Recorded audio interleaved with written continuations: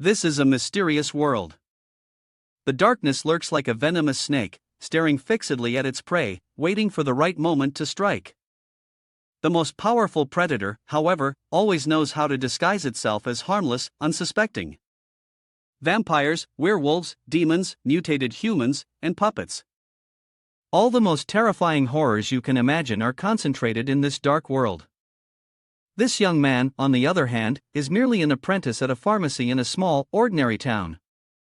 He must always maintain his calm because even a hint of fear would immediately turn him into prey for the bizarre monsters lurking around. In fact, Linen is just an unlucky person who accidentally crossed into this world. Over the past 2 years, he has learned a great deal about how to survive in this strange land. During these 2 years, Linen's daily routine has been quite simple. At a fixed time, he would open the door for his master and hang up the lantern to signal that the pharmacy was open for business. Afterward, if there was anything his master needed help with, he would assist. His master's name is Blood Prison Madman. The appearance was extremely frightening, and his personality was equally terrifying. Because he was not human. Today, when he returned, he brought back a creature of unknown origin to the pharmacy.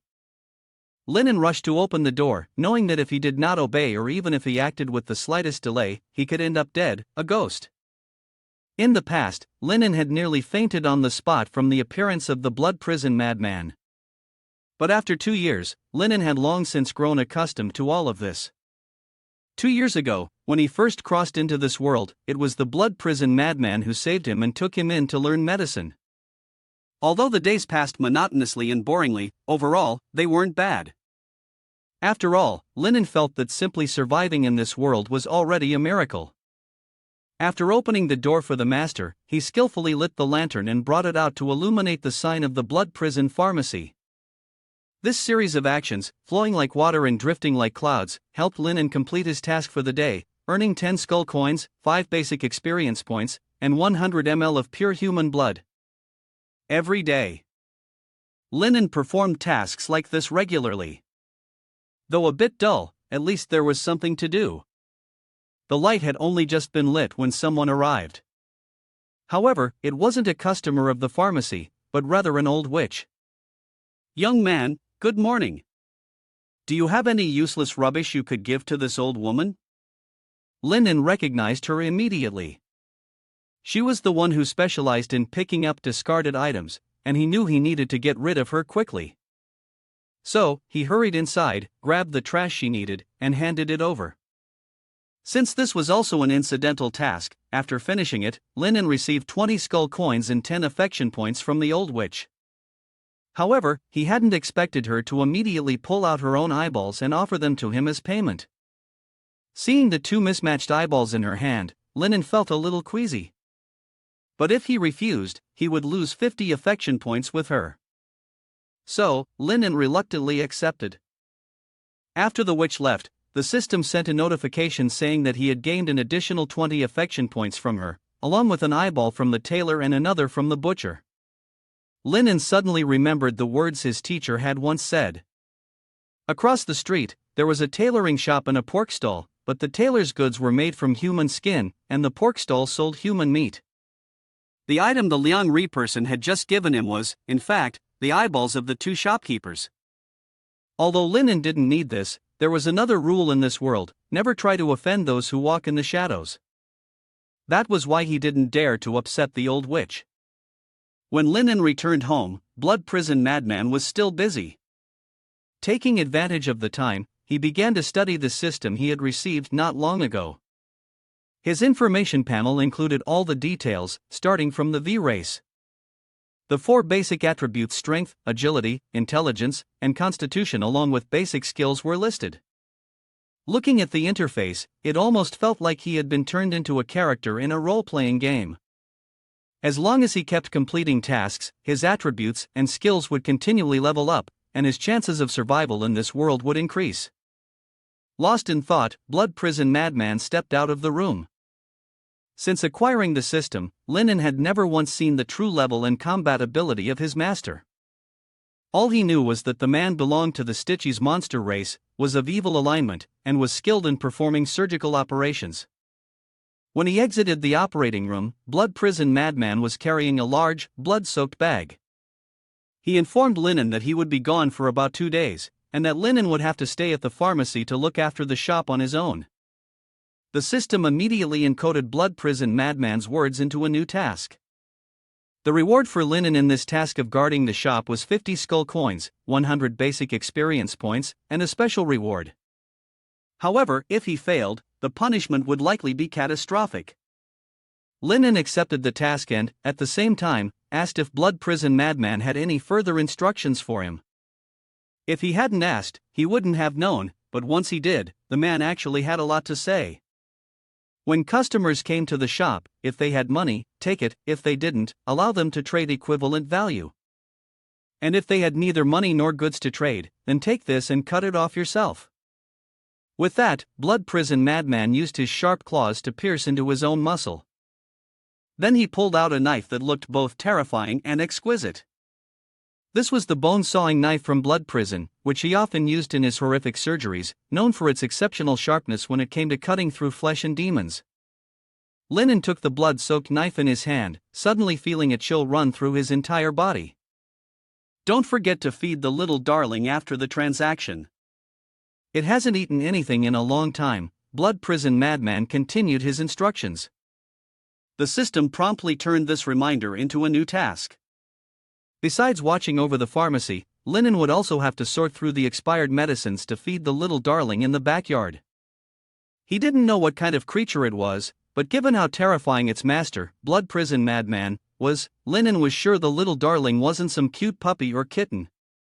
After assigning the side task, Linen's master went on to give him another long string of instructions, telling him that no matter what noises he heard from outside, he must not step out of the range of the ghostly light.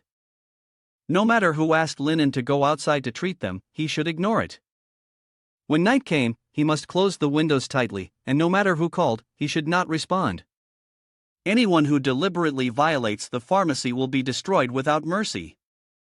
"Yes, I remember, Master." Linen watched the figure of the Blood Prison Madman slowly fade into the distance, lazily replying. It seemed that over the next 2 days, while Master was away, he would have to put in extra effort to hold the fort. Not long after he left, Linen was half asleep when he suddenly heard a rapid knocking on the door, followed by what sounded like a child calling out. "Excuse me, is the owner home?" Linen sprang up, went over to the door, and peered through the peephole. Outside, there was a blood puppet that resembled a child, carrying a Western doll with one arm missing, its body covered in blood. The blood puppet was of the blood evil spirit race, with a debuff attribute. Its alignment was mixed, neutral, and unclear. In terms of combat power, it didn't seem very strong, because the system said that Linen could probably tease it a little. Seeing that no one was responding inside, the blood puppet grew anxious, its eyes welling up with tears. "My doll is hurt, can you save it?" In front of the blood puppet, the ghost light flickered briefly, indicating that its danger level was low. Under the protection of the demon's light, as long as you don't invite them in, the other party won't be able to enter, except for exceptionally powerful creatures. However, with this particular individual, Linen felt somewhat reassured, so he opened the door for the girl to come in. After all, he couldn't afford to turn away any business from Master out of fear. The bloodied puppet walked into the house, naturally sitting down and placing the Western doll on the table. It began to cry and complain about the doll's arm being broken off. After searching for a long time, it couldn't find it. It was easy to tell that the girl was genuinely upset because it was her favorite doll. But as the bloodied puppet wept and begged Linen to save her Western doll, she inadvertently revealed her true form. The corners of her mouth were torn all the way to her ears, and her mouth had far more teeth than an ordinary person. Linen glanced at her and immediately felt goosebumps rise on his skin, but as the shop owner, he couldn't afford to body shame a customer, no matter how unsettling she looked. Linen began to seriously examine the condition of the Western doll, though in reality, the system was helping him diagnose the wound's mouth and its signs. Tearing and biting, the initial match with the bite marks of the target's family member, and the blood type in the family member's mouth also matching that of the Western doll's blood. Therefore, the system's preliminary diagnosis is that the blood puppet had bitten off its own doll's arm. Little sister, have you eaten something strange recently? Linen asked. The blood puppet thought for a moment, then denied it. It said it hadn't eaten anything for many days and was extremely hungry. Ah, I remember now. Yesterday, in my dream, I ate a lot of delicious things, it suddenly exclaimed. There was meat, hair, and even ears. All things I like to eat. So tasty.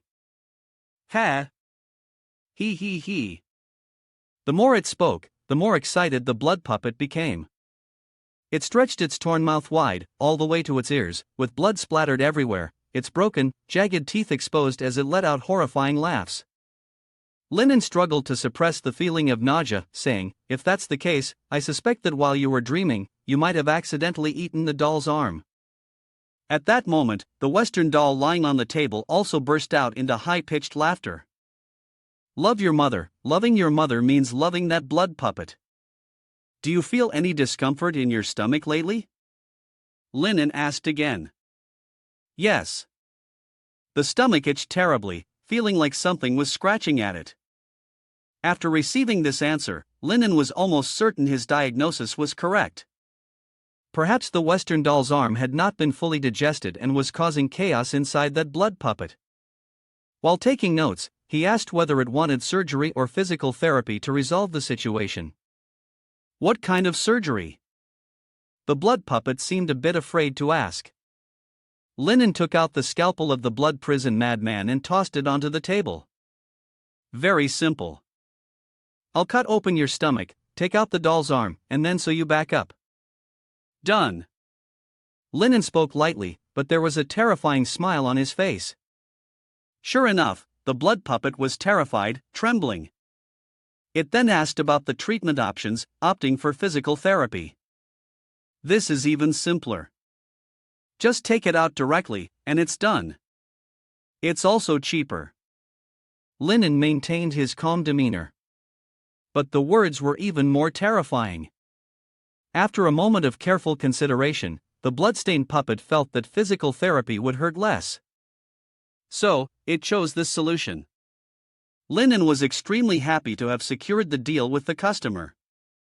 He put on his gloves while continuing to ask questions. And this question truly sent the bloodstained puppet and the Western doll into a panic, as if their souls had left their bodies. All right, let me help you. So, do you want me to hook from the upper path or the lower one?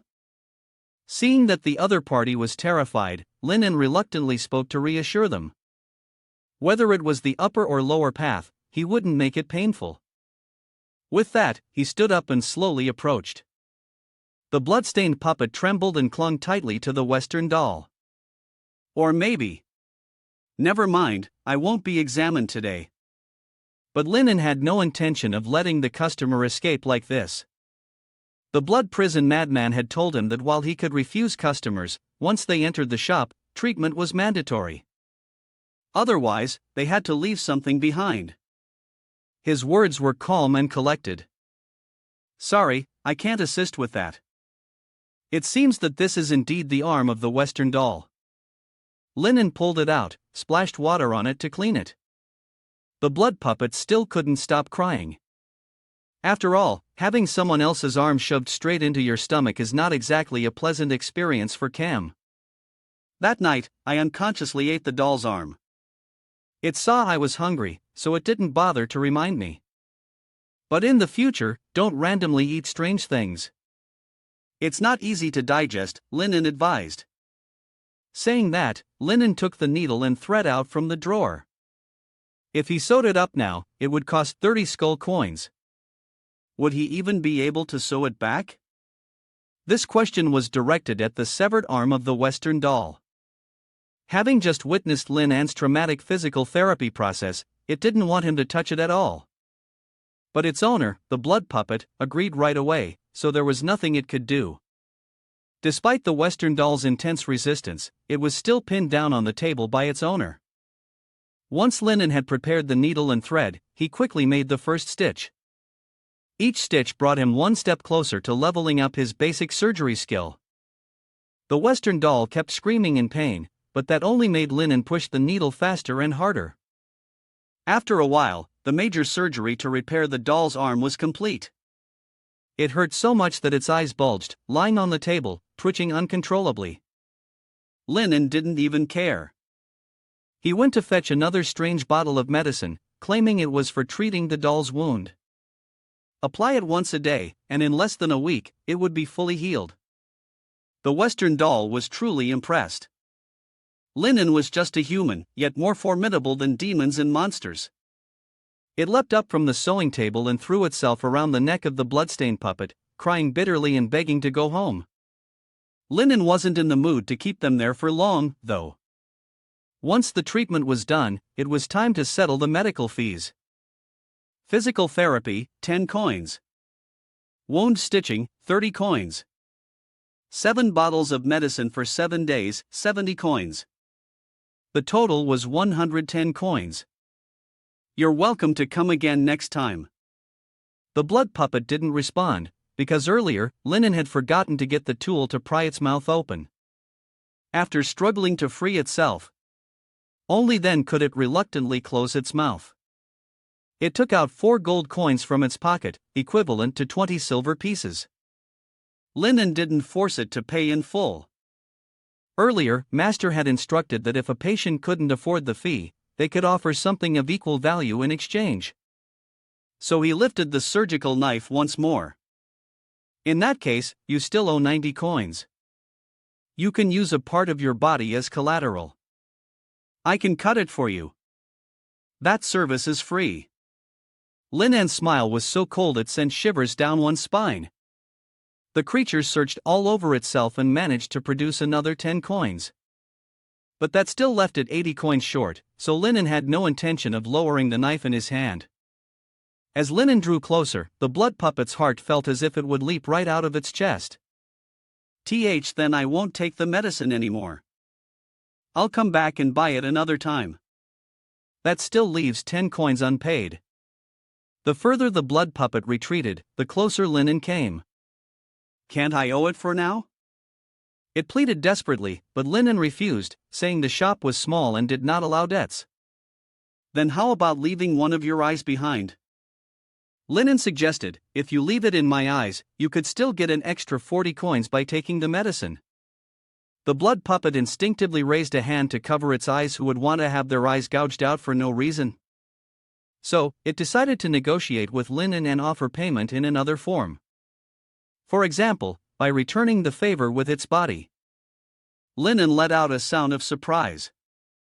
He hadn't expected the little lowly in front of him to proactively make such a proposal because of a debt. But unfortunately, he wasn't the type to be swayed by lust, and the blood puppet, with a body no different from a child's, wasn't to his taste either. Thus, once again, it was ruthlessly rejected by Linen. I won't take your body in return, just give me your right eye. Don't worry, once you start making money, you can buy it back. The blood puppet had no other choice and finally had to accept that Linen would take its right eye. This eye, once equipped, increased hunger by 10 points but granted a skill called Invincible Stomach. After completing the blood puppet's commission, Linen received 50 skull coins and 50 points of experience in basic surgery skills. 30 points of fear for the blood puppet and 50 points of fear for the Western doll. The process of gouging out the blood puppet's eyes was also done quite carelessly by Linen. Because of this, its right eye is still bleeding continuously. To send the guest off, Linen bowed deeply in farewell, appearing extremely professional and polite. However, with such a terrifying experience, the blood puppet naturally did not want to step foot in this place again. It threw open the door of the pharmacy and ran off, crying loudly that it was going to tell its mother. After the blood puppet left, Linen received a new mission, which was to help the blood puppet find its mother. The reward for this mission was 200 affection points from the blood puppet, 100 affection points from the Western doll, and a special reward. Linen read the mission over and over, then looked at the pile of random items he had just pulled out of the blood puppet's stomach, including an ear, some hair, and the strength of an unknown woman. If he wasn't mistaken, that girl had done something even more horrific than biting off the doll's arm. But anyway, it wasn't convenient for him to go outside right now. I guess I'll just have to wait until that blood puppet returns and look for a chance to talk to it then. You should put away the 30 silver coins you just got from that doll. When you think about it, this mission has also rewarded Linen with quite a bit of skull coins. These are the basic currency in this world, and they can be used as a fair trade medium. Over the past 2 years, Linen has completed countless missions and earned quite a bit of skull coins.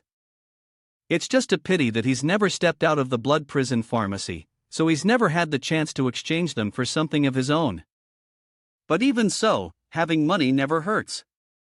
Linen believes that in the future, he'll still find a use for them. At that moment, a knock on the door echoed. Linen knew the pharmacy was busy today, so he quickly went to open the door. The guest this time was the complete opposite of the small figure of the blood puppet from earlier. This one was a pig-headed demon, with an evil nature and impressive combat abilities. He was also the owner of the pork butcher's shop down the street that the blood prison madman had mentioned, and let's not forget, what he sold wasn't pork, but human meat. Greetings, sir. Welcome to the blood prison pharmacy.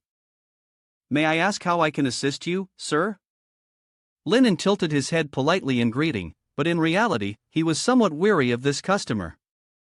Thanks to the protective demon lantern hanging outside the shop, the usual wandering souls dared not harm Linen. Even if they tried, he could use the power of the lantern to subdue them. However, this wasn't entirely true when it came to the extremely malevolent wandering souls. For them, the world essentially had no rules. Fortunately, it seemed that the evil spirit who had come today wasn't here to cause trouble for him. When Linen looked up, it was exactly at the moment when the demon spirit let go of the hand that had been clutching his left eye. He saw blood still flowing steadily from the socket. Linen suddenly remembered the old witch who specialized in curses and the 2 eyeballs she had given him. It seemed that this unfortunate demon spirit, after having his eyes gouged out, could no longer bear it and had come here to seek treatment. Sure enough, he barged in and immediately sat down at the guest table as if it were his own home. Before Linen could react, the demon spirit loudly began cursing the old witch for gouging out his eyes. Why did you ask me to call blood prison madman to replace your eye? He will use the scent of food as a bargaining chip for the exchange. The teacher has gone out. If you have any issues, feel free to tell me, Linen replied gently. At that moment, the system registered a new task. If he successfully grafted a suitable eye for the pig demon, the reward would be 50 skull coins, 50 points of basic surgical experience, 20 favor points from the pig demon, and, as usual, a special reward. When the pig demon heard that only Linen remained in the pharmacy, he let out a loud snort. Linen could see the danger in his eyes, and the system also issued a warning that the current threat level had risen to 89%. However, after staring at Linen for a while, the pig demon simply said, "All right, then. Go ahead and replace my eye." Yes. Linen breathed a sigh of relief, thinking to himself, good thing I didn't lie to the pig demon about blood prison madman being in the backyard. If he found out, I'd be selling salt for the rest of my life. Returning to the main issue. Linen took out a series of bottles containing a special liquid used specifically for soaking eyeballs, and each bottle contained several eyeballs. He kept saying that the blood prison pharmacy was just a small business, but when it came to eyes, they had every kind. From human eyes, pig eyes, undead eyes, fallen eyes, to the most recent being the blood puppet's eyes, each type had a different price. Linen pushed the bottles in front of the pig demon's head, allowing him to choose whichever one he liked the most. However, the pig demon glanced over the selection and, dissatisfied, pointed at Linen. I think your eyes aren't bad either. Linen's heart began to race in his chest, but he still tried to maintain a calm demeanor. The system's danger warning had already reached 91%. My eyes? Linen asked, repeating the question. Why not? The pig demon's tone was full of smug satisfaction, as if he believed Linen had been so frightened by him that he had lost his senses. However, he didn't expect that, right after, Linen would calmly reach up and decisively pluck out his own eye. The eyeball was so fresh it could only be described as vibrant. Yet, Linen effortlessly pulled it out from his eye socket, blood streaming down, but he didn't care, just bringing the eye before the pig demon's face. A single eyeball, worth 200 coins, if it doesn't fit, no returns. The pig demon was utterly terrified by Lin An's action. He was a wandering soul, a wicked, malevolent spirit, and yet, when that old witch had gouged out one of his eyes earlier, the pain had almost made him wish for death. But Lin An was just a mere human, and yet he could casually gouge out his own eye without a second thought, looking completely unfazed in the process. There was no denying that Lin An had frightened him. The threat level, which had been at 91%, quickly dropped to 50%. The pig demon now believed that Lin An was no longer human, but had been transformed into a monstrous steez creature like his master, the blood prison madman. Thinking this, the pig demon no longer dared to provoke Lin An. "I don't need your eye," he thought. "I want my own. If you don't have one here, then forget it." The danger level continued to plummet as Lin An watched the pig demon's embarrassed expression. Feeling very satisfied, without saying a word, he shoved his eyeball back into its socket. Although it hurt a little, as long as he wasn't turned into meat, it was fine. Your eye really is here with me," Lin An said. The pig-headed demon was once again thrown off balance. He had casually mentioned it, but didn't expect Lin An to actually have his eyeball. Seeing that the other person seemed doubtful, Lin An took it out to let him test it.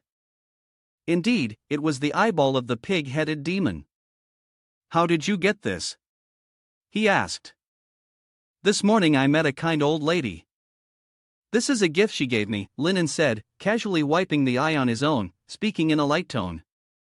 As time went on, the pig-headed demon started to feel like he was the one being threatened by the other person. That old witch, a scavenger of junk, was a monster who could easily snap his neck, yet she had given her own eyeball to an apprentice at a pharmacy? "You're telling me that the old lady gave you this, and you dare just casually hand it over to me?" the pig-headed demon asked. But of course, Lin An wasn't foolish enough to do that. "You clearly said this is not a gift but for sale, with the market price being 200 skull coins." The other party had no reason to refuse and immediately handed over 200 coins to buy back their own eyeball. "Cheng Jiao, do you want to do it here, or would you prefer to go to the operating table?" Lin An put on his surgical gloves again, but the demon head pig wanted to have the eye installed right then and there. After all, Fan was a resident of this soul alley, who would dare to step onto the operating table of the blood prison madman? Even though he wasn't here, Lin An was his direct disciple, so he was probably just as terrifying. "Fine, then, lay your head on the table, don't move. If it hurts, you can scream," Lin An said. "Ridiculous, as if I'm afraid of pain." The demon head pig screamed. But no sooner had he spoken than Lin An pulled out a sharp knife and started to heat it over the candle to sterilize it. At this point, the demon head pig began to tremble. Just for an eyeball, you need to use a knife? Moreover, looking at Lin An's demeanor, he was just as terrifying as his master. Lin An seemed to understand his fear, so he spoke up to explain, "In the pig demon's eye right now, there's coagulated blood and rotting flesh. If you want to reinsert the eyeball, you'll have to clean it up a bit first. Don't worry, this is a complimentary service for you, I'm not charging you," he said. The pig demon could no longer suppress his fear when he saw the surgical knife from blood prison approaching him. He screamed loudly, "Wait a minute." But Lin An had no intention of stopping. He moved quickly and skillfully, each cut earning him experience points for his knife skills. Lin An found it strange. Why did the experience points go toward his knife skill instead of the surgery skill? Well, never mind. Putting that aside, the pig demon's eye socket was now clean, and it was time to continue inserting the eyeball. Lin An turned his head and saw the large pig demon trembling violently on the operating table. Only then did he realize something. Damn, it seemed like he had forgotten to use anesthetic. And come to think of it, he hadn't used any when stitching up that Western doll earlier either. Forget it, if the customer doesn't notice, then it doesn't really matter. Lin An pulled out a bottle of 502 glue and introduced it to the pig demon head, saying that this was an extremely strong adhesive specially made by the pharmacy. It could prevent eyeball from coming loose, And with the addition of a proprietary recovery ointment, the success rate of the surgery could be guaranteed at 95%. Just keep it brief, hurry up and finish this, I don't want to wait any longer, the pig demon head urged in agony, already feeling like life no longer mattered to him. Yes, please don't rush, I'll get it done right away, Linen replied calmly. He expertly applied the 502 glue to the bottom of eyeball, then pressed it into the eye socket of the pig demon head. He thought this was the final step, but then Linen pulled out an enormous hammer, causing the pig demon's heart to start dancing a frantic disco in his chest. What are you going to do? What do you need the hammer for? Don't move. This is the final step of physical therapy. If it's misaligned, we'll have to start over, and the surgery cost will increase by a significant amount. Linan's voice remained as light and composed as ever. Do not give the demon boar a chance to refuse, you begin hammering down hard, each strike packed with great force, causing the opponent so much pain that he couldn't even cry out. It wasn't until Linen said that this was the last blow that he finally let out a breath of relief. But before the breath had even finished escaping, Linen suddenly said, "It's ruined." The heart that had just settled was once again suspended in mid-air. What's wrong? It's misaligned. Before the demon boar could react, Linen reached up to retrieve the eyeball he had just implanted into his left eye, quickly adjusted its position, and then hammered down once more. The demon boar screamed in protest, claiming that he no longer needed his eye to be fixed. But Linen wasn't the type to let him off so easily. He explained that, as a doctor, he had to take responsibility for his patients and ensure that every one of them left the pharmacy in the same condition they entered. But who couldn't see that he was really just fixing this guy because he had earlier intended to kill him? After a series of final adjustments to the demon boar's eye, Linen successfully completed the task and received the reward as promised by the system. It was simply because of the particular reason that couldn't be controlled, so his fondness had turned into fear. Through this surgery, the fear that the pig demon had for Linen had increased by 50 points.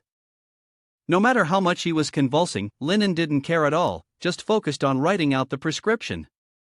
Linen prescribed 2 types of medicine for the pig demon, one for oral consumption and one for supplementation. The total amount to be paid was 546 skull coins, which was much higher compared to the treatment cost for the blood puppet. But the pig demon was the owner of the pork shop at the end of the street, and he had nothing but money. After rolling his finger over the fingerprint scanner and completing the payment, he hefted his large body and was ready to leave. The pig demon didn't want to stay in the pharmacy for even a second longer. However, just as he was about to walk out the door, Linen received a new notification from the system informing him that he had unlocked a hidden mission related to the pig demon, named the Strange Stomach. The rewards for this mission, aside from the usual money and experience, also included a new skill called Naked Eye Disease Detection, so Linen didn't want to miss it. Wait a minute, Linen quickly called out to the other person to stop. The pig demon jerked in surprise and irritably turned around. What's it now? I just noticed a few new issues with your condition, Linen replied.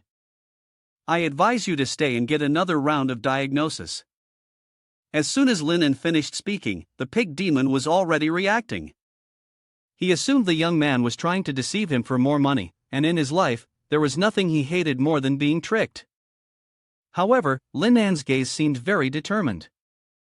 I am a doctor and would never deceive my patients. If I see an issue and don't tell you, that would be the real unethical behavior. Seeing how serious and credible Linen appeared, the pig demon reluctantly sat down again. Of course, he didn't forget to warn Linen to conduct the examination properly, or he wouldn't spare him. Linen then began taking his pulse. The process dragged on for a while, to the point where the pig demon grew increasingly anxious.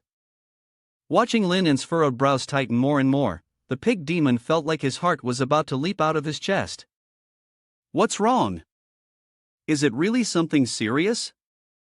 If you mean serious, it's not really that big of an issue. Whispering doesn't make it any smaller, it all depends on how the issue is resolved. Linen slowly opened his eyes and then released the hand he had been using to check the pulse. His roundabout way of speaking only made the other person more anxious.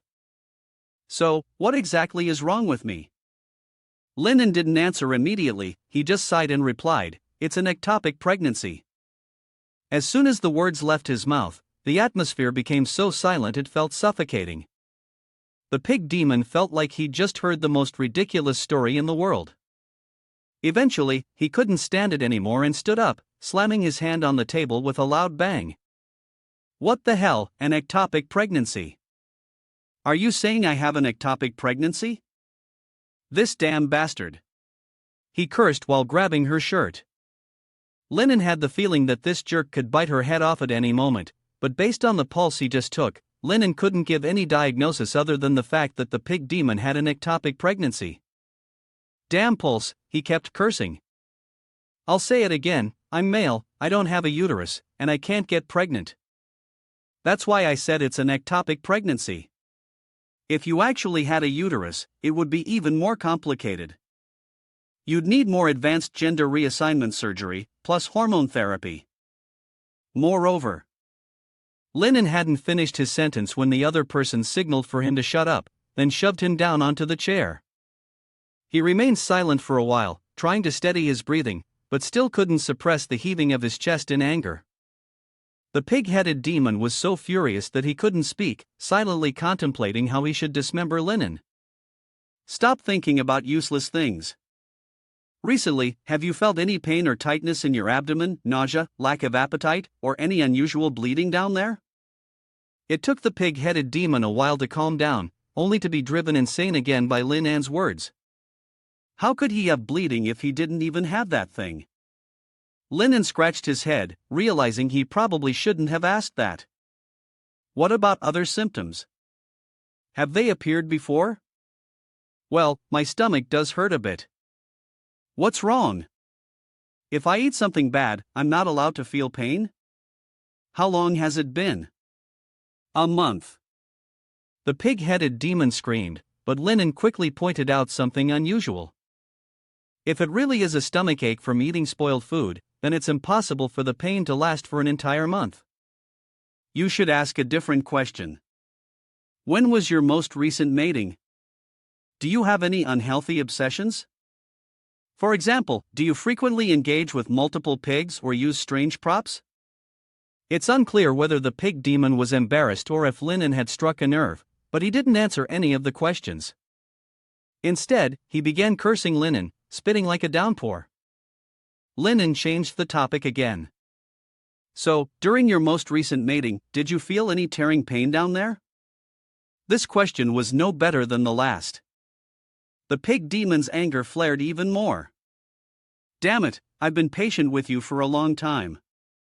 Tell me again, what the hell do you mean by tearing pain?" With that, he grabbed Linen by the neck and began shaking him furiously. Linen felt like his brain was about to burst out of his skull. He tried to calm himself, thinking, calm down, these are just standard procedural questions, all for his own good. Anyway, you don't want to keep any pathogens in your body, right?"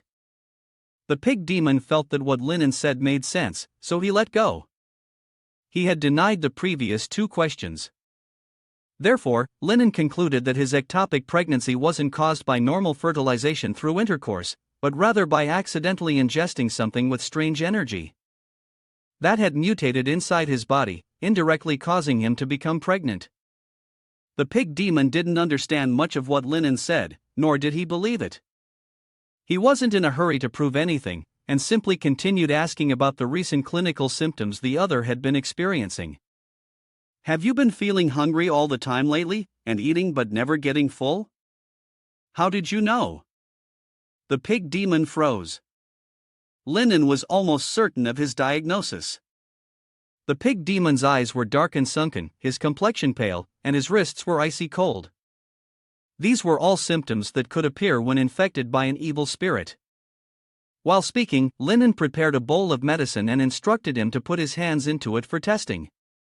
If he really was infected by an evil spirit, the reaction would be very strong. The demon pig glanced at the medicinal pot, feeling that there was no immediate danger, so he cautiously reached in. At first, he didn't feel anything, but after a while, his body began to react. Specifically, his lower abdomen ached intensely, and he had the sensation that something inside him was trying to tear through his skin and escape. Just when the demon pig was in excruciating pain and on the verge of passing out, Linen suddenly struck his abdomen with a frying pan. The evil spirit, which had been thrashing violently, instantly quieted down. The demon pig's pain momentarily subsided. My preliminary diagnosis is indeed an ectopic pregnancy caused by the evil spirit parasitizing him, although it hasn't fully developed yet. You're really fortunate to have encountered me. The demon pig burst into tears, clutching Lin An's legs and apologizing for his earlier harsh attitude. At the same time, he begged Lin An to save him. Although I had made an accurate diagnosis, Lin An still hadn't figured out a suitable solution. If you could have a real sword fight with the evil spirit, it would be easier to resolve. However, this evil spirit was growing inside the demon pig's belly. It really is too difficult to resolve. Do you still remember if you ever ate something that was cleaned thoroughly? Lin An asked. This time, the pig demon dared not deny it anymore and immediately confessed everything.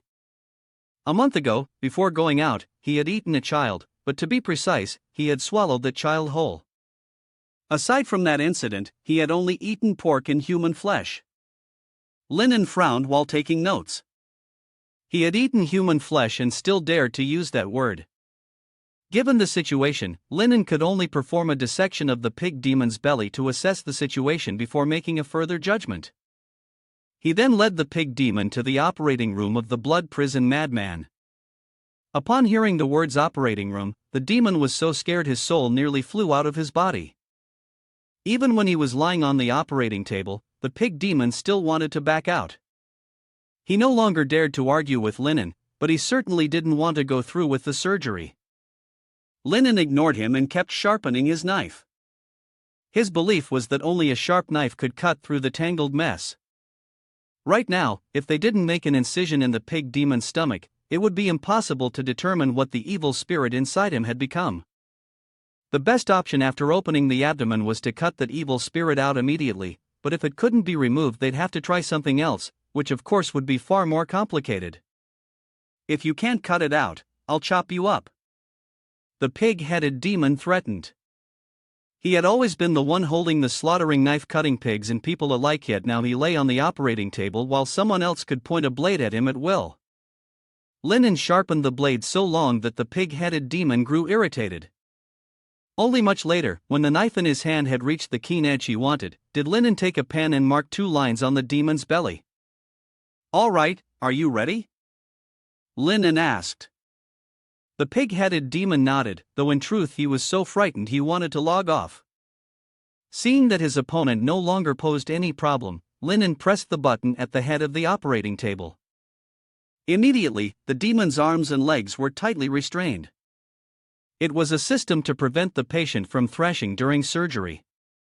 Have you ever operated on someone else before? The pig-headed demon asked suspiciously. It would have been better not to ask. Having asked, he received an answer that made him even more afraid. I once saw my teacher butcher a pig, and it wasn't much different from performing surgery. So don't worry, I'm extremely confident in my surgical skills. The pig demon truly regretted entrusting its life to an apprentice like Lin An. It struggled desperately, but it couldn't escape because the restraints were too tight. Forget it, I don't want to do this anymore. It screamed. What kind of joke is that? The knife's already been sharpened, and now you're saying you don't want to do it? Aren't you afraid your belly will keep growing and then evil spirit will tear it apart and crawl inside? Because of ethical concerns, even though the pig demon no longer wanted to continue, Lin An was still obligated to cut it open.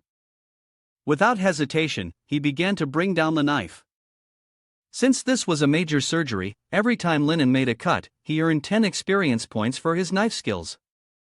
The pig demon was in so much pain that it was completely exhausted and couldn't scream another word. After a while, it suddenly heard the sound of crying. At that moment, the pig demon's mind cleared up a little.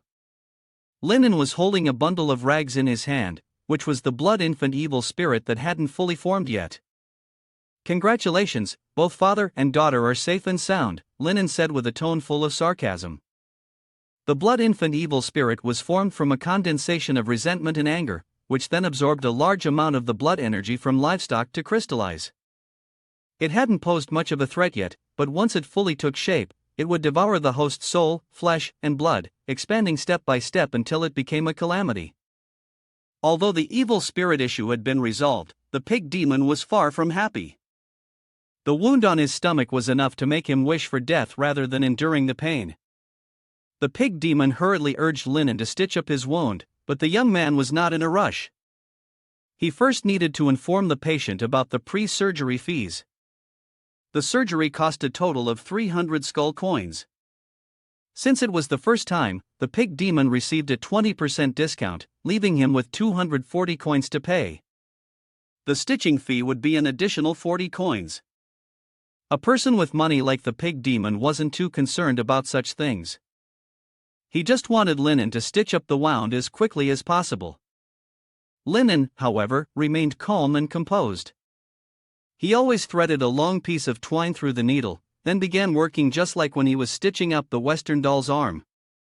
With each stitch, he gained a little more experience in the skill of wound stitching. By the time he finished, Linen even carefully tied off the thread into a neat bow. The hidden task of healing the strange belly of the pig demon had been completed. Linen received the rewards as the system had announced, along with 200 fear points from the pig demon and 10 fame points among the residents of Wandering Soul Alley. The matter with the pig demon was settled. Linen turned his attention back to the issue with the evil spirit. His daughter was also in extremely good health. Although she was an evil spirit parasite, if raised properly, perhaps. Before Linen could finish his sentence, the pig demon had already tossed a coin at him and ran off. "I don't need to give you anything, the money's for you too." Linen quickly grabbed the evil spirit and chased after the pig demon, saying that his place was a pharmacy, and he didn't take care of babies, but the pig demon had already sprinted out of the pharmacy.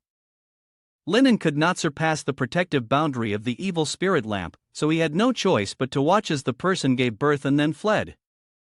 Holding the evil spirit in his hands, he felt extremely perplexed. It seemed that, for now, the only thing he could do was temporarily take it in. Who knew, maybe when the blood prison madman returned, he would use it as a snack with wine, and in that case, Linen could still consider it a job well done. Putting that aside, Linen now had to take care of his own injury. Earlier, when he had gone all out, gouging his own eye to scare the pig-headed ghost, he had actually been in excruciating pain. Fortunately, there was the special healing medicine from the pharmacy, or else he would have lost his eye for good. While he was busy applying the medicine, the system sent him a new notification, saying that many of his skills had leveled up. Additionally, his reputation in Wandering Soul Alley had risen significantly. Just yesterday, Linen had been at level 2, and now after treating a few patients, he had reached level 3. The experience points for his skills had also increased. However, what Linen noticed most was that his personal profile had been altered based on the evaluations from the residents of Wandering Soul Alley.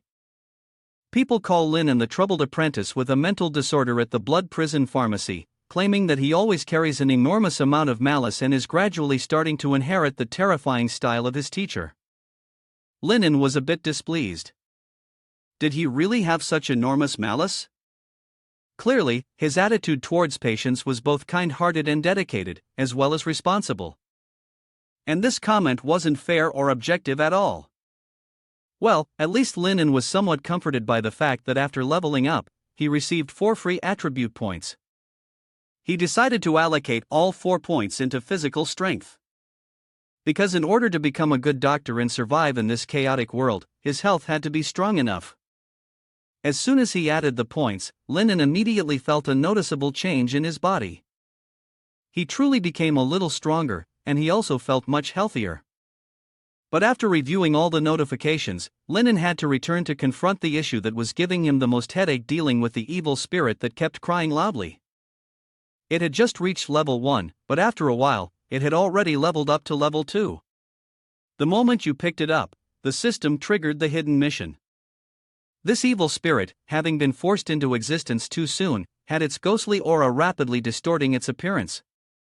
The more grotesque its appearance became, the more malicious intent would be revealed when the demon was restored. There are 4 ways to complete this hidden mission, which correspond to 3 side quests and 4 different rewards. The first is to turn this newborn evil spirit into oil for the demon lantern.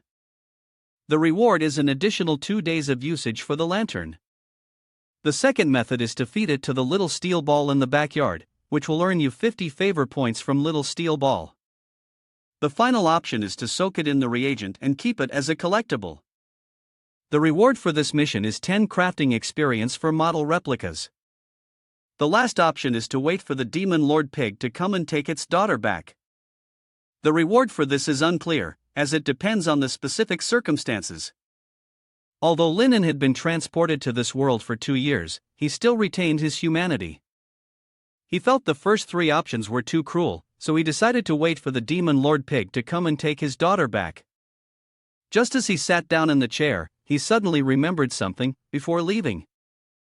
Blood Prison Madman had instructed him to feed little steel ball in the backyard. After attending to 2 customers just now, Linen had completely forgotten about it. Fortunately, the recent notification reminded him of the task. Linen quickly stuffed the evil spirit into a jar and rushed to the backyard. Little steel ball of Blood Prison Madman was locked in a deep underground cellar, a place Linen had never seen before. Even the master had never told him what it actually was. When he opened the cellar door, Linen immediately felt a powerful sense of threat emanating from below. He didn't want to stay there any longer, so he hurriedly fed it to get the task over with. Linen bent down to open the cellar lid and looked out. Immediately, the system popped up a notification: he had earned a skull coin, little steel ball's affection had decreased by 10, and proficiency in the related skill had increased by 1. After hearing the system's notification, Linen frowned. He still had no idea what this little steel ball actually was. Even though he had been here for 2 years, the master had never told him. Linen sighed and then returned to his pharmacy. Just as he entered, his eyes widened in horror. The blood infant evil spirit had already taken on a fully grown form. Linen hurriedly grabbed it, sighing in resignation.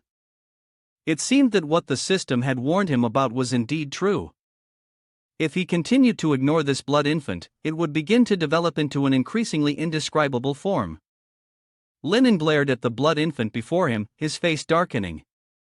At this rate, before even considering whether that evil pig of a demon would come for his daughter, he would be the first to lose his mind. It was truly hideous.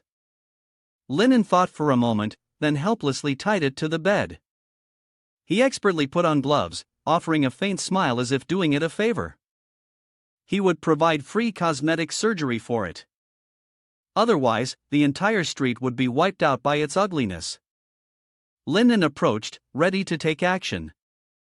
However, the twisted tentacles on the blood infant's face morphed into countless mouths, emitting horrifying shrieks toward him. Linen slapped it hard, causing the tentacles to retract, obediently calming down. "Don't move," he ordered. The body of the blood infant emitted various tones along with cries full of fear. The fear level of the blood infant evil spirit increased by 10. The first step in the cosmetic surgery process is to mix and evenly distribute all the thick substances to make it smooth. Linen's hands skillfully molded the mixture, and within no time, the first stage was complete, moving on to the second stage of reshaping the face. Linen's hands were extremely steady, causing the fear level of the blood infant evil spirit to rise again, and its body trembled uncontrollably. However, this was a challenging process that required precise hand strength. Linen ignored everything and focused intensely. He was fully utilizing his noodle-making skills from before he crossed over to this world. Just as he was concentrating, a sudden loud noise broke the silence, and the door of the blood prison apothecary shop was pushed open. A monstrous humanoid figure appeared, its body covered in burn marks. Linen, unafraid, stepped forward to greet it. The evil spirit that appeared was a burnt ghost, having been killed in a massive fire. 99.9% of its body was burned, and its personality was twisted and grim, holding extreme malice toward anything good. From the throat of the creature came a low, hoarse sound. It wanted to change its face. The system immediately activated the task to help the burned demon change its face. Linen raised his hand, signaling for it to come in. A standard professional smile appeared in his eyes as he told it to wait for a moment. He still had an unfinished surgery. Coincidentally, Blood Infant was also undergoing cosmetic surgery, so it sat on the side, watching closely to see the subtlety of Lin An's medical skills. The burned demon, obedient to Lin An's instructions, entered the room and immediately froze in place, its face going stiff. Lin An smiled again and reassured it, "Don't be nervous." Although he had no experience with cosmetic surgery on people, his skill in sculpting clay statues was quite proficient. Whether sculpting clay statues or faces, the techniques were similar. Attention had to be paid to elasticity and malleability. It couldn't be too dry, nor could it be too moist, and it required great dexterity. Saying this, Linen continued to carefully mold Blood Infant's face into 2 round lumps of flesh on each side, then roughly tugged at them. The burned demon watched in horror, unable to speak, its spiritual value already dropping by 20 points. Linen didn't pay attention to it, continuing to focus on shaping Blood Infant's face. He needed it once more. He then took the rolling pin and rolled it over. The face of the Blood Infant was flattened under the pressure. It screamed in panic, and the pus-filled boils all over the burned corpse of the demon began to tremble. It muttered in doubt, "This shop. There's something off about it, no matter how you look at it." It trembled as it extended its burnt hand, anxiously asking what Linen was doing. Upon hearing this, Linen fiercely massaged the lump of flesh on the Blood Infant's face, a professional smile appearing on his own face as he explained, "The Blood Infant is just too ugly. I'm giving it a more normal face." The burned demon was even more terrified upon hearing this. It trembled, marveling at the uniqueness of Lin An's technique. Its entire body stiffened, and its eyes, already burned and bulging, stared wide. "Soon, that guy will be treated the same way. It's too terrifying. Did he perhaps come to the wrong place, to Black Inn?" At this moment, Linen was still relentlessly shaping the Blood Infant's face, smashing the pustules that had popped up. Sticky fluid splattered all over the burned demon's face. Linen quickly apologized. The burned demon, at this very moment, was so terrified it felt as if it might die and come back to life. Linen had really used his bare hands to squeeze the small demon's face until it burst out. Its fear kept increasing relentlessly. At this moment, Linen suddenly turned her head and looked at him, revealing a kind smile and saying that she had to go to the back to get some tools. It was his turn now, and the burning ghost, upon seeing that smile, became even more terrified. That smile was so frightening. Originally, he had only dared to come to this shop for treatment after seeing that perverted old blood butcher leave. He didn't expect that there would also be a little pervert here. Fearfully, he glanced at the Blood Infant trembling on the counter. His entire face had almost turned into a deep, blackened fried pancake. Could this be the next fate awaiting him? At that moment, suddenly from behind the bamboo curtains in the back courtyard came a series of violent, ear-piercing sounds, resembling a chainsaw being started up. The burning ghost muttered in fear, "Why is a chainsaw being used for cosmetic surgery?" In that instant, the burning ghost trembled with fear and fell into deep thought. He couldn't stop imagining what was coming for him. Just then, the footsteps drew closer and closer, and the burning ghost's mental state began to deteriorate rapidly. In his mind, the face of the chainsaw-wielding murderer, with a twisted, perverse smile, emerged, as the figure slowly advanced toward him. The moment the burning corpse's head was struck, a stream of black smoke immediately began to rise, and its spiritual value started to continuously decrease. At this moment, Linen had returned from behind. Seeing the burning corpse attempting to leave, Lin Mo furrowed his brows in confusion. Linen thought he had kept the guy waiting for too long, so he gave an apologetic smile. However, he was holding a knife in his hand, making his smile extremely terrifying. The burning corpse once again endured torture, and its spiritual value completely returned to 0. It hugged its head in fear, pushing Linen aside as it rushed toward the door, constantly shouting curses. Linen was somewhat confused. What was going on? He had only gone to sharpen his knife, and now the corpse was just leaving like that? The system immediately jumped in with a notification that the mission had failed, but he didn't leave empty-handed. He had gained his first customer with an extremely terrified reaction, earning 100 meters of skull money and a significant boost in popularity. Linen stood there, stunned. What did they mean by extreme terror? When did he ever scare the guy? He was polite, cheerful, and easy to approach. He should have been greeted with extreme friendliness instead. However, there was nothing to be done about it. You had no choice but to ignore the guy, as you still had to make sure the blood infant was properly arranged before doing anything else. After saying that, you continued shaping the blood infant's face. An hour later, you finally let out a sigh of relief. It was done at last. Lin Emo looked at the blood infant standing in front of him, its small cherry-like mouth, chubby and adorable face, big eyes, and delicate nose. A satisfied smile spread across his face. Surely it looked much better now, right? Before crossing over, Linen had always been top of his class in handicrafts, and he never expected this skill to be so useful here. But just then, a red eye suddenly appeared on the blood infant's forehead, startling Linen. Before he could react, a slimy substance shot out of the eye towards him. Linen snorted coldly, a malicious smile forming as he aimed to make it explode. This wasn't the right place for an eye to grow. He had painstakingly sculpted its face, so he had to make sure it stayed intact. If not, he'd have to fix it all over again. Upon hearing this, the blood infant's fear level spiked, reducing the risk level in turn, and at the same time, triggered a hidden mission for him. Linen was a bit surprised. Is it possible to trigger a hidden quest like this? It seems that this system still has many features he hasn't discovered yet, and he will explore them slowly in the future. Soon after, a few long strands of hair appeared in his hand. This was the hair of a female ghost, infused with intense resentment. Once it touched the target, the hair would tighten around their neck, choking them to death. Linen stroked his chin. It seemed like this could make a good self-defense tool, but with only a few strands, he would have to use them carefully. However, he suddenly noticed something growing behind the blood infant, but before long, it vanished without a trace. Linen rubbed his eyes. Did I see that? But he truly couldn't see it anymore. Linen stopped looking, turning his head toward the door. It was getting dark, and it was almost time to close. The way to separate this dark world, which was like a day and night cycle, was the light of the soul lamp. As the evening progressed, the light from the soul lamp would grow dimmer. By the time the soul lamp could no longer shine, the night would have fully descended.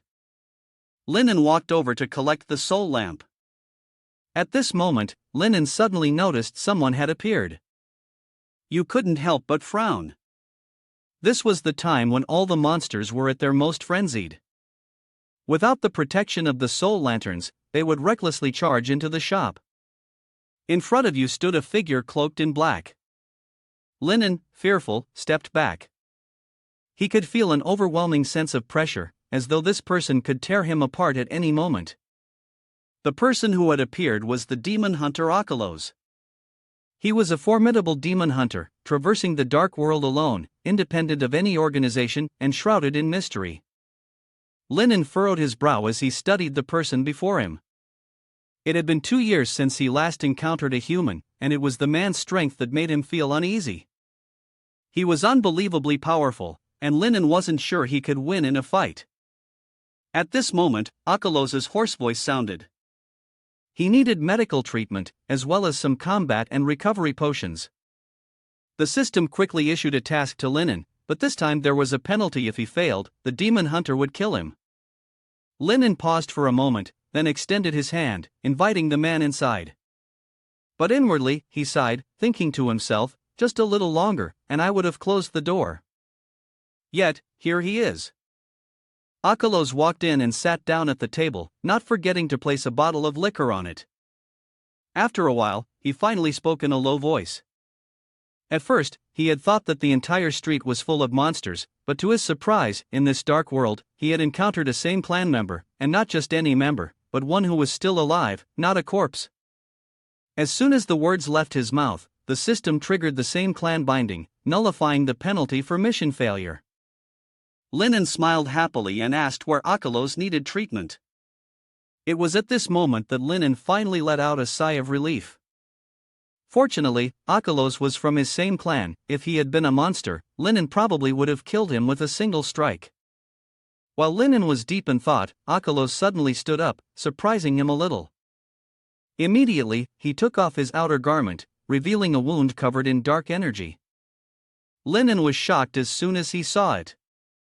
The system then issued a notification. Akalos' right shoulder had been corroded by the venom of the black butterfly, eating into his bones. The situation was extremely serious. Linen's face grew serious, and he leaned in closer to Akalos' arm, observing the injury for a long while before murmuring a few words. "Black butterfly." Akalos immediately spoke up to explain that he had been harmed by a vengeful ghost in red before, and the weapon it used was this very cursed object.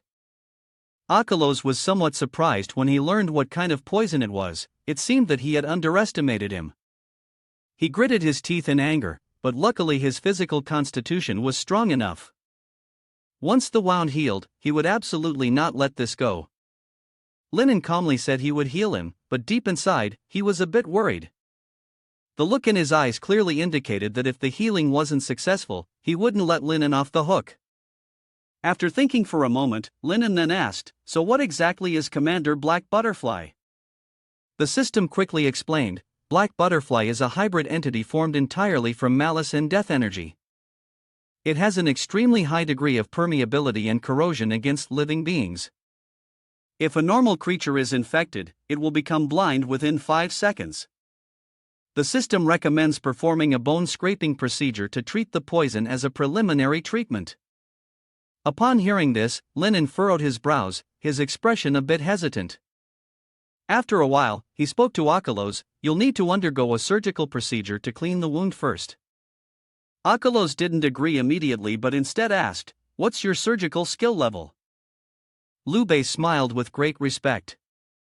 His experience was extremely rich. Although it was only the second time he held the knife, the previous customer had praised him highly. Upon hearing this, Okalos choked on the wine he was drinking, unable to believe what he was hearing.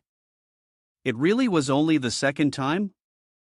Okalos, a bit concerned, asked if there were any pharmacies nearby.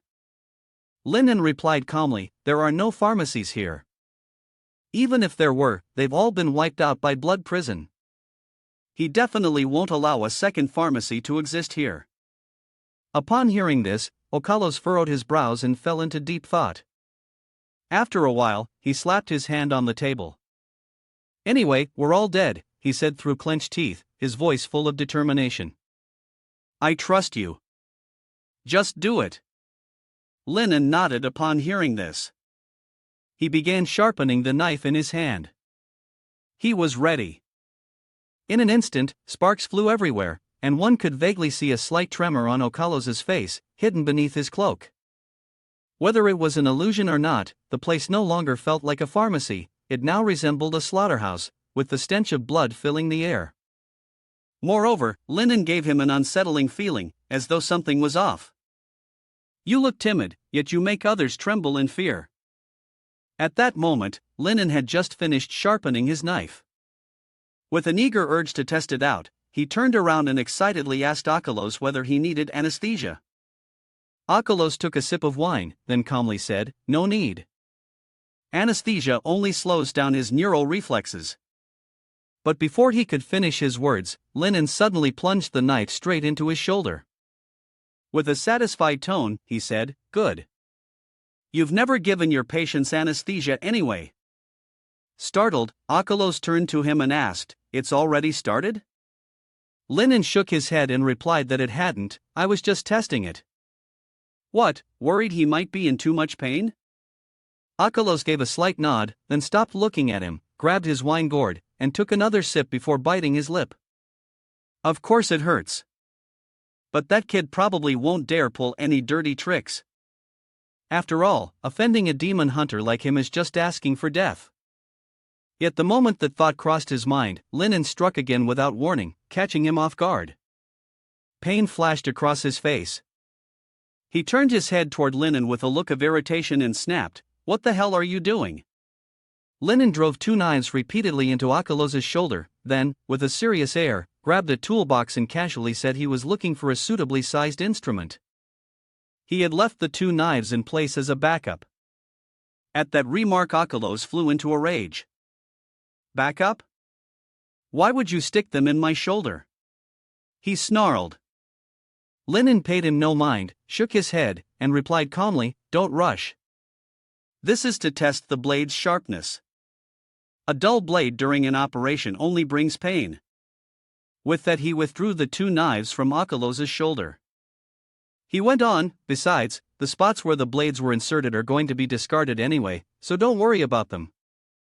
And you're a doctor, you must ensure your instruments fit perfectly with his flesh." Akalos froze on the spot. What he had said made a strange kind of sense. The surgeon did sound professional, but could he really be sincere? He couldn't shake the feeling that Linen was deceiving him. After a moment's thought, he ordered, "Clean the wound now. If you dally, I'll kill you on the spot." Linen nodded at once to comply. Then he produced a small flame. Akalos, aghast, demanded, "What do you intend to do?" Linen took out 2 knives, started heating them in the fire, and said that he was neutralizing the poison. Black butterfly was an extremely toxic substance with highly corrosive properties. During the process of cleaning the wound, to prevent the poison from spreading to other organs, high temperatures were required to neutralize it. Akalos knew this, but the way Linen was acting made him suspect that the young man had never actually practiced this before. Linen calmly said, "When you slaughtered pigs and plucked their hair in the past, you always used this method, heating the knife until it was red hot and then skillfully cutting." When Akalos heard this, his face immediately stiffened. He probably thought of him as a pig, but Linen didn't seem to care. He didn't mention that he was about to start, instead saying that it might hurt a bit, so Akalos should bear with it. Akalos angrily bit his lip.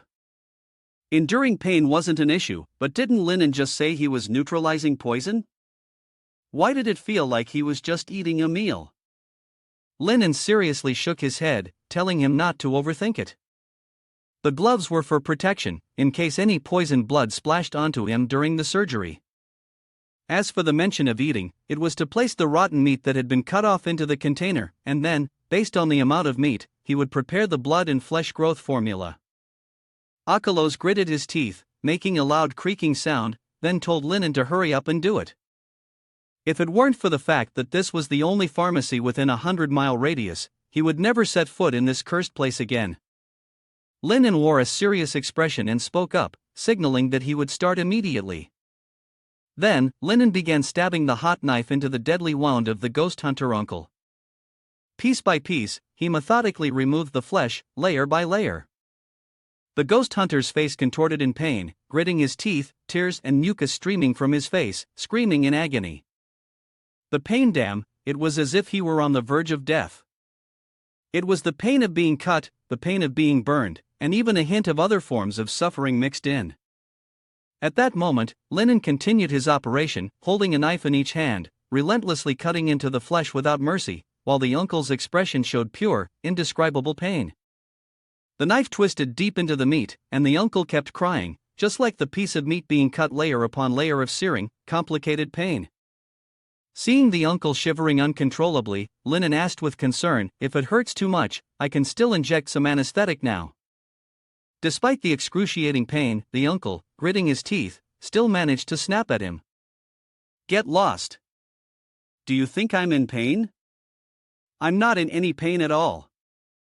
He looked at the uncle and pointed at his hand with a mocking expression. "Uncle, could you please relax your hand?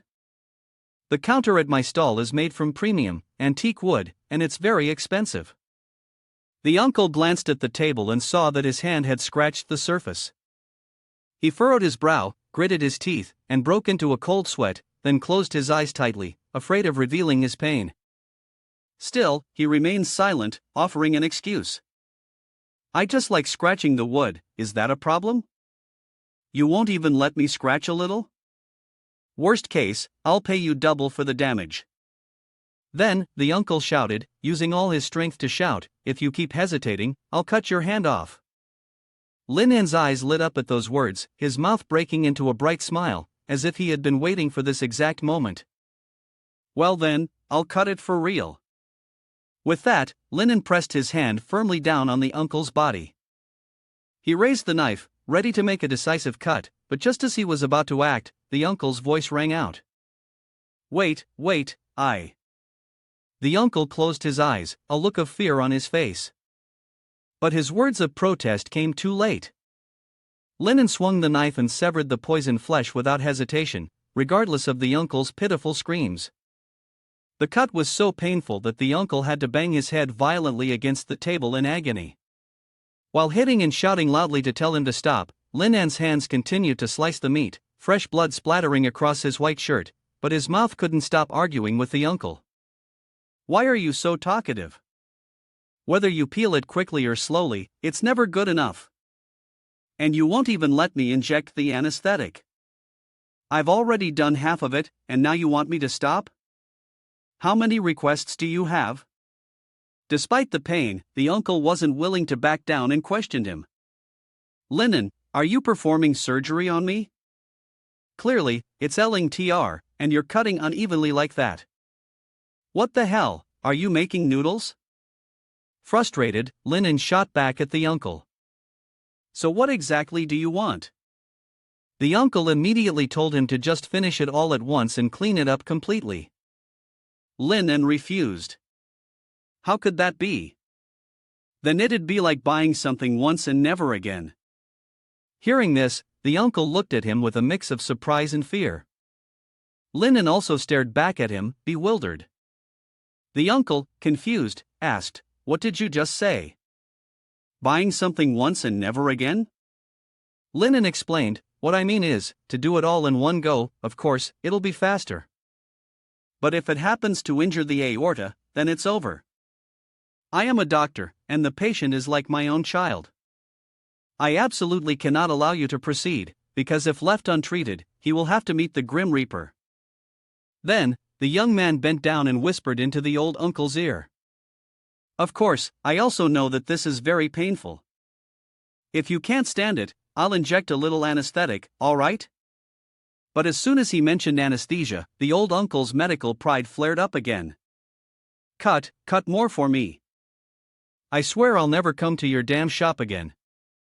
Lin An, confidently stroking the handle of the scalpel, said, Don't worry, once I'm done with the surgery, you'll fall in love with my scalpel. Then the sound of flesh being cut and screams echoed again. After a long while, the flesh taken from the old uncle's arm had piled up into a mountain. The old uncle was curled up, crying beside it, looking very pitiful. His eyes were spinning in circles. Perhaps the pain was too much, and he was beginning to hallucinate.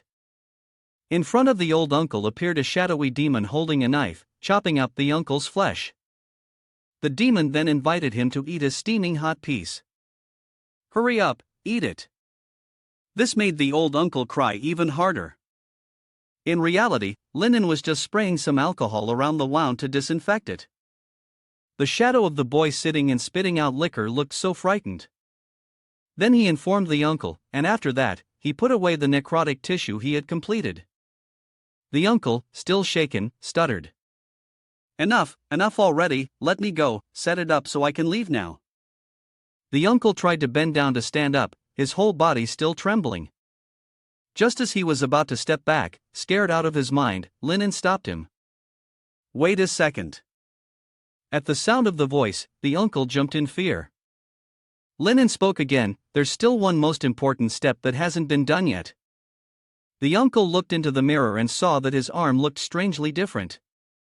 The whole section of his arm was cut off, exposing the bone. The uncle immediately yelled, What step is that? Mr. Chu Xing seems to have discovered something. Lin An quickly explained, Oh, this is just to make the customer feel a little more at ease, I purposely gave you this design. Look, doesn't it look quite striking? The uncle looked at the exposed bone in his arm, completely horrified and confused. It turned out Lin An had carved a heart shape on the bone, which was so shocking to look at. As a result, the witch hunter's value dropped by 20. The uncle immediately yelled at Lin An, questioning him. What is this? What the hell have you done to me? Linen stood with his arms crossed, smiling proudly, his face full of satisfaction. Isn't it extremely cool? Don't you feel your mood instantly lifted? You thought doing this would make the uncle happy, but instead, it made him feel ridiculed. He was furious. I feel so damn great, he cursed.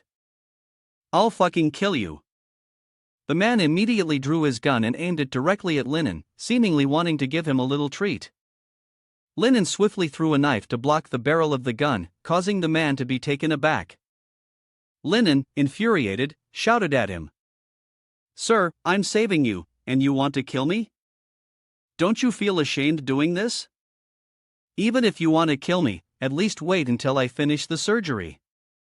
He growled. I won't allow any patient to be abandoned midway through my surgery. The uncle was left speechless after hearing that. Then, the man withdrew the knife, his face taut, giving Linen a stern warning. I warn you not to put me in that kind of position, and I won't let you draw any more lines. The uncle fired a warning shot into the air above the roof. I demand you. Right now, this very moment, finish the surgery. The gunshot that just echoed across the roof sent shards of wood and something red crashing down right onto the man's head. The scene shifts, and the man's voice comes from behind the curtain. What are you trying to do? At this point, his hands and feet were tightly bound. Confused, he asked, wasn't this supposed to be surgery? Why are you tying me up? The boy explained, it's not that I want to tie you up. I'm afraid you won't be able to endure the pain and might lash out at us. If I die, that's fine, but if the surgery fails, that would be the greatest humiliation of my life. I have no choice but to resort to this desperate measure. The man looked at him smugly. If I were afraid of pain, I would have killed you long ago. So what you're doing is completely unnecessary. Do you really think a few iron chains can hold me down? You're far too naive. While the man kept rambling, he didn't notice that Linen, standing behind him, had already moved on to the next step. The gleaming tip of the sharp knife was now aimed directly at his arm. As the blade began scraping against the bone of his forearm, the man slowly began to feel the pain creeping in. The man's eyes seemed about to burst out of their sockets, tears streaming down his face as Linen's blade kept scraping relentlessly against his bone. The uncle wept and cursed non-stop. Holy green beans and herbs, what the hell are you doing? Why does it feel like someone's punching my crotch with all their strength? Linen spoke calmly, I told you, bone scraping hurts a lot. Hearing that, the uncle panicked even more. What did you say? You're scraping my bone while I'm alive? Linen replied indifferently, that's right. Didn't I tell you earlier? The uncle screamed in terror. Tell me my ass, you didn't say a damn thing. No matter how much the uncle cried out, Linen kept working, comforting him gently, hang in there, uncle. A real man never fears pain. Just grit your teeth a little, it'll be over soon. The uncle trembled, clearly unable to endure any longer, and pleaded for Linen to stop. It hurts. Stop. Anesthetic, give me anesthetic now, I can't take it anymore. Linen replied, it's useless now. How could I inject anesthetic into your bones? Just hold on a bit longer, it'll be over very soon. The uncle could no longer bear it and snapped the handcuffs open. He clenched his fists in fury, ready to give the boy a beating. Yeah, right, I trust you, my ass. Linen stared at him in astonishment, not expecting him to pull out a gun. I'll never trust you again. Linen wasn't weak either, he grabbed the uncle's wrist and twisted it so the gun flew out of his hand. In a flash he seized the weapon and shoved the barrel into the uncle's throat, rendering him speechless.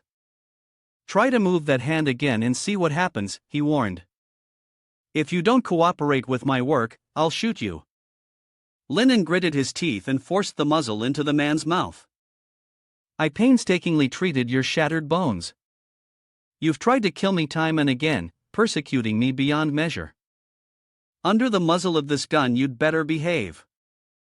I won't do it anymore, spare me. Linen lowered the gun, his fist still tight, shouting in the uncle's face. If I say I won't do it, then I won't do it. The uncle now sat collapsed on the floor. So hasn't my honor as a doctor already been destroyed by you? His face looked cold and indifferent as he directly grabbed a large saw. He wasn't wasting any time with the man anymore, immediately taking the tool. Upon seeing the saw, the hunter was so frightened that his mouth fell open in shock, and the notification appeared again. Hunter's demon hunter value decreased by 1. Hunter's demon hunter value decreased by 10. The uncle, his face pale, quickly spoke up to stop Linen. What are you trying to do? Don't come any closer. Linen, now tense, replied, Your bones are too tough, so tough that it'll take hours of scraping. The pain will be more bearable if it's quick. Then, with strength, he lifted the saw and flashed a sinister grin. I'll use this to help you scrape. 1 strike, and it'll be over. The uncle, crying, raised his hand in a desperate attempt to intervene. Wait. But no matter how much the uncle pleaded, it was already too late. A series of strange sounds came from within the old pharmacy. Hunter's demon hunter value decreased by 20. Hunter's demon hunter value decreased by 2. Hunter's demon hunter value decreased by 20. Suddenly, a little girl with white hair, radiating a greenish light, appeared in front of the pharmacy. Is this the place? The little girl seemed to have found her savior, her face clearly showing joy and excitement. Is there anyone who can come to buy some recovery potions? A hand suddenly reached out and grabbed the girl's leg, causing her to panic in fear, not understanding what was happening. Then came the cries for help. The girl pushed the door open and looked inside, completely astonished. The scene inside was a bit chaotic. Linan's expression was no different from that of a twisted doctor, holding a saw and chasing the uncle as if she wanted to eat him alive. When the uncle saw the girl, he shouted, Help me, help me. Linan looked at the girl and politely greeted her. Welcome, are you here for the potions? Please wait a moment. After I finish handling this customer, I'll get them for you. Upon hearing this, the girl, terrified, cupped her head with both hands and screamed. She then ran straight out, still clutching her head, looking extremely panicked. Ding, your reputation in the Wandering Soul class has increased by 1. Ding, your reputation in the Wandering Soul class has increased by 1. Rin, you have successfully scared a mentally unstable customer with long hair and an energetic personality, turning them into a frightened mess. You have achieved the customer scare tactics accomplishment. The person who scares the customers due to excessive perversity and frequently causes the customers to experience extreme panic. The apprentice of the blood pharmacy store has reached a point of no return. You achieve permanent growth. The customer's permanent fear of you increases by 1.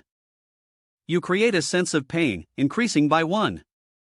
Your reputation in the Wandering Soul class increases by 1. Linan thought to himself, how did I become someone who scares customers? I've always treated customers like gods. My service principle has always been to smile sincerely. This damn system can't just randomly give people weird accomplishments like this. He didn't even notice that when the uncle was crawling on the floor trying to escape, he turned and looked at him with a murderous gaze. Want to run? The surgery isn't even finished yet. Then, he used the saw to continue his work, ignoring the uncle's screams of pain. Oh my God. After a while of sawing and shaping, he was now blowing into the bone fragments. It's done, the toxins invading the bones were completely cleared away. He was now reassuring the uncle lying in front of him. Now, all that was left was to regenerate the flesh and blood, and the man's arm would fully recover. He scratched his head and informed the uncle, but the uncle didn't look happy at all. He lay there motionless, with foam still bubbling from his mouth. The boy called out, repeatedly asking, but no response came. The uncle's expression was one of pain, as though his soul had left his body. The boy kept shaking him while calling out continuously, Sir, are you there? Then, the system issued a new notification. Zin, you used a special method to surpass the level, causing the legendary demon hunter to lose his combat abilities. You have earned the achievement title Painbringer. This title permanently increases the pain value caused by tools used by the host by 5%. After that, the demon hunter's eyes slowly began to move. As he regained consciousness, he looked very confused, not knowing what had just happened. Linen, seeing the uncle wake up, gently asked, "Are you awake?" The uncle saw the boy's face and became agitated. He raised his gun and began shooting toward him repeatedly. "Don't come near, don't come near." The boy quickly tried to calm him down. "Uncle, please calm down." "Sir, please remain calm. Don't worry, I've already treated your wounds." After firing, the uncle was out of breath, panting heavily. Linen continued to reassure him, "Forget those painful memories." The boy then lightly kicked the saw out of the uncle's line of sight. The uncle touched his upper arm and found no sensation of hollowed-out flesh or the tearing pain from the black butterfly's poison. The horrific experience he had gone through felt like a distant dream. The uncle, slightly surprised, asked the boy, "So it's all done already?" "That was quick?" Linen explained, "Yes, the toxic damage to your muscle tissue and the bone fragments on your shoulder have been removed. The remaining issue is just how to quickly regenerate your blood and flesh. Therefore, I allowed him to use the best blood regeneration vial in the shop." Coupled with his strong physique, most of the flesh and blood had regrown. He explained while holding the vial in his hand. However, a small part in the center was still slightly missing. "I've added some appropriate flesh for you," I said. "Don't worry, I've already taken care of the rejection issue." Upon hearing this, the older man suddenly looked at his arm. Amongst the mass of bulging muscles, how did a patch of pink flesh appear? "That's different. This is pork." He yelled angrily, grabbing Linen by the collar to question him. "You little bastard, you knew this and still stuffed pork into my body?" Linen calmly replied. "Although the process wasn't particularly comfortable, the result is still quite good, isn't it? If you have any problems later, you can come to me for free at any time, and enjoy 3 rounds of service." Upon hearing this, the older man's tension shot up like a taut string. 3 rounds of service? You're trying to give me 2 more rounds? The system issued a warning to Linen. The demon hunter's mental state was extremely unstable. Danger level increased by 30%, danger level increased by 55%. The danger level increased by 80%. Linen, without any fear, explained seriously. Although there were a few minor difficulties during the treatment process, compared to the spread of the black butterfly causing the body to rot, what are these small difficulties? This is a dark world, and survival is more important than anything else. At this moment, the danger level of the uncle increased by 99%. Hearing these words, the uncle felt somewhat reassured and released Linen. After being strangled, Linen coughed and struggled to breathe. The uncle also acknowledged what Linen had just said. He wasn't wrong. In this world, survival is more important than anything else. It's no wonder that someone from the same clan as me has managed to survive in this dark world up until now. Truly impressive. Especially the method of torture, this is absolutely top-notch. Linen, flattered by the praise, scratched his head, modestly replying, "Too much praise, really?" But right after that, the uncle grabbed his collar again and scolded him. "Did you think I was praising you? Isn't it true that you've never performed surgery on anyone before?" Linen then swore with 3 fingers raised. "I've done it before, just recently performed a C-section for someone, and all 3 of the daughters are safe and sound. The family even praised me," I said. The uncle, upon hearing this, was speechless, deep in thought. Performing a C-section once, and now daring to perform bone-scraping surgery on him? It sounded ridiculous, but this guy had actually healed his wound. In his mind, the uncle suddenly recalled the moment earlier when the young man had held the knife to cut the flesh, causing him pain that felt like it was cutting to the bone. The uncle furrowed his brows and instructed Linen, "Listen, I don't want to hear any nonsense about me being unconscious here. Understood? The danger level immediately shot back up to 99%. Linen heard this and immediately swore an oath, "Don't worry, the privacy of my clients is my life." Now, the danger level has dropped to 10%. After that, the uncle didn't stay any longer, immediately standing up, grabbing his coat to leave, and asking how much the surgery fee was. He said he would never come to this place again, feeling exhausted. Linen simply smiled, clasping his hands together in an exaggerated show of politeness. No need to pay. Consider this surgery a free gift from the same clan. Just make sure to visit this little shop more often next time. But in his heart, the merchant thought it best to sell this demon hunter a favor first. Perhaps one day, he could lean on this mighty tree for support. The old man, however, did not so easily accept kindness. He warned him, "Don't think that flattering me will make me forget what just happened. Even if you're from the same clan, it makes no difference. I've always worked alone, and I'll never bring along a brat like you." The old man put on his hat and continued, "One more thing, I advise you not to stay here for too long. A human without the slightest ability to survive will sooner or later end up as a monster's meal." Linen, somewhat puzzled, asked, "Then what should I do to leave this world? To be honest, I have no idea how I even fell into this place. Aside from this small shop, I know nothing about the world outside." The old man replied, "Consider yourself lucky. There are plenty who've fallen into this place from other worlds like you, but most of them have already been swallowed whole by the fear of this world.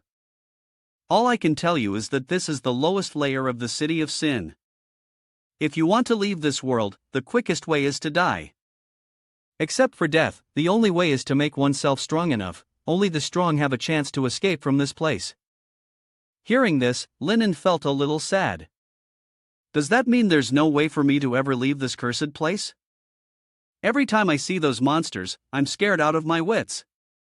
The uncle smiled at him and replied, "With your treatment method from earlier, those monsters would be the ones afraid of you and want to die. Not wasting any more words, I'm a person who values straightforward transactions. You healed my wounds, so of course, I can't treat you unfairly. Since you don't want money, take a look at the things I have on me and pick something."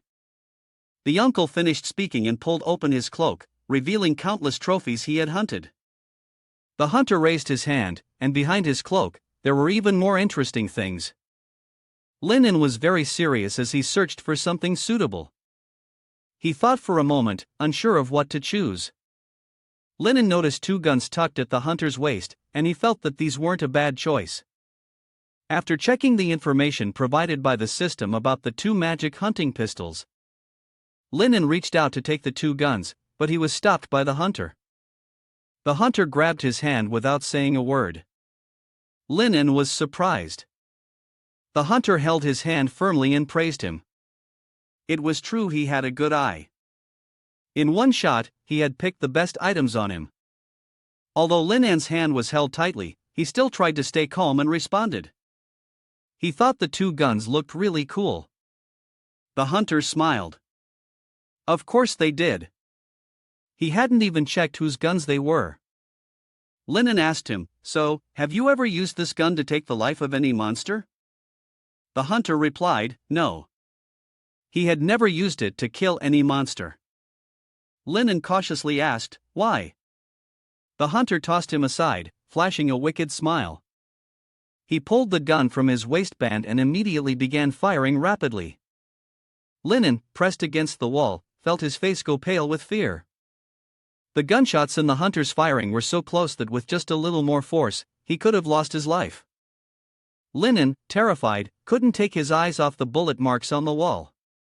The hunter blew a puff of smoke from his gun. He said, "Handsome? Well, maybe. But these 2 guns have a fatal flaw. You've seen it twice already." At this moment, Linen was breathing a sigh of relief. He spoke, as for the hunter, when he turned to look at Linen, the description was very vivid.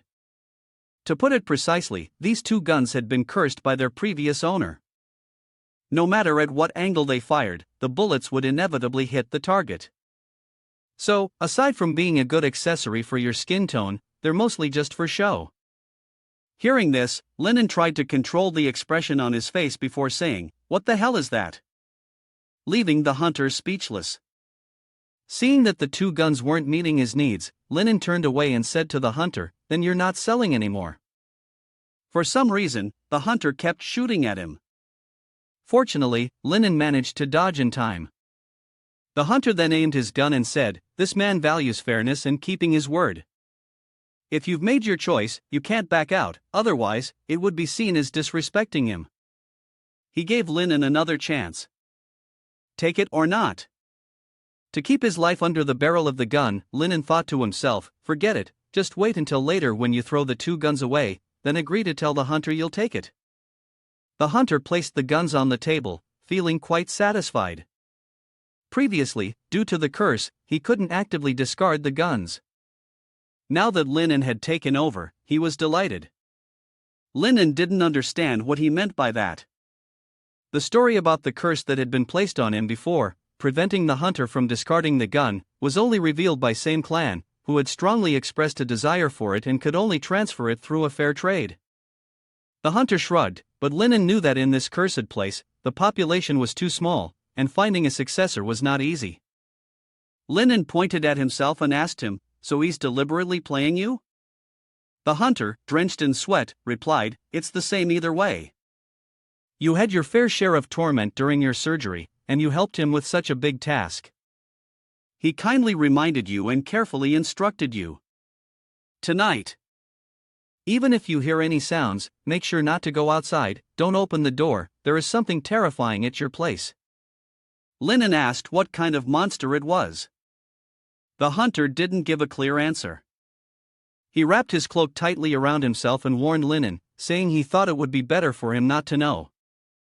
Furthermore, before leaving, he said, "If you can survive until tomorrow, maybe you'll meet them again."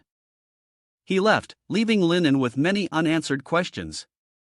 Lennon held his gun in his hand and thought about it. The hunter's words were exactly like his teacher's. Tonight, he had to be extra careful. He looked at the painting on the wall. It would be dark in a few hours, and at this time, there probably wouldn't be any visitors. Lennon glanced at the blood infant, who was sleeping soundly. He remembered that her level had increased again. At this rate, she would become very difficult to deal with in no time. The system notification read, "Blood infant evil spirit, level 7. Lennon aimed the gun at the blood infant.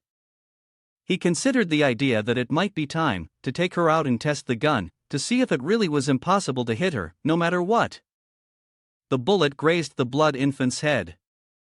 The little girl was startled awake. Lennon blew the smoke from the barrel of the gun. He truly hit the target this time, and still in disbelief, he continued firing rapidly at the blood infant. The system's notifications about evil spirits increasing fear kept popping up. The blood infant, terrified, could only clutch its head and did not retaliate. Suddenly, strange noises began approaching. Lennon immediately turned to see who it was. The entrance was now pitch black, and red eyes were staring into the room.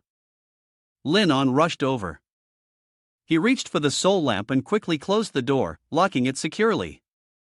At the window, he did the same, using wooden planks to block it, ensuring nothing could enter. He thought to himself that if the soul lamp went out during the night, it would be a major test. Because this meant that anyone, with your permission, could freely enter your residence. Lennon did not lower his guard as night fell.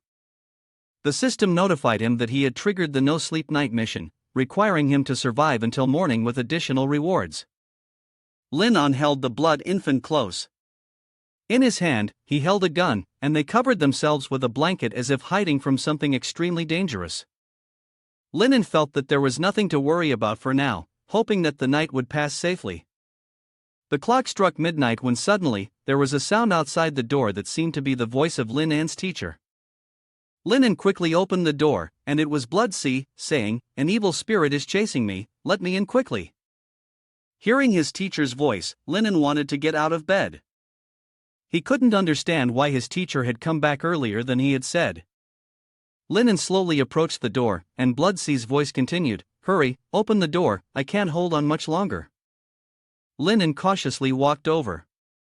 Wait a moment, teacher, he said. He raised his hand to open the door but then stopped, suddenly recalling the warning from everyone. Linen drew his sword and shouted, if you can't hold on any longer, then die outside. He thrust the sword through the crack in the door, and drops of blood splattered out. Outside, there was no movement at all, just an overwhelming silence. Then, a voice came from outside, asking Linen, aren't you going to check? You just gave him a stab without confirming. Linen replied, if it were you outside, your teacher would not hesitate to stab you. Moreover, Linen was certain that the teacher would definitely not come back at this moment, so the person couldn't possibly be him. The noise outside sounded like he was pulling the wound out of the blade. Linen wondered if he had left. He cautiously pressed his ear to the door to listen to what was happening outside. Linen heard more noises and felt that something was off. Suddenly, a hand pierced through the door, startling Linen.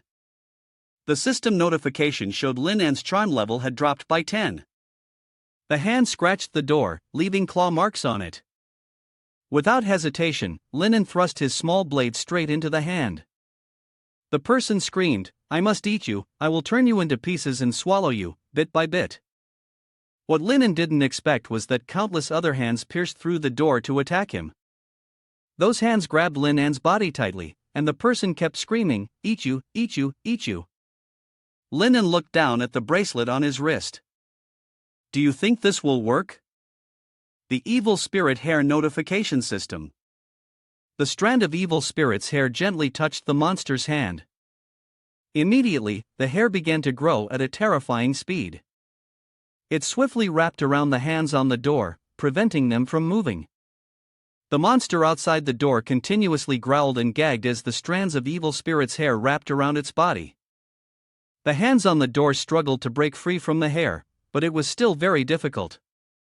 Linen grabbed a lock of evil spirit's hair, held it tight, and pulled hard, causing the monster to groan in pain. Linen felt that this demon wasn't very strong, he could handle it. After struggling for a while, the hands on the door began twitching and slowly drooping. Linen wasn't sure if it was already dead. He drew his sword, and regardless of whether it was dead or not, to ensure safety, Linen made a few more strikes. The system notification sounded, congratulations, Linen has defeated the flesh and blood deceiver. You have received 100 experience points. It turned out that, at this moment, he still hadn't completely eliminated it. Linen believed that as soon as night fell, monsters would start appearing, and who knows what else might be lurking behind them. He grabbed his tools and began cleaning up the bloodstain left by the monster. It seemed like Linen wouldn't be getting a good night's sleep tonight. His mop was gradually soaking up the monster's blood.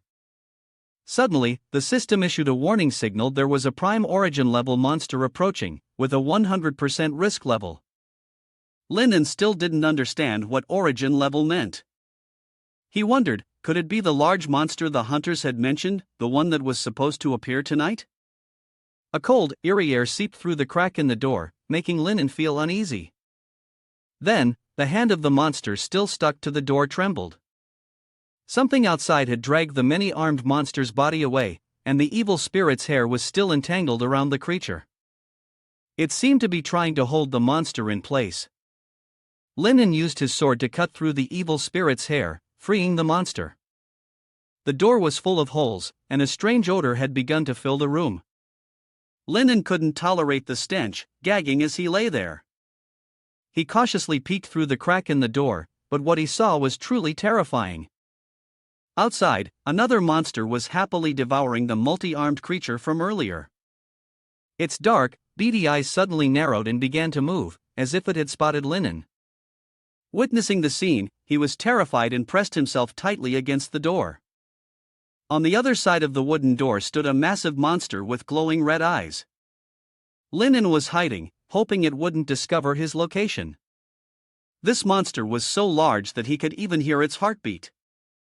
Strangely, Linen felt as though it was licking the door. The system notification showed a reduction of 1 in the deduction index. He didn't know why, but he found the sound of it licking the door somewhat endearing, almost like a cute little child licking something. Personally, I think it's disgusting as hell. Soon after, the monster extended its tongue and started licking around, causing Lennon to retract his previous thought. This had nothing to do with being cute at all. The system notification showed a reduction of 40 in the deduction index. The monster slipped its tongue through a gap in the door, and the chance that it would soon discover Lennon was very high. Its tongue kept probing relentlessly. It felt something close to it, and when it touched, it was Lennon's face. The monster immediately licked Lennon's face, making him feel extremely disgusted and creeped out. But it was hard to tell how many tongues this monster had, or maybe they were tentacles, because more and more kept appearing, and the door gaps were completely sealed by them. Even though his body was surrounded by the monster, Lennon tried to comfort himself. Don't panic, absolutely don't panic, calm down, or else the monster outside will immediately eat me. Suddenly, the monster spoke. Doctor, I've found you. It told him to open the door quickly because it had a toothache.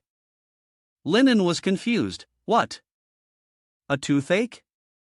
Could it be that the monster outside wasn't here to eat him but to get a checkup?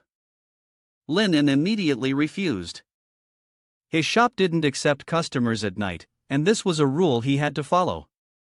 The monster growled, "No customers? Then I'll eat you." Before it could finish, Lennon quickly opened the door. The moment it said you, he had already opened the door and bowed to the guest. The store of blood and calamity sincerely serves you. Behind the door is a monster with the head of a gigantic child, sharp teeth, and numerous tentacles, each with an eye. Let me briefly introduce. If you hear the sound of a child laughing in the darkness, if you see eyes full of despair, please do not respond immediately. For it is not hope, but an abyss. The SAN index is 20. Lennon stood before such a huge monster, truly unable to avoid feeling terrified. He stammered, "Excuse me, how can I help you?" The monster, like a child, opened its large mouth, revealing its sharp teeth along with the foul stench emanating from it. It said it had a toothache and wanted a dentist. If it couldn't be treated, it would eat. The system kept announcing the SAN index was 10. Lennon was trying to hold his breath, as the stench coming from the monster's mouth was horrendous. He told it, "Don't worry, I'm sure we can fix it. A toothache is just a minor issue." Despite his fear, he had to motivate himself, stay calm, and treat it like any other customer. No matter how terrifying, just act normal.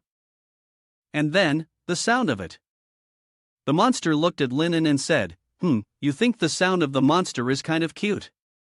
Lennon moved closer to the monster's mouth to examine it. "Excuse me, which tooth hurts?" The monster opened its mouth and pointed. "It's Jung Kuan. Tell your guest to open his mouth a little wider. You're going to check it right now." With that, Lennon stepped into the deep, dark cavern of the monster's mouth. Inside, it was difficult to move around due to the tight space. The system notified, "You have triggered the toothache treatment task, with many rewards to be earned. Furthermore, failing the task will have no consequences." He was puzzled. No consequences for failure? Of course, there wouldn't be any. If he failed, the monster might just eat him instead. Lennon pinched his nose and tried to look around, but there was no light, and everything was unclear. He could only try to treat the problem as best as he could, being firm and persistent. The monster behaved like a child, obediently opening its mouth wide, full of teeth, so Lennon could treat it. Suddenly, it used a tentacle to poke into its own eye. The scene was grotesque. It pulled its own eye out. Immediately placed it into the mouth, causing you to feel terrified. Lennon immediately confirmed that he could now see clearly. It turned out that this eye also had the ability to emit light. When the monster heard Lennon say that it was too dark to treat, it had used this method. The inside of the mouth was illuminated, revealing countless human corpses and many other bizarre things. Lennon thought to himself, one thing was certain, the monster's food source was incredibly diverse. Lennon carefully crawled into the mouth of Baby Head and jumped onto its filthy tongue. He suppressed the nauseating smell and made his way straight toward the back molars.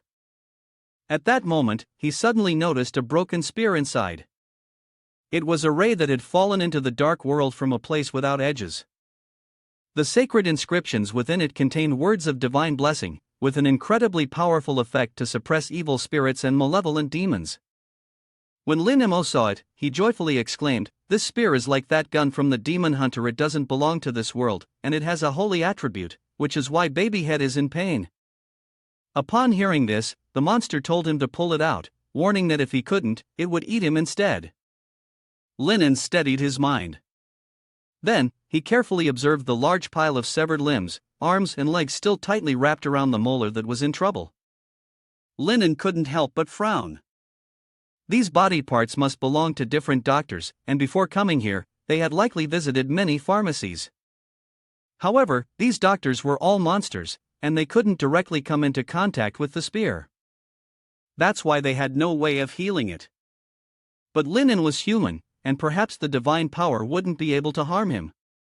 With that thought, he immediately gripped the holy sect tightly in his hand, preparing to pull it out. Sure enough, there was no reaction of being repelled. This meant that this was his chance. Linen quickly steadied his mind and then began shouting that he was pulling it out. He only hoped that he would be able to extract it, otherwise, he would end up with his teeth clenched like his comrades around him. Just as Linen was trying to pull the holy sect out, a tentacle from Babyhead suddenly shot out and grabbed his hand, startling him in terror. He hurriedly tried to stop it from pulling him and helping him withdraw the weapon. Immediately, Linen mustered all his strength and gripped the holy sect tightly, pulling it out with all his might. In addition, with the help of the tentacle, they finally managed to loosen the holy sect. Linen thought it would be easy to pull the holy sect out, but once again, when he tried to pull, the holy sect didn't budge at all. He clenched his teeth, just a little more. He pulled with all his strength, sweating profusely, but still to no avail. Linen turned to look at the tentacle behind him, asking it to lend a hand. The tentacle hesitated for a moment but remained still. After a while, they finally began to push their way in. Linen directed the tentacles to work together, and at last, the holy sect was pulled out of the mouth, heavily falling to the ground. He stared in astonishment at the holy sect in front of him. It was done, in other words, he didn't have to die anymore. The favorability from Littlehead towards him had also increased by 20 points. Immediately after, it shouted, still feeling pain, a lot of pain. It ordered Linen to quickly heal it, or it would eat him. Linen looked back in shock, only to see blood pouring out from the hole in the holy sect as if from a fountain. He immediately smiled and reassured it not to rush, that he would heal it. Linen forced himself to stay calm. If you disregard its frightening appearance, it wasn't much different from any other customer. You had to remain calm and deal with it. There had to be a way. After thinking for a moment, you told it to open its mouth and wait for a bit. Linen quickly seized the opportunity as it opened its mouth and jumped out, entering the pharmacy.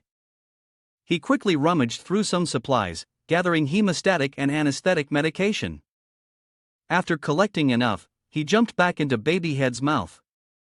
Linen observed the hole where the foreign object had lodged, muttering after a long while. It seemed the remaining force of the divine spear in the tooth root was causing the continued pain. To heal it, the medication needed to soak into the tooth root. But the blood kept flowing like this, and that wouldn't do. With the bleeding, there was no way for the medicine to be absorbed. Linen was in a dilemma, frowning in deep thought, not speaking. After a while, he suddenly noticed the tentacle beside him and hesitated, asking Babyhead if it still needed that tentacle. He explained that he needed to use it to help relieve its pain. Without waiting for a response, Linen swiftly and decisively chopped off the tentacle with a quick strike. Babyhead was suddenly overwhelmed by a sharp pain, and it let out a furious scream, even its eye falling to the ground. Countless tentacles from outside the mouth surged inward, eager to attack Linen. But they quickly stopped when they saw his strange actions. He was carefully injecting medicine into the severed tentacle. The other tentacles froze in place. They raised the eyeball calmly to observe. A few minutes later, Linen grasped the segment of the tentacle that had been injected with the medicine and shouted loudly at the eyeball to glow for him. He had completely entered a focused state. However, the eyeball didn't understand what he was doing, staying still in confusion for a while. In a panic, Linen shouted, "Hurry, make it come here." Clearly, the eyeball hesitated for a moment, then hurriedly shot its glowing tip toward the back molar, which was still spurting blood. Linen leaped forward, aiming the medicated tentacle at the previous gap, his face full of concentration, before decisively driving it in. Babyhead screamed in pain, and the tentacle was embedded into the gap. But it was obvious that the tentacle in Linen's hand was quite large, while the gap in the back was slightly small. You want to aggressively thrust into the deepest part, but with just your own strength, it's not enough. You can only force it down at the beginning. You need something else, and at this moment, you spot a skull and a dry bone nearby. Without hesitation, you pick up the bone, stick it into the tentacle, then use the skull as a hammer, pounding it down repeatedly to drive the tentacle's tip slowly deeper into the hole. Immediately, Babyhead can't bear the pain and wants to explode. However, Linen tells it to hold back, that he'll apply even more force. Linen continues to channel his energy and swings the large iron hammer down, causing the tentacle to reach the deepest part of the gap. Babyhead keeps crying out in pain. Linen urges it to persist, telling it that it's almost at the deepest point, and once there, the pain will stop. As he spoke, Linen delivered more hammer strikes. In the end, the section of the tentacle, filled with medicinal concoction, was hammered directly into the decayed gap. Only then did Linen let out a sigh of relief. Finally, it was done. Babyhead also showed a satisfied expression. The pain was gone now. Linen wiped the sweat from his brow. He chuckled faintly, then swiftly picked up the dry bone beside him and said, "Of course, the medicine has started to take effect. There are still a few more steps to go, but it will ensure your oral health." Upon hearing this, Babyhead happily used its tentacle to lick Linen. Linen chuckled softly, saying, "All right, that's enough, you're making me itchy all over." The level of trust Babyhead had in him had also increased significantly. Linen raised an eyebrow at it and suggested, "Why don't you go inside the shop and bring me my master's drill? There's also the protective glasses in the surgery room." Babyhead obediently followed his instructions and quickly brought the tools over. Linen put on the glasses and held the drill, asking Eyeball to light up for him. Linen leaned in slightly, then spoke slowly. "This tooth of yours has already been corroded by divine power. If the divine substances aren't completely removed, once the effects of the medicine wear off, it will still be extremely painful. First, Linen would clean up these teeth for it, then fill it with a hard tooth." After finishing his explanation, he began to drill. At this moment, Eyeball Sphere trusted Linen completely. Linen carefully filed bit by bit. All the glowing material inside the tooth, he shouted loudly to get the bucket. The tentacle quickly brought the bucket to him, and he scooped up all the powdered tooth material that had just been ground into the bucket. Then he shouted again for water. The tentacle immediately coiled around a large jar of water and rushed inside. Linen used the water to clean off all the powder around the tooth, then his expression sank into deep thought. Throughout the entire process, Eyeball was watching him from the side, and when it seemed like Linen was troubled, it asked if he needed anything else. After a moment of contemplation, Linen said, "I need some steel materials to help fill the tooth, but the materials here aren't enough, and getting more won't be possible until tomorrow. This is really a bit of a problem." Just as Linen finished speaking, Babyhead spoke up, offering to take care of it, which left him a bit stunned. Before he could even think carefully about what had been said, he felt the flesh beneath his feet tremble slightly. The giant head was constantly moving, and he quickly asked where it was planning to take him. However, Babyhead didn't answer. It swiftly charged forward. It wasn't until it saw an iron door that it stopped. Linen, after stabilizing his body, focused his attention on the door. The steel material it mentioned was probably this, but it was made of iron. While he was still pondering, not yet reacting, Babyhead suddenly opened its large mouth, astonishing him. Immediately, a sharp blade shot out from Babyhead's mouth, striking directly into the door in front of them. The structure quickly split in two, revealing the steel puppet monster moving within the dark world. The moment Linen saw the form of the steel puppet, he fell silent, speechless, his face displaying a serious expression. It should be noted that he had previously seen a monster like this wreaking havoc in the pharmacy. Blood Prison had to fight for several hours before forcing the opponent to retreat. And now, Babyhead had brought him here. What was he supposed to do now? While he was still in a daze, Babyhead suddenly thrust its large tongue out, directly pinning the steel puppet down. Linen was stunned, watching this scene in disbelief. The steel puppet, however, showed no sign of yielding and raised its gun arm, intending to shoot at Babyhead. Babyhead quickly jumped up to dodge an attack. But this was not the end. Babyhead once again opened its large mouth, causing Steel Puppet to recoil in fear. Immediately after, Babyhead unleashed a beam of energy, crushing Steel Puppet into a pile of steel fragments. Linen stared blankly at this scene, thinking, is it really this monstrous? This is too unreasonable. The levels are all unclear, so why is the power so overwhelming? After finishing off one opponent, Babyhead turned to ask if Linen had enough. If not, it would continue. Linen quickly waved his hand, signaling that it was enough. The two of them quickly returned to the Blood Prison apothecary. Now that they had the necessary materials, the next step was to shape the steel. Linen called Babyhead for help, and it immediately agreed without hesitation. With the relentless and flexible forging process of Babyhead's tongue, just a few hours later, Linen had roughly forged a steel tooth, following the shape of the cavity in the molar. Then came the polishing process, and by the end, with a final touch from Linen, a brand new tooth was formed, shining brilliantly.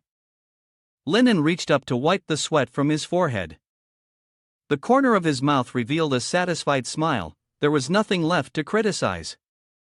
Babyhead was also very happy. The pain in his teeth was gone, and he even had a brand new, beautiful tooth.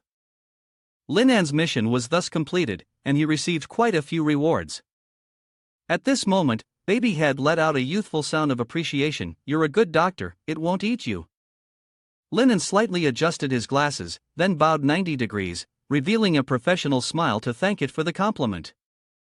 This would inspire him to keep pushing forward. He blinked and asked if it wanted to experience the latest dental care service. It had been difficult for him to encounter a super monster with a favorable impression of him, so of course, he had to seize the opportunity and make it a loyal customer. Babyhead asked curiously what that was. Linen smiled and explained that it was long-term dental care to keep the teeth healthy.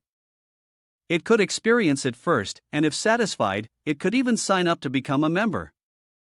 It seemed that Babyhead was thinking about it for a moment, and then Linen received the answer of agreement. He happily said that he would start with a free cleaning for it. Linen suddenly told Babyhead to wait for a moment. He quickly ran inside the pharmacy, taking out various cleaning tools he used for household chores. After finishing, he immediately crawled into Babyhead's mouth and began cleaning the severed hands. The broken legs were stuck in its teeth, and the more he cleaned, the more terrified he became. There were so many such things, it was no different from a treasure vault. Once he finished cleaning, he quickly ran back in, bringing out a file box, and hurriedly began mixing something. Babyhead curiously asked what it was. Linen slowly explained, this is the slime of the dark slim, which can produce a lot of foam, has disinfectant properties, and brings freshness. Combined with the cleaner, it can make its front teeth sparkle. Hearing this, Babyhead joyfully responded, as if a child was given candy, and its favorability increased dramatically. Soon after, Linen finished preparing the world-class dark brand toothpaste. Now, it was time to brush the teeth. But Linen wasn't done yet. He quickly stood up, took a large-sized toothbrush from the back courtyard, and then brought the container with the bubbling slime. With determination, he jumped into Babyhead's mouth, starting the tooth brushing process. Babyhead could feel him constantly moving around inside its mouth, then continuously polishing, yet it felt extremely comfortable. Babyhead curiously watched Linan's brushing work, feeling a bit eager to try it itself. Linen seemed to sense its excitement and asked if it wanted to give it a try. Without hesitation, Babyhead nodded. Linen generously handed it another brush, telling it to hold on tight, then proceeded to work on his own while guiding Babyhead on how to clean the debris stuck between the teeth, explaining that this would help prevent infections. The tentacles twitched a few times, seemingly indicating understanding, then started helping him out. Babyhead's affection for Linen skyrocketed. The two of them persisted in brushing for an entire hour. Linen finally let out a sigh of relief. It was finally done. He asked Babyhead to compare and see if its teeth were as bright and white as new. Babyhead obediently opened its mouth, feeling around for a moment, then its eyes lit up. The system quickly notified Linen that he had completed the task and received a reward of 50 skull coins, along with an additional 50 points of affection from Babyhead. Linen happily asked if it was satisfied with the service. Babyhead nodded without hesitation, having no complaints about Linen's service. Hearing this, Linen then asked if it wanted to become a lifetime member of his shop. It could come anytime for free dental cleanings. Babyhead excitedly expressed its eagerness to join. Linen nodded in satisfaction, then ran off to grab a piece of paper and a pen, asking for its name to complete the registration. The next time it visited, it would receive a special gold membership card and a small gift. Babyhead stared blankly at him and asked what its name was. Linen explained that it was the way other creatures called it. After thinking for a moment, Babyhead shook its head and said it didn't have one. Linen cheerfully suggested naming it Xiao Xiao. Would that be all right? Babyhead murmured the name Xiao Xiao that he had given for a while, before finally smiling and thanking Linen. It liked the name very much, even affectionately licking him. He helplessly told it not to be so polite. Soon after, the system notified him that he had achieved the Origin Core Name Giver achievement. Babyhead played around with Linen for a while before running out the door to leave. The mood was extremely cheerful. He also went outside to see it off, welcoming the next time it would come. Linen still stood in place, smiling as he watched Babyhead's figure disappear. Once it was gone, Linen rushed inside the shop. He grabbed a hammer and hammered nails into the entire front door. When the task was done, he leaned back against the door, clutching his wildly beating heart, letting out a sigh of relief. He had made it through. Thankfully, he had a strong mental resilience, otherwise, there was no way he could have survived the night. That demon hunter had undoubtedly come because of the Origin Core level monsters, but he still hadn't appeared in the Wandering Soul class. This suggested that there were even more dangerous and powerful monsters lurking around the area near Wandering Soul class. At that moment, Linen quickly opened the system interface to check his current status. He had reached level 5 with 8 points available for distribution. His friendliness with the Prime Origin level monster was 2, while the friendliness with the monsters was 10. His skull token had 2,051 points, and his fame was at 34. He pondered quietly, his gaze fixed on the 8 distribution points waiting to be allocated. But then he suddenly realized that his current profession was no longer about fighting, so focusing on physical strength or agility would become useless. He thought that his intelligence might help increase his understanding and awareness of tools and phenomena, but for now, the effect was still unclear. His physical strength was currently between 20 and 28 points. Linen told himself that it was okay to ignore it, but having more physical points would be better. After all, staying alive was the most important thing. Then he suddenly remembered that when he named the monster before, he had received a special skill. Seeing the ability to lift the time-limited curse, he smiled and said, "That's right, it's this one. If I can remove the curse from this gun, then I would basically have a legendary level recovery weapon." He then grabbed the gun from the Blood Infant's hands. Holding the gun, he spoke the words to lift the curse. Immediately, the system notified him that he had completed a time-limited curse. Linen held the gun, and the system once again notified him that he had obtained a curse hashtag. He was happy to have succeeded, even though it was only for 24 hours. At a critical moment, it would certainly prove to be a huge advantage. You held the gun, aimed at the water bottle, and confidently said you would make a perfect shot, but when you pulled the trigger, the bullet missed the target, only causing the bottle to shake. Seeing this, Linen angrily said. The system gave you a fake ability, right? The curse has been lifted, so why is your accuracy still so low? The system notified Linen that his gun proficiency was 0, and his expression immediately turned awkward. His eyes widened, his lips pressed together as if he couldn't believe what he had just seen. A trace of embarrassment clearly appeared on his face. Then he said, "It seems that to really use this gun, I need to go into real combat. It'll take a long time to train before I get it right." He walked over to the shelf, put the bottle down, and said, "In the end, only true skill will do, just like sharpening iron until it turns into a knife." He picked up the gun again and said, "A sharpshooter doesn't become one overnight. It's just that after shooting so many times and still missing every shot, it's impossible to hit the target." Linen froze, his body stiffened as he suddenly realized something. He didn't have time to react before a shrill scream rang out from outside, filled with anger. "Ask which beep dared to ambush me?" It echoed into the air like a challenge. Then an announcement sounded. Linen hit a level 75 monster, the Night Picker, and gained 10 experience points. Linen quickly found a nearby piece of wood, hurriedly covering up the holes in the wall, concealing any traces. His face was tense, his hands trembling, but he still tried to finish the task neatly. Then, he threw the hammer aside, without time to think, and immediately ran as fast as he could. His steps rushed, his body tense as though fleeing from a looming danger behind him. Outside, the cursing continued. "Damn beep, daring to do it but not take responsibility." Lin Mo saw the bed in front of him, and a thought suddenly flashed in his mind. He quickly ran toward it. Without hesitation, he dove under the blanket, the curses from outside still echoing, with someone remarking, "Just in time, shooting at the perfect spot." When Linen woke up, the system chimed, "You have completed the night watch task. You have earned 500 skull coins, leveled up, and successfully survived the first night." Linen woke up, his head throbbing as though struck by a heavy blow. Sun gently rubbed his head, trying to soothe the persistent pain throbbing in his skull. The system notification confirmed that he had successfully reached level 6. He had unlocked the system's daily store exchange feature. The store refreshed daily. He could now use skull coins to exchange for corresponding goods. Linen was furious, his face scrunched up as frustration surged upon seeing the pile of system notifications. To be disturbed like this so early in the morning.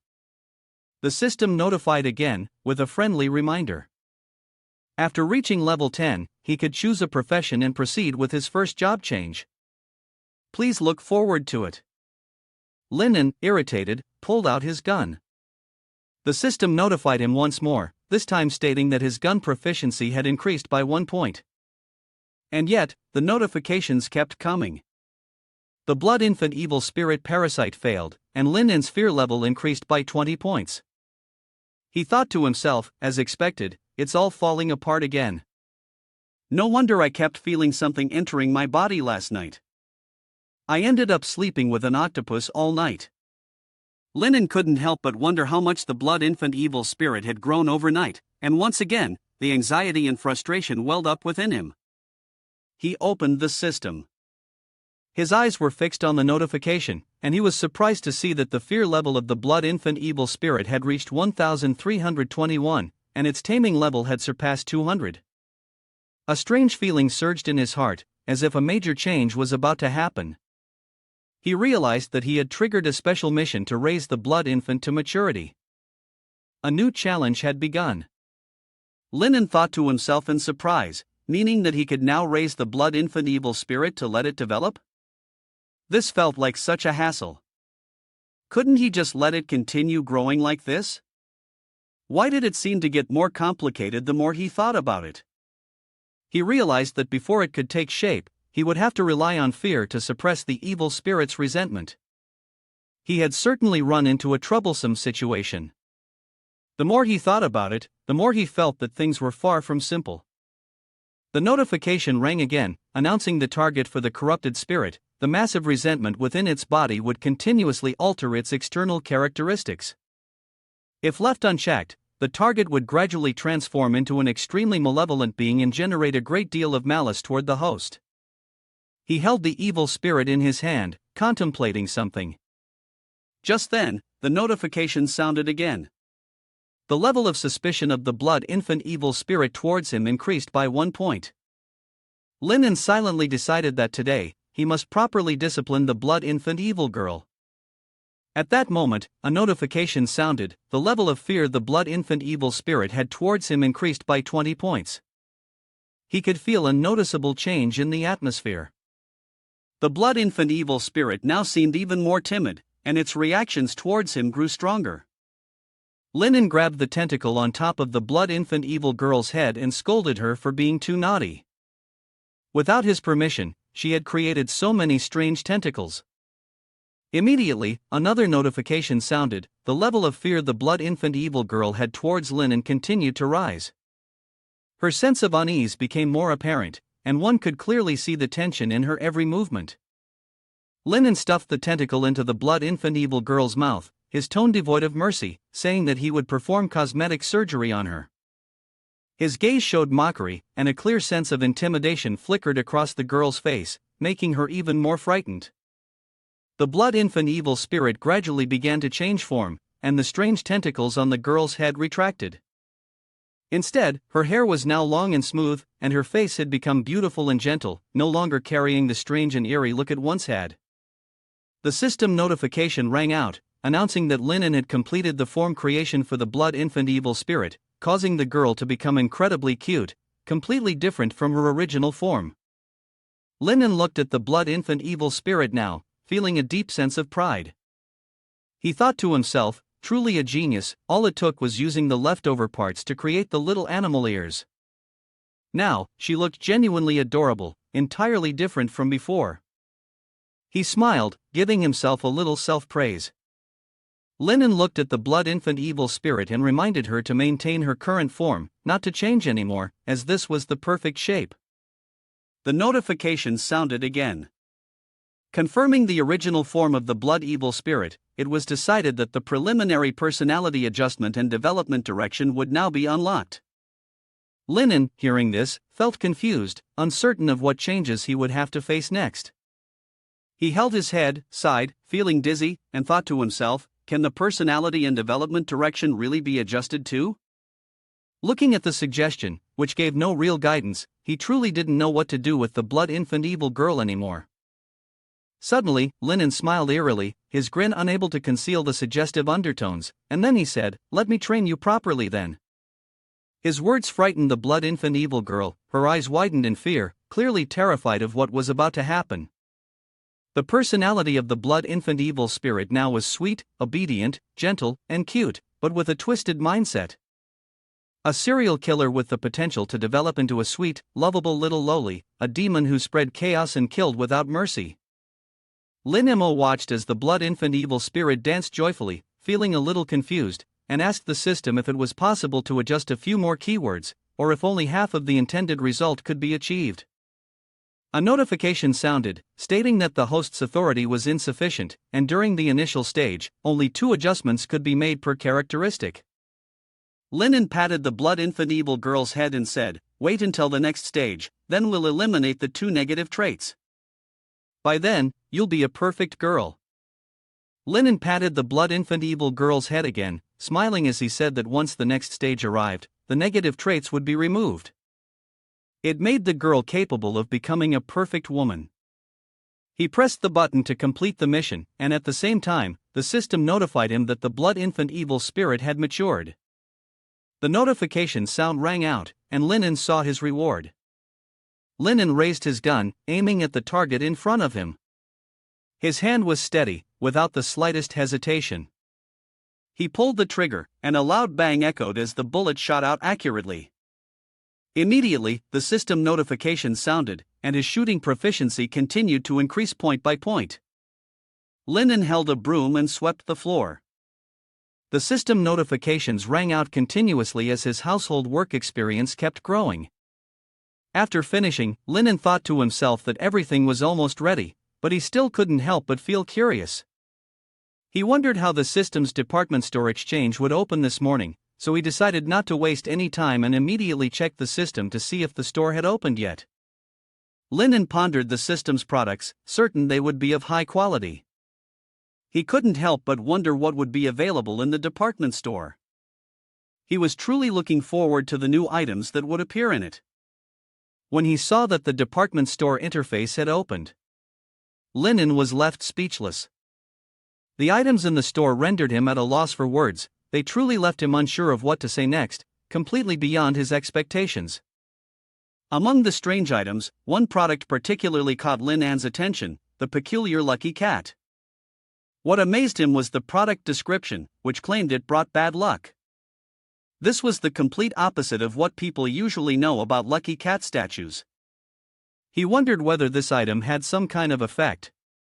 Why would it bring bad luck instead of the usual good fortune? Linen stared at the strange lucky cat. He thought to himself, could he be so lucky that he should buy it just to play with it? Resting his chin in his hand, his gaze fixed on the screen, his mind filled with thoughts about this bizarre item, unsure whether it would truly bring bad luck as advertised or if it was just a useless trinket. Linen stared at the screen for a moment, then decided to purchase the lucky cat, thinking it might make for a good gift. Suddenly, the cat jumped out of the screen. Linen saw the baby doll item and immediately stopped, feeling a sense of curiosity. Linen directed his gaze towards the blood infant evil spirit, thinking to himself that this item might be useful for the girl. After all, it's better to be prepared and not leave anything to chance. Linen patted the head of the blood infant evil girl, thought for a moment, and then decided to purchase the item. After all, it was a way to prepare for the future. The next item that caught Linan's attention was the formula for creating blood and flesh. He stared at it for a while, wondering whether he should buy it for experimentation. It would definitely be useful in critical situations. He grinned with satisfaction, thinking that he had finally found something worthwhile, and decided to thoroughly review the formula before making a purchase. He had a feeling this could be a useful item in the future. Lin Mo looked at the screen, his eyes flashing with surprise and delight, silently thinking to himself that the blood demon meat was actually being sold. In that case, he would buy it all. This item was definitely worth trying, especially since he was in need of something for an experiment. Linen pondered for a moment, his mind quickly calculating the blood and flesh formula, alongside the method for creating the violent reward potion from the system last night. Now, all that was left was to gather the necessary materials, and he could brew both types of potions. This is truly an opportunity that cannot be missed. He smiled inwardly, his heart filled with hope. Linen thought for a moment, then left the table and stepped outside in search of something. Coincidentally, today was the day merchants would supply goods, and many raw materials would be brought through here. Yesterday, he had already acquired quite a few things from Xiao Xiao, just in time to trade them. He felt that today would be a good opportunity to gather more materials for his plans. Linen opened the door and stepped outside, only to find an old witch in front of him, holding a mask that looked quite strange and old. She observed Linen for a while, then spoke, "Do you have anything you no longer use? Any discarded items that you could give to me?" A notification sounded, triggering the useless junk task. The task rewards included 50 skull coins, 100 basic experience, a 50-point increase in the scavenger's favorability, and an additional special reward. Linen agreed to the trade, and the witch looked at him for a moment, her gaze lingering on his items before asking again, "Is it really so many items that need to be cleared out this time?" Linen replied, "Yes, there are. Do you need my help to take it to the car?" The witch nodded and said, "I'm really troubling you too much." The young man, the system notified, congratulated you on completing the task.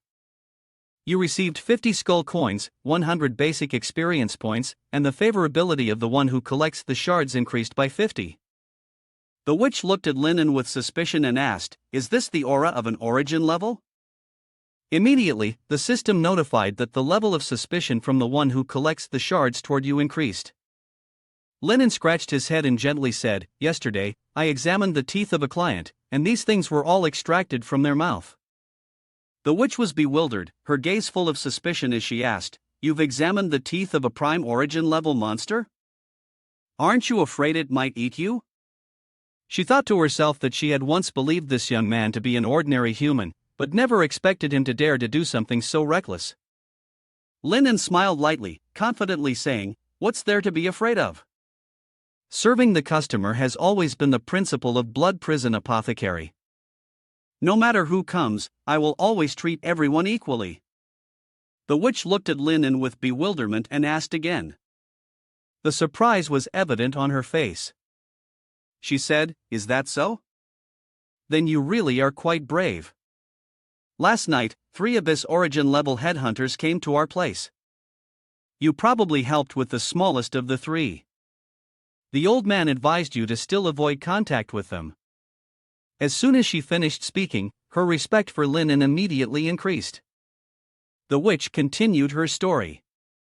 "Last night, near Butcher's Alley, the Evil Soul Street, and the Soul Shadow Alley, those 3 monsters wiped everything out. They destroyed everything, leaving nothing behind. It was truly unbelievable." The witch went on, 15 high-level demon hunters and demon spirits were killed, half of them. The demon hunter you encountered last night probably intended to stop by our Wandering Soul Alley for a meal. It seems that because of your help, our Wandering Soul Alley escaped a disaster." Linen listened in silence, surprised by what she said, not realizing that everything was so deeply connected to him. After a brief pause, Linen spoke. He felt that the guest from last night was quite endearing. Could they really be as cruel and malicious as that? The witch was surprised when she heard Linen praise the guest from last night as cute. She couldn't understand why he would view such a creature in that way. Linen scratched his head, his eyes shining with sincerity as he said that, indeed, the guest was quite adorable. His words left the witch speechless, unable to hide her surprise at his perspective. A notification from the system echoed, informing that Linen had left an unforgettable impression on the witch, one that would linger in her heart. The witch spoke, remarking that, indeed, in this dark world, there was no such thing as normalcy, especially when it came to things that seemed ordinary. Her voice carried a sense of deep understanding, as though she had seen too many inexplicable things in this dangerous world. The witch looked at the precious items Linen had brought and asked him, "You've brought me too many valuable things this time. I can't process all of it in one go." She couldn't hide the awkwardness in her eyes. The items Linen had brought were rare and valuable, but to her at that moment, they felt like a burden. She never expected him to bring so many things. After a moment of thought, the witch took out a bright red object. She handed it to Linen and told him to take it, explaining that she had just picked it up earlier, though she wasn't sure of its true purpose, it might prove useful to him. Linen was surprised to see the blazing red object before him, curiosity clear in his eyes. He had not expected the witch to possess such a strange item. Suddenly Linen understood, the deep red object before him was the cursed item, a relic of dark power capable of directly linking to the heart of a chosen target. The witch slowly raised the deep red heart in her hands, her eyes glinting with darkness and mystery, then told Linen that if he truly wanted someone to die, he only needed to concentrate on that person and then torment this heart in the most cruel way he could imagine, and the result would grant him countless pleasures from that person's suffering. Linen held the deep red heart in his hands, sensing the cold, gloomy aura radiating from it, and thought to himself that, just as expected, the things this old woman brought were never ordinary. A single glance made that clear. This heart was a death-dealing engine carrying a curse bound to destruction. The witch bid Linen farewell and suddenly vanished, disappearing in the blink of an eye. Linen turned to look at the small shop, silently thinking that the old woman passed by here every morning, treating it as a trading point, a place where various items could be exchanged in the future. Just then, he noticed a delivery coming in and without hesitation, Linen signaled for them to approach. A hand extended and offered Linen an item, and without delay, he made his usual request to fill up the storage. Linen held the bag in his hand and quickly entered the room. Lom was still lost in thought, reflecting on what had just transpired with the witch. Linen placed the bag down on the ground. He then turned and called out to someone, his voice calm yet carrying a note of seriousness, as if something important was about to unfold. Linen smiled brightly and welcomed them. His eyes lit up as though something special was approaching. Linen frowned upon seeing an object, his expression turning serious and slightly displeased. It seemed that the item was not what he had expected. A girl wearing a seductive red dress walked into Lin An's house, her long black hair cascading down, her sharp, powerful gaze full of intensity. This was the blood-clad evil spirit. As soon as the mother of the blood infant stepped in, she spoke with a sweet voice, yet it carried a coldness. The boss is doing well in business. Lin Mo studied her with a scrutinizing look before asking, "Is there something wrong with your health? Do you need treatment?" She replied, "I'm not unwell. I just moved to this street this morning, and thought I'd come by to say hello." She licked her lips and then glanced at Linen, softly adding that she was sure she wouldn't be welcomed here. Linen trembled slightly, drawing out his gun and fixing her with a determined gaze. He then said, "Welcome," with a hint of reluctance. She followed Linen, and he silently thought, a monster like this, completely impossible to gauge by rank, the soul lamp won't work on her at all. Reaching the table, Linen coldly gestured for her to sit. His eyes were sharp, as if he were watching every movement of the person in front of him. The girl in the seductive red dress sat down gently, her deep, meaningful eyes never leaving him. Her lips curved into a slight smile as she said, "Thank you," her voice soft yet carrying an indescribable coldness. Linen thought to himself that if she truly had malicious intentions, no matter how much he tried to stop her, he wouldn't be able to. So, he decided not to appear overly cautious but instead to greet her with friendliness and invite her into the house. After all, if he couldn't prevent it, it would be better to let things unfold naturally, at least avoiding unnecessary confrontation. When the announcement rang out, Linen suddenly realized he had activated a survival mission. Upon hearing this, he felt uneasy because this mission was eerily similar to the one from last night. The details matched so perfectly it was almost unbelievable. He wondered whether the woman in front of him and the prime origin level monster were truly as dangerous as each other. Or perhaps this was just another challenge he had to face. A sense of unease swelled within Linen. The female ghost crept closer, her fingers twitching, her eyes filled with schemes never leaving him. She observed him with a penetrating gaze, as if doubting whether he was truly a local. The atmosphere in the room seemed to grow thick, heavy. Linen could feel her gaze pierce through his skin. This sensation made it impossible for him to let his guard down, even for a second. You still maintained a constant vigilance in your heart, not allowing any threat to slip through. She coldly asked Linen if he wasn't afraid that some unfriendly customers might take advantage of him. Her voice was sharp like a razor, each word seemed to come from a monster hiding in the shadows. Her gaze was full of schemes and calculation. Linen sat opposite the blood-clad evil spirit, squinting his eyes as he looked at her.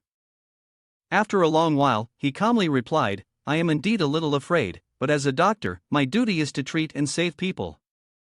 As long as they are your customers, I will treat them sincerely." This was the principle. The seductive woman in front of him blinked her eyes gently, then stood up and walked to his side, patting his shoulder and laughing, "Very interesting. But what if they're not a customer?" He frowned, looking at her with some confusion. She leaned in close to his ear and whispered, "What if she came to eat you?"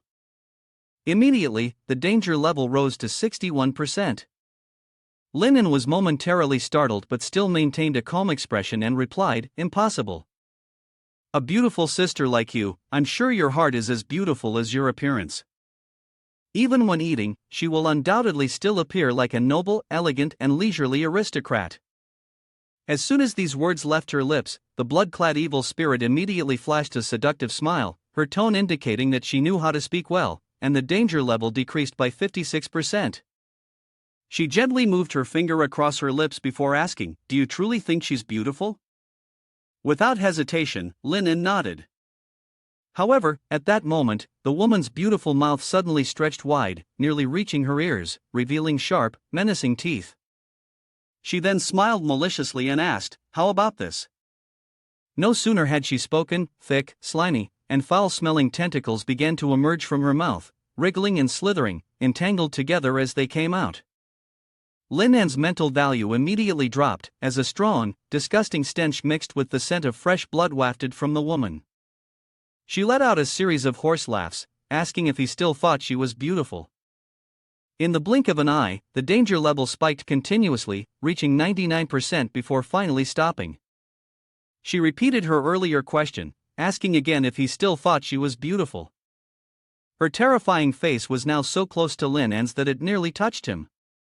He rolled his eyes, thinking of a way, and then suddenly had the idea of directly kissing her. The surroundings were quiet, and the female ghost froze in place. The female ghost, still stunned, asked what he was doing. Lin An cleared his throat awkwardly twice, feeling a bit embarrassed. He apologized, explaining that she had come so close to him that he couldn't resist kissing her. He begged for her forgiveness for his impulsiveness, admitting that she really was just his type. Upon hearing this, the female ghost stammered, repeating Lin An's last words.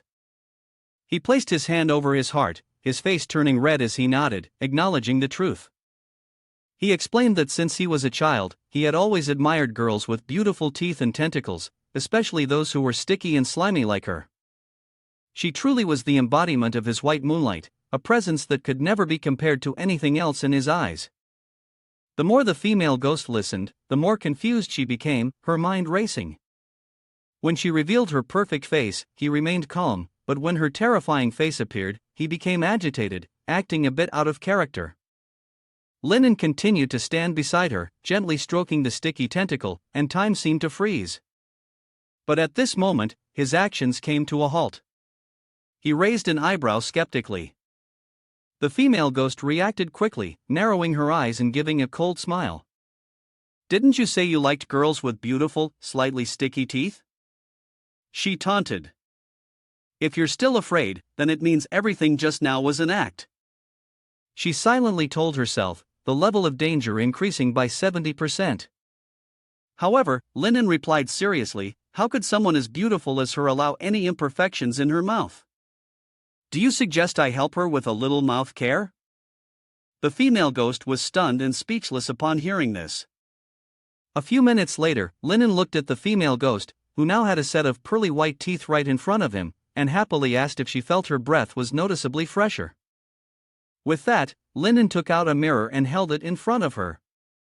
She gazed at it with delight, but just as she was admiring herself, Lin An suddenly patted her on the shoulder, causing her to startle. She tilted her head and asked what was going on. He casually asked how she felt. Was she satisfied with his service? The female ghost nodded lightly, saying it was acceptable. In reality, during these few brief minutes, her mind had almost slipped into a dazed state. Because this kind of situation was simply too baffling. This development was nothing like what she had expected. How could this possibly be a normal person's reaction? Normally, shouldn't Lin An be screaming in terror, then frightened out of his wits and running away? Yet in the end, not only was he not afraid, he even appeared delighted to help take care of her dental hygiene. Thinking this through, the female ghost forced herself to regain her composure, then once again curved her lips into a smile, restoring that seductive, enchantress-like aura she once possessed as a human. She looked straight into Lin An's eyes and said coldly, "Stop sweet-talking her. She came this time because she has something important to discuss with you." "Did you perform surgery yesterday on a pig-headed ghost?" The danger level has suddenly surged to 71%. Lin An hesitated slightly but admitted it, then asked, "Why?" Inwardly cursing his luck, he wondered if she had come on behalf of that pig-headed ghost seeking revenge. The female ghost narrowed her eyes at him again, smiling coldly as she asked whether he had performed surgery on him, and even taken an infant out of his abdomen, correct? In that instant, the image of that blood infant surfaced vividly in Lin An's mind. He hesitated and asked her who she was. The female ghost laughed coldly twice, her voice filled with murderous intent as she said she was the mother of the child. Lin An was stunned upon hearing this. It was something he never could have expected. He quickly tried to calm the female ghost, telling her to stay calm. "A beautiful lady like you wouldn't want anything to do with those pig-headed demons, right? Shouldn't she be the one who gave birth?" The female ghost snorted upon hearing this and told him not to play dumb with her. The pig-headed demon had definitely mentioned that he had eaten a little ghost a month ago, and that it was a part of her body that had fallen off, and now it had already taken shape. Lin An furrowed his brows as he looked at the female ghost, doubtingly asking, "So, why has she come here then?" Without hesitation, the female ghost answered that she wanted to take the child away. She licked her bright red lips, laughing maliciously as she said, "By now, it must have become a monster that brings misfortune." She was looking forward to that moment. Murderous, vicious, vengeful, and evil. These were the traits she envisioned for her child. It would possess all the qualities that she herself had, and would undoubtedly become a hunter of the highest caliber. Linen hesitated upon hearing those words, unsure of what to say to her. Meanwhile, the danger level was continuously skyrocketing, reaching 91%. Linen couldn't help but tremble and step backward. He felt that his end was near. If she were to see the current state of the blood infant, he would surely die. He kept retreating until his back bumped into the medicine counter behind him. There was nowhere left to go. In a rush to stall for time, he hurriedly spoke up. He asked her why she was so certain that the child was hers. If she wanted to take it away, he thought that pig-headed demon should be brought here to confirm it first. The female ghost let out a cold snort, glaring at him. If he wanted to confirm, she would let him and that pig-headed demon do it together. No sooner had she spoken than her enormous, blood basin-like mouth gaped open, accompanied by a series of retching sounds. In an instant, a pig's head covered in slimy mucus crawled out of her mouth and fell onto the counter. Linen stared in disbelief. That pig-headed demon, she had actually eaten it. His sanity value plummeted with the sight. The female ghost, with a cold laugh, slowly stepped closer, one step at a time. Countless quick tentacles rushed toward Linen, surrounding him with a binding curse. She coldly asked him if he was ready to hand over the child. Perhaps, she might still consider sparing his life. Linen, with a serious expression, said he would definitely hand over the child, but he needed to explain something first. The child might be a little different from what she expected. However, at that moment, from within the curtain that concealed the passage leading to the back courtyard, a soft sound of footsteps suddenly came. Linen slightly trembled. The female ghost immediately raised her head, sensing the presence, and a cold smile appeared on her face. She said, "It's her child. Let her see how it looks now." Linen hurriedly suggested that she not look. But the female ghost stubbornly moved forward, eager to see whether the child had become twisted beyond recognition or writhing with evil, sacrilegious intent. At that moment, the curtain of the back courtyard was slowly lifted, revealing the little girl who walked out in a daze. She had a pair of furry ears drooping from her head, hazy and fluffy. The face was soft and tender, with fur-covered ears, but incredibly charming. In the blink of an eye, the demoness's expression turned rigid, her whole body stiffening where she stood, like a carved statue, completely frozen, not moving a muscle. The eerie silence, devoid of any restraint, immediately spread throughout the surroundings. The demoness mechanically asked, "Who is this child?" Linen coughed a few times, then said seriously, "She's the child that the pig-headed demon gave birth to yesterday. Isn't she adorable?" As soon as these words were spoken, the demoness' eyes became vacant. She couldn't believe it. This definitely couldn't be her daughter. Instinctively, she extended a long tentacle from her body, then severed it. The blood infant stared blankly at the tentacle lying on the ground. The tentacle fell to the ground, then quickly slithered around her ankle like a small snake, almost without any resistance. It then seeped into her tiny body. The perfect fusion occurred without any rejection whatsoever. The demoness trembled for a moment, her gaze slowly becoming more vacant. "I can't believe it, is this really her daughter? How did she end up like this?" Linen looked at the empty expression on the female ghost's face, realizing that the situation had changed. Taking the opportunity, he quickly asked the system what was going on. The system quickly explained that the blood infant evil spirit had completed its initial transformation, and it was following the setup Linen had configured earlier. Adjusting the worldview and values properly, Linen soon saw the interface introducing the blood infant evil spirit. Seeing the system's message, Linen couldn't help but smile smugly. This was definitely not the same as before. Suddenly, Linen shouted sharply. The girl, who had been walking in a daze, immediately straightened up, almost as if it were a conditioned reflex. Linen was very pleased to see this, then decided to give another command. Sure enough, the blood infant obediently followed through. Linen raised an eyebrow, feeling incredibly satisfied. It seemed that this was the highest level of domestication. Although he felt a sense of accomplishment and pride, it didn't seem to be going too well for the other party. Still, he tried his best to think of a way to please the client. Thinking for a moment, he turned his head to look at the female ghost who was standing absent-mindedly to one side. He took the girl's hand and pulled her in front of the female ghost, saying seriously, "This is indeed a very healthy girl.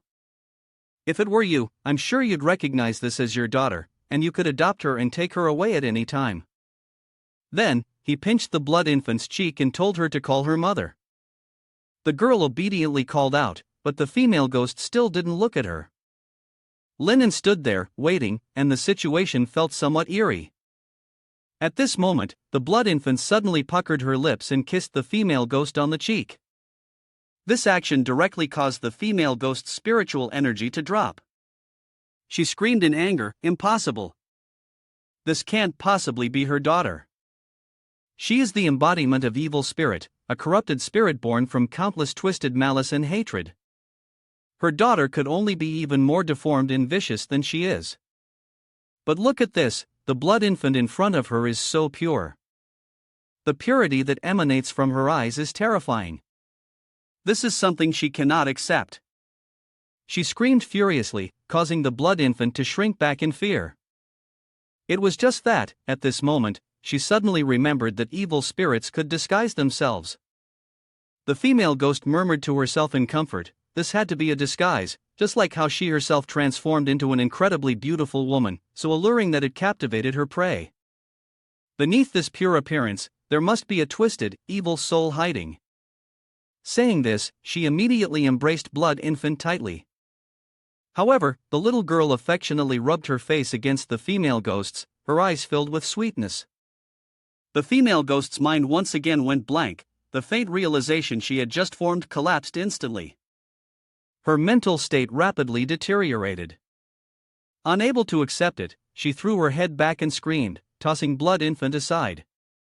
Linen quickly ran over to catch the little girl, holding her in his arms, then looked up hesitantly at the female ghost. The female ghost despondently shook her head. Usually, the fragments of evil spirits that fell from her body would transform into a twisted existence. Why was this time different?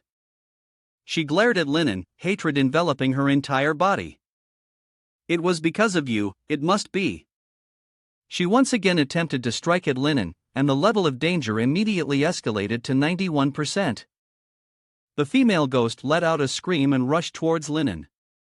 But just as the situation was critical, with a 1,000-pound weight hanging by a thread, Linen decisively raised the adorable blood infant in his hand, holding it in front of his face to block the ghost's path.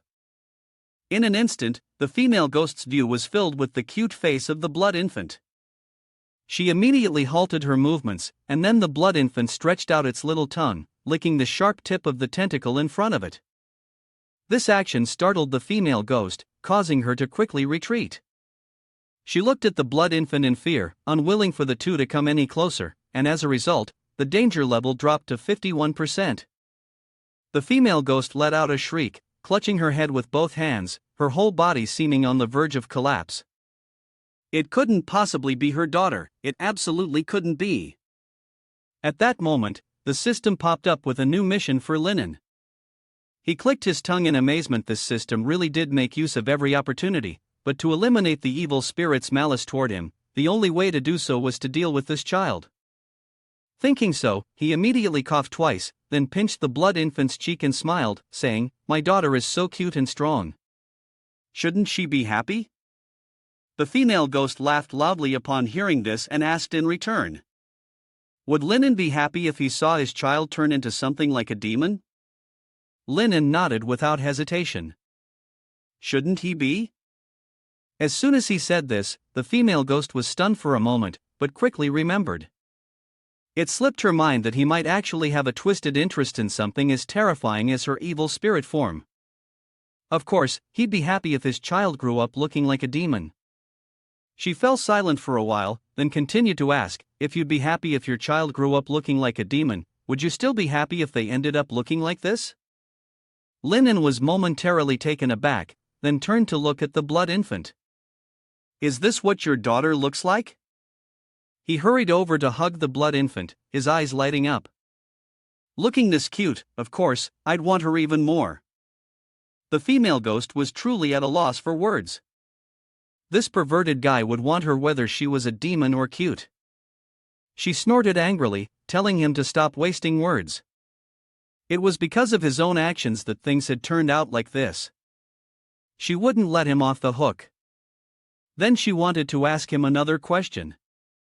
It was only that before finishing his sentence, Linen was interrupted. He asked whether she truly wanted her child to turn into a corrupted, evil demon, a monstrous creature with twisted, disfigured tentacles growing everywhere. Did she actually prefer such a being, one that would immediately attack upon being seen, rather than a sweet, innocent child who would look up and call her mother with warmth and tenderness? The female demon froze upon hearing these words, her face changing with increasing intensity. Linen didn't give her a chance to respond and continued, in reality, the demon is extremely eager to have a child with such pure looks, but because of the evil spirit's traditional mindset, she's too afraid to admit it. As soon as these words left his mouth, the female demon immediately screamed in fury, "Don't waste your breath!" She attacked again, causing Linen to be startled and retreat. He quickly pulled blood infant in front of him as a shield, the child's sweet eyes staring at the demon. Then, in a childish voice, she stopped the demon from advancing. The demon trembled, her murderous intent, which had just flared up, immediately suppressed by the child's voice. Linen smiled with satisfaction. "You know how to handle her now," Linen said, gazing at her seriously. "Actually, the words you said, the female demon also agrees, doesn't she?"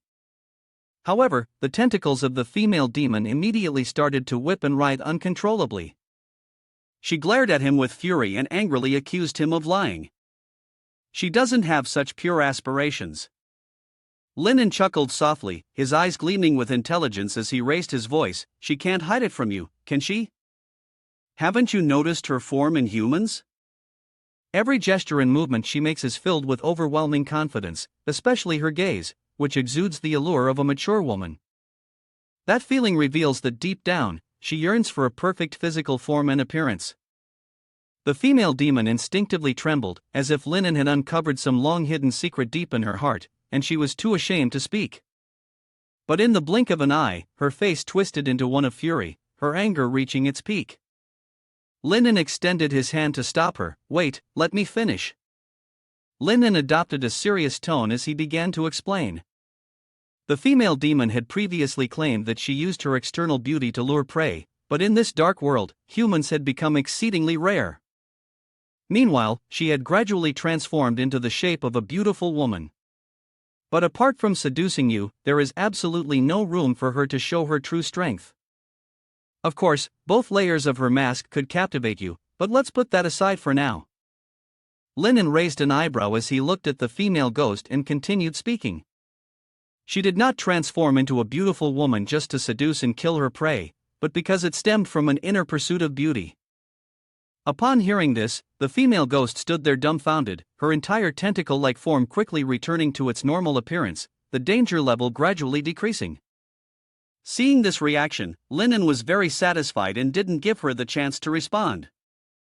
Although she was indeed a corrupted spirit, he believed that a corrupted spirit who knew how to pursue beauty proved that she was not evil and not as wicked as she claimed to be. Linen patted her head and sincerely continued, "For example, in your eyes, she is incredibly beautiful, not only in appearance but also in the instinctive glow of a mother emanating from deep within, along with a human-like charm." Linen then nodded toward the blood infant, pointing out that the evil spirit fragments she had dropped unexpectedly turned into such a beautiful and adorable baby. Could this not still prove her purity? Is it the goodwill in her heart? The level of crisis gradually decreased with every word Linen spoke. When the goodwill increased, Linen was very satisfied. However, he did not stop there, continuing to ramp up the pressure, seriously saying, "Like her child. Why do all the other corrupted spirits give birth to deformed children? But you are different. Do you really think that just relying on you, a small human, can make a difference? Linen waved his hand and shouted loudly, "You don't even believe in it yourself. Your argument is so convincing that your eloquence keeps getting better and better." The female ghost stood there, dumbfounded, twitching her lips, unable to get a word in. Because every word he said made perfect sense. At this moment, Linen suddenly turned his head and, in a deep and heavy male voice, said, "So cherish it, beautiful lady. This child is the most precious gift for you, a lovely little baby who wouldn't like that?" After saying that, he raised the blood infant, with its sweet appearance, in front of the female ghost, and the surroundings fell into complete silence. The female ghost still stood there, dazed, with no reaction for a long time. Linen cleared his throat and sincerely asked how she felt. The female ghost shuddered all over, her gaze slightly panicked, wanting to avoid it. She stammered, speaking a little sense. As soon as she spoke, the system notified that Linen had completed the task, and the reward was incredibly generous. Linen secretly sighed in relief upon hearing this, his lips twitching slightly. Finally, it was done. But now was not the time to celebrate. Linen stood seriously in place, suggesting that the female ghost throw away her obsession and hold her child. The female ghost's face suddenly flushed with embarrassment. She turned her head to the side, too shy to look at the lovely child before her. Seeing this, Linen urged her not to dawdle and to take the child already. After saying that, he directly threw the blood infant toward the female ghost. She flinched slightly, but in the end Zhang reached out with both arms and held blood infant tightly to her chest. This sensation was something she had never tasted before. Could this be the flavor of motherhood? Blood infant sweetly kissed her cheek, filling her with warmth and joy, yet also startling her. Clearly she should discuss this matter, but for now she was enjoying the feeling. Linen watched the two of them in silence for a long moment before seriously asking how she felt.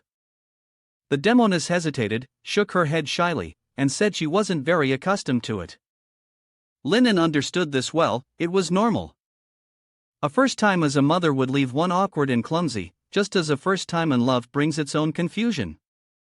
Upon hearing this, the demoness froze for an instant, but very quickly recovered. Her face regained its cold expression. Clutching blood infant, she angrily scolded Hu Yanluan, telling him not to think that spouting a few words could change who she was. She said she now lived next door to him, and that one day, if she took a fancy to him, she would come at night and eat him. No sooner had the words left her than blood infant in her arms suddenly leapt up and licked her face.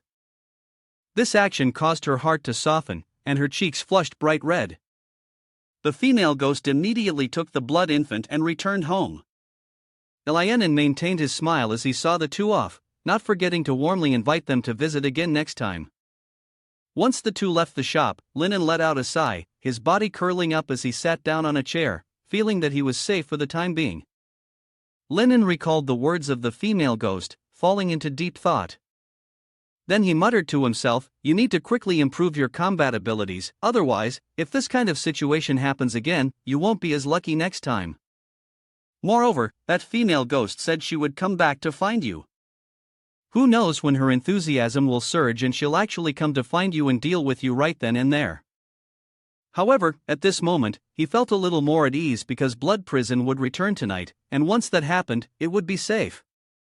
Linen calmed his thoughts and then opened the system's space to check.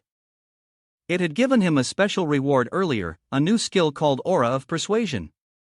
During persuasion activities, this skill could increase the persuasiveness towards the target, while simultaneously reducing the target's hostility. Without hesitation, Linen began to study this skill. Immediately, the skill transformed into a long flow that entered his body. Time slowly passed, and Linen continued his dull, uninteresting routine of working on time. At that moment, a sudden knock on the door echoed. Lin quickly went to open it, curious to see who it was. However, as soon as the door opened, a cold, sinister aura rushed in from outside, making him instinctively shiver. Before him stood a figure clad in black armor, with messy white hair cascading down his back, his eyes flickering with a strange light. He was a black knight. The light from the lamp by the door failed to illuminate Lin An's heart at that moment. He was deeply shaken. Clearly, another dangerous individual had arrived. Moreover, based on his appearance and the way he presented himself, this person definitely belonged to the faction of Bosting On. At this point, the Black Knight emitted a hoarse voice, mentioning the need for a powerful combat-supporting drug. With that, he took out a large bag from within his attire, indicating that something would be required from Linen. Immediately, a new mission was issued to Linen. This time, it simply required preparing enough combat medicine and whatever the Black Knight wanted, but would it really be that simple? Linen carefully invited him inside, flashing a professional smile as he said, "You've come to the right person. In this entire wandering soul tunnel, the medicine from the Blood Prison Pharmacy is the best and most high quality." Hearing this, the Black Knight furrowed his brow and asked skeptically, "Isn't this the only pharmacy within several hundred miles?" Linen nodded without hesitation, arrogantly replying, "I make the best medicine, which is why all the other pharmacies had to shut down." Linen then pushed a variety of medicinal products on the table toward the Black Knight, asking him which one he needed. His shop carried all kinds of medicines in a wide range of packaging, ensuring that he would be satisfied. After that, he took out a green vial. For example, this one is the best seller. It can greatly enhance one's attack strength. The Black Knight glanced at the vial in Linen's hand, then grabbed it, raised it to his nose, and sniffed it before drinking it in one gulp without hesitation. However, nothing happened. The Black Knight shouted angrily, "This medicine has no effect on my combat abilities." The sense of crisis instantly increased by 10%. Linen realized that this mission was dangerous. If he didn't provide a medicine that satisfied the Black Knight, there was a high possibility he would resort to violence. He hurriedly said, "We still have a lot of medicine in the shop." After a long while, he managed to take out a purple vial and handed it to the Black Knight to try once more. This medicine was a berserk potion, capable of enhancing overall combat ability while also sending the target into a berserk state. The Black Knight took the vial, drank it all in one go, and immediately a red glow emanated from his body, with faint traces of blood red appearing in his eyes. Linen nodded in satisfaction. It was effective, and he was sure the Black Knight would be pleased. But he had rejoiced too soon. The Black Knight casually discarded the vial and said in a low voice, "The effect is too weak. This medicine is only useful for weak creatures, it doesn't do anything for him." The level of crisis has increased again. Linen quickly told him to wait a moment while he went to search again. He pulled out another vial, but the Black Knight cursed it as trash. Linen kept searching, and every time he tossed out a vial, the Black Knight criticized it. The crisis level instantly rose to 40%. Linen, panicking, handed him another vial, but it had already expired. A few minutes later, Linen solemnly looked at the counter, which was now filled with empty bottles. Again he looked over. Black Knight was losing patience on one side. It seemed the shop didn't have the best medicine, he didn't want to waste any more time here. Linen panicked inwardly, but he had to act. Black Knight's patience had reached its limit, murderous intent filled his eyes. Linen hurriedly intervened. The shop still had one kind of medicine that would absolutely meet his requirements, but he needed a little time. The potion had to be brewed on the spot. The Black Knight squinted at him and remained silent for a long while. Linen collected himself and said that if he was still not satisfied, he could deal with him right there. At those words the Black Knight's eyelids flickered. After hesitating a while he still stayed silent, but his hostility dropped by 5%. Sure enough, after some hesitation he gave him half an hour to prepare it if he couldn't make him satisfied. He ground his teeth as he stared at Linen and said matter-of-factly that he would kill him immediately if he failed.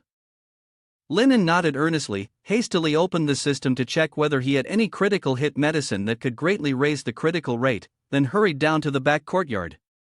Starting to tinker with alchemy, now there's nothing left to do but go all in, but hopefully, the potion crafted from the system's rewards will be satisfactory. Linen rushed into the warehouse to gather the medicinal ingredients. Luckily, he had bought everything needed today. Even the most difficult creature of the initial rank to concoct could now be prepared for the bounty hunter from last night. Although his alchemy skills weren't advanced, over the years, learning from Blood Prison, his technique had improved greatly. Having finished preparing the materials, Linen went to the pharmacy. First, he ground the herbs into powder, then refined the violent concussion fruit and extracted its slime. After completing these steps, he tossed everything into the large cauldron and began stirring vigorously with a rod. Soon, a thick, slimy, eerie foam began to rise from the cauldron. Next, he added the black fallen wings and the fangs of the werewolf spider. The large cauldron instantly turned a boiling purple, with terrifying skulls rising from the surface. Linen stood coldly in front of the cauldron, continuously stirring. The potion inside changed colors in a constant flow of transformations.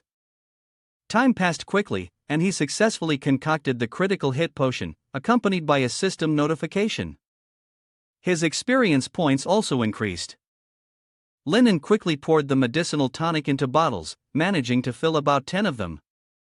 He brought them to Black Knight, apologizing for making him wait so long, and also made sure to introduce the tonic as a special formula he had personally crafted. Black Knight glanced at the simple bottles of tonic, then picked one up to examine it. He asked indifferently if Linen was sure this was the best the shop had to offer. He warned him to think carefully, or else there would be consequences. Linen nodded seriously, assuring him that Black Knight would be satisfied. Despite saying that, he was internally anxious, knowing that whether he could pass this test would depend entirely on the effectiveness of this tonic. Black Knight stared at Linen for a moment, then opened the seal on the bottle. Immediately, a strong, foul odor wafted out from the tonic. Black Knight was taken aback, startled by how rancid the smell was.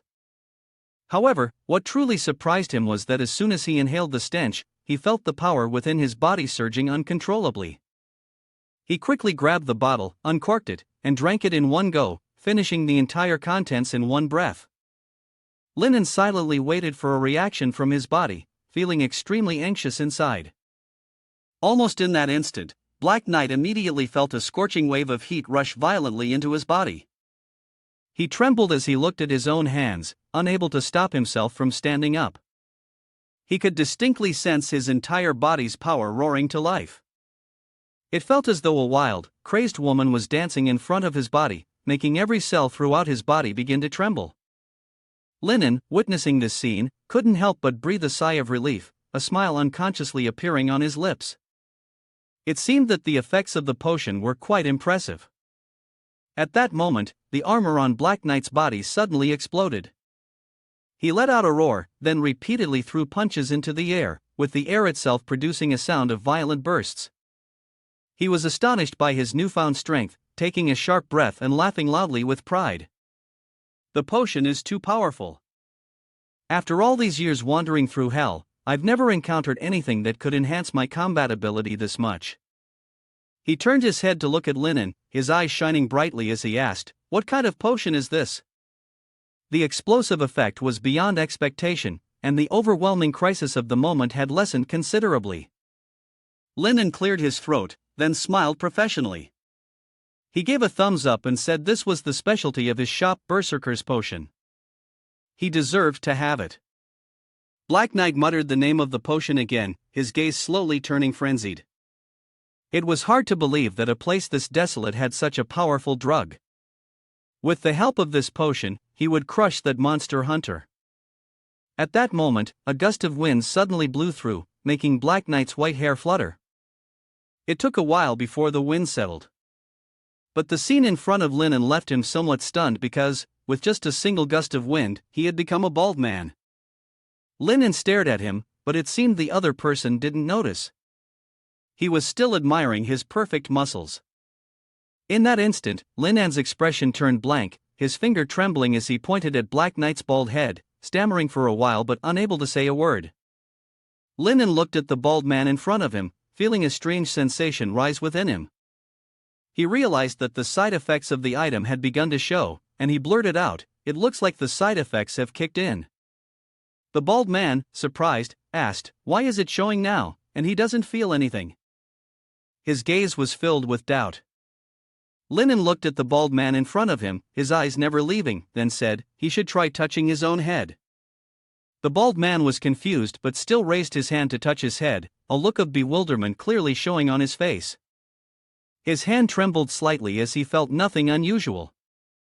When he froze, his eyes widened, and his confusion became more evident. His hand remained on his head, and the emptiness he felt caused his heart to sink. He stood frozen when he realized the change, turning to Linen with a look of panic. Linen also trembled, unsure of what to say, only able to stand still with a clearly puzzled expression on his face. His eyes were fixed on the bald man as if trying to find an explanation for everything. The two of them stood silently, neither speaking, the air thick with tension. The bald man lunged forward, grabbing Linen by the throat, his face contorted with anger and confusion. His mouth stammered threats, saying he would kill him, but Linen remained calm, looking at him and saying, "Didn't you say you weren't afraid of death? Then what are you afraid of this small side effect for?" His cold voice made the bald man hesitate. He screamed in panic, still tightening his grip on Linen's throat, shouting, "What did you do to him? Why is he bald?" Linen simply shrugged lightly, replying that while he was indeed bald, he had become stronger because of it. His gaze held no fear whatsoever. The bald man thought to himself that this was merely a small price to pay for new power, but the feelings of anger and confusion still lingered, unable to be shaken off. He began to sense the changes happening within his own body. He angrily declared that he had always been a warrior in pursuit of strength, willing to sacrifice everything for it, but his long hair flying in the wind and the aura of the Black Knight were things he could not do without. He asked if this price was worth it. Did he really have to sacrifice his own image? Anyway, the effects of the medicine were surprisingly effective. Once he finished it, he would become twice as strong, truly a masterpiece. But the sensation of losing his hair left him in shock. The price to pay was indeed steep. Still holding Linen by the collar in anger, he glared at him as if he wanted to crush him. Then the bald man looked into a small mirror, stared at his reflection, scoffed, and said, "So what if I'm bald? Compared to power, that's nothing." He could even feel himself growing stronger. What he needed was power. Trivial things like appearance were just frivolous distractions. The bald-headed man looked into the mirror, pointing at his own bald head, his voice filled with confusion and irritation. He said he could tolerate being bald, but why did it shake so violently, and why did it glow? He asked Linen if he had ever seen anyone's head constantly glowing. It even emitted a sound like ting-ting. Was this some kind of side effect he hadn't known about? Linen smiled awkwardly, trying to stay calm, and told him to take it easy. This might just be one of the side effects he hadn't anticipated. Plus, wasn't it shaking? Adding a little more distinctiveness could make him stand out even more, wouldn't it? This could make him even more special. He frowned, sighed, as if he didn't know what to do with this situation, a mix of worry and confusion on his face. He cupped his face in his hands in a gesture of helplessness, his eyes filled with despair, and asked Linen, losing his patience, how much he had to pay for this medicine, feeling as if he had already sunk too deep into a situation that couldn't be saved. Linen replied in a calm tone, 1,000 coins per bottle, absolutely worth every penny. The bald man furrowed his brow upon hearing this and asked about the quantity of the medicine. Without hesitation, Linen answered that, including the bottle he had already taken, there were a total of 10 bottles. The man slammed his hand on the table, speaking in a harsh tone that he would buy all of them. Linen was surprised, his eyes widening as he curiously asked, wasn't it because of the side effects of the medicine that he was resisting? His voice was filled with curiosity, unable to comprehend this sudden decision. The man extended his hand towards Linen, startling him. Linen couldn't help but become cautious, taking a small step back, but still maintaining his composure. The bald man pointed to his own head in anger, saying that since he already looked like this, was he still afraid of losing more hair? He then ordered Linen to quickly pack the medicine for him, threatening to kill him if he didn't. The light from the lamp beside them cast a glow on the man's bald head, emphasizing its dull and strange appearance. As he was about to leave, Linen went to the door to bid him farewell, saying, "You're welcome to come again next time." His tone remained polite, yet sharp. When he had gone far, the boy still stood by the door, softly calling after him. If he ever wanted the same kind of medicine again, the boy could make him a 1%. These words passed through the air like a subtle, suggestive invitation. the scene shifts to a battlefield engulfed in flames. Amid the chaos, a lone rider stands firm. It is the Black Knight. Another figure leaps down from the horse, landing solidly on the ground, preparing to face the Black Knight. The Black Knight speaks, asking if the other man has arrived. He had thought that the man had been defeated and fled, unwilling to continue the fight. The other man confidently replies, of course, as he steps closer to the Black Knight. Their eyes meet in the smoky air, and both of them smile. Their smiles are cold, ruthless. In that moment, the only sound is the wind howling through the flames and the flickering firelight reflecting off their faces. The two of them stand facing each other on the tense battlefield, the air seemingly frozen in the decisive moment. The dying rays of the setting sun cast a faint glow on their figures. The Black Knight draws his sword, the blade gleaming in the firelight, and says, "Today, either you die or I die." The other man shows no sign of fear. His confident gaze seemed almost challenging, and with a smile, he said, "Relying on yourself from decades ago, you were never a match for me, and nothing has changed now. Are you in such a hurry to come here just to die by my blade? If that's the case, then I will grant your wish." The Black Knight opened the vial of medicine, his cold eyes fixed on his opponent before he spoke. Who will win and who will lose is yet to be seen. With that, he drank the entire contents of the vial, the liquid sliding down his throat, leaving a faint burning sensation. The change on his face was undeniable, a new power seemed to ignite within him. His eyes grew sharp, filled with determination, and he commanded his opponent, "Come at me." The other man furrowed his brow, his eyes flashing with surprise. Such an overwhelming aura. Is that a miraculous drug? He could feel the distinct change in the Black Knight's energy, as though his strength had just ascended to a new level. Frowning, he stared at the Black Knight, then shook his head slightly, saying, "No matter how many drugs you take, it won't close the gap between you and the Black Knight." He knew his own power well, but he couldn't help but acknowledge the determination and effort of his opponent. Although he knew that the Black Knight was trying to close the gap, he was still intrigued by the challenge, ready to indulge and continue facing the arrogant opponent before him. He was unsettled because just moments ago, the Black Knight's helmet had flashed with a strange, dazzling light, as though something was emanating from within. It wasn't just light, there was also an odd sound accompanying it, a kind of noise he had never heard before. He stared intently at the Black Knight's helmet, the sparkling light reflecting off it preventing him from looking away, and his mind couldn't help but wonder what it really was.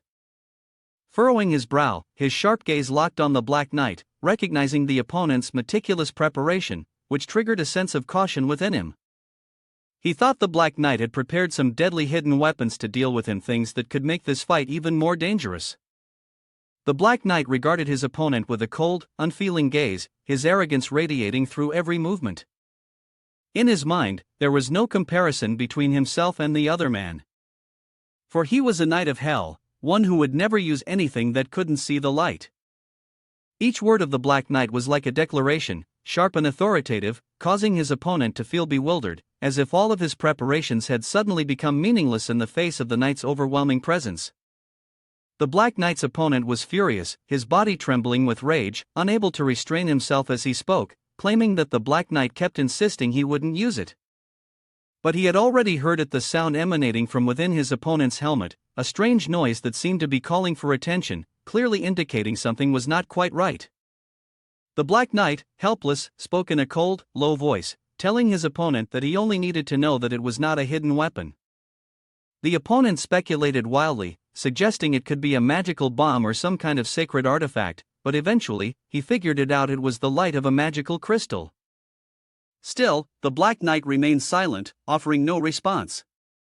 The Black Knight was nearly driven mad and asked his opponent if he had finished asking. In a fit of anger, he snapped, "None of those things." At this point, the opponent was surprised by the light radiating from his own head.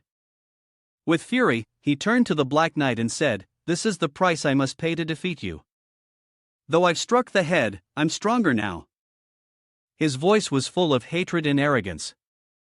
While the light from the helmet reflected on his face, filled with determination, everything around seemed overwhelmed by his imposing presence. The Black Knight raised his sword, the light shimmering on the blade, declaring that his violence was now complete, and that this day next year would be the day of his opponent's demise. The opponent, blinded by the dazzling light, could not clearly see the Black Knight's movements but could only feel the approaching danger. The Black Knight charged forward, swinging his sword powerfully towards the opponent, the light from the blade reflecting off its sharp surface, ready to cut through the space. At Lin An's residence, when the door was opened, he was taken aback by the unexpected guest. In the dim light, Lin An involuntarily greeted, but his voice was filled with confusion. Standing before him was Aokalaku, the legendary demon slayer, now covered in blood and struggling to stay on his feet. Lin An asked in surprise, how could Aokalaku be so severely injured in just a few days? Aokalaku angrily told him to stop babbling and quickly help him heal, promising to pay double the amount. Just then, an announcement sounded. Lin An's task was to treat the wounds of the demon hunter. The demon hunter told him that he had encountered a foe whom he had once defeated in the past, someone who had never been a match for him. But this time, for some unknown reason, that person had suddenly become unusually strong, as though he had consumed some sort of sinister elixir. The demon hunter angrily described the sharp critical strikes and relentless slashing of his opponent, causing Lin An to feel a deep sense of unease the moment he heard the words critical strike. The demon hunter painted a picture of the opponent as a bald man, whose head would glow with a crazed light whenever he prepared to attack, making it almost impossible to land a hit on him. It was clear that this person had gained some divine attribute and wielded a strange weapon.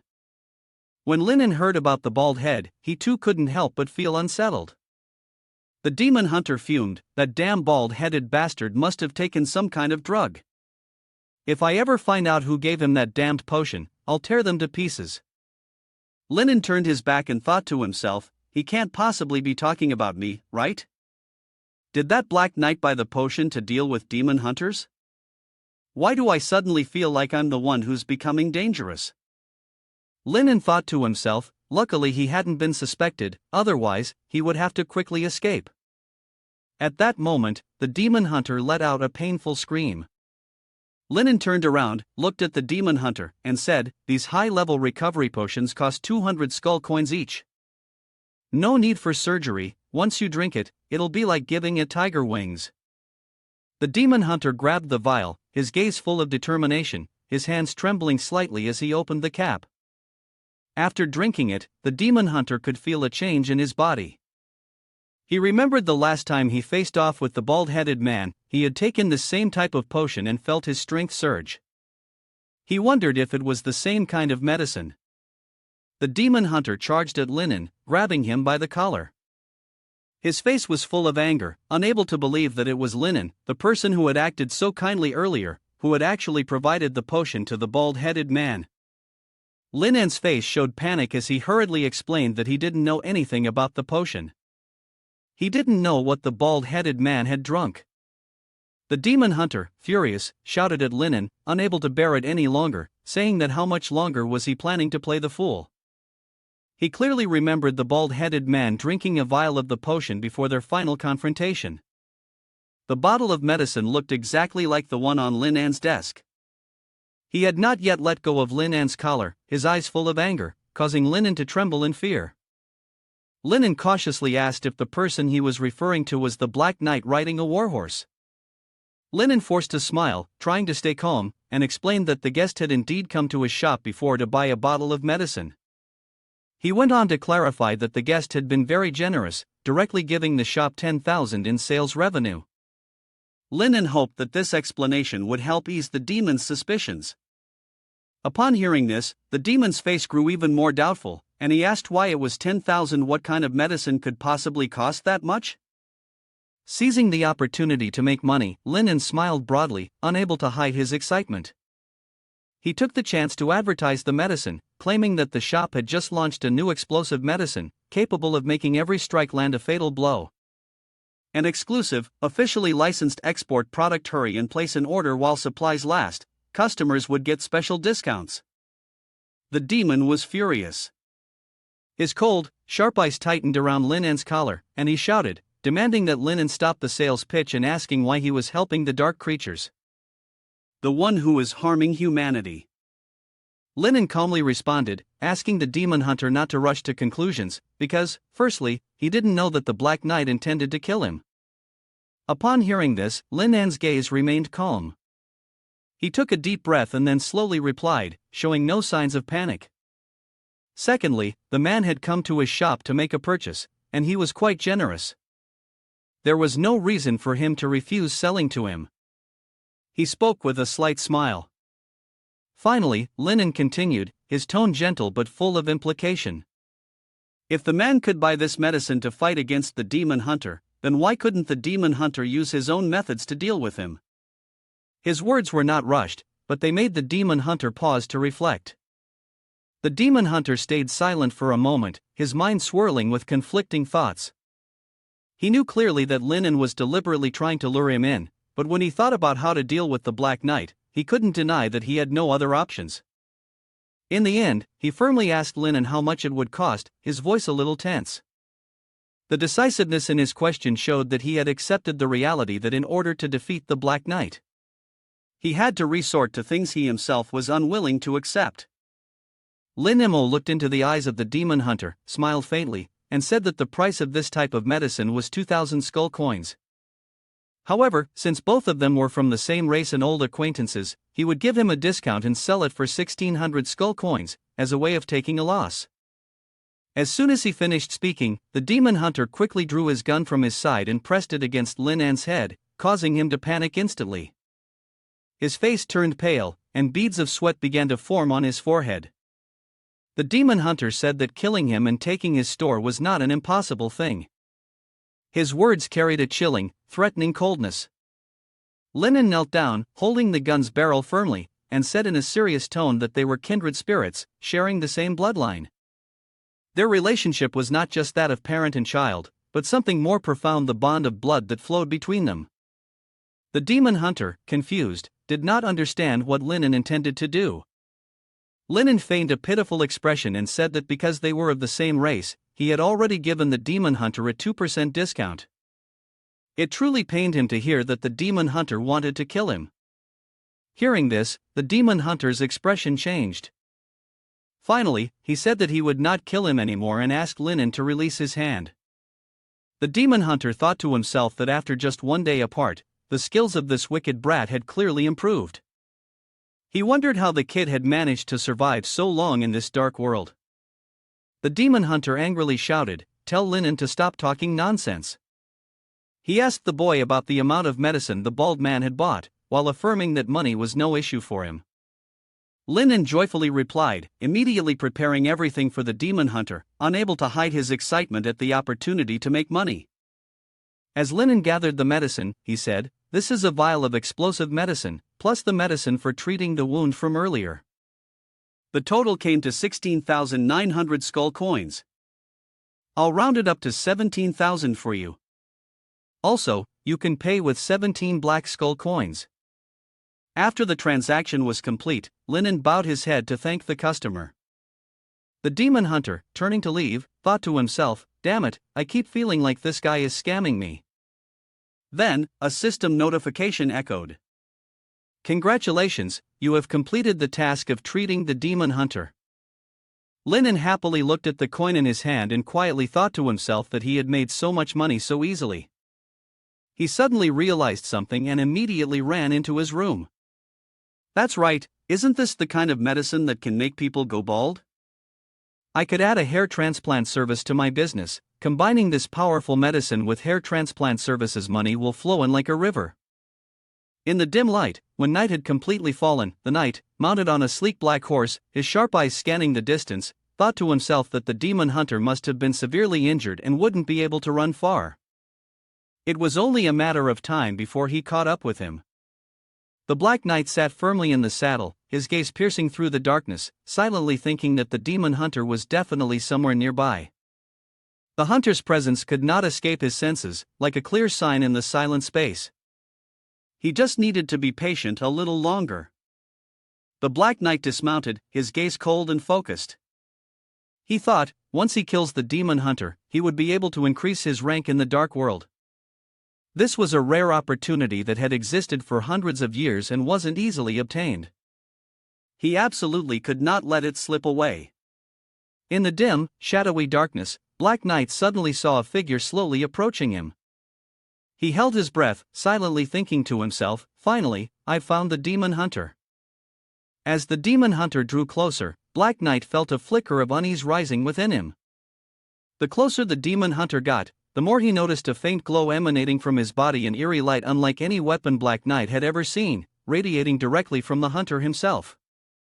This strange, unnatural light made Black Knight uneasy, leaving him unable to predict what might happen next.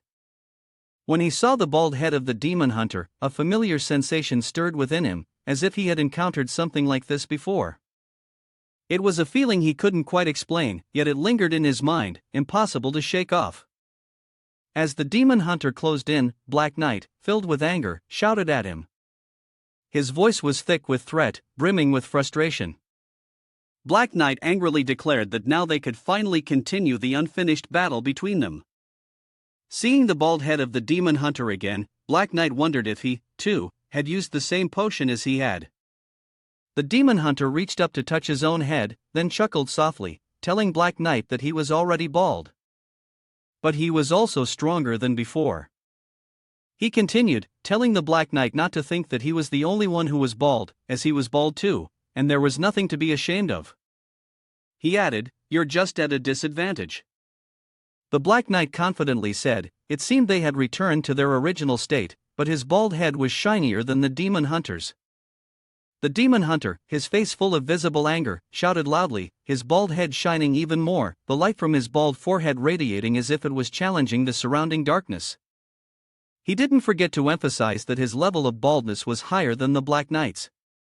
The Black Knight stood firm, the light from his shiny bald head reflecting in the darkness, his confidence clearly evident. He looked at the bald head of the demon hunter and confidently asserted that not only was his head shinier, but his baldness was also far superior.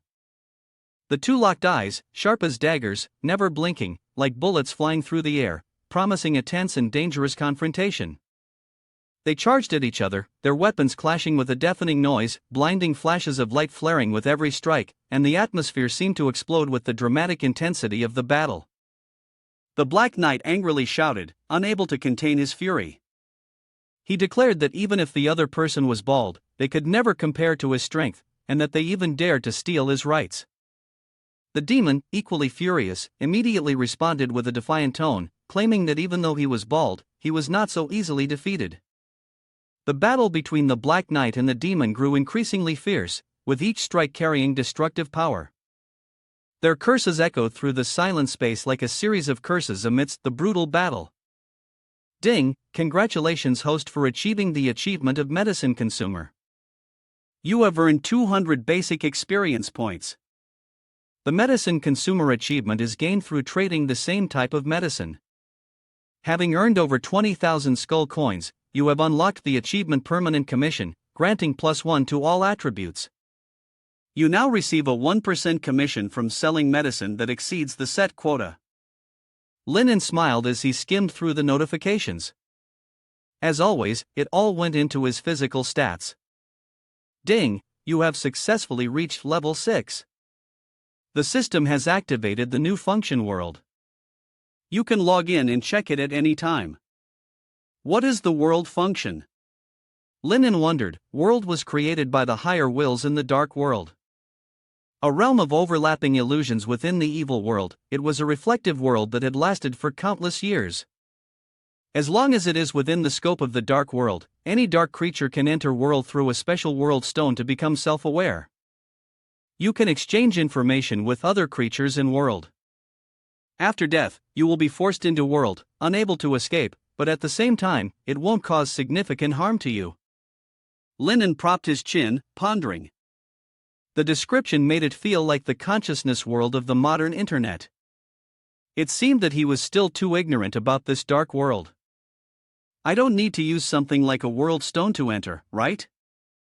Linen asked the system, but in return, the system notified him that the system integration had been completed for him. Each time you log in, it will cost 500 skull coins, and the system will automatically connect you. Linen was startled by the cost of 500 per login. It seemed expensive. However, he agreed to give it a try.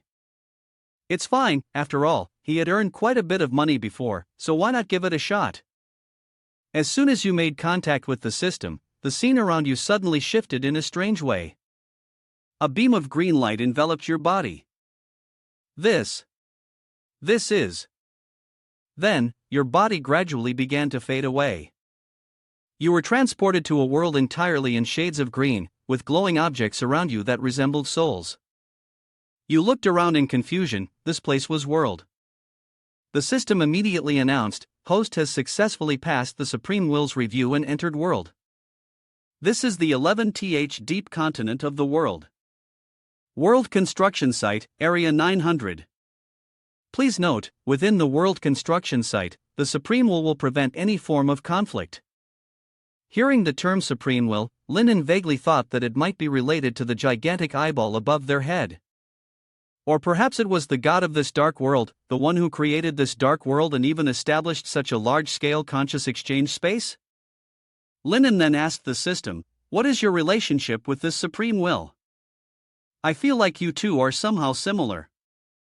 The system responded that there was no connection. It then added 1,000 skull coins. Linen looked at the mark that had appeared on his wrist, some kind of seal. Never mind, this world is so vague that it's impossible to understand everything right away. For now, he decided to focus on the immediate situation. The notification provided information about the seal on his hand. Now you can freely search for information through the fingerprint on your hand. Please note, do not disclose your coordinates or identity in the dark world unless necessary. Otherwise, you will bear the consequences. The skull coin is the only currency that can be exchanged in the dark world. The system has automatically converted 1,000 skull coins into the world. Linen pointed at the mark on his wrist. Is this the control panel for the system? It's different from before. Much simpler. The system displayed his information. Linen, human race of another world, with no special resources, 1,000 skull coins, and a mild danger level. He looked around, then thought for a moment.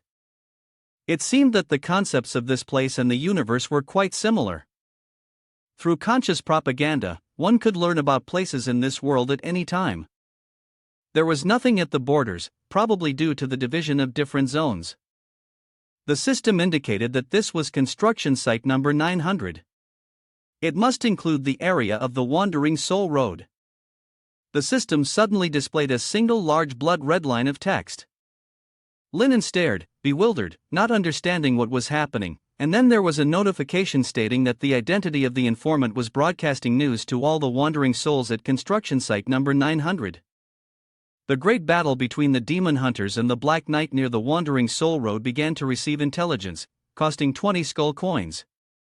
Before Linen, it seemed like he was in hell, surrounded by wandering souls emitting eerie sounds. He was greatly surprised, never expecting things to turn out like this. If this were a feature in world, the real-time intelligence would have turned into a fast sales channel. Linen pressed the confirmation button on the system, and he was charged another 20 skull coins. His face showed astonishment as he looked at the scene before him. A narrow, gloomy alley appeared. He guessed that this was the Wandering Soul Road. Unexpectedly, the scene was still very haunting. Moreover, there seemed to be sounds of people fighting nearby. After taking a few more steps, he saw two streams of light, one golden and one red, colliding with each other. He immediately recognized that it was the demon hunter and the Black Knight. Why were they fighting? Linen was confused. The Black Knight was ranked 171 estate on the Crazy Hunter leaderboard, and the Demon Hunter was ranked 143 RD. Oh my god, why did they both end up on the Wandering Soul path? The system displayed information, and the online community was buzzing with 2,013 comments and 5,412 likes. The two of them had always been enemies. 2 years ago, they had fought once at the Flame Plains in Hell. Wait a minute, did anyone else feel that their appearances were a little strange? It seemed like both of them were bald. And why was there a strange light on their heads? So weird. It's so obvious that I came here to watch a fight, but why can't my eyes leave the light on their heads? It's too bright, way too bright. My titanium alloy dog eyes, I don't know why I'm bald, but they seem stronger than before. So powerful. Linen read through a few comments and couldn't help but wonder. What was this? Comments? Why did it feel like it was even more exciting than the videos I watched online before? Has this dark world really managed to keep up with the development of the modern world? You begin to have fanciful thoughts. Wait, if I can promote the shop's name in this world while also developing some trades, then wouldn't it be much more convenient later on, whether for selling medicine or providing medical aid? Then you start to wonder, since I can enter the market world, surely my teacher can too. Why hasn't he used this method to promote his business? You brush the thought aside and press the mark on your hand. Forget it, that's not important. I should first figure out how information exchange works in this world. Only then can it truly benefit my own development. There's even a regional channel. It's really just like an online game. You tap on the icon, and a message board pops up. Blood baby, dear uncles and aunties, may I ask if any of you have seen my mother? If you do, please contact me. I will reward you generously.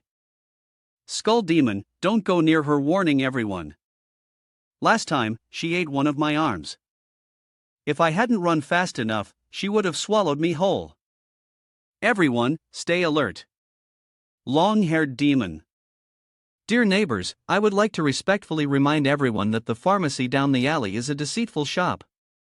Last night, I went there wanting to buy a bottle of medicine, and guess what I saw? The long-haired demon, the terrifying intelligence, that perverted doctor in the shop was carrying a chainsaw. It scared me so much I ran off without my shoes. As soon as these words were posted, the channel suddenly became lively. Bloodthirsty little ones. Yes. A very deceitful shop. It's that doctor who, just yesterday, slashed my throat and even gouged out my eyes. It still hurts now. Linen, after reading these comments, immediately realized they were talking about him, the perverted doctor. He was shocked they were slandering him. No, he had to clear up this rumor quickly, or his business would be in big trouble. At that moment, an avatar and a clickable search phrase appeared on the screen, piquing his curiosity. Without hesitation, he clicked to see, and the screen displayed a picture of a little girl crying miserably. The online community surged in to ask questions. Evil Spirit Queen, upon seeing the picture, recognized that it was her close friend, and everyone reacted with exclamations. The Evil Spirit Queen immediately explained, "That brat said having a daughter like mine is a true display of grace and kindness in my heart, but I've always felt that it was he who turned my daughter into a demon, because all my other daughters are the same. Choose an image and view it." Upon hearing this, the burning ghost also joined in. Yes, this queen, yesterday when I went to that shop, I encountered that human race doctor. At that time, it seemed like he was using a very terrifying method to perform surgery on a newborn demon. I don't know if it's your good sister, but other burning ghosts also showed up and were gossiping about it. After reading this, the Evil Spirit Queen displayed a question mark and told the burning ghost to inbox her privately, explain it in more detail. Linen looked as though he was about to meet his doom. It's over, this time she knows everything. He pressed the system's close button, but a bolt of lightning struck his head. Linen suddenly realized something. He jumped up, incredibly anxious and panicked, looking towards the door. He stood up quickly and walked towards the door, muttering to himself, "It's over, I have to close the door first, otherwise, she will." Just as he touched the door, a bony, thin arm with long, sharp red nails reached in to block the door. The female ghost peered into his face, asking him in a friendly tone with a savage edge. "Good boy, why are you closing the door so early today? Are you afraid of something?" Linen, upon seeing the female ghost, helplessly held his face, thinking to himself, "It's over now. She's really here, and I've been trying to make excuses. It's not just that I'm a little unwell today, so I decided to turn off the lights early to rest properly." The empathy level of Linen dropped by 10 points. The female ghost wouldn't let him off easily. She moved closer and placed a hand on Lin En's shoulder. Is that so? That's truly a pity. I was originally planning to thank you for taking care of my daughter. The system immediately sent a reminder, panic level, 79%. Lin En quickly stepped back, distancing himself from the evil spirit girl, preparing to draw his gun. Oh no, not at all. It was just something I had to do. There's no need for thanks. But how can you compare yourself to a ghost? In just a few seconds, she flew right in front of Lin En. Don't be so polite with this thank you. Just accept it, honestly. At that moment, the system notified him that the mission had started. Maintain your life. Mission reward, 200 skull coins, 200 basic experience points. Special reward 11. A few seconds later, it felt like something terrible had just happened. The crisis level was 81%, then it rose to 85%. The female ghost kept getting closer to Lin En, making him more and more frightened, his face drenched in sweat. Crisis level 90%, crisis level 95%. At that moment, an old woman's voice asked Lin En, "Brat, is it time to close?" This made the female ghost startle and turn around. Her face then contorted into an unpleasant grimace, her eyes filled with anger as she glared at the old woman. The old woman's face was also terrifying, covered with eerie markings. Seeing this, Lin En seemed to have found a lifeline. He immediately escaped from the female ghost's encirclement and cheerfully walked toward the old woman, saying, "Yes, it's a bit uncomfortable, so I wanted to rest early." "How was your harvest today?" The old woman responded gently. "I'm old, and no one wants to deal with this old body of mine. However, there are some things you gave me today. It's been many days already, I don't need to go scavenging anymore." Ha. After hearing that, Lin En immediately seized the opportunity. "Don't say that, I just managed to collect some scrap. You might be interested." "Now let me give it to you, Grandma," the old woman said happily. "Well then, thank you very much, young man." After that, he took out 2 neatly tied bundles of hair and handed them to the old woman. The system announced, "Your character has donated long hair of the Demon Hunter 11 to the scavenger. Your character has donated the white hair of the Black Knight 11 to the scavenger." Seeing the 2 bundles of hair, the old woman began to recount, "When I passed through the gate, those 2 foreigners were still fighting, and the light from their clash hurt this old hag's face." "Did those 2 bald-headed men get their heads shaved by you, young man?" Lin En, upon hearing this, did not hide the truth. "That's right. Those 2 are regular customers of mine." Upon hearing this, the old woman praised him profusely. "Impressive, really impressive. I never expected that recently, foreigners on the Wandering Soul Road would have ties with your brat. Truly, youth these days are so capable. However, this old body of mine has nothing to offer you this time. You don't mind if I take a rest at your shop, do you?" Hearing this, Lin En was delighted and quickly agreed. "I was actually hoping for that. Grandma, please come in and rest. It's no problem if you want to stay for a while." The female ghost behind them frowned, visibly irritated but unable to speak. The old woman responded, "Then, truly, thank you, young man." Lin En sighed with relief while helping the old woman. Fortunately, she had appeared just in time, otherwise, his life would have been over. As long as this honored master was here, not even his own mother would dare to make a move against him. Seeing him kindly support the old woman, the female ghost's expression softened, her irritation easing somewhat. A notification from the system popped up, indicating that the task had been completed. The blood-clad evil spirit's hostility toward him had been reduced. He had received a reward of 200 skull coins, 200 basic experience points, and a special reward, a book on the skill of curse diagnosis, level 11. As the old woman entered the house, she met the female ghost and curiously asked, "Lin En, is this the young man you introduced to me?" "He's a guest of yours, a new neighbor who moved here recently, and he's such a friendly and handsome young man too." Seeing that things were a bit awkward, the female ghost hinted, "If you still have business to attend to, then I won't disturb you. Tonight, I've prepared a lot of delicious food and would like to invite you to my house at number 45. I trust you won't refuse, will you?" After finishing her words, she opened her mouth to reveal a set of sharp teeth, with a few loose ones hanging out, looking truly terrifying. Linen immediately received a mission notification for the blood feast party. Mission 1: accept the invitation to the blood-clad evil spirits party and be a guest. Mission 2: decline the invitation from the blood-clad evil spirit and survive the night. Mission rewards: 1,000 skull coins, 500 basic experience points, special reward 11. After hearing the notification, Linen could only force a smile, beads of sweat forming on his forehead. The female ghost then turned and walked away. Linen waved goodbye, welcoming her to visit again next time. Then he exhaled, thinking to himself, "Phew, finally, she's gone. Hope she doesn't come back again."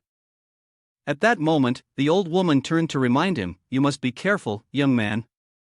You can cause trouble as you like, but never disturb the vengeful spirits.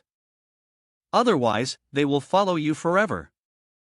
He quickly responded, "Yes, thank you, Grandma. If it weren't for you earlier, I would have been in danger." Hearing this, the old woman turned away, waving her hand as if to dismiss him, saying, "No need to thank me. If it weren't for you last night, Wandering Soul would no longer exist." She then glanced back and reminded him. "However, she only helps you this time. Whatever happens to you in the future has nothing to do with her anymore." As she spoke, she turned and left. Linen listened to her words and fell into thought. That's right, this time he was lucky enough to escape with his life, but next time, he might not be so fortunate. He looked up at the clock, hoping that his teacher would return tonight, otherwise, it would really be trouble. The night slowly passed, and the lights were about to go out. Linen, in a state of panic, kept walking back and forth. His teacher really hadn't come back tonight. What should he do?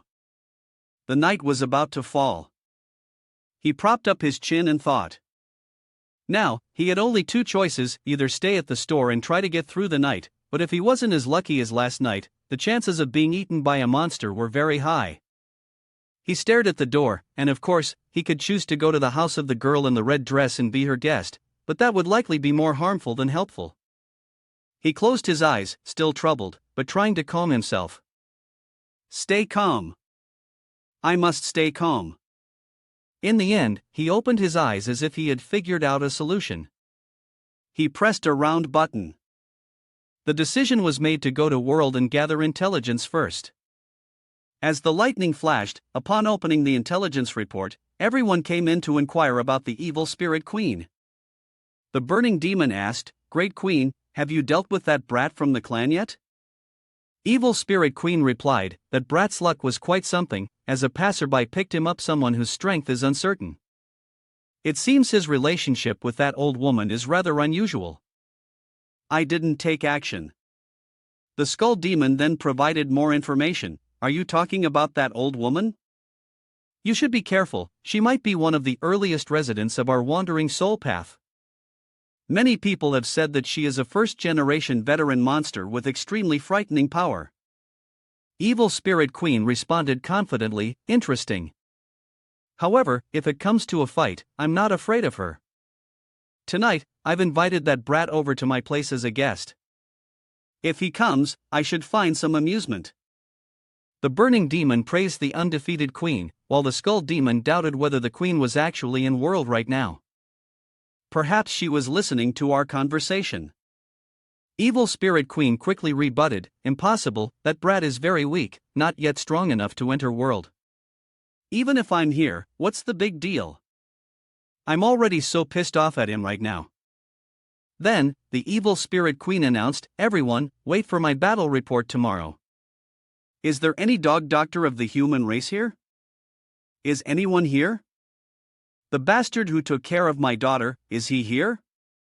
If so, come out now." When Linen read this, he quickly shut his mouth and closed the world chat. With a helpless and terrified expression, he thought to himself, "I'm screwed, this red banquet thing. I have no choice but to go. Then Linen straightened his face and said, if I can't run away, then I'll take the initiative. It's just Red Banquet, what makes them think they can touch me? He got his gun ready, stuffed a knife into his waistband, grabbed a bag of something, and in his other hand, held a lamp as he boldly stepped forward. I, Linen, won't back down. He then took each determined step toward the door, but as soon as he lifted one foot out of the safety zone, he suddenly froze.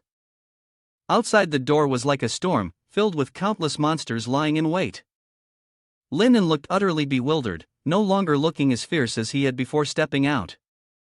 He quickly opened his information panel to check. Linen, level 6, human race, with a strength of 17, agility of 18, intelligence of 21, and physicality of 34. His skill, emotional persuasion, could increase the success rate of negotiation, and curse diagnosis allowed him to determine if someone was cursed. After reading this, he felt disheartened. A team of misfits with low attribute points and meager skills, his body and abilities in shambles.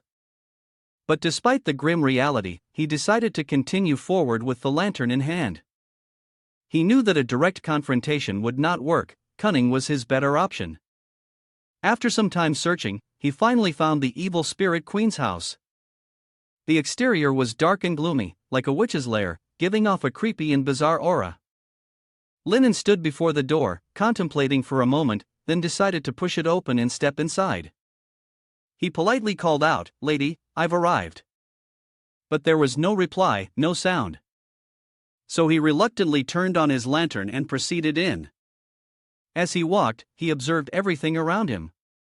Suddenly, he looked up and saw several large chains linked together in a strange and eerie manner. Then, he turned his gaze to the walls beside him, where candles flickered faintly. He shined his light toward them and saw numerous dried-up corpses, bound in chains and hanging upside down from the ceiling, leaving him feeling completely horrified. You open your eyes wide to steady yourself. You poke your finger into the dry corpse's skull, then act confident. Not as handsome as me. You continue further in, passing corpses suspended and blocking the whole passage. Then you walk to the end of the house and see a portrait of the evil spirit queen hanging on the wall. Below it, a table has been set with food and several candles lit. You approach the table piled with dishes. You turn your head to look around, then ask the lady, "Are you home?" But in response there is only a terrifying silence. Then you set the lamp down on the table. You sit at the dining table and wait. At the same time your actions are being recorded on screen and live-streamed straight to the World Forum, with 541 people watching. The evil spirit queen watches you. She swirls her glass of wine and announces to her viewers that those doctors have arrived. If you all enjoy watching public executions, then just wait and see. Linen sits before a table full of food, knowing nothing. The blood doll. It doesn't feel very well. After all, you are a disciple of Hui Tc. If they take your life now, waiting until the blood insect returns will be truly terrifying. The burned demon still thinks the queen is afraid of these things? That blood insect is a twisted, murderous demon. His disciple is a small, twisted, murderous demon. And now, a human race from Wandering Soul Alley is behaving so arrogantly they will have to pay the price to the demon skeleton. Evil spirit queen, how do you plan to take his life? The female demon smiled cruelly, thinking that taking his life would be far too easy. She intended to break Lin An's spirit first, then silently enjoy the horror on his face. Looking at her tiny child lying in the cradle, the female demon made up her mind about what Lin An had done to her daughter. She would repay him 100,000 times over. Behind the female demon, there were countless monsters. They were small, their bodies like threads, but each had a single green eye. The female demon snapped her fingers. She said, "Ladies and gentlemen, this is the special arrangement of the female demon." Suddenly, one of the monsters moved onto her palm. The creature's original eye had now transformed into a mouth with countless sharp teeth. Grabbing the little monster, the female demon squeezed it violently, blood spraying everywhere. She thought to herself, just wait and see how Lin An will return to his ancestors. As for Linen, he was still unaware of the impending danger. He only felt incredibly sleepy. Suddenly, thick chains began to move, making a loud noise. Linen didn't understand what was happening. The area around him was now surrounded by chains, which shook continuously. The chains pulled up, bringing with them countless monsters with exposed, raw bodies. Seeing such a horrifying scene, Linen gave a forced smile. It must be an illusion. Behind him, there was also purple smoke and the sound of clinking. He immediately turned around to see what was going on. It was not an illusion. Countless monsters were advancing toward him, their faces distorted with thirst. At this moment, Linen was certain it wasn't an illusion. Those things from earlier had definitely moved. Feeling the unusual purple mist in the air, Linen quickly stood up and dodged it. He sighed in relief and closed his eyes for a moment. But hearing the noise, Linen immediately opened his eyes. A monster, who didn't know when it had appeared, was now standing in front of him. It turned out that they would only remain motionless when looked at. As long as Linen shifted his gaze even slightly, these old sixth creatures would immediately rush forward and tear him apart. He kept telling himself, "No, I can't blink." But despite his efforts, Linen's eyes couldn't endure it. When he could no longer hold out, he shut his eyes. In less than a second, when Linen opened his eyes again, he was horrified by what lay before him. A monster had come right up to him. It bared its sharp teeth. Linen, terrified, screamed, "If you were even a second slower, you'd be with your ancestors by now." Seeing Linen's struggle as he was surrounded by monsters, everyone felt a surge of excitement. As expected, the blood-clad queen was truly formidable. The way she created such an overwhelming sense of fear was incredible. If he were in Linen's shoes, he would probably have been scared stiff too. Others agreed, feeling that it was true. Seeing so many same clan corpses suddenly come back to life like that would make anyone feel a chill run down their spine. The onlookers must be so scared they wouldn't dare blink anymore. If you blink again, you'll have your throat bitten immediately. Seeing the flattering comments, the female demon laughed with joy. This is only the appetizer, the real fun is still to come. Yet, for some reason, she looked extremely surprised. Linen slipped his hand into the monster's maw, as if searching for something. Inside the creature's mouth lay a golden tooth. Without hesitation, Linen reached in and snapped the tooth out. Though frightened, finding such a treasure was worth it. Watching Linen's action, everyone was left speechless. They were at a loss for words. Linen was elated, who would have thought the brat even had a golden tooth. He happily stuffed his prize into his jacket pocket and patted the little monster on the shoulder. Those who had just ridiculed him had nothing to say. Blood doll. What did he just pull out of the corpse's mouth? The demon burned to death. It looks like a golden tooth. Gold in the human world seems to be as precious as a rusty skeleton. As for Linen, he was rejoicing over his spoils. Blood doll, so Linen hadn't been afraid after all? The queen could hardly believe it. She saw that Linen was only pretending to be calm. Demon skeleton, everyone, look, it's moving again. Linen cautiously bent down to pass by the monster. He was furious with himself for not being able to blink. Did demon skeleton think he was trying to run away? Linen lightly maneuvered through the monsters. From his observation, these dry corpses appeared tough, but they weren't without weaknesses. He drew out his small knife. The onlookers, engrossed in the spectacle, couldn't figure out what Linen was planning to do next.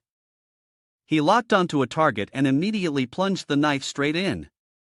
But the location was not what anyone expected. Linen had used his knife to stab the monster's button-like spot, and though it couldn't move, the monster's eyes widened in fear. The queen, seeing Linen's move, felt a wave of fear. Linen then quickly yanked his knife out forcefully and kept stabbing the same spot repeatedly. The burned demon screamed. He had stabbed it. Finally, the demon couldn't hold on any longer and collapsed, while the button-like spot continued to spray fluid. Linen smiled widely. Demon skeleton chrysanthemum was thus defeated. After taking down a monster, Linen didn't hesitate to walk over to the creature from which he had just taken its teeth. The monster couldn't understand what Linen was planning. Linen stood behind the creature, happily drawing his knife and aiming it directly at his target. As expected, the monster's chrysanthemum-like flower didn't escape Lin An's attention. Everyone could sense that something was off. These puppets couldn't scare him at all. It seemed like the more Linen stabbed, the more excited he became. Some people felt it was too torturous and didn't want to watch this gruesome scene anymore. Linen cheerfully turned around and called out to the puppets behind him. He raised his knife and asked, "All right, who's next?" The puppets felt fear, but they couldn't move at the moment. Humiliated and turned into a joke, the female ghost gritted her teeth in anger. She immediately lifted the restriction, allowing the puppets to attack Linen. The monsters regained their ability to move. They growled and charged straight at Linen. One of them bared its sharp teeth at him. On Lin An's side, instead of feeling afraid, he felt more excited than ever. Without waiting for the monsters to get close, he charged straight at them. With his agile body, Linen continuously struck at all the monsters. His moves were too fast. By the time Linen moved to the back of them, the monsters stood frozen like statues, exposing their beautiful chrysanthemums. Suddenly, they slowly collapsed, spraying juice everywhere, each one clutching its chrysanthemum. Seeing her carefully crafted creations easily destroyed, the queen clutched her head in furious frustration. People kept asking, "Is this human really this awesome? Has he taken care of all of them?" And it seems like Linen isn't scared at all. Some others were terrified of Linen until someone shouted, "He's trying to escape." At that moment, Linen had reached the exit. Linen left behind the bodies of the monsters with their plump, round peaches, but the chrysanthemums had been wiped out by the demon skeleton. What is going on? Is he really running away? Die, you burning bastard, no way? Just now you were so fierce, how come you're scared now? Demon skeleton asked, "What sound is that?" The sound of a door opening made the burning demon feel that the noise was strangely familiar, like he had heard it somewhere before. The blood doll told everyone to stay quiet, the sound was getting closer and closer. Linen kicked the wooden door open with a single strike. He pointed the knife inside and cursed. "Shit, you dare to scare me? Are you tired of living? Do you want me to chop you all up and burn you for my precious?" The demons were terrified when they saw Lin An's actions. They were so frightened that they couldn't speak, just staring at Linen, who was holding an electric saw in his hands, charging toward the monsters, slicing them into pieces. The queen watched Lin An's actions through a mirror, speechless. Everyone else was trembling in fear, and the mechanical doll screamed, "I can't watch this anymore, it's too scary, even the corpses aren't spared." The long-haired demon was feeling extreme terror. The image of what had happened yesterday was now replaying in his mind. The name of the burning demon was no exception. It hugged its head in fear, believing that Linen was not an ordinary human. The queen could not use the same methods to deal with an ordinary person to handle him. He had split a person in half, more terrifying than even his own master. Linen, while wiping the ketchup smeared on his face, suddenly received a notification from the system, which left him puzzled. The attitude index of the blood doll, the burning demon, and the long-haired demon had reached extreme fear. You have earned a total of 450 experience points. After seeing the notification, Linen didn't understand what was going on. He suddenly received so many experience points, and those names appeared. They were all customers from before, but they weren't here now. Lamb stood calmly among the pile of monsters he had just turned into 100-meter-tall corpses. He shrugged, feeling it was strange, as it wouldn't do to leave everything in such a mess. Linen cleaned up the monster corpses and ruthlessly threw them out the window. After everything had settled, Linen happily took a small bottle from his jacket, carefully poured some wine into a glass, and sat down to relax while taking a sip. After dealing with the pile of monsters earlier, Linen happily held the glass of wine in his hand, feeling that the wine was not bad. In contrast to his current mood, the demons were becoming increasingly frightened, along with the bloody doll. It sensed that he must have already forged himself long ago. And judging by the forceful technique he displayed earlier, it believed that this was the result of him spending years training under his teacher. The long-haired ghost noticed that he was not afraid in the slightest. The burned corpse ghost also agreed with the long-haired ghost, believing that trying to break Lin An's spirit was absolutely not a simple matter. The queen had yet to act further. She smiled and asked, "So what?" "No matter what, Lin An is still just a fragile human." She seized the one-eyed monster and yanked it forcefully. If a corpse couldn't bring him down, then something even stronger would be required. As for Lin An, he felt that something was off, and he could no longer enjoy the wine in his hand. He turned around, unsure of what they were planning now. At some point, a strange painting had appeared behind him. The painting depicted a woman from ancient times, with golden hair. The green eyes, along with the strange smile. Looking at the painting, Lin An felt something was off. Why was there a human world oil painting here? He was still lost in the question, unable to find an answer, and didn't notice what was happening around him. Something was quietly and cautiously approaching Lin An. Suddenly, the eyes in the painting shifted and began to glow, drawing his attention to the moving eyes. Right after that, a black hand was placed on Lin An's shoulder, causing him to jump in surprise. Lin An turned around, wanting to see who was playing this childish trick. But behind him was a ghost with eyes that had no whites, its mouth wide open as if trying to bite him. Its face was covered in strange scars. But instead of showing fear or screaming, Lin An stood frozen, staring at the demon before him, leaving the demon speechless. People kept commenting, "The demon burned to death." Truly, this kind of ethereal spirit demon is the most terrifying. The long-haired demon also felt the same way. If it were a little girl, she would have been so scared that she would wet herself. The demon skeleton wondered, long-haired demons are also spirit demons, so why are they afraid of their own kind?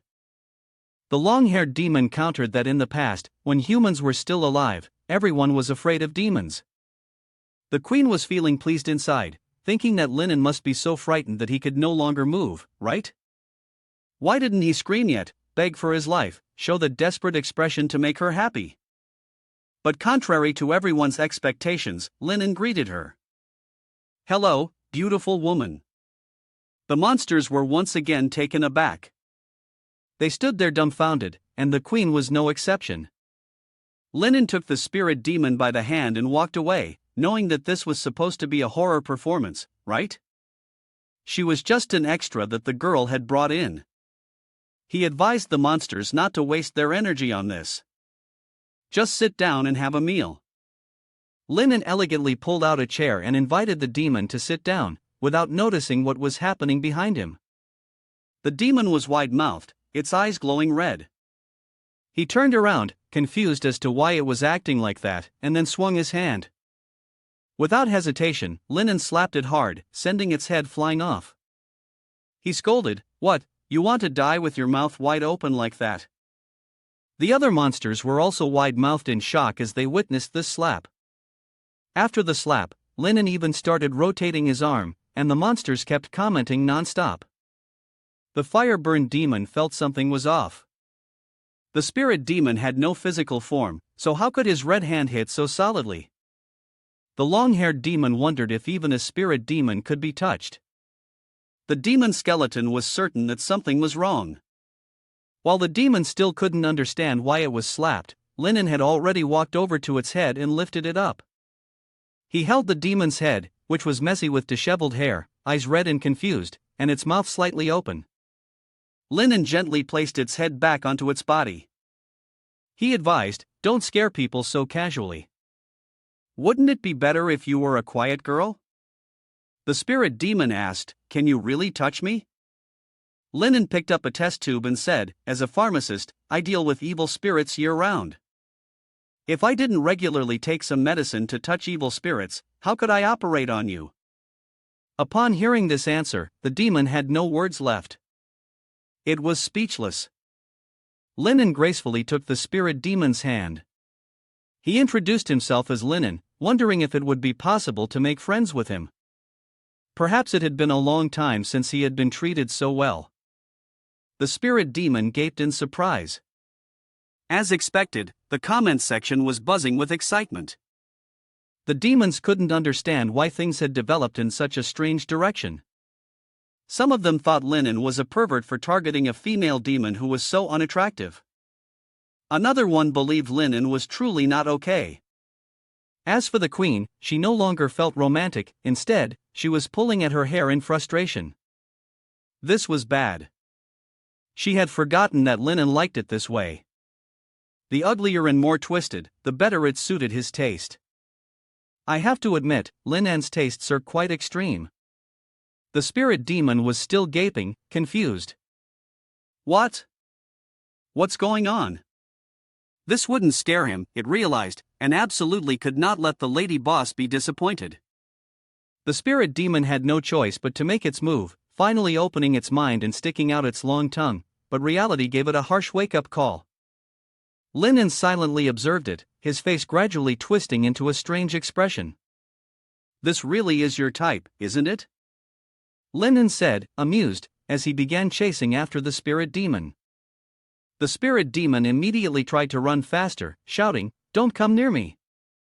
After a brief chase, Linen finally caught hold of the demon's hand. He smiled and said, "Linen knows it wanted to scare him, but with its level of skill, it's not enough. Let him teach it what true terror feels like." Linen placed the spirit demon's hand on his chest and asked if she could feel something moving. In fear, she asked, "What exactly do you want to do?" Linen replied, "Didn't I say from the beginning? I want to teach you how to truly frighten someone." After finishing his words, he grabbed the female demon's hand. "Now, let's add a bit more pressure, shall we? Did you touch something, by any chance?" Linen gave a mischievous smile and described, "Warm, and there's blood flowing." "That's right, what the demon is holding is my heart." The demons around them felt uneasy. What would happen if this kept going? Linen ignored the system's notifications about the stats. What concerned him now was the female demon in front of him. Suddenly, Linen leaned his face closer to hers, causing her to panic and her eyes turned completely white. He gently spoke. "It is exactly like this, you must gradually take hold of the other person's heart, so that you have a goal and can clearly feel the fear when the heart is clenched tightly." Linen ignored the bewildered expression on the female ghost's face and continued to explain, insisting that he had to make her see it with her own eyes. He watched as her hand slowly withdrew from his chest, and when the heart appeared before him, he saw that the female ghost's hand was now holding a bright red heart, still beating. Upon seeing this heart, the female ghost didn't know what to say. It might have seemed a bit bland, but did anyone notice that her dress had shifted from white to red? The other ghosts shared her mood, feeling that this was rather dull. Even the queen, who was observing the situation, felt the same as the others. Then Linen slowly continued speaking. By this point, the female ghost no longer appeared frightening, instead, she seemed a bit pitiful in light of Linen's antics. The next step in this lesson, Linen screamed out "Motherland!" with his hands raised, startling the female ghost. It was a strange thing indeed, how a human could scare even ghosts into such fear. The queen of their group was no exception. The stats of the blood doll, the burning dead demon, and the blood-clad evil spirit demon skeleton were all drastically reduced. The monsters witnessing this were so frightened that they screamed in terror. They kept commenting, "I'm not playing anymore, I want to go home. Mom, someone's scaring me." One of them even kept saying, "I'm not watching anymore, not watching anymore." Linen retrieved the heart and said to the female ghost, "You don't need to be afraid. This is the heart of the faceless demon, not yours. I just kept it here in the front of my chest for convenience before." The female ghost didn't know what to say. Linen grinned, raising his thumb, "How's it, huh? The effect is really good, right? You said you just wanted something like this." What the female ghost needs to do is make the opponent's mind tense, then create some scary sounds and images. That's when their mind gets more strained, and through all this, the effect is achieved before they even have time to react. Linen asked the female ghost if she had learned it. She, feeling defeated, lowered her head. She was hopeless, hopeless. She told him not to come over and started sobbing. The system continued to send notifications. The blood doll's attitude towards you shifted from horror to extreme panic. You gained 200 experience points. The characteristic personality of the brave skeleton has been altered by you to become sensitive. You gain 300 experience points. The characteristic trait of the long-haired autistic demon has been transformed by you into extreme autism. You gain 300 experience points. Linen felt it was very strange. Why had there suddenly been so many experience points today?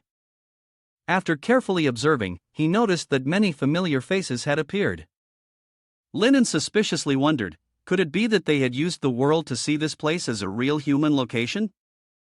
Meanwhile, within the frequency zone, various debates had already erupted, with people screaming in panic. The female ghost clenched her teeth tightly, her hands formed into fists. At first, she wanted him to expose his ugly side, but the result had made her embarrassed instead. Perhaps it was time for her to take action. After thinking that, she immediately announced that she would end the livestream, and that she would take care of the matter now. Everyone should wait for her good news tomorrow. Then, she suddenly stood up, intending to close the exploration glass. But the scene before her made her scalp go numb. Linen had discovered her secret. Her sharp teeth immediately ground together with a screech. Inside the observation glass, Linen kept probing the image before him without speaking for a long time. Comments in the frequency section jumped up again. Everyone surged, urging the female demon to go and eliminate Linen. She told everyone to wait for her good news, then quickly shut the observation glass again. Tentacles shot out from her body one by one, her body instantly dissolved into a pool of bright red blood. The fresh blood quickly seeped into the floor and flowed down toward the first floor. The demoness strode forward, calling Linen a filthy wretch. She had been holding back for a long time, and today she would certainly make him die right here. Very quickly, she reached the first floor. The sloshing pool of blood began to coalesce into the demoness' body. She looked around but could not find Linen, so she asked Ghost Spirit, who was sitting on the ground. Ghost Spirit hurriedly pointed in one direction, his voice extremely panicked. He said Linen had lost patience and gone to look for her by himself. Just now, you opened the door and went to the backyard. The female ghost heard this and immediately bit her lip, cursing fiercely. Then, she transformed into a twisted demon, screaming a few times before heading towards the door. She quickly searched around but couldn't find Linen, angrily shouting for him to come out. At that moment, she suddenly saw a figure darting past the window, and her pupils immediately shrank. The female ghost yelled angrily, "So, you've sneaked into her secret chamber." She immediately flew into a rage, lifted her foot, and ran towards the secret chamber. Soon, she arrived, her eyes flashing with murderous intent as she ordered Linen to die. However, when she looked closely, she saw that what Linen was holding in his hand was a blood infant in the youth phase. In the blink of an eye, the female ghost's face turned grim. Enraged, she screamed loudly, ordering Linen to release her daughter, as her tentacle body lunged towards him. Linen instantly regained his composure, his gaze falling on the furious woman. Calmly, he smiled and said, "This doesn't seem like proper hospitality, though. Didn't you say you'd invite me to dinner tonight? But you haven't eaten anything downstairs except for scaring people. It's really heart-wrenching." Hearing this, the female ghost immediately smiled coldly and told him to stop pretending to be virtuous in front of her. She already knew what he had done to the blood infant, and now he probably wanted to use the deceitful words from earlier to trick her. He had clearly turned her daughter into a ghost, and now he was talking about how his actions showed true kindness in his heart. She now wanted to rip his mouth apart. Linen knew that this kind of situation could not be met with compliance, or else even closing his mouth would not help in explaining anything. He immediately steadied himself and spoke up, regardless of what she knew. He assured her that if he had any intention of deceiving her, she would be struck down by lightning. As soon as his words left his mouth, a flash of lightning immediately struck down into the yard. The atmosphere fell into silence in an instant. Lin Mo broke into a cold sweat when she saw this, awkwardly smiling. She had seen it too. For some reason, the lightning struck but didn't hit him, so this was enough to prove that his words were trustworthy. The female ghost smiled coldly at him, her expression as if saying she would quietly watch him pretend. Seeing her expression, Lin helplessly sighed and admitted that he was the one who did it, but she had to understand that he had no ill intentions. Moreover, when the blood infant was just born, its face was so disheartened it was unreasonable. Not only was there pus, but it even burst open. If he hadn't adjusted it, what would happen when the pig-headed ghost returned? He could only transform it into this cute appearance. However, this explanation didn't please the female ghost, and her level of distress immediately rose to 97%. Panicked, Lin raised his hand in surrender and helplessly said, "Actually, there's another reason." The female ghost narrowed her eyes and ordered, "You better tell me." Lin tightly shut his eyes, confessing that he was afraid of dying.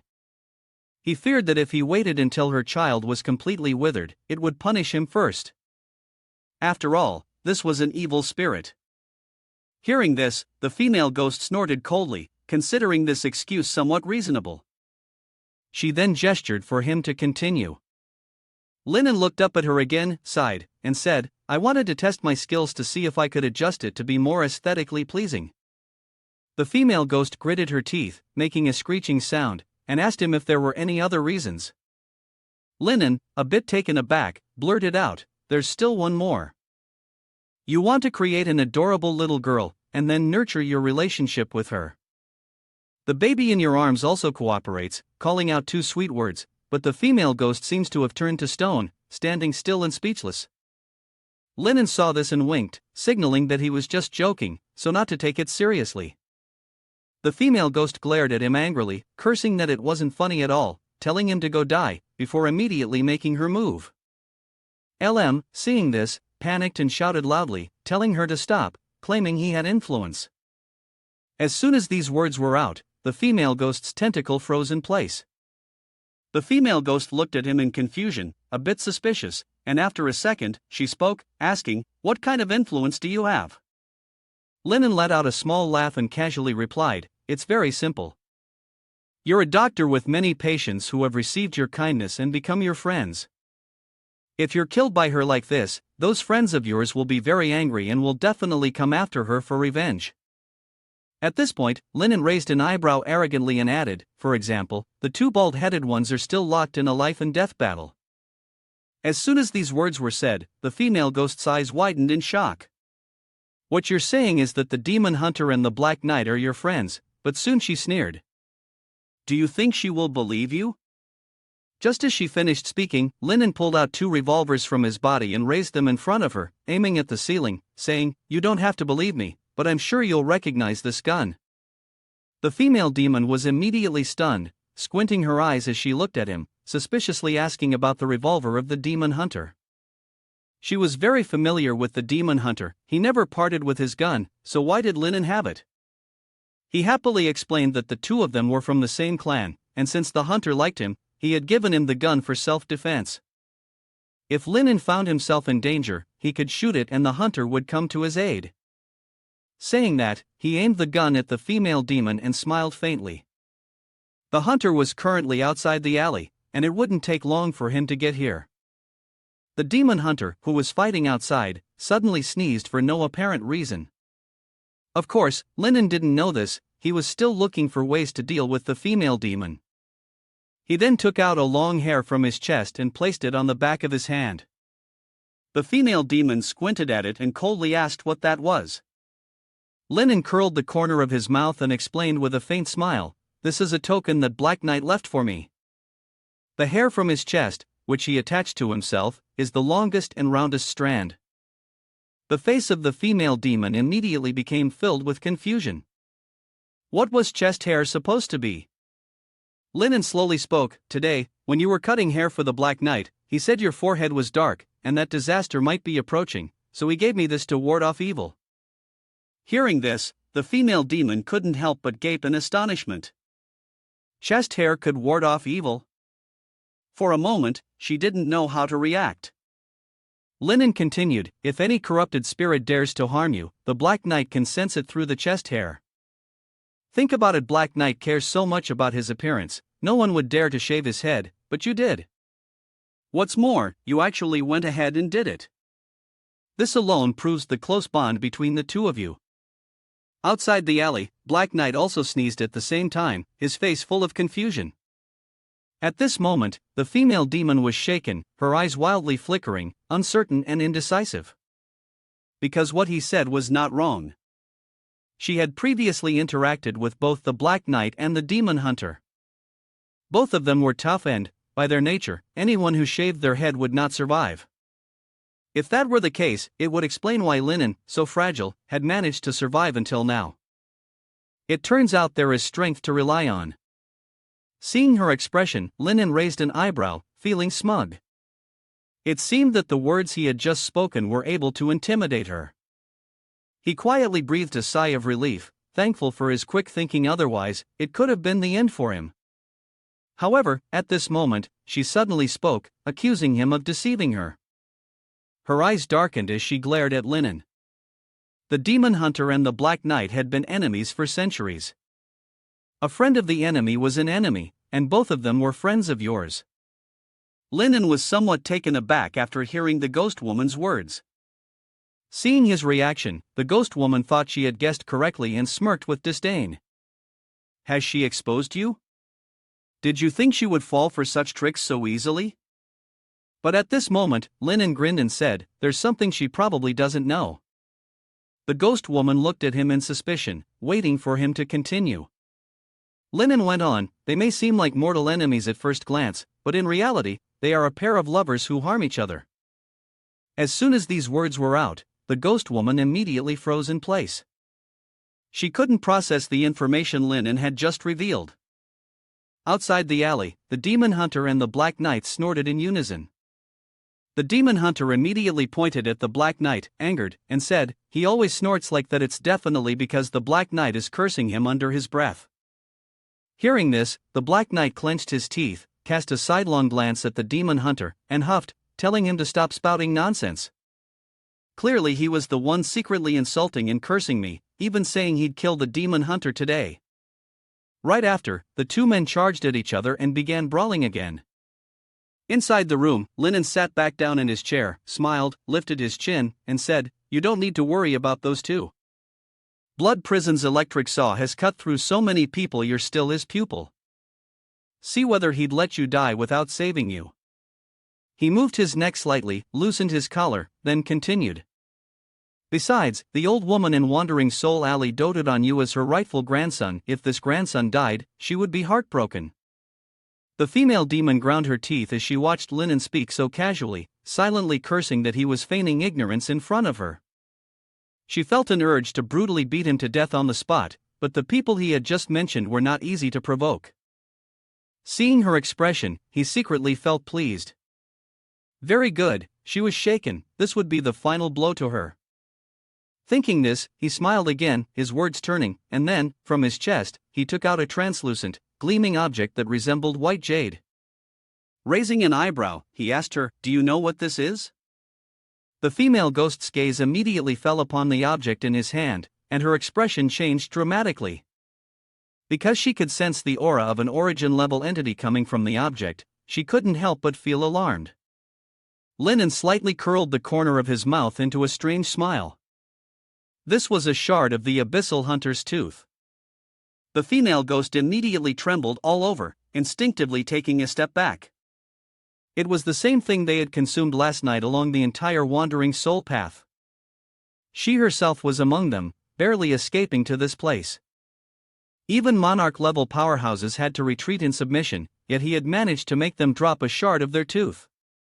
Her fearful expression greatly pleased Linen. He toyed with the shard of the tooth in his hand and hinted, saying she was definitely aware of this matter. Last night, many lives had been lost around the Wandering Soul Alley. Well, try to guess. Only the Wandering Soul Alley might be able to escape this calamity. The female ghost was stunned as she looked at what was in his hand, muttering in disbelief and asking why. Linen smiled faintly, standing up, his brow arched in extreme arrogance as he answered that it was because those hunters were his friends. A sovereign with immense power had once appeared in this dark world. Under his leadership, the people lived in comfort, with plenty to eat and wear, and the soldiers were numerous. However, that arrogant sovereign made the mistake of offending an origin-level monster, attempting to force it into submission. As a result, in just one day, that monster wiped out all life within that territory. A kingdom that had once flourished was now reduced to nothing but dry bones. When the crown fell from the Lord's head, it marked the birth of a rule in this dark world: never offend an origin-level monster. The female ghost had heard of this, and her brain now echoed with a loud sound, shaking her to the core. The person before her was telling her that the headhunter was his friend. Earlier, when he mentioned those people, she thought she could deal with them, but to make an enemy of this headhunter was something impossible. They could use any means necessary to hunt her down, and at that point, even if she ran to the heavens, it would be useless. Linen glanced at the slightly pale face of the female ghost and smiled as he spoke. Although his strength was weak, his connections were actually vast. And as for her? What was the point in getting angry with him? After all, they were neighbors. Neighbors should love and take care of each other. Besides, she was an older, beautiful woman. Upon hearing this, the female ghost ground her teeth in frustration. Not again. This damn bastard, clearly, he wanted to deal with her but couldn't. She shot a glance at Linen and Blood Infant, then, in a fit of rage, screamed loudly, causing Tentacle to strike violently at the surrounding walls. However, she didn't do anything to Linen, as if she was merely venting her fury. This action left both Linen and Blood Infant momentarily speechless, confused. After a while, once she had calmed down, she spoke up, confirming what he had said: the so-called brothers betrayed in times of trouble, but neighbors stay close. They would have to live together peacefully from now on. In reality, for the female ghost, this was just a temporary strategy. She swallowed her anger this time, waiting for the opportunity to strike again and kill him. Linen knew this was her delaying tactic, but it didn't matter. As long as he could make her feel good, he was happy. Then, he brought up the events from earlier that morning. Although 3 parts of what he said were false, it wasn't entirely a lie. He had indeed seen qualities in the evil spirit that others didn't possess. The female ghost narrowed her eyes at him, seemingly wanting to ask if it was true, but in her heart, she had already judged that he was trying to deceive her. Linen took a deep breath, calmly smiling as he said, "You really love beauty, don't you?" The female ghost was momentarily startled, unsure of how to respond. Linen stood up and looked around the room before offering a faint smile. Her room was beautiful. Unlike the cold, nauseating rooms elsewhere, her bedroom clearly showed a thoughtful arrangement. Upon hearing this, the female ghost shook her head, denying that she had only arranged it casually. She gritted her teeth, telling herself not to let him deceive her again. But Linen continued, pointing at the walls, the bed, and the furniture, expressing how refreshing it felt. It was something no other evil spirit could do. Right after that, he turned around again, his gaze gentle as it drifted over to the simple vase holding a single lily on the windowsill. He spoke sincerely, especially about that lily. A plant with such toxicity is difficult to survive in this dark world, yet under her care, it bloomed beautifully. The female ghost was somewhat surprised. Linen had actually noticed these things, but she still wanted to deny it. However, she was unable to find the words to speak. Linen's words successfully boosted his spiritual power by 50%, and he smiled with a sense of satisfaction, gradually sinking deeper into his own strategy. Linen looked at the female ghost, his eyes carrying a hint of teasing, then brought up an old topic, mentioning how she had once expressed annoyance at the cute demeanor of girls, as if it irritated her beyond measure. The female ghost responded with a cold glance, "So what?" Standing there, Linen's eyes lit up. His voice was calm, but with a hidden curiosity. "Then let me ask you something." Linen asked, his gaze focused on the female ghost, his serious expression seeming to delve into every detail. He then pointed to the beautiful jewelry the child was wearing and asked what it meant. Linen stared intently at the little evil spirit in her new dress and apron, his eyes filled with curiosity. Then he spoke, "Is everything you're wearing woven just now?" The female ghost hesitated for a moment, her eyes showing an expression of unease as if hiding something. Immediately, Linen laughed and said decisively, all right, stop trying to deny it. I can tell, you actually think your daughter is adorable, don't you? You want to hug her, kiss her, right?" Hearing this, the female ghost's face flushed slightly, then she replied with irritation, telling him not to speak nonsense. Linen looked at her and said, "Actually, there's nothing wrong with that. Every mother wants to express affection toward her daughter." Linen continued, "You're no different. Even though you're an evil spirit, deep down, you still carry the love of humanity. I believe that, even in the human world, you'd be a girl that everyone would fall in love with." When the female ghost heard the words humanity, she was taken aback. Her eyes flashed with disbelief, unable to understand why Linen would say such things about her, a being who had been deemed an evil spirit. She thought to herself, it seems she still hasn't forgotten the memories of her past life as a human. If she hadn't died back then, she might still be a normal girl in this world. The female ghost recalled that in her past life, she was supposed to marry, have children, and then walk hand in hand through a happy life with the person she loved. But reality, time and time again, told her otherwise. The female ghost said she was already dead. She was now nothing more than an evil spirit child with an ugly, twisted face, pale waxen skin, eyes bloodshot with resentment, and sharp teeth stacked on top of one another like jagged shards, making her face grotesquely distorted as if she had just escaped from a terrible nightmare. She silently thought to herself that she could only accept her identity as an evil spirit, spreading her twisted hatred to every corner of the world. Any hope she once had for humanity had been buried deep in the darkest corner of her subconscious. The female ghost looked at Linen and thought to herself in surprise that the secret she had hidden for many years was so easily discovered by Linen. Linen looked at the female ghost with a bewildered expression. In the silent space, an announcement rang out, notifying about the mission to resolve the grudge of the blood-clad evil spirit, as though the order had been issued and could not be revoked. Linen thought to himself that it was good, the words of temptation earlier had worked. But in order to resolve her hostility, a breakthrough point still needs to be found. The female demon let out a cold laugh, her eyes filled with contempt as she looked at Linen, as if to say, "You dare speak like that just because of yourself?" She warned him not to think that just because he had fixed the form of her daughter, it meant he truly had any ability. She placed a hand on the blood-infant evil girl's shoulder, her gaze icy as she locked eyes with Linen, asserting that her daughter was still in the infant form. The evil spirit curse within her body was still incomplete, which was why he could easily alter it. As she spoke, her eyes gradually turned a blazing red, her nails extended into sharp claws, revealing the true form of a demon, exuding an unmistakable aura of threat.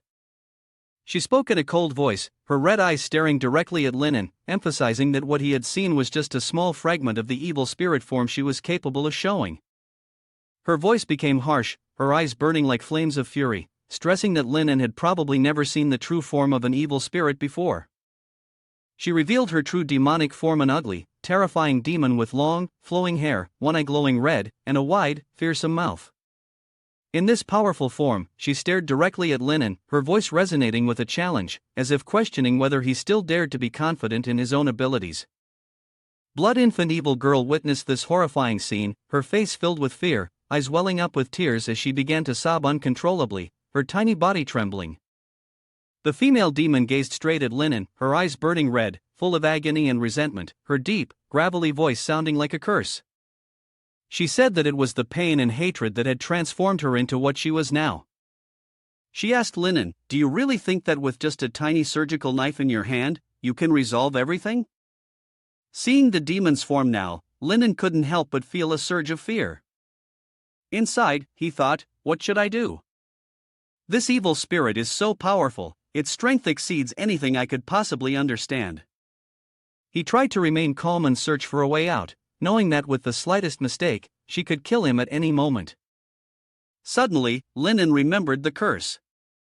He knew that in situations like this, Lei Yuan might be the key to neutralizing the demon's power. Linen placed his hand on the body of the female ghost, an action that surprised her, causing a brief moment of astonishment in her eyes. Linen looked at the female ghost and told her not to move. He mentioned that he would use his ability to cleanse the master's command, but only for a limited period of time. It seemed that Linen realized he had done the right thing when he saw the body of the female ghost emitting faint rays of light. The light gradually enveloped her, making it appear as though she was being restrained, unable to move or resist.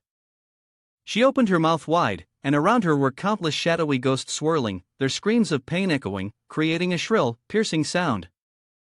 In the end, only the form of a soft woman remained, with no trace of her transformation left. Linen sensed a clear change. In his hands now were several indistinct objects. At this moment, an announcement sounded, and Lei Zhou successfully withdrew.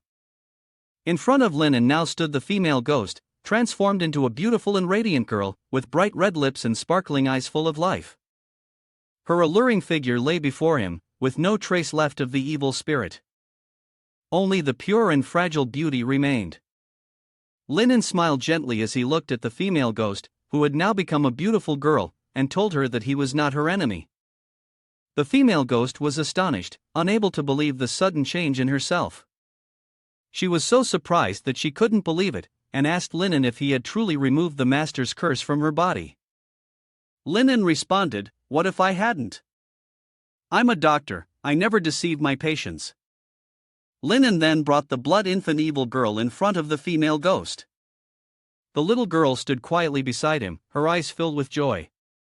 The female ghost stared at the girl, her eyes wide in disbelief as if she wanted to say something but couldn't find the words. Overcome with happiness, she jumped up in excitement, her eyes sparkling with joy. She couldn't believe what was happening, the joy inside her seemed to overflow. Linen, seeing this, wondered if the system had really purified her. But why did he feel like she had become even more insane than before? At this moment, Linen was lost in thought, while the blood infant evil girl continued to jump around with excitement. He was puzzled, wondering why she still hadn't come out after half an hour. What game was she playing now? Is the system malfunctioning? Why does it keep reminding me about increasing the favorability? It's over 300 now. Suddenly, the female ghost appeared behind Linen, her eyes sparkling and her smile gentle. She softly said that she had kept him waiting for too long. At this moment, the female ghost wore a soft pink dress, its hem gently brushing the floor as she moved. Her gaze was shy, and her hands were slightly clenched as if trying to hide her embarrassment. She looked at Linen and apologized, saying, "Sorry, it took me a bit longer than expected to change clothes." Linen was embarrassed by her beauty, unable to believe that this was the same female ghost from before. He could only nod and say that it was fine, though inside, he wondered if this was really the same person. The female ghost gently spoke to Linen, her voice soft with regret. She apologized for her previous overbearing actions, admitting that she didn't know how to handle the situation. "I truly regret it and sincerely apologize to you." Linen felt awkward, unsure how to react to this sudden change in her behavior. The female ghost continued, her voice filled with surprise and admiration, saying that she really hadn't expected Linen to be able to remove the evil spirit curse from her body. What she had previously thought was impossible to achieve. Linen smiled lightly and said, "It's fine, it's fine. Between neighbors, shouldn't we be harmonious and understand each other?" In his heart, the blood infant evil girl's gaze was still confused, as if she couldn't fully understand the words he had just spoken. Linen solemnly stated that in reality, he had only temporarily removed the curse for her, not permanently. The curse removal lasted for about 14 hours, and after that time, she would return to her original state. The female ghost was bewildered, her eyes full of doubt and worry. When she heard Linen say it would only last 14 hours, she didn't expect the effect of the curse removal to be so short-lived. Linen confirmed it. His words were like a shock to the female ghost, making it hard for her to believe her own ears. Linen explained that each day, before the effect wore off, the female ghost could come to him to have the curse removed again, which would maintain this state forever. Upon hearing this, the female ghost was overjoyed, unable to believe her ears, and happily asked if she could come to his shop every day. Linen cheerfully replied that she could come to his shop every day. Because they are neighbors, and you even offered to reduce the treatment fee by 20% for her. You felt quite clever, not only eliminating the risk but also creating a steady source of income. Meanwhile, the blood evil spirit girl followed happily. The female demon cheerfully asked if she still had to pay, even after the discount, her eyes bright with curiosity. Linen extended his hand towards the female demon and explained that removing curses was a labor-intensive task. Since it was a small business, he would waive the fee for the first few sessions to accommodate the neighbors, and then charge a 20% discounted rate after that. He asked if she wanted to eat and confidently assured her that he would definitely make enough money for this. The female demon slyly asked for the exact price. Her eyes were filled with both curiosity and worry, as if unsure whether she should ask directly, but unable to resist the temptation to know what fee Linen would propose. Linen was greatly surprised by this. He couldn't believe that such a powerful demon would not have money. He was puzzled, unable to understand how this could be the case. The female demon gently responded, "You really don't need to worry about that.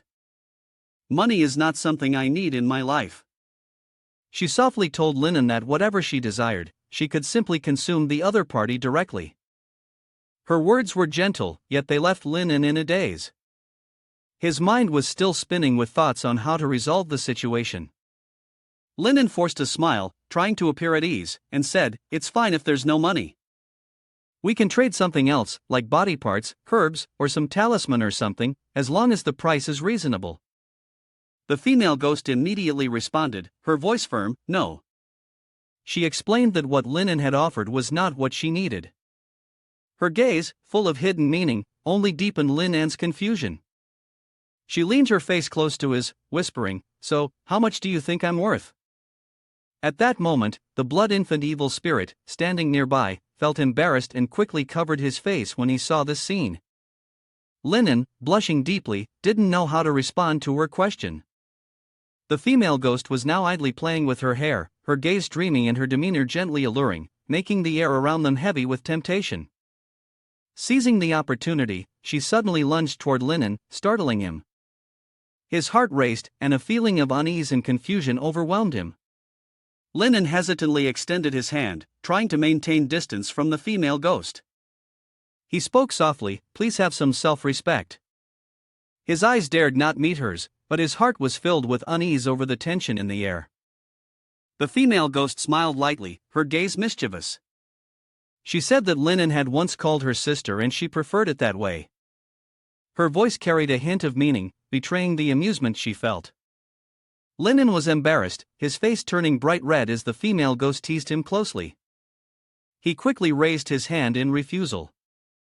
His shop didn't accept payments in flesh. The female ghost did not back away, her eyes filled with subtle implication. She seemed to enjoy the situation, laughing. Her words only made Linen more flustered. He didn't know how to react to what she had said. The awkwardness on his face became more pronounced. At this point, he only wished everything would end quickly. Then the female ghost tilted her head back, revealing her body's curves and her full, rounded chest. She coyly asked if her value still wasn't enough. In this situation, Linen was utterly confused, unsure of what to do, as he was just a teenager, only in his teens. You, compared to those old guys who have lived for hundreds of years in the world of love, are on an entirely different level. You feel extremely embarrassed by this situation. At this moment, Linen felt incredibly awkward. His eyes were tightly shut, his face flushed red, beads of sweat dotted his forehead, and his mouth trembled, but he couldn't find the words. A wave of confusion surged in his heart. After a moment of silence, Linen tried to regain his composure. He gently pushed the female ghost's shoulder with both hands. This action left her bewildered. She looked at him in surprise, not understanding why he suddenly did that. Linen was embarrassed and flustered. He awkwardly pushed the female ghost away slightly, his voice stumbling.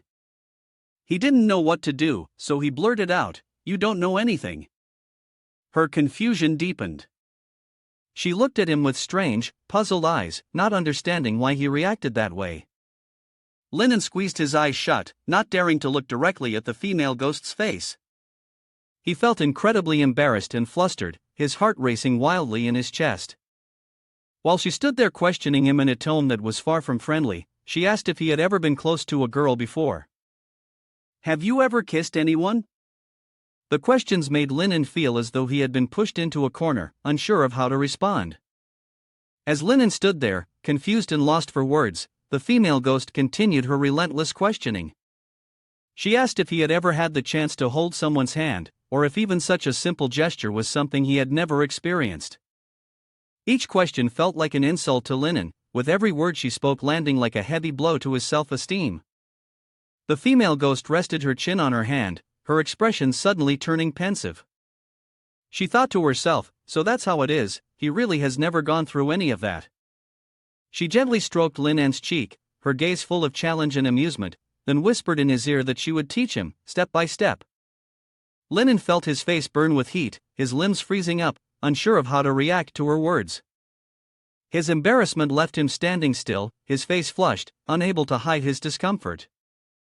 In the still of the night, Linen and the female ghost experienced something that everyone would know what it was. The next day, Linen sat silently on the bed. His eyes closed, as if lost in indescribable thoughts. He clenched his fists, his expression tense, as though hesitating over something important. The female ghost stood behind Linen at that moment, adjusting the fishnet stockings on her legs to make sure they were neat, then gently spoke, "Remember to wait for her tomorrow night. She still had to go to your shop for treatment." Her voice was soft but firm, as if everything had already been decided. The female ghost pressed her hand lightly on Linen's shoulder, her action somewhat coquettish, as if she wanted to apply pressure while also showing a softer side. She said that if Linen helped her break the curse, she would teach him more valuable knowledge, things that could expand his understanding. At this point, Linen felt his face heat up from embarrassment. He didn't know how to respond, only managing to say that he would head back first. As soon as he finished speaking, Linen immediately rushed toward the door, his legs seemingly ready to take flight, his eyes filled with urgency and worry. He ran without stopping, as if trying to escape an unwelcome situation.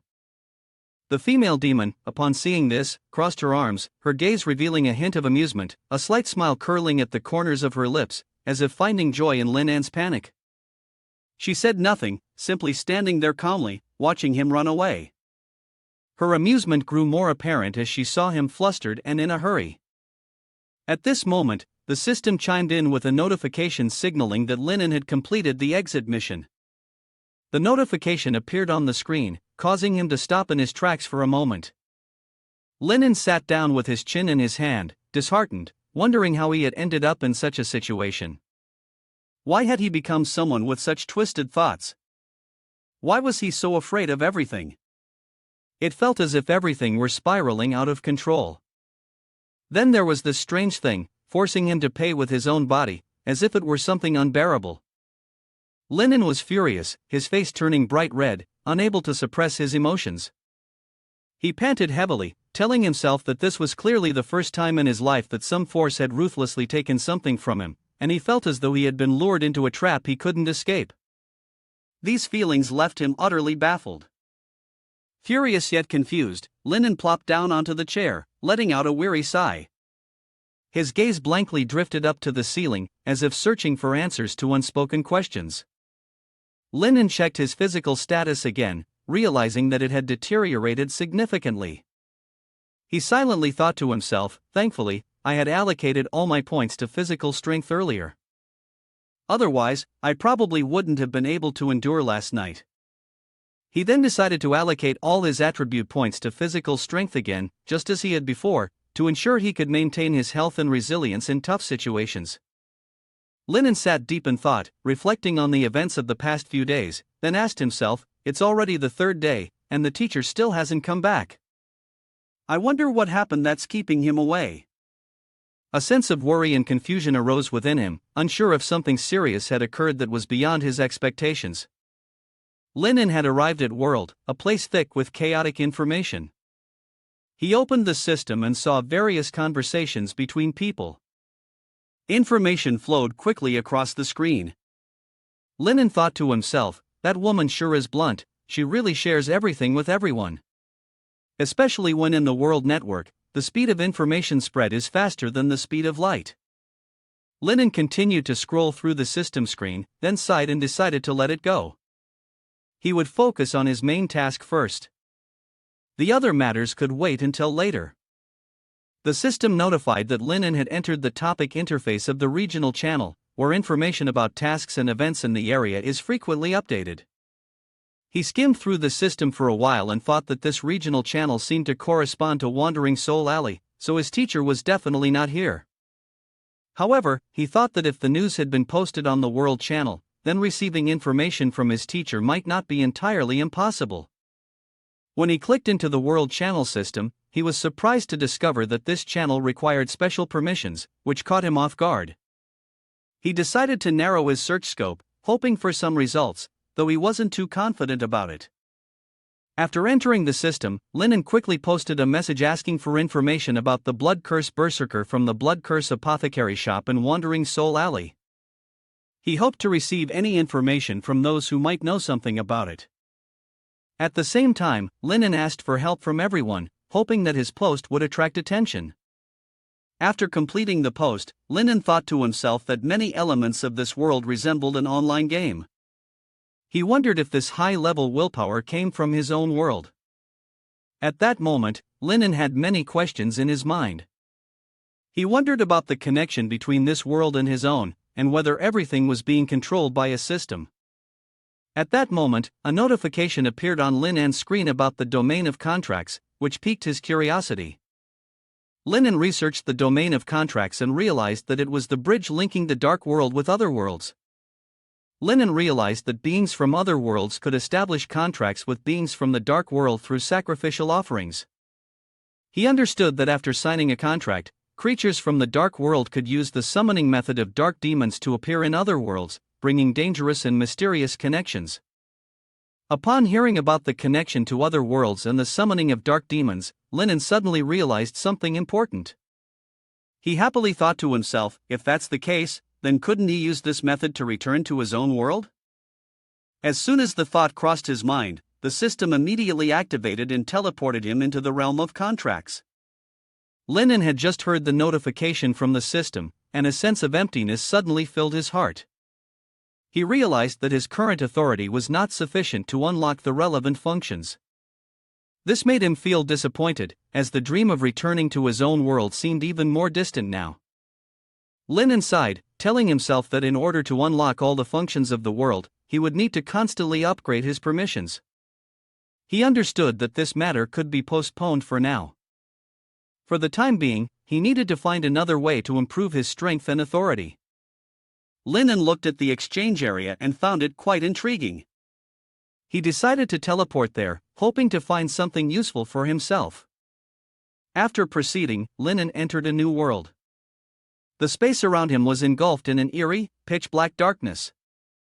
Everything was immersed in a gloomy and cold atmosphere. Here, there were high-end weapon shops selling items such as the Black Marsh Stone Great Shield, a jet-black shield crafted from the precious stones of the Dark World. It was suitable for humanoid creatures, making them resilient and hard to defeat in blood-intensive battles. Linen entered the area known as the Ghost Eye Mechanic Shop, a place specializing in the restoration of limbs for creatures who have lost parts of their bodies. In addition, it sold high-grade magic nuclei to enhance magical power. Linen continued deeper into the exchange area and stopped in front of the shop run by the one-eyed giant slave, which displayed a female spirit from the Zilalan world. She possessed fair skin and the ability to control the minds of others. This being could be trained and raised according to the buyer's needs, creating a strange and mysterious allure for those seeking power and mental control. Linen thought to himself, as expected, this place resembled the shops and the games he used to play. Everything seemed similar to the virtual world he knew. Could it be that I am in a game world? He wondered, feeling a strange connection to this high-willed entity, like a teenager addicted to games. Linen continued thinking, even the functions were similar to a game. At that moment, a notification sounded, "You have unlocked a new function, teleportation shop." Thinking this over, he decided to open an online shop here and pressed the Create Shop button on the system. The system's repeated notifications left him feeling confused. You don't understand why such a situation has occurred. Feeling confused, you mention the teleportation to the blood curse pharmacy. You don't know why this notification has appeared, but it only adds to your bewilderment. At this moment, you stand in front of a castle and say, as expected, the shop has opened here early. This feeling is strange yet exhilarating. You push open the door, and inside is a blinding light that forces you to squint. The space around you becomes misty and mysterious. Suddenly, a notification rings out, unable to check permissions, please enter the shop command, leaving Lennon feeling even more puzzled. Before he could fully understand the situation, Lennon places his hand on his chin, and a thought about setting up a password command emerges in his mind, making him realize that this was something he hadn't known before. Confusion and doubt arise, but there's also a sense of curiosity about this feature. The system notifies him that it cannot check permissions and asks for the shop command. Lennon thinks for a moment before deciding to disregard it.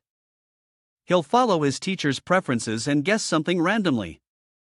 Just as Lennon is trying to enter the command, the system notifies him of an incorrect command, rejecting his access, leaving him feeling a little more bewildered. But it wasn't too surprising. Clearly, this was a strict system that wasn't easy to bypass. You tried everything, even the password 200-year-old unique, the most adorable disciple, yet still failed. The system then notified you of an incorrect command, which made Lennon a bit frustrated. He didn't expect opening the store would be so difficult. In the end, he tried the password ta-yu la. When the system confirmed success, he couldn't hold back a smile, his lips curling slightly, his eyes lighting up with the joy of success, feeling an immense sense of satisfaction inside. He truly understood his master well. As Lennon walked in thought, he didn't expect the setup here to be almost identical to reality, even the items were exactly the same. It seemed this place usually conducted some kind of treatment. Lennon glanced at the system screen and thought to himself that this was the main interface of the store. A 500 entry fee and a maintenance cost of 10.3 was too expensive. Based on the store's earnings in reality, there was no way to afford such an expense. Where did his master get that much money? Lennon searched for the store log section. When he saw the information, he silently thought, these things must be traps set by monsters. Is this the real source of his master's income? You can easily understand why every time the teacher comes back from outside, he carries several large bags with him, then goes straight to the store's surgery room. It's just a surface excuse, selling monster organs is actually the teacher's main job.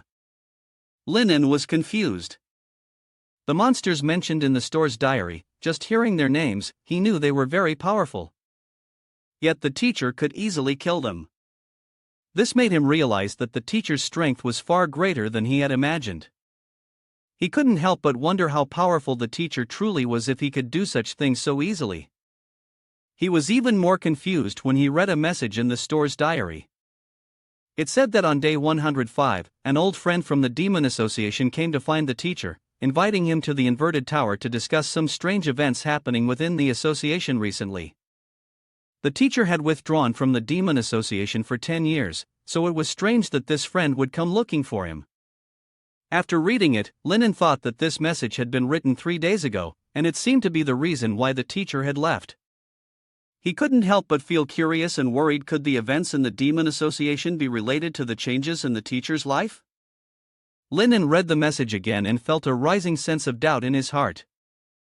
The upside-down tower of the Demon Association. These words suddenly made him realize that the teacher had once been a member of that organization. He never expected that the teacher would have such a past, connected to such a mysterious group. Lennon thought that perhaps the teacher went there because an old friend invited him, and that there was nothing unusual about it, which made him feel somewhat at ease.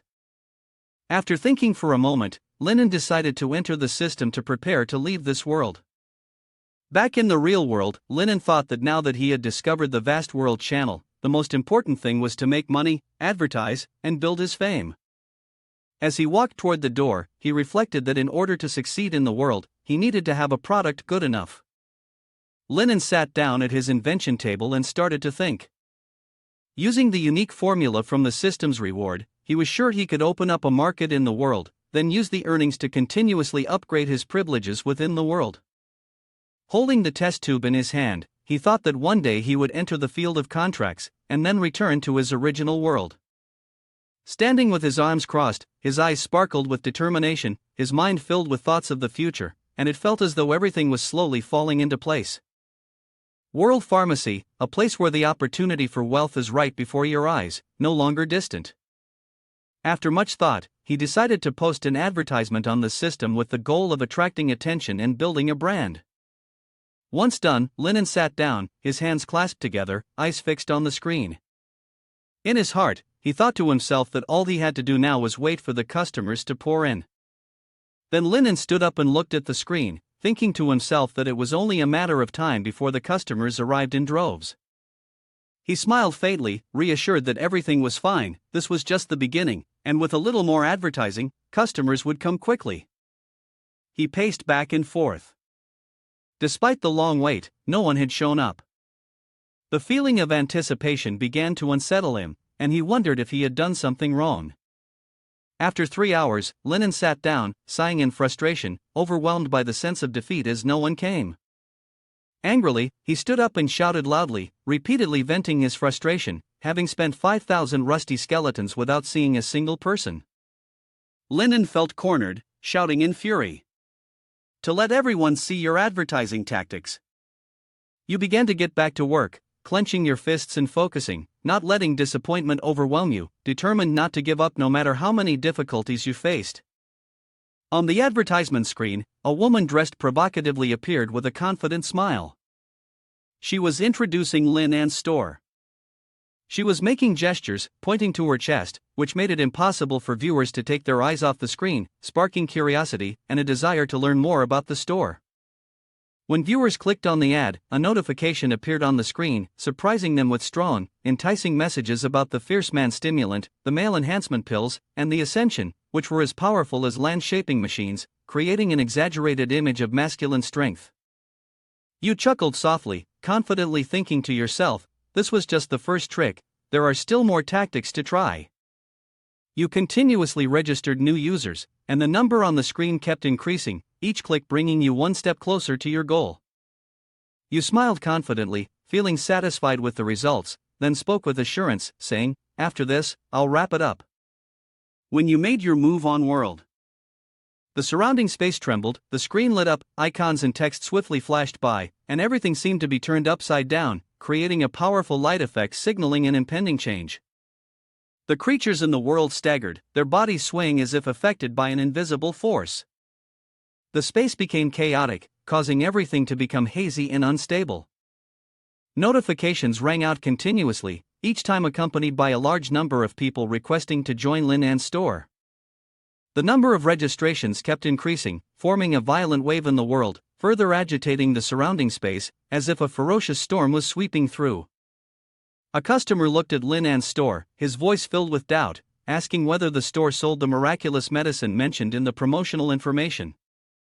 At the same time, a second customer spoke up, asking whether drinking the medicine could make one so overwhelmingly powerful that even the queen would be unable to withstand it. The group of customers standing at the door included the first person, who eagerly asked to buy 10 bottles of the berserk medicine immediately, and the second person, who was no less anxious, requesting 50 bottles to test its effects, while also inquiring whether the new hunter of demon eyes was truly real. Seeing this, Lennon couldn't help but think to himself that the people here were indeed quite innocent, and he felt a bit guilty. But then he smiled, thinking to himself that those who had come to his door were here for business, and he still had to earn the money. The crowd was in an uproar, with one person shouting loudly, "Get out of the way, I'm going in first." Another person followed, "Boss, give me a bottle." From the noisy voices, it was clear that chaos was unfolding, with customers scrambling for each bottle of medicine. Some even questioned, "Boss, if I'm willing to pay with my body, can I get to the door and buy the enchanting demon?" Lennon scratched his head, feeling a little amused. What a headache! He chuckled, his eyes full of interest. He thought for a moment, looking at the bustling crowd in front of him, wondering how he should handle the situation. Outside, among the crowd pushing and shoving, someone shouted with determination, confirming that they would buy all the bottles at a price of 4,000 yuan each. Upon hearing this, Linen smirked and announced that his small shop only had 30 bottles of the critical hit potion left, while 10 bottles had already been reserved by regular customers. One of the men, hearing this, turned to his rival and responded with a tone full of challenge. Could it be that only you know how to spend money? He clearly stated the price of 5,000 yuan per bottle and then confidently declared that he would buy all 30 bottles to try them out. If the results were as expected, he promised to double his support for Lin An's business. The crowd clamored, each offering different amounts, one person bidding 5,000. Then another sneered, raising the price to 6,000. Next came the shout for 7,000, then 7,500. The shouts and cries echoed, making the small store feel lively and bustling. Linen watched the crowd fight over the bottles, a faint smile appearing on his lips. He calmly spoke, advising everyone to restrain themselves, shop rationally, and not indulge in extravagant spending. After all, making money wasn't easy. He emphasized that anyone who wanted to buy could come over to pay or transfer the money directly. Sitting amid the pile of cash, Lin An's eyes sparkled with a sense of triumph. He mumbled to himself, conscience can't pass, I'm resorting to such despicable tricks to sell these. Then he thought to himself, but it's not exactly deceiving the consumers. The stimulant does indeed improve combat effectiveness, it's just that the combat effectiveness the consumers expect is slightly different from the actual effect. Suddenly, he remembered that he still had to prepare the hair growth medicine. Thinking of this, he pressed the red button on his wrist. He was determined this time to sell it cheaply, he couldn't deceive innocent consumers. At that moment, on the other side, a group of soldiers stood under the gloomy sky. The air was eerily still, only the sound of the wind gently rustling the dry leaves could be heard. The faint light from the clouds stretching across the sky made the atmosphere even heavier and darker. The captain stood at the front, his face stern, his eyes cold and seemingly able to see through everything. He stared into the distance, where the red dots flickered like the eyes of a person waiting, full of danger and tension. A subordinate reported seriously that the royal court's support items had arrived. He continued, saying that in addition to the treatment medicine and strength potions, there were also 5 bottles of explosive potions. The royal court had urgently ordered these. It was said that the explosive potion could double the user's combat strength. The captain picked up the bottle of medicine and, with suspicion, asked about any possible side effects. The subordinate could only reply that he wasn't sure about this issue. Suddenly, the monsters with glowing red eyes charged toward them without a sign of slowing down. The captain and his subordinate stood dumbfounded, unable to react to the sudden appearance of the creatures rushing toward them.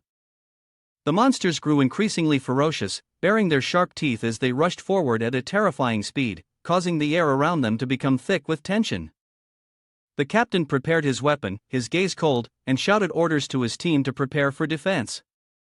Every movement he made was quick and decisive, showing his determination to face the imminent danger. The soldiers surged forward with resolve, the sound of their footsteps and the clash of weapons ringing through the air. Each one was ready to face the challenge ahead. Seeing the dire situation, the captain realized that there were too many of the creatures.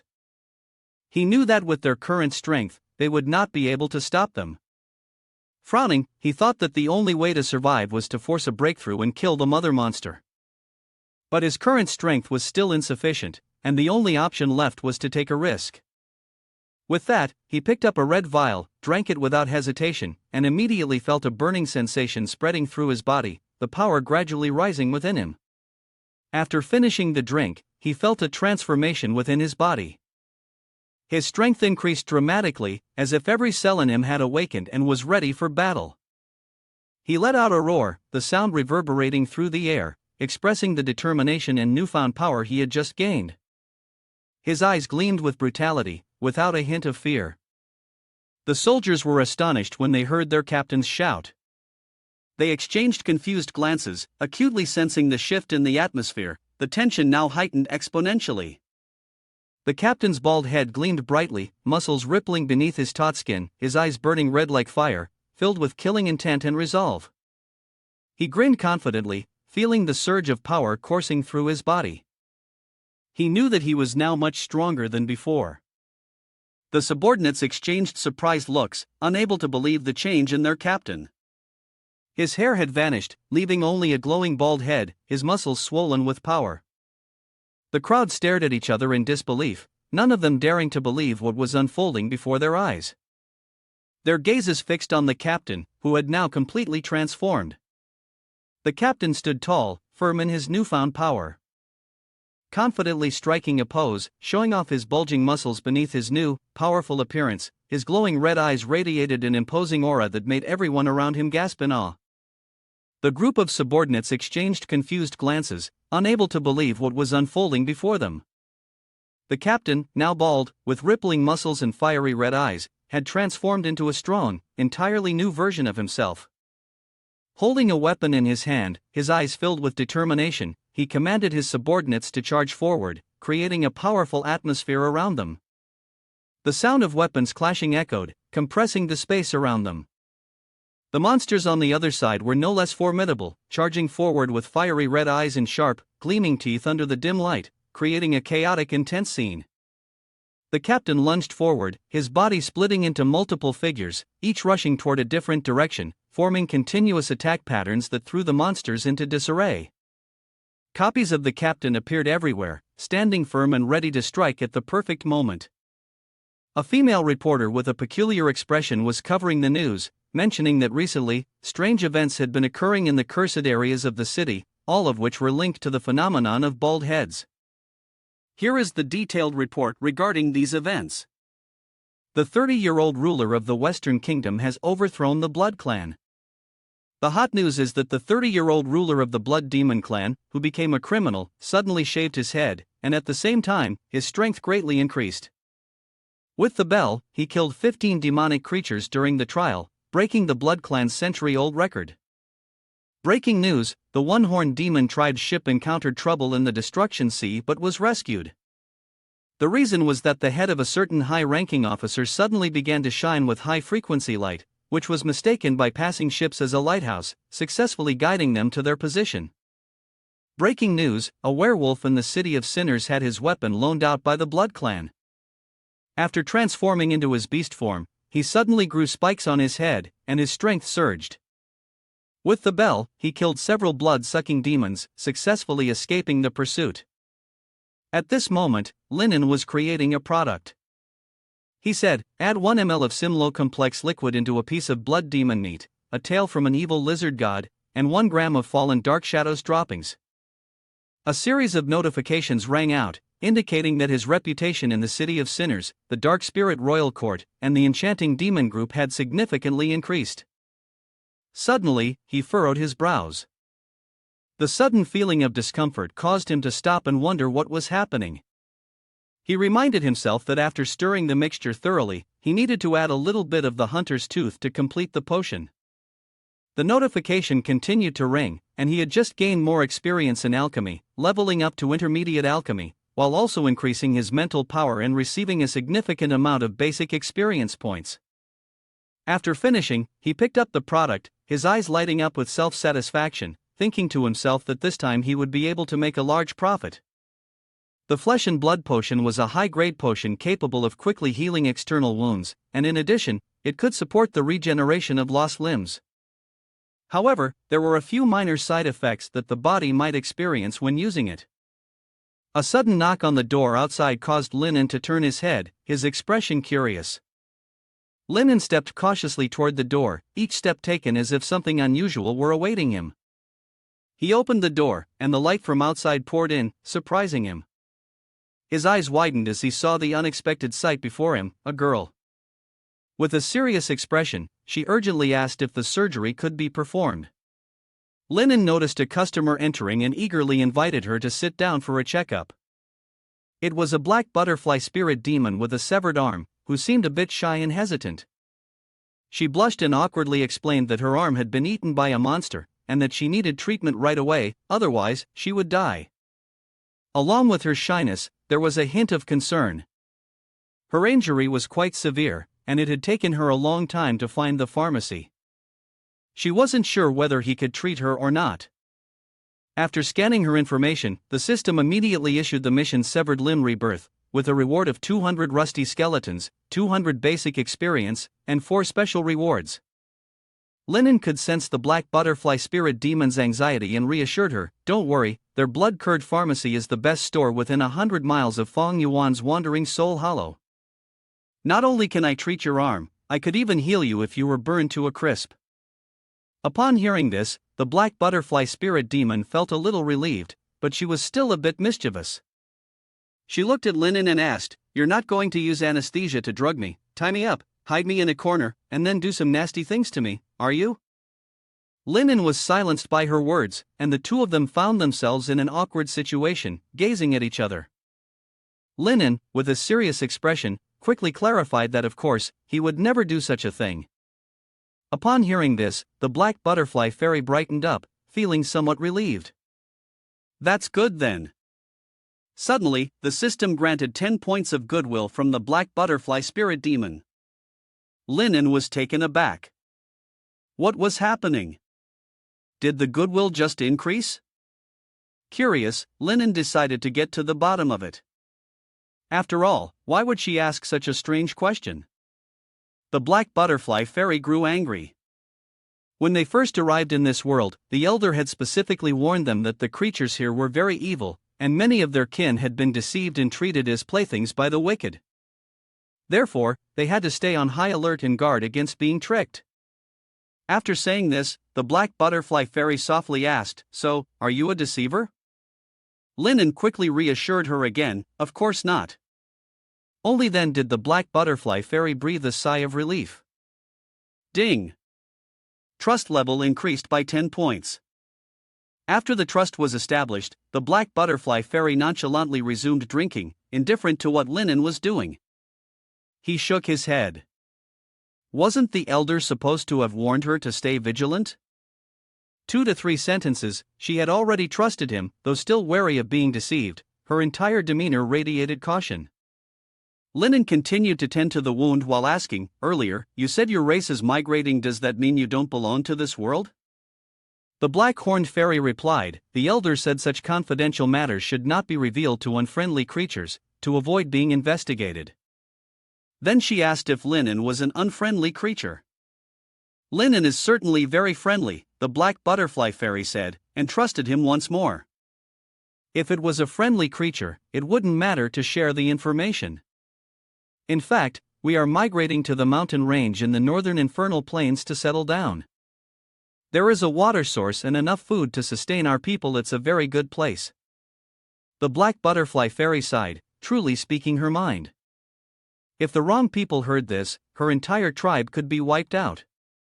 Linen looked helplessly at her. She seemed to be a warrior of her tribe. Upon hearing this, the black butterfly fairy proudly stated, "I am the chief knight of the fairy tribe, and also the first great knight of the fairy tribe to pass the trials. You can call her Lady Yu. The path I lead is the direction for my tribe to advance, the one who exploits the fairy tribe, the pathfinder of the great domain. She perceives the light of the dark world, the vanguard general travels across vast distances. Great Lady Yu, I will lead my tribe to the future of light." Linen stared blankly at the black butterfly fairy proudly flaunting her achievements in battle. He wasn't too concerned and simply remarked that her wound was bleeding again, urging her to sit down quickly. The black butterfly fairy realized she had been a bit too boastful and immediately apologized for losing control.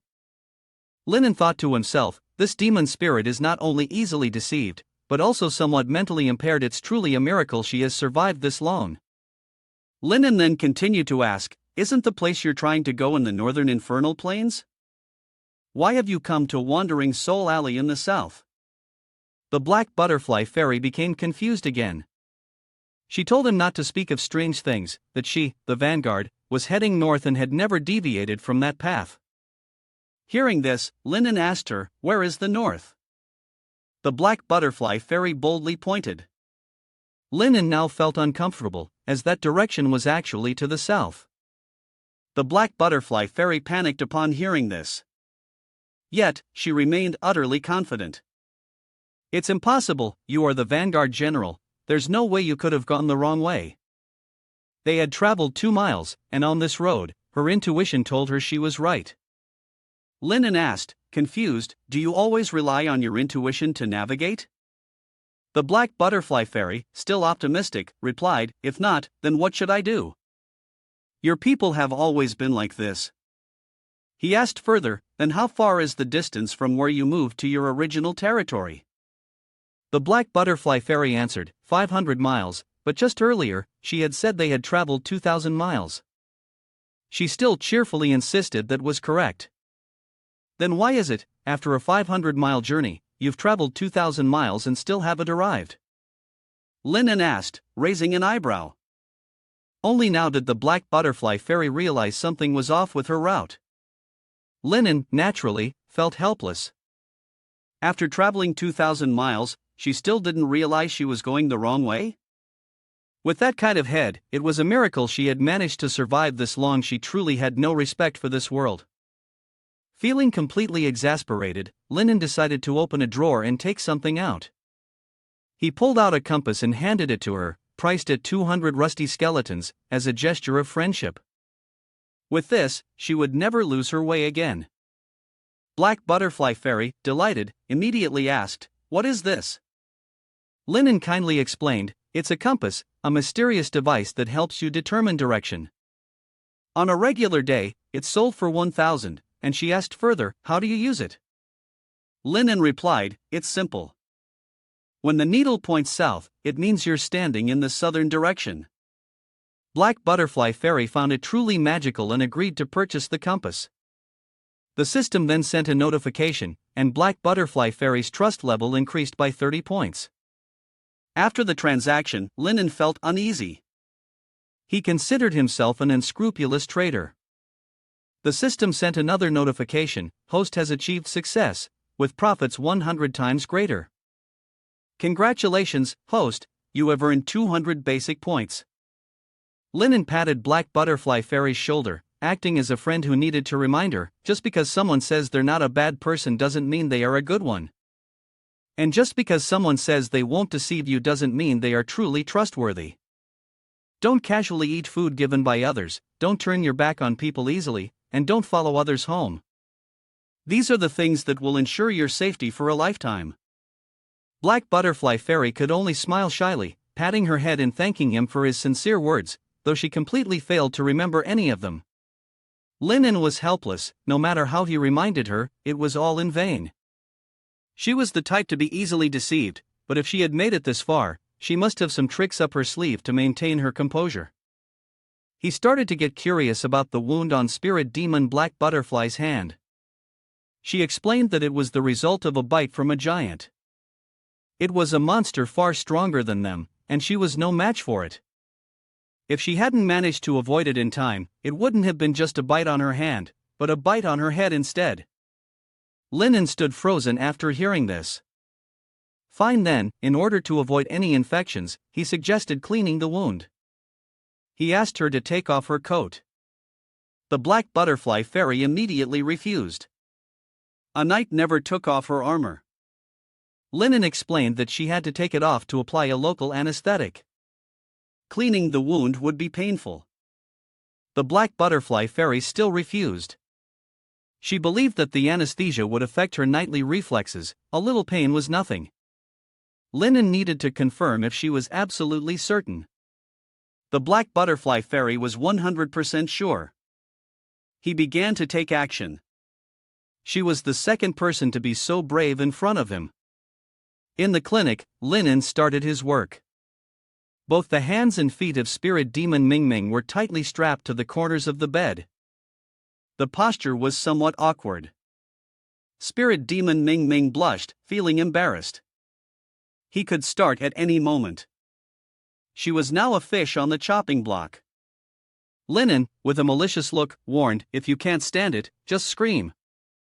Don't bite your tongue. I'm starting now." Black Butterfly Fairy still confidently believed that her pain tolerance was strong enough to withstand it. Before she could finish speaking, Linen immediately acted on the wound that was still bleeding. Spirit Demon Ming Ming, after receiving the blow, began to turn pale, and finally couldn't endure it anymore and screamed out. It hurt so much. Why did it hurt so much more for her than for anyone else? Did he use something strange on her body to make it hurt even more? Linen sighed helplessly. This was only the first strike, the lightest one. He eventually advised her, you should really consider getting a local anesthetic. Black Butterfly Fairy's face twisted in pain. Her pain resistance was remarkable, as she prided herself on the patience and fortitude of a knight. She wouldn't give in. Upon hearing this, Linen didn't hold back and struck again. Blood splattered everywhere. Black Butterfly Fairy continued to scream in agony. It hurts so much. You're using too much force. Linen warned, didn't you say your pain resistance is high? Don't twist it, or I'll strike another spot. Black Butterfly Fairy lamented, although her pain resistance was high, each strike still broke through her tolerance, causing immense pain. The treatment continued, accompanied by the shrill screams of Demon Spirit, who seemed on the verge of cracking. Ming Ming was about to crack, about to break down. Linen cautioned her not to make such strange noises, as he'd only made a few strikes so far. Demon Spirit kept screaming for help, her body feeling as if it were about to be torn apart. She just wanted to go home and quit, the pain was unbearable. Black Butterfly Fairy suddenly sat up in resistance. This girl was so troublesome. Linen decided to stuff a round tube into her mouth to prevent her from screaming anymore. He told her to bite down and hold on a little longer, it would be over soon. She just had to persevere. And so, the system continued to emit signals as Linen continued his strikes. Demon Spirit had no choice but to lie still and endure, unable to scream. Finally, it was done. The system notified that Linan's swordsmanship had reached the intermediate level after this treatment. You will receive 300 basic experience points. After the shock from this treatment, Black Butterfly Fairy was paralyzed by pain. Finally, Linen removed the obstruction from her mouth and announced that the treatment for the wound was complete, so they could proceed to the next step. The handcuffs were removed, and Black Butterfly Fairy woke up in a daze. It felt like a dream, almost ruined at the last moment. Linen then informed her that this was a normal reaction. Black Butterfly Fairy confidently assumed that he was the man who caused her such pain. Linen was surprised, he was also the first person to dare to use such a rough object to insert into her mouth. He explained that it was done to prevent her from accidentally biting her own tongue. However, Black Butterfly Fairy blushed. He had left a deep impression on her, and she would never forget him. Her favorability towards Linen increased by 30 points, which caught him off guard. So even favorability points could increase like this? What kind of physique does this girl have? The wound had been treated, and next, they would proceed with the process of regenerating her limb. Linen reminded her that the cost of this process was not cheap. Do you have enough money? Looking at the appearance of the demon spirit, he couldn't be bothered to persuade her. He decided to give her a little something for this operation. Black Butterfly Fairy remained confident. Before leaving, she had brought the entire budget of her clan with her. Then came the tedious task of pulling out money, and she started taking out a pouch of money from her chest. Once she took it out, her chest was completely flat, which left Linen speechless. Is it fake? Black Butterfly Fairy also felt a little embarrassed. But immediately, she regained her confidence and pulled out a handful of gold. This was all genuine Black Prophet yuan. Linen was pleased. She had a large pouch of Black Prophet yuan. If it were exchanged for Rusty Skeleton's pouch, it would easily be worth hundreds of thousands. Black Butterfly Fairy asked if this amount was enough. Linen, his eyes gleaming at the sight of money, thought this was more than enough. The demon spirit emitted a soft, foolish energy, plenty of money and easy to deceive. Indeed, she alone was the one to fool the entire human race. If he didn't deceive her, it would truly be a crime against justice. Linen then told her to sit still while he restored the portion for her. He took out a vial of green liquid. It is the flesh and blood rebirth medicine that you developed. Try it and see for yourself. You also remember that the system mentioned this medicine has a slight side effect, so she could take it to test. However, the black butterfly fairy firmly asserted that this medicine would have no effect on her. After saying that, she swiftly opened the vial and drank it immediately, much to Lin An's surprise and anticipation. But indeed, nothing happened at all. The demon spirit explained that her physical constitution was very special, with a resistance to all kinds of medicines. Whether it was poison or healing medicine, it had no effect on her, and the vial of medicine Lin An made was no exception. Lin An was dissatisfied. If she was immune to medicine, then why had she come to his store in the first place? The demon spirit speculated that she was trying her luck, perhaps hoping to find some temporary solution. Lin An realized that this was a rare opportunity to test his medicine, and to face someone who was immune to it. No wonder she had so many weaknesses yet had managed to survive until now. Lin An was furious at the failure. This formula was given to him by the system, and it surely should be different from other medicines. He realized that if his medicine worked on someone who was immune, its value would rise significantly. After thinking for a moment, Lin An immediately took out the spirit demon to test the medicine, telling her to trust him that this time the medicine would work. If it didn't, he wouldn't charge a fee. The black butterfly fairy wasn't particularly eager, but if he wanted to try, she didn't mind. Lin An began applying the medicine to her severed arm. The effect of the medicine exceeded Lin An's expectations as the arm started showing some reactions. He was happy, seeing that it was working. The black butterfly fairy also looked at her arm with some curiosity, but in the end, the reaction quickly faded away. She sighed, realizing that the medicine had no effect. Her constitution was too unique. If this didn't work, she hoped they could at least find a suitable prosthetic arm for her. Then, something beyond their expectations happened. The reaction on the black butterfly fairy's arm continued. Flesh and tissue started to regenerate and grow, as if constructing something. The demon spirit was overjoyed. Lin An's medicine had finally worked, and it was incredibly effective. The process continued rapidly, and Lin An became excited as well. The speed was astonishing, and it seemed that her constitution didn't hinder the medicine's effectiveness.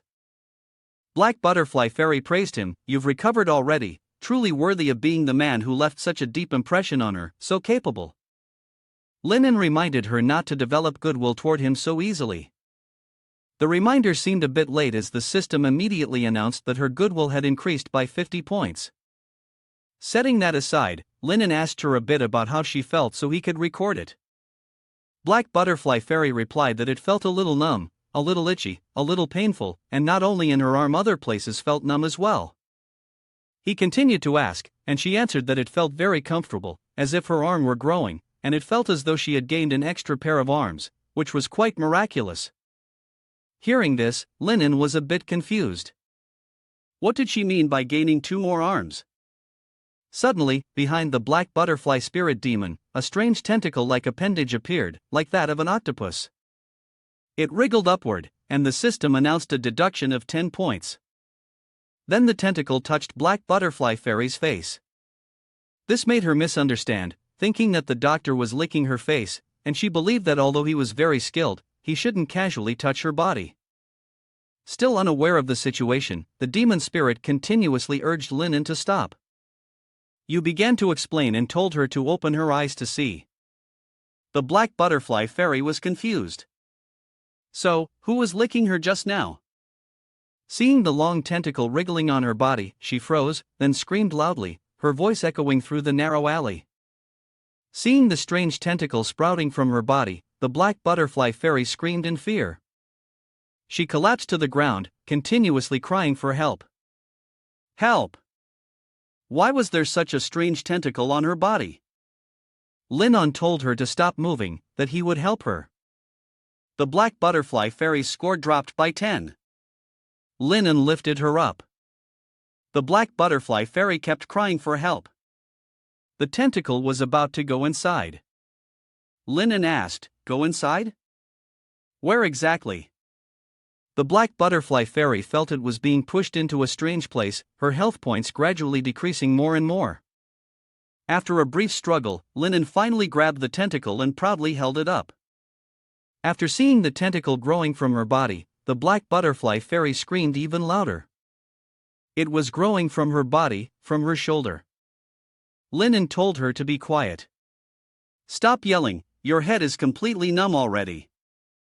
Linen placed the tentaclia on the table, raised the knife in his hand, and told the black butterfly fairy to endure for a bit. As soon as he finished speaking, Linen immediately lowered the knife, swiftly cutting the fried tentaclia in half. The black butterfly fairy screamed in pain, her face now looking completely blank. Both of them stepped closer to inspect the tentaclia. They couldn't have expected that even after being severed, it was still alive, wriggling around. The black butterfly fairy saw the tentaclia still moving. It was even charging towards her. This caused her health bar to drop by 20 points. The tentaclia, as soon as it hit the ground beneath Linan's feet, exploded immediately, startling him. Both Linen and the black butterfly fairy were shocked by the explosion. The tentaclia had been shredded in the middle into many pieces, and it no longer moved. The black butterfly fairy turned to Linen, confused. "What is going on? Why is there a tentaclia growing on my shoulder?" Linen explained, "Don't worry, it's just a side effect of the medicine, it's perfectly normal." The black butterfly fairy heard the words normal and became angry. "What's normal about this? How could there be a drug that causes someone to grow such strange tentaclia?" Then the black butterfly fairy added, "Tentaclia might be acceptable, but what if something even stranger grows instead?" She believed this wasn't a regenerative drug, it was clearly a mutation drug. Linen told her not to be so anxious. The rich relied on science and technology, while the poor depended on mutations. Although the black butterfly fairy was wealthy, a little mutation every now and then wasn't a big deal. Linen pointed at the black butterfly fairy's arm, saying, "Hasn't your arm already grown a lot? With a bit more medicine, the chances of your arm fully recovering are high." The black butterfly fairy felt embarrassed. "Do I still have to continue?" But she really felt scared. Linen placed his hand on her shoulder and comforted her, "Don't worry, no matter what grows this time, I'll help you cut it off with a single strike." Linen was confident in what he had said. "You have to trust me. Don't you want your arm to fully recover?" Looking at Linan's determined attitude and her poor arm, the black butterfly fairy. Although she was terrified, the black butterfly still wanted to try one last time. Linan told her to rest assured and leave it to him. Immediately, Linan took out a vial of medicine and poured it onto the arm of the spirit demon black butterfly. The medicine seemed to have some effect, but soon after, there were side effects. Another tentaclia grew into a tail behind the black butterfly fairy. She signaled to Linan. The tail grew into a strange shape. "Quickly, cut it off." Linan immediately rushed over. Without hesitation, he severed the tentacle. Next, the black butterfly fairy felt it again. This time, inside her armor, tentaclias with a sticky sensation had grown. She called to Linan, "Cut them off, quickly." Linan quickly responded, "No problem." He continuously swung his blade, severing the tentaclias. On the next occasion, beautiful wings grew on the body of the spirit demon black butterfly. She was overjoyed. "Ah, these wings, they seem quite beautiful, we can keep them." But then, the sound of a blade ringing out was heard, and the beautiful wings that the black butterfly fairy cherished fell off. She stared in confusion, not understanding what had happened. Furious, the black butterfly fairy turned and scolded Linan. She ensured that it could be kept. "Why did you chop off such beautiful wings like that?" Linan awkwardly responded. Perhaps it was because he had done it out of habit. After more than 10 minutes of continuously cutting off the tentaclias, black butterfly fairy's arms had fully recovered. The system notification congratulated Linan for completing the task. Severed limb rebirth, you received 200 rusty skeletons and 200 experience points. Linan helped black butterfly fairy sit up, gently asking how she felt now. Black butterfly fairy had a rather strange sensation, she felt like her body had grown many things she couldn't identify.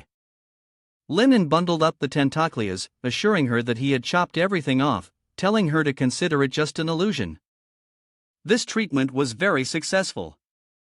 He praised Black Butterfly Fairy's performance, saying she had done very well. She wondered, medicine requires money, but chopping off those strange things shouldn't need money, right? Linen checked Black Butterfly Fairy's body, and of course, no money was needed. What kind of day was it, that Linen didn't need any money? Not only that, but he also gave a few of these things to Black Butterfly Fairy as souvenirs. Black Butterfly Fairy sat up, thanking Linen and wondering if she was allowed to leave yet. Linen, pleased, gave her a few parting words, reminding her to like his shop, and that there would be a discount next time she visited.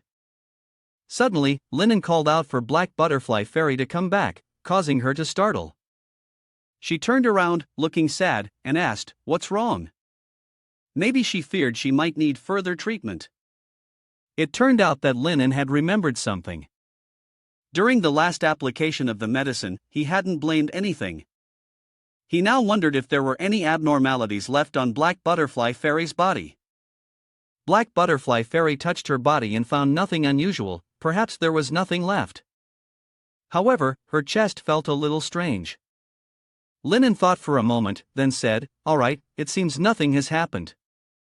He cheerfully bade farewell to the fairy. It was likely that this medicine didn't always cause mutations. Thanks for your cooperation, and I'll see you next time. Black Butterfly Fairy backed out and left the house. She really didn't want to come back here. After she had gone, Linen sat at his desk, deep in thought. This time, the experiment with the drug was very successful, and the next step was to bring it to the store to sell online. Suddenly, he noticed something under the table.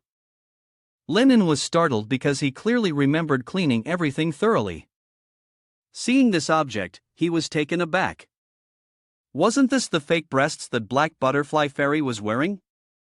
No, wasn't it the money pouch? He recalled the surgery earlier. Did he forget to take it? It felt a little strange.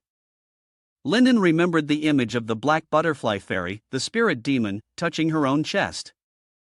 Wait, the pouch was here. But her chest. After thinking for a while, Linen finally understood. The drug had caused her body to mutate, turning the fake into the real thing. He quickly grabbed the pouch and ran after her. This was bad. Wouldn't it mean that next time, when the Black Butterfly Fairy went to take the money, she wouldn't be able to? He had to stop her and remove that extra part of her body. But as soon as he opened the door, there was no one to be seen. The Black Butterfly Fairy had long since left. Linen felt disappointed. As a doctor, how could he make such a basic mistake? He had been so careless. The only thing I can think of is to find a way to contact the Black Butterfly Fairy in the world, so I can apologize and atone for my sins. Linen turned back inside, holding the soul lantern. Seeing that it was getting late and the lantern was about to go out, Linen realized it was time to close the door. Suddenly, his body began to feel extremely uncomfortable. Linen didn't understand why he kept coughing violently, and on top of that, he was coughing up blood. He quickly wiped his mouth, a strange intuition telling him that something was wrong. The blood he spat out spread across the ground like a puddle, but strangely, it was moving, shifting. After a while of struggling, the blood had formed a dangerous sentence: "Leave immediately."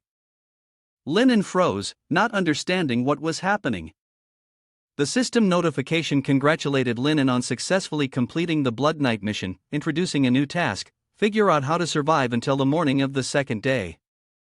The reward for the mission included 2,000 rusty skeletons, 2,000 experience points, 1 special reward, and 1 special achievement. The sentence formed in Linen's blood was like a warning: danger, leave immediately. Linen felt a strange sense of familiarity with this writing. It's from the master. Your master has used some kind of spell to send a warning to you. Without hesitation, Linen began packing up his things, preparing to leave.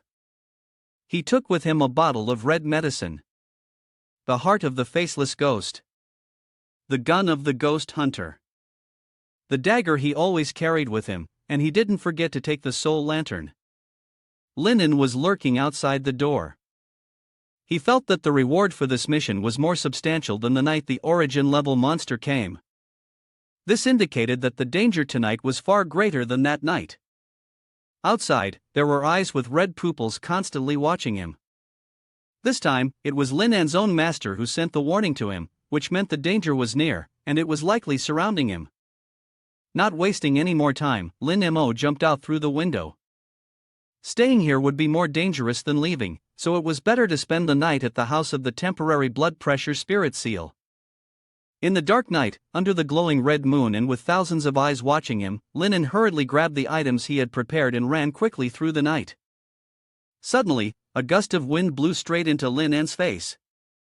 He was bewildered, not understanding what was happening. The ghostly creatures had begun to catch fire right in front of his eyes. The emergency warning system signaled a 100% danger level for you, Ing. Warning, warning. Linen was terrified as the system notified him, not expecting it to arrive so quickly. Linen hurriedly ignored everything and ran straight home. He dashed to escape the danger, but strangely, a gust of wind kept following him. Once inside, he slammed the door shut, leaning against it, gasping for breath. I'm done. I can't go any further. The danger came too quickly this time. He looked at the situation, certain that it was targeting him. If he couldn't escape, the light in Linan's hand had already gone out without him noticing. Knowing he couldn't escape this danger, he decided his only option was to save himself. Linan quickly searched for tools. He reinforced the door, making sure it was secure. He even locked it and added another lock on the inside. Despite the thorough security, Linan felt something dangerous approaching. In the blink of an eye, the door was shattered into 1,000 pieces, and a red smoke began to enter. Linan hid behind a wall. He could also hear the sound of heavy footsteps. Inside the room, bottles of medicine were being smashed, and the system continuously reported that Linan's condition had worsened countless times. Knowing that those sounds were coming from his precious belongings, Linan grimaced and growled in frustration. Damn it, they dare to smash all the medicine in the shop. That's all money and wealth that he cherished the most, just gone like that. Seeing his precious medicines being continuously destroyed, Linan thought to himself, this can't go on. Even if it doesn't cost me my life, it will surely break my heart enough to end it. Instead of waiting for death to come, he might as well think of a way to break the curse on his own. Linan ordered the system, quick, the purging effect of the blood-clad evil spirit's curse, and transfer it to the demon hunting rifle. A brilliant blue light emanated from Linan's hand, and it moved toward the rifle in his other hand. It turned out that everything had been in his mind. If he did this, the blood-clad evil spirit would return to her original form. Once she noticed the change, she would immediately come looking for him. Right now, all he needed to do was hold out until she arrived. Linan anxiously waited for the right moment to act. The sound of footsteps drew nearer and nearer. Linan had already noticed this. With such a distinct sound of footsteps, the monster must have arrived. Linan wondered if their earlier use of abilities had been detected by it. The footsteps grew closer, and Linan aimed his gun directly at the door, then crouched down. With the added power of evil spirit, the gun seemed invincible. As for Linan, he was sweating profusely. But for some reason, even though the footsteps were approaching, they suddenly shifted direction and moved elsewhere. Linan was so frightened that he dared not even breathe loudly. Listening closely, he carefully pressed his ear to the ground to assess the situation. Had it left? It seemed to be heading toward the backyard. Suddenly, a crimson hand emerged from somewhere. Rather than coming from the door, it reached out from Linan's own chest. He was horrified, unable to comprehend what was happening. Linan was both stunned and terrified. He couldn't understand why it had come from the side. Just as quickly, the hand disappeared, leaving a spoonful of soy sauce on Linan's chest. You fell to the ground, coughing up a large amount of ketchup. A red vortex appeared on the wall, twisting it inwards. Linen couldn't understand why ketchup kept pouring out of him, even though he had stopped coughing. His face turned pale as he couldn't believe his own eyes. Linen's eyes were dazed, his face drenched in sweat. He tried his best to witness what was coming in. Through Linen's eyes, the door slowly opened, and a surge of murderous intent entered the room. Linen struggled to stand his ground, trying to face the monster, but with his current strength, he didn't know how long he could hold out. In Linen's eyes, a thick red mist filled the air, and a strange shadow slowly advanced toward him. A monster with a body seemingly stitched together, its many eyes were hard to count, and countless strange tentacles extended from it. It looked like a heap of drunken flesh. It walked into the room, seeing Linen kneeling on the ground. The system displayed information about the monster. This creature was created by the pinnacle of the Demon Association. It was one of the top flesh and blood machines at the head of the chest-hanging tower. Its appearance will bring death and destruction. This is the ultimate weapon created by the Association for hunting down rebellious elements. It can devour everything, and one must never look into its eyes. Linen felt something at his feet, and when he looked down, the monster had already wrapped its tentaclia up to his thigh. The tips of the tentaclia were glowing, sprouting sharp objects that stabbed deep into Linen's leg. They seemed to be draining his blood. Linen cried out in pain, gritting his teeth tightly, his eyes bulging with veins. Linen did not expect that this monster was so close to his vital points. The monster stared at him like a little prey. There was fat, there was a body to be inspected, humans were inspected with low quality, priority given to devouring, but it was not advised to devour, activating the thought of it. Electric sparks crackled along the tentaclia wrapped around Linen. They seemed to want to go deeper into his body. Somehow, the tentaclia of the monster suddenly exploded, and Linen was also affected. It turned out that he had managed to retrieve his gun and shot at the creature. He was in agony from the wounds caused by the monster. Linen tried his best to stay conscious to deal with the bloodthirsty monster with so many tentaclia. The monster was truly terrifying, and in its eyes were more mouths, filled with sharp teeth. Seeing that Linen had lost his ability to move, the monster began cleaning up the remains. The tentaclia shot towards Linen, as if it were going to tear him apart. Linen's face turned pale, and he was unsure of how to counter them at this moment. Linen's heart inexplicably contracted. In the midst of a life-or-death situation, just before the tentaclia could reach his body, Linen managed to fire a shot at the monster. The bullet flew straight into its enormous eyes. In agony, the monster let out a deafening roar, stomping and thrashing around the room in intense pain. Taking advantage of the opportunity, Linen quickly draped a piece of cloth over his body to camouflage himself. The monster used its tentaclia to probe the surroundings. It was searching for Linen, but no matter how much it searched, it couldn't find him. It used its eyes to look for him, but the result was still the same. It screamed, "Delusion." The data is being re-examined, the target has extremely strong camouflage, racial modification detected. The bio-enhanced individual has undergone high-level biological transformation, priority for devouring is high, immediate termination recommended. It was unclear how much time had passed. After the encounter, Linen had managed to escape from the high-level monster. Now, although he had successfully hidden, he remained vigilant, despite the pain from his injuries. The system notification indicated that the blood demon cloak, once used, could conceal his presence. At the same time, it can pass through entities like demonic spirits. Furthermore, the evil spirit, being invisible and intangible, always becomes a source of deep fear in the heart of mankind.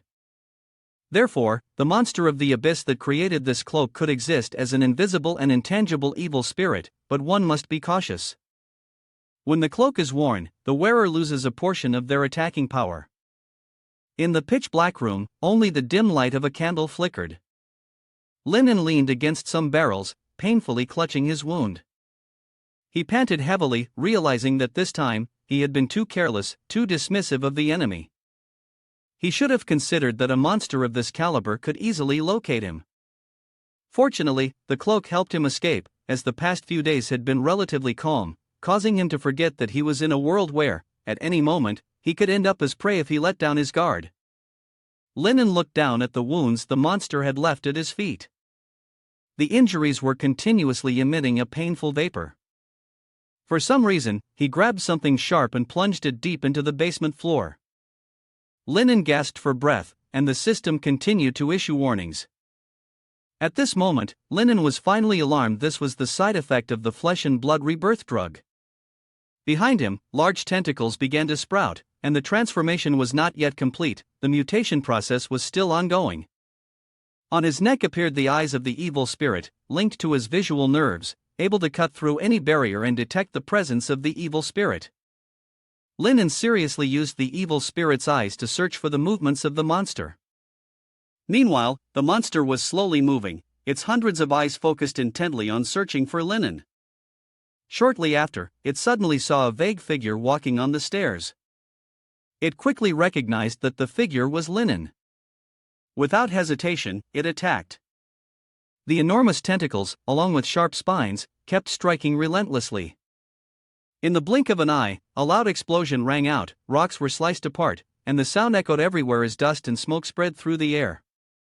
But when the smoke cleared, only the monster was left on the ground. As for Linen, he had used the tentacles on his back to cling to the ceiling, using a cloak of invisibility. He had successfully hidden on one side of the monster. At that moment, he broke into a smug smile. The monster was doomed. Without hesitation, he fired his gun, attacking the creature.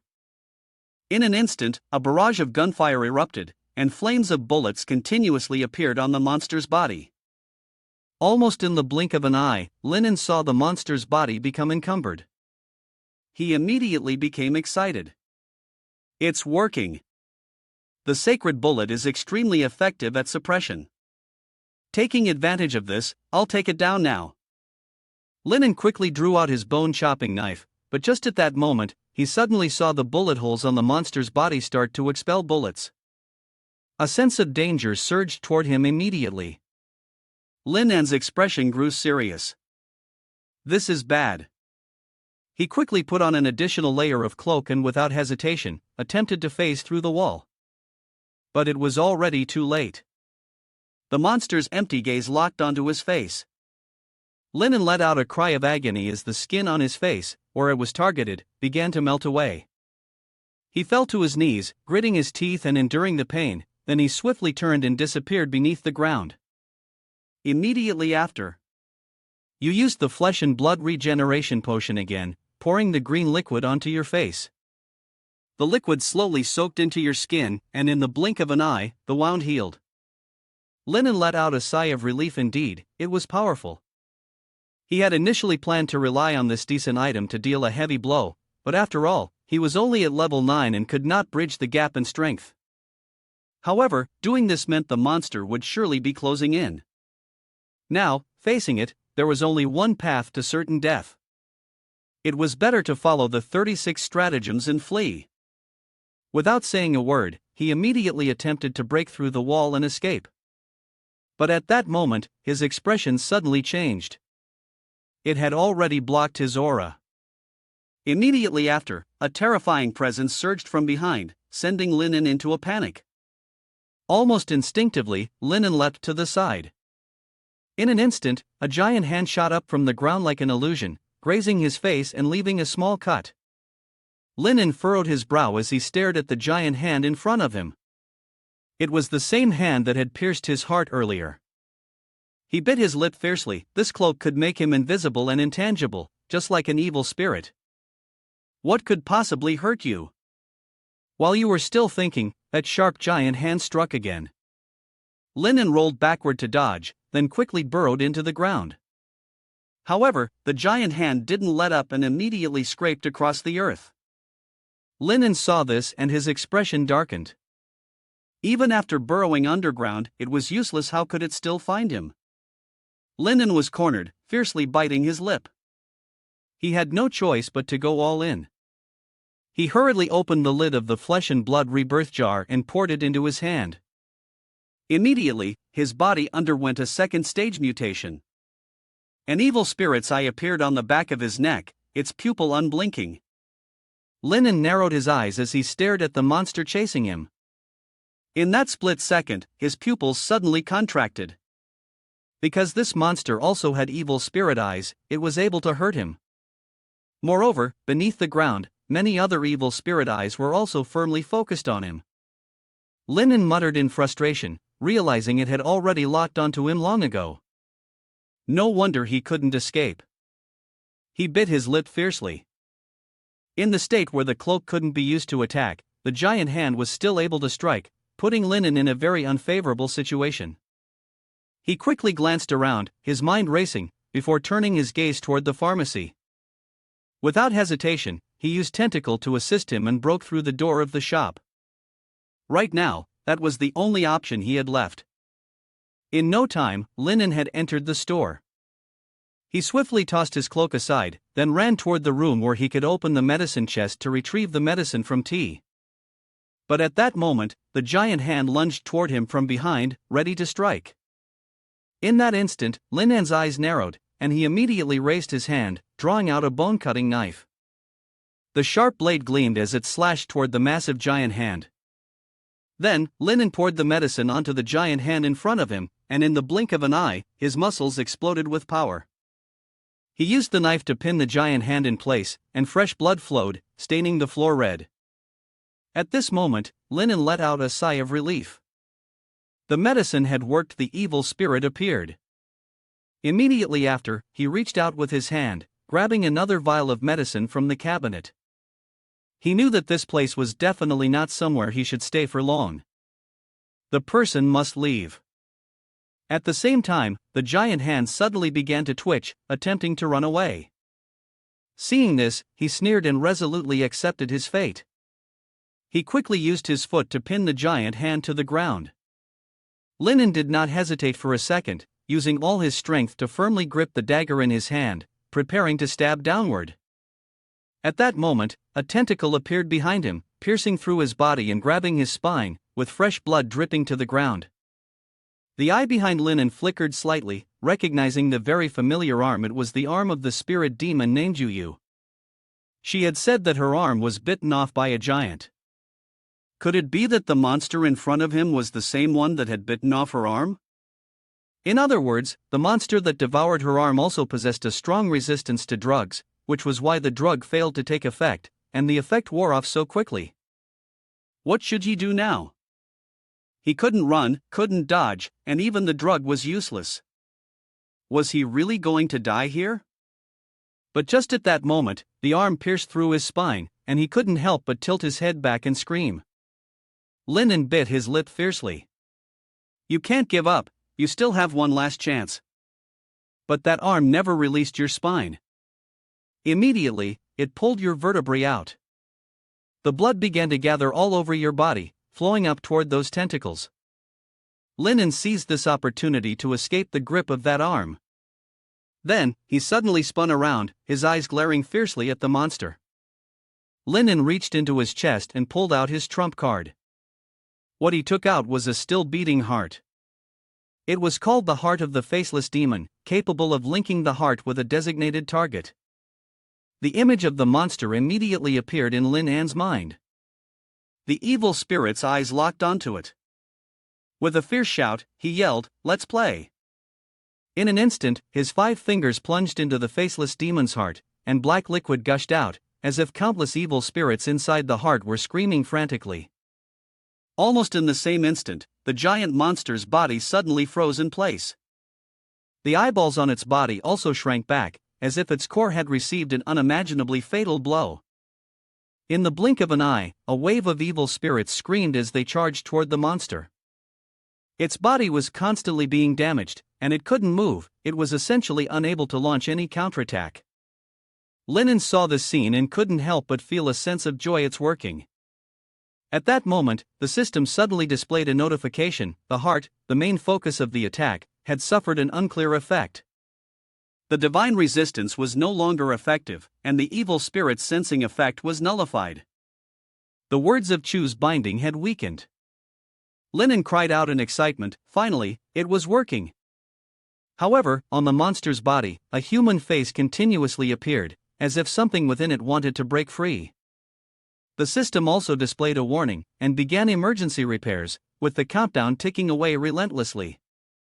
Lin En's whole body was numb, his nerves were exhausted. He gritted his teeth, but still couldn't kill it. However, at this moment, the monster was in a weakened state, and Lin En decided to take this opportunity to strike. But at that very instant, his heart suddenly began to pound violently. Lin En's brows furrowed in panic. It was a side effect from using the heart curse. It was wildly absorbing his blood.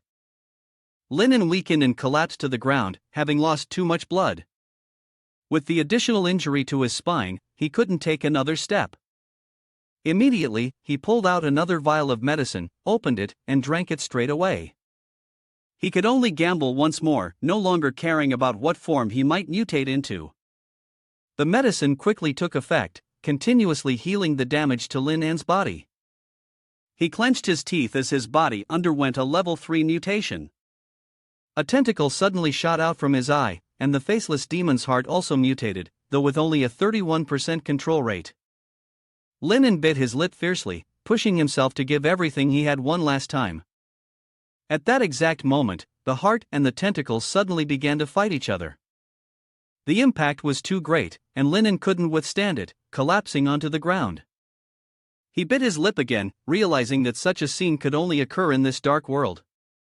Fortunately, they were restraining each other, and the regeneration medicine quickly began to restore his body. Time flew by, and the final moments before the countdown ended had arrived. Lin En gripped the dagger tightly in his hand, with only a little more time left. It's still not too late. A few seconds later, the core adjustment was completed, and the process of taking over the body's organization began, fine-tuning the intimidation level of the target. Immediately after, he started the hunt. The monster's pupils now emitted a red glow, its gaze fixated on the ceiling. In the blink of an eye, energy beams shot toward the place where Lin En had been standing, causing cracks to appear in the ceiling. But Lin En was no longer there. He had already lifted his foot and run before it could strike. The system once again popped up a notification that the target had entered the evil spirit state, activating the evil spirit vision, locking onto the target. But Lin En knew his body hadn't fully recovered yet. His brain and heart were still at odds. The monster could catch up to him at any moment. This time, it was really over. From a distance, the sound of a soft, melancholic song suddenly echoed through the street. Lin En was startled and looked up. He saw a woman dressed in a graceful red gown, holding a sweet little girl in one hand, and in the other, a bloodied head. The scene was in stark contrast. It was none other than the female ghost and the blood infant. As soon as she saw Lin En, the female ghost spoke, teasing him. "Isn't this the brat from the pharmacy? Why are you running around like that, looking so panicked?" The female ghost stared intently at Lin En, then couldn't help but assess his unusual appearance today. Was he performing some kind of strange art? Lin En gasped, wiping the blood off his face, revealing a smile as he said, "You could say that. But why are you asking why she hasn't come looking for me?" The female ghost gently cradled the blood infant in her arms, tapping her bright red lips and speaking in a mysterious tone, "So quick, you couldn't wait any longer? Are you reminiscing about the tenderness of yesterday?" Lin En shook his head, denying it. "No, that's not it." The female ghost chuckled softly, saying she was just joking.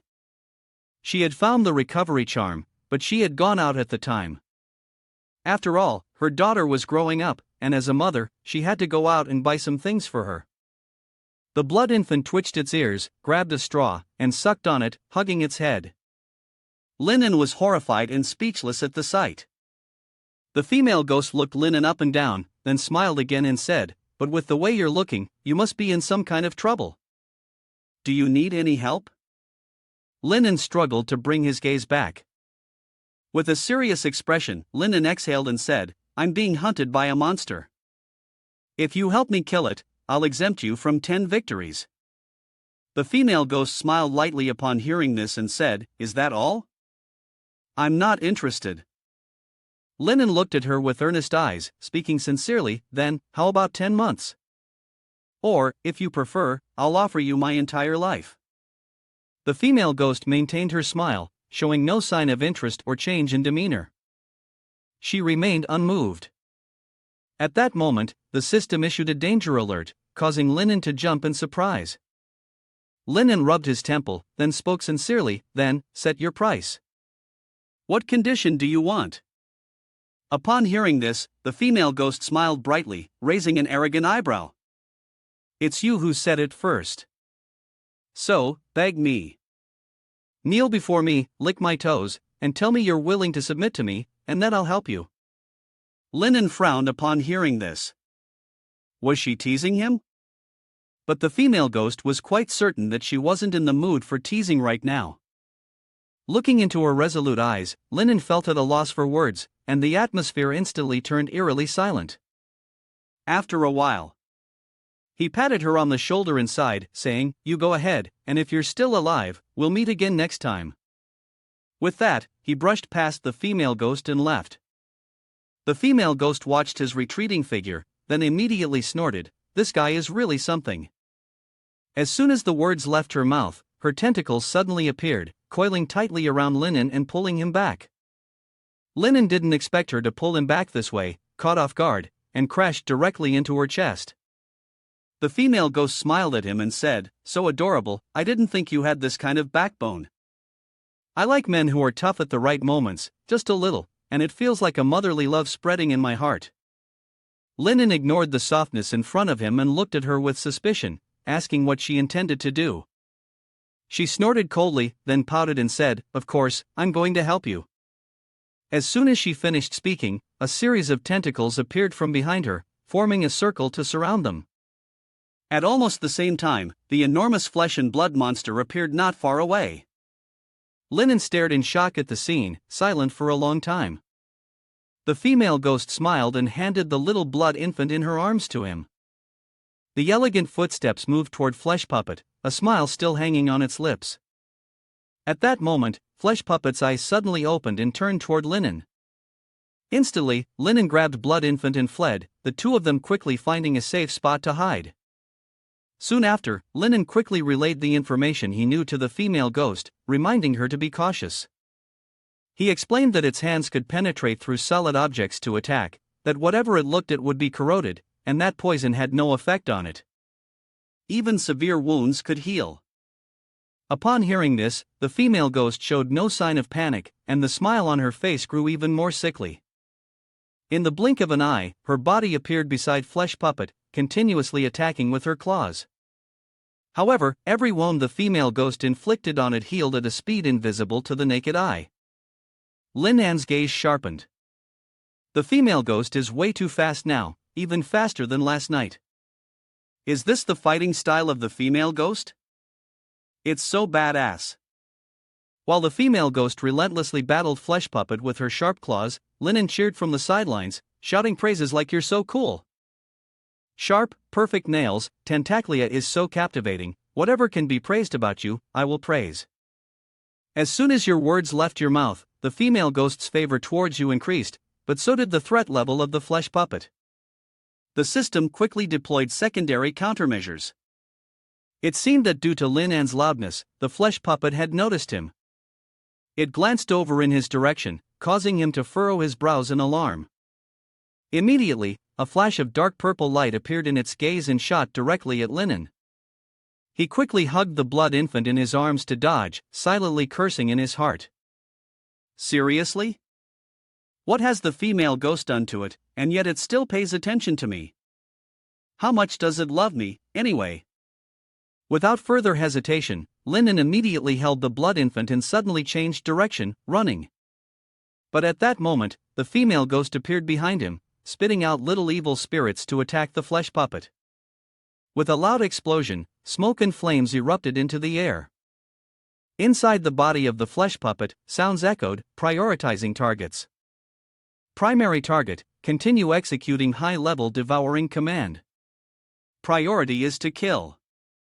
In the blink of an eye, the Flesh Puppet's arm, resembling a chaotic dance of demonic forces, lunged towards Linen. It completely ignored the female ghost, but she did not give it the chance to harm Linen.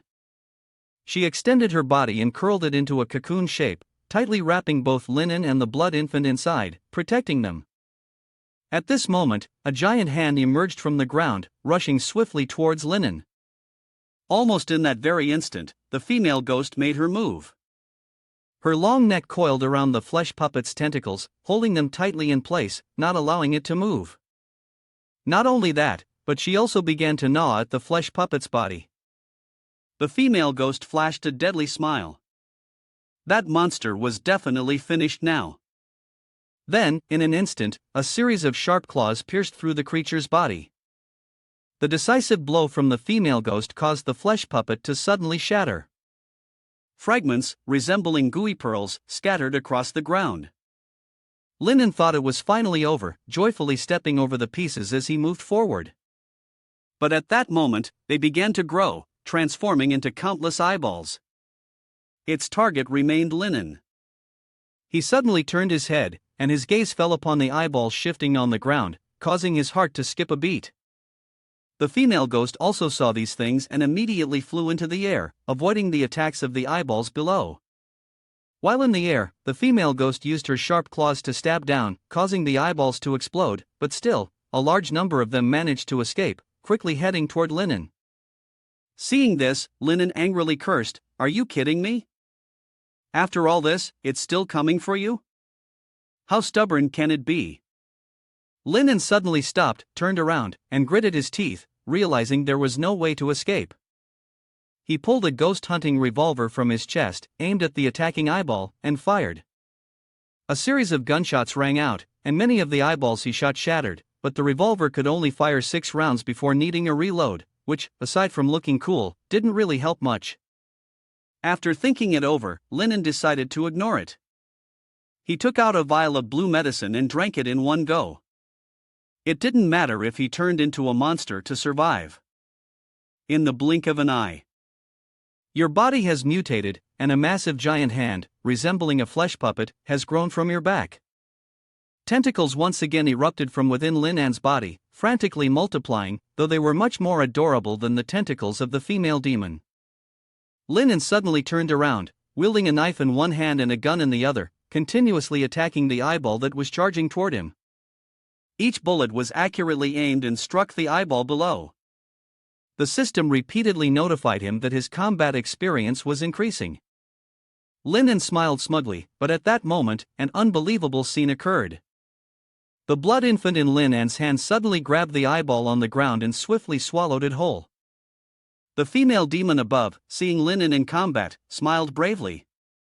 He raised an eyebrow, feeling proud dealing with small monsters was no problem for him. Hearing this, the female demon gave a ferocious grin before speaking and handing over the small monsters to him. The remaining flesh puppet body was left to her. The two of them thus split up, and in an instant, the female demon redirected her attack toward the flesh puppet. Its tentacles were constantly severed by her, and flesh and blood fell to the ground in a vague, scattered heap. The flesh puppet did not give in but retaliated, though it could not match the speed of the demoness strikes. At this moment, the demoness suddenly cried out, having found the core of the flesh and blood puppet. If she destroyed it, the flesh puppet would be reduced to a pile of debris. However, at that instant, the core of the monster suddenly opened its eyes, and immediately, its entire body was enveloped by a surge of energy. A sound emerged from within its body. The second target has been analyzed, countermeasure against the curse is being prepared. Activate countermeasure against evil spirit convergence. Activate countermeasure against evil spirits chant. The demoness froze upon hearing these sounds. In that instant, she sensed an indescribable sense of danger. The tentacles of flesh and blood KHLI swiftly attacked her. They coiled around the demoness' body, constricting her tightly within. Linen, witnessing this scene from below, was alarmed and hurriedly asked how she was.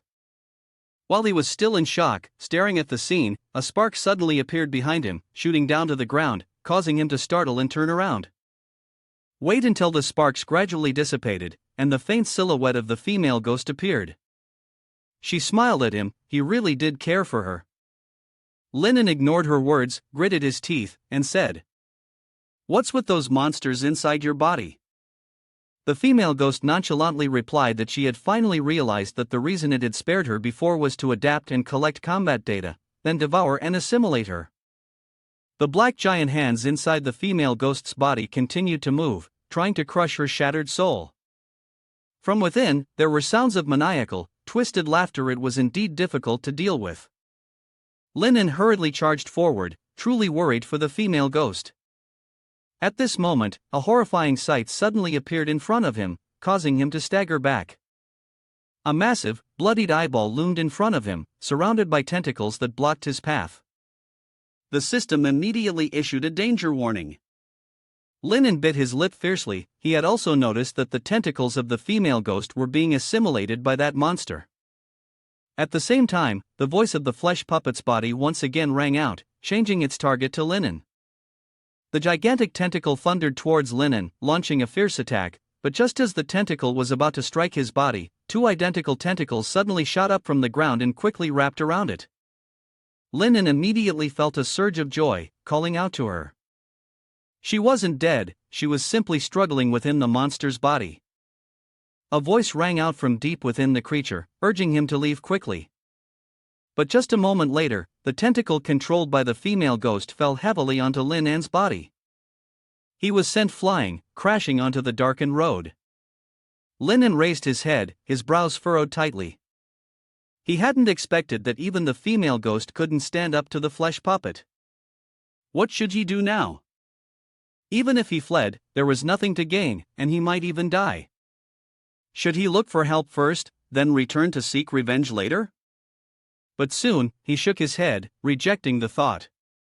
She had put herself in danger for his sake. If he left now, he would be nothing but a coward.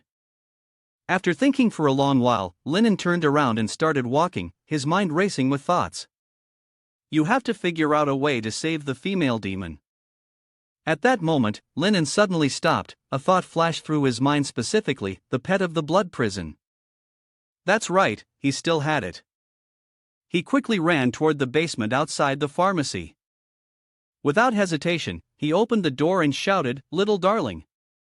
The moment he opened the basement door, a foul stench immediately hit him. Yet, there was no sound coming from below. Linen gritted his teeth and called down loudly. He knew it hated him because every day he fed it expired medicine. But now wasn't the time to be angry. There was a monster eyeing the pharmacy, and he needed its help, otherwise, neither of them would escape. After calling, Linen waited for a response, but after a long while, there was still no sound. He yelled again, asking if it could hear him, and threw a stone down into the basement. Immediately, there was a rustling sound from below, and a huge figure slithered up from the darkness toward the basement door. Linen stared blankly at the creature before him. Was this really Little Darling? Little Darling was a tongue of unknown origin, and for reasons unknown, it had been raised by the blood prison. Little Darling stared intently at Linen, then suddenly made some incomprehensible sounds.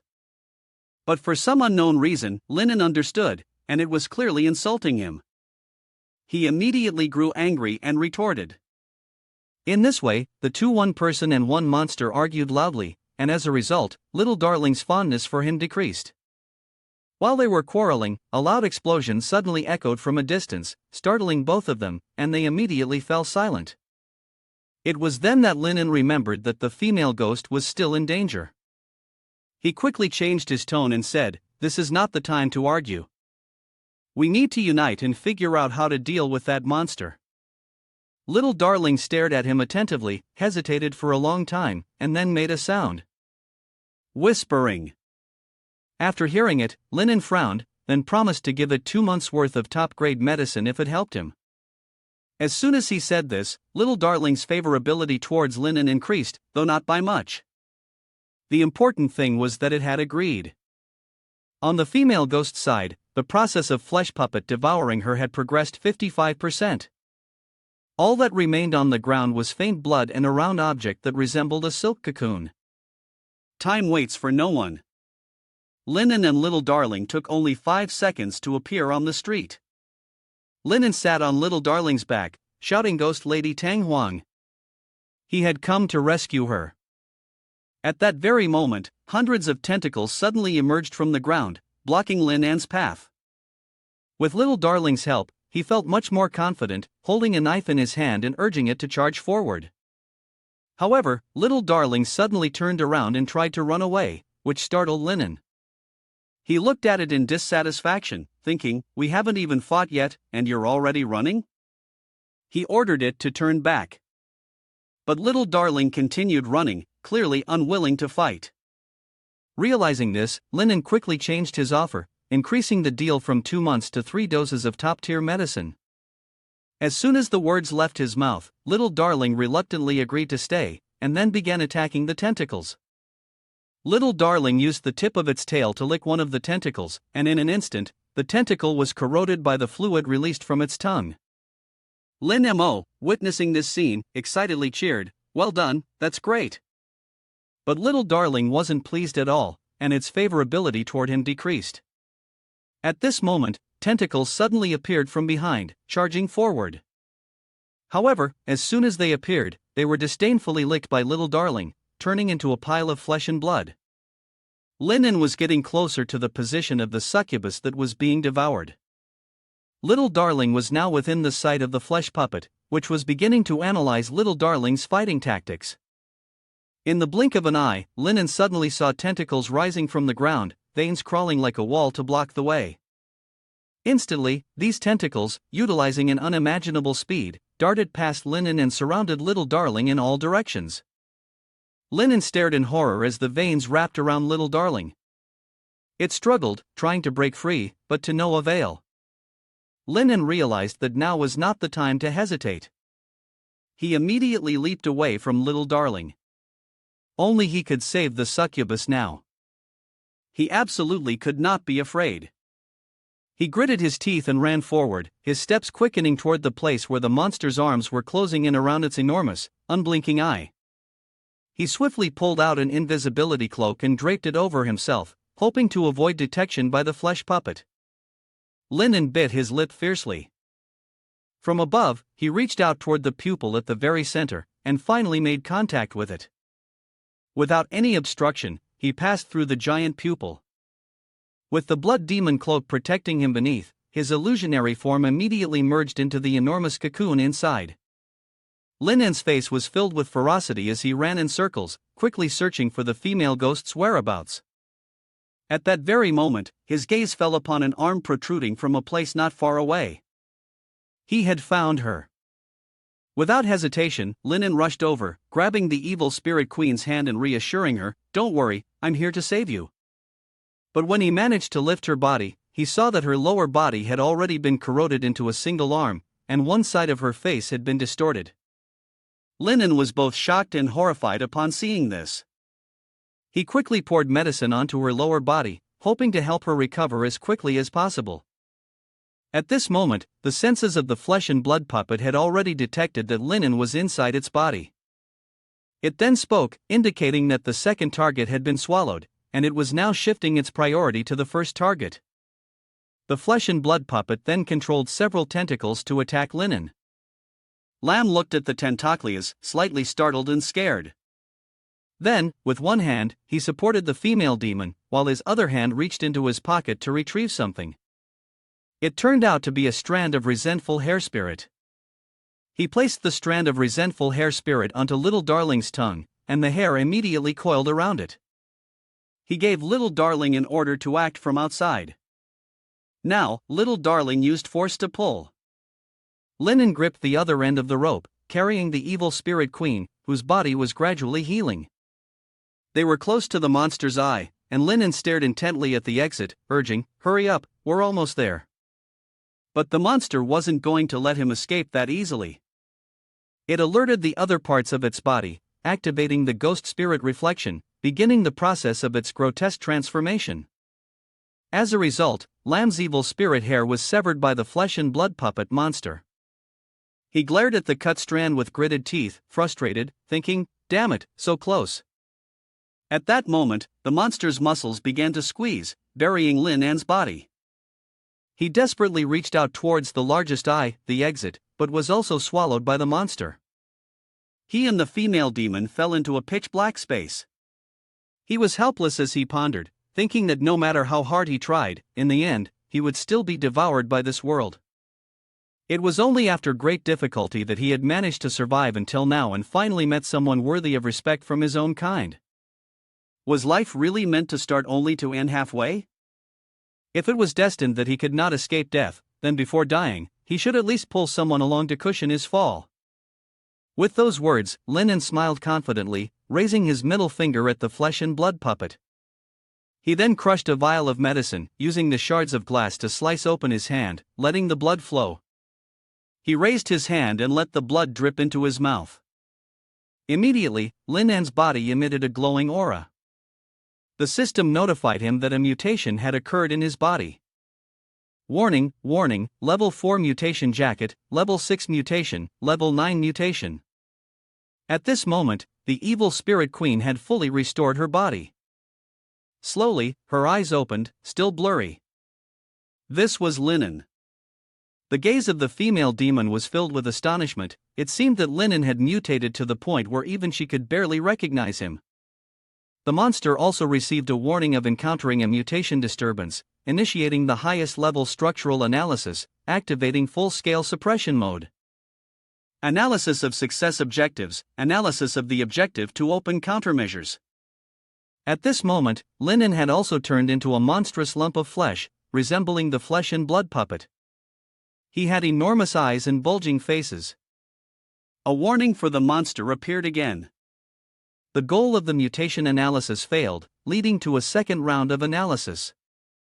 The second analysis succeeded and triggered a countermeasure warning for a third analysis. Unable to analyze. The information was disordered, and the target's performance exceeded the capacity of the thick-witted node, killing and destroying. Linen also received a warning indicating that the flesh and blood puppet had lost control. The warning stated that the flesh and blood external body was severely disrupted, and the mutation spread. The body had mutated to level 9. The body had mutated to level 9. Linen's form had mutated into a mass of flesh with a giant, elongated tentacle, with many human faces screaming as if trying to escape from it. At this moment, the evil spirit queen was still hovering beside Linen, but he had sent her to Little Darling's side to continue fighting. The evil spirit queen held her head and pondered, what exactly was that? Meanwhile, the faces that had been undetermined on Linan's body after the mutation had transformed into his own face. Linen struck with such force that it tore the eyes of the monster in two. The tentaclia parts fell into a mass of coagulated blood, which slowly condensed and gradually transformed into Linan's head. Both the evil spirit and Little Darling, upon witnessing this, were filled with fear, causing Little Darling's sanity to drop by 50 points, while the evil spirit lost 40 points. Master Linen grew increasingly powerful. The monster had initiated its killing mechanism, attacking creatures 3 times in succession. The coagulated blood mass turned into a wrinkled mass, which suddenly transformed into an extremely fierce, bright red dragon. It unleashed a fiery attack directly at Linen. The distorted face within the transformation screamed in horror. Linen quickly retreated to avoid the flames. The system of the flesh and blood monster then announced, Number 1 and Number 2 are engaging in an unclear mutation kill. Warning, Number 3, Number 4, and Number 5 are experiencing an unknown mutation. The organism's body structure is about to collapse, leading to imminent death. At that moment, a tentaclia from Linen struck the monster's strongest eye with immense force. The evil spirit queen gradually began to realize that the mutated creature in front of her was Linen. She opened her evil spirit vision in shock. How is this possible? She thought. She couldn't see Linan's true body at all. It had turned into a twisted mass of chaotic, destructive flesh. Ah! Linen has now transformed into the extermination disaster. The monster here has been beaten to a pulp by Linen. It continues to provide information to its department. Warning, cannot be controlled. The annihilation creature has failed, triggering the emergency flesh and blood combination, initiating the emergency backup plan. The Xin host is being overwhelmed, with severe life force depletion. The body is undergoing a 9th level mutation. The Xin mutation has failed, with abnormal lifeform characteristics. Warning, the body has undergone a special mutation, the test results are unclear, and it is unknown if the mutated entity has developed its own consciousness. Cannot be controlled, cannot be controlled. Suddenly, a bright light flashed, startling the female ghost. The light was so blinding that she couldn't see anything clearly. She had to shield her eyes with her hands and squint to observe. It turned out that the light came from the monster's largest eye. It had been torn wide open, seemingly on the verge of revealing something. The system issued a warning that a special mutated entity had appeared that could not be analyzed, urgently accelerating the combination process. The target has shown intense hostile intent, and the target is experiencing a powerful desire for overwhelming power. Flesh and blood regeneration is being restricted. Warning, the target has begun to devour the evil spirit, causing the death effect to lose effectiveness. The regeneration of flesh and blood has become ineffective, and killing creatures is no longer effective. The target is rapidly growing stronger, with a body survival rate of 2%, 21%, 26%. Cannot be restrained, cannot be restrained. The female demon anxiously ran toward the mass of flesh, calling out, "Linen, can you hear me?" All she received in reply was loud laughter. "Haha, hi hi." Upon hearing this, the female demon was startled and wondered, "Is that Linen? Why does it sound like my evil spirit form?" The mass of flesh continued to produce laughter, hi, haha, and the female demon then speculated, could it be that the evil spirit part of me that Linen had taken earlier has merged with the destruction calamity? At that moment, the mass of flesh twisted and contorted, shaking violently. It then emitted a cloud of bright red smoke and transformed into a large eye, with veins bulging around it. The system immediately issued a warning that the body had lost all effectiveness, with a body survival rate of 88%. Warning, the target has begun to swell and thicken. The target is beginning to swell, with the blood-clad evil spirit's power decreasing by 10. The SAN index of the blood-clad evil spirit decreased by 10. The eye no longer moved. The female demon, extremely astonished, screamed, "The puppet is dead." Suddenly, an arm pierced through the eye. Upon seeing the hand emerge, the female demon was left speechless in bewilderment. The scene then shifted to some dark castle. A massive explosion had just occurred there, and inside the castle, some kind of machine began emitting strange tentacles. A notification appeared, warning that the destruction level of the flesh and blood puppet in Form 3 had reached 98%, and the overall connection was lost. Upon seeing this, one of the subordinates spoke to his master, "Master, the Form 3 puppet we sent to hunt down the blood curses has lost its connection. The anti-reaction fluctuations have destroyed the body structure controlling puppet number 3. Hearing this, the master slammed his hand down onto the table in anger. "What nonsense is this? Puppet number 3, the flesh and blood puppet, is the highest ranked hunter of our demon association. Apart from origin level creatures and monarch level creatures, who in this dark world could be its opponent? That's right, those traitors who refused to return to the association, and each of them possessing immense strength. But fundamentally, they all died at the hands of puppet number 3. With the strength of blood cries, it was impossible for him to defeat it." Then the master glanced at the test tube above, inside of which was a person imprisoned, thinking of blood cries. He continued, "I understand him.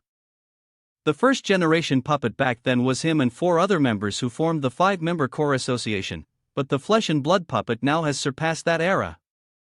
He doesn't have the ability to kill my perfect creation." He gave orders to his subordinates, a command to locate the coordinates of the severed connection with puppet number 3, and also dispatched a hunting team. Puppet number 4, in the form of number 3, was sent there to carry out an urgent reconnaissance, with the mission to gather the most accurate intelligence. The subordinates replied, "Yes." Meanwhile, the female ghost was holding Linen's hand, trying to pull him out from the puppet's grasp. "Linen, how are you?" But when she managed to pull him out, he was still unconscious. The female ghost shook him, but there was no response. She lifted him onto her shoulder and carried him back. She looked at Linen, feeling confused. There wasn't a single wound on him. What exactly is going on? She decided to take him back first and then figure things out. The two of them are almost at the female ghost's house.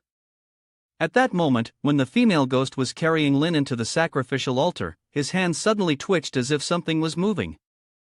In the center of his palm, a strange red tentacle began to grow. Then, it quickly burrowed into Linen's body. After a while, Linen slowly regained consciousness. The system notified him, "Congratulations on completing the Blood Knight phase.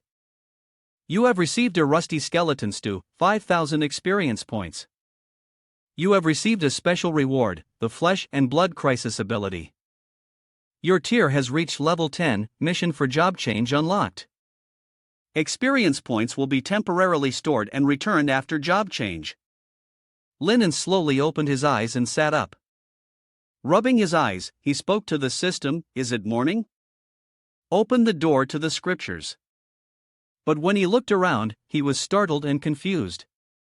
He jumped off the bed and glanced around. This is her room. How did I end up here? Where are the monsters? Didn't it swallow me? Just then, the female ghost entered with some food. "Linen, you're awake?" Linen anxiously asked, You're alive?" The female ghost grabbed his shirt, pulled him close, and asked, "So? How do you feel? Is there anything wrong with your body?" Then she hugged Linen into her arms.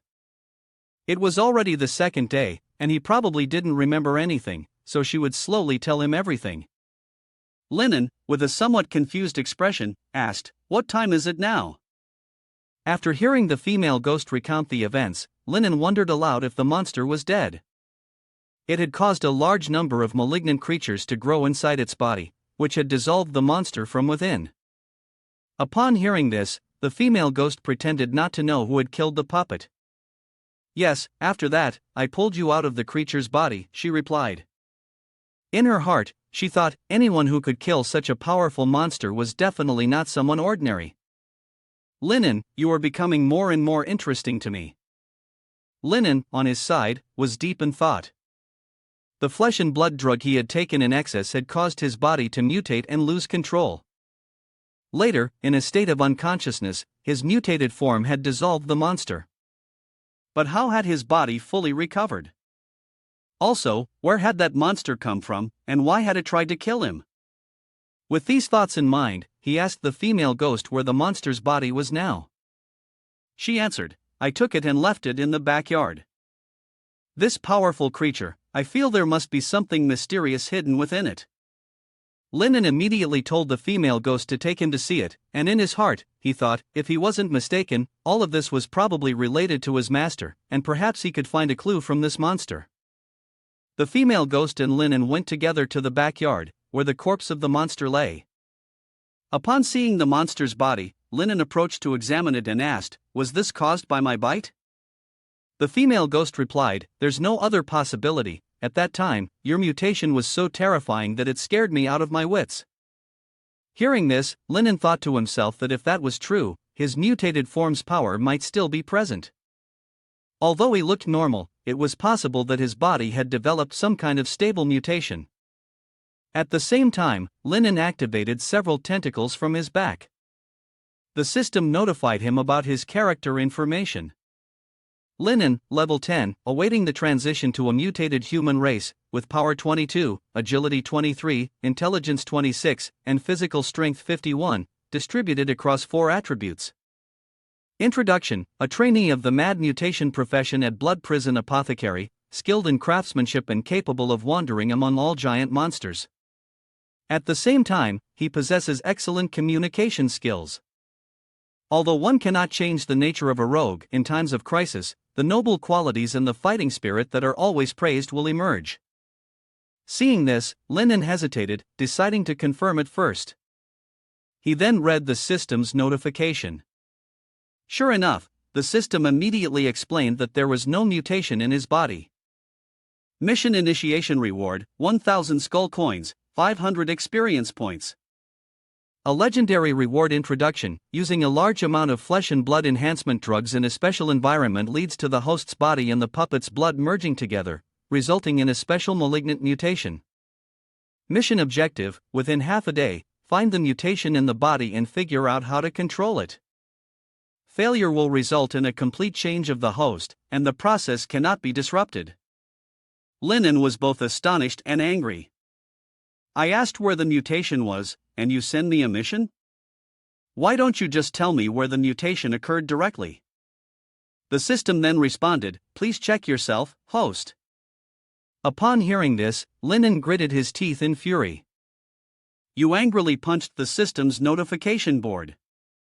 The system then informed Linen Tin, asking the host not to recklessly engage in malicious behavior with it. The system believed it had already provided too much support, and now it was up to the host to find solutions on their own. Hearing this, Linen became even more furious, cursing the system's mother. Linen's strange behavior puzzled the female ghost. He turned back to her and said, sorry, I have something urgent to take care of, we'll meet again later. Then he left the female ghost behind and dashed off. But realizing he had rushed off and forgotten something, he quickly turned back in the opposite direction. He grabbed the chunk of meat from the monster and waved goodbye to the female ghost. I'm taking these useless flesh and blood back to refine some medicine. Goodbye. The female ghost stood there, confused, not understanding what he intended to do. The scene shifted to Linan's house, where he started to light the lamps and, holding one, walked downstairs. He headed to the cellar where books were kept and rummaged through the shelves, looking for a particular book. He remembered that the teacher had many books there that meticulously documented how to cure mutations. The cause of malignant mutated cells when exposed to radiation. 100 types of mutation curses that cause the body to deform. The mutated novel of Loli and her story about the tentacle fur she holds, with a manual of 35 practical steps to tame the evil spirit's mother. After reading all the necessary information, Linen closed the book and thought to himself, well, that's acceptable. The mutations in my body can be summarized into 4 key points. First, the mutation in my body is still in a latent state due to some special reasons, preventing it from recovering early on and eliminating me. Second, I cannot control the mutation, and moreover, it might even have its own behavior and will. He remembered the time when he was swallowed by the monster, and at that moment, strange tentacles had sprouted from his back. Third, when I hollowed out that flesh and blood puppet, it was definitely due to my body's mutation, not because of me. Fourth, when I was unconscious, the system had assisted me in exceeding the limits. At the same time, Linen read the system's notification, the list of system skills, the infectious field diagnosing the flesh and blood mutation curse, the detailed introduction to the system's skills, the mutated flesh and blood skill, the special quality introduction, and the abilities gained after undergoing the violent reorganization and dramatic mutation of flesh and blood, which allowed the host to freely control themselves and proceed with reorganization and a second resurrection. The ability is determined by the physical points of the host. Seeing this, Linen thought to himself, this must be the new skill I gained last night, and I'll have to rely on it. Linen's body began to glow brightly, the light emanating from every cell, creating a miraculous image in the stillness of the space.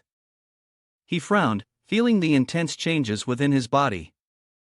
His body turned a fiery red, the outlines of his bones becoming distinct, his face contorting as if every part of him, from his internal organs to every cell, was undergoing a reconstruction. And he could feel the power growing within him, as though he had become an invincible entity.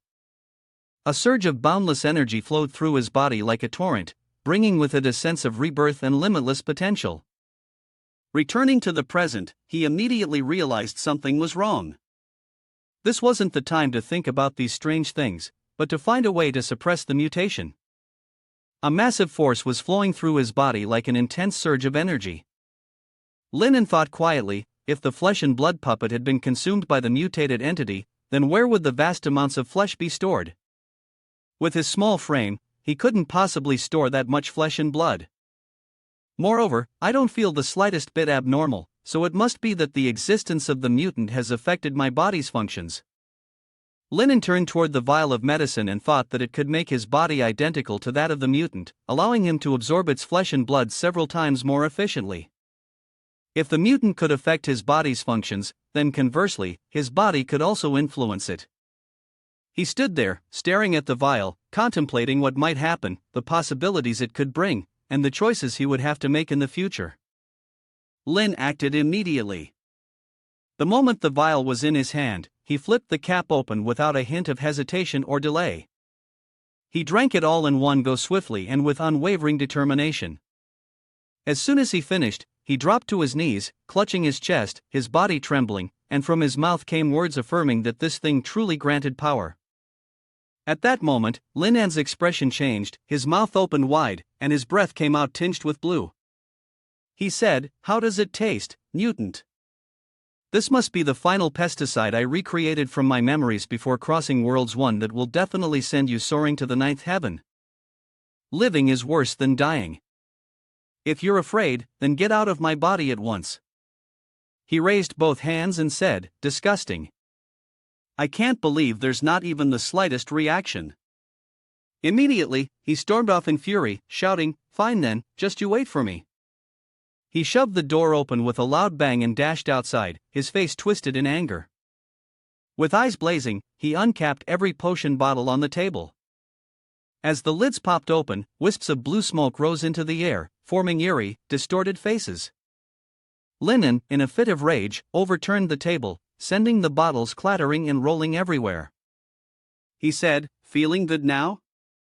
Let me tell you something, this little bit of suffering means nothing to me. If you can't endure it, then get out of my body right now." Yet there was no response. That only fueled Lin An's anger. His eyes flared with fury as he roared, "You're forcing me."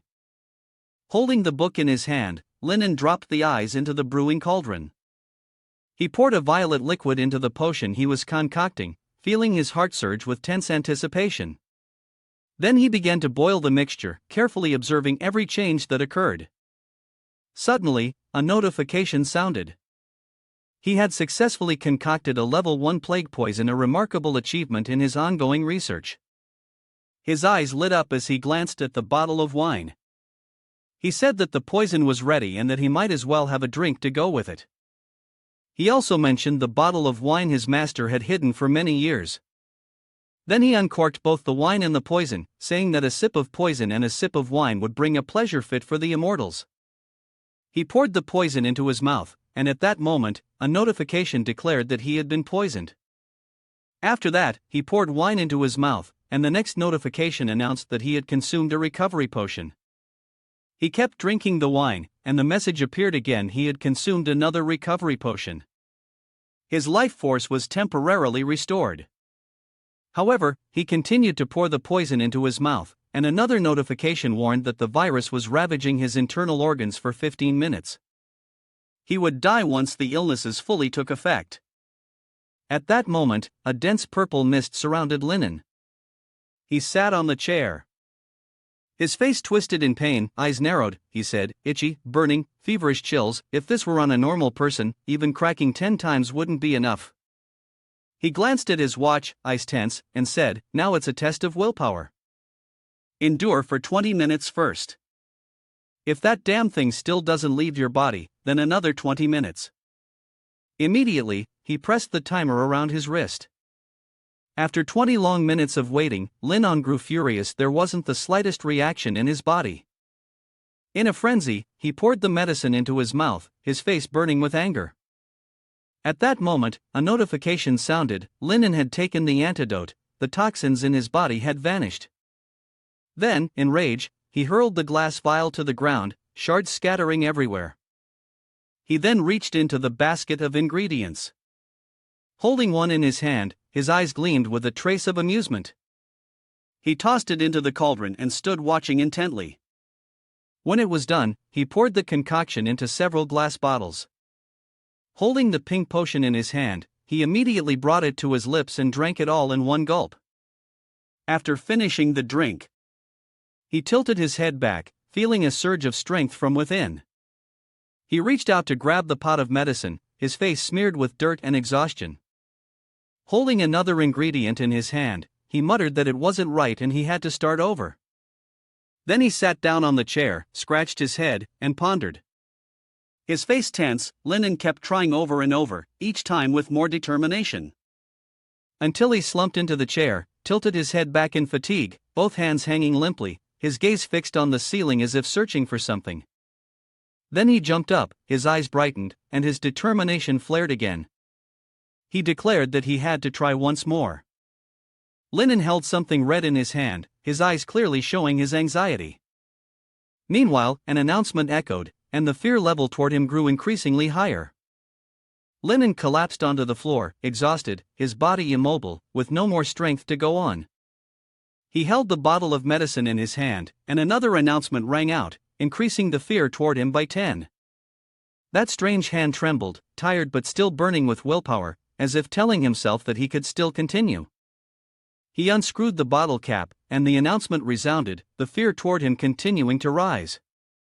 He pretended to bring the bottle of medicine to his mouth, his eyes provocative as if to show that he had finished it. Now, drink as much as you want. The notification continued to ring, signaling that his fear was growing ever more intense. The strange hand twitched violently, making sounds as if it were in a panic, saying, "The medicine spilled, the medicine is lost. Is this person a freak? Just to destroy me, he's willing to go down with me. I can't take it anymore. Antidote, I need the antidote." The strange hand twisted the cap off the bottle, the sound sharp like a blade.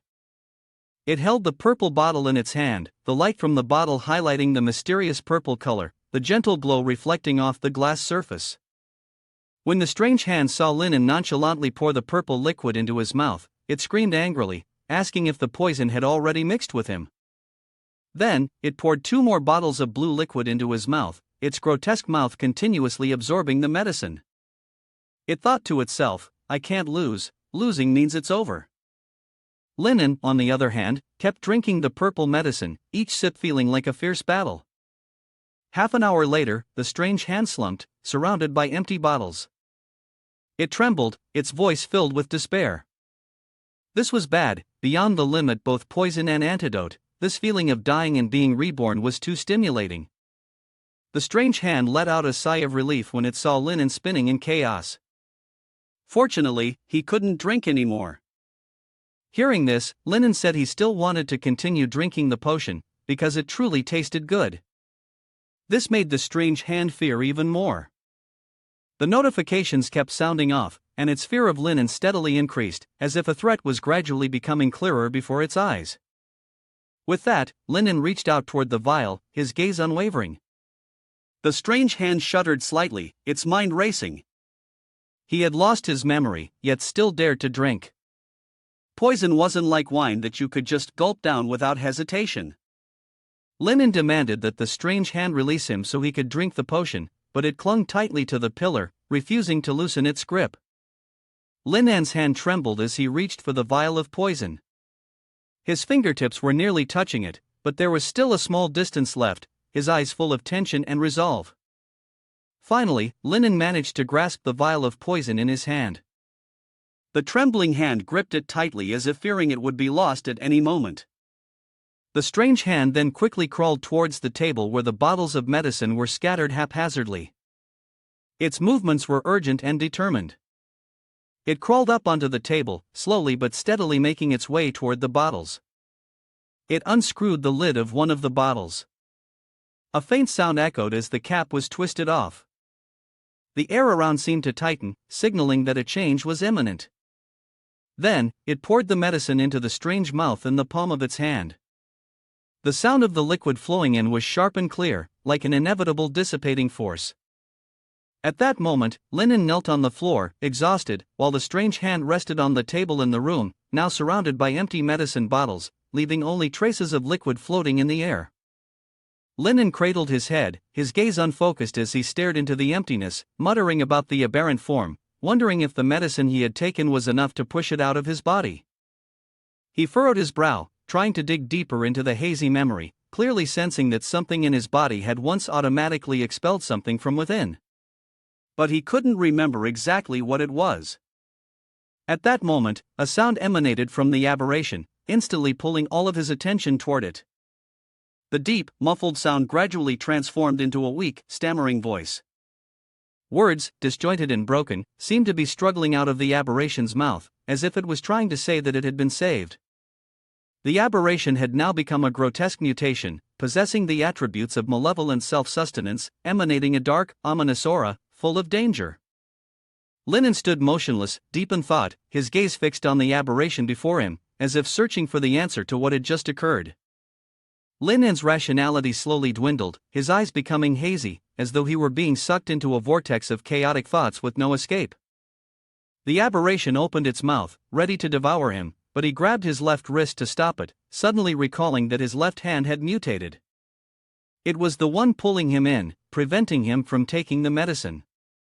Linen heard the aberration's angered voice, shouting that the perverted man should just die already, and yet still wanting to drag it down with him. Linen replied in surprise, calling it nonsense, telling it that as long as it left his body, everything would be fine. You gritted your teeth, trying to hold your left hand tightly to prevent the mutant from spreading, then gasped and said, "This thing is too strong, I need to think of a way to stop it." You closed your eyes, took a deep breath, then shouted, "Request to activate skill, flesh and blood destruction." You opened your eyes and watched the mutant's reaction, waiting to see if it would be affected by the skill you just activated. The mutant suddenly burst into maniacal laughter, its voice full of mockery. It said that it never expected you to still want to control it, and even thought that someone as vile as you was the one who deserved to be controlled. Hearing this, Linen was filled with rage, his gaze darkened, the feeling of anger surged through his body like an electric current. Linen angrily challenged the mutant. He was going to play this game to the end and see who would eliminate whom. The mutant scoffed at him. It warned him not to think that just because it lived in his body, it wouldn't dare do anything. It continued to insult Linen, calling him a worthless pretender who didn't deserve to be controlled. Linen scowled, his voice not weak but full of determination. He stared directly at the grotesque hand approaching him, unafraid, even boldly asserting that there was no reason to fear that hand, no matter how frightening it was. The mutated creature extended its long tongue to attack Linen, while a furious growl echoed from it. It challenged Linen, daring him to touch it. At the same time, it ordered him to take the strike, as if it were waiting for a stronger response from Linen. Immediately, Linen gritted his teeth and bit down hard on the creature's long tongue. The bite made the mutated creature howl in pain. Its tongue writhed in Linen's mouth, and the violent reaction from it was inevitable. Linen held onto the creature's grotesque tongue in his mouth, biting down tightly as he walked forward, causing the creature's tongue even more pain, yet it couldn't escape his control. Linen moved closer to the serrated knife, still biting down on the mutated creature's tongue, not allowing it to break free. He raised the knife, glaring at the creature, and said that if it kept this up, he would use his right hand next time, and now it was time for it to die. Linen raised the knife, and the mutated creature saw this, smirking maliciously, challenging Linen to harm it. Linen placed the knife against his right wrist, where the mutated creature was, and said in a decisive tone that he would definitely butcher it. After that, it was soaked in the drug bottle to form a sample. The mutant creature, upon hearing this, immediately challenged, "Go ahead and try." Linen said he would give the mutant creature another chance, as long as it voluntarily left his body, he would spare its life. As he spoke while sharpening, the mutant creature responded with a tone full of challenge, saying that it was Linen who should have said that. As long as Linen obediently allowed it to eat his brain, it would spare him. The sound of the sharpening knife echoed, and the atmosphere grew more tense than ever, each grind a warning sharp and dangerous. Linen remarked that it seemed there would be no room for negotiation anymore. At that moment, the mutant creature coldly retorted, confirming that no one wanted to discuss anything with him and angrily demanded to kill him. Outside the window, the sound of the sharpening knife rang out, sharp and rhythmic, like waves slicing through the air, making the space even more tense. Suddenly, Linen felt his hand being thrown away as the knife flew out of his grip, beyond his control. This loss of control made him dizzy and panicked. At that moment, the mutant creature had gained the upper hand. Its gaze was full of contempt as it said, "You're finished." The mutated creature took advantage of its control over Lin An's left arm, forcing him to hold a knife and point the blade at his own backside. Lin An writhed on the ground, his hands tightly gripping, trying to control his left arm, which was being manipulated by the creature. But it sneered, telling him to give up because no matter how hard he tried, he could never defeat it. At that moment, Lin An's eyes suddenly locked onto the bottle of medicine nearby. In his heart, he silently thought to himself, of course, there were still some larvae left in the backyard. That bottle contained super-enhanced enemy service, something Lin An knew could help him turn the situation around. Lin An's left arm, still under the creature's control, suddenly aimed the knife directly at his eye. Meanwhile, the mutated creature coldly declared that Lin An couldn't rely on medicine to kill it, that he would never reach that point. Lin An activated his skill. 2 tiny arms suddenly sprouted from his face, quickly stretching out. He smiled faintly, his eyes filled with confidence and defiance. Lin An's small arms swiftly unscrewed the cap of the medicine bottle. Each finger moved skillfully. When the cap was removed, a faint wisp of smoke rose from within, highlighting the danger of that medicine. The mutated form saw Lin An open the vial and immediately recoiled in fear, screaming in panic. Lin An quickly poured the medicine into the mouth of the mutated form, leaving it no time to react. Its throat tightened, unable to utter a sound. The mutated form grew frantic, struggling to breathe in quick, desperate gasps. It screamed that the medicine had already flooded its entire body, that it could no longer control itself. Lin An lay back, exhaling in relief as a sense of ease spread through him. It was finally over. The tense confrontation had passed. A sudden notification sounded, informing him that he had acquired an abnormal status, pesticide poisoning, though only at a mild level. Lin An tried to steady his breathing, the lingering pesticide inside his body making him extremely uncomfortable as he attempted to vomit out every bit of it. Lin An was shaken when he realized he had essentially poisoned himself, because he and the mutated form were one in the same body. He covered his mouth, heart racing, fear surging through him. The mutated form laughed at Lin An. Its voice was full of mockery as it said you were too foolish to poison it, and now you would have to suffer the same consequences as it had. The monster in the cellar was sleeping soundly. A slight noise roused it. It caught the scent of a shimmering blue liquid. Curious, the monster did not hesitate to taste the solution. Apparently, the flavor of that liquid did not agree with the creature. Little Darling's goodwill toward Lin An dropped by 20 points. Another sound drew its attention. When it looked up at the hatch, it could not believe that the blue liquid had been vomited by Lin An. The huge monster fell silent. Lin An held the knife with his mutated hands. Those arms seemed filled with some anger. They drove the knife straight into Lin An's back in one decisive thrust. Immediately afterward, both Lin An and his monstrous hand vomited violently. His face looked utterly haggard, and that other hand kept trembling. It declared it wanted Lin An's life. It had never expected him to dare dose it with such a terrifying pesticide. It was determined to take revenge. Little Darling's anger towards Lin An increased by 10. Little Darling vomited and said, "Let me finish throwing up first, then I'll puke on you and take your life." But Lin An didn't care, and he kept responding with his own retching sounds.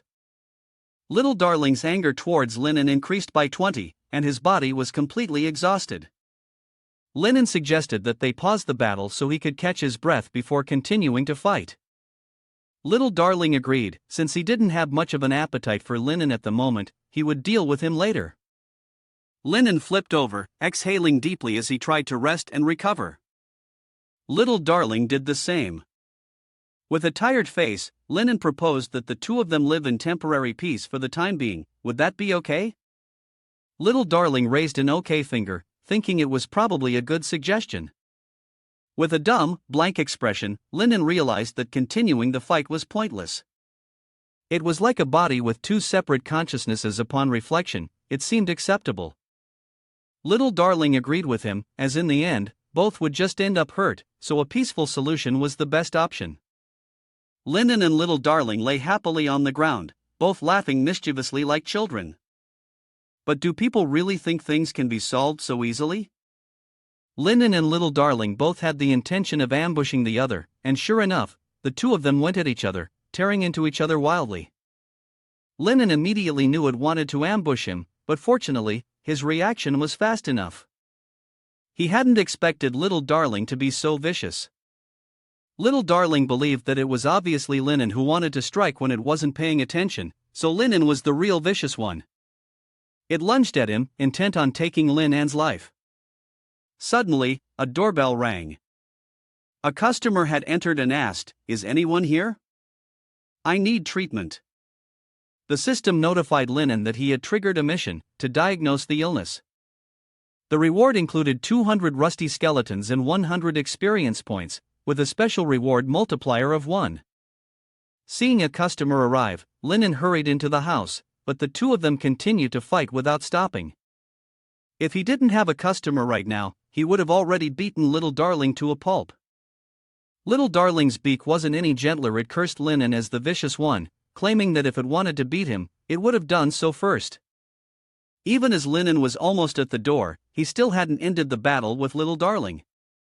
He told the customer to wait for a moment, that he would be right there. This customer looked particularly unusual. He has a muscular body but a head like that of a goat. The system introduces him as a goat-headed monster from the race of aberrant creatures, neutral chaotic alignment, level 69 combat power, with formidable close combat abilities. This is an aberrant creature that roams the dark world. They claim to be descendants of mountain goats, though most people believe this to be a forced self-identification. Undoubtedly, they are no different from creatures like the multi-headed demon or the monster dogs in this world. Linen opened the door, cheerful, welcoming the guest to the blood-cursed pharmacy. The expression on the guest's face showed that he didn't know what to say upon witnessing the scene in front of him. Despite welcoming the guest, Linen and Little Darling continued to fight, the sound of swords clashing ringing loudly. Linen turned to greet the guest, but it seemed the goat-headed monster had no words. He was left stunned. Linen smiled and introduced himself as a staff member here. Since the boss had gone out, he was now in charge. "May I ask what you need, sir?" Upon seeing Linan's expression, the goat-headed monster's charm score dropped by 1. Turning his head, the goat stammered in fear, "You are a foreigner, and it seems you may have some illness.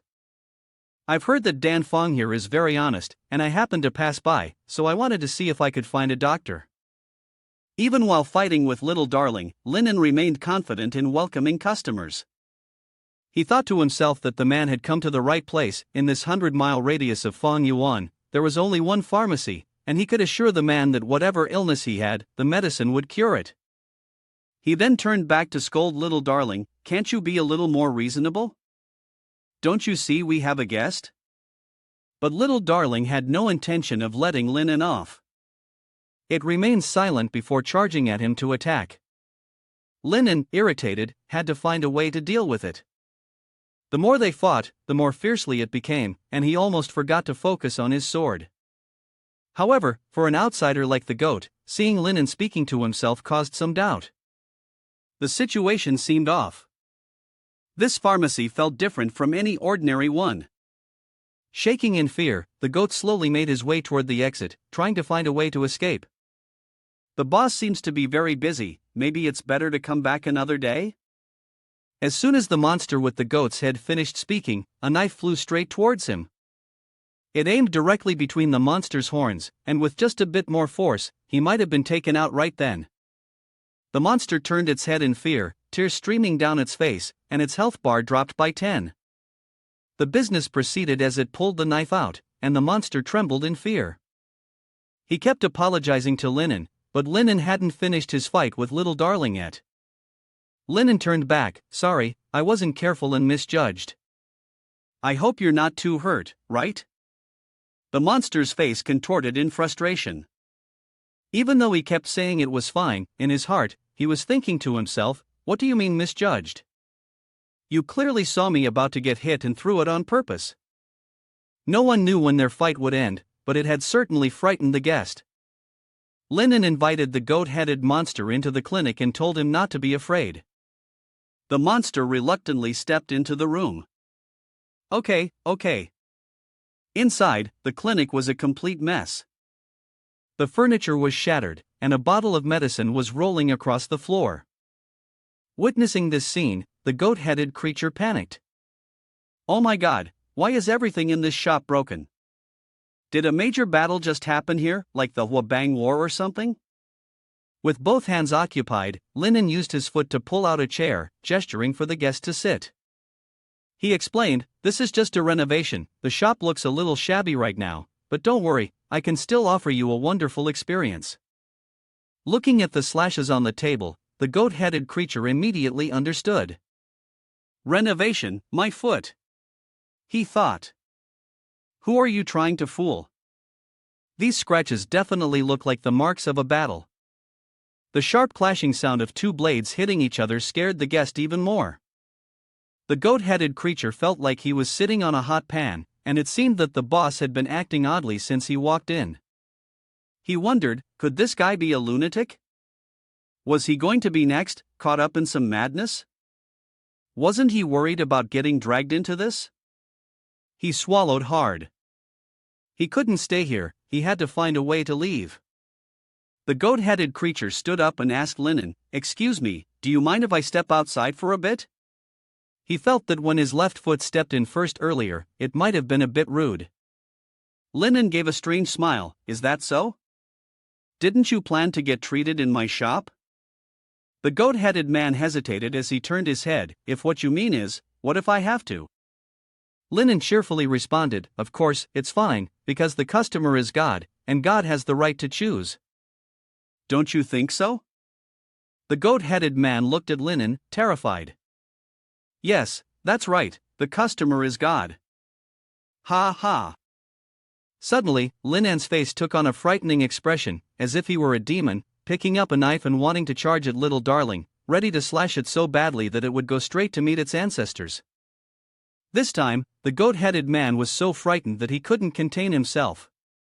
He hugged his pale face and screamed loudly without stopping. He thought this was a black shop, and indeed, it was a black shop.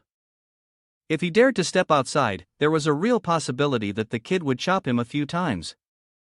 The system notification showed the goat-headed man's charm dropped by 10.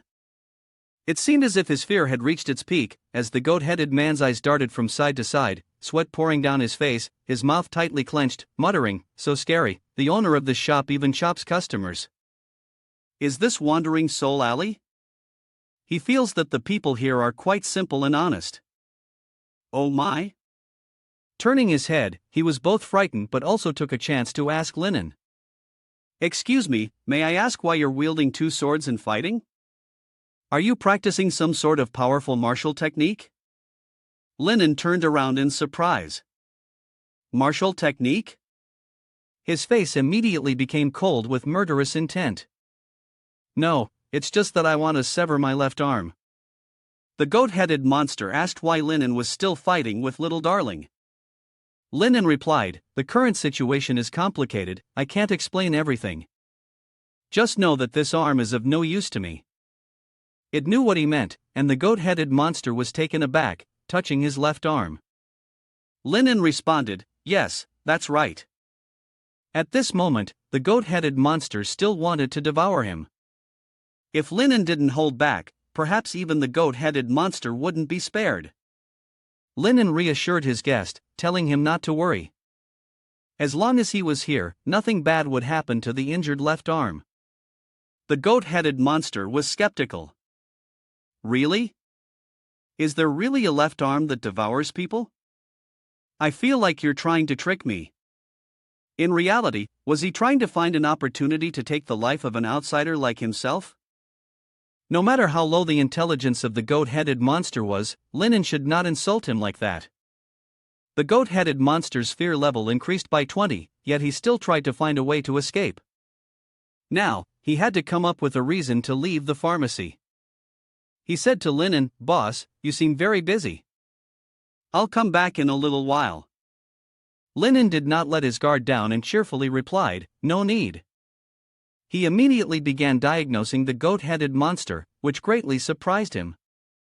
Since both of his hands were occupied, Linen used his foot to open the medical kit, causing tools such as hammers, tongs, and sharp objects to spill out. Linen told the goat-headed monster, "Sit down for a moment. I need to find the stethoscope, it's somewhere around here, just remember where I put it." However, upon seeing those dangerous items, the goat-headed monster became scared and wanted to sneak away to find his little brother. He clearly thought Linen was looking for a weapon to send him to the afterlife. He had to run away first. The exit was right in front of him, and the goat-headed monster couldn't help but blurt out, "Ha, flying away from home." Suddenly, Linen shouted loudly, "If you want to run, go ahead. I let the person avoid me, do you think you can escape?" That made the goat-headed monster freeze in place as if it were paralyzed. Its evil alignment dropped by 10 points.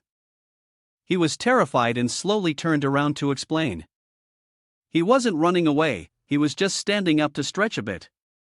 But when he turned, the goat-headed monster saw Linen still engrossed in watching the fight, using only his left arm. He smiled a bitter smile. The goat-headed monster thought, "Is this the final warning?" And then, seeing that there were also reinforcements nearby, he finally pulled out his weapon. He was furious. "Damn it, he keeps threatening me over and over. I'm not some pushover. I'll approach Linen first, and then while he's unprepared, I'll strike first."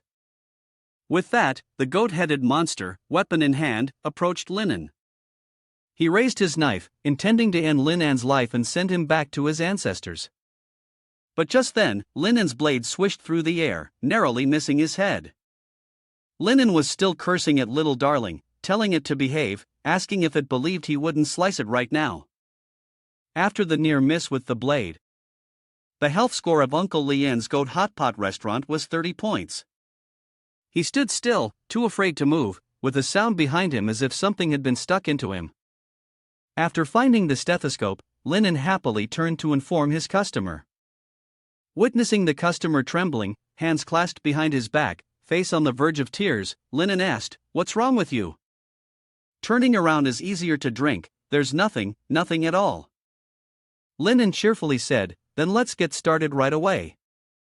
Perhaps out of fear, when the goat-headed monster put away its weapon, it accidentally stabbed itself between its buttocks. The goat-headed monster cried and followed Linen's instructions. Linen invited the creature to sit down for a checkup. He put the stethoscope on to diagnose the man, but his right hand still didn't forget to hold down the remaining arm. The goat-headed monster was scared when it saw Linen's expression. "Doctor, could it be that something bad has been discovered?" He feared that Linen might be thinking of how to take his life. Would he cut off the neck? Or cut the flesh and roast it? The more he thought about it, the scarier it became. He prayed that Linen would let him go, his meat wasn't even tasty at all. The arm removed the headset. According to Linen's diagnosis, the billy goat-headed creature's condition was unstable. Wasn't he frightened not long ago? The billy goat-headed creature admitted that he had indeed felt some fear earlier, wondering if Linen was aware of what kind of fear he had experienced in his heart.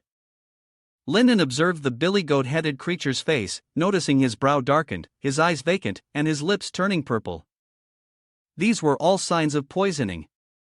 The billy goat-headed creature was very surprised. Poisoned? Was it serious? But this definitely wasn't because of poisoning. His face looked hollow for another reason. Linen explained that if someone is poisoned and then frightened, causing their blood circulation to speed up, it could be life-threatening. The billy goat-headed creature disagreed. The real reason was that he had been stabbed between the buttocks. He was holding his rear in pain. Linen asked seriously if the billy goat-headed creature had been to a place with thick, oppressive air before. The billy goat-headed creature confessed that he had been to a swamp once. Had he been attacked by something there? The billy goat-headed creature recounted that he wasn't attacked, only slightly injured by some vines with thorns. He had bandaged it up but hadn't treated it properly. Linen was activating the diagnostic support. Was the creature, the special faceplant vine, retracted into the climbing tendrils? It seemed Lin An's left arm hadn't given up. It truly seemed like it wanted to take his life. Fortunately, Lin An had managed to block the previous strike in time. Was it still planning to ambush him? Afterwards, Lin An turned and shared his diagnosis. He believed the creature with the goat-like head wasn't injured by a regular vine but rather by the special faceplant vine. He didn't know what the special faceplant vine was. Lin An explained that it was an extremely poisonous plant that grew underground in damp, cold environments. It usually lay in wait beneath the ground, waiting for the right moment to attack passing creatures. However, the latent period for the special faceplant vine was quite long, and it typically didn't result in death. The creature with the goat-like head didn't realize the situation was that serious, and it trembled. So, what was the usual course of events? Lin An instructed that, first and foremost, one should avoid panic, as this could cause the heart rate to spike. It was important to maintain a calm heart and prevent high blood pressure, but his hands were still engaged in combat. The goat-headed creature finally understood, and he placed his hand on his heart. So that's what it was: calm, tranquil, and fiery. But just a few seconds later, the goat-headed creature was frightened again by Lin An's left hand.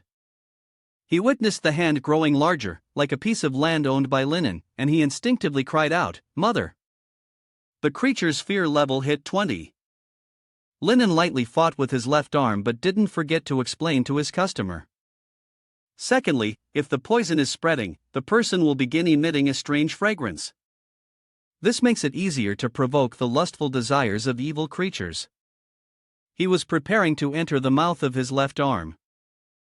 Fortunately, his pharmacy was very safe, and there were no other evil creatures inside. However, it seemed that Lin An had forgotten the reason he was fighting in the first place. He turned back to find his customer, the VIP, kneeling on the ground, trembling in fear. The system continuously reported that the fear level of the goat-headed creature had increased by 100. Lin An's arm continued to grow larger. He forced a smile and explained, "Thirdly, if you attract an evil creature, you must immediately bleed to treat the condition.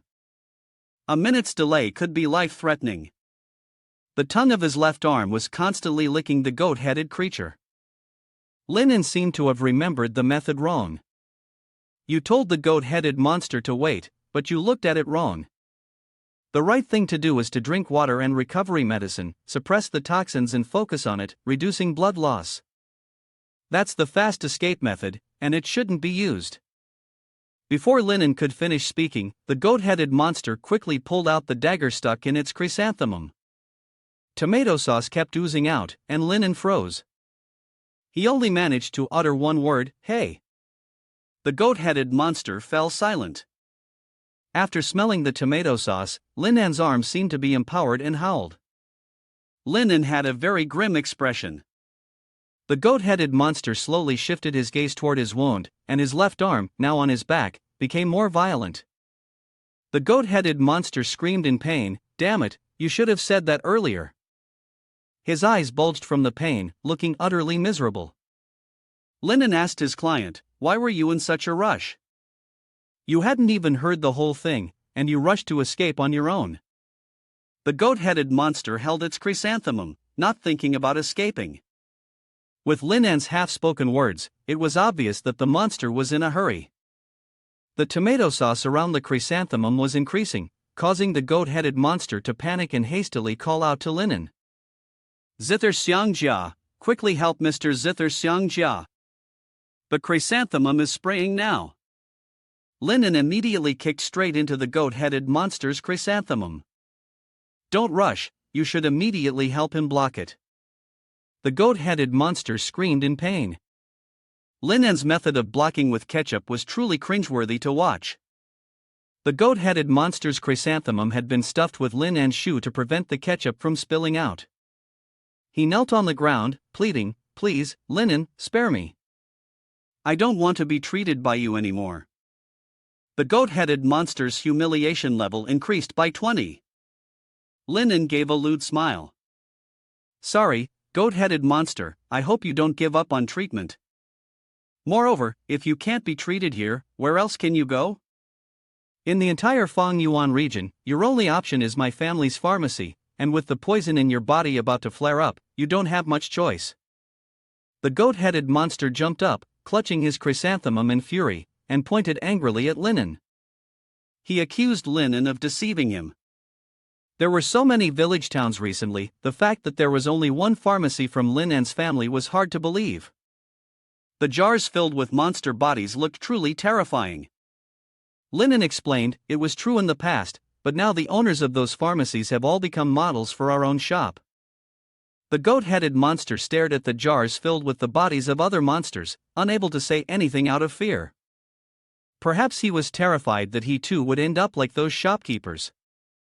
The goat-headed monster knelt down again, pleading for mercy, begging, "Please spare me.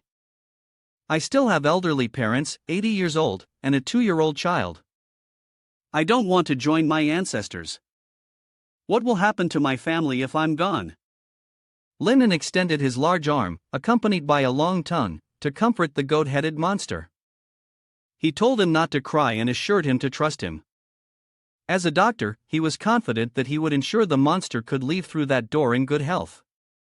But the goat-headed monster groaned, feeling even more frightened by this strange comfort. He moaned, "Don't come near me." Linen turned back to his desk, not forgetting to retract his bizarre arm. It seemed Linen was looking for medicine. He knew that the poison from the human-faced vine wasn't too strong. In a certain sense, it could be considered a kind of chronic poison.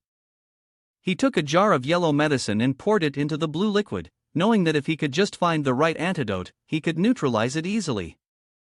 After mixing the medicine, he was left with a greenish solution. Linen took a syringe and drew liquid from the vial into the needle. At this moment, he was about to inject the goat-headed monster with a needle, which, though not immediately curative, would definitely make the creature feel much more invigorated. Linen turned back, holding a syringe the size of a thigh. The goat-headed monster, seeing the needle, did not feel at ease at all. His eyes bulged out, even shedding tears. "Wait, a needle that big? How are you planning to inject me with that? My veins are going to burst." Linen reassured the goat-headed monster, "Don't worry, I won't inject into the blood vessels." Linen flashed a malicious, lewd smile. "What I meant is, I'm going to inject it into your chrysanthemum." At this point, the goat-headed monster was genuinely frightened, but he knew that there was no way to escape now. His face was covered in sweat.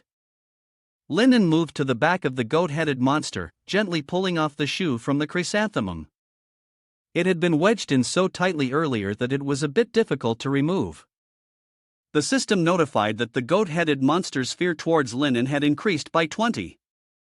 A blood-curdling scream echoed from Lin's pharmacy. Even the nearby animals were startled, flying off in all directions. It turned out that Linen had successfully terrified him. It's not an injection into a chrysanthemum, but rather into the plump, firm buttocks of the goat-headed creature. Linen asked how the feeling was now. "So, how is it? The effect seems to be very good, right? Earlier, you injected the special remedy developed by your teacher into his body." The goat-headed creature turned back, inspecting his wound, and silently thought to himself, "It's true, though the chrysanthemum was a bit painful, the sense of weakness and dizziness from before had significantly reduced, and the strange scent emanating from his body was gradually fading away."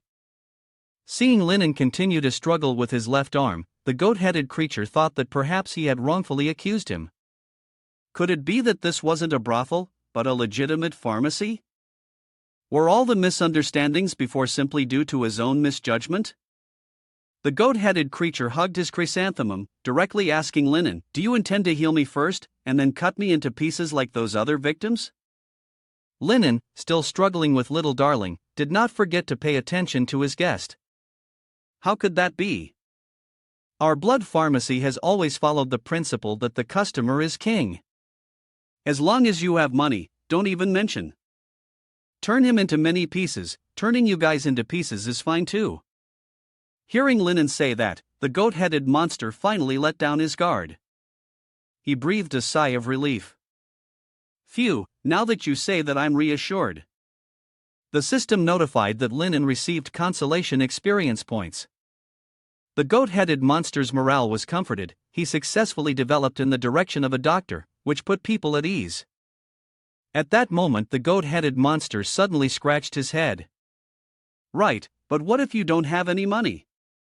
Linen heard that and immediately switched out of friendly mode. Linen turned his face into an expression that looked like he wanted the goat-headed monster's life. He raised the knife. No money? That look has successfully scared the goat-headed monster. He fearfully bit his hand and then placed a large pile of money on the table. Yes, I certainly have it, and not only that, there's a lot. The goat-headed monster's sand stat dropped by 2. When Linen saw the money, he smiled at once. He rubbed his head. You nearly scared me to death. Oh, don't joke around like that. You made me think you came to take medicine. He had already begun thinking about which parts of the goat-headed monster's body to. His heart thump. The goat-headed creature is still looking pale, isn't it? He forced a smile. Ha ha. The blood pressure of the goat-headed creature is rising. He raised his hand and rubbed his head. Don't mention it, the effect of your medicine doesn't seem bad at all. After just a few minutes, he already felt the toxins in his body being expelled. Linen was as happy as a pile of gleaming gold coins. Of course, his master had previously trained him extensively on this kind of toxin on a large scale, so he knew its toxicity well. It could be said that only at his shop in the entire dark world would there be a cure for this human-faced vine toxin. The goat-headed creature felt that if someone far away had been poisoned by this, it would be troublesome. Linen reassured him to not worry, because apart from their place, there were no other locations with this kind of toxic substance. The goat-headed creature was worried about his chrysanthemum today. He thought to himself that something didn't seem right. Was the human-faced vine a local specialty? He always felt like there was some special logical connection hidden here. Linen finished counting the money, but it seemed a little short, and his face darkened. The customer had settled the bill. The total was 2,100 yuan. Earlier, he had given him 1,700 yuan. There is still 400 missing. The goat-headed monster anxiously began rummaging through his pockets. He had 300 left, and asked the other to find the remaining 100. The goat-headed monster opened his pouch and hurriedly searched. 100 is still missing 100. But reality had already set in. The goat-headed monster was indeed short on money. He stood frozen in fear, trembling. He was so anxious that sweat dripped down his face, his vision blurry, and the goat-headed monster stammered, "It's all gone." Linen smiled a deathly smile, lovingly looking at his guest. Not enough money, huh? It's fine. He placed a contract on the table. The goat-headed monster was truly worried now. Linen smirked. They could also accept body parts as payment. The goat-headed monster checked the list of monetary exchanges for body parts: 1,000 yuan for an eyeball, 20 yuan per piece, 250 yuan for an arm, and 50 yuan per centimeter for a little. Well, the list went on. Linen urged the goat-headed monster to quickly choose which part to use as payment. He had already prepared a sharp knife to start his work. Linen suggested he leave his eyeball as collateral, and once he gathered enough money, he could return to reclaim it. The goat-headed monster trembled, unable to say anything. He fearfully raised both hands, wanting Linen to calm down a bit. Wait, I still have a few things here that might be used for repayment. You should take a look. The goat-headed creature placed a piece of something on the table. This was something he had found a few days ago while walking around outside. It seemed to be a part of something, and he felt certain it would be useful, so he kept it. This was a shard of the skull of beautiful silver, a rare material. The system further explained that the shard of the skull was made of high-strength material created by secret silver. Secret silver is a special alloy forged through a unique process, highly valued, and often used by the Demon Association to craft weapons for enhancing large biological creatures. Linen seemed intrigued when he heard the words Demon Association. He examined the shard and then asked, "Where did you find this?" The goat-headed creature answered honestly, about 100 kilometers away, at a place called Western Mound Ridge. He opened his bag, revealing many more shards inside. When he arrived, it seemed like a battle had just occurred, and he didn't dare stay long, so he grabbed a few parts haphazardly and ran off. The goat-headed creature was puzzled, wondering if these things could actually be used to settle the debt. Such a good item, Linen could not possibly ignore it. He raised his hand to signal okay, of course, it was fine. The system congratulated Linen for completing the task. He received a reward consisting of 200 rusty skeletons and 100 basic experience points. The special reward was the radiation beam of the broken finger human hybrid. The radiation beam of the broken finger was an unnamed creature. After encountering radiation, it would develop 4 limbs, and consuming it could cause the body to emit a large amount of radiation for a short period. The goat-headed monster immediately ran off. After paying for the medical examination, it ran away without looking back. That was great, so goodbye then. Linen still did not understand why the goat-headed monster was so scared. Linen looked at his left arm and muttered to himself about the demon association, biological weapons, and creatures. These things reminded him of the rotting flesh monster in the middle. Linen called to his left hand, which was so deeply asleep it was sticking out its tongue, and it jerked awake. Linen seriously suggested that the two of them should temporarily cease fighting as there was something urgent to be done. As soon as he finished speaking, Little Darling grew large and bit Linen's head, thinking that this time it would end the same way as before. But no, Linen stood completely still, perhaps knowing that this hand would not harm him. Little Darling, the little head of Linen, had come out and was now retracting. He was drenched in the saliva of Little Darling. It wondered why Linen was no longer struggling. Linen explained that he had previously consumed too much pesticide, which had affected his judgment. After calming down, he roughly understood. It didn't know what he had figured out. Linen confidently asserted, "You wouldn't dare eat me." Little Darling again bared its sharp teeth. "Oh really? Now I'm going to eat you." Sure enough, just as Linen had said, Little Darling kept teasing him with its tongue. Linen remained still, utterly exhausted by this game. It thought he was scared now, right? As soon as it moved its teeth, Linen's head would be gone. Now was the time to beg for mercy, if it was still possible. If he showed a little sincerity, maybe it would spare him. Contrary to Little Darling's expectations, Linen yawned tiredly. "Are you done? Eat if you want to, but stop dragging your tongue around in front of me." "Goodbye, darling," he said, retracting the tongue. It asked him, "Brat, aren't you afraid that I might eat you?" Linen half opened his eyes and replied, "Afraid of what?" "Back then, when you drank poison, it reacted. If you eat me, it will react too. And even if you ate my head, there's no way I would survive." After all, Linen had discovered the connection between the two of them. He probed Little Darling, and in fact, they had a mutual relationship. What benefits one, harms the other. Perhaps this was the truth. The precious one, having hit the nail on the head, remained silent. Little Darling gritted its teeth and justified that no, it was just afraid that after biting his head, it would have a bad reaction on itself. But that didn't mean Linen wouldn't be affected. Linen teasingly poked fun at it, pointing at his own head in a playful manner. "Then go ahead and eat it."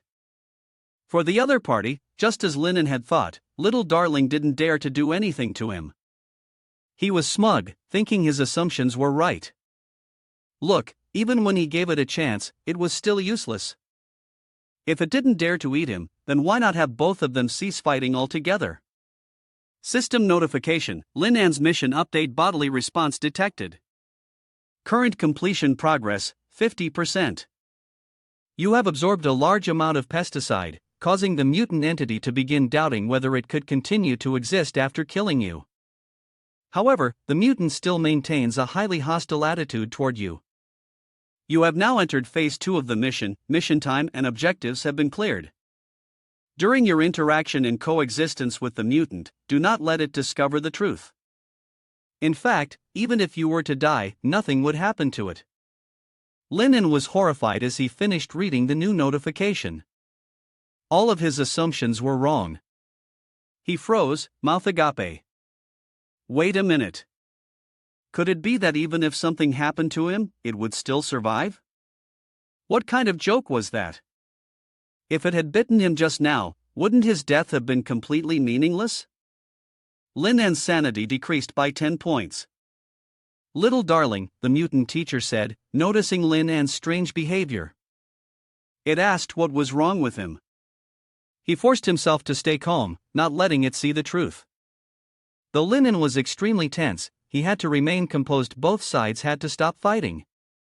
If they truly fought, it would mean one body, two deaths.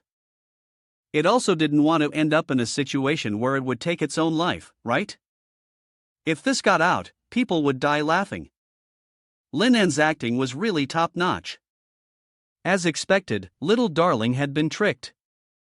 It found Linan's words reasonable, so it would let him live a little longer. Linan didn't waste time and got back to the task at hand. He picked up the parts left behind by the goat's head. The monster from last night was actually a creation of the Demon Association, and his teacher had once been a member of that organization. Looking at the desolate scene before him, even though Linan didn't know exactly what had happened, based on yesterday's experience, it was 89% likely that his teacher had a deep conflict with this association. The flesh and blood puppet from yesterday had actually come here to wipe out the sect, but instead of finding his teacher, it came looking for him. Linan walked around the room, looking at the shattered pieces. The Demon Association's influence had clearly infiltrated this area. After successfully taking the puppet's life last night, it was highly likely that the Demon Association knew what had happened here. Little darling was furious that Linan dared to take credit for what it had done, saying it was responsible for the puppet's death, not him. Linan skeptically voiced his guess. If what he thought was true, then in the past 2 days, they would again face the threat of the second wave. Little darling was angry. What did this have to do with it? Seeing the indifference of the left arm, Linan fell silent. Linan tried his best to soothe it.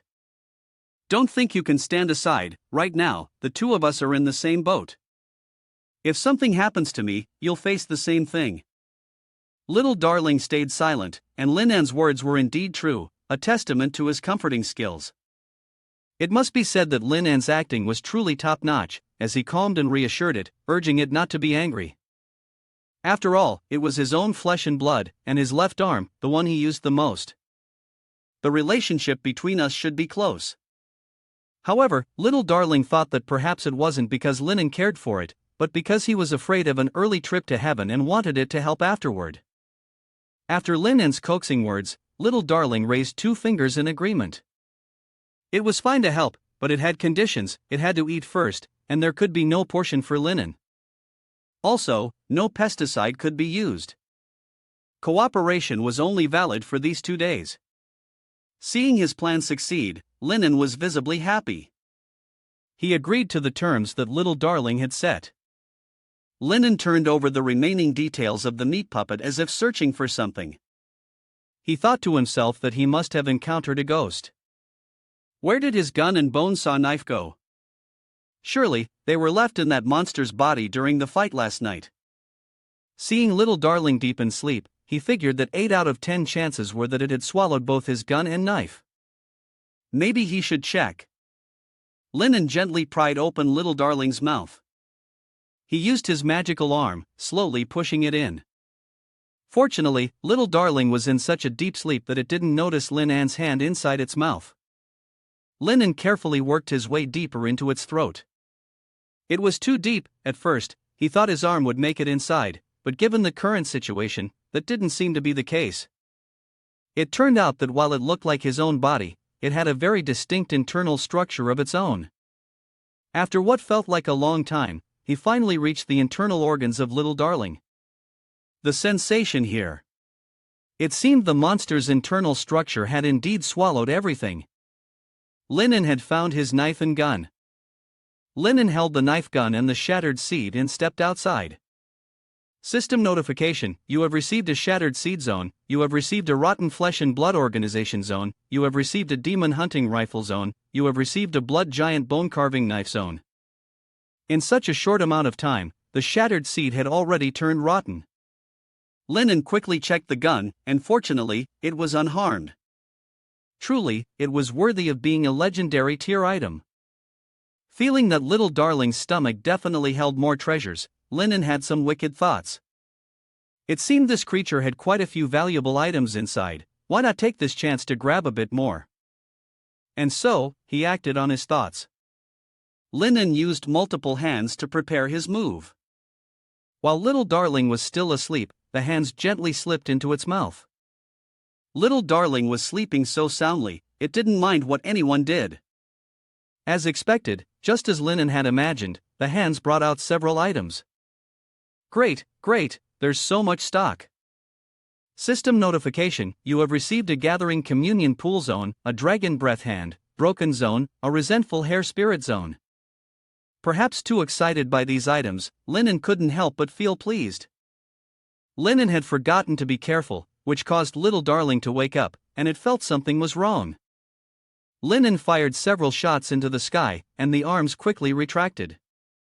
Little darling coughed loudly, then screamed like a young woman who had been violated. Little darling slapped Linen twice across the face, calling him shameless, perverted, and despicable, before unhesitatingly biting him. Fearing for his life, Linen quickly explained, "Wait, it's a misunderstanding. The host's life is in danger, the system has notified me." Linen was furious. "It actually bit you? Didn't you both agree to cooperate? Tell me, what does it mean?" Little darling raised its middle finger at Linen's face. It told him that he was the one with ulterior motives. It hadn't even asked him why he shoved that weird thing into her mouth in the first place. Was he looking for a fight? Linen pointed to the pile of items next to him and explained that he was just trying to find the props it had swallowed the night before, to use them to confront the demon association. He didn't actually intend to do anything to it. What was it so upset about? Suddenly, little darling's stomach rumbled as if it were hungry. Linen and it didn't know what to say. It angrily grabbed a knife and charged towards him, wondering why it felt so empty inside. It turned out that Linen had taken everything out. It wanted to take his life. Who would have thought that Linen dared to clear out all the food in the tiger's mouth? The two of them rushed at each other and began fighting. Linen asked if he thought he wouldn't listen, right? Fine. Then he would fight until the end. Suddenly, Linen froze. The system notification sounded, announcing a new mission: "I am not at peace." The objective of the special mission was to kill all the hunters. The reward included 1 legendary grade special item and 1 legendary grade skill map. A brief introduction to the mission that night in Dew Alley. Quietly and silently, after surviving the life and death battle last night, a new danger was approaching. The mysterious, eerie hunters, like hounds, were tracking the sound and coming closer. Please try your best to evade them. Upon receiving the notification, Linen immediately covered little darling's mouth to prevent it from making any sound. It asked him what he was planning to do. Linen seriously said, "Be quiet, quickly." He could feel them arriving, surrounding the pharmacy from the outside with enormous monsters. The flame inside the soul lamp still burned brightly. For some reason, however, it went out immediately afterward.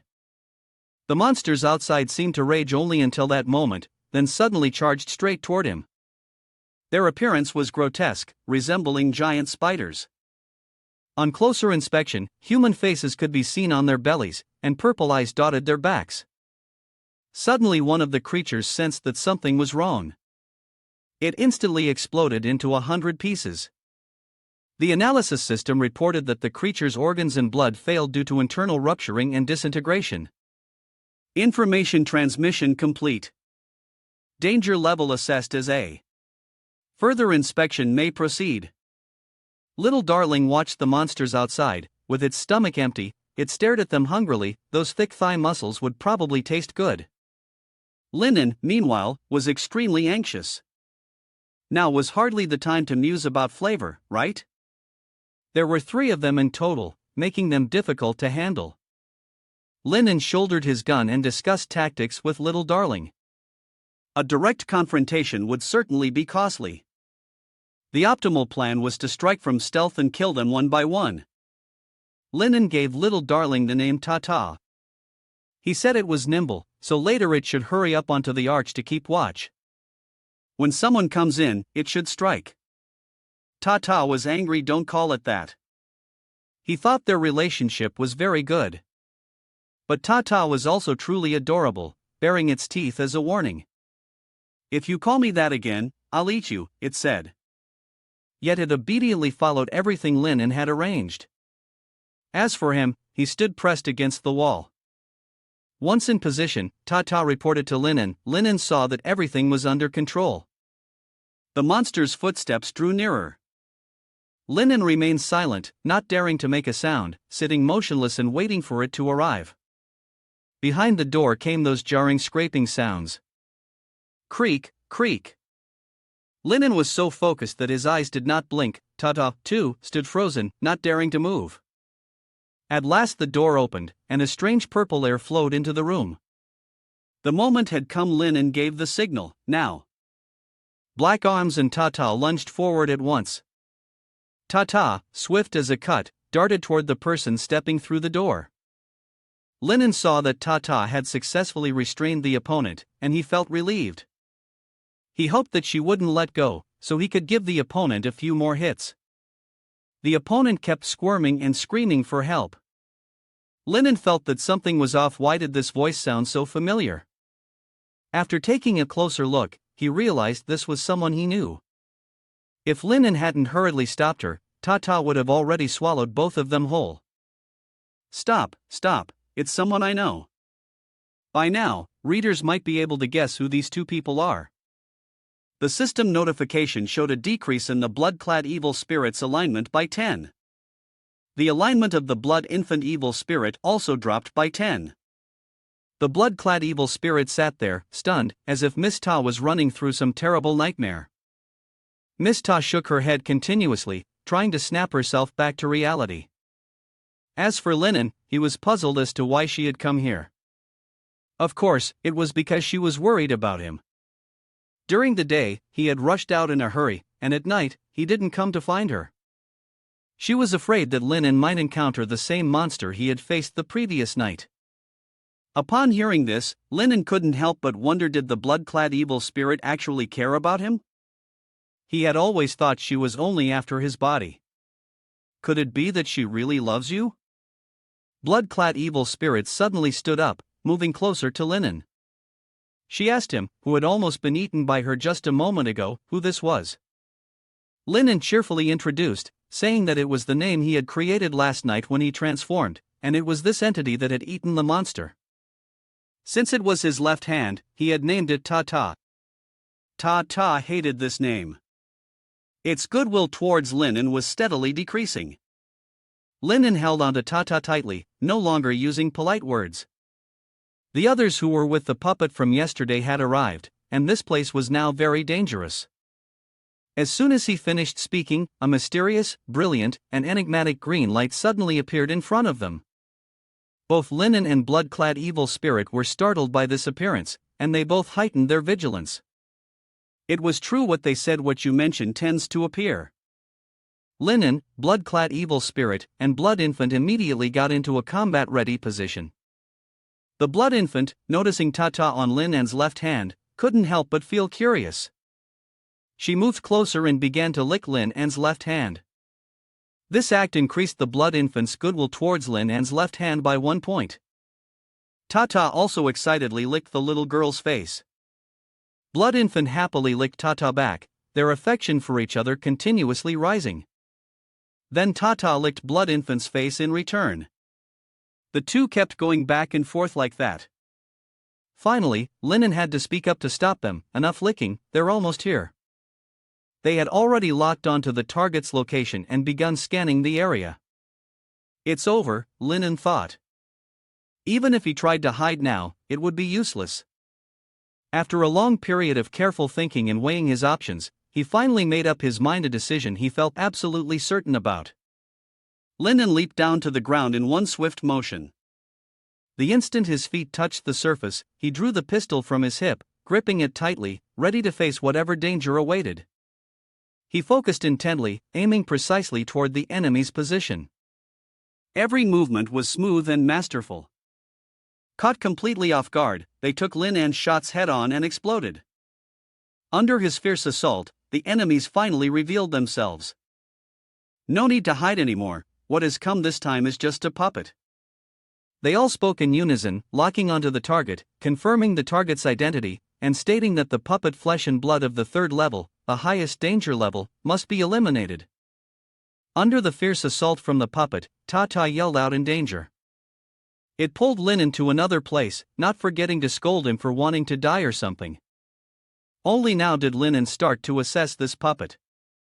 It was a level 120 hunter, a species of mechanical entity that could assemble, with extremely fast combat speed and strong regenerative abilities. It was a high-grade tool from the Demon Association, lacking a soul, and thus immune to mental attacks and curse-based magic. This puppet was incredibly fast, its movements several times quicker than the spider Linen had encountered before. Tata told Linen that if it was so strong, he should go ahead and take care of it. The puppet would either strike or dodge, but it couldn't actually consume anything. Linen didn't care, he told Tata to come and devour them quickly. With that, he raised his left arm. However, these monstrous spiders were indeed very fast. In the blink of an eye, one had already closed in on Linen. Fortunately, the blood-clad evil spirit appeared just in time, saving Linan's life. The blood-clad evil spirit told Linen to hand over these two to her first. Hearing this, Linen did not hesitate and agreed immediately. Meanwhile, Linen would deal with the remaining one. It appeared behind him, but Tata had already shouted to announce this. Taking advantage of the moment when its sword was stuck in the ground, Linen ordered Tata to move towards it. Tata swiftly grabbed the target. It bared its teeth and held the spider monster tightly. Seeing that the creature attacking it was a mysterious being, the spider monster followed orders and began attacking Tata. A violent whirlwind erupted, sending Tata flying far away. Linen calmly dodged the debris flying everywhere due to the cyclone. He continued directing Tata while relentlessly firing his gun at the spider monster. The sound of gunfire echoed continuously, and Linan's gun proficiency steadily increased. Seizing the opportunity, he jumped high, commanding Tata to advance towards the spider monster. A series of brutal attacks from Tata, combined with Linan's gunfire, relentlessly bombarded the spider monster. At the same time, in the puppet master's observation room, the situation began to grow tense. The vice president of the Sorcerers Guild asked his subordinates, "Have you contacted the 3 hunters to scout out Wandering Soul Alley yet?" The robot reported that the signal had been established. The vice president of the Demon Association stated, "We can take control of those 3 hunters at any time." Hearing this, he immediately requested the visual image link to be established. He wanted the first-hand information about Hooligan Alley. Suddenly, the screen displayed the image of the blood-clad evil spirit, whose mouth was continuously chanting "kill."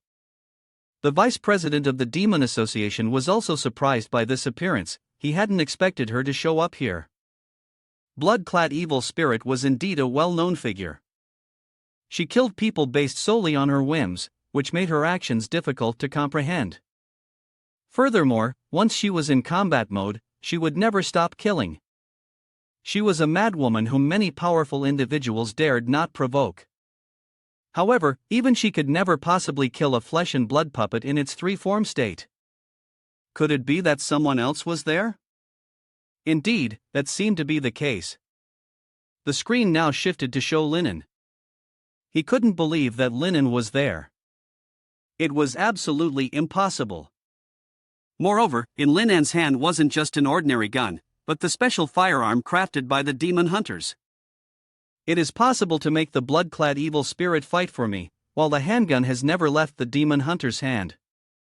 He sees that Linen, who looks weak, seems to possess some skill.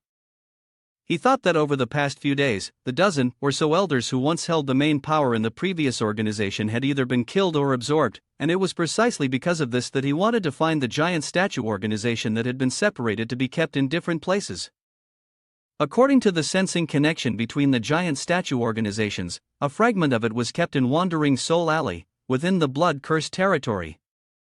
Therefore, he personally sent a flesh and blood puppet to the Tiger's Den Alley, but the result was a complete silence. As the one directly overseeing this operation, if it failed, he would be held fully accountable. Thus, he ordered the entire team to prepare in sync. The nerves. This time, he was determined to make sure no mistake would happen, not even the smallest oversight. The process of synchronizing the nerves began, and the synchronization of Hunter No 3's nerve source was successful, initiating the link. Meanwhile, Linen was also warned that the danger was escalating. This time, he had to complete an urgent mission to survive, and with a very tempting reward. Linen had begun to sense that something was wrong. A vague yet powerful feeling that something bad was about to happen. He withdrew his gun, telling Tata to be careful and keep a safe distance from the spider monster. The spider monster suddenly seemed to be activated by an invisible source of terrifying power, causing its body to burst into a surge of energy, emanating a powerful and fearsome aura. Its transformation, high temperature and intense heat attributes, radiated a terrifying battle presence. It easily sliced off Tata's tongue with a single strike. Tata was in excruciating pain. It blamed Linen for not warning it sooner, but in truth, it was its own slow reaction. Fortunately, it was still able to recover. Unprepared, the spider monster swiftly aimed its sharp blade toward Linen. This time, Tata reacted quickly and in time, helping him dodge the lethal attack. Tata, enraged, launched relentless attacks at the monster. Damn it for cutting off its tongue, now it would return the favor. After observing the situation, Linen realized that the spider monster's movements had changed. The feeling was completely different from the cold, mechanical nature it had before. It was more composed now. Calmly, each swing of the sword was very gentle, like a master of swordsmanship. Looking at Tata, it was clear that he was just slashing wildly, but fortunately, his great strength created a miracle. Tata immediately shouted towards Linen, "Stop just standing there and help it already, damn."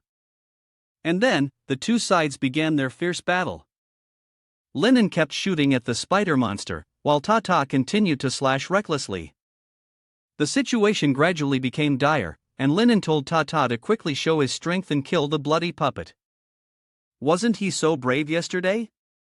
Tata refused, saying that yesterday was an internal battle, while today was an external one. Even if it wanted to eat the spider monster, it had to cut a bunch of knives across its mouth. Linen, calm down, you are a doctor. If the spider monster tears Tata apart, you'll fix him. No chance? Then Linen would be the one to create that chance for Tata. Then, without hesitation, Linen dug one of his eyes out. The sound of machinery echoed, signaling that his life force was draining, but he didn't care. Linen placed his eye into an empty vial and sealed it tightly. Next, he shoved the eye of the spider monster into the socket from which his own eye had just been removed. Linen had connected with the new organ, the self-consumption rate was too high, and the control over his excess 4 limbs was drastically reduced. Tata couldn't believe it was Linen insane? How could he possibly merge with the eye of that monster? After completing the painful action, Linen immediately covered the eye socket with his hand. His gaze turned cold and resolute. He ordered Tata to quickly step aside. Suddenly, Linen's entire body radiated a powerful energy, as if a hidden source of strength had been fully unleashed. The command of Chuning activation. A brilliant beam of light shot out from his palms, relentlessly striking like a series of sharp, continuous lightning bolts aimed at the gigantic spider monster. The attack created a powerful explosion, a deafening sound like thunder that shook the heavens, causing the surrounding space to tremble. At the same time, a dazzling and blinding burst of light erupted, radiating strongly like a massive energy sphere. On this side, the vice president of the demon faction couldn't believe that Linen had managed to harness the self-consumption rate of the copper chi. He silently thought, even if the flesh and blood puppet was not killed by Linen, it would absolutely not escape its connection to him. He gritted his teeth tightly, determined to kill Linen at all costs. He controlled the spider monster, launching a relentless attack towards him. However, despite the monster's raging fury, Linen remained utterly calm. Every attack from the spider monster was easily blocked by Linen. Seizing the opportunity while the spider monster wasn't paying attention, he ordered Tata to strike it quickly. Tata swiftly charged forward, opening its mouth wide, and shot out its terrifying tongue at the spider monster. A chilling foo-foo-foo sound echoed continuously through the air. The spider monster still hadn't realized what was happening. It remained focused on attacking Linen. In that moment, Linen's fiery eye suddenly flashed. This caused the monster to panic, its eyes widening in fear, sensing that something bad was about to happen. Linen was actually able to lock onto the spider monster so easily. The monster began to scream, its body melting and decaying over a large area. Its spines twitched continuously, and the monster's face was slowly dissolving. Suddenly, his body emitted a beam of green light. This was the emergency activation of the powerful wound healing effect, an urgent counterspell. Linen took out something covered with a white cloth. Want to heal? He wouldn't make it that easy. Beneath the cloth was the dragon's breath arm. This was a forbidden form of the flesh and blood puppet. A creature-destroying weapon, it was a fusion of the giant dragon's head. The scorching dragon flame had a purifying effect that was incredibly powerful against dark creatures. The dragon head, with its vengeful spirit, would bring endless hatred upon its enemy. The monster, melting in fear, trembled at the sight of the dragon's breath arm. It was a three-form puppet. Linen linked his body with the dragon's breath arm, a surge of power connecting him to the item, annihilating, system alerts ringing out as his body was overburdened. The eye of the dragon's breath arm opened, revealing an image of a vortex created by the dragon's breath flame.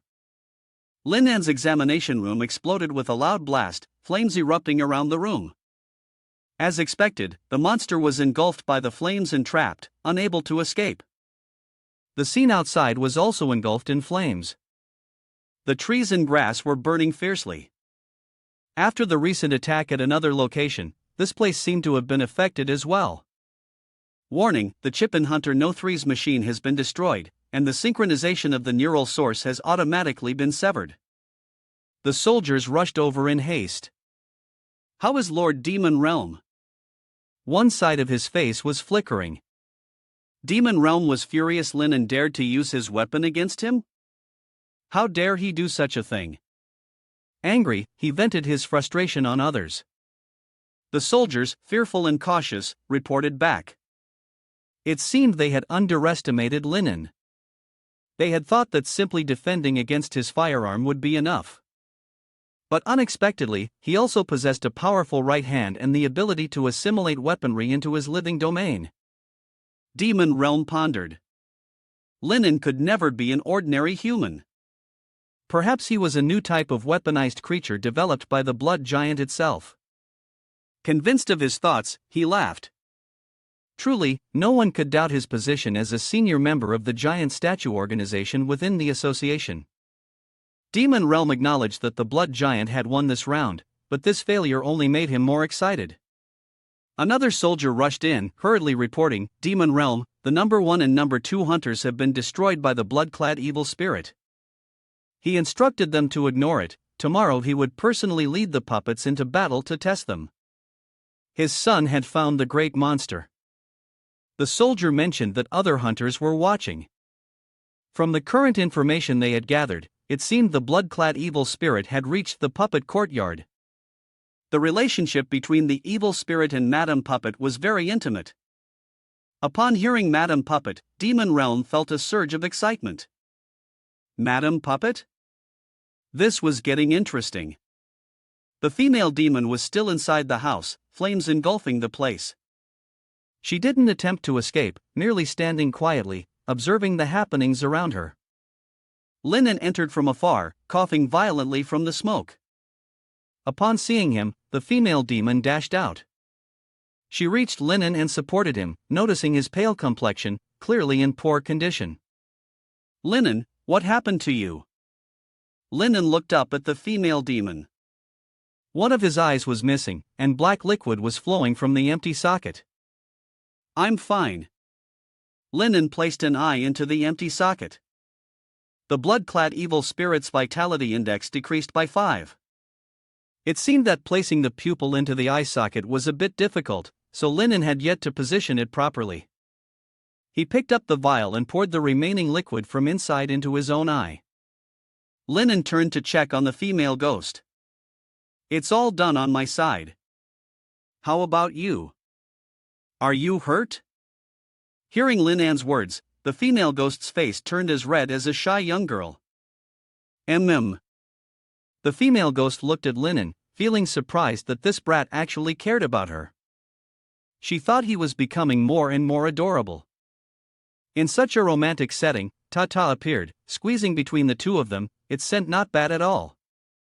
Tata circled around and saw 2 large dishes waiting for it. Oh, over there are still 2 big dishes ready to go. The female ghost and Linen both sprayed some blue, remarking that this guy really was a food lover. The system announced that Linen had completed the mission.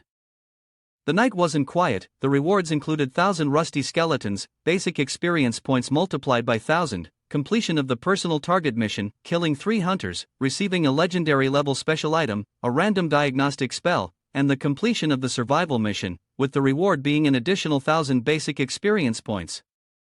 1,000 rusty skeletons, special item Night Demon Blade. Linen quietly listened to the system's announcement. It briefly introduced the items and the blueprint for the Night Doctor's house-moving quest. They were doctors who roamed through the darkness. A group of surgical specialists with great compassion. Their goal was to make all their patients smile happily. They cast spells to help all living creatures free from illness. Therefore, when you encounter them, it's best to carry a bit of illness with you, otherwise, they might not be pleased.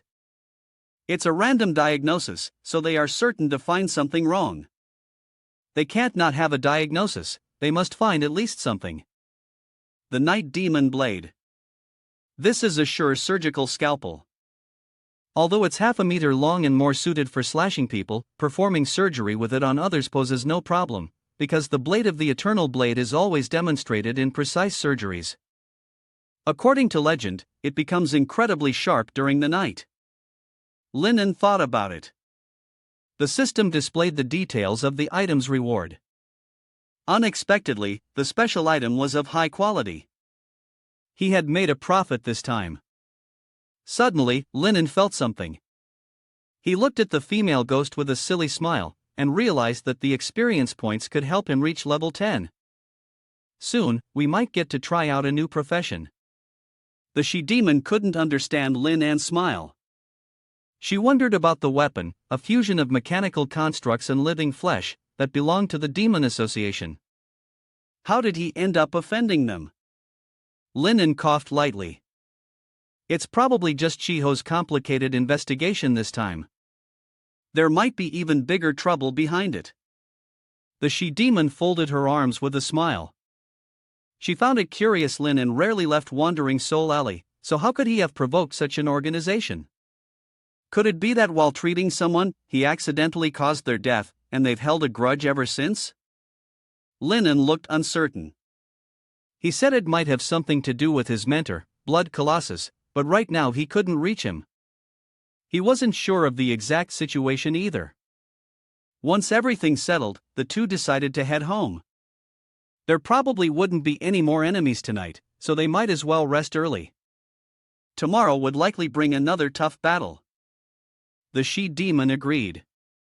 She told Linen to contact her immediately if anything happened. But neither of them knew that, from a distance, someone was watching their every move. That person's eyes gleamed a chilling red. Linen lay on the bed, resting after a brutal battle. He recalled the scene when he faced the spider monster.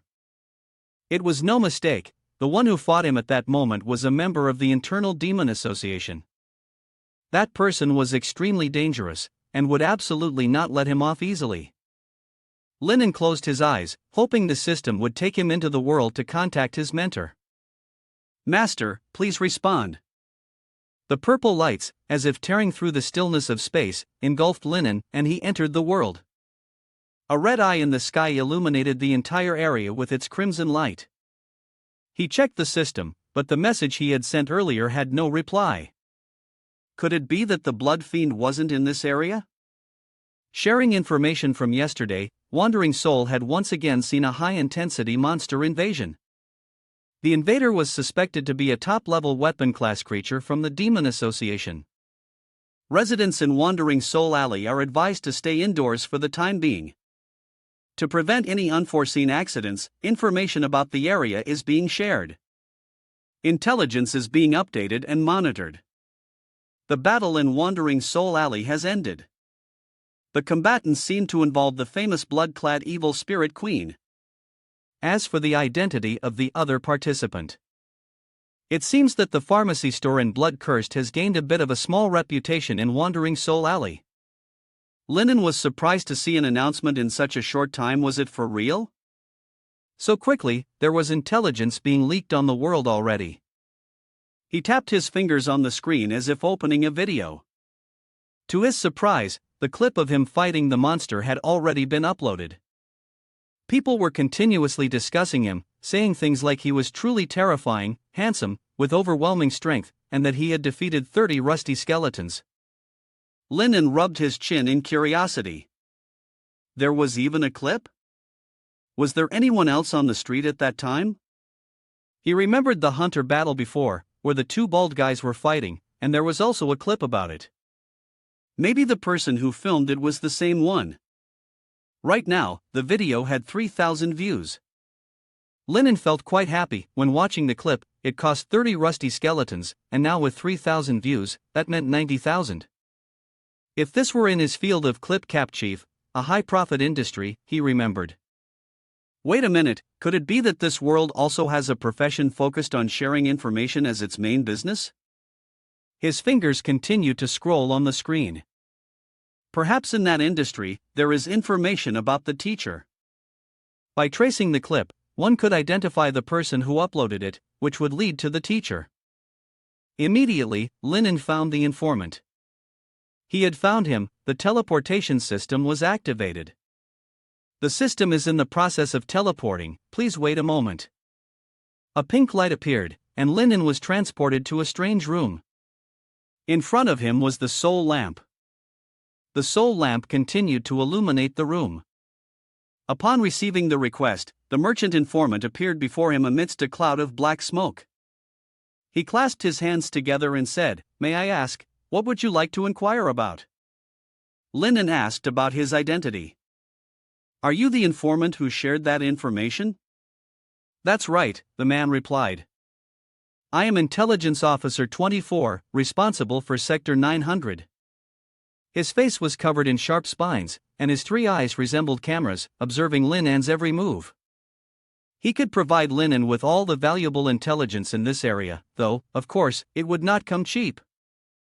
Now that he thought about it, their place did look a bit cold. The informant responded, "This is my independent tongue, I have requested it from World. Every customer who enters my shop will be transferred to a separate toxic space." Now he was also entertaining 754 other guests in different booths. Linen smiled, so that was the case. He wanted to buy some intelligence to see if he had related sources of information. The informant extended his hand and invited him, "Please, ask." Linen began asking questions. The first question, he wanted to know the exact location of the blood scorpion. As soon as he finished speaking, the candle in front of Linen suddenly burst into flames, burning fiercely. The informant informed him of the cost to acquire the information Linen wanted, 50 black profit yuan. Hearing such a large sum, Linen hurriedly jumped off his seat, his eyes wide open, his mouth agape in shock. "What?" The informant explained that the information about the target had been upgraded to level of the day before. The information was being updated with tracking data more than 50 times. Furthermore, Linen wasn't the only one asking for the target's coordinates. He didn't expect there were others like him. And there were even people searching for a master from the Demon Association? It seemed that the situation for his master was now very dangerous. Lennon quickly moved on to his second question: is it possible to quickly contact a specific creature from a long distance? The informant relies on different methods and charges different fees, with the cheapest being 100 rusty skeletons and the highest reaching 100,000 black profit yuan. You can choose the specific standard, without hesitation. Lennon immediately chose the cheapest option, and immediately 100 skeletons were deducted. The informant blinked his largest eye and nodded, having received the payment. He explained that the fastest way to contact a certain type of creature at a long distance was through the world. The world is a mirrored realm, identical to the dark world. Due to its transmission function, you can exchange with creatures logged into the world in certain areas of this world. At this point, the informant stopped. Lennon was waiting for him to continue with more details, and it seemed like he had been waiting for a long time. Lennon grew impatient. Then what? The informant said that he had already finished answering. Thank you for stopping by. Lennon angrily slammed the table and pointed directly at his face. So, is that 100 already? If you can contact someone in the world, why did you even need to ask him? The informant replied that this was the lowest level of intelligence, and the fee was just for this basic information. But the situation was urgent, and LM gritted his teeth, spending an additional large amount of money. It's said that if something is cheap, there's no good product, right? The same question again, paying for a black profit yuan, the system immediately deducted 1,000 rusty skeletons. As soon as the payment was received, the informant immediately began working and had already received the answer for you. You can hire a spirit contract envoy to deliver letters for you over long distances, with varying prices depending on the type of spirit contract envoy. The speed of delivery also differs, and they simultaneously offer a service for hiring messengers. You can choose any of the messengers available there. He handed you a piece of paper. The list contained a total of 4 messengers, including Fallen Misfortune, the Hellhound, the Void Death Beast, and the Earth Turtle King. Wang Linen thought for a moment, reading through the list, and felt that the Earth Turtle King seemed to be the most reliable, so he chose it. The informant immediately made the arrangements for you. Currently, there were 5 slots available for the Turtle King's envoy, with a 0% failure rate and a speed of 1 meter per hour. Linen thought he had misheard. Wait, 1 meter per hour? The informant confirmed that it was correct. Because of a special improvement, the speed had increased tenfold per year. Child of the Turtle King, you are even more so the child of the Turtle King, keeping the record in his store year after year. For now, no one has been able to break this record. Once again, like a bolt from the blue, Linen scratched his head, looking completely dumbfounded. Oh my god, I can't believe 1,000 yuan just flew away like that. It felt like he had walked into a shady store. Linen calmed himself down, clasped his hands and pondered. He still tried, wanting to find the whereabouts of his teacher. Was there anyone else in their group more trustworthy? The informant replied cheerfully, right now, there are only 4 types of messengers available, speeding up training with more types of money rewards. If you're not satisfied, you can wait a little longer and come back. This time, Linen was truly speechless. He looked like a steamed bun soaked in water, unable to say anything at all. He skeptically asked the informant in return. The safety of the Turtle King was high, but the speed was slow. The informant's round eyes stared directly at him. That's right. Linen continued asking with an incredibly expressive face. The speed of the Void Beast wasn't fast, but it was poor in resources. This time, the informant was genuinely flustered. His 3 eyes seemed to twitch and glance away. Yes, but it was truly surprising when Linen raised 2 fingers, each representing a type of messenger, each promising him 2 creatures. He needed them urgently right now. The god of wealth knocked on the door, making the spy's eyes shine brightly like diamonds. Wait a moment. A red eye appeared on the paper, making a noise. The spy had successfully manifested, and now they needed Lin An's address in the dark world. They would quickly send the goods to him. Because it involved creatures when making wishes, the transaction couldn't take place in the world. The spy handed Linen a mask and a bone pen. Linen still had doubts, but the spy reassured him, saying, "Don't worry, we won't reveal your information. You can fill this out with peace of mind." He could respond verbally, but it would be a long time before he trusted them. He casually wrote down an address near the fire. Immediately, the paper dissolved into rays of blue light. Two void creatures, the two subterranean Turtle King's sons, were calculating the payment for him. The total rental fee was 2,600 rusty skeletons. After payment, they would immediately send the goods to him. Linen asked him, "Wasn't it just a moment ago that I gave him 1,000? The informant said that earlier it was for intelligence consultation, but now it's for hiring a messenger, and it has to be separated for accounting purposes." Linen Su didn't know what to say. The fire inside him flared up, and his hair stood on end, like a broken version of Goku. He had truly been deceived. Damn, this store definitely played him. But even though he was furious, he still had to send them 2,600 rusty skeletons. Upon receiving the money, the informant bowed slightly and bade him farewell. Now that the payment was received, the contract would be delivered to him within 2 hours. "Thanks for stopping by." Linen closed his eyes. When he opened them again, he found himself lying in bed, with Tata still fast asleep beside him. The dog slept like there was no tomorrow, mouth wide open. Linen sat up and put his clothes back on. With so much happening, he still managed to sleep? If it weren't for the effect of that, he would have sent it straight to the afterlife with a single strike. The night was pitch black, and Linen carefully stepped into a dilapidated, abandoned house. It looked so desolate, with cobwebs and strange creatures hiding inside, accompanied by eerie, unsettling noises that made his skin crawl. Linen went to the back of the house and carefully slipped through a gap. Finally, Linen found a spot to sit. This position was acceptable. Now, his sister could start distributing the items over there. He felt that waiting for too long would get boring, so he decided to check out the props that the system had given him last night. The first one was the Night Demon Blade. Linen immediately took hold of the blade. It was surrounded by red electric sparks. This was a sturdy surgical knife. Although it was half blurry in length, more suitable for slashing people, it could still be used for surgery without any issues. Because delicate work was always displayed in precise surgery, and it was said that it would become sharper tonight. Looking at the large, awkward blade in his hand, Linen's face went blank. He couldn't understand how this could be called a surgical knife.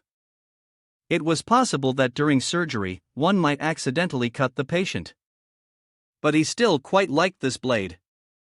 For Linen, it seemed more appropriate as a tool to take someone's life, so keeping it for self-defense would be best.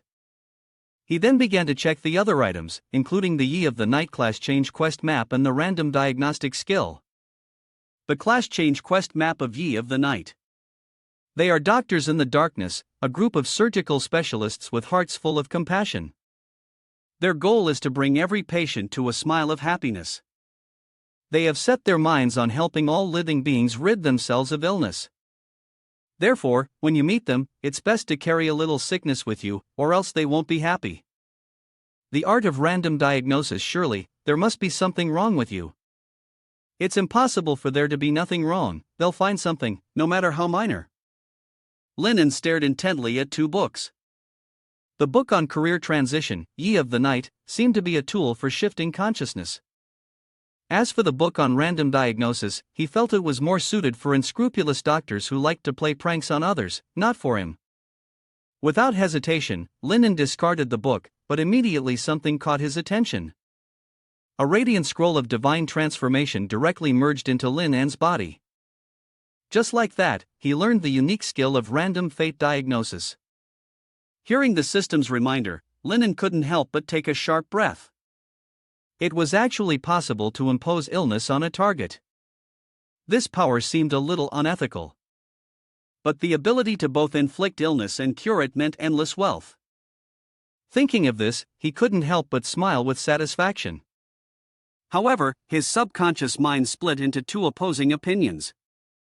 One side, representing goodness, told him not to do it, while the other side, representing evil, reminded him that with so much money, it's impossible to count.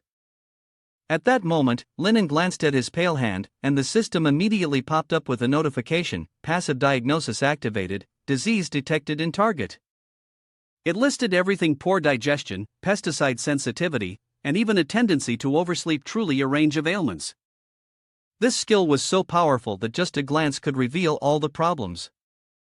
This passive ability was truly a godlike skill for a doctor. Soon after, a trace of hesitation flickered in Lin An's eyes. Maybe he should try using the active skill on it? But he quickly shook his head. No, that would be too immoral.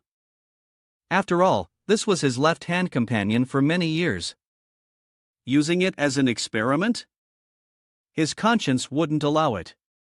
Even though it had scolded him many times, hit him, and even tried to comfort him at times, he remembered those moments, and after a while, his eyes gleamed with an unexpected light. Linen smiled with a malicious intent as he looked at his left hand.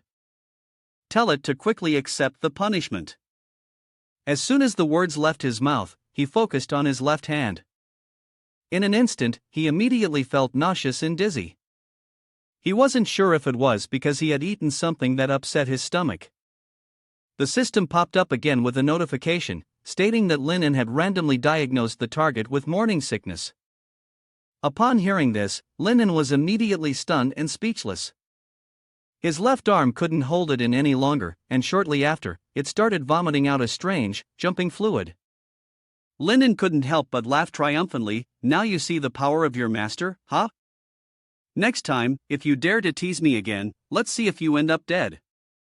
But as soon as he finished speaking, Linen suddenly felt a sour sensation rise in his throat, hard to suppress. He hurriedly covered his mouth, his eyes widening in shock. Could it be that he was also experiencing morning sickness?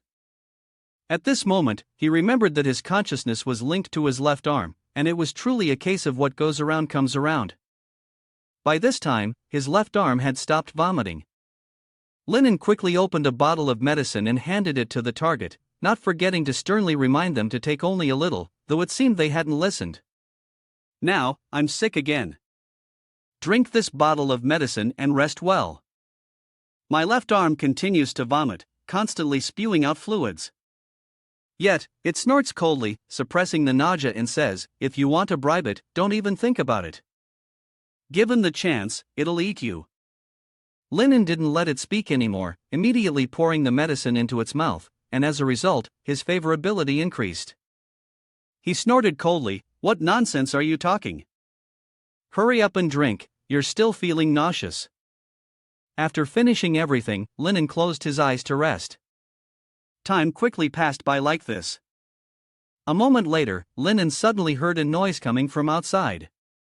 He quickly opened his eyes, his gaze becoming alert, hiding his aura.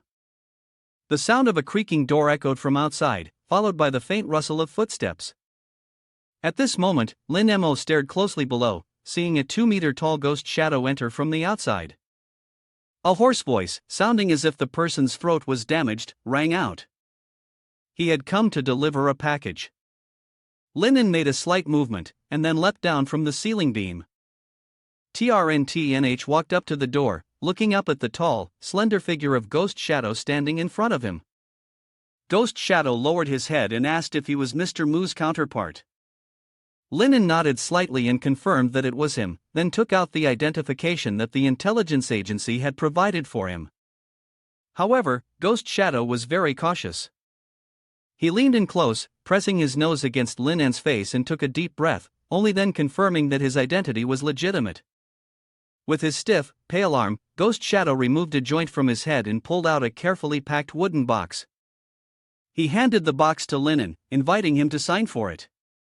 Linen quickly opened it, revealing 4 smaller boxes inside, along with a card. The card was neatly written, listing the contents with meticulous care. The intelligence agent thanked him for his visit and included instructions on how to use the items. Ghost Shadow took a feather pen from within his clothes and handed it to Linen. Linen paused for a moment, then reached out and took the pen. Inadvertently, his fingers brushed against Ghost Shadow's. Immediately, Linen felt an indescribable chill spread throughout his body, causing him to shiver uncontrollably. At the same time, a voice in his ear. The sound of a reminder echoed, revealing Ghost Shadow's illness, with rheumatism and cold poison infiltrating his body, causing swelling in the abdominal area. Linen immediately flinched slightly, then raised his head to look at Ghost Shadow intently. Ghost Shadow stared back at him slowly, and the atmosphere became tense. He then urged, "You should sign quickly, he has to return to receive his orders." Linen extended his hand, seriously looking at him as he spoke. "Has he been feeling abdominal pain and bloating recently, his whole body cold? And sometimes, when walking, his knees feel cold and stiff, and when he looks in the mirror, he feels restless and wants to cry?" Hearing this, Ghost Shadow was stunned into silence. How did Liu Bei know about these things? Indeed, over the past few months, he had felt increasingly unwell, with vague discomfort in various parts of his body. He didn't know how Linen knew this, and, feeling uneasy, he looked at him suspiciously, wondering if he had encountered some sort of obsessive stalker. Seeing Ghost Shadow's reaction, Linen calmly looked back at him and said that he wouldn't live much longer. As soon as these words left his mouth, Ghost Shadow immediately stared at him in shock. Linen smiled faintly and slowly continued, "He doesn't need to be afraid." He must have also realized that he was dealing with a very professional doctor. With just a casual glance, the young man had already figured out his condition. His problem was serious. If not treated in time, he could end up paralyzed at best, or lose his life at worst. Ghost Shadow hesitated and looked at Linen, carefully asking if he could save him. Linen let out a soft laugh and said nonchalantly, "Of course, the two of you are destined to meet. You will definitely do your best to save him." After saying that, he smiled contentedly and then led the way toward the Blood Prison Pharmacy, introducing it, "This is my pharmacy. The prices aren't high." A few minutes later, the two entered the pharmacy. Ghost Shadow, tall and thin, sat dumbfounded on a chair, watching Linen, who had put on a white coat, fussing about on the side. Upon thinking it through, wasn't he here to deliver a package? How did it turn into a medical consultation? But Linen seemed to have identified his symptoms at a glance. He might be a divine healer. It was surprising that someone like him, a mere courier, would have the chance to encounter such a fate. While he was still thinking, Linen came over and told him to lift his leg. Although it was confusing, he still obeyed and placed his foot on the chair in front of him. But then, Linen suddenly pulled out a small hammer. Without hesitation, he struck his knee. In the blink of an eye, Ghost Shadow immediately cried out in pain, and his mental state dropped as a result. Linen looked at him seriously and asked if it hurt. He trembled, biting his lip fiercely, and said, "Of course it hurts dozens of times more than before." Linen, hearing this, didn't panic. He calmly said that it was supposed to hurt, because that was the root cause of the illness. Just by looking, he could tell it was cold poison leading to rheumatism. If it continued, sooner or later, he wouldn't even be able to get out of bed. Ghost Shadow trembled as he looked at him, hesitating before saying, "But it never hurt like this before, you only tapped it once and now it hurts." Linen squinted at him and asked if he hit it hard. Ghost Shadow hesitated, then shook his head, saying it wasn't hard. Linen raised an eyebrow and said, "If it wasn't hard, then why does it hurt like this?" "This means the poison has already reached the bones." Ghost Shadow was slightly startled, panic creeping into his voice as he asked, "It's not that serious, is it?" Linen immediately slammed his hand on the table, startling Ghost Shadow so much that his whole body trembled. Linen took a deep breath and said, "This is absurd." Did he even know how many patients had died because they held on to a luck-based mindset? Did he understand what kind of suffering awaited once the disease had eroded their body? Ghost Shadow immediately fell silent, and Linen continued. Perhaps at first he still didn't feel anything, just like a blade brushing lightly back and forth across the skin. Gradually, Ghost Shadow began to tremble more and more, fear flickering in his eyes. Seeing this reaction, Linen became pleased, continuing to release threats.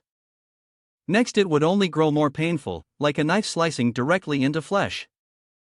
stroke after stroke, as if it were a swelling sphere that felt as though it might explode upon the slightest touch. Linan's threats successfully instilled fear in Ghost Shadow. He trembled and said he would start treating it immediately, that he didn't want to hear another word, he was too terrified already. A few minutes later, Linan handed Ghost Shadow a wooden box, telling him that this was a specially prepared tendon plaster, to be used 3 times a day, 1 sheet each time. He also wrote out a prescription and passed him the medicine. It was a formula to treat rheumatic pain. 2 measures of these herbs should be boiled and drunk once a day, continuously for 3 days. There was also a box of nutritional supplements, as his bones looked extremely weak, so he must take them daily without fail. Then Linan gave him digestive medicine as well. Receiving this series of treatments, Ghost Shadow felt slightly astonished. He frowned and looked at him, asking if he had drunk too much. Linan snorted coldly, how could it be too much? This is just his medicine for treating rheumatism. As for other illnesses, you haven't told him about them yet. Ghost Shadow trembled and looked at him, asking, what else is there? Linan sat down, pushed the medicine aside, and then seriously looked at him, saying, has his body been feeling unusually cold these days? This coldness was from the inside out, from his stomach to the rest of his body. Ghost Shadow was startled and looked at him. He could even notice this. Linan raised an eyebrow and slowly said, according to your preliminary diagnosis, he most likely has cold poison, and it's malignant. This symptom even caused a malignant tumor to form in his stomach. Ghost Shadow couldn't believe the words he was hearing. Linan sneered, then pulled out the night demon blade and calmly said, if you want to know, we can cut him open and see. 10 minutes later, in the operating room, Ghost Shadow was trembling as he lay on the table, watching Linan sharpen the knife. Hesitantly, he said, is that really a surgical tool you're holding? It looks a bit too big. Linan chuckled softly, reassuring him, he doesn't need to worry. You are very professional, the bigger the surgery, the better. As soon as the words left his mouth, the scalpel in his hand was immediately raised. I'm about to start. In that moment, just as the scalpel was about to come down, Ghost Shadow immediately raised his hand to stop him. Linan's movements halted immediately. He furrowed his brows and asked, what's wrong? Ghost Shadow hesitated for a long time, then asked, aren't you going to use any anesthetic? As soon as the words left his mouth, Linan was stunned for a moment. However, he quickly recovered, letting out a bitter smile, realizing he had almost forgotten. He would go ahead and inject Ghost Shadow now. Hearing this, Ghost Shadow shuddered. Why would he need to remind the doctor to administer anesthesia? Isn't that part of the standard procedure? Linan ignored him and hurriedly went to find the anesthetic. Ghost Shadow grew even more nervous upon seeing this. It seemed like Linan had no idea where the anesthetic was. He withdrew his previous thoughts. Linan was definitely not some miraculous doctor. After a while, Linan finally found the anesthetic. Ghost Shadow breathed a sigh of relief. But just 1 second later, Linan pushed him into despair again. The anesthetic is expired. Ghost Shadow looked at him in fear. A sense of urgency surged within him. He turned to look at him, smiling as he suggested, maybe he should bear with it for a while. Ghost Shadow immediately shook his head in refusal, absolutely not. Earlier, his pillow hurt so badly he couldn't stand it. Without anesthesia, he'd die. Linan furrowed his brows, deep in thought, and after a while, he spoke again, there's another way to numb the pain, though I'm not sure if he'll agree. He asked doubtfully what method that could be. Linan looked at him seriously and said it was physical anesthesia. Ghost Shadow stared blankly at him, this was a method he'd never heard of before. While he was still puzzled, Linan had already picked up a chair and swung it forcefully at the back of Ghost Shadow's head. Immediately, Ghost Shadow collapsed, unconscious before he could react. Linan then took his surgical knife, preparing to strike. He flashed a wicked smile at him, just sleep, you'll wake up feeling better. Just like this, the surgery is already underway. Half an hour later, Ghost Shadow's illness was nearly completely eradicated by Linan. He quickly turned off the operating lights. Ghost Shadow shakily stood up, his face completely blank, leaning on his cane as he staggered outside. Seeing his body wrapped in bandages, Guiying furrowed his brow in suspicion. Linen chuckled softly, looked at him, and said, "The tumor has been removed, but there are still some toxins left that need to be treated. This is the medicine you prepared for him. He must take it on time, and in a month, the illness will be gone." Guiying trembled as he reached out to take the medicine from Linan's hand.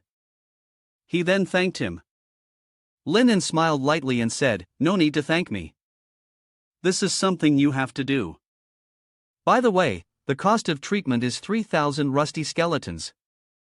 Does he want to pay in cash, or offer something in exchange? Upon hearing the latter part, Guiying was frightened. Trembling, he took out the cash and placed it on the table for Linan. Then, he pulled out a paper that required Linan's signature and handed it to him. Linan quickly took it, preparing to sign. However, just as he was about to, he suddenly realized that there were only 3 pieces of wood left inside. Immediately, a system notification echoed in his ears: target's condition detected, congenital paralysis, permanent head loss, malignant toxic residue with parasitic characteristics, for limbs melting indirectly. Linan froze upon hearing it. Why did he suddenly trigger a passive skill? He furrowed his brows and observed for a moment, then noticed something beside him. He quickly picked it up, frowning as he muttered, "This is definitely hair, but why is there hair here?" Ghost Shadow watched his actions, then asked suspiciously, "Is there a problem?" He shook his head and said, "No, but did you ask him if this package has been handled by anyone else?" Without hesitation, Ghost Shadow shook his head, "Absolutely not. His master always sends the packages one by one, personally packed by him, no one else could have touched it." Linan furrowed his brows as he thought about this, and after a moment, he smiled wickedly. Then it must be that damn spy. It seemed he had some strange condition, which was why he spent his days working in the intelligence world. Thinking about it, Linan couldn't help but feel even more amused, nodding to himself. He then picked up the quill pen and began signing his name. Linan also left a few messages for the spy, basically telling him that he had discovered his little fetish, and if he wanted treatment, he should come find Linan. After all, he'd scammed Linan for thousands before, so this time, it was his turn to thank the spy. Linan handed the letter to Ghost Shadow and then reminded him to make sure it was delivered to its rightful owner. Ghost Shadow opened the letter and looked at it. Then he immediately furrowed his brow.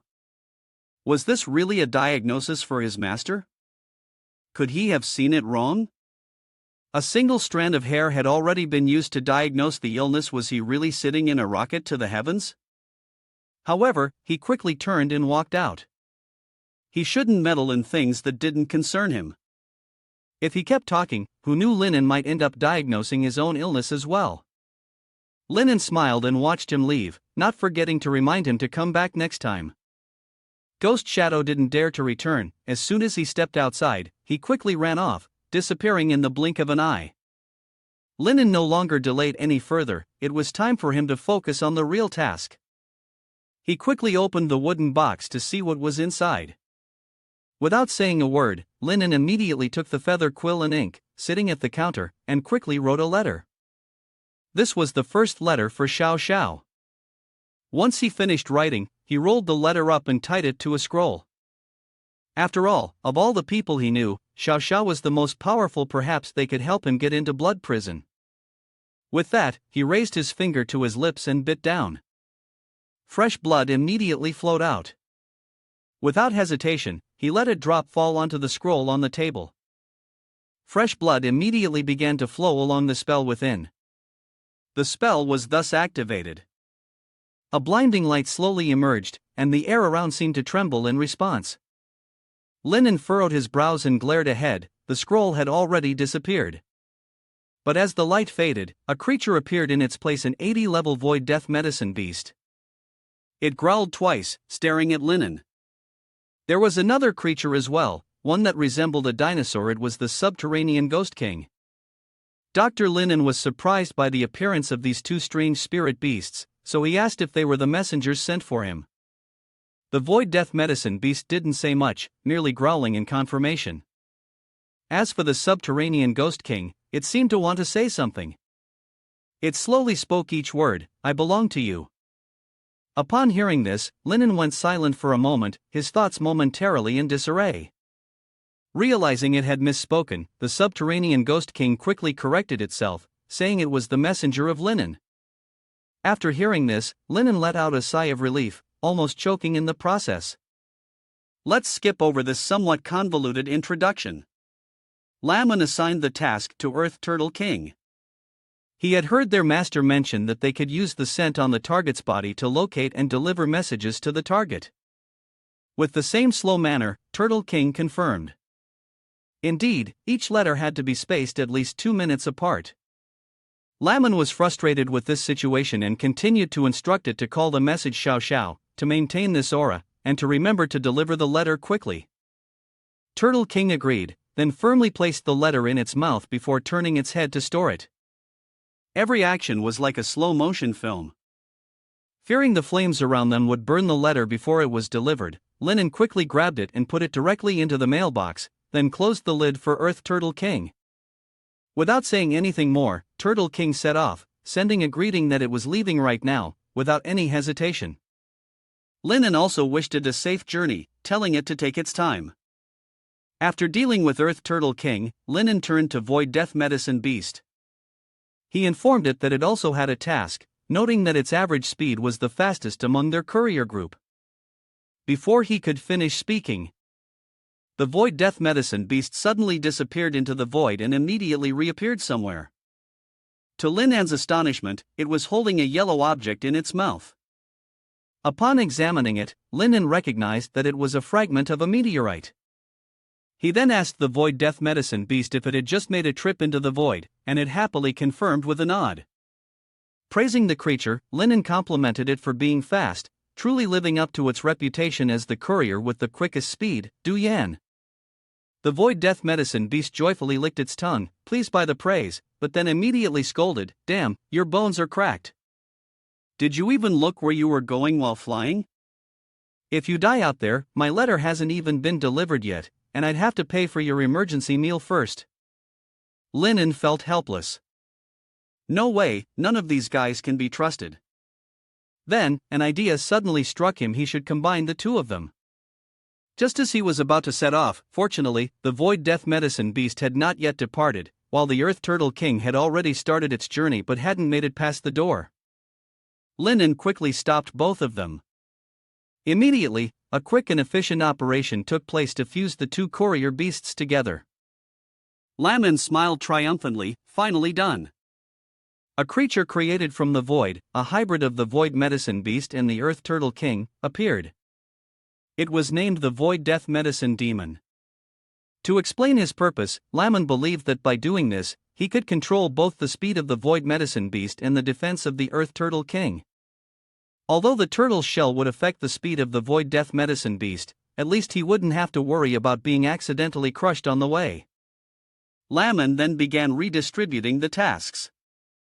Turtle, you're in charge of guarding the place and the letter. Next, the dog was given the task of taking the turtle to the letter's recipient.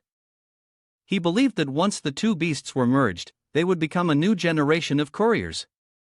The command to set off would still be given to the dog, as it was quicker. The journey began, and the turtle repeatedly asked them to slow down. Lamon turned back to his work, needing to write a letter to his master. The letter stated clearly that his disciple, Linen, was in trouble. His head was bleeding, and although he had previously received a warning from his master, the people after him were too strong. Those people had smashed up his shop. Although he wouldn't live much longer, he still held firmly to his teacher's teaching, to take care of the store as best as he could. The messenger was a student who used his remaining strength and savings to hire it. Although he wasn't sure whether the letter would reach its destination successfully, the student still wanted to send it. Rereading the heartfelt lines of the letter, LMN couldn't help but shed tears. He complimented his own writing, finding it so moving that even he himself was touched. His teacher would surely be moved by this letter, and he would take it as an opportunity to summon more creatures to deliver the message. The summoned creatures were two more, a dog and a turtle. They made quite the pair, difficult to go wrong. The dog introduced itself as the messenger of the void death medicine beast, while the turtle, being slow, hadn't yet spoken. LMN once again prepared for battle, quickly catching the two creatures and making them cooperate. Yet, they were again forced to share a fate of confusion and helplessness. He handed the letter to them, with the familiar scene repeating itself, the dog rushing ahead while the turtle pleaded to go slower. After they left, LMN felt a moment of sadness. It seemed that he wouldn't be able to see it through anymore. In the eerie domain of the underworld, thousands of monsters were waiting to be stacked up. Each of them had a sinister, terrifying expression on their faces. The moment had arrived, and the monsters knelt down, paying homage to the one sitting high above. Brother Taidan, this time you were able to accept my invitation to meet, and I must say, it truly leaves me in awe and fills me with joy. Today, no matter what, I must toast to you with a cup. The family deity, with a large face occupying most of the space and a lower body made up of long tentacles like an octopus, listened as the brother-in-law poured wine, waiting for the ghost monkeys to bring the food. One by one, plates of meat were placed into a large cup filled with blood soup. The brother-in-law took the initiative to drink first. The rest of you may drink as you please. With that, he quickly downed the wine with a refreshing gulp. It seemed like it had been a long time since he could drink like this. Next was the daughter, who swiftly dealt with the small amount of wine in her cup. What followed was a confident smile and a pair of eyes that gleamed with interest. Her teeth were so white and bright that it was like a light had been turned on, illuminating the entire room. Even the ghost monkeys had to cover their eyes because the light was too blinding. The uncle praised his niece, saying that she had become even more dazzling and enchanting than before. The mother, with a wild look in her eyes and a somewhat untidy expression, told them that her daughter had found a doctor. This doctor had made her daughter very happy, but it was puzzling how her eyes seemed so fierce, and her expression somewhat unpleasant, which caused the ghosts to feel uneasy. The brother-in-law kindly asked his sister-in-law about the condition of Big Brother, his own older brother, wondering if he had improved at all. The sister-in-law then looked at her husband and replied that he was still unwilling to accept it. She said that the beheading he suffered years ago had been out of malice and curse, forcing him to survive in this dark world. After saying this, she began to laugh uncontrollably, almost maniacally. Her laughter was like an ongoing curse, as if she was mocking her husband. That mocking, of course, irritated the fierce man beside her. He thought to himself that he had nothing to lose. This wicked woman, she was the one who brought the curse. But the wife was no pushover either. This useless god, who could not even beat the others, resorted to taking out his anger on his own wife, only to end up laughing and mocking him in return. A small internal family conflict erupted, a force so strong that even the demon-headed figures had to lower their heads and avoid it. He continued, "If it weren't for the curse, right now you'd be nothing but a pile of bones, just a madman." With the fury of the heavens, he began using his tentacles to smash everything around him, causing rocks to fall in chaos. His face was filled with anger, and his eyes darkened as a result. Seeing her husband in a fit of rage, his wife thought that he had lost his mind once again, that he was just a madman. The younger brother-in-law below began to reassure, "Big brother, sister-in-law, niece, you all should stay here for now. As your younger brother, I'll make sure to provide fresh blood and food for you every day." As soon as he finished speaking, the mischievous niece grabbed a weak ghost monkey, lifting it up and teasing it as if it were a meal ready to be prepared. She requested that a mirror be brought here. Immediately, a group below complied, bringing a mirror twice the size of their bodies. The one hanging above was tasked with holding the mirror so that the young mistress could easily look into it. The girl delighted in examining her teeth, their white shine almost blinding. The uncle, being very attentive, knew that his niece was particularly fond of her teeth. If she liked them, he could bring that dentist over so she could see him every day. Suddenly, he sensed a strange noise, and immediately switched to alert mode, readying himself for battle, demanding to know who the intruder was, sneaking around and daring to invade his territory. It turned out to be the leftover void fragment of linen, which puzzled him, as he couldn't figure out what the hell this thing was. His brother-in-law then sat confidently in a chair, and his sister-in-law, noticing something was off, asked, "What's going on?" It turned out that the medicine turtle from the void had shrunk, and the brother-in-law explained that this was a void signal, possibly his, so he would try to investigate it further.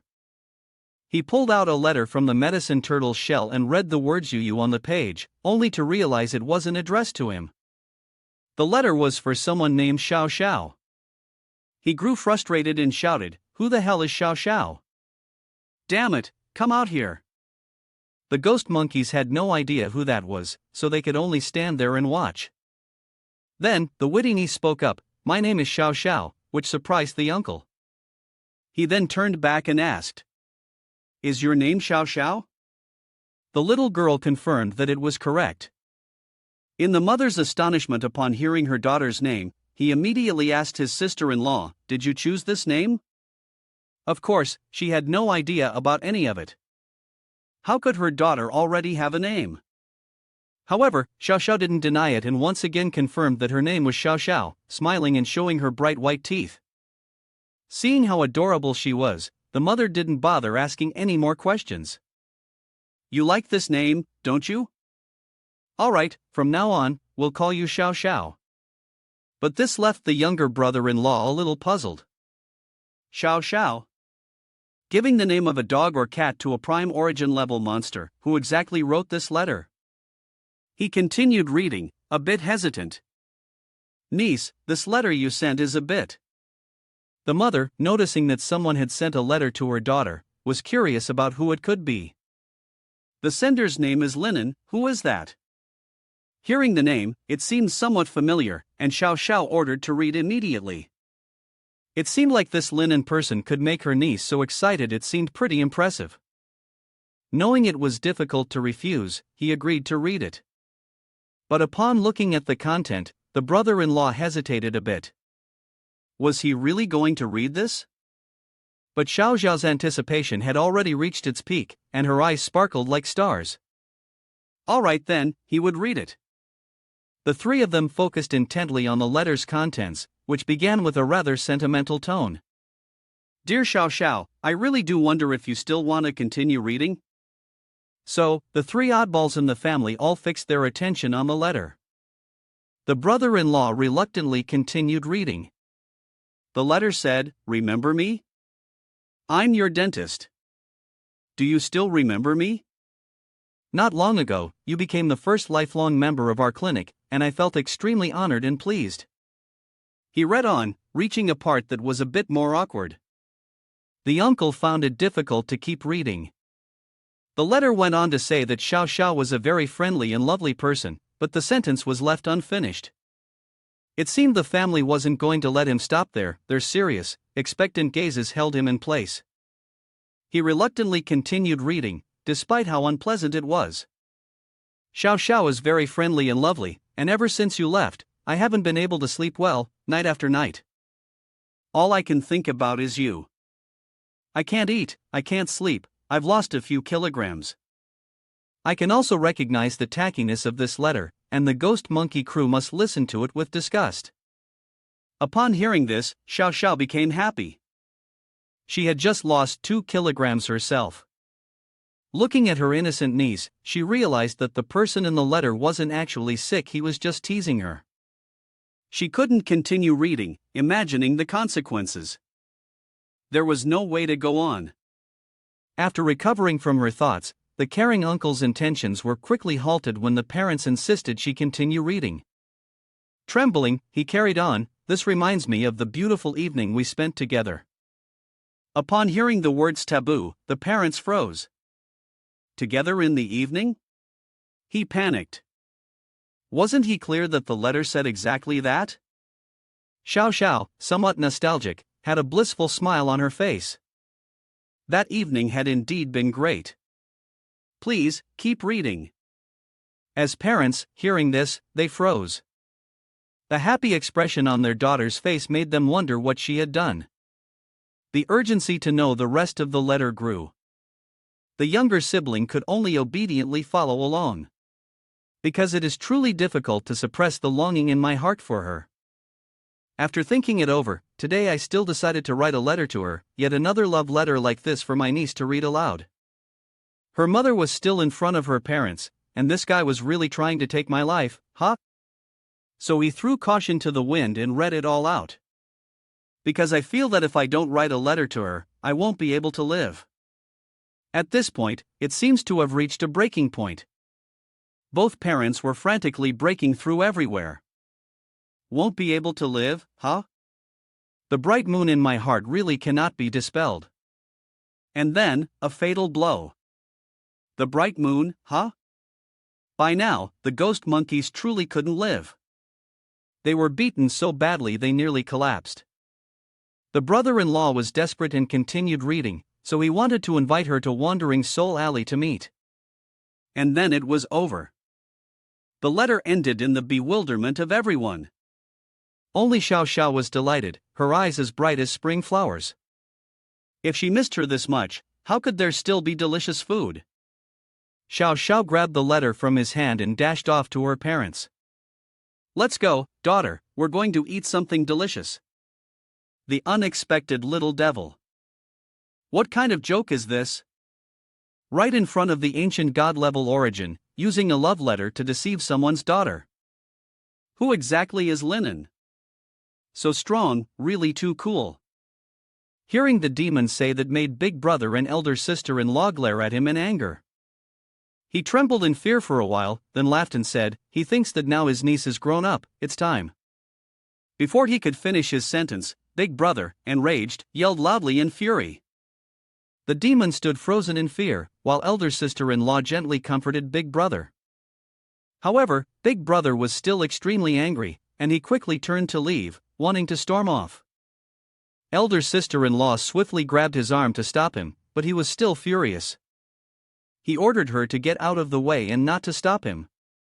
Then, he slammed a powerful blow, one so forceful it seemed like it could disfigure him. The house shook with the impact and collapsed in ruins. Meanwhile, on the side of the castle, the night had fallen, covering the entire space. A series of spider monsters were being released one after another. They were preparing to launch their third assault, and Team 21 of the hunters had already taken their positions. Waiting for the raid order. The raid order was received, confirming that there were no further errors, and their raid began. They advanced fiercely towards the villa with a fiery determination to fight. They quickly scaled the fence and entered deep into the villa. Remnant Bone Hunter Squad 137 was detected, no withdrawal was suggested, priority was given to the command to quickly pass through the courtyard and kill the blood giant. But suddenly, a massive root-like entity swiftly surrounded several of the monsters.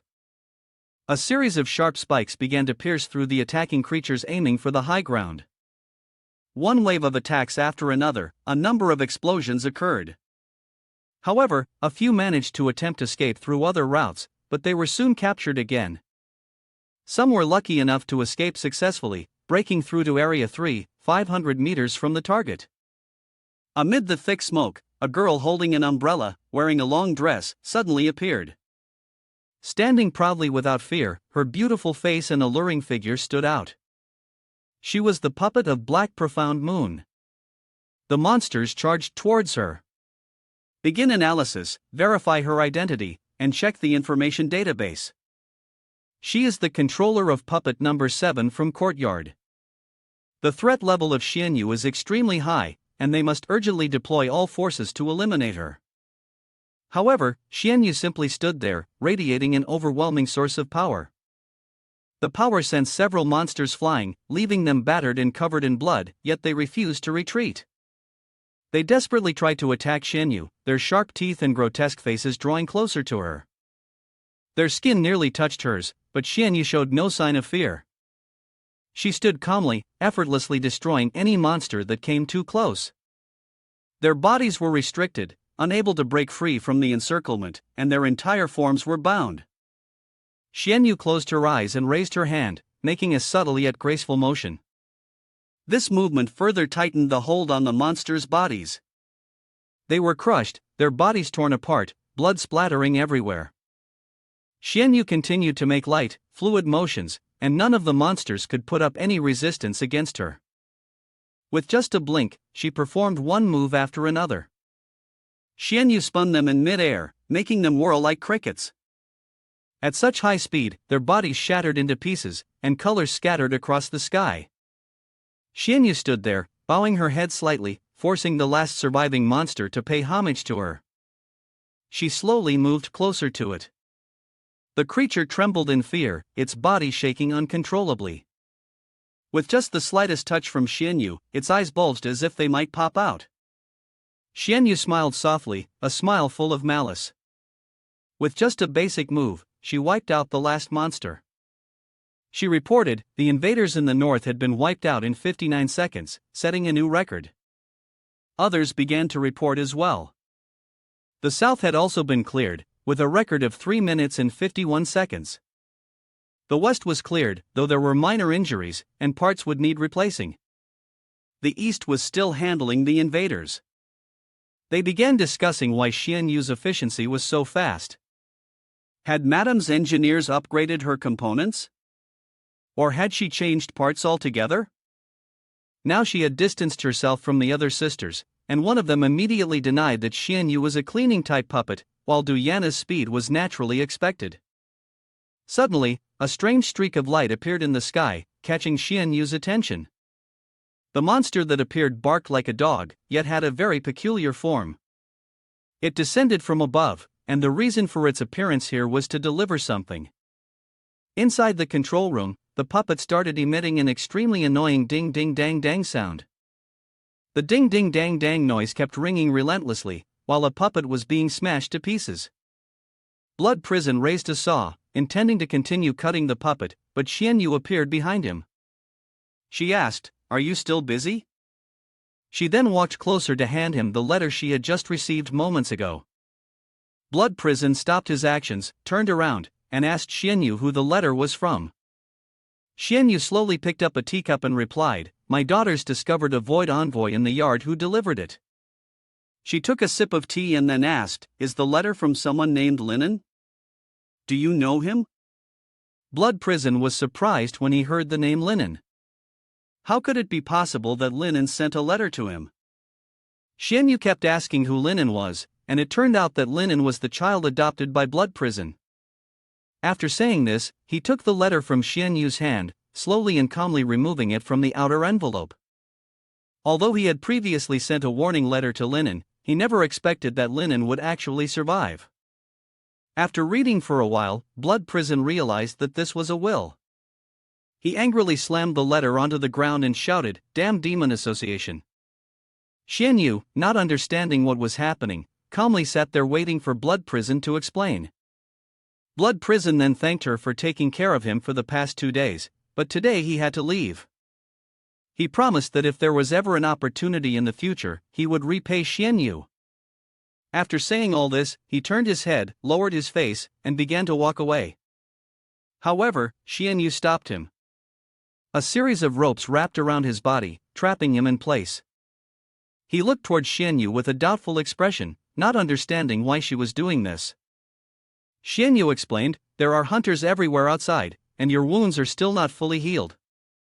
I can't let you go out there to throw away your life like this." Blood Prison shook his head in refusal. "Compared to sitting here waiting to die, it's better to risk it all. Either you die or I live." "Demon Association, I swear I'll make you pay for every drop of blood with blood." Xianyu felt strange. Normally, Blood Prison was quiet and reserved, so why did he suddenly become so agitated? After thinking it over carefully, she guessed it must have been because of the letter that had just arrived. With that thought, she picked up the letter lying on the ground and slowly began to read it carefully, word by word. Whatever was written inside was so horrifying that even Xianyu's expression changed completely. In the letter, Linen wrote in anguish, "You can't live any longer, you're dying. Your body won't stop bleeding, your brain fluid is leaking out, and your flesh is about to split apart. You don't have much time left, but you still remember the words your master told you before leaving. Linen failed to look after the shop properly. You've disappointed your master, but before you die, you can't stop wondering if he's still alive. Once a master, a father for life. On this same day next year, Linen begs that you light 3 sticks of incense for me. You're dying, yet you still miss your master so much that you had to send him this letter. After reading the letter, Blood Prison felt an overwhelming sense of self-blame. As the one who should have been a mentor, he had made a mistake. He should have taken his disciple to a safe place first. Demon Association, today you killed my disciple, and tomorrow I will destroy you. Blood Prison has a grudge with you that can never be reconciled. Xianyu urged him to calm down, pointing out that even if he went out now, it wouldn't solve anything, and she also felt that there was something off about the letter. Blood Prison rebutted, "This is my disciple's handwriting, it couldn't possibly be forged. Do you think I can't even recognize my own foolish son's writing?" Xianyu replied angrily, "Don't let the content of the letter cloud your judgment. Have you ever seen a person about to die still writing a letter full of emotions with so many punctuation marks?" Blood Prison finally began to calm down, and the atmosphere grew silent. Xianyu continued, "A person who is about to crack open wouldn't be writing such a tear-filled letter to you. Use your brain." Blood Prison fell into a state of contemplation. He started to see the validity of Xianyu's words. Slowly, he began to calm down, turning his head toward her. Without hesitation, Xianyu gave him a light knock on the head. Under the pitiful gaze of Blood Prison, Xianyu slowly analyzed the letter. Looking closely at the image of the torn leather, she understood. She smiled and then stared at Blood Prison, who remained confused and sorrowful, not understanding what was happening. Xianyu explained that his disciple was just teasing him. In fact, there was nothing wrong with the boy. If Blood Prison still didn't believe her, he could take this to verify it himself. Blood Prison didn't know what the item she handed him was, but he still opened his hand to take it. Xianyu told him that they would go to the world to inquire and find out the truth of the matter. A moment later, the two of them appeared in the World Square number 900. The World Square corresponded to Wandering Soul Alley. Xianyu could guarantee that Linen was still safe, but Blood Prison still felt that something must have happened to him. Xianyu, helpless, hit her head in frustration and called him a fool beyond saving, urging him to check the area channel for himself. Blood Prison cautiously entered the area channel to assess the situation. Outside Wandering Soul Alley, many terrifying creatures began to appear. They were origin-level creatures. Blood Prison suddenly couldn't understand what was going on. The Demon Association did not come, but something even more frightening than them arrived, and it also came to Wandering Soul Alley. Below, there was a strange square. When Blood Prison pressed it, the entire scene of Wandering Soul Alley appeared right before his eyes. Blood Prison tightly grasped his head, staring at the screen, muttering, "Disciple." Xianyu did not expect this situation to unfold. Blood Prison had already said that Linen was in trouble, yet she kept talking to him. Not saying anything further, he quickly disappeared, starting to rescue his disciple. "Linen, hold on, Blood Prison will come back to clean up your mess."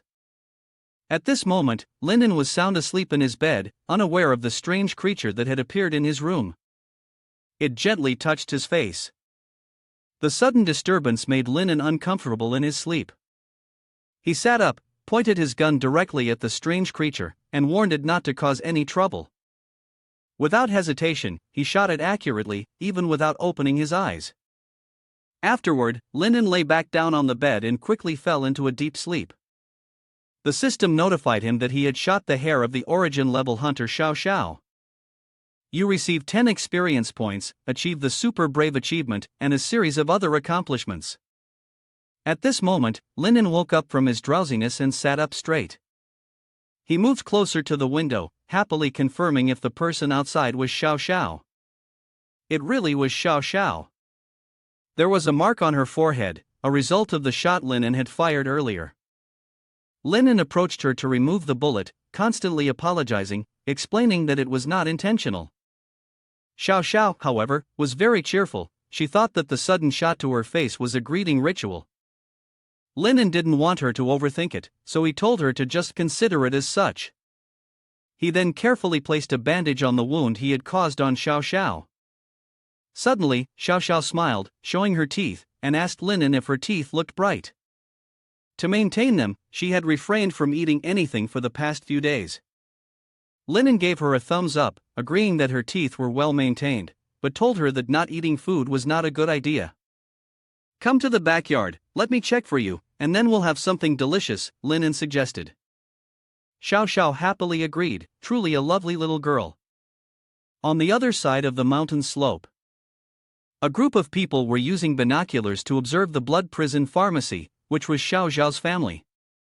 They had followed Linen here because of his previous letter, wanting to see what Linen would do with Xiao Xiao. The one-horned ghost king glared at Xiao Xiao's father and asked if he had seen Linen. However, before he could answer, Xiao Xiao's mother smiled and complimented Linen, calling him a handsome young man, though a little small.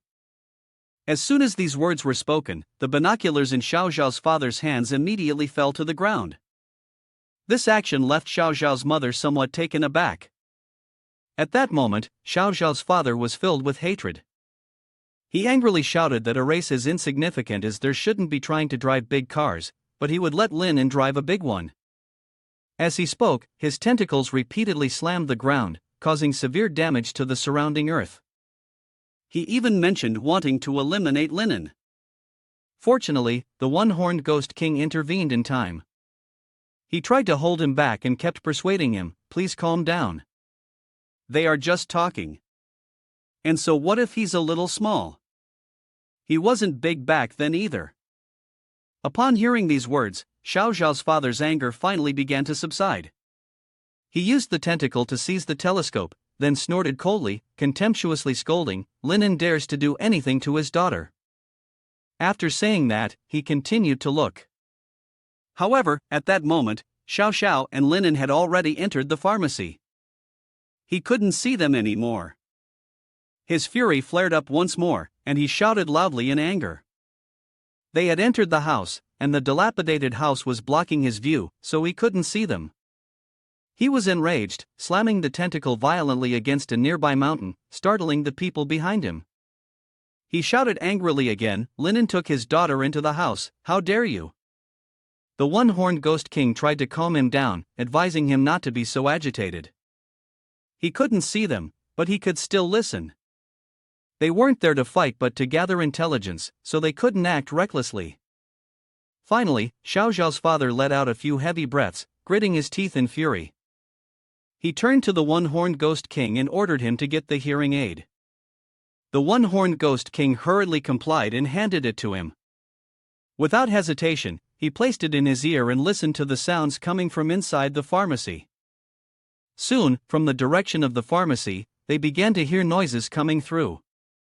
Xiao Xiao's doubtful voice echoed. "Do we really have to do this?"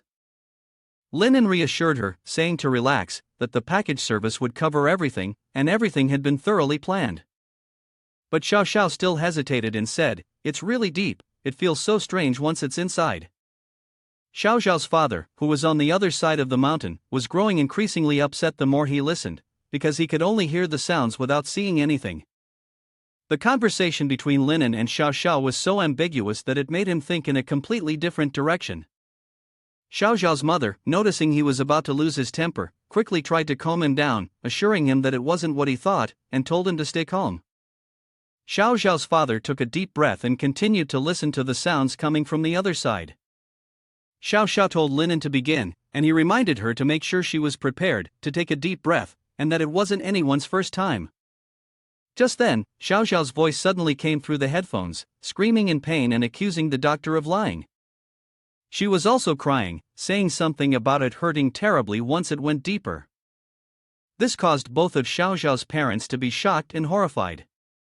By the time they regained their composure, Xiao Xiao's father was enraged, violently striking the tentacle against the mountain. His anger was almost uncontrollable, the mountain was directly destroyed by his hands. The one-horned ghost king rushed to stop him, if not, this place would surely be destroyed. Xiao Xiao's father angrily shouted, "Don't stop me, let me go kill Linen. That bastard tricked my daughter into doing such vicious things." Xiao Xiao's mother quickly spoke up, "It must be a misunderstanding, their daughter doesn't have a body." As soon as these words were spoken, Xiao Xiao's father felt that it made sense, so he picked up his hearing aid and continued listening to the sounds from inside the pharmacy. The voices of Linen and Xiao Xiao reached his ears again. Xiao Xiao no longer felt any pain. Linen then said, "There's something stuck inside, tell her to hold still so I can take a closer look." Xiao Xiao quickly asked if it was bothering him. Linen replied, "It's fine, I'll go get a light. It's too deep to see clearly." Hearing this conversation was really quite inappropriate for these people. The one-horned ghost king smiled with hidden meaning, it was really too intense. Inside the pharmacy, it was just a normal medical checkup. Xiao Xiao was lying on one side, while Linen used a ladder to climb higher. In his hand, he still held the lamp, shining it into Xiao Xiao's large ear. Soon after, Linen saw a large, round earplug completely covering its ear. He quickly exclaimed that he had found it was indeed clogged. Right after that, he slowly climbed down from the ladder and looked for some tools. Once everything was ready, he climbed back up again, took hold of Xiao Xiao's ear, and prepared to work. However, before he started, he was worried Xiao Xiao might be frightened, so he reassured it, telling it to relax. He had his special ear cleaning solution, and after a while, it would feel much better. Without further delay, Linen took the brush, then poured the special medicine into Xiao Xiao's ear. Linen smiled at it and asked how it felt, wondering if it was too deep. Xiao Xiao shook its head and said it felt very comfortable. Linen, satisfied, gave a thumbs up before speeding up. The brush in his hand continued to rub inside Xiao Xiao's ear canal. Linen was cleaning out the gunk inside, making Xiao Xiao feel more and more comfortable. A little while later, Linen applied more pressure, and the gunk inside kept flowing out. At this point, you just jumped down from Xiao Xiao's ears. You remember asking if Xiao Xiao could hear better now? It nodded and smiled, it can hear much clearer than before, and even praised you for being amazing. Linen smiled widely, grinning as he said, "This is just the beginning, other areas also need care, only then can one be truly healthy." Xiao Xiao didn't resist hearing these words, and Linen immediately began to take action. On the other side of the hill, the group of one-horned ghost king was still listening to the sounds coming from the pharmacy, their faces speechless. Linen was simply taking care of Xiao Xiao's dental health, and it kept making satisfied noises. However, to the group, these sounds were distorted into something ambiguous, making the listeners feel embarrassed. The group of one-horned ghost king was left in a daze, listening. Linen, of course, was unaware that they were observing him. He was diligently taking care of Xiao Xiao, continuously explaining that it was beneficial for skin care. Hearing this, one-horned ghost king widened his eyes in shock. Meanwhile, Linen continued applying facial soap to Xiao Xiao. Xiao Xiao's parents struggled to listen, their faces alternately turning pale and green. Xiao Xiao's mother sighed helplessly, her daughter had grown up. Even the one-horned ghost king couldn't help but feel emotional, Linen was truly formidable. Linen, who was working at that moment, suddenly received a notification from the system that the one-horned ghost king was dissatisfied with him. He looked around in confusion. At this moment, in the wandering soul alley, a man in black slowly emerged from the black smoke. This man was from the demon realm. He squinted his eyes, and the mechanical structures on his eerie face twitched. Behind him, two enormous flesh and blood creatures also appeared, their giant pupils staring intently at wandering soul alley. At the same time, a spider hunter appeared, glancing back. Indeed, it was the creepy, squirming kind that could kill. The demon realm leader led them for a while, finally arriving at Wandering Soul Alley. He gave a wicked smile. He hoped Linen wouldn't run away, or he would lose out on quite a bit of fun. Once he caught him, he'd take him into the laboratory to cut his mouth open, studying the differences. He'd even use Linen to create stronger biological weapons. He tilted his head back and laughed maniacally, feeling proud. For him to come after Linen, it was truly an honor for the boy. At the same time, inside the blood prison pharmacy, the system suddenly popped up a quest notification, startling him. This quest was to wait for the teacher. Linen frowned upon hearing it. So, it's finally here? To be honest, this mission is a bit much. They've even prepared a coffin for me, implying they think I won't make it out alive? But fortunately, he had already thought of a countermeasure and had sent letters early to Xiao Xiao and Blood Prison. Although his master wouldn't make it back in time, having Xiao Xiao here made him feel much more at ease. At this moment, Linen turned around, seriously looking at Xiao Xiao, and asked if it was hungry. Hearing the mention of food, Xiao Xiao happily asked if there was food. Linen seriously gave a thumbs up and smiled, saying, "I've already ordered fast food, the biggest dish of the biggest dish. I guarantee it'll be enough to fill you up." Wandering Soul Alley, outside the pharmacy, the demon realm stepped out of the black mist, followed by 2 dry flesh and blood remnants. He suddenly extended his hand, his footsteps halting. His eyes narrowed slightly as they fell on the young man standing across from him, dressed in a western suit, with a faint smile on his face. The gaze was eerie, calmly standing there. The person was Linen. He was smiling, bowing toward the demon realm, greeting them with extraordinary courtesy and welcoming them to this place. The demon realm narrowed its eyes at him, coldly saying, "You knew they would come, your courage is commendable, yet you didn't run away." Linen calmly looked at him, casually smiling and saying, "It's the same either way. If I weren't here, wouldn't you dare to come yourself?" At the same time, a notification appeared on the world. Aside from Origin core level creatures, a large number of high-level puppets had also appeared in Wandering Soul Alley. The visitors were high-level creations of the Demon Association, come quickly to see. This announcement immediately attracted quite a bit of attention. Evil spirits arrived, eager to see what was going on.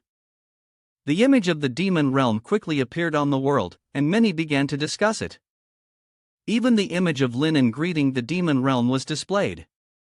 On the other side, atop the one-horned Ghost King's mountain slope, he couldn't help but exclaim after seeing this scene through a telescope. It seemed like a weapon creature of the Demon Association, and not a small scale either. The material even seemed to be made of a sword-like fabric. Upon hearing these words, Xiao Xiao's mother immediately became anxious. This meant that he would be in danger, whereas Xiao Xiao's father was overjoyed, thinking that killing Linen would be even better. However, after observing, the one-horned Ghost King realized that something was wrong. It seemed that Linen had anticipated their arrival and was already waiting for them in front. At this point, he thought of something. Could it be that Linen had lured Xiao Xiao here to deal with the Demon Association? Was the delicacy he had mentioned referring to these people? He immediately raised his binoculars to observe, and sure enough, he saw Xiao Xiao hiding off to the side. He raised an eyebrow and let out a sigh. It was exactly as he had thought. At Wandering Soul Alley, Demon Realm squinted his eyes as he looked at Linen, deciding to test whether the boy had known he would come. Linen calmly nodded and explained that, after all, the assassin he had sent before had already been killed by him. Unless they were cowards, they would eventually show up. Demon Realm smirked coldly, snorting. It seemed the boy was quite courageous. If he knew they were coming, shouldn't he have fled? Did he think he was certain of victory? Linen heard this and simply shook his head. Demon Realm smiled again. Then that's strange, he continued. If there's no chance of winning, then why are you even here? At this moment, the level of danger had reached 100%. Linen could sense the killing intent heading toward him, yet he still slowly raised his head and looked toward Demon Realm, his gaze deep and meaningful as he calmly said, "It's nothing else. You're just putting on an act." Upon hearing this, Demon Realm froze in place, opening his mouth as if to say something, but for a moment, he realized he had no words to speak. In the world around them, people had been discussing non-stop at first, but after Linen's words, an eerie silence fell. No one had expected him to speak to Demon Realm in such a manner. A moment later, Demon Realm clenched his fists tightly, grinding his teeth in anger as he cursed under his breath. How dare this brat act so arrogantly in front of him? He was clearly trying to provoke him. There must be a hidden agenda behind it. Linen let out a soft laugh, speaking indifferently. "You once told me, if you encounter a situation where victory is certain but still hesitate, second-guessing everything, then you're really losing your worth. If you have 3 bombs and 2 kings in your hand, you should be able to play them one by one to tease your opponent. Otherwise, what's the point of having such a good hand?" At this point, Linen suddenly gave a mischievous smile, looking towards the Demon Realm with a tone full of provocation. How can he ever be worthy of the parents who raised him? His words directly infuriated the demon realm. The latter glared at Linen fiercely, initially wanting to rebut, but was unable to speak. Inside the world, everyone who witnessed this scene between Linen and the demon realm was momentarily stunned. After a while, someone finally broke the silence, exclaiming, "Isn't he looking for death? This is really too arrogant." At this moment, Linen showed an impatient demeanor and yawned. "TCH, this is getting too boring. You bring so many people and still don't do anything. If there's nothing else, just go back to sleep." As Linen continued, the people in the world admired him more and more, but the demon realm, on the other hand, was seething with rage. Through gritted teeth, he cursed, well, a little brat who dares to provoke me, how audacious." He was the vice president of the Demon Association, how could he allow such an insult? He immediately ordered the flesh puppet behind him to activate the highest level slaughter protocol, to open up a war. He wanted to crush Linen into a pool of blood. As soon as he finished speaking, the flesh puppet began to move. Its ferocious gaze shot toward Linen, and countless arms screamed, climbing upward through the flesh and blood within. The form of slaughter was thus set in motion. In an instant, the flesh puppet used Duyana's speed to the extreme, directly sweeping the area. Countless arms burst out from its body, striking toward Linen. Seeing this, the demon realm let out a cold, furious roar. "Do you think putting on a show will save your life?" The flesh puppet, in its third form, was the best war weapon in this world. The blood-clad evil spirit was just as powerful, even monarch-level beings were slaughtered without a second thought, and even prime origin-level monsters were nothing to it. After finishing his words, he let out a triumphant laugh. But just as the demon realm's words ended, a huge explosion suddenly rang out from Wandering Soul Alley. Immediately after, a colossal head charged from afar, crushing the flesh puppet beneath it. The mushy flesh and blood below the head exploded in all directions, and even the eyeballs were sent flying, rolling around before coming to a stop at the feet of the demon realm. Witnessing this scene, he was momentarily stunned into silence. The one responsible for this bizarre scene is none other than Xiao Xiao. To it, these flesh puppets are nothing more than delicious food. It is currently savoring its meal. Who was the one saying earlier that the origin level would be like this? Well, now it's clear. A prime origin level monster has truly arrived. Linen, standing beside Xiao Xiao, was gently rubbing its ears and raised an eyebrow, asking if the demon realm had said something he couldn't quite catch it. Immediately, the world inside erupted once more upon seeing Xiao Xiao. They recognized it as the origin level hunter from before, meaning it must have been summoned by Linen. Their fear of Linen grew even more intense as a result. Xiao Xiao, in the meantime, continued devouring the tentacles, licking its lips with excitement and saying, "So this is fast food? The amount of meat is abundant." Linen chuckled softly and reassured it, telling it not to worry, no one would steal from it, everything here is for it. Hearing this, Xiao Xiao happily focused on the dry, broken flesh and blood in front of it. As for the demon realm, the figure trembled uncontrollably, his head buzzing with confusion. Why was a prime origin level monster here? In a panic, he kept retreating further back. Linen slowly moved forward, picking up the two eyeballs of flesh and blood, dry and deformed, that had curled up in his hand. He gave the demon realm a deep glance and remained silent for a long time before speaking. "If you weren't prepared at all, how could you stand still in front of them?" He fiddled with the two eyeballs in his hand, as though he had found something interesting. Then he spoke sincerely. "They say it's 2 kings and 3 tigers, yet he doesn't even run away. Is this a form of contempt for you?" Xiao Xiao couldn't wait any longer, it continued to devour the group of hunters.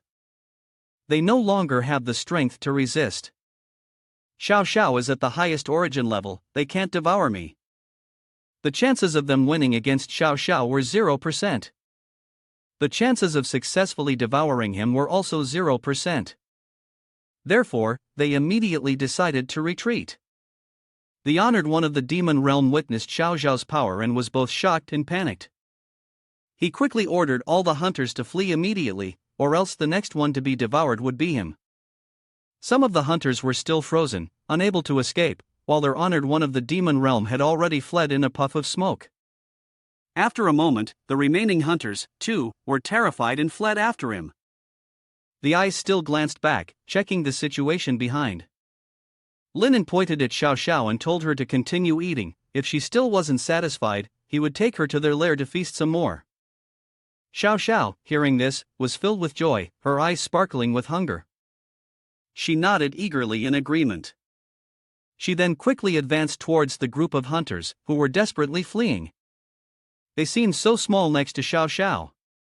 Using her tentacles, Xiao Xiao easily captured them all. They screamed miserably. But under the fearful gaze of the hunter, Xiao Xiao didn't even pay them any mind. She gleefully stuffed one into her mouth with ease, and in one bite, she could already kill the hunter. Xiao Xiao really enjoyed this dish. It had the savory scent of meat and the toughness of metal, very delicious. Xiao Xiao continued to devour the hunters. With each one she ate, her favorability towards Linen increased by 1 point. At the same time, in Wandering Soul Alley, people now dared to confirm that Xiao Xiao had indeed been invited by Linen. They hadn't expected to witness such a scene of a prime origin level monster eating while still alive. Xiao Xiao easily devoured the hunters, as if she were eating small chickens. When the phrase eating small chickens was mentioned, everyone suddenly realized something. Not long ago, 3 hunters had consumed a large number of creatures in their area. They remembered that many alleys had been completely cleared out, but only their Wandering Soul Alley remained untouched. Everyone started to speculate that the reason they were still alive might be thanks to Linen. Meanwhile, Xiao Xiao was still enjoying her meal, but Linen was less than pleased. These hunters kept running away, refusing to obediently wait to be eaten. After saying this, Xiao Xiao wrapped Linen up with a tentacle, placing him on top of her head. She ordered him to hold onto her tightly, then began to increase her speed rapidly. Xiao Xiao made a powerful jump, which startled Linen. Her landing crushed numerous hunters effortlessly. This time, Xiao Xiao didn't eat them one by one but instead devoured 3 in a single strike. She consumed 3 at the main street, 2 at the neighboring street, and took care of the last one at the corner in a neat and tidy manner. Everyone in Wandering Soul Alley was watching the situation in complete surprise because Xiao Xiao actually allowed Linen to ride her. What kind of relationship do these two have? This definitely isn't a simple relationship. Before anyone could calm down, another unexpected event occurred. The Origin Knight was born. A legend had appeared. It was like a famous queen in a world where a peasant from the countryside rode atop her head. Linen had just reached the Origin Knight level achievement. He received 1,000 basic points. This was an achievement that couldn't be attained in the early stages. The difficulty of obtaining it was equivalent to that of someone wielding an Origin whip. Linen was stunned by Xiao Xiao's speed, his mind overwhelmed by the incredible achievement. The system was already overwhelmed. What was this Knight Origin level? Xiao Xiao and I are friends, isn't it normal for her to let me ride? Why have I become a knight now? Some hunters were about to attack Xiao Xiao from above, but fortunately, Linen noticed in time. He quickly pulled out his gun and shot at them. Meanwhile, Xiao Xiao was still leisurely enjoying her meal. She happily chewed on the hunters, snapping them up with loud crunches. It seems like no matter how much she eats, she never gets tired of it. Linen, holding a gun, told Xiao Xiao to keep eating as much as she wanted, and he would take care of holding them off for her. Hearing this, Xiao Xiao became even happier, flashing her perfectly aligned teeth in a wide grin. At this point, Linen had already become a true Knight Origin level. He fired continuously at the hunters, shooting one after another. As a result, his gun proficiency kept increasing steadily. Out of nowhere, a couple appeared, affectionately fawning over each other in the midst of such a tense and dangerous situation. The romantic scene between the two was quickly shattered by the fleeing hunters. Linen kept firing relentlessly, while Xiao Xiao bounced up and down energetically. One of Xiao Xiao's jumps sent the person who had been so lovingly affectionate just moments ago crashing to the ground. Linen smiled happily and asked Xiao Xiao if she was full after eating all those hunters. However, Xiao Xiao, like someone with an endless stomach, still wasn't satisfied. So, Linen suggested that they both chase after the burly Honored One of the Demon Realm. Meanwhile, the Honored One of the Demon Realm was desperately fleeing, leaving a trail of smoke behind. He didn't even dare to turn his head to look behind. While running, he kept muttering to himself, "What the hell? What kind of joke is this?" The fear level of the demons towards Linen keeps increasing continuously, increasing by 10, then another 10. In less than 10 minutes, more than half of the hunters were already lost. Why would an origin-level creature come to Wandering Soul Alley? The Honored One of the Demon Realm tried to establish communication with the association, and after a while, he succeeded in doing so. The connection was made with the association's fifth body. They followed his commands without question. He shouted loudly, "Hurry, don't delay, immediately locate my position and activate the void-transcending equipment." Before he could finish his sentence, Linen quickly shot him in the head. Xiao Xiao also stepped forward, using her tentacle to wrap around the Honored One of the Demon Realm's body. With great force, she threw him into the wall, showing no mercy. He touched his face, realizing that his iron mask had been shattered by Lin An's shot. Linen and Xiao Xiao had already closed in on him. The Honored One of the Demon Realm was now trembling uncontrollably. He thought, if he's finished, then the association's Unit 5 reported that they had followed his orders, pinpointed the location, and activated the escape equipment. But why did the Honored One of the Demon Realm say he was finished? They didn't understand. They kept calling hello, hello, and no one answered. Linen had discovered the Honored One of the Demon Realm's escape function. He held it in his hand and examined it with interest. The Honored One of the Demon Realm bristled. He wasn't the one fleeing, he had only called for reinforcements. His main force would arrive very soon. If he knew what was good for him, Linen should run. Hearing that, Linen felt no fear. He stared at him without blinking. The device suddenly announced that it had located the Demon Realm's Great Lord. He could withdraw at any time, a message that made him wish he could take back his earlier words. Linen told Xiao Xiao that this fast food still wasn't enough for her, so he would order more. He used the Flesh and Blood auditory simulation module to impersonate the Honored One of the Demon Realm's voice and issued the command, "Reinforcements. Reinforcements. I require a large force to surround and eliminate the target. I repeat my coordinates requesting full army reinforcement." The Honored One of the Demon Realm couldn't believe that Linen had gone this far. He shouted loudly, "Damn it, what are you doing?" On his side, they were still unaware that they had been deceived and quickly carried out the orders. The hunting squad immediately entered the overrun zone, issuing a command to rally the entire area. The Guildmaster of the Demon Realm is in danger, requesting reinforcements. Open the forces of the species leaders, deploy the cleanup squad, activate the biochemical puppet group, and initiate the void traversal equipment. Assemble. The Honored One of the Demon Realm, worried, shouted into the device, telling his men not to come over. The one who spoke to them earlier was not him, and if they came, they would be eaten alive. It was too late to stop them. A number of hunting squads were already rushing to his aid.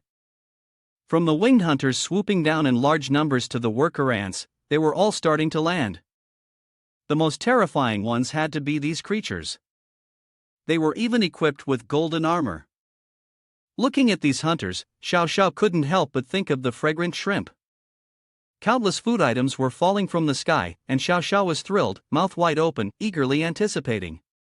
The monsters, like this one-eyed creature, jumping down made Xiao Xiao imagine a steaming hot bowl of meatball soup. So much food for Xiao Xiao to choose from was starting to land. Linen ordered, and Xiao Xiao quickly moved to eat them. Linen laughed with satisfaction, as if it were a grand buffet for Xiao Xiao. All of Xiao Xiao's tentacles were now very busy, each one holding food. She delighted in devouring one hunter after another. The meal was incredibly diverse. In no time, she had killed 10 machine worms, 6 sweepers, and 10 biopuppets. On the other side, the Demon Association reported that they had sent everything that was left. Upon their arrival, Linen continued to pretend to be the Honored One of the Demon Realm, claiming that when victory returned, they would be rewarded. They still had no idea, happily responding, it is our greatest honor to serve you, our loyalty to you is as unwavering as the heavens and the earth. Hearing this, Linen asked if they could send more troops, and without hesitation, they immediately agreed. And so, countless hunters appeared once again, becoming food for Xiao Xiao. They were deceived so thoroughly even the fighting forces from other districts had been drawn into Wandering Soul Alley. Linen continued to feign praise, even saying that after they returned he would give them 3 upgrades and grant them merit. They were overjoyed and vowed to serve the honored one of the demon realm forever. Linen told them the matter of merit would be discussed after they returned. For now they needed to raise their vigilance, because this enemy was extremely sly. They could infiltrate communications and try to trick you. Therefore you must have excellent discernment, understood? They immediately affirmed, we've lived off this bowl for decades and haven't lost a tooth yet. Linen put on an act, telling them to be careful and thorough in everything and to avoid mistakes. As for the honored one of the demon realm, he was truly witnessing hunter after hunter plunging to their deaths in a way that defied description. He began begging Linen not to send them down anymore. My family's fortune is about to be ruined because of you. If he finds out who's dispatching the troops, I will surely cut him to pieces. A hunter suddenly came forward, and the thought sparked in his mind.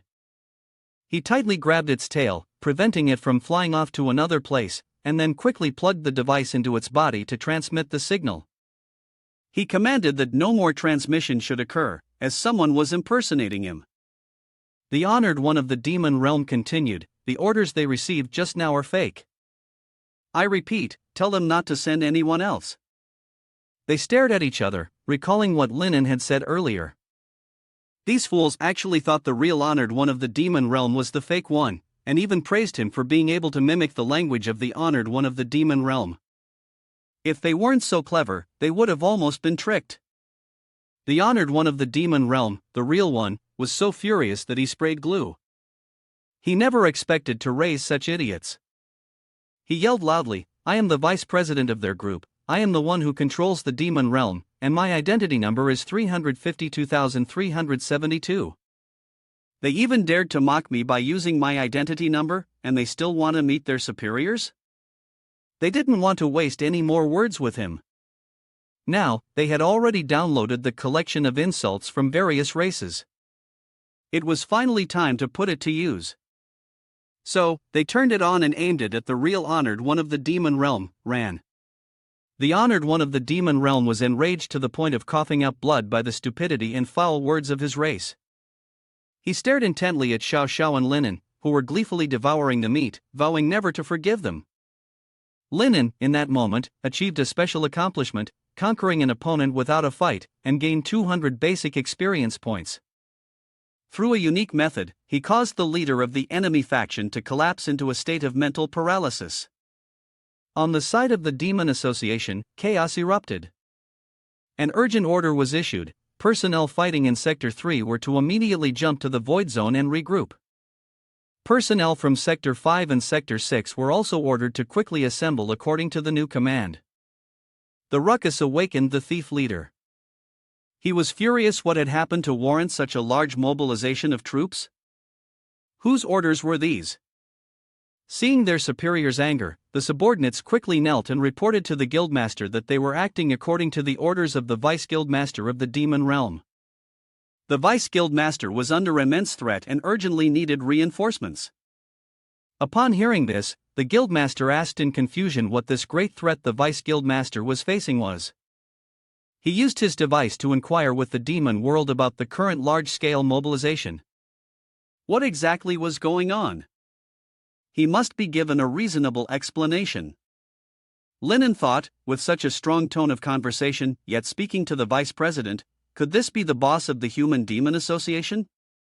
Thinking this, he swallowed nervously, preparing to imitate the voice of the honored one of the demon realm. Linen reported, I'm facing a big trouble here. Once I resolve the matter at hand, I will report back immediately. After saying this, Linen calmly and arrogantly awaited a response from the boss of the Human Demon Association, but there was no reply, which made him feel a little anxious. It turned out that their boss had realized Linen was impersonating the vice president of Demon. He had removed the communication device from his possession. At the demon's mansion, the red lightning seemed to tear the sky apart, signaling that the anger had reached its peak. This was the fury of the useless demon boss, who had wasted so much of his forces, only to be mocked like a fool. It was a disgrace to the Human-Demon Association, a total loss of face. He ordered the communication staff involved in this operation to be thrown into the gears of blood and flesh, so everyone could witness the outcome of foolishness.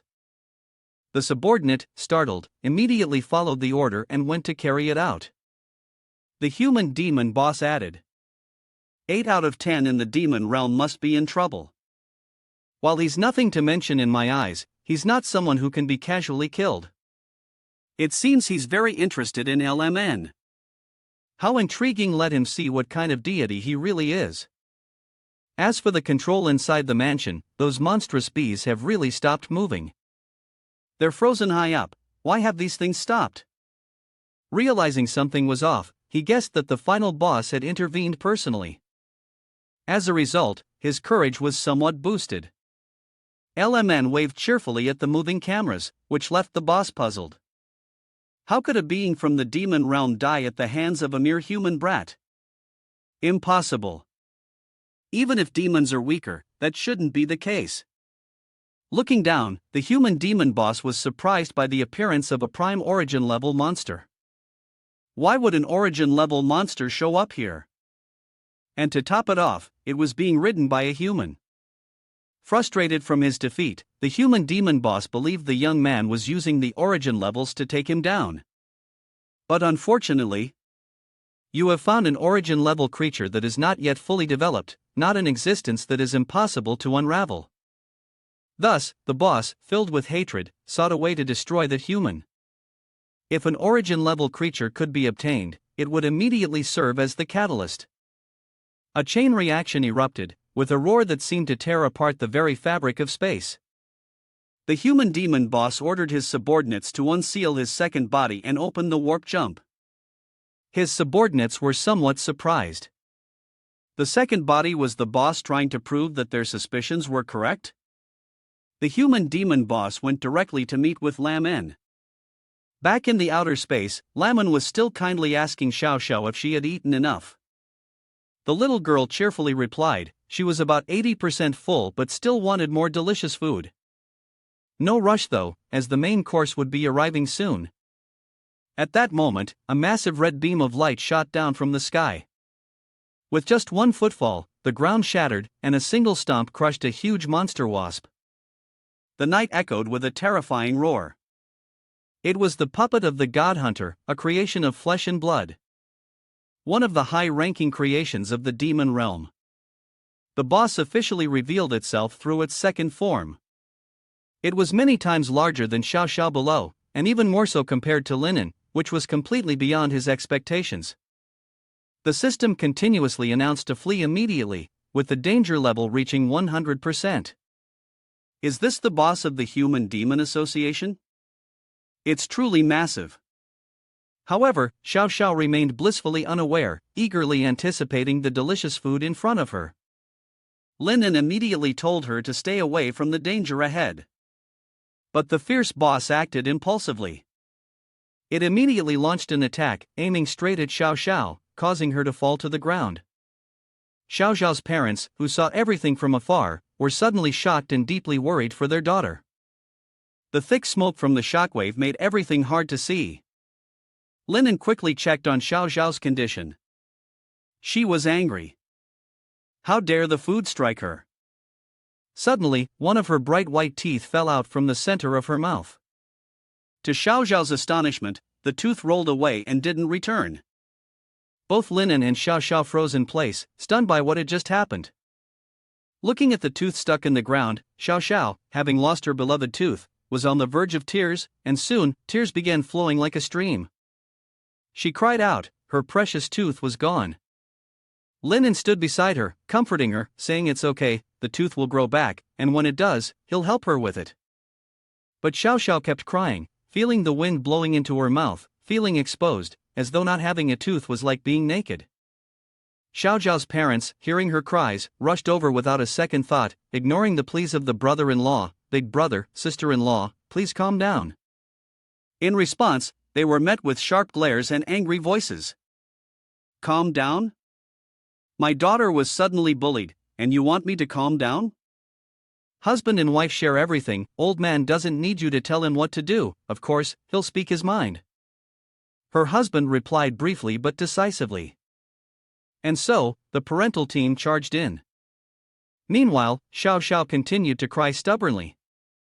Linen kept trying to comfort her, telling her not to cry anymore and promising to make her a better fake tooth. The human demon boss, observing this, sneered, "So this is what an origin-level creature amounts to."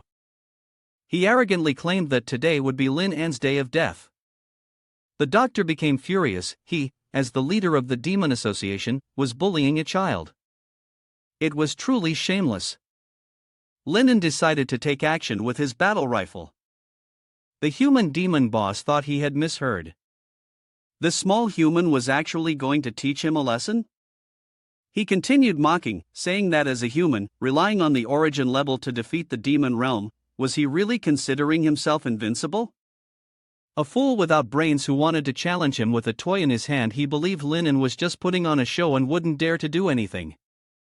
Linen was so angry that his body trembled. Finally, he fired a powerful shot, the bullet piercing straight through the human demon boss's head. Even though he had fired repeatedly with no need for precision, it seemed as though it didn't matter. Inside the observation room, the monsters, subordinates of the human demon boss, were very curious about this battle. They thought Linen had truly gone insane. The creature was clearly not easy to deal with. From the earlier exchange, it was obvious that even an origin-level creature wouldn't be a match for such a giant. Back to the battle, after taking a few hits that felt like mosquito bites, the human demon boss burst into laughter. He mocked Linen, questioning how he could actually dare to act this way. Didn't he know the gap in strength between them? Linen smirked, as if he had a plan from the start. Clearly, he knew that situations like this where a doctor is helping a patient are never comfortable, no matter how you look at it. Xiao Xiao, hearing this, felt a pang of grievance and burst into another round of sorrowful crying. As a result, her affection towards Linen increased by 10 points. In Xiao Xiao's heart, Linen was someone she could rely on and depend on. The creature's trust in Linen had reached the level of loyalty. Reaching this milestone meant that Linen was considered family to an origin-level creature. Linen smiled and reassured her, offering his unwavering support. "All right, stop crying. I'm here now," he comforted Xiao Xiao. She stopped crying, sniffed, and reluctantly agreed. Meanwhile, the monsters in the observation room were in an uproar. What was going on here? A fragile human was protecting an origin-level powerhouse? Was he trying to look cool before he died? His mindset was really something. Whether he was here or not, it made no difference. The monsters muttered among themselves, passing judgment. The human demon boss burst into laughter after hearing those smooth words. Interesting, truly interesting. Are you trying to win over the origin-level creature's goodwill? You really know how to win people over. That's a good foundation for surviving out of here. The boss complimented Linen and began to boast. His body held a power that surpassed even the monarch. If he went all out, even true origin level would be nothing in comparison. And the one behind you had just barely reached the origin level stage, no match for him at all. Upon hearing this, Linen retorted. If he claimed that Linen knew how to win people over, did he think Linen couldn't call in a few other friends? The boss then asked, "So, can you call in a few stronger origin-level creatures?" Thinking that Linen wouldn't dare, the boss took the opportunity to tease further, releasing a slew of mini-monsters. Just as the origin-level parents arrived, an immense force, as if shattering the galaxy, echoed through the air. Amidst the laughter and chatter, the true origin level had appeared behind him without notice, leaving the boss frozen in place. Linen, on the other hand, was feeling quite smug. Isn't it already here? The origin-level thief and the parents have arrived, ready to confront the one who made their daughter cry. The monster inside is now treated to yet another thrilling performance. This is the house of the three that have devoured everything around them. It's them, those two hunters. You absolutely cannot mistake them. What are you joking about? How could a mere human possibly form ties with such a terrifying family? The human demon boss is now truly trembling, a genuine origin creature. And now, with two of them, the system's notifications are constantly reporting the fear points of the heart-devouring demon.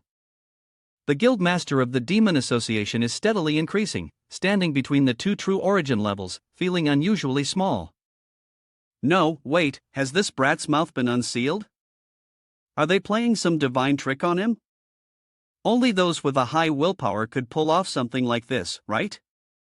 Xiao Xiao was overjoyed when her parents arrived, and now the human demon boss realizes he's targeted the wrong person. Linen was smug, finally having to make his move. Everything was still within his expectations. A brief flashback, and Linen remembered what the person who collected the stray beasts once said: 3 origin-level creatures had devoured everything around Wandering Soul Alley. Xiao Xiao is the youngest. At that time, he had already guessed that the other 2 were Xiao Xiao's parents. When Xiao Xiao came to his store to buy medicine, he kept wondering whether her parents would be worried and follow her. In the end, it was the result that truly revealed the identities of her parents. Her parents cared for her so much, yet they allowed someone to hit their daughter right in front of them. Now there was a good show to watch. The mother spoke first, her voice sharp and commanding. When she saw the man, who had previously been so arrogant, she slapped her daughter. The boss, who had been so fierce moments ago, suddenly became meek and trembled, trying to explain that it had been a misunderstanding. His fear dropped by 40 points. Next, the father spoke up. Are you really that strong? Do you think origin level means nothing? Another quick remark, and the boss tried to explain that it was just a casual comment. But touching their daughter was the greatest mistake. He was the one who had slapped her earlier. Standing between the two towering figures, the human demon boss kept explaining that slap earlier was actually to control a monster bee. What I meant to say is, it's just a traditional gesture used by the Human Demon Association to express joy and goodwill. The harder the slap, the more it shows affection. In fact, this is a cultural difference. After saying that, he immediately grabbed the poor, unlucky head of the little monster as if to add credibility to his words. But it seemed that even that wasn't enough to calm his anger. The boss trembled, and although it was a bit too much, you could still see him shaking his body, looking completely defeated. Before he could finish speaking, he was slapped again, this time by his mother. Happy? Then let me give you some more. Another slap came from his father. Tradition, you say? Then let me show you my affection. Thus began a series of slaps. Damn it, do you know how much that first slap has hurt the psyche of my little daughter? Hit first, then keep going until there's nothing left to strike. The whole scene of the chaos was being watched in full by the witches of Wandering Soul Alley. It was terrifying. Could this really be the power of an origin level? Sure enough, a thing is only as strong as the thing it is, and that giant earlier was so arrogant. After taking those slaps and the barrage that followed, the human demon boss finally exploded in weak anger. Damn it, you're bullying me too much. Did you think we couldn't defeat you? But in reality, we really can't be beaten. Immediately, another strike came flying. This time, he was pinned down like a pile of food nailed to the ground. Now, do you want to retaliate? The continuous pounding of stakes echoed everywhere. On top of that, the bones were ground to pieces, making it hard to eat without a toothache later. The couple continued to use the Tai Dan Shisho technique, their defense much higher in the dark world, carried out with rage and chaos in their minds. The human demon boss now looked so small and pitiful, only able to endure. Linen, seeing this, felt very powerful. According to the system's description, they came from a world at a higher latitude. In other words, in the dark world, were they gods? Realizing this, Linen turned to look at Xiao Xiao. The little girl was happily showing a cute expression to him. It made sense if they had such an adorable daughter, the two elders would certainly be very friendly, speaking kindly. But looking at the scene in front of them, it wasn't exactly a cheerful sight. With a decisive strike, the two origin levels bit into the human demon boss. This made him grow up. The identity of the severed head had died, and the human demon boss returned to the laboratory in a pitiable state. The pain was so intense that he had to destroy the test tube to get out. The group of subordinates gathered around, asking questions. One of them asked what had happened to the president. The body was still undergoing the remodeling process. Why didn't the boss let his subordinates continue? The boss had given the highest level order to the entire association. Everyone immediately stopped their tasks and activated the Level 0 defense project, while also starting the evasion plan right away, promptly relocating all the components of the giant statue. Upon hearing the Level 0 project, the soldiers were all startled, wondering why it had come to this. But the boss had made his decision and gave the command to act immediately. The entire base then plunged into action. On a moonlit night, the space was quiet and cold, with only the soft sound of wind rustling through the leaves. The sky was dark, with the moonlight casting a faint glow over the ground, illuminating everything around in a dim, ethereal light. The blood prison madman's every step was heavy and filled with anger, each step seeming to stomp on the earth, producing loud rumbling sounds. He walked through the still space, his heart full of determination. Each heavy step seemed to sever the silence. He hurried along, his tone rushed and anxious, constantly murmuring for Linen to wait for him, that he would be there soon. Suddenly, a beeping sound echoed through the stillness.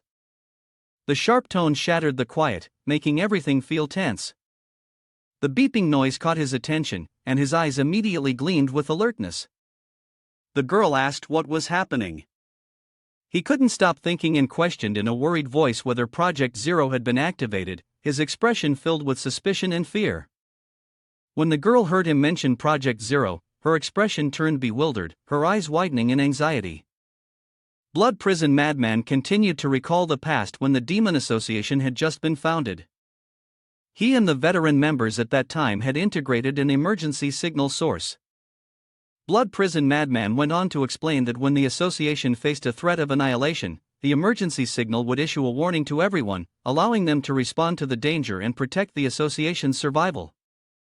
And to accomplish this, they had decided to implement Project Zero. After hearing this, the girl, with a face full of doubt and worry, she immediately asked again, according to what Blood Prison Madman said, is the Demon Association going to be attacked? The tension in her question could not hide the concern about the current situation. Blood Prison Madman replied, his voice dropping, confirming that it was indeed true this was a catastrophic situation, the kind of event that no one could ever imagine. The girl crossed her arms, her gaze sharp and full of curiosity. She asked with interest, who has the power to dare to launch an assault on the Demon Association's headquarters? Blood Prison Madman, sounding anxious, admitted that he was unclear about the situation, only knowing that they had to speed up. He emphasized that on the way to Wandering Soul Alley, there was a side path leading to the Hanging Bamboo, which might hold the key to the answer. Blood Prison Madman continued, his tone contemplative, saying that perhaps they would have the opportunity to witness the entire event if they could get there quickly. In another space, a rough-looking man, that man Rossi, with a fierce appearance, was asking about the location of the bastard he was searching for. His voice was filled with anger and dissatisfaction. A woman named that woman standing nearby scowled and responded. The frustration was clear in her every word as she spoke about the audacity of that person to slap her daughter, emphasizing that once the task was done, she wouldn't let him get away. While the two were still glaring at each other in anger, a child with a human head and a body like a mortal's, carrying linen on her head, approached and broke the silence. The woman picked up the child and said, "My daughter is here, come to Mama for a hug." "You've suffered so much." The child asked, "Is it really you, Mama?" Linen was precariously perched on the child's head, as if about to fall off. She hugged the child and said, "Your father and I were worried about you, afraid you'd fall into the hands of that scoundrel, so we secretly came to check on you." As she spoke, she made a long tongue motion, licking the child's face. After placing the child down, the child said, "I wasn't fooled, and I've eaten plenty." Linen trembled at this, thinking to himself that the scoundrel she had mentioned earlier couldn't possibly be talking about him.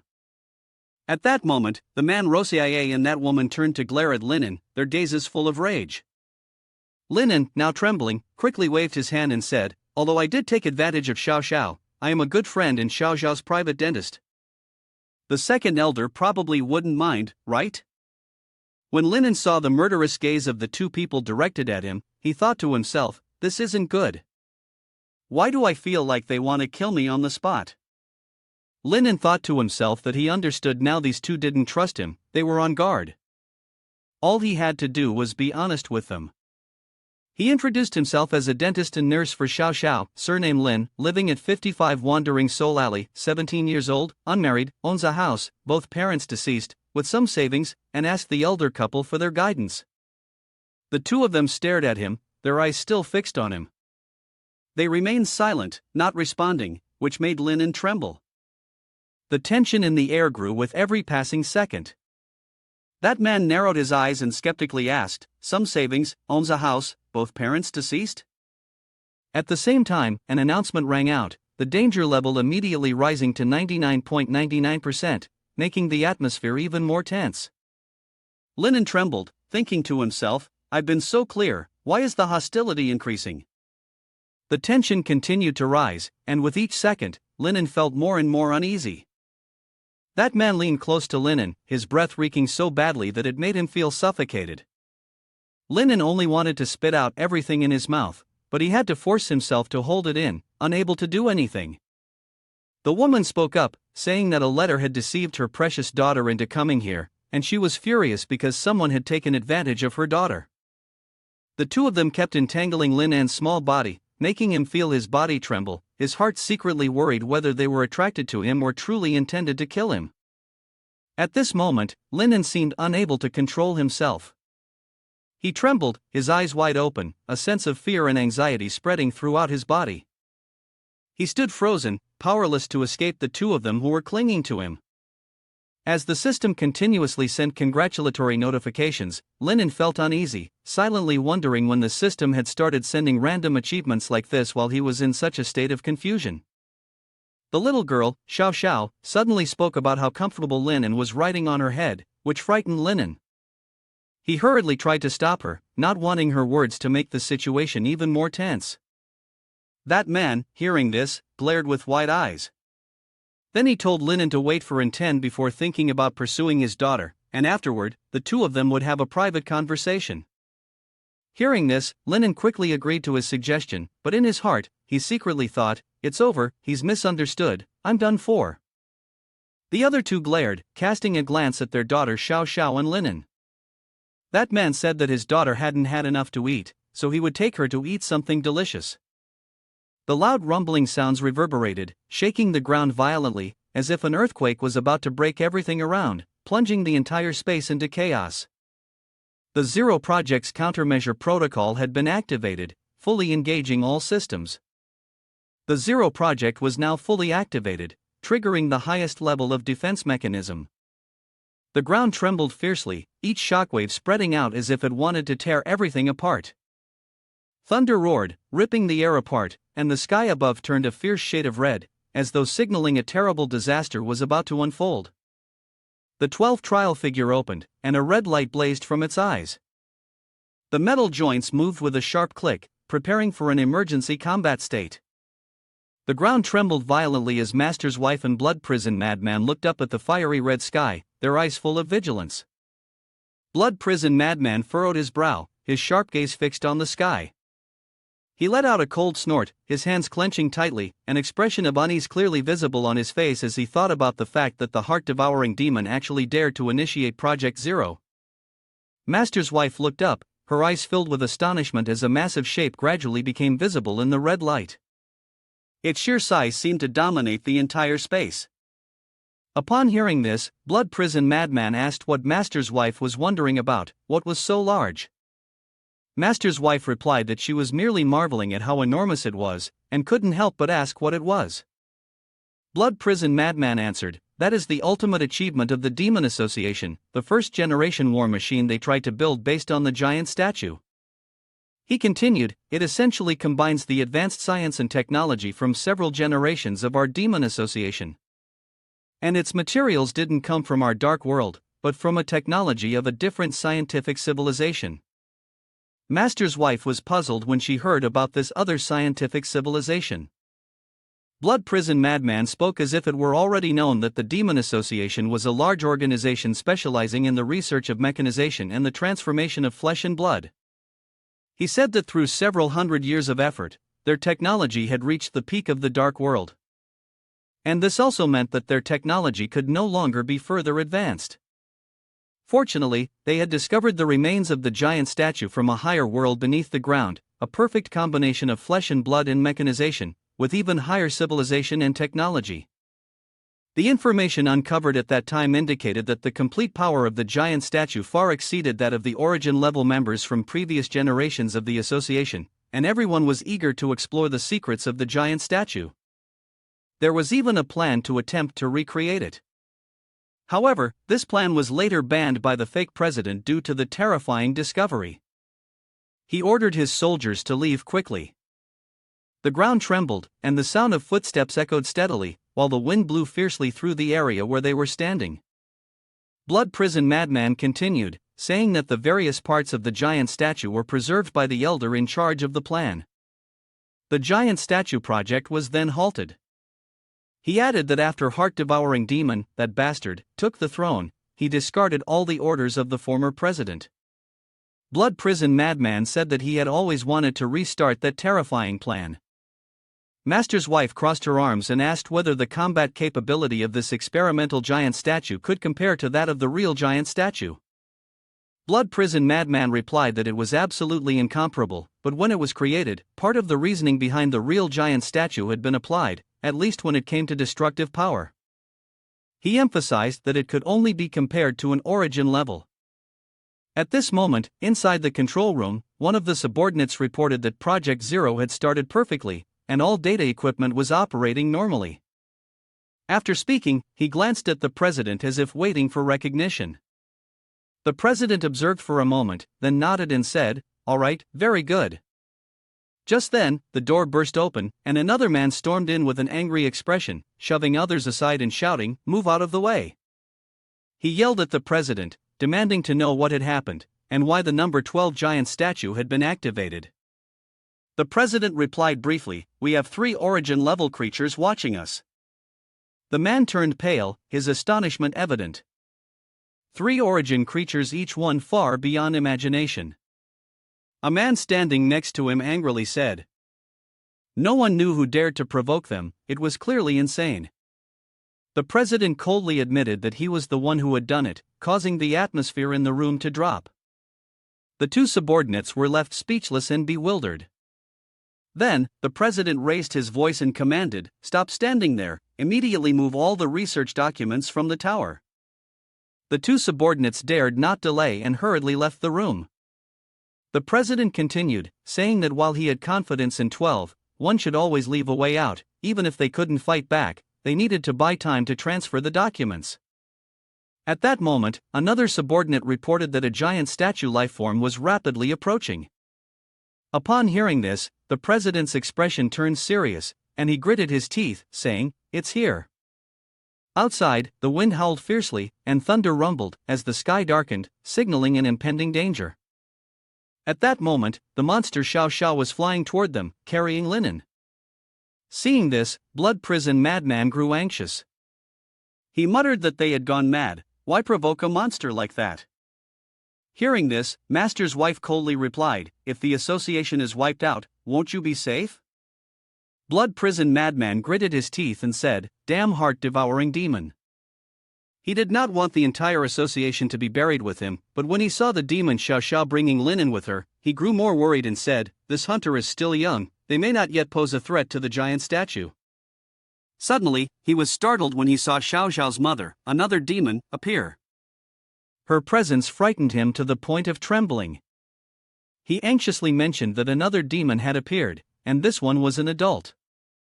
However, Blood Prison Madman said, even so, the giant statue experiment can still cope.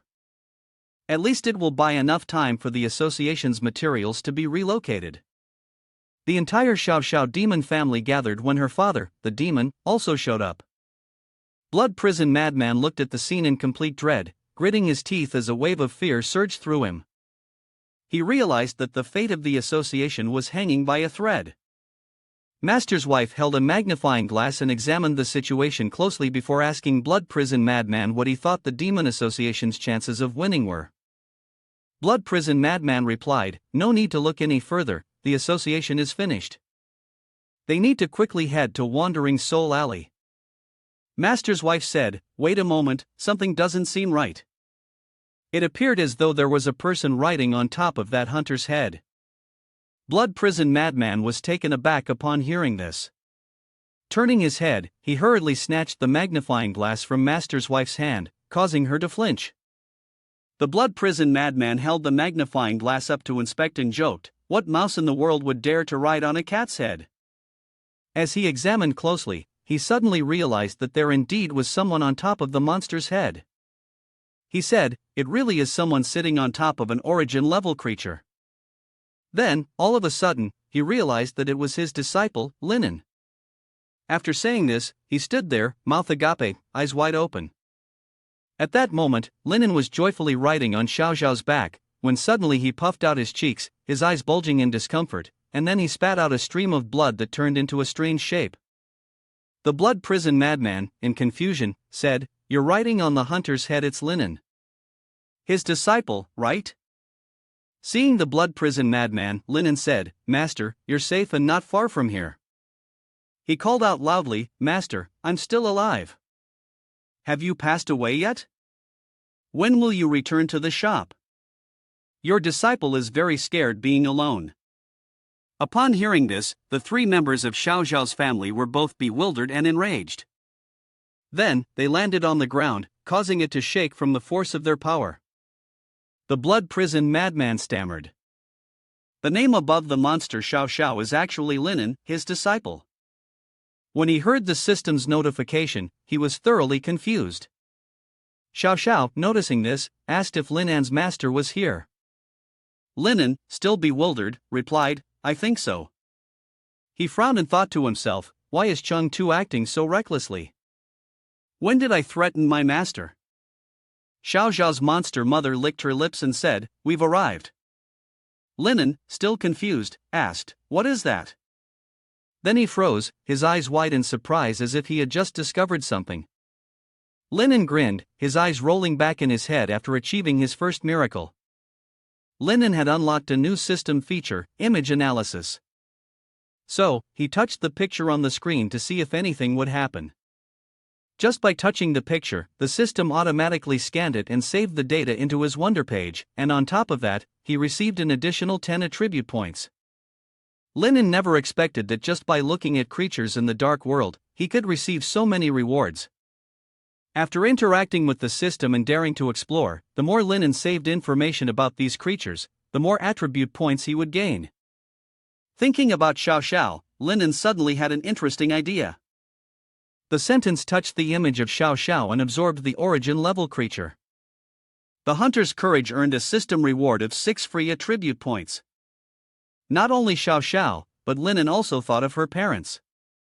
He touched the image of Xiao Xiao's father and absorbed the origin-level creature, with the hunter receiving 20 free attribute points. As for Xiao Xiao's mother, absorbing her image granted the hunter 15 free attribute points. This made Linen feel very happy.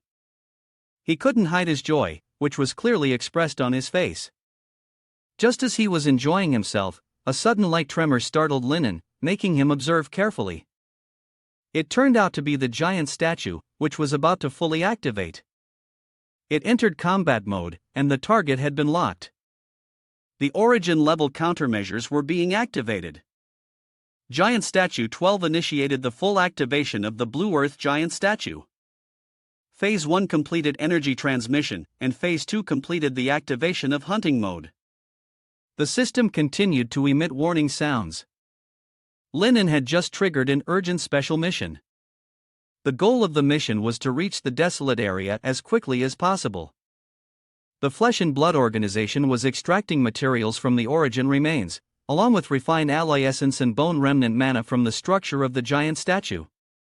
The Abyss simulation triggered the Bone Dragon's development, using the core of the demon statue with a massive flow of lava as the energy source, combined with the self-healing ability of the Blood Demon Fusion formation, and the cursed power of the descendants of the old gods to form a highly condensed energy link. The captain of the Black Demons arrogantly shouted, "What do you think you can use to fight me? All of you, die." With that, the giant statue activated without any hesitation, its cannon turning towards Lin An's group. The giant cannon, resembling a fortress, continuously fired at them. The barrage caused a violent tremor, with thick white smoke filling the sky. Watching the whole scene unfold, the president of the Black Dragon Man laughed loudly. It worked. The energy source of Giant Statue 12 comes from the primordial giant statue, and even an origin level being can't stop it. But no matter how much I think about it, I never imagined that things would go this way. The 3 members of the Xiao Xiao family were unaffected. In fact, they even felt more relaxed. Xiao Xiao felt the attack was a little painful, but she actually liked it. In response to Captain of the Black Demon's gift, Xiao Xiao's father decided to return the favor. With a fierce energy, Xiao Xiao's father began to march toward the Black Demon's group. Each step he took seemed powered by an engine, with every movement quick and fluid. Before long, he had advanced close to the chest tower of the Black Demons. He jumped high, preparing to give them a taste of the first Taidan massage technique. His eyes seemed to shoot sparks, ready to let them experience the feeling of soaring dragons entering the sea. Next came countless tentacles, slamming down relentlessly on them. This was known as the white retreat back slap technique. The giant statues were now lying flat, unable to resist any longer. But Xiao Xiao's father was not one to give up so easily. He continued using techniques like the independent dragon deep dive and many other moves such as the Mandarin duck water play, the near Tai Lian, and the direct Huang Long reversal, which made Lin An wide-eyed with surprise. Was this really a technique of the origin level? It was truly something extraordinary. Xiao Xiao was especially excited and asked Lin An if her father was impressive. Lin An didn't answer. He silently thought that he had expected to witness a legendary battle, but what he saw instead was an overwhelming one-sided victory. Xiao Xiao's family was simply too strong. The mission system notification popped up, indicating that the current mission had been cancelled. Lin An clicked on the new task, which was to clean up the battlefield. This mission seemed simple enough, just gather anything of value from the remains of the giant statues. Was it really that easy? According to Li, there should be a boss-level character that Lin An needed to deal with, though the boss probably wasn't in these giant statues. Lin An began to drift into thought. Unaware, a crack had begun to form on his face. This crack seemed to open a third eye for him. And this eye was located on his cheek. It helps you see far ahead, and you discover a hidden deep pit over there.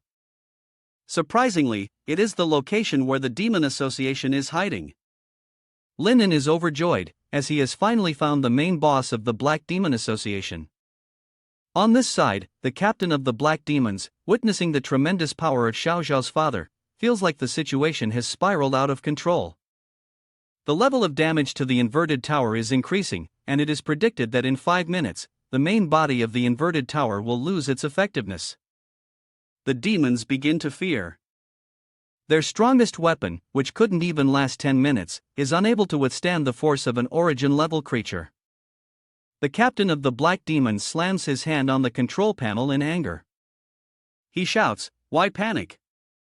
You all brought the data. As long as the data is safe, we can recreate everything." He immediately orders preparations for an emergency evacuation, instructing all second-level personnel of the association to get ready to withdraw. The demons follow the captain's instructions, but before they can do anything further, an alarm goes off outside the headquarters, indicating that a large curse source is approaching. The defense system is activated immediately. Preparation to obstruct. This urgent notification took Captain Black Dragon Man by surprise. He had not yet figured out what was going on when he realized that Linen and Xiao Xiao had already reached the headquarters of the Black Demon Association. The Black Demon Association quickly activated its equipment, and a series of offensive weapons were aimed at Linen and Xiao Xiao. Linen noticed the surveillance devices, stared at them for a moment, and felt no fear at all. In fact, he even waved at them. The captain of the Black Demons was furious. It was all because of Linen. Had it not been for him, they wouldn't have provoked those 3 prime origin level monsters. And now, he dared to make a move against his headquarters. He was utterly despised for not showing him any respect. He immediately ordered to activate the defense system and target Linen, intending to strike him down. The system notifications about heart-devouring demon man's hidden weapons targeting Linen continued to increase. Linen found this even more interesting. He told Xiao Xiao to go ahead and lead the charge, while he would handle the rest. Their goal was the bastard who had slapped Xiao Xiao. Upon hearing this, Xiao Xiao didn't hesitate any longer and quickly charged forward. Xiao Xiao moved at lightning speed. There was no hiding the excitement on its face at the thought of eating soon. Linen, on the other hand, kept urging Ta Ta to stop pretending to sleep, reminding it that it was time to start working. Ta Ta was doing its best to appear like a normal left arm, not out of fear, but simply to follow the will of the heart. It believed it had fallen into a deep sleep. Linen, however, kept pushing, saying, "The boss fight is coming soon, and you're here pretending to be dead, aren't you? Could it be that you're scared?" The provocation stirred Ta Ta, and it woke up. It wasn't scared, nothing frightened it, not even the sky or the earth, and it didn't even know how to write the word scared. Xiao Xiao, upon hearing the sound of Ta Ta, unexpectedly told Linen that she heard voices talking.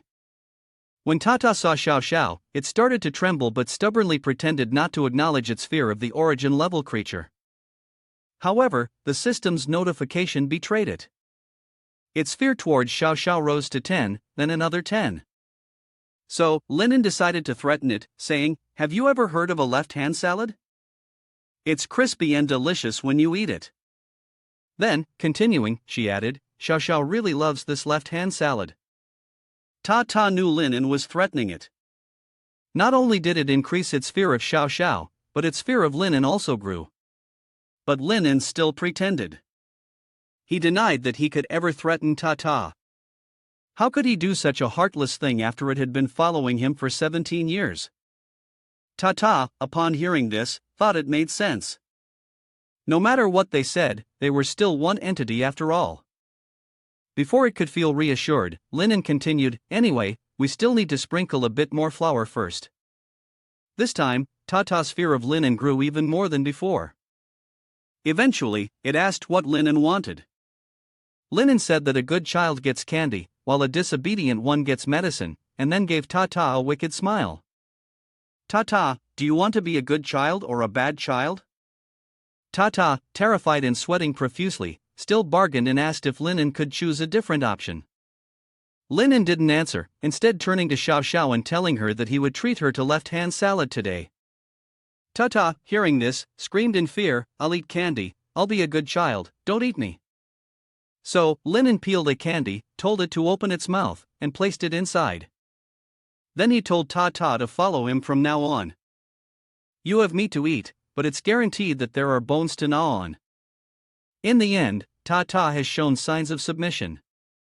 Your left-hand mutation has made good progress at the initial stage. You told the system to quickly allocate all the attribute points that were previously gained into your physique. The sound of the beam of light rumbled, as if it were going to tear the sky apart. Linen, Ta Ta, and Xiao Xiao entered a combat-ready state, full of momentum as they charged into the headquarters. Suddenly, the system introduced Linen, calling him the famous human apprentice of the Blood Curse Pharmacy, a pervert who's good at tricking little sisters, and apparently, recently becoming addicted to the pleasure of freeloading. Linen was furious when he heard this and told the system to shut up. If he weren't so busy right now, he would definitely curse it for 3 days and nights. Xiao Xiao moved quickly, with nothing that could stop her. Before long, they had stormed into the Black Demon headquarters. As soon as they entered, a series of beams shone onto Linen, catching him by surprise. Before he could process anything, he realized the Black Demon group had already armed themselves to shoot him down. A barrage of bullets was fired relentlessly. They kept flying toward them relentlessly. However, every projectile that came their way was blocked by Xiao Xiao using her tentacle. Linen sat calmly atop Xiao Xiao, protected by her and Tata. He even complimented Tata, marveling at how it could now freely change forms. Tata scolded him for talking nonsense. Go deal with those cannons. They've shot too many already. Linen finally stood up, ready to fight. He fired his gun toward the fortresses. Before long, the fortresses were destroyed, reduced to ashes, with only a few left standing. Linen gave orders for Xiao Xiao to continue charging forward, while he kept firing at the remaining fortresses. After eliminating all of them, Linen blew lightly on his gun. It was all very simple. He had neatly taken care of all the fortresses without a scratch. Linen unlocked the achievement of hitting every shot, gaining 200 experience points. In the distance, terrifying red eyes appeared, watching him closely, but he wasn't afraid. He calmly continued moving toward them. Xiao Xiao, on the other hand, was even more excited as the hunters, like moths to the flame, rushed headfirst into their doom. Come to make food for her. They were still trying to act tough, showing their terrifying mouths. They locked onto the targets Xiao Xiao and Linen, ready to execute the highest command. But Xiao Xiao had managed to stop them, and the two of them were not even close to being intimidated. Linen took out his top-tier item, and they actually dared to play with fire in front of him. They must really be tired of living. Linen activated his item, which opened its terrifying mouth. A powerful spark shot out from it, the force of which was immense. Linen's flesh and blood transformation ability was also enhanced as a result. The hunters were in panic, suffering 41% damage. Their armor became ineffective, and they prepared to activate high-temperature resistance mode, getting ready to switch to close combat. But Linen wouldn't let them escape so easily. It was already too late. He rushed toward the hunters at lightning speed and landed a devastating blow on one of them. It was quickly killed by him, and his basic experience points increased by 500. Having killed one hunter, Linen ordered, "Tata, eat quickly." It did not hesitate at all and immediately bared its sharp teeth. In no time, it successfully clamped its mouth around the hunter. Tata swallowing a hunter also helped increase Linen's friendship experience points. Not only that, but Tata also began to transform into a different shape. It aimed precisely at the hunters and started slashing and killing without pause. Linen was once again taken by surprise. Tata could actually transform into a sword. Tata was proud, saying it wasn't just a sword whatever it ate, it could transform into anything for Linen. Upon hearing this, Linen started to think greedily. If it could transform into anything, would it be able to transform into money as well? If there was a chance, he had to explore the potential and expand Tata's abilities further. Seeing that Tata had eaten all of his food, Xiao Xiao's affection for it began to decrease. Seeing this, Tata became frightened and told Xiao Xiao that all the food belonged to her, and it wouldn't fight her for it. Linen ordered Xiao Xiao, telling her that they would be going somewhere else now. Xiao Xiao, still greedily chewing on the hunters in her mouth, didn't respond.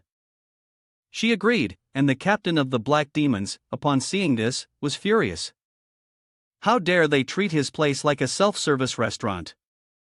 His subordinate, trembling with fear, reported that all the documents had been transferred, and the jump had been prepared. Upon hearing this, the captain of the Black Demons' anger subsided somewhat. Let those from Linen suffer enough. However, to him, this would be the last meal for Linen and his group. He ordered the self-destruction procedure to be activated within a 10-minute countdown, with all personnel to retreat. At the sound of the announcement, all Black Demon staff immediately retreated, each one hoping to escape. They shouted to each other to hurry to the jump hall, but even with such a short amount of time, how could they all escape in time? The captain of the Black Demons appeared and asked if the jump position had been set up. His subordinate reported that everything was ready, and they could depart at any time. Good, the captain of the Black Demons ordered, quickly opened the transmission. He then said, "Let them wait and see."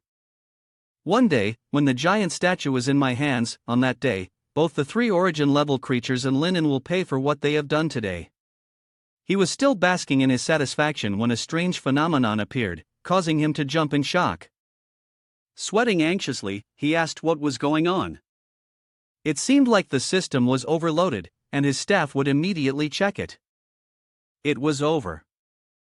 The energy supply room had been destroyed by the prime origin-level monster. Meanwhile, the self-destruct countdown continued ticking down.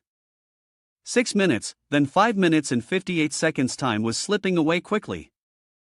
The captain of the Demon Association panicked, his hands running through his hair in a frenzy.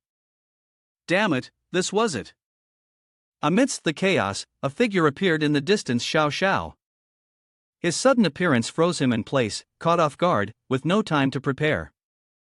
Linen had finally found the target. He triggered the mission, borrowing Xiao Zhao's strength to kill the guildmaster of the Demon Association. The Black Demon Guildmaster was taken by surprise. He couldn't believe Linen had found him so quickly. Linen, holding a gun, laughed.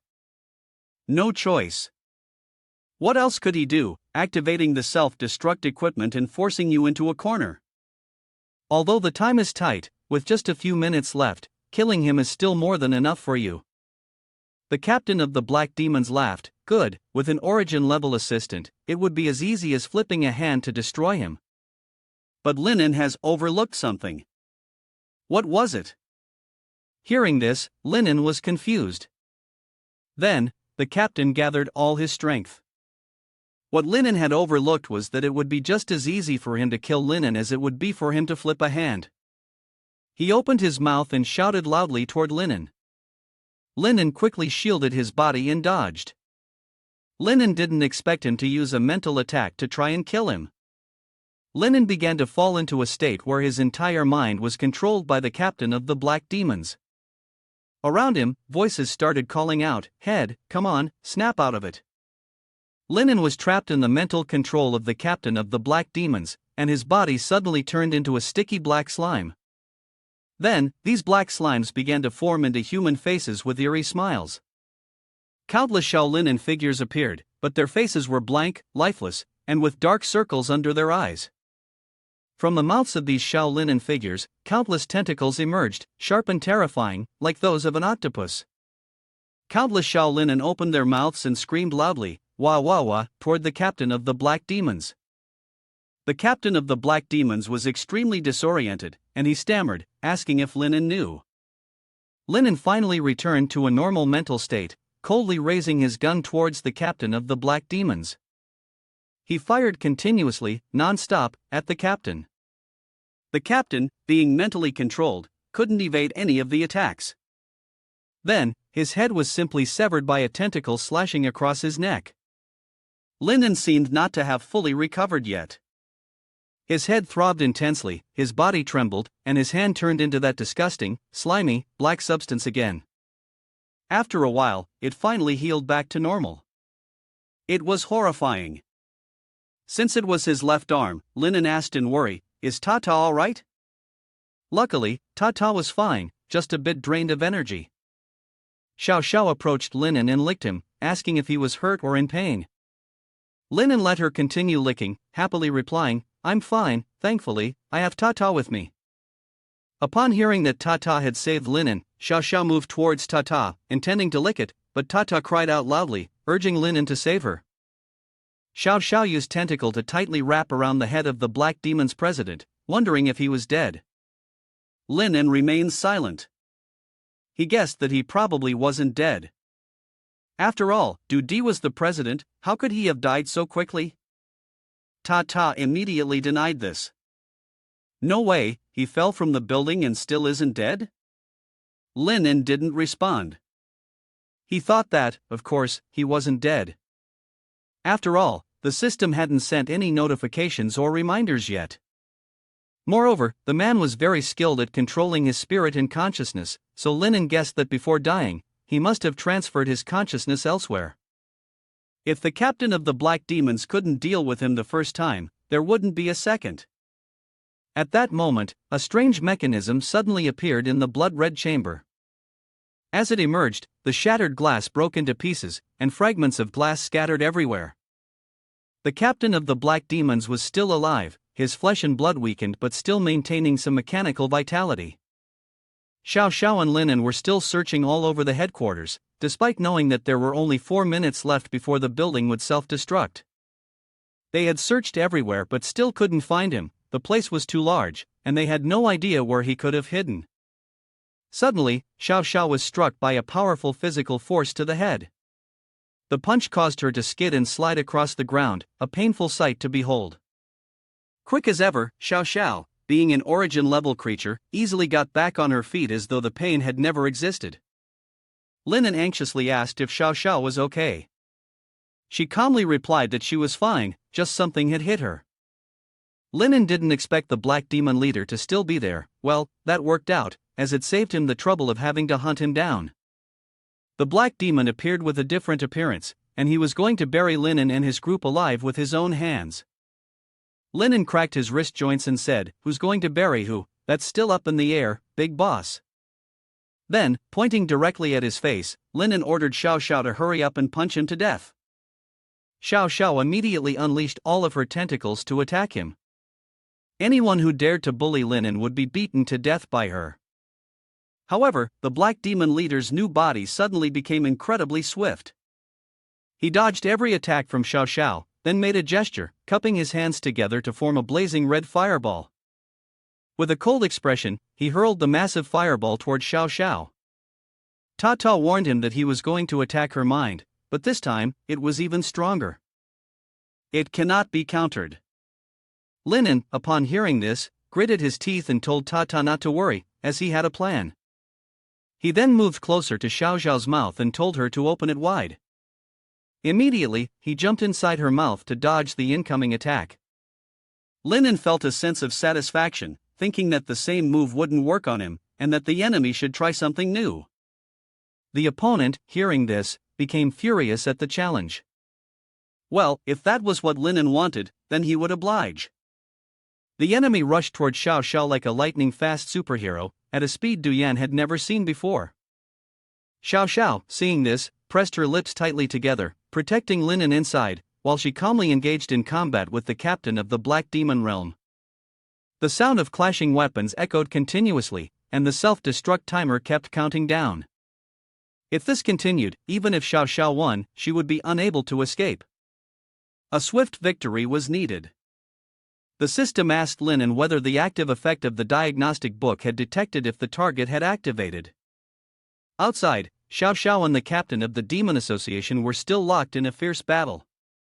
Suddenly, the captain of the Demon Association's vision began to blur. He could no longer continue attacking and had to use the blade of his sword to block Xiao Xiao's attack.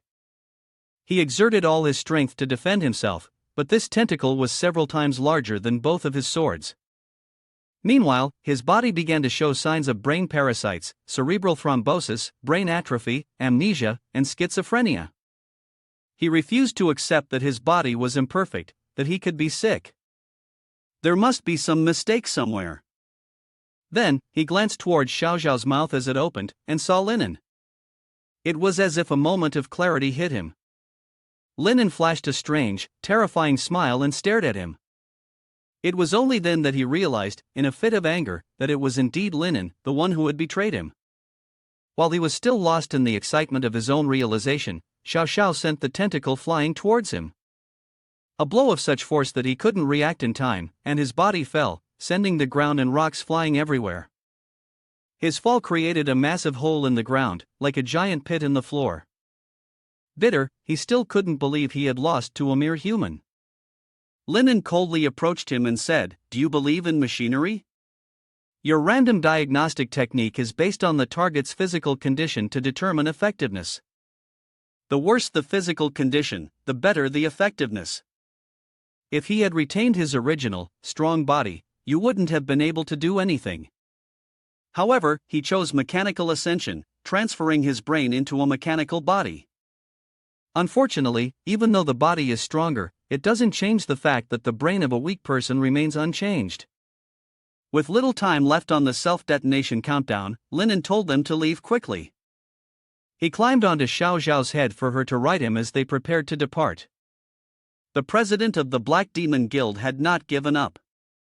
He struggled to stand up, his mouth repeatedly muttering about killing, about wanting to kill. Linen continued to control his mind. He seemed to go mad, playing a game by himself. Then he laughed, flailing his arms, flapping like a bird trying to fly.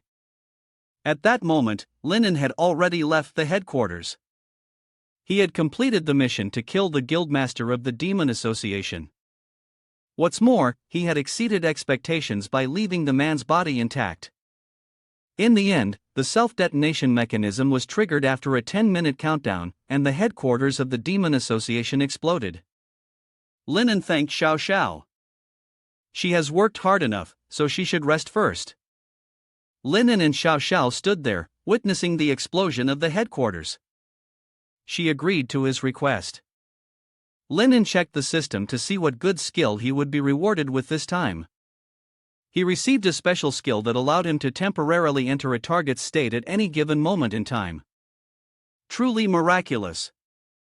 In the future, whenever he faced a powerful boss, he would turn him into a sperm cell, and then he could do whatever he wanted, becoming invincible. Linen was still pleased with his twisted thought when the system continued to notify him that it was impossible to change the opponent's strength. So, wouldn't turning into a sperm cell just make him an ultra-invincible sperm cell? What else could this skill possibly do? Lost in thought, Xiao Zhao's parents suddenly appeared beside them. Xiao Zhao's mother leaned in close and asked Linen and Xiao Xiao where they had just been. Xiao Xiao quickly responded, saying that she had just gone to deal with some bad people. Upon hearing this, her mother happily hugged her and kept praising her for being so capable. Linen, on the other hand, was feeling quite awkward. When Xiao Zhao's father heard his wife say this, he remarked that she was just worried about competing for the giant statue with him, not really concerned about anything else. Then the two of them began to argue. Xiao Zhao's mother told him that he wasn't exactly eating little either, while Xiao Xiao happily stood by, cheering them on. Linen evaluated the way the family lived and thought it was quite harmonious. Just as he was waiting for the drama to unfold, a body suddenly appeared next to Xiao Xiao.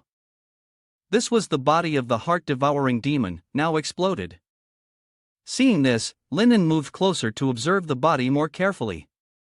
He drew his sword and stabbed it into the head of the metal body, but it had no effect. So, he called Xiao Xiao over to help him strike the body, hoping to see the head of the heart-devouring demon. Xiao Xiao's father, upon hearing Linen ask Xiao Xiao for help, became furious. "Now you're ordering my daughter around?" he snapped. "I haven't even agreed to this marriage yet." Linen, frightened, quickly denied it, saying he just wanted to ask the young lady for help. Suddenly, he realized the key point in what Xiao Zhao's father had said. "Marriage?" Linen shouted, tears rolling down his face. "What marriage? Why didn't he know anything about this?" Xiao Zhao's mother then used her tentacle to tightly wrap around Linen, telling him not to pretend anymore. "You and the daughter of that woman already, your relationship is so close like that." Xiao Zhao's father glared at him, his eyes filled with bloodshot anger. "Are you two dating?" Linen hurriedly shook his head and denied it. "No, you two have misunderstood." Before he could even finish his sentence, Xiao Zhao's mother threw him to the ground. She then angrily spoke, "I helped open your head, but just now, what do you mean by misunderstanding? I couldn't hear it clearly." Her tone was so fierce that it made Linen step back in fear, quickly waving his hand and saying, "It's not a misunderstanding, I should be thanking you instead." Upon hearing this, the voodoo god finally smiled and said enthusiastically, "No need to thank me. We're about to be family, no need to be so polite." With that, she immediately used her tentacle to strike the man's head, causing his brain to fall out. Xiao Zhao's father snorted coldly from the side, his expression displeased. It was lucky for him, but Xiao Xiao was very happy. Linen was becoming part of their family, of course, Xiao Xiao was thrilled. Regardless of how happy their little family was, Linen went over to pick up the brain of the heart-devouring demon. The system immediately popped up a notification. You have obtained the Divine Clone Mech, earned 5 free attribute points, and also received the blueprint for Heart Devourer. However, its current perfection level is only 13%, but it's not bad. Linen quickly put it into a box. He had to go back and deliver it to Blood Prison. He was sure that Blood Prison would like this gift. Meanwhile, from a distance atop the mountain peak, the human puppet mistress observed the entire process with her eyes. She took a deep breath, surprised by how exceptional Blood Prison's subordinate was. This person could indeed build a good relationship with the Origin family. Clearly, he was stronger than the perverted old man, and it seemed Blood Prison had a deeper understanding of human nature than she had thought. If it weren't for her and her daughter's bloodline curse, she wouldn't have been so accommodating to him. But as she glanced at Blood Prison, lying motionless on the ground, and then at Linen, deep in thought from afar, she considered that perhaps this disciple could replace the master. Initially, she had wanted to have Blood Prison help her daughter break the curse, but now with Linen, that wasn't a problem anymore. She just needed to lure him to the manor to cultivate a relationship with her daughter. By then, they would no longer need to be tied to this puppet. Thinking of this, human puppet couldn't help but smile smugly. Let's settle on that, then. She then glanced at Blood Prison next to her, snorted coldly, "Get lost, you useless waste." At the same time, inside the world, the intelligence officer quickly relayed the news that a trio of Origin-level individuals from Xiao Xiao had destroyed the Demon Association's main headquarters. He then spread images of the battle. The blood-clad evil spirit on this side couldn't help but be astonished. The Demon Association was actually wiped out by hunters? And there's Linen, is the thing he's riding beneath him also a hunter? If that's the case, then the strange noise outside the window last night was indeed Linen destroying the Demon Association. Thinking of this, the female ghost couldn't help but feel a trace of admiration. He single-handedly killed a powerful enemy. He's just so handsome. She really wanted to immediately do something shameful with him. Several hours later, at Linan's side, he was still picking up items. This time, he had collected quite a few things: fine gears, broken mechanical structures, and even a teleportation eye. After picking up items for about an hour, Linan finally finished.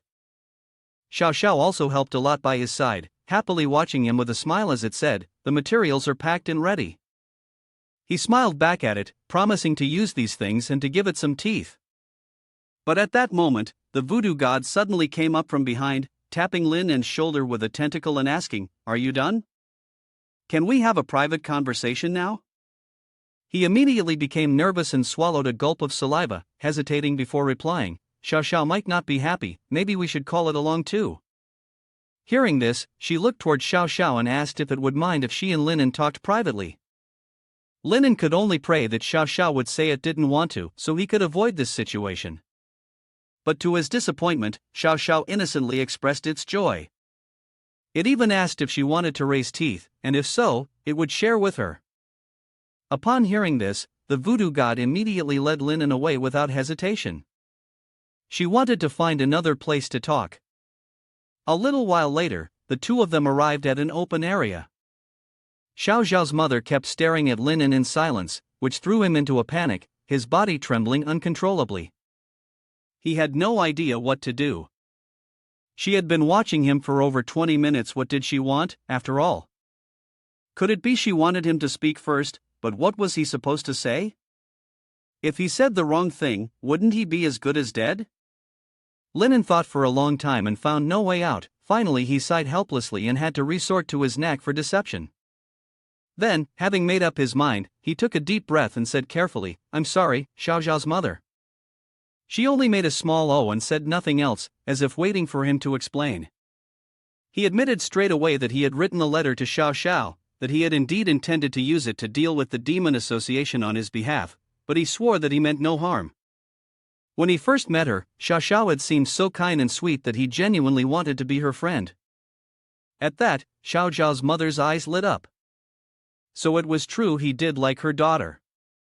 Her goodwill toward Linan increased because of that. He straightened 3 fingers and said seriously, "Of course I like her very much." "Are you kidding? If you said you didn't like her, do you think she'd kill you on the spot?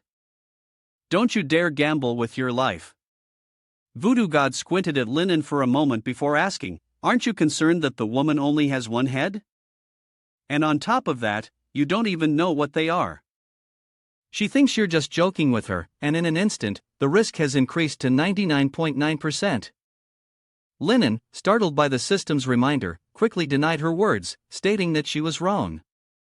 What does race even matter? What does form or appearance mean, whether beautiful or ugly? The important thing is to see the sincere heart hidden beneath the surface. After all, outer beauty is the same everywhere, it is the soul that is rare and interesting. True love has never been about looks, but about whether a spark of brilliant flame can ignite between two souls. Besides, Xiao Xiao doesn't care that you're just a tiny human. Why would you care about what race she is? With every sentence Linen spoke, Voodoo God's emotions shifted continuously. She stared at him, suddenly feeling that he might be a good son-in-law, but upon careful consideration, something seemed off, yet she couldn't pinpoint what the issue was. Voodoo God slowly reined in her expression. Becoming serious, she looked at Linen. She temporarily believed that he was sincere, but she wanted to know if he had the ability to take good care of Xiao Xiao and make it happy. Hearing this, Linen confidently reassured her to not worry. When it came to this, he was a professional. Not only Xiao Xiao, but even she herself, he could help her anytime. Linen was referring to beauty care, but when these words reached the ears of the Voodoo God, they took on a different meaning. In the blink of an eye, her cheeks flushed red, though he couldn't tell. He continued to speak confidently, assuring her that he could guarantee her a good experience. A smile appeared on his lips as he turned around, satisfied. As soon as he finished speaking, the Voodoo God immediately wrapped Linan's body tightly with her tentacles. He stared at the scene, completely caught off guard, unable to react in time before she pulled him right in front of her. She glared at him, gritting her teeth, and said, "You're playing with me. You're very brave, daring to tease even me." Linen quickly shook his head. "When did I tease you?" But she thought he wouldn't admit it, asking him what he meant earlier by saying he could give her a personal service experience. Linen hurriedly explained that he just meant he could help her with dental care. "If not, what did you think it was?" In the blink of an eye, the air fell into an eerie silence. Voodoo God was too embarrassed to speak, and in the end, she became so angry that she threw Linen into the air, making him spin around mid-air. Xiao Xiao, watching from the side, suddenly broke into an excited smile. "The doctor has taken off." A few minutes later, Linen spun several times in the air before finally landing on the ground, his face pale. He staggered to his feet but couldn't maintain his balance, collapsing back onto the ground. Dizzy, he vomited several times, and after regaining his composure, he wondered why Voodoo God had thrown him like that. Voodoo God avoided his gaze, casually telling him that he should refrain from saying things that might cause misunderstandings in the future, and that this was considered a test for him. Hearing this, Linen felt an urge to curse. What kind of test was this? She couldn't just speak plainly, so why did she have to play him like that? At that moment, Voodoo God suddenly closed her eyes and said that she agreed. This left Linen stunned and confused, not understanding what was going on. She took a deep breath, then adopted the serious manner of an elder and said, "Although you are not trustworthy, your daughter likes you very much. Now you can see Xiao Xiao, but if you want to marry her, you have to wait for her father's approval." Linan's mind went blank when he heard this. What did she just say? What is this about marriage? He hurriedly explained, "Actually, there's no need to rush. You and Xiao Xiao are still in the stage of being pure friends, we haven't done anything inappropriate." As soon as these words left his mouth, Voodoo God immediately became furious, glaring at him and asking what he meant by pure friends. After that, she took out a hearing aid and handed it to him, telling him to listen to the good thing he had done with Xiao Xiao. Linen took it suspiciously, he hadn't done anything. However, at that moment, a very ambiguous voice from Xiao Xiao suddenly came through, something about poking in? Don't touch me randomly. It was true that just listening to it without looking could lead one to imagine something embarrassing. Linen's face went pale, turning from green to white. At that moment, he finally understood why they had said this to him. If he weren't involved, he was sure this would look like something improper. Voodoo God watched Lin An's reaction.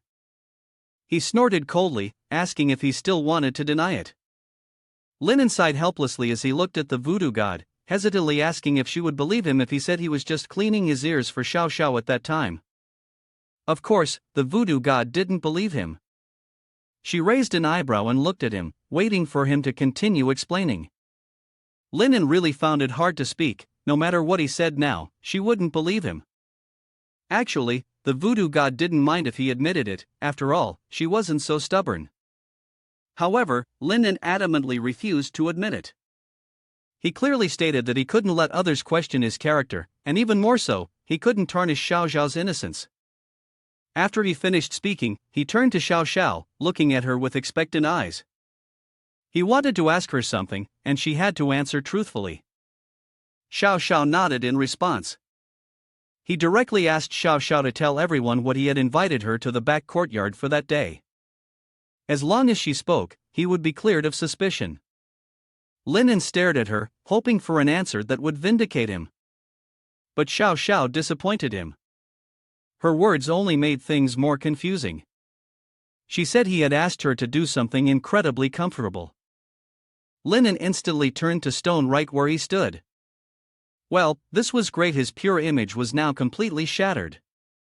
Xiao Xiao recalled that day, and his eyes lit up as he began to recount.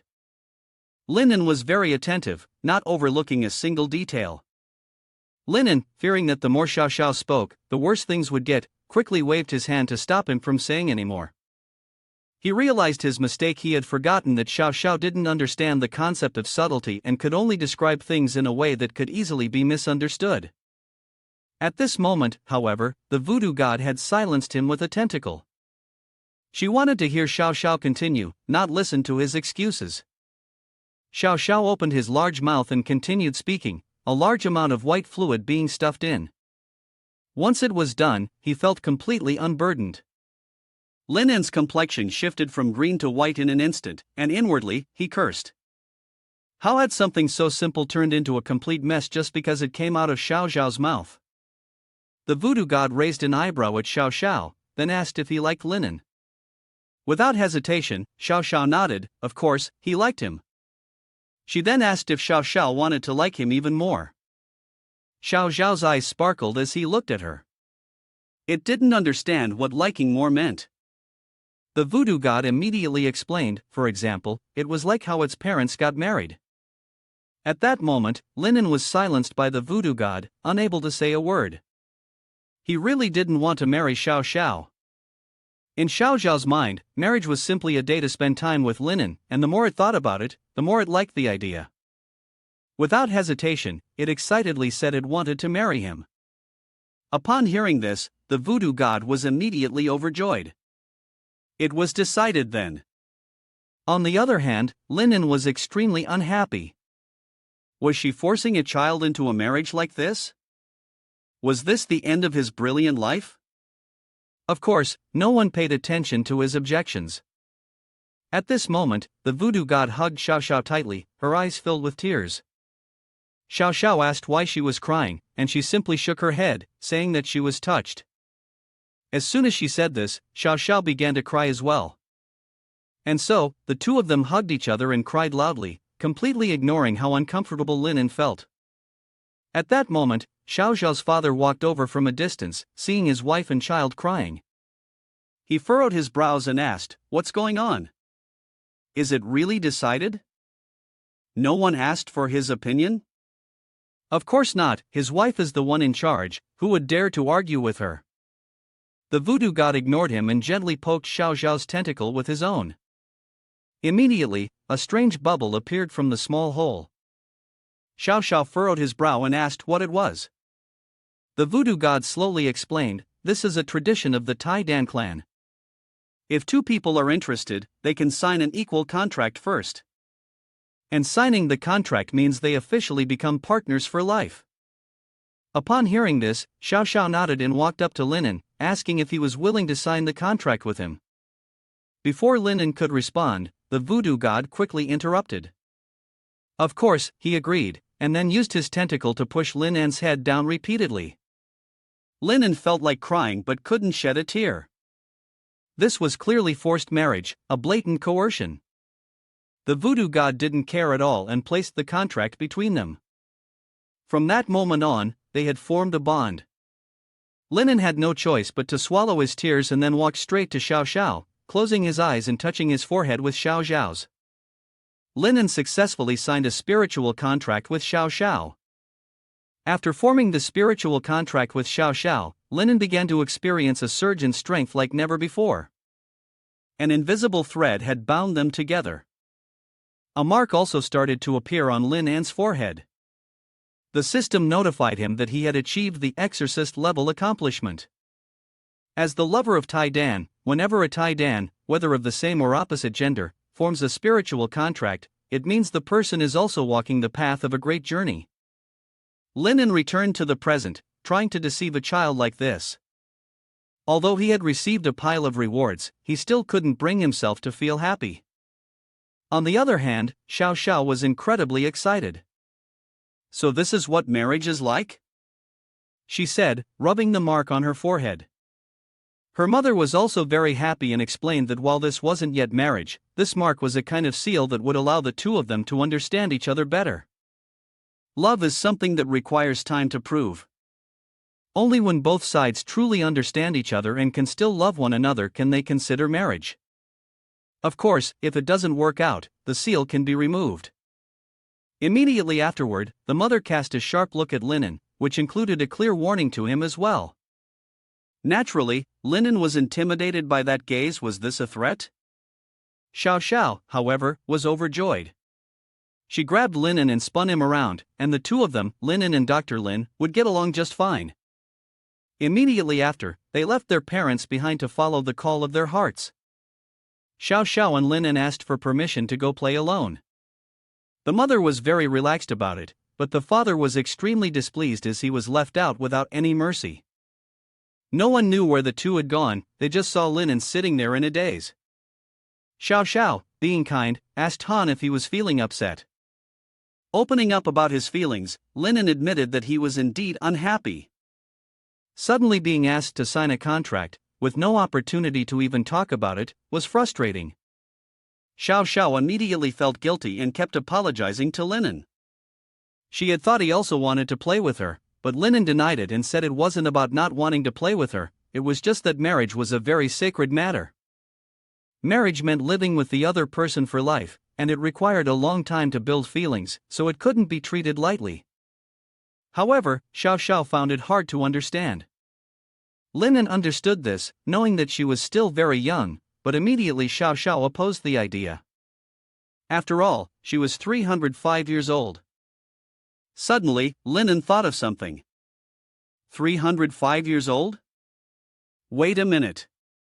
Earlier, the system had said that 3,000 years ago, they fell from a higher world, and at that time, their heads were severed and they were cursed. Suddenly realizing something, Linen thought that Xiao Xiao had still been in her body earlier. On the other side, the family had descended into chaos. The father was extremely angry because his wife had allowed Xiao Xiao to sign a spiritual contract with a stranger without consulting him. However, the wife believed that as long as their daughter was happy, it didn't matter. The two of them began to argue. The father asked if she was joking with him. The girl was only 5 years old. The mother corrected him, saying that she was 305 years old. How long did he want to let their daughter live in loneliness? The past was dragged back into the present.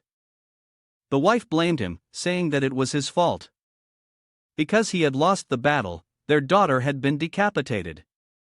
A fragmented memory returned, causing the father to once again sink into hatred. And so, he became even more insane. War? They had lost everything, and everyone was dead. The wife, however, was still trying to convince her husband. That useless fool of yours. Wake up a little for me. Do you want to destroy Xiao Xiao's happiness? The anger overwhelmed him, causing an outburst, determined to protect Xiao Xiao at all costs, to kill him, to kill that doctor. Back to Linen and Xiao Xiao, the little girl seemed very curious about the process of restoring her body. He continued explaining, Xiao Xiao really did have a body before. Perhaps you can help her successfully return to her original form, though I'm not sure if she would be willing to try. Upon hearing this strange idea, Xiao Xiao was overjoyed and agreed. Linen signaled for her to close her eyes. She obediently followed, and the system notified that Linen was initiating the residual thought skill, asking to set the time of the reunion. Linen confirmed that it was 3,000 years ago, the moment before she was beheaded. The system then notified that the process had been successfully set and was analyzing the target's rejection towards the host. Linen stepped closer to Xiao Xiao, who had her eyes shut, awaiting the moment she would transform back into her body. Linen began to cast the spell for the poor little girl. Meanwhile, Xiao Xiao's father was rushing toward them in a fit of rage. Beside her was the wife, who was trying to advise her. From a distance, they watched the process of their daughter performing the magic. It was unbelievable to their eyes. Xiao Xiao's mother was so moved that she shed tears. In front of them stood Xiao Xiao, with her body whole and intact. Mom, Dad, look. I have a body now, and I'm such a cute little girl. Even Linen was taken aback by the sight of Xiao Xiao in her healthy form. Was this really the Xiao Xiao from 3,000 years ago? In terms of size, she was still the same. Xiao Xiao appeared extremely small, yet she could still easily lift Linen up, quickly showing off. Doctor, I have a body now. The adorable girl was filled with joy. In her dress, she spun around, happily complimenting Linen. He was an incredibly skilled doctor. She was so excited, she couldn't contain herself. The system notification showed that Xiao Xiao's trust in Linen was continuously increasing. From trust, it shifted to affection, granting him an additional 200 experience points. With the achievement of successfully advancing from the Yuzhen Yuan secret level to the Yuzhen Yuan intelligence phase, the question remained, would this continue to deepen their friendship and mutual determination, or would it evolve in another direction? Xiao Xiao still kept the habit of licking around Linen when only her head was left. She licked him as a sign of joy. He helplessly tried to stop her, telling her that she had recovered and couldn't lick like before. But it seemed Xiao Xiao didn't want to listen. Although she had returned to her previous appearance, some habits remained unchanged. Linen commented that his whole body was wet, covered in dirt, and yet she seemed to enjoy licking more and more. He was confused. Xiao Xiao's parents, still in disbelief, were staring at the scene in front of them. Only now did they realize this was real. Was this really their daughter? The mother grew angry and asked, "Is your vision gone?"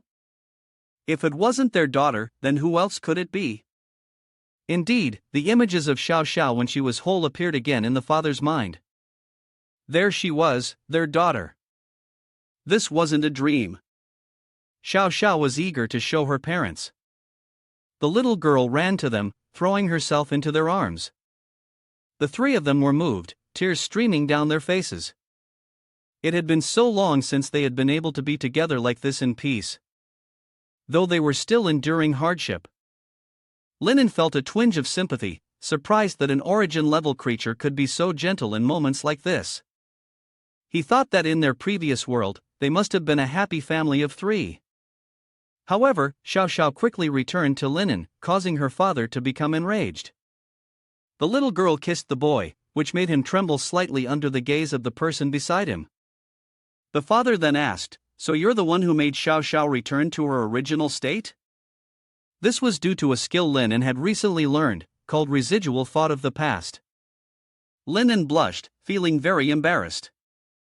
He had never expected Xiao Xiao to be so cute in the past. To be honest, he was a little stirred by it, and once she grew a little older, he could. Of course, that thought was quickly suppressed. Linen hurriedly clarified that he had merely been speaking casually, and the two of them should not take it seriously. The father repeatedly inquired if Xiao Xiao's current state could be maintained indefinitely. Linen confessed that it could only last for an hour, that was his limit. It's just that her appearance can't return to how it was, right? Correct, Linen confirmed. The father let out a small sigh. The past, the residual thought, reliving moments from the past. In the end, it was all just an illusion. After that, he turned back and requested assistance. Linen was a little surprised. Was he asking for his help? The father then expressed that if Linen could restore his daughter to her former self, would he be able to return to the way things were? Before he could finish his sentence, he was kicked away. The mother, however, thought of him as useless, unable to even beg for help with any resolve. Linen found this family somewhat amusing. The mother turned back with a sly smile. Her son-in-law was indeed a talented man. She started flattering him, though, in fact, there was a small request hidden within her compliments. Linen was confused. Just earlier, she had been irritated, so why was she calling him her son-in-law now? He felt smug, understanding that she likely wanted his help to use the residual thought of the past to recreate her former demeanor, right? Realizing her intentions had been exposed, the mother felt embarrassed. How could that be possible? She said. You're such a bother, son-in-law. Yet, secretly, she longed for it with tears in her eyes. Now, can we begin? She asked. It should be fine, right? Linen still had some doubts about its feasibility, but he asked for permission to start. She was asked to relax and let go of all the vigilance in her heart, otherwise, his abilities would not be able to manifest. The mother agreed, she was ready. The system continued to check the rejection level. Surprisingly, the residual thought from the past had no effect on this mother. Linen was confused. Why was the rejection level increasing day by day? Realizing he had been too tense, the mother reassured him that this time, she really, truly had relaxed, but it still wasn't enough. Linen began to advise her to wait until her mindset was fully adjusted before starting. He could tell that the preparation of her mind was so strong that she must still hold a lot of prejudice against him. Suddenly, she came up with a way. The mother claimed she had once been the most powerful witch in the Tai Dan clan. Hypnosis was her ultimate skill, and she could use it to erase her prejudice against him.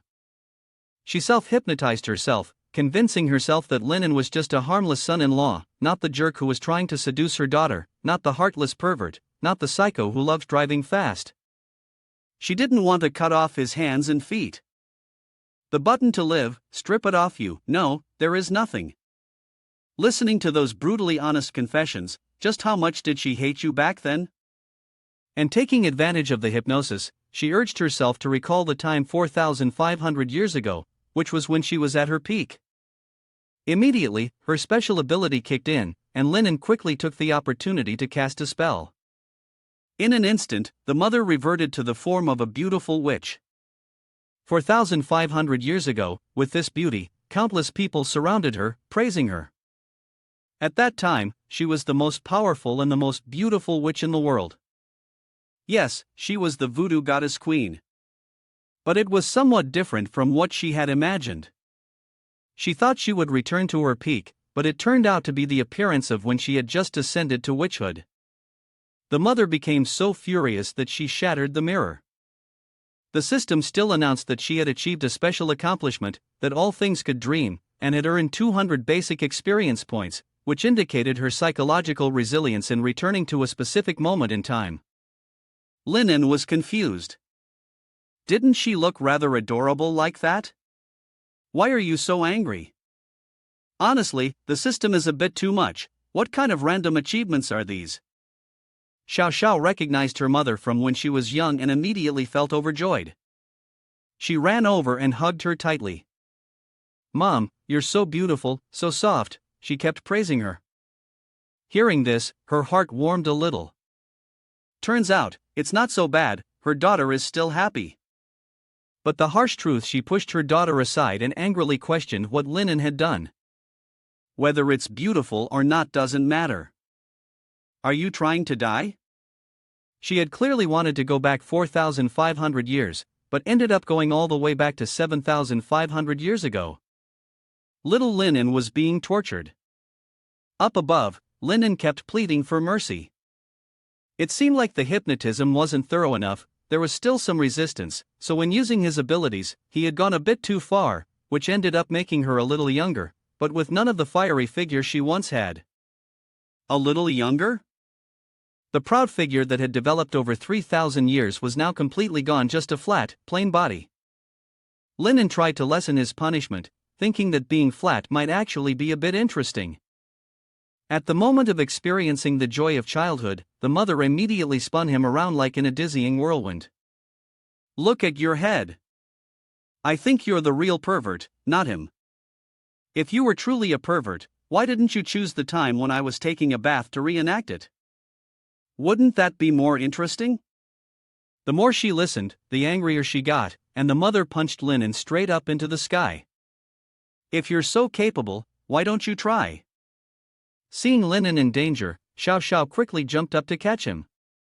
Luckily, the little girl landed safely. The husband, after being thrown far away, came back and provoked his wife.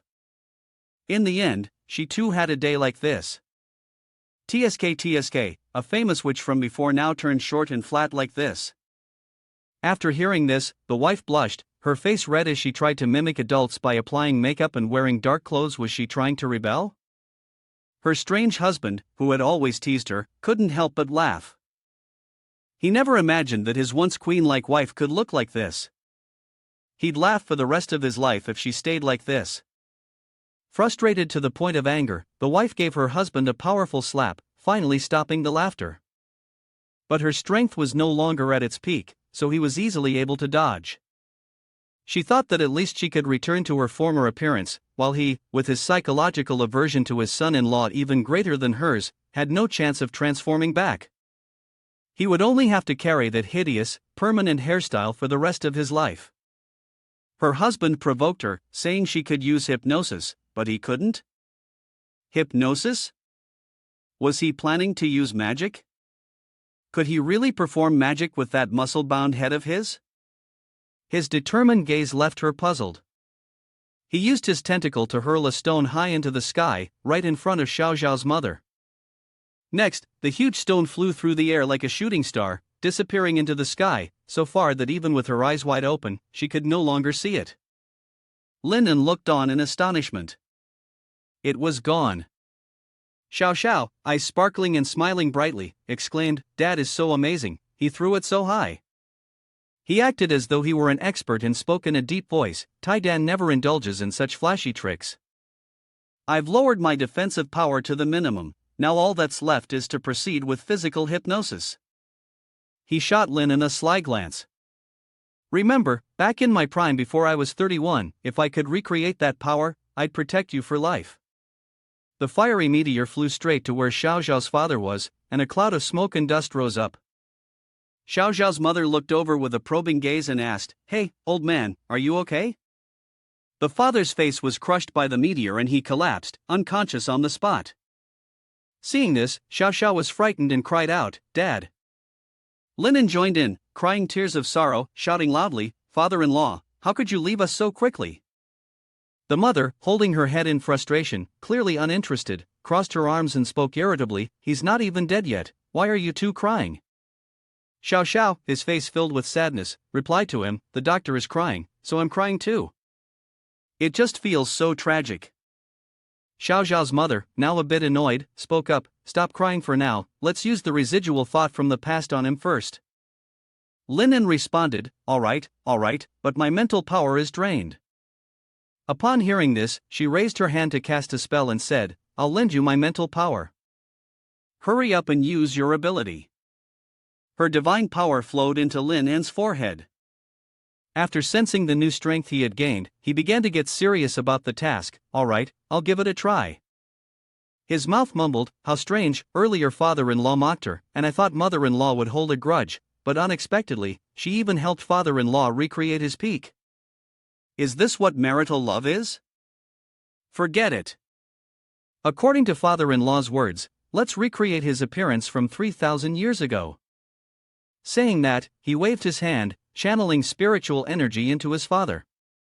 The information panel appeared, and upon checking, the target's resistance to you was at 120%, its resistance to you was at 200%, and its trust in you was at 20%. The recreation couldn't be completed, and another notification appeared, indicating that the target was currently in a deep coma state. The target's spiritual power rights were not opened, specifically towards you. The effects on various aspects were temporarily removed, allowing for influence. Xiao Xiao's mother suddenly became devious, speaking to Linen about the past. The incomprehensible reply came, but it had been 3,000 years, adding some zeros. She laughed maliciously. Linen stared at her, slowly starting to understand. He realized she had used the degree of malice, which was unlike the image of her mother from before, to shout loudly, adding some zeros. Didn't that mean there was nothing left? So, she was taking revenge here? That's too much already. Don't worry, Nan Shang, that person lives far beyond imagination. Even if we go back tens of thousands of years, it wouldn't matter. He glared at his father in disbelief, and she was really sure there was nothing going on. She didn't want to talk much and immediately fell silent, threatening him to raise the stakes. After hearing her threat, Linen fell into a state of fear, quickly directing his power toward the increasingly growing sphere. It had already reached 30,000 years ago. Could it stop here? How could it stop there? She, with her terrifying face, shouted loudly, adding another 5,000 years, doubling the super level. After increasing, Linen asked again, what about now? If she wanted it, she had to go all the way, continuing to add more. Another 2,000 years. The sphere grew even larger. Linen turned to ask for her opinion. After adding, should they stop here? Keep going. Adding another 5,000 years made the sphere around him nearly explode. Xiao Xiao watched and praised. So impressive, too big, too strong. When she felt it was enough, the mother was satisfied and said, all right. Linen, knowing he had no choice, could only mutter, it's already 53,050 years ago. She cried and pretended to show affection as a wife and husband, adding, but for the sake of our many thousands of years together, let's return to that moment just 1 minute ago. Linen, with no other choice, reluctantly agreed to her. The orb was on the brink of exploding, radiating light that filled the area. Suddenly, a bolt of lightning struck from the sky. The strange thunderclaps made the nearby monsters panic and scream. It was the sparkling eyes of Xiao Xiao that let out a ghostly cry. The figure of the man gradually took shape. I could feel it now. My strength was returning. 3,000 years ago, the peak moment was slowly being recreated. You protect the Great Hall, you tear apart the sky. I am the strongest Tai Dan. I am the Tai Dan giant god. His handsome and dignified appearance slowly emerged, and with a burst, he transformed into a loyal creature. Still unaware of the current situation, he swayed his body and checked where my hands were. Then, he looked up at the strange child, thinking, how did Xiao Xiao grow so much? Even that human brat has grown considerably. The father frowned in thought, and then he realized the truth, shouting in a panic, oh my god, oh my god. Oh my god, I've turned into a loyal fool now.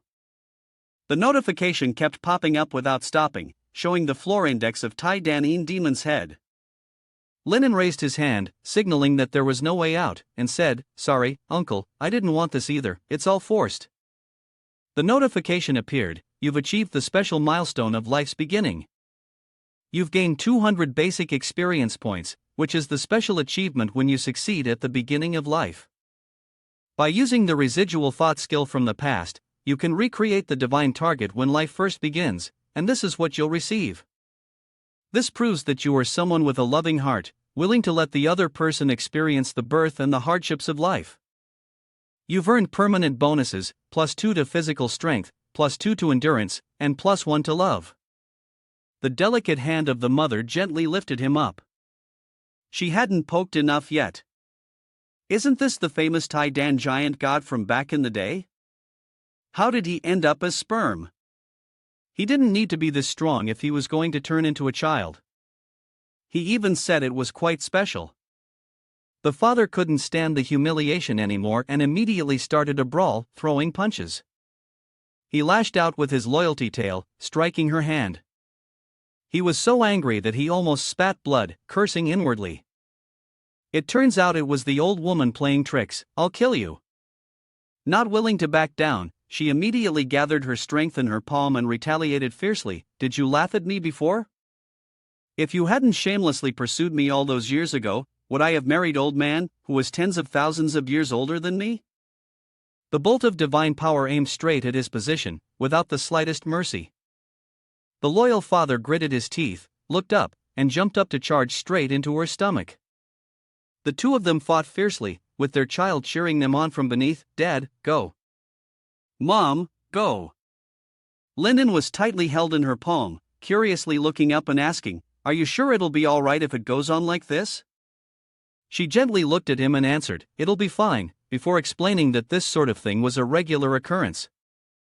Back then, Mom and Dad also used to fight like this, and once they fought so fiercely that the house even collapsed.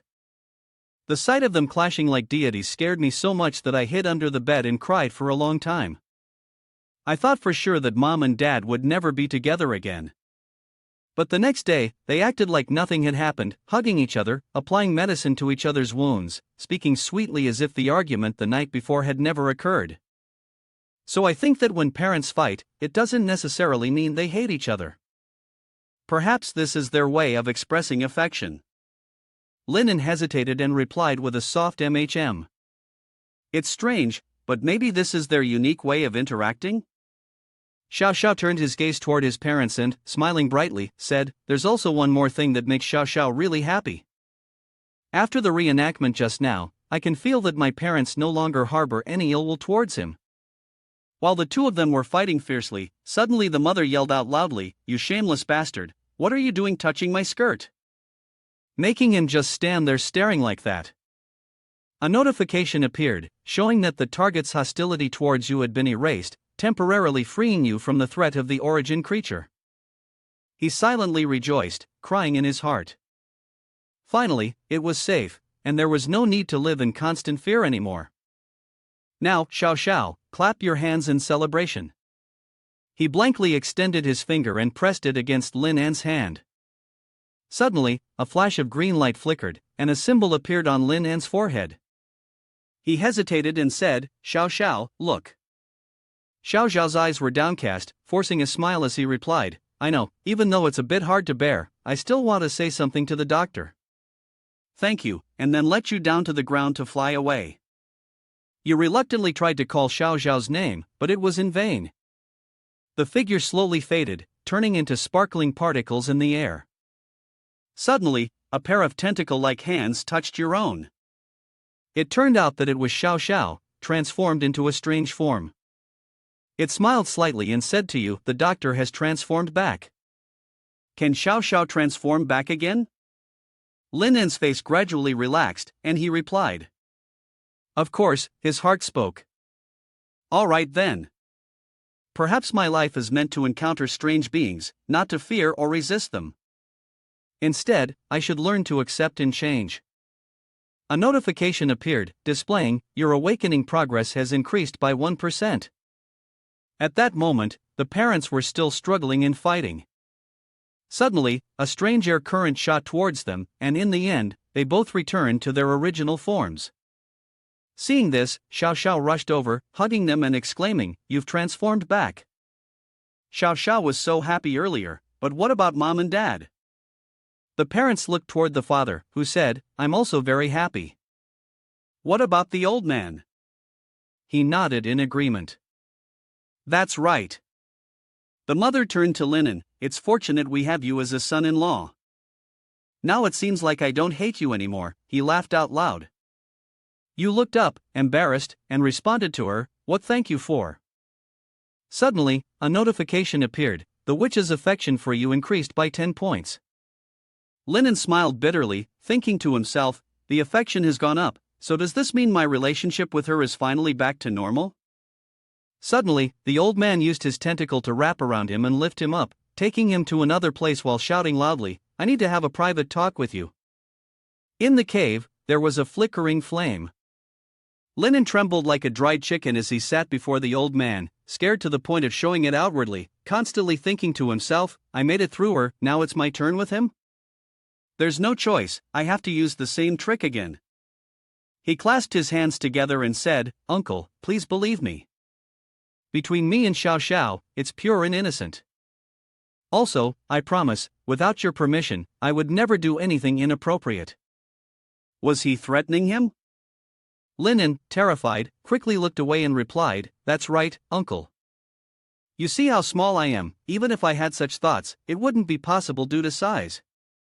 The old man was determined and stared at him, interrogating him relentlessly. Isn't that right? But didn't you also have the ability to change your body? If you use that, then size wouldn't be a problem, would it?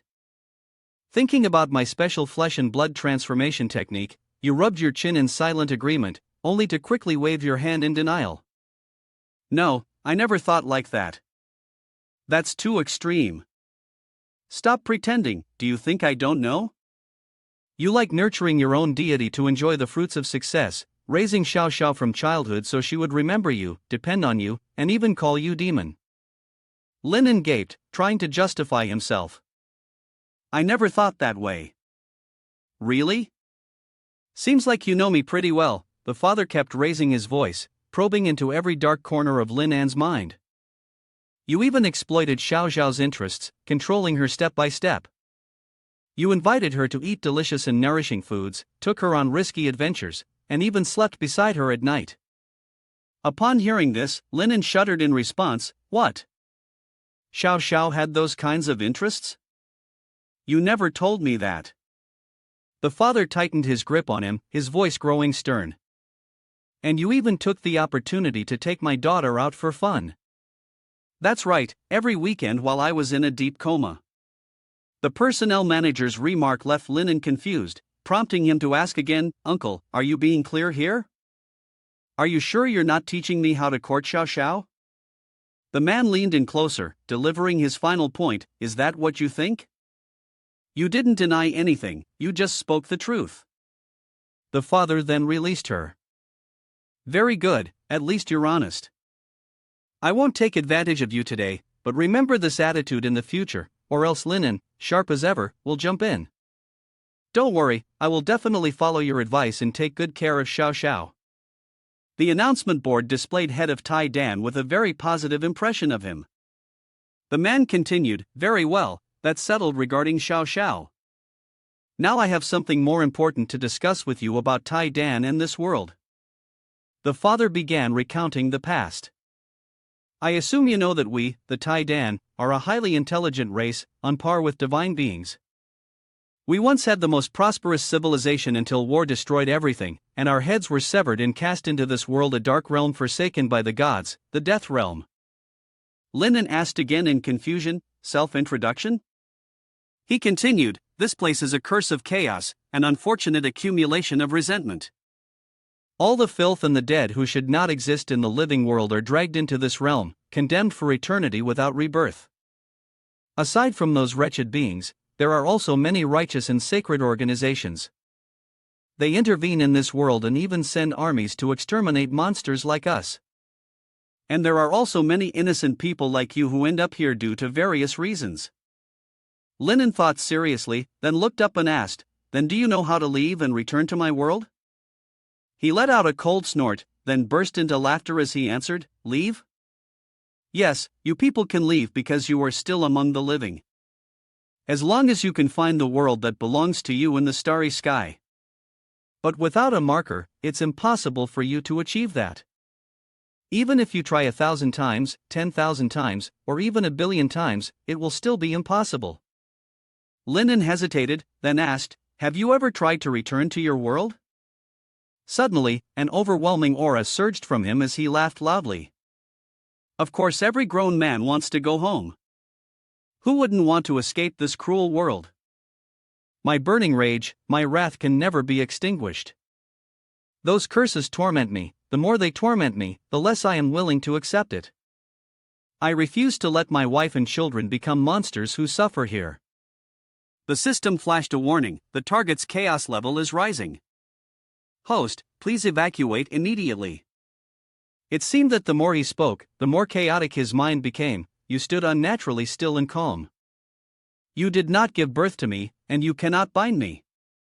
Lin An leapt to the left to dodge the falling fire meteor he unleashed. He lost control and shouted, one day I will trample this hell back and burn you all to ashes. Violet electric chains surged up from the ground. They shot straight upward, wrapped around his tentacle-like legs, and then yanked him down. In the end, he slammed violently into the earth. "Uncle, are you all right?" Linen asked anxiously, clasping his hands as he looked down into the pit whose walls were smeared with fresh blood. The man at the bottom raged, his eyes emitted red beams of light and were restrained by chains that glowed a vivid crimson. Manic laughter, paired with the threats he spat out, echoed across the night sky. "You cannot overpower me. If you leave me to die, do not think you will live either." He watched the chains tightening around the tentaclia as it writhed, trying to break free, and whispered. Could those chains be the binding curse he had mentioned? A strange phrase rang out, triggering a flesh and blood anomaly. It sounded like the name of a technique. After the words, 4 enormous jointed legs burst forth from him. He leapt, clinging to the city wall and descending downward on the 4 newly grown limbs. The system in Linen's head blared continuously, warning, warning, do not approach. Do not make contact. He ignored the noise in his head, held fast to the rim of the pit and lowered himself slowly, murmuring, if this new curse is what torments Xiao Zhao's entire family, perhaps I can purge it. Standing beside the monster, he reached out toward him. The system announced the activation of a timed curse purging ability. A magical circle formed around his hand and then engulfed Xiao Zhao's father's head, making him roar in pain. The system notification reappeared, stating that the curse removal ability with a time limit was still in effect. The curse was reduced by 98%, Lei Yuan by 96%, Lei Yuan by 94%. The progress of the curse removal was still being carried out slowly. Suddenly, loud warning sounds echoed, signaling that the target level was too high, and the curse removal ability had greatly decreased. The target's curse could not be removed, and the curse removal limit was 15%. Would you like to continue activation? His hands were still raised, and as he looked at the demonic face that had appeared on the man's body, he couldn't bring himself to step back. Clenching his teeth, he raised the energy within his body, causing it to emit a blinding golden light. The system's notifications continued to pop up. The energy movement for the time-limited curse removal was successful. The target's curse was reduced to 92%. The target's curse was reduced to 88%. The target's curse was reduced to 85%. Finally, the host's mental energy was completely exhausted. The ghosts were sucked into the energy bridge, their expressions resembling those of souls screaming in terror. A loud explosion echoed through the sky, and columns of golden light shot up from the canyon, illuminating the silent night sky. On the opposite side of the mountain, Xiao Zhao's mother gazed at the light shooting into the sky, her teeth clenched as she murmured, "This is bad." Xiao Xiao, standing behind her with a confused expression, asked, "Mom, did Dad have another outburst?" She didn't answer the question but instead urged, "Xiao Xiao, come on." Then the two of them controlled their tentaclia, spinning and flying toward the source of the golden light. Her face was filled with worry, her eyes rolling back, her mouth tightly clenched as she whispered, "It's bad enough that he's having an outburst on his own, but what's worse is that there's someone else nearby." Xiao Xiao, who had been running behind, suddenly stopped, her big eyes widened as she murmured softly, "Doctor." Then she shot forward, crying as she spoke, "Don't die." The two of them rushed forward at full speed and were stunned by the scene in front of them. She gasped in shock. On the other side, the old man, like Xiao Zhao's mother, was also shouting for a doctor. When the dust settled and the scene became clear, she was puzzled. That's strange. The curse's power here seems to have weakened. How is that possible? It's a curse that can be suppressed. The one being bound by those chains is Xiao Zhao's father. He screamed loudly. Here, over here. The figures of the two people gradually became visible. Xiao Zhao's father lay there, his eyes tightly closed, but he still seemed to be in relatively good condition. Linen lay close by, his face deathly pale as if drained of all blood, his body stiffened and motionless. The mouth in the palm of his hand emitted growls, cursing miserably. "Did you really think relying on you would rid me of the origin level curse?" After cursing, he began to gloat. In the end, it was still this great left hand of mine that helped you.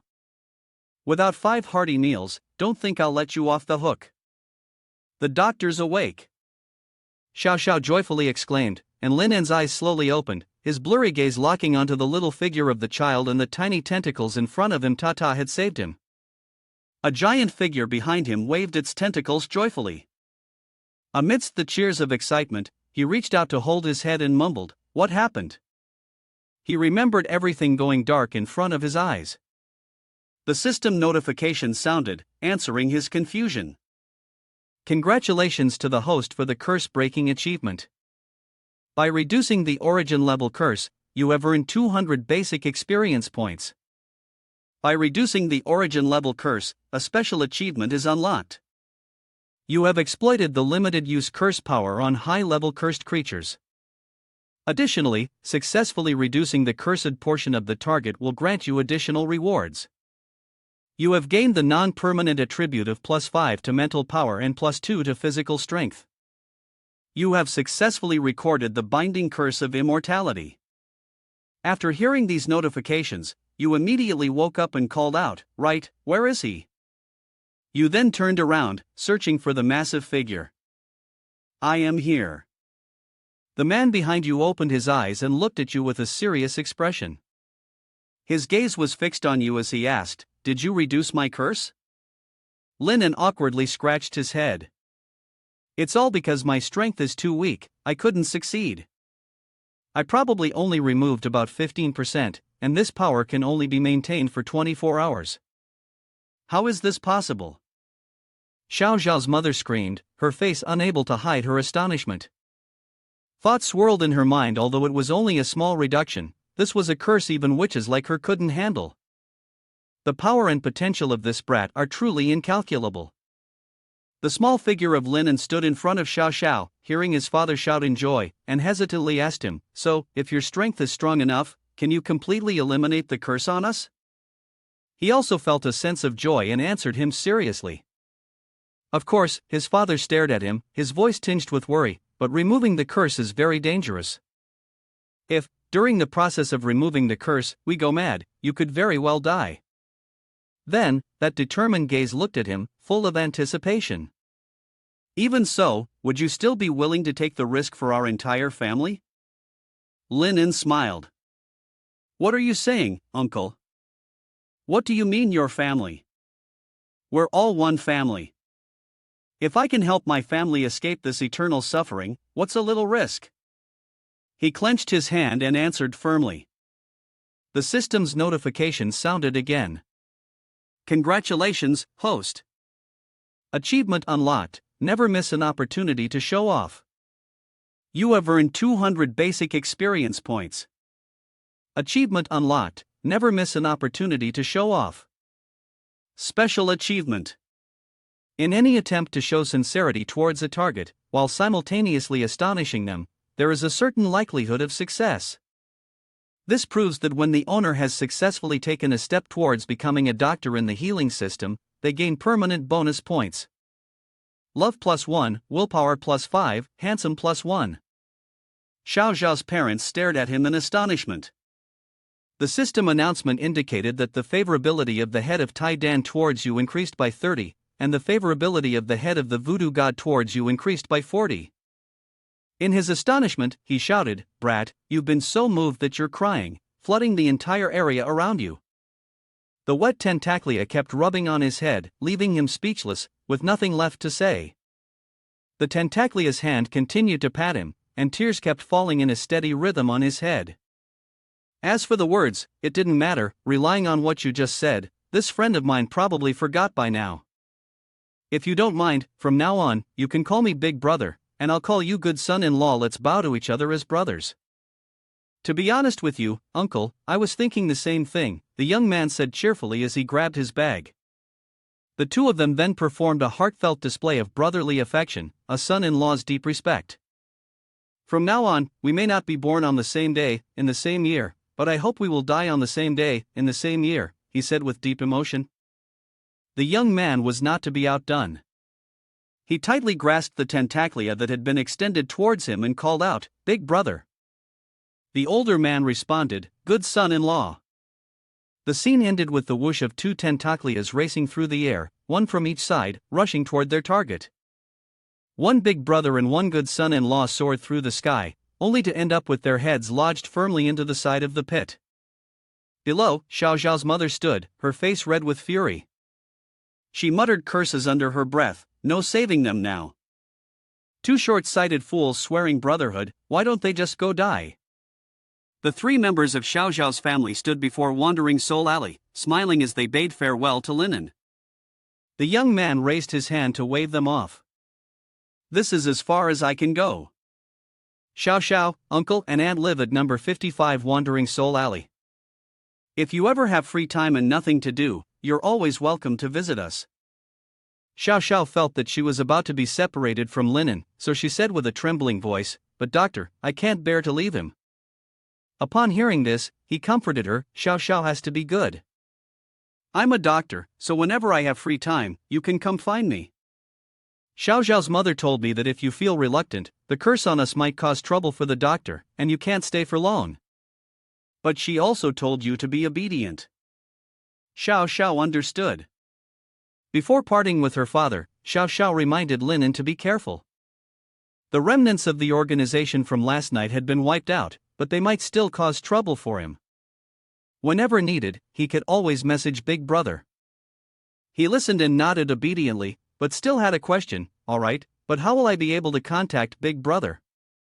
Xiao Xiao quickly replied, "Our whole family doesn't know how to read, both my father and mother were stunned.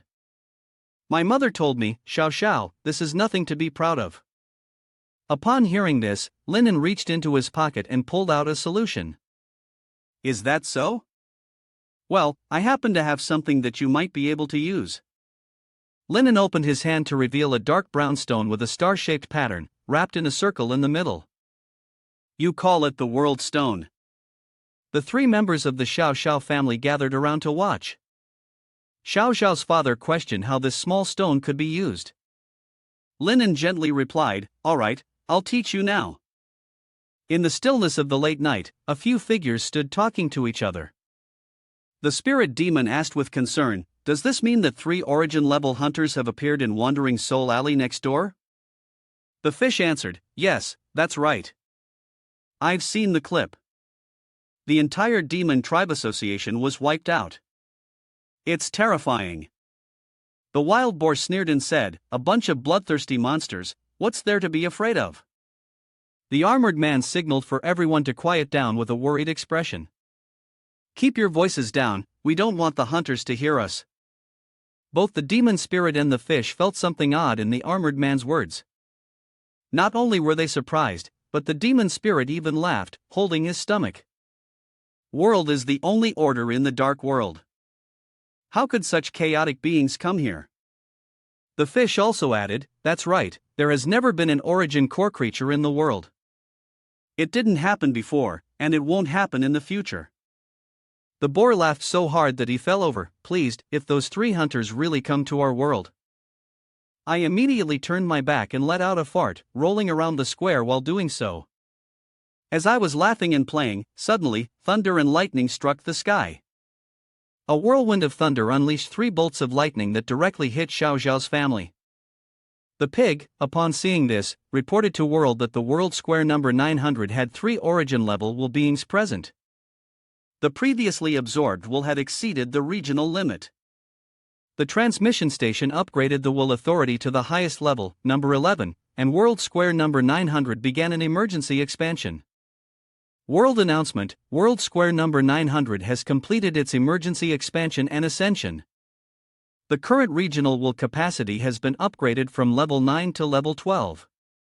A giant vortex in the sky opened up an eye, and Lin Mo, sitting on top of Xiao Zhao's head along with their family, looked up at the sky. The mummy, with its mouth agape in astonishment, shouted loudly, while the horned figure stammered in disbelief. "What? What is this? What am I seeing? Are those the 3 origin-level hunters?" The person named Zhou also widened his eyes in shock. "How is this possible? We were just discussing this earlier, and they really showed up." The grayish-white elf tribe member was so terrified that he started sweating and running around in panic. Only 4 people, Linen and the Xiao Xiao family, stood dumbfounded, watching them still shouting and looking terrifying, unable to bear it mentally. Do you understand?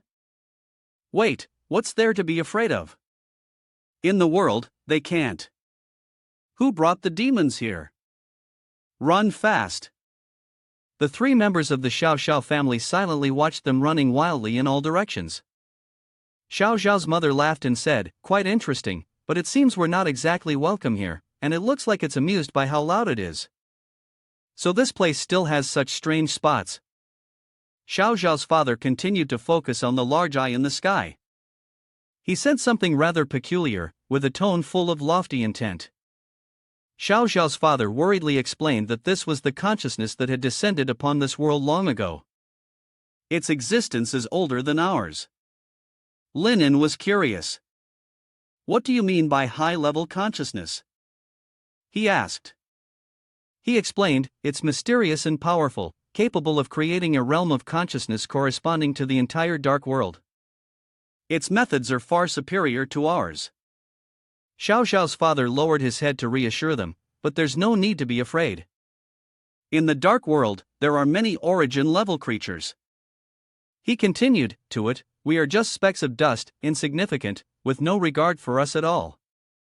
Linen, upon hearing what he said, thought to himself, the existence that even an origin-level creature considers as mere dust.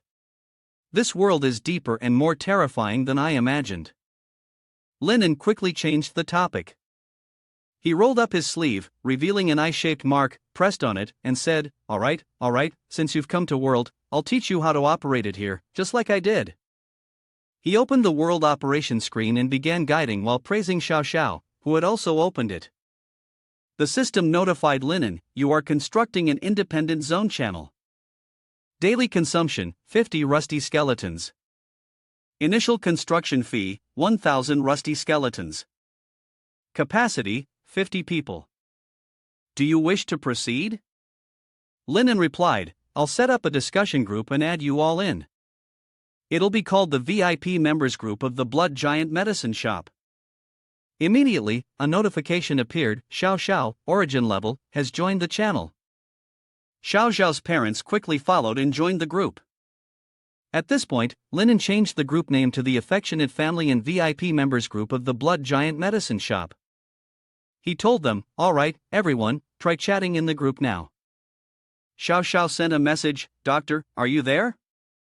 Linen quickly praised it. Very good, very good. Xiao Xiao has already learned how to chat so quickly? Truly gifted. Xiao Xiao's father sent a message asking why it was a VIP member group. His mother guessed. Because Xiao Xiao is the first VIP guest at your place, so you gave it such a name, right? A notification appeared in the chat group, and the member head of the voodoo god was changing their name.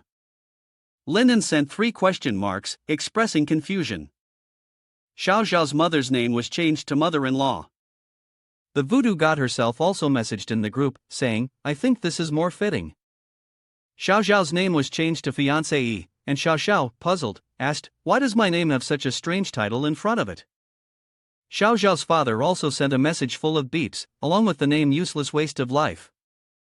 Linen, bored and not wanting to talk, sighed. Just because of the group name, the voodoo god couple exchanged glances, with sparks flying in their eyes. Linen, feeling frustrated, said, it seems this group will definitely be a lot of fun in the future.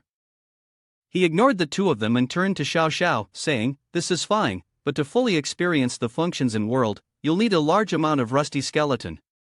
Additionally, every time they enter the world, they must consume world stones. Linen heard this and nervously asked, what should Xiao Xiao do if they don't have these things? He waved his hand happily and said, this is simple, just find someone with friendly intentions on the road and ask them, they will give it to you. Xiao Xiao still worriedly asked, will they really give it to me? Linen gave a thumbs up and assured that they definitely would. Only then did Xiao Xiao relax, showing a grin. Got it, thank you, doctor. After that, Xiao Zhao's family also left, and the sky grew pitch black. Blood Prison returned with a female puppet wearing a black dress. The puppet crossed her arms and asked, "Are you sure those 3 hunters are gone?" Blood Prison replied, "Of course, they left shortly after my disciple returned. They've been gone for hours." The female puppet secretly smiled lightly and thought to herself, "Very good, now I can approach that little disciple. I'll leave a good impression first, and then gradually introduce him to my daughters." Excitedly, she said, "Let's go, let's meet your disciple." But she was stopped by Blood Prison. "Wait, my disciple is someone who is always serious about his work." Without greeting, he went straight to action. The annoying female puppet complained, "It can't be. You are the master, and yet you're afraid of your disciple acting?" Blood Prison replied, "I'm not afraid of it, I'm afraid of actually injuring it." He thought to himself, things are different now. After all, that brat is already familiar with origin-level creatures, I can't provoke him anymore. Blood Prison then flicked his foot and soared into the sky. In an instant, he arrived at Lin En's room. He knocked on the door. As he knocked, Blood Prison called out, "Disciple, I'm back. Open the door quickly." Lin En suddenly woke up at the sound of the call. Surprised, he said, "That's your voice, master. But it reminds me of last time when I was tricked, so now I'm holding a gun in one hand and a knife in the other to be on guard." Lin En thought suspiciously, "Wait, something's wrong, he's trying to trick me again."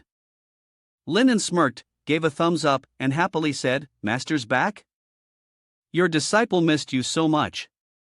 Looking at his disciple, Master's wife assessed him, noting that the brat was not bad. By her side, Blood Prison beamed with pride. "Did you hear that? My disciple said he missed me.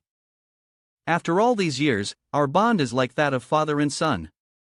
Then, he called out with deep affection, "Disciple, your master has returned." But no sooner had the words left his mouth than a wooden stake shot straight into his body. Both Blood Prison and Master's wife were caught off guard, frozen in place, unable to react. Lin En, irritated, said, "Again? A few days ago, one of your kind tricked me, only to be eaten by Xiao Xiao, and now, someone is impersonating my master. Do you guys have any new tricks up your sleeves?" Despite the immense pain, Blood Prison gritted his teeth and tried to explain. "No, I really am." Before he could finish, Lin En swung a rope around his neck, distrustfully saying, "Still pretending? Do you think I won't kill you?" He was choking, gasping for breath, his words coming out in short bursts. "Ah, really?"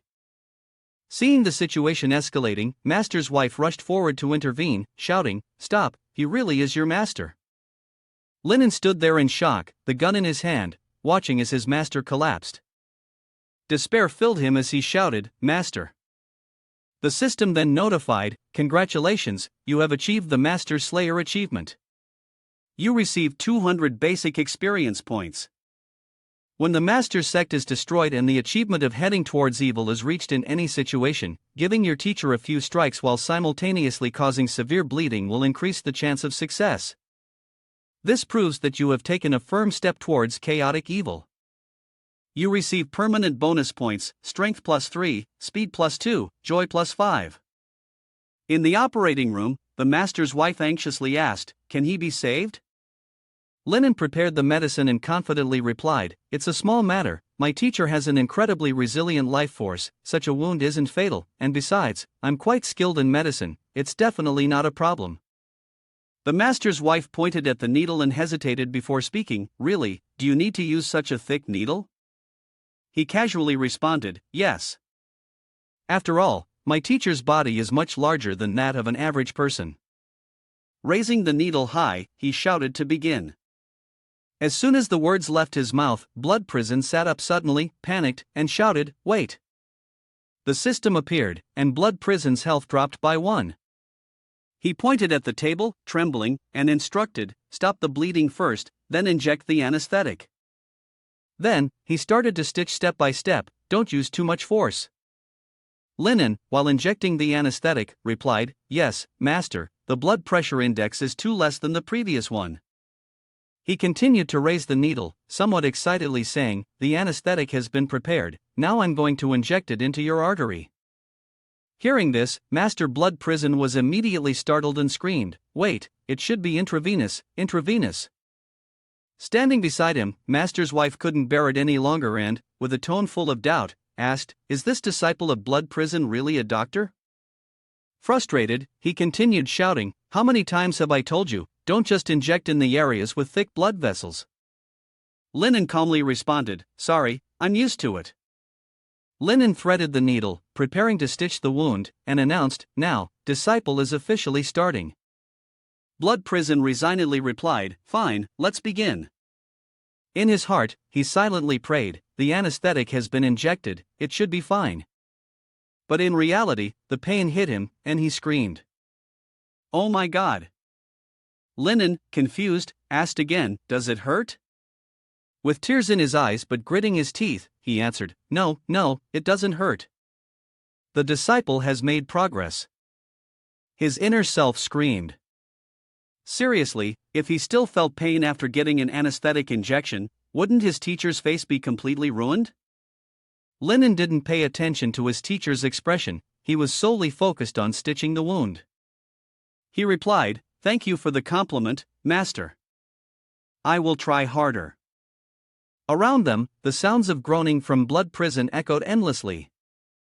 Linen's stitching skills steadily improved, while Blood Prison was in excruciating pain, repeatedly screaming inside, it hurts like hell." "Didn't they give me anesthesia? Does this brat have some kind of passive skill that makes everything hurt even more?" He clutched his head, gritting his teeth to calm himself. "No, I can't be weak. It's just a small surgery, I can definitely get through this." Finally, it was done. Lin Mo looked at his work and proudly said, "The surgery is complete. Master, take a look at my needlework." It was only then that he was startled to see his teacher motionless, and he hurriedly called out, "Master, are you calling out to me?"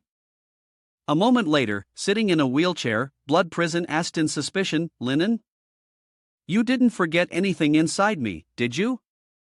The boy mischievously responded, "Don't worry about this, Master, your disciple has already corrected this habit." He reassured himself, but still took out the metal detector to check.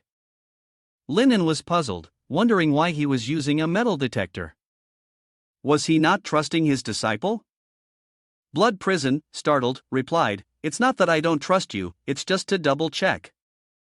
He also complimented him, "Well done, although you stabbed me a few times, your reaction back then was correct. It truly showed the same composure I had back in the day, very impressive." Feeling recognized, the disciple beamed with pride. The teachings of Master were always etched in his heart, and next time, he would make sure his strike was even faster and stronger. The two embraced each other. The elder praised his disciple, and the disciple happily exclaimed, "Master, if Master's wife sees this, she'll be speechless." She secretly thought to herself, "This disciple has been nurtured into the second Blood Prison. If I were to truly introduce him to my daughter."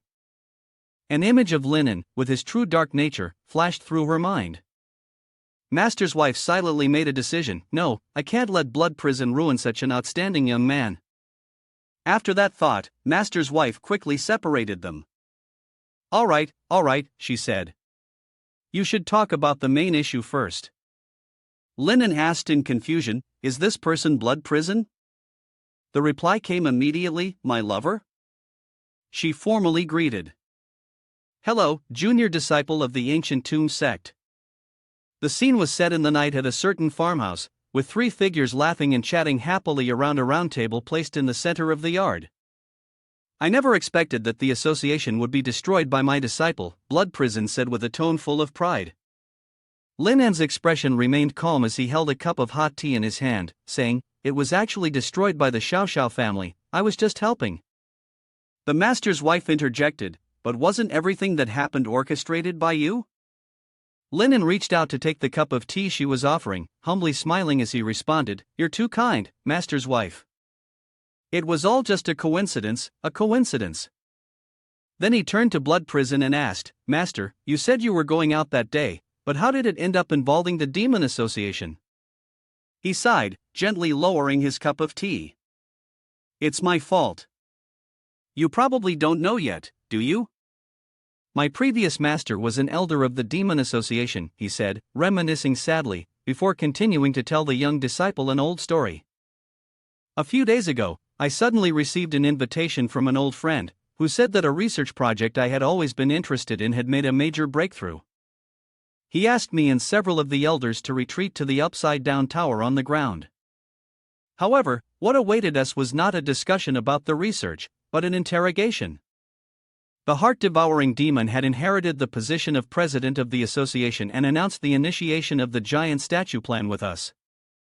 The giant statue plan, 3,000 years ago, we discovered a large number of fragments of a giant statue, the origins of which were unknown, possibly from some ancient civilization.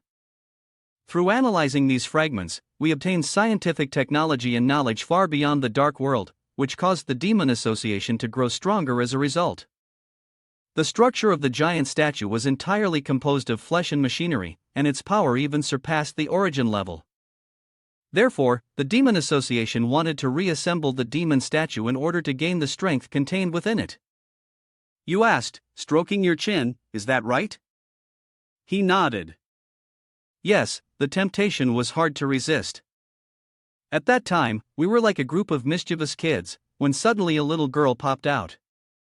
Can you understand that? He scratched his head, feeling a bit embarrassed. Lennon glanced at him vaguely before answering.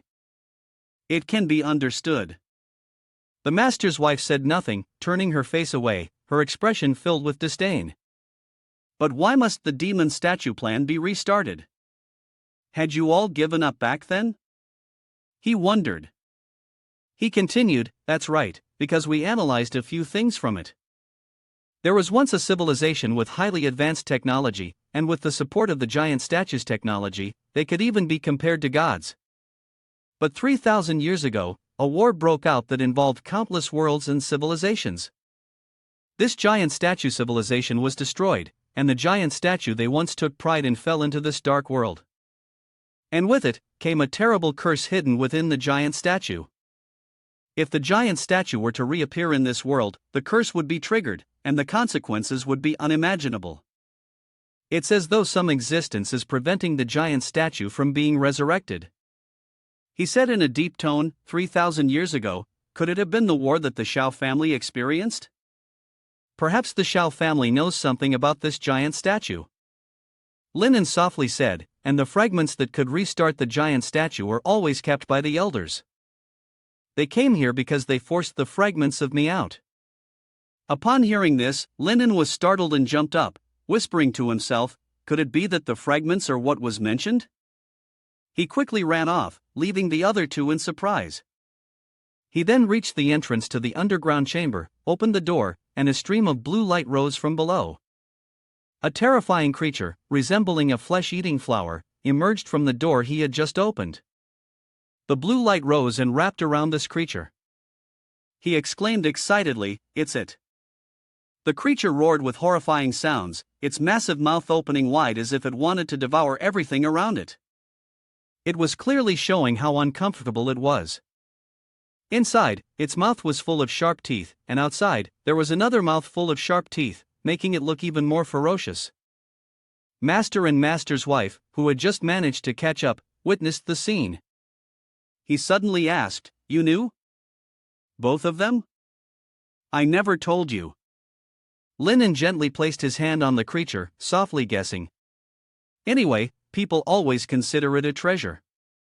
Suddenly, a deep voice came from the creature, accompanied by an unpleasant screech. I was sleeping, why did you wake me up? After that, the system's notification sound echoed. The favorability of little darling towards you is -1.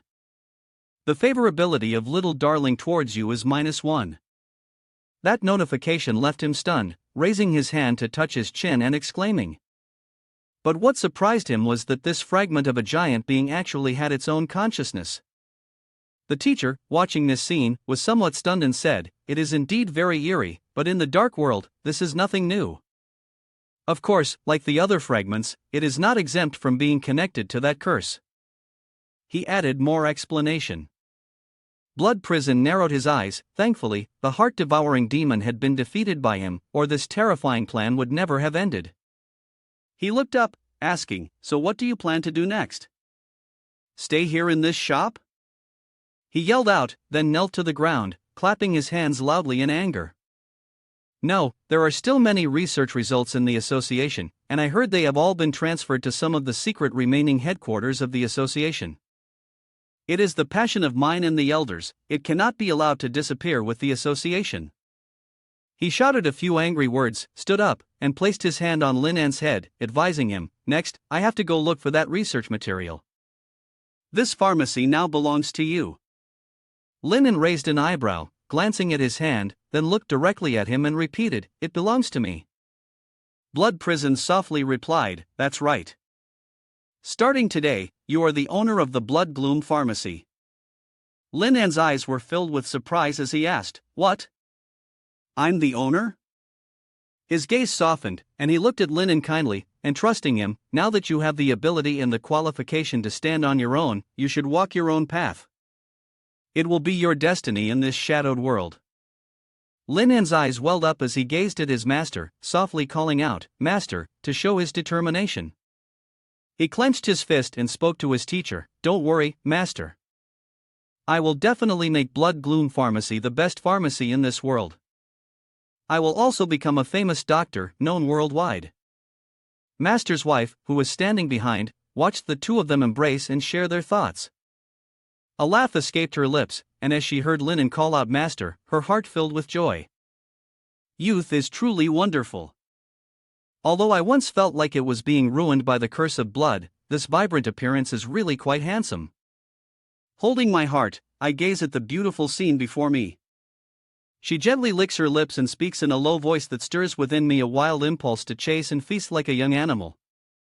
The master's wife shakes her head, dismissing the thoughts in her mind.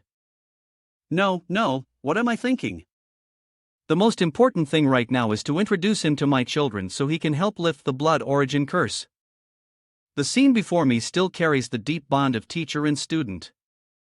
While she begins to formulate a plan, speaking openly in front of Blood Curse, he would surely refuse. After all, lifting the curse would come at a great cost. The master's wife lowers her gaze. In that case, she'll have to resort to some special tactics. She thinks silently as she looks through the window. Lin An is stretching, accompanied by the snoring of his master from the next room.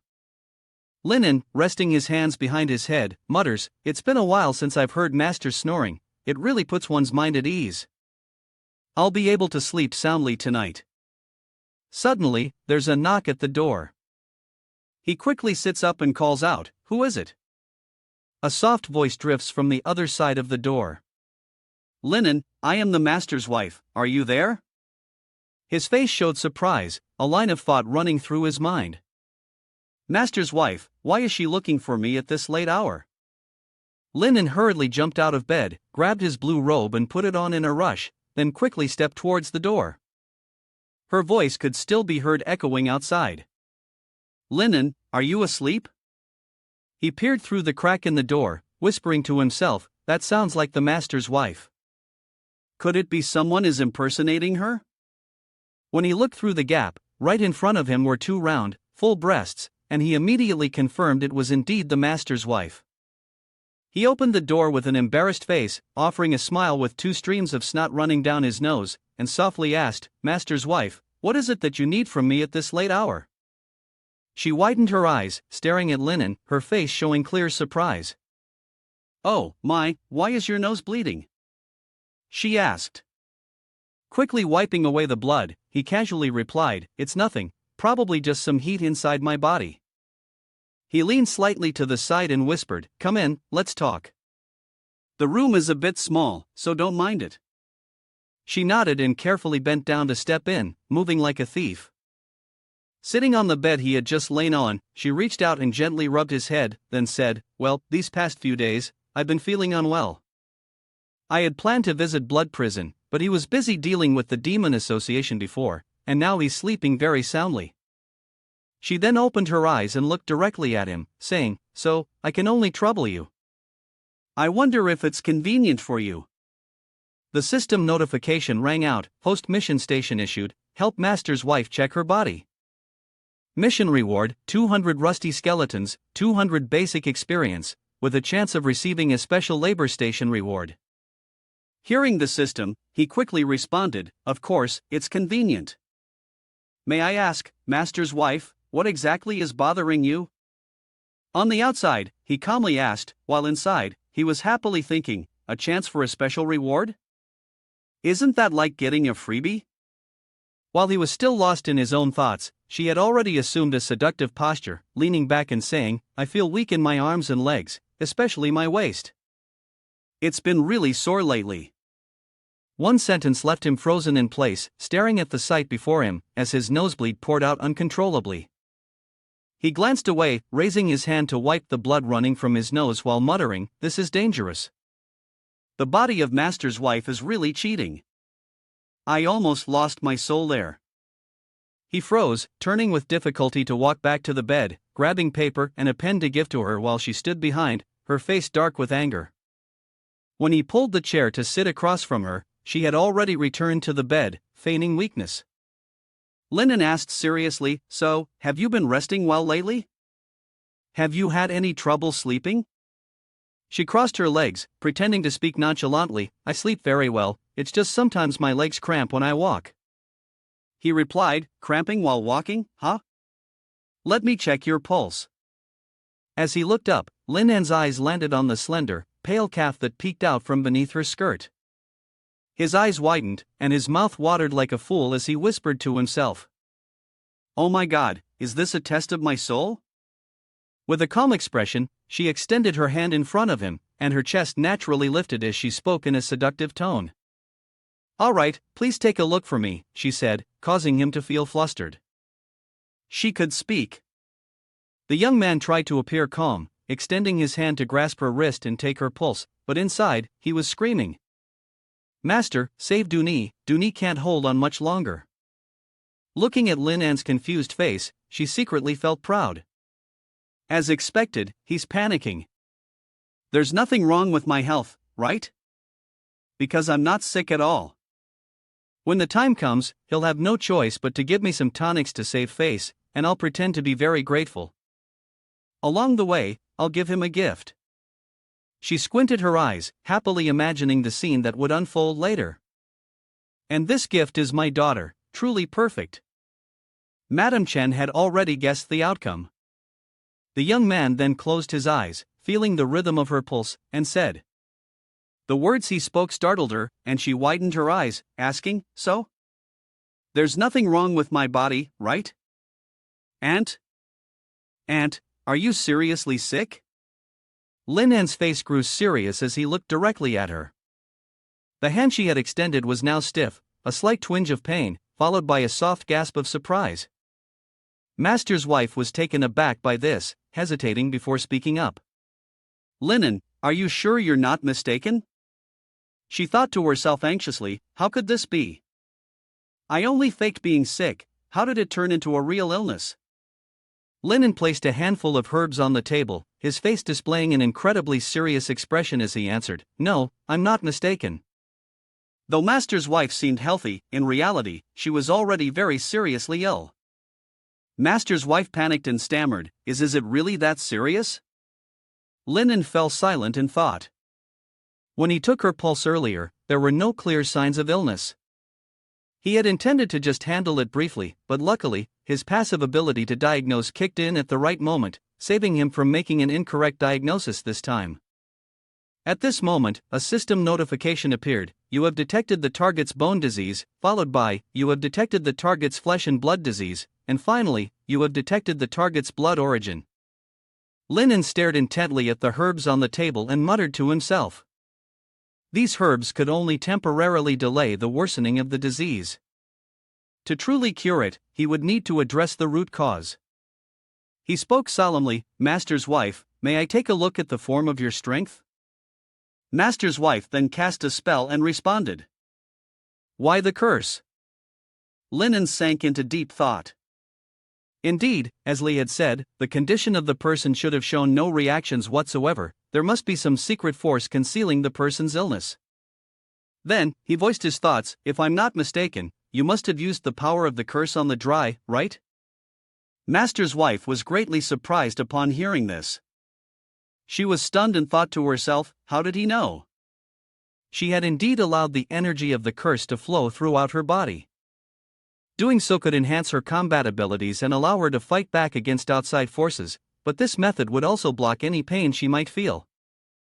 If she were truly ill, she would not have been able to detect it. After a moment of reflection, Master's wife calmly focused the magic energy flowing through her body. She pondered, what if I direct the curse's energy to my heart? Suddenly, Master's wife felt an excruciating pain. She coughed a few times and then collapsed to the floor. Linen rushed over in alarm and asked, Master's wife, are you all right? Master's wife looked at her decaying hands and cried out, what's happening? My hands. Linen calmly explained the bones and flesh of the human body, appearing as if they were transitioning into a state of wood and fibers. If the guess was not wrong, this was a curse. The master's wife looked at her hand, which was continuing to transform, and murmured the curse. At that moment, the system once again displayed a message indicating that Madame's SAN index had become 80. She cried out in pain, each sob sounding like it was tearing her apart. This couldn't be. The blood origin curse had clearly been lifted. No, I can't, I absolutely cannot. The master's wife recalled the appearance of her body, completely made of wood, which looked terribly ugly. In despair, she screamed, I absolutely don't want to return to my original form. She knelt down, grabbing the hem of Linen's robe, begging him.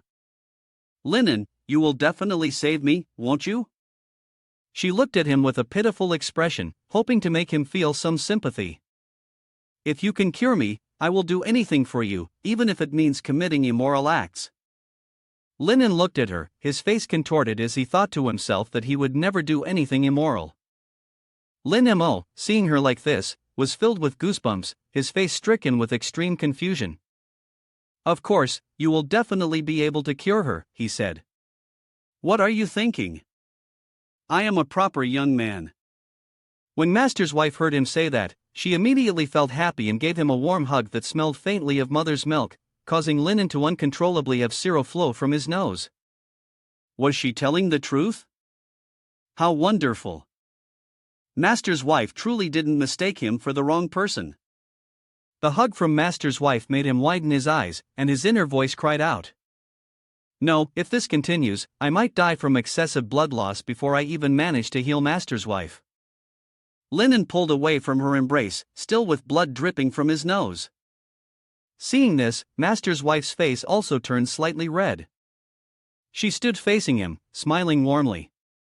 Linen, with a dazed expression, wiped away the syrup from his nose, coughed lightly, and said, Master's wife, earlier you mentioned breaking a curse. Could you tell me how to do that? Upon hearing the question, she suddenly froze, her face flushing as she asked him, Do you really want to know? He looked at her, embarrassed as she hesitated, and replied firmly, Yes, I must know. Master's wife then explained that it involved finding a creature with intense feelings for him first and cultivating a bond with him. The image of her beside a muscular wooden puppet appeared in his mind. The master's wife gazed at Linen with a tender look, her eyes immersed in desire, her mouth slightly open as drool dripped out, and she spoke. Then, on a particularly dark night, emotions erupted, a flash of light surged through him, and the scene of the master's wife clinging to the rotating rocket appeared, causing him to suddenly fall into a daze. Linen helplessly looked at her, his heart racing in all directions, murmuring, causing her to lift him up into the sky. The master's wife returned to her usual expression, emphasizing the importance of the matter. The way to lift the curse must be through ascension, reaching the highest point for the best effect. It seemed the curse hadn't been fully eradicated due to insufficient height. Hearing this, Linen asked with some concern, So, do you want to try finding a master again? She smiled helplessly and replied, When I was still a puppet, unaware of beauty or ugliness, I was drawn to your master. Now, looking at his face, I've lost interest. The master's wife's expression shifted, her face cold with a hint of contempt in her eyes as she said, Moreover, the important thing is, he has some issues. Hearing this, Linen anxiously asked, Issues? She turned her eyes away, appearing somewhat embarrassed, before replying. You men are the most afraid of that issue. Your face suddenly changed, and with it, a look of astonishment. That astonishment led you to drift into your own thoughts, imagining images of mushrooms that couldn't rise up. That's right, my teacher, the strong and invincible man, couldn't rise up either. Linen raised his hand to pinch the space between his eyebrows, helplessly saying, I roughly understand now. If the path with you doesn't work, perhaps we could try another approach. Upon hearing him, Master's wife regarded him as a pervert with a thoroughly despicable expression on his face, then spoke in a tone as if she didn't understand. Another approach? You mean to drive someone away? Linen answered nonchalantly, No, didn't you say that the key is emotional outburst? It doesn't always have to be a happy one, right? He pointed at her and said, Maybe we could try another kind of feeling. Master's wife, confused, asked, Another kind of feeling? Linen replied seriously, Yes, like sorrow or pain, something like that. Upon hearing this, she revealed an expression of helplessness mixed with a lingering sadness. It's not that it's impossible, my true self is just a puppet. Feelings are very difficult to trigger, unless extreme measures are used to make our emotions reach a breaking point. After Master's wife finished speaking, her face darkened as she recalled the methods she had used, such as using a chainsaw on herself, locking herself in a cage, or even engaging in other forms of torment that caused her pain and humiliation. She described, for instance, using electricity to saw off her limbs, stripping off all her clothes, locking herself in an animal cage, and using tools to torture herself, making herself endure shame and degradation. Master's wife looked up, seeming embarrassed. Want to try? She asked. Upon hearing her, he felt a twisted sense of reluctance and refused. No need, I think we can try another way. Master's wife suddenly stared at him and asked, All right, how would you like to try? Linen grabbed her hand and pulled her along. This place isn't suitable, follow me. A strange, eerie cry echoed, followed by an oppressive atmosphere that filled the space. The door in the room had a sign that read operating room, and a white cloth soaked in red blood fluttered in the air, enhancing the sense of strangeness. Master's wife's hands and feet were secured by chains on the table. Linen shone the light onto her, causing her to feel terrified, stammering as she asked. Linen, you. What do you want to do? Let me go, quickly. He looked at his master's wife, who was dazzled on the table, and reassured her. Master's wife, please bear with it for a bit, it will be over soon. She misunderstood Linan's intentions and shyly responded. I actually prefer it to be a bit slower. Master's wife thought to herself that Huitisi's disciple was indeed perverted, enjoying such play with impure thoughts, which made her face turn red. The corners of her mouth curled slightly as she whispered to herself. But it was quite new, and interesting, in a way she was looking forward to it. He picked up a triangular flask containing pink liquid, emitting a hazy pink mist. Seeing him holding the flask, she couldn't help but wonder. What is this? And replied, It's the aphrodisiac perfume, of course. Upon hearing this, Master's wife responded with a slightly coquettish tone. Disgusting. Are you trying to drug me? What are you planning to do? Her inner thoughts rose, causing her face to flush even more. Indeed, this brat really knew how to tease, and was becoming more and more likable. Looking at Master's wife lying on the table with her eyes closed, Linen comforted her. Don't be afraid, actually, this is also to break the curse on you. He raised his hand to scratch his head and said, If Master's wife feels like she can't bear it anymore, she can choose to give up.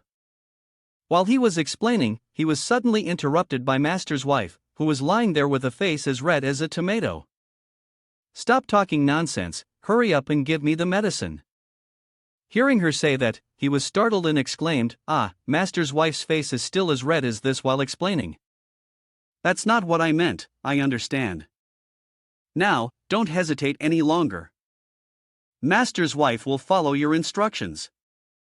Upon hearing her urging, he responded, Master's wife, please bear with it a little longer, and then he handed her the medicine to drink. After she took the medicine, Linen kindly asked, How do you feel? Is it working yet? She lay there, her breath becoming more hurried as she answered, it seems like I can feel something now. This medicine is really powerful. After saying that, the medicine began to take effect more, causing Master's wife's body to feel uncomfortable. I can't hold it in, it's getting more intense. Master's wife's breathing grew more rapid as the medicine spread through her body. She urged Linen, don't just stand there and watch. Hurry, come quickly. No sooner had she finished speaking than he dashed outside and slammed the door shut, leaving her staring in astonishment. Linen went out, nailed sturdy wooden planks across the door, and told her, Master's wife, from now on you'll have to rely on yourself, hold on and get through it. Hearing him say that, she lay frozen on the table and gave a startled cry. She pounded loudly on the door from inside and called out, Linen, you bastard, get in here quickly, don't leave me locked in here.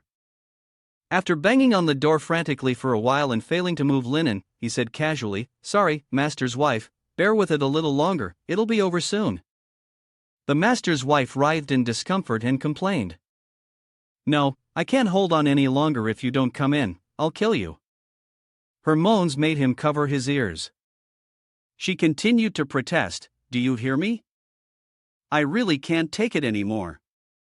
Linen pleaded, Master's wife, please stop talking, I absolutely won't come in. The system announced that the Master's wife's affection for him had dropped sharply while her fear level had risen. I'm sorry, I can't provide a translation for that request. Let me know if you'd like help with something else. Madame Jeannin, don't worry, I'll check on you right away. Listening through the stethoscope, Lin Mo identified and judged that the heartbeat was very fast, likely a response due to hormonal stimulation. He checked the pulse and concluded that both the bones and muscles had appeared, with the reversal at an equivalent level, and Lei Yuan showed signs of decreasing. The Master's wife shot him a glare, while Linen continued to report on her condition. That's great, Master's wife, your condition is improving. If you receive a few more treatments, the Lei Yuan in your body may be completely eradicated. Madam didn't seem to care, only focused on scolding Linen in a faint voice, You're a demon.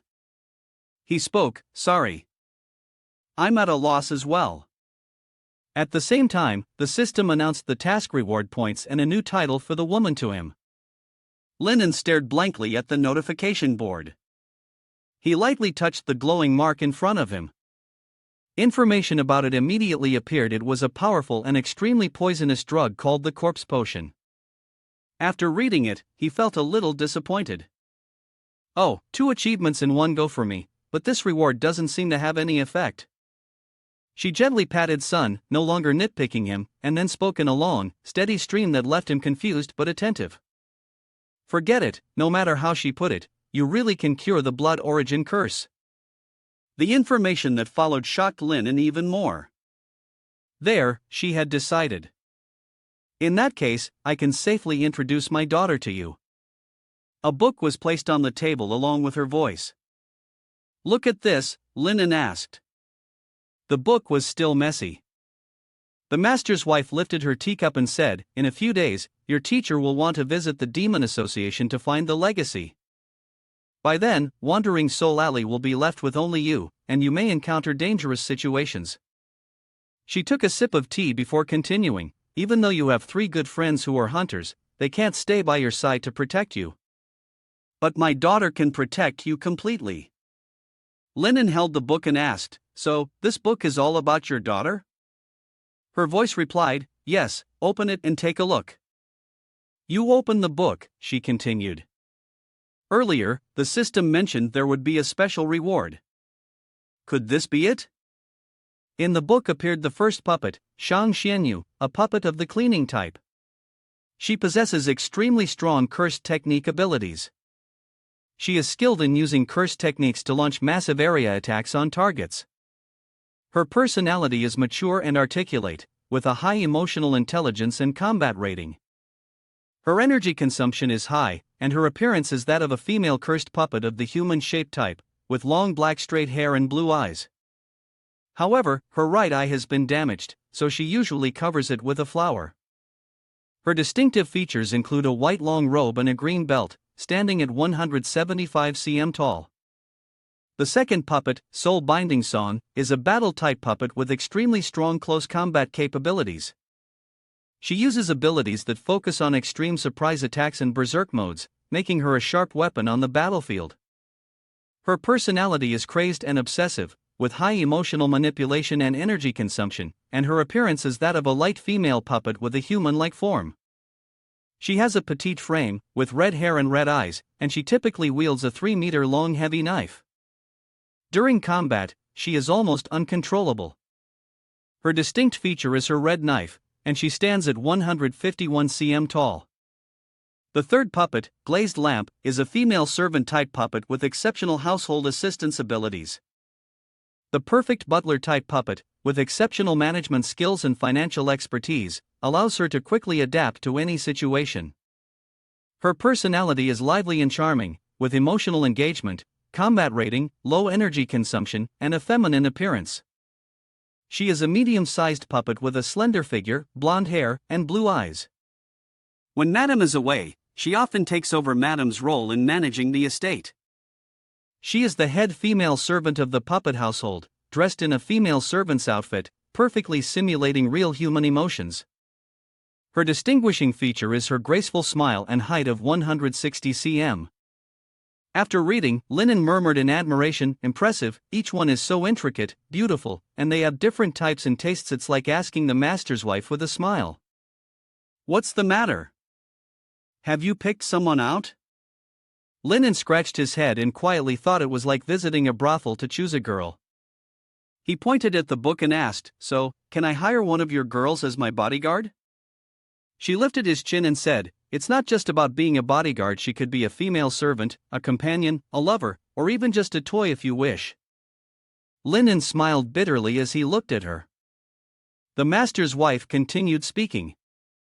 "My daughters have all performed excellently in their respective fields. Many creatures from the dark world are willing to offer high prices to hire my daughters to help with difficult tasks, such as assassinations, wars, bodyguard services, and managing operations. My daughters are also very willing to use these opportunities to travel to different places and experience various lifestyles and customs. At the same time, this helps maintain the normal flow of funds for the entire estate." She leaned closer and continued. "Even the service fees for my daughters are very high, but because of your help, I can offer you a free service. So, what are you waiting for? Choose one." Linen muttered to himself. It was true, considering the safety issue, hiring a few puppets was essential, and the best part was that it was free. An opportunity like this, of course, he couldn't refuse. His face turned red as he thought about how the three girls were all competing for his choice. "Remember to choose me, master. Can you pick me?" "No, don't pick me." He felt a bit awkward, but each of them was exceptional. In the end, who should he choose? Linen smiled with delight. "Can I take everything?" Master's wife is excited. "Do all three of you want it?" He laughed and replied, "Just kidding, I'm not that greedy." She smiled in satisfaction. "Of course, you can." At the same time, the system notification sounded. "Master's wife's affection for you increased by 10, Master's wife's affection for you increased by 12, Master's wife's affection for you increased by 15. Master's wife was very happy. Linen suddenly froze, realizing something. Wait, why does she seem even happier? Could it be that he imagined a scene of intimacy between the three girls, and Linen silently wondered, does she want to use her body to help her daughter break the curse? Linen pointed at the instruction book and asked, "Is it possible to not do it?" Master's wife angrily asked, "What did you say?" A notification appeared. Master's wife's affection for you decreased by 10.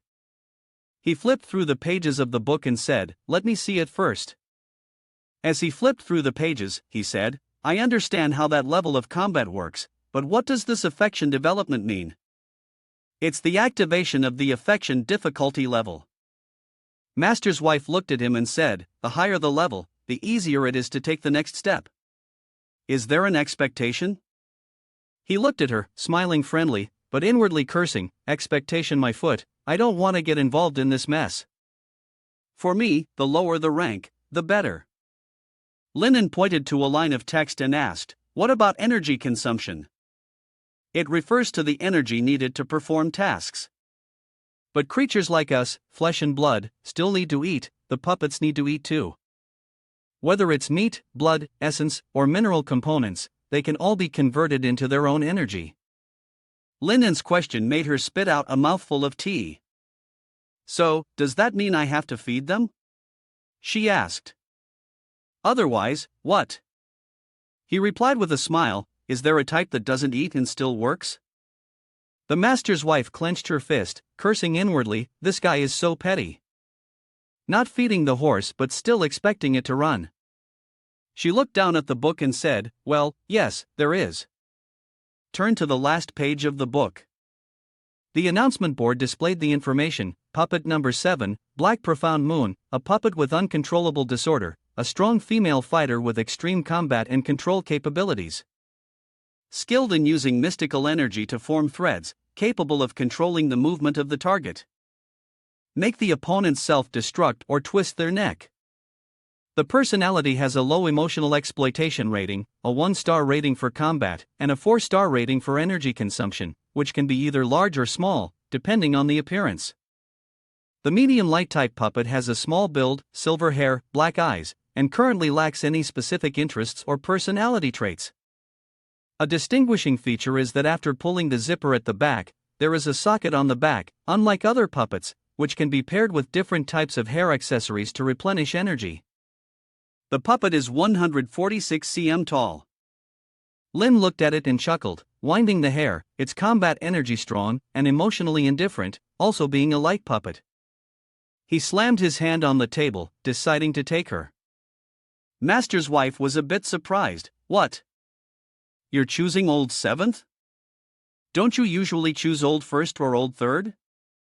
Linen paused and assessed each one. Although old 7th's combat strength was extremely strong, he even defeated old 1st. It had nearly no emotional exploitation potential. In that case, there was little chance of lifting the curse. Master's wife suggested, "How about I just pack old 1st and old 3rd and give them to you? Adding to the food consumption of the two of them, you know that old 7th is only good at fighting, and it's not suitable for him to serve you alone." Linen spoke in a low voice, "No, one is enough." He smiled inwardly, "Dream on, if anything goes wrong, little younger brother will be the one to bear the blame." Master's wife crossed her arms and asked, "All right, if this is your choice, I won't interfere. For now, I'll hire you for 30 days. After the rental period, how should I arrange things for you?" He replied. The deal was made, and a notification appeared, "Congratulations, you've unlocked the achievement station, Puppet Young Lady. You've received 200 basic experience points." Puppet Young Lady is a milestone achievement. You can obtain it by having your own puppet in any form. You've gained a reward, +1 to mental strength, +2 to physical strength. At this moment, Master's voice was heard. "So you're here." Linen saw him and called out, "Master, you're awake." Blood Prison approached him and said, I was just about to find you to discuss something regarding your career choice." Master's wife turned and walked away. "Then I'll be on my way." The two of them were talking. Linen waved his hand in response and said, "Master's wife, take your time." He poured tea for Blood Prison and then asked, "What is the profession you just mentioned?" He picked up the cup of tea and replied, "I think it's time for you to choose a proper profession." Linen pointed at himself in confusion, "Isn't my profession a doctor?" Blood Prison took a sip of tea and answered precisely, "You can only be considered an apprentice. A true doctor needs a professional certification. A flesh and blood transformer, a surgeon, a pharmacist." Blood Prison held the cup of tea and continued, "Take me as an example. The first profession is a flesh and blood transformer, the third one is a pharmacist, and also a surgeon. Although these professions are related to medicine, they cannot be considered as true doctors." Linen fell into deep thought. The system did indeed offer career change quests. Blood Prison looked at him and asked, "Have you already thought of something?" Linen hesitated for a moment before replying, "Master, have you ever heard of the profession Ye of the Night?" Blood Prison responded with a question, Ye of the Night? Where did you hear about that? Linen answered, Is there a problem with that? He explained to you that Ye of the Night isn't considered a big problem. Ye of the Night is also known as the doctor who walks in the night. They are a bunch of lunatics who protect the order of the Ling faction. Blood Prison continued, looking at Linen, don't misunderstand, the protection of this righteous order is very different from what you think it is. Curious, you asked how they managed to survive in this dark world with their righteous procedures or military camp. Blood Prison replied in a deep voice, they believe everything in this world has a disease, and as long as they can purify this world. Even if you don't have a disease, they'll find a way to discover some illness in you. If they really can't find anything, and he spoke in a frightening tone to scare you, they'll cut you open and keep searching, until they find something. Linen responded indifferently, catching him off guard. You really love your job, don't you? A notification appeared, the blood curse index dropped by 1, the blood curse index dropped by 2. Sweat beaded on his forehead as he looked at you. You just said you loved your job. Linen blinked in surprise. Isn't that right? Blood Prison's hand trembled. No, look at me. You said this is loving your job? Linen awkwardly replied, it might seem a little out of place, but they are just trying to ensure that no mistakes are made in the diagnosis. The two looked at each other in silence, making the atmosphere even more uncomfortable. Blood Prison turned and walked away, telling him to wait a moment. He went into the room, leaving Linen sitting outside. Blood Prison took a piece of paper, came out holding it, and said, All right, let's start with this simple survey. Confused, Linen asked, A survey? Blood Prison slammed the paper onto the table. He picked up a pen and asked, Yes, a survey about which faction you belong to? Blood Prison posed the first question. You are a doctor. On the way, you encounter a patient who is unrelated to you. What would you do? Linen answered, Of course, I would help. Blood Prison was puzzled, asking, But what if, after you cure him, he ends up harming you or even others? Linen thought for a moment before responding, In that case, I would heal him first, then try to persuade him to change his ways. Blood Prison asked, What if he doesn't want to change? Linen rested his hand on the table and replied, What then? In his mind, he imagined himself using a chainsaw to strike the monster's head, delighting in the thought as he said, Then kill him. He was powerless against Linen's answer, so you saved him and then killed him. Linen calmly replied, That's right, anyone who cares would do the same. Blood Prison coughed a few times and said, Then let's move on to the second question. He imagined the scene of Linen holding a saw in one hand and an axe in the other, preparing to perform surgery on a monster. He asked, You have a patient, someone you can cure, but the treatment will cause him immense suffering. Would you still treat him?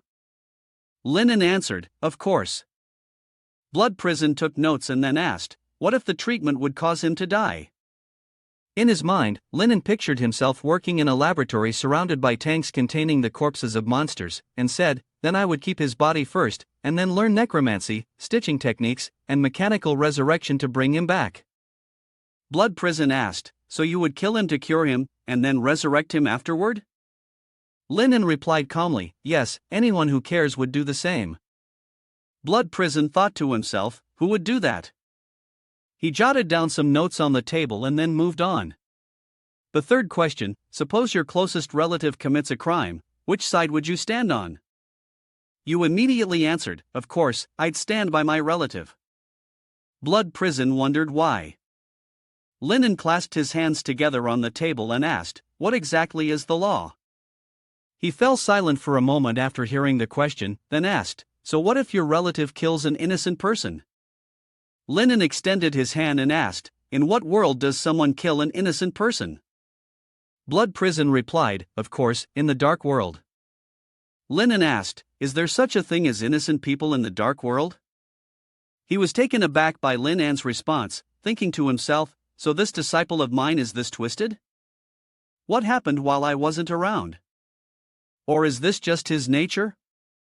Blood Prison said, Let's assume. Just assume. If I told you to kill your relative, what would you do?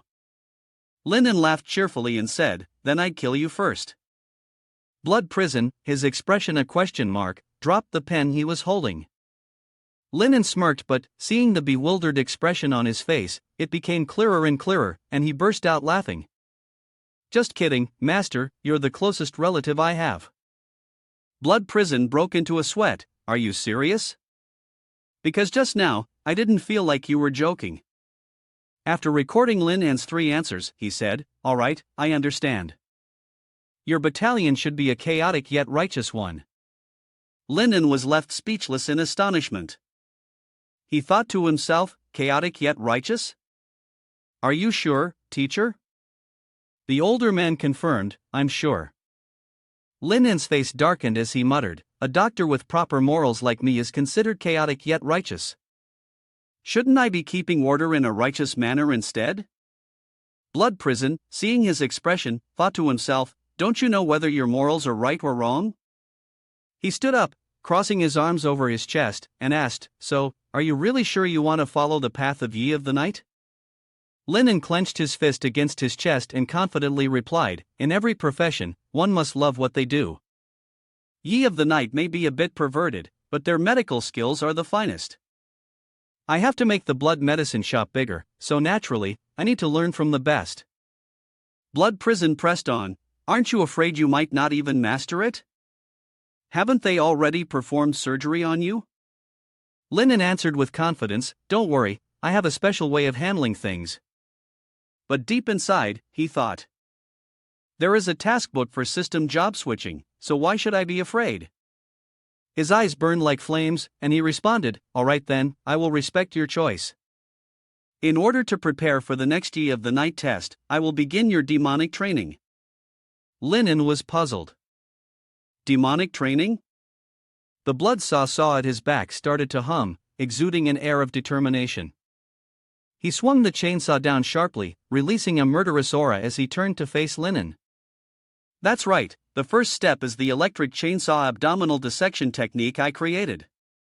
This caused Linan, who had been standing beside him with a pale expression at first, to eventually show admiration and exclaim, you're so cool. Then, he suddenly realized his confusion. But what will we use for training? Little darling, perhaps? Linan's question caused Blood Prison to hesitate. Somewhere, deep in a forest under the cover of night, with bats flying from unknown places, there was a brightly lit house. Suddenly, a voice called out, is there a doctor here? I was passing by. My stomach has been acting up strangely lately. Is there anyone who can help diagnose it? Blood Prison smiled and said yes. In the surrounding desolate area of Soul Severing Street, a figure hurriedly approached from a distance. The sound came from the man wearing glasses.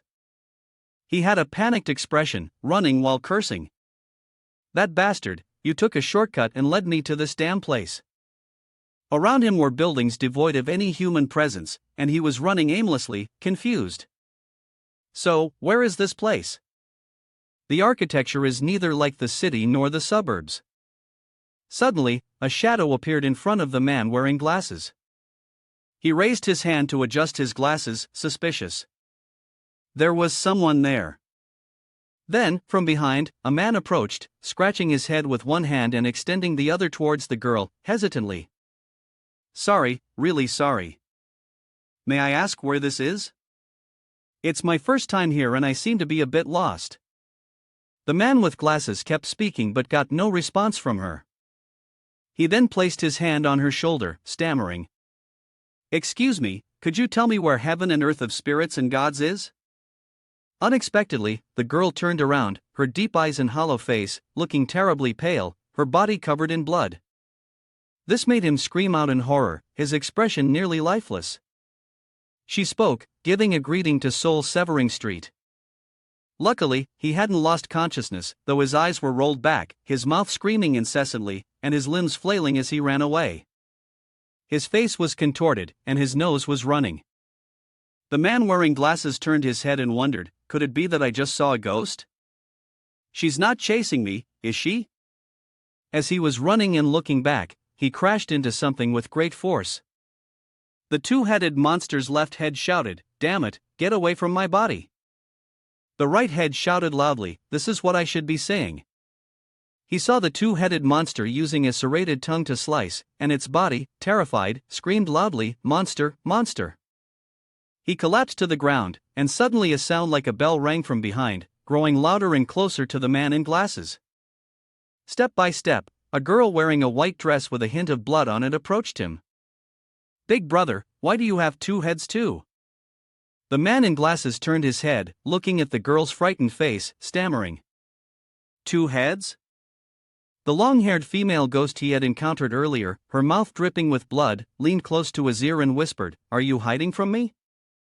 He knelt, his hands tightly clutching his head as he murmured, "I must be dreaming, this has to be a nightmare." With a loud thunderclap, everything around him fell into silence. The man in glasses instinctively looked up. Suddenly, his face was filled with fear as he saw a giant red castle appear. Around the castle were triangular-shaped eyes. On the side of the gate, another man was hanging. As the gate opened, a voice rang out. "Welcome." The man wearing glasses, looking exhausted, took a step forward and said, "I'm back. The House of Happiness." The scene switched to the main character, whose face was confident. One hand held an electric saw, and the other hand extended as he spoke, "Master, I'm off. Thank you for the teachings over the past few days, I've learned a lot." The system's voice echoed, "Your electric saw surgery skill has reached beginner level. You have earned 100 experience points. Your Zing blade technique, bone dissection surgery, has reached beginner level. You have earned 100 experience points. Your Zing dissection art has reached beginner level. You have earned 100 experience points. Your two-finger eye replacement technique has reached beginner level. You have earned 100 experience points." Blood Prison looked at him confidently, and Emperor Long proudly said, "Go ahead. This is your first time going out for practical medical work, so make a good impression. Also, the payment for this job is 1,500 rusty skeletons. Do you have the confidence to get it?" He raised his hand to his forehead in a salute and responded obediently, "Don't worry, not just 1,500, I'll bring back 15,000 for you, Master." He quickly bent over, hands moving back and forth, saying, "No, 1,500 is enough. You're going to see a doctor, not robbing anyone." Linen turned away, waving his hand as he said, "Got it, I'm leaving now." Blood Prison anxiously reminded him, "The location is at Soul Severing Alley nearby, don't get it wrong." He added, "After you finish this mission, you can go to various places to find Ye of the Night." Linen, still walking away, muttered softly, "Take care, Master. Remember to drink the tea I made for you, it's good for your kidneys and helps prevent exhaustion." Blood Prison, seeming to have not heard clearly, asked, "Wait a minute, did Master's wife say something to you?" Linen, still walking, waved his hand in farewell and replied, "No, nothing, goodbye, Master." At night, the wind swept through the strange city as his hurried footsteps rushed through the darkness. Linen raised the lantern and muttered to himself, "I'm here, this place is darker than I thought." After speaking, he brought the lantern closer to the map in his hand and muttered, "Oh my God, the teacher's map is so abstract, how am I supposed to find the client with this? Looking at the map, there's only one path, the scenery is empty, it's basically like there's nothing at all." As Linen walked, he carefully studied the map and the chainsaw hanging behind him. He sighed. The black fog here is so thick, even the soul lamp can't light up the way. It's best to find someone to ask for directions. While Linen was cautiously checking every step with the confusing map, a few shadows were trailing behind him. They silently arranged themselves as usual. "I'll go ahead this time. The human is too weak. Last time, we scared him pretty bad, and now there's another one." Suddenly, the chainsaw in Linan's hand blazed to life as he approached a figure. The female ghost smirked inwardly. It's here, it's here." "Ah, hi," Linan said, reaching out his hand to the female ghost's shoulder. "Excuse me, sorry to bother you, but could you help me?" The female ghost twisted her neck backwards, then replied with an eerie smile, "Hello, welcome." Lin An's eyes widened, showing only the whites of his eyes. He didn't pay attention to her twisted expression or the scary aura she was trying to project. Instead, he asked, "May I ask how to get to this place?" Leaving the country ghost girl with nowhere to hide. A notification appears: the initial stage female ghost sphere encounter towards you plus 30. The initial stage female ghost sphere encounter towards you plus 40. The female ghost was scared so badly that she bolted on all fours, screaming as she ran, completely forgetting about the head biting tightly onto Lin An's hand. Her massive figure vanished in an instant. He used force to push the female ghost's head away. "Hey, let go. Why are you biting so hard? You were clearly the one who scared me first, so why are you the one fainting now?" Seeing it being stubborn, Lin An grew irritated and shouted, "Let go of me." Then he threw a punch, sending the head flying to the side. The female ghost's head rolled across the ground after being punched away. A moment ago, it fainted from fear. Now, after being punched nearly to death, it was dizzy and barely conscious. The two-headed ghost saw its companion being beaten within an inch of death and trembled uncontrollably. Lin An didn't care, stepped forward, held out the map, and spoke calmly, "Hey, I'm asking for directions." The two-headed ghost glanced at each other warily, then turned around and screamed loudly into the night as they fled in terror, leaving only Lin An standing there with his hands still reaching out, trying to stop them. The two-headed ghost ran while screaming. Here is the translation. "How dare you force Madam to endure such things? Too extreme, see that? The thing just now, that inhuman act done with Madam's severed head." They were running while turning their heads back, but didn't forget to argue with each other.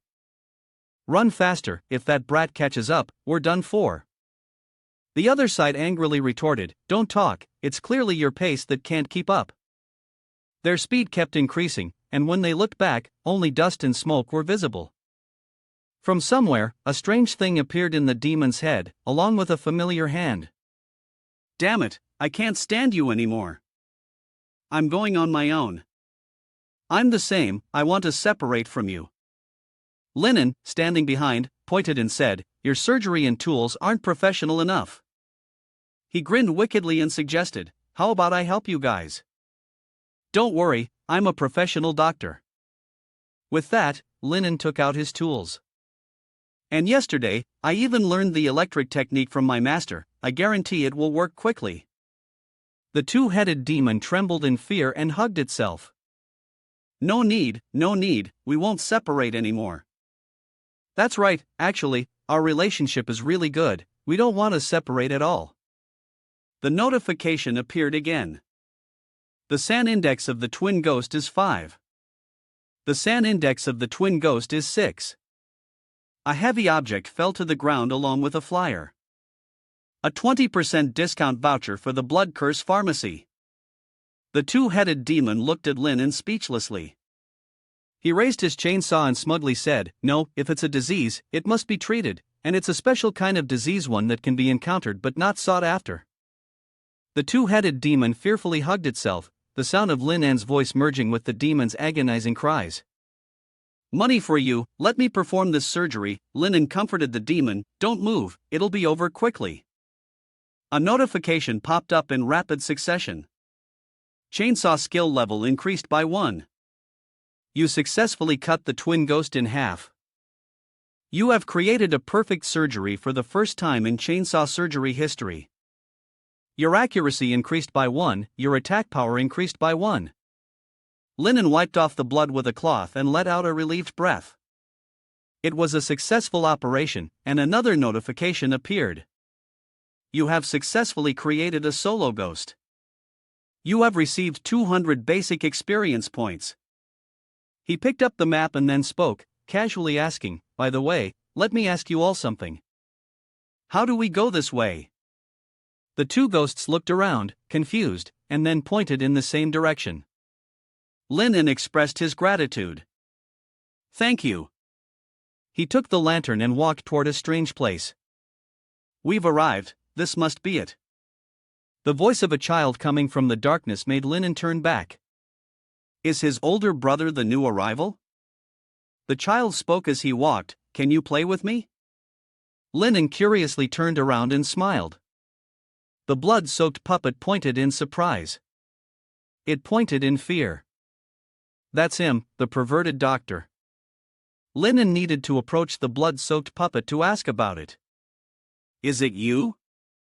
I remember now. You were my first guest. Have you earned enough money? Your eye is still with me. The puppet panicked and responded, No, don't come over here. The system notification sounded. The blood-soaked puppet's fear toward you increases by 1. The blood-soaked puppet's fear toward you increases by 1. Seeing the puppet keep backing away, Linen stepped forward to inquire. Why are you trembling? Are you sick? Let me take a look. The blood-soaked puppet recalled the scene where Linen had relentlessly twisted its matted hand, making it even more wary of him. It turned around and ran, shouting loudly for help, saying there was a perverted doctor bullying it. Linen, enraged, grabbed its shirt and shouted, Stop right there. Who's the pervert here? You're screaming, about to be humiliated by the perverted doctor. Help! A slap sounded, and it sat down, holding its head and crying. Linen, furious, threatened, Be quiet for a moment, and stop making those strange noises. He turned around and softly asked, I was just about to ask you something. Do you remember the time I pulled 4 limbs out of your stomach? The blood puppet sobbed in response, What do you want? Do you want to pull it out again? You just can't forget my mouth, can you? You pervert. Linen sighed. Do you misunderstand me or something? He sat down beside it and gently asked, Are you always looking for your mother? It looked at him with fearful eyes. Yes, are you looking at my mother again? Linen, speechless, stared at the blood puppet. What does this kid think I am? Am I some kind of pervert who wants both the mother and the child? He stroked his chin and said, Then have you ever thought that, in fact, your mother has always been by your side? Make it believe without a doubt. Seeing the blood puppet caught off guard, he immediately pointed at it and said, For example, she's in your stomach. It looked down at its abdomen in fear and asked, What are you talking about? He took a comb out of his pocket. Linen raised the comb and said, After you left, I found that the meat taken from your stomach all came from the same person. And I also found this comb. He held the comb up to its face and asked, making it fearful, Is this your mother's? The system notification sounded. Your hidden mission, progress of the blood puppet finding its mother, has increased by 10%. The blood puppet fell silent and said, It's impossible. I was really hungry at that time. She went to find food for me and brought back a lot of meat. Linen responded, Maybe your mother was so heartbroken that she cut her own flesh to feed you. The blood puppet became enraged, repeatedly justifying itself. No, I absolutely didn't eat my mother. I would never deceive anyone. You're definitely lying to me. The notification appeared again, warning of a 20% risk, 30% risk. Linen gently placed a hand on its head and softly comforted it. There's no need to be heartbroken. Tear off limbs is still with you. Maybe you can help me. It looked at him and asked, Do you want to help me? Linen pointed toward the house, speaking in a strange tone, Yes, but you have to go to the guest first. The blood-stained puppet frowned slightly as it looked at him. Your guest is at the happy house. Linen replied, That's right. The blood-stained puppet looked at him with concern. Then I advise you not to go in. Otherwise, you'll regret it when it's too late. Linen held the lantern and walked toward the eerie gate that creaked as it opened. The blood-stained puppet followed closely behind. I've said all I can. Whether you believe it or not is up to you. Turning around to look behind him, Linen was startled to see that the little figure had vanished. He chuckled quietly, No, my guests are all very lovely. He quickened his pace toward the happy house. After walking for a while, Linen arrived in front of a dilapidated house. He pushed the door open, and a strange gust of wind blew out. Holding the lantern, Linen stepped inside, glancing around. The voice of a person echoed in the emptiness. "Excuse me, is the owner home?" He frowned, clearly irritated, when a shadow flashed past the back of his head. Turning around, he immediately asked, "Who is it?" Every candle flared to life, illuminating the space around him. In front of Linen appeared a happy family, all gazing at him. Linen politely stepped forward and greeted them. "Hello, I am Dr. Linen from Wandering Soul Street next door. May I ask which one of you is young Lady Alice?" "I'm here to see her." A continuous stream of notifications appeared. Brother of Happiness, by E. Race, Puppet Human Race, introducing the lovely older brother who just returned from another world. Alice's eldest brother, he often brought many interesting toys for Alice. He had never bullied her, never hit her, and was very kind. Father of Happiness, Kmi Tiing, a race of sewing puppets, introducing the happiest family in Soul Severing Alley, the refined male lead. The father Alice could not live without. He was always polite to others and, in general, very friendly.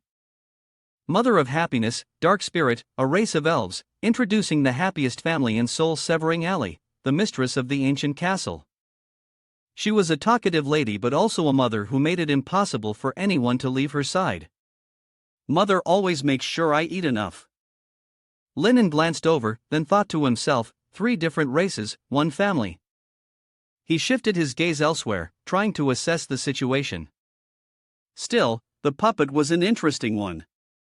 Dark Spirit picked up his glass of wine and spoke. "Alice has been ill for a long time. Many doctors came before, but none were able to help, so I don't trust doctors much." Bai picked up his fork, then gazed longingly at the roasted chicken in front of him. "But you can definitely cure Alice, right, doctor? You can, can't you?" Kay gave the order for someone to pour more wine and then spoke up. "That's why we've prepared this rich and delicious meal to invite you. Let's eat and chat while we're at it." The whole family burst into laughter. A system message rang out. "You have triggered the mission to help your guest, Alice, recover from her illness. Mission reward, 1,000 rusty skeletons, 2,000 experience, special reward multiplier of 1. Someone followed the order and pulled out a chair for Linen. He reluctantly said, thank you for your hospitality. I feel overwhelmed by the attention." Another message popped up. "You have triggered the mission, survive and leave the happy house. The task reward is 300 yuan and 500 experience points." Linen cautiously looked around, feeling that it was time to leave. This place was indeed not right, but I am a doctor. He picked up a glass of wine and took a sip, thinking that even if he died, he would still make sure to treat the guests. Lamb looked over and asked, "May I ask how young Lady Alice is doing? Isn't she coming to eat?"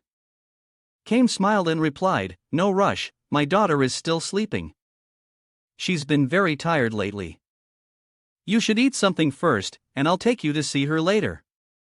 With that, he snapped his fingers, and a servant brought the dishes over. As he opened them, the notification displayed the ingredients.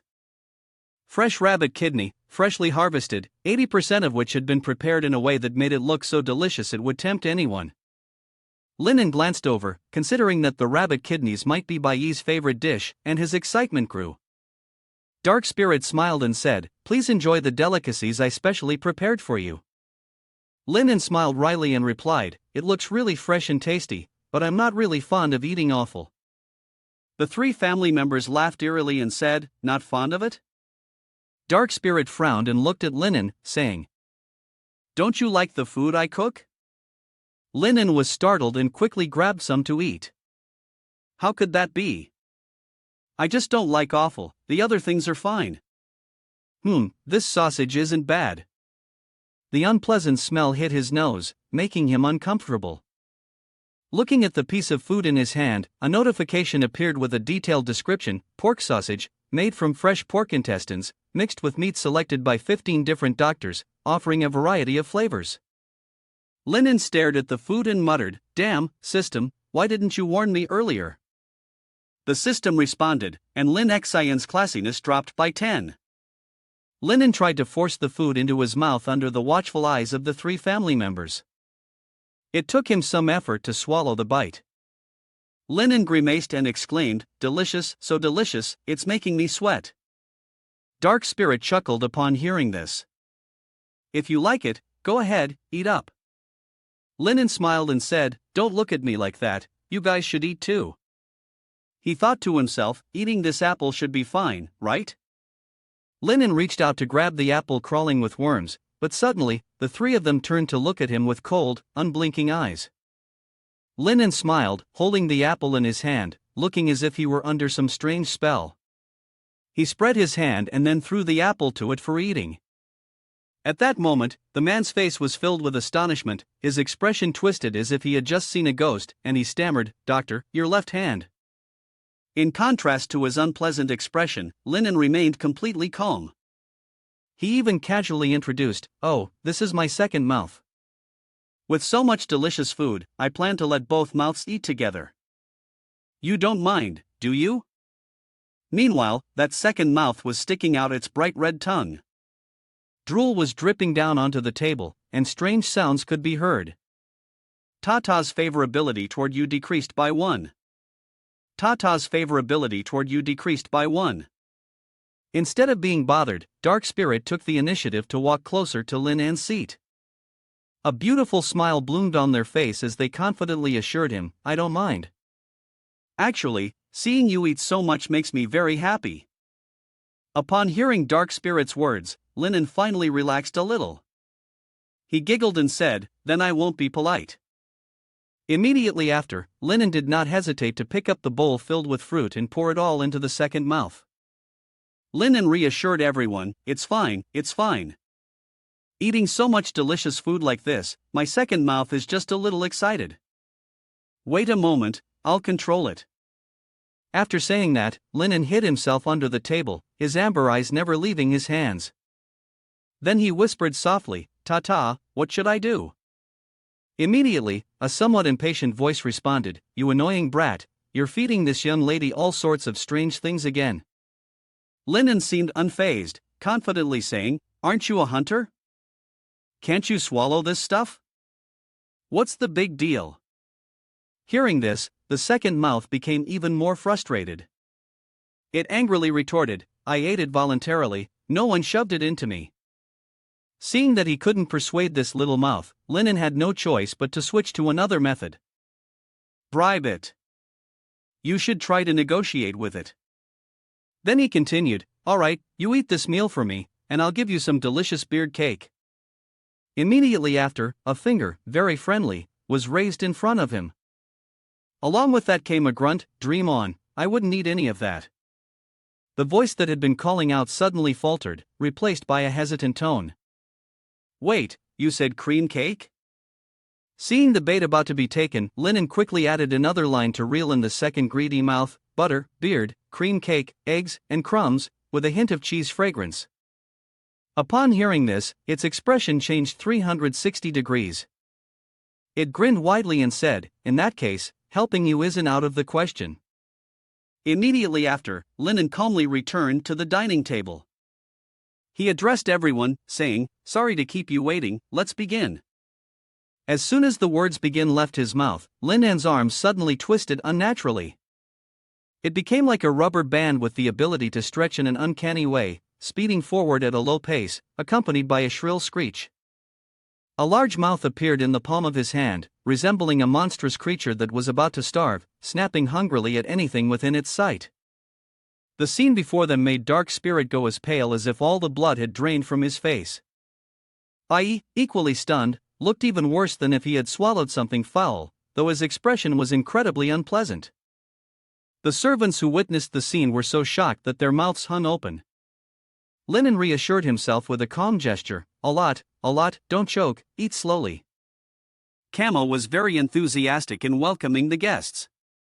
He called for more food to be brought to the table for him, continued to serve dishes, and even went to the kitchen to tell them to bring more. In the blink of an eye, the dining table was piled high with so many dishes that they were tightly packed. Linen's question seemed to make the man's heart skip a beat. His already pale face grew even worse. Dark Spirit's expression was no better as her husband stammered in reply. Probably still, huh? As soon as he finished speaking, the two of them made their way into the kitchen. I'm going to urge the kitchen. As he spoke, he walked off, with Dark Spirit quietly trailing behind him. I'll go see too. In truth, no one expected that when the two of them disappeared from Linen and the other's sight, their expressions would take a sharp turn. The husband gritted his teeth and asked his wife, wasn't it said that the disciples of Blood Prison are weak and easy to lure? Did Alice make a mistake? His wife furrowed her brows in response. Good heavens, we haven't even made a move yet, and he's already eaten all our food for 2 months. He continued eating, and if we don't stop him, we'll end up without even our pants. The husband reassured his wife. Don't rush. Alice is watching. If we can keep him here as part of the family, it wouldn't be a loss. In fact, Linen had been secretly eavesdropping outside the door for some time. After a while, he had managed to hear every word. In the end, he confirmed in his heart what he had suspected all along. Sure enough, they planned to treat him like the other doctors and turn him into food. And that guest of theirs seemed to hold a special significance to him. Breaking free from these thoughts, Linen pretended to walk over and ask Tang Bai. Excuse me, could you tell me how to get to the restroom? Despite enjoying his meal, he stopped to direct Linen, pointing to the third door on the right. Linen stepped outside, glancing around to locate the restroom. At this moment, Linen stood before a mirror, observing himself in the shiny reflection as he spoke to his own hand. Tata, this is bad. If this keeps up and I don't meet the customer soon, I'll be done for. Tata, standing beside him, grumbled in dissatisfaction, forget about that for now. Can't you use your left hand to support that thing of yours? So disgusting. It seemed like Linen didn't care at all when Tata spoke. He quickly changed the subject and asked him. Let's talk about the main issue first. What do you think we should do? Tata, already irritated, grew even more annoyed and responded with a shout. Damn, I don't know. At that moment, the bathroom door was suddenly swung open by someone, and a familiar figure walked toward Linen. Bai stood nearby, unable to help but glance over. The sound of pants dropping and the loud noise of the elastic waistband hitting the floor echoed. The atmosphere in the bathroom became tense. Feeling something was off, Linen instinctively looked around, his face showing some surprise. He then turned his gaze to Bai, his lips barely moving as he quietly said, Brother, you've been feeling a bit hot lately. Before he could finish, a stream of bright red blood gushed out like a torrent from where Bai stood. At that moment, Bai's delicate face looked extremely strange. Blood was pouring from all of his features, especially his eyes. They were wide open, giving off a chilling, spine-tingling feeling when looked at. But if you look closely, you will see the image of a young man, faint like an illusion, behind Bai. He appeared and reminded him. Run, run quickly. Linen's eyes widened, as if he had realized something. He thought to himself, wait, the language he spoke is the one we use there. Perhaps because of his overwhelming emotions, Linen didn't hesitate for a moment before grabbing Bai's shoulder and asking frantically, Are you one of us from there? How did you get here? Do you know how to get back? Hey, speak, Bai. Right in front of him, a candle was burning, the flame strong and fierce. However, just after that, the flame suddenly went out. When the space suddenly darkened, it was also the moment when two cold hands tightly gripped Linen's neck. Bai's face looked terrifying, his eerie eyes never leaving Linen. He muttered indifferently like a soulless person, declaring that he would tear him apart and extract everything from him to make him one of the family. The system notification popped up, Host's blood is being lost. Host's blood is being lost. Linen seemed to have been cornered. Bai's hand kept squeezing his trachea, making it impossible for him to breathe. He chuckled softly and mumbled like a fool.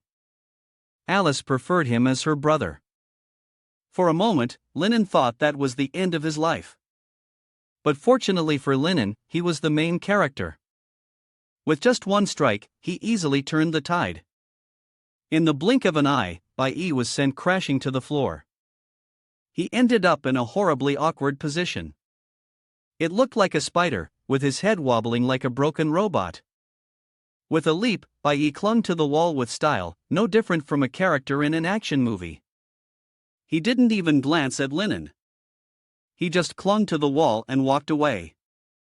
Seeing Bai Yi leave, Linen panicked and stepped forward, wanting to chase after him, but Tata leaped out to stop him. "You idiot, he was just about to drop you earlier, and you're still trying to follow him." Hearing this, Linen gradually calmed down, feeling awkward. He apologized, "Sorry, I got a little excited seeing a fellow countryman." "Doctor, are you in there? I saw you didn't eat to your heart's content earlier, so we brought some fresh food for you. Do you want to try it?" A voice from outside the room echoed, catching Lin An's attention. It was Dark Spirit speaking, and Linen couldn't refuse. He immediately left the bathroom and responded, "Of course, I'll come." Sitting on a chair at the dining table, Linen glanced at the empty seat, wondering to himself, was Bai Yi not coming? On the other side, Dark Spirit lifted the pot lid, releasing a fragrant aroma, and her eager voice followed. Come on, this is our latest signature dish, you should try it." Before Linen was a pot of food, or more accurately, the contents were human organs. The system displayed a reminder: the youth's awful dish uses fresh human organs as a delicacy, often served to guests in a friendly manner to encourage agreement. Linen stared at the plate of food, which was still steaming, and stammered, unsure of what to say. Was this the smug expression of Dark Spirit? She smiled and urged, "Go ahead, doctor. After you eat, we will all be family." Upon hearing this, Lin An's face darkened. The hand holding the knife and fork was clenched tightly, the face dark as the bottom of a pot. He replied in a low, irritated voice, "I've already said it, I don't like eating awful, but you keep telling me to eat it like it's something I should want. Are you all sick?" His gaze shifted as he looked at them. Dark Spirit was startled, his face confused as he stared back at him. The flames were placed on the shelves hanging on the walls, blazing brightly, desperately fighting against the dark magic that was slowly invading, inch by inch. Her attitude changed completely. Dark, sinister energy emanated from her, her sharp teeth exposed, creating a truly terrifying sight. In the blink of an eye, her appearance transformed entirely, her claws long and sharp, her tongue twisted and long.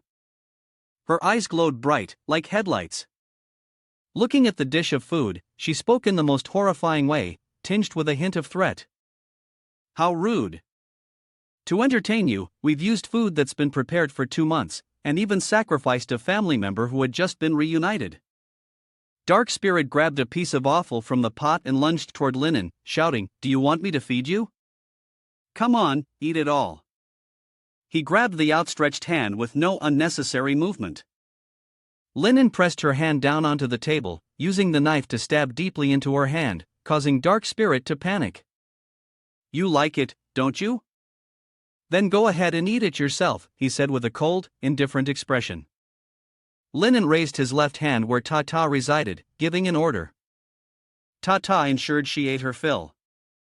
A stream of thick, green liquid poured from his hand, spilling into Dark Spirit's mouth before she could react, leaving her only able to choke helplessly.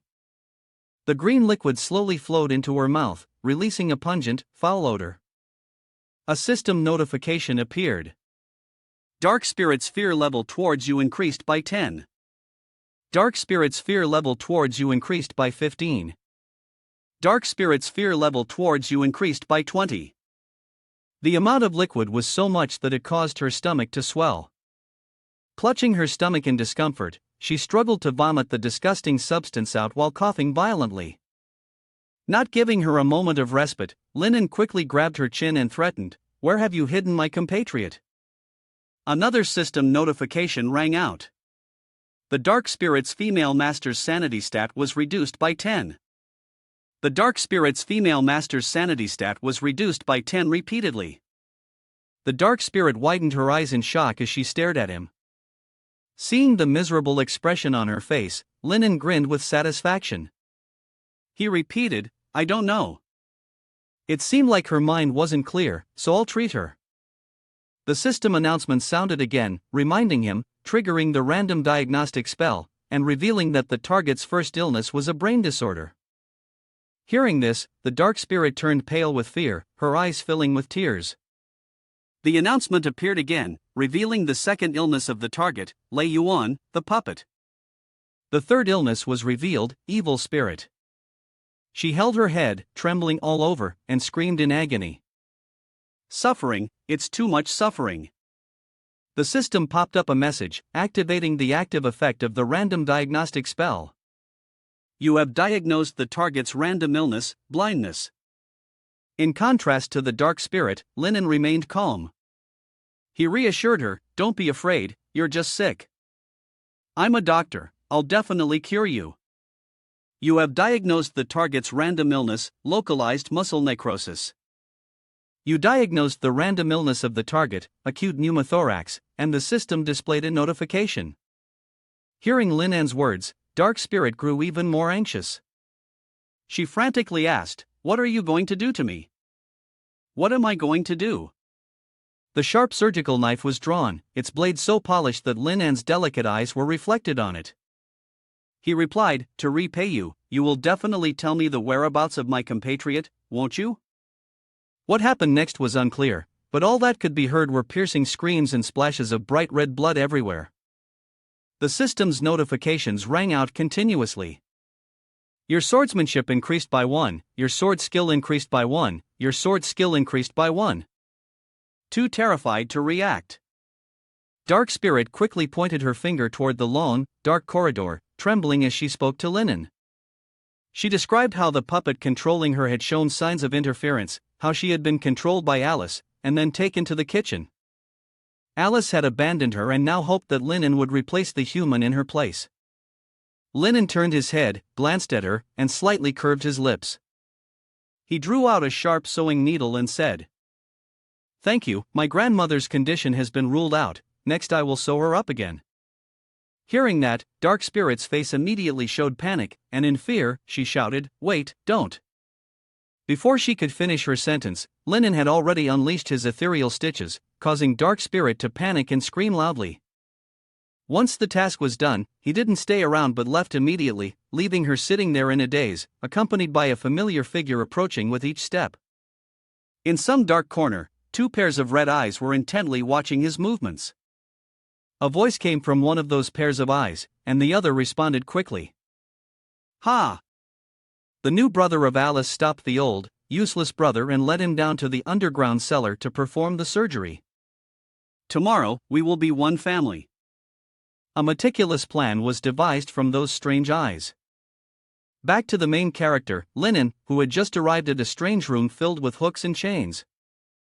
After a while of searching high and low, he found a control button. Without hesitation, Linen adjusted it.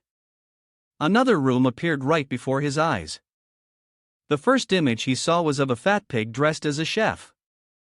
His body was covered in numerous scars from surgery and stitches. Upon hearing someone enter, he immediately spoke up, Get out of here. This is the kitchen.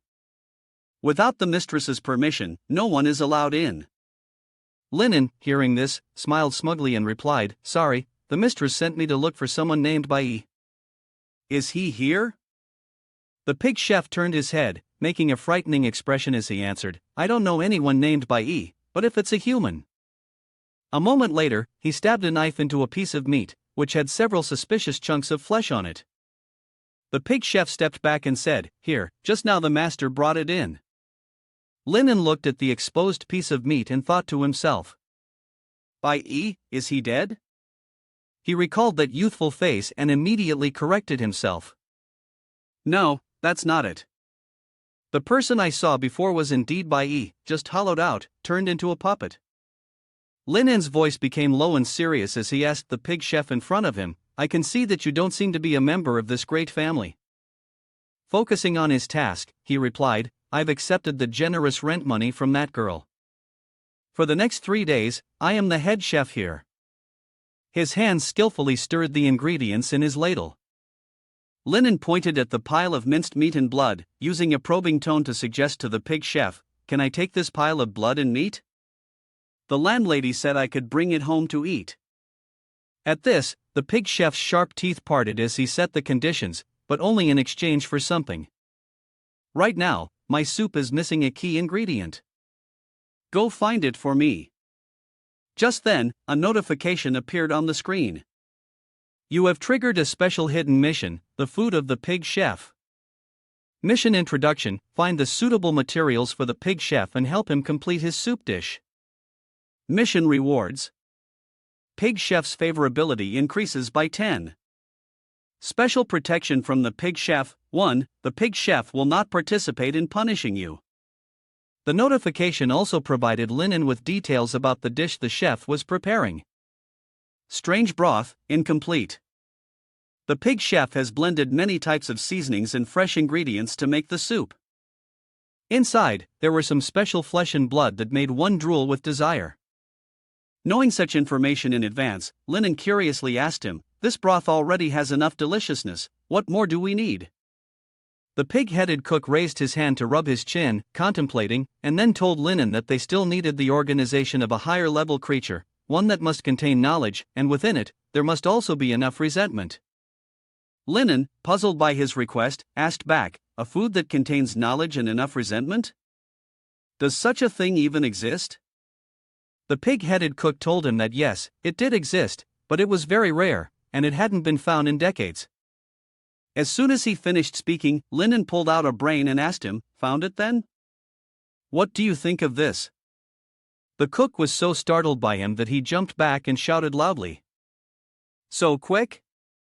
To see the very ingredient he had spent years searching for right in front of him, the pig-headed cook carefully took it from Linen's hands, and in the next moment, brought it up to his mouth, using his tongue to taste the flavor he had been searching for all this time. He happily told Linen, "Indeed, it contains countless knowledge, and it's filled with resentment and malice, making it quite intriguing. But this food is not fresh, and inside it contains unnecessary diseases." Linen anxiously asked again, saying, "Isn't it okay?" The answer to Linen was that he hesitated not at all, shoving it into his own soup pot. The pig chef cheerfully said, "But the final seasoning for the soup is enough." The system suddenly popped up a notification informing Linen that he had completed the special hidden task of the pig head chef's food. You have received a task reward. The pig head chef's affection increased by 10. The pig head chef will not participate in the punishment for you. The pig head chef was preparing a special reward to be received half an hour later. After he got what he wanted, he took a dark-colored bag and gathered all the flesh and blood remnants from the table earlier into it, then turned and handed it to Linen, saying, "Here, as I said before, these are for you." Linen hurriedly took it, not forgetting to say, "Thank you." The chef enthusiastically pointed to the freezer in the kitchen and told Linen, "By the way, there's another set stored in the freezer, you can take it." Looking in that direction, Linen nervously whispered. Linen immediately brushed aside the arm of the pig-headed servant and quickly made his way to the cold storage. His hands swiftly twisted the handle of the freezer. As soon as the door opened, a blast of freezing air rushed out. Linen charged straight inside without hesitation. He was stunned upon seeing intact human skins, all hanging together on cold metal hooks, left to dry. Accompanying the sight were the eerie, squeaking sounds of the refrigeration machines. Linen quickly spotted his body covered in numerous stitches. He involuntarily shouted out, "Dong Hung." Linen rushed over and swiftly cut the rope that was holding him up. He cradled his friend's cold, lifeless body in his arms. "Bai Xiang, don't be afraid. Although I couldn't save your kidneys, I've brought most of your flesh and blood with me. Don't worry, I'll perform the surgery right now." As soon as he finished speaking, Bai Yi's fingers twitched. Then, his whole body suddenly came back to life. He looked at Linen and broke into a big, hearty laugh, leaving Linen momentarily stunned, unsure of how to respond, his voice trembling in shock. "Wait, don't move. I'm here to save you." The notification board also chimed in cheerfully, "Risk level 10%, risk level 20%. The numerous variables made Linen furious, and he directly swung his hand, delivering a punch straight to Bai Yi's face while shouting loudly, "Can you stop moving around recklessly?" Just that one hit sent him flying several hundred meters. Only when Linen had calmed down did he suddenly become concerned and ask, "Old Xiang, are you alright? I got a little carried away earlier, I promise I didn't mean to hit you." Bai Yi didn't wake up, instead, he instinctively let out a loud shout and charged at Linen to attack him. Linen wasn't someone to be easily outdone, and immediately rewarded Bai Yi with a well-placed punch to the lower abdomen. The system also popped up with a notification, "You have shot Bai Yi, your gun proficiency has increased by 1. Seeing this, Linen still didn't feel reassured and showed a hint of dissatisfaction. After all, he was an excellent doctor.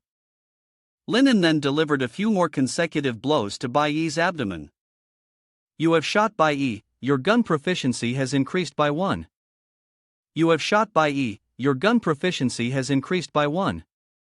The notifications cheerfully popped up again. It was only when Bai Yi lost his ability to move and lay trembling on the floor that Linen finally relaxed, blowing the smoke from his 6-shot pistol and proudly reporting, "Anesthesia completed."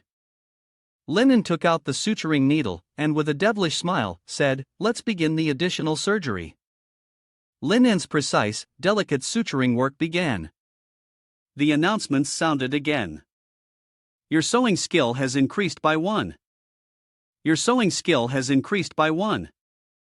The sound of scissors cutting through thread marked the moment when the notification appeared, confirming this with a message. "Your sewing skill has increased by 1. Bai Yi slowly began to regain consciousness. After a moment, he gathered his thoughts and hesitantly asked, "Where am I?" Suddenly, the system voice spoke to Linen, "Congratulations, you have achieved the Living Reconstruction achievement. You have earned 200 basic experience points. Living Reconstruction is a milestone achievement. It can be earned by successfully performing surgery to reassemble a humanoid creature without causing its death. You have taken an incredibly important step toward becoming a prominent flesh and blood regeneration expert. You have earned the permanent bonuses, +2 mental power, +2 intelligence, +1 compassion." The original surgery was supposed to be performed later, but this operation was not the key point. It contained an element of water. Therefore, to simplify the process here, the key lies in the second surgery. Ignoring the long and incomprehensible notice board, Linen placed his LCSU pill on Bai Yi's head. Seeing this, Bai Yi was confused and trembling, unable to speak. Linen laughed loudly and recited a nonsensical phrase. "Heavenly King seals the Earth Tiger." Bai Yi, facing the gun aimed directly at his forehead, trembled and asked, "What? What do you want to do?" Seeing how scared he was, Linen smiled gleefully and repeated, cutting out the nonsense, "What is the next line of Heavenly King seals the Earth Tiger?" Bai Yi quickly responded, "The pagoda suppresses the river demon." From this moment on, the two of them faced each other, exchanging coded phrases, a strange mix of changes and constancy. The symbols seemed to resonate, and Linen's face gradually relaxed, but the interrogation did not stop. "Gong Qing Yu Yi Zi," the answer he gave was precisely 18 characters long. At this point, as if confirming that his brother had returned, his eyes welled up with tears as he read the final line, "The younger sister has 3 virtues." Bai Yi, equally moved, couldn't hold back his tears, and his voice trembled softly, his body almost collapsing in the process. Just with that one sentence, Linen couldn't hold back and rushed to hug him, saying with deep emotion, "Old Xiang, it's so good, you've recovered to normal." Bai Yi, seeing this, seized the opportunity to cry and complain, "Do you know how I've been living these past few days? First, they removed a kidney, then my stomach, and I even lost one of my eggs. Luckily, you saved me." Linen, tears welling up, comforted him, "Don't worry, the egg you lost, I'll get it back for you. It's just that one kidney that's been cooked, it's no longer usable, but it won't have much impact." Bai Yi responded joyfully, "Really? You're truly my lifesaver. May I ask your honored name?" At this moment, the conversation took on a wuxia style. Linen replied, "Haolin, a single character for my name, with wealth to spare, from the northeast Black Dragon Chang." Bai Yi showered him with praise, "Big brother, you really have a cultured vibe. You pick up things so quickly."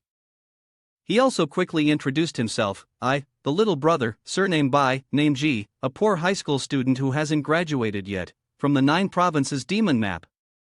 Linen stepped forward and patted his shoulder, saying, "So, you're from Shanghai." "It's an honor, an honor."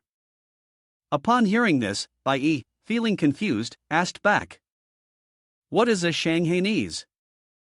Linen felt something was off and fell silent for a moment, his eyes wide with surprise as he looked at Bai Yi. Bang Huang asked again, "Wait, say that again, where are you from?"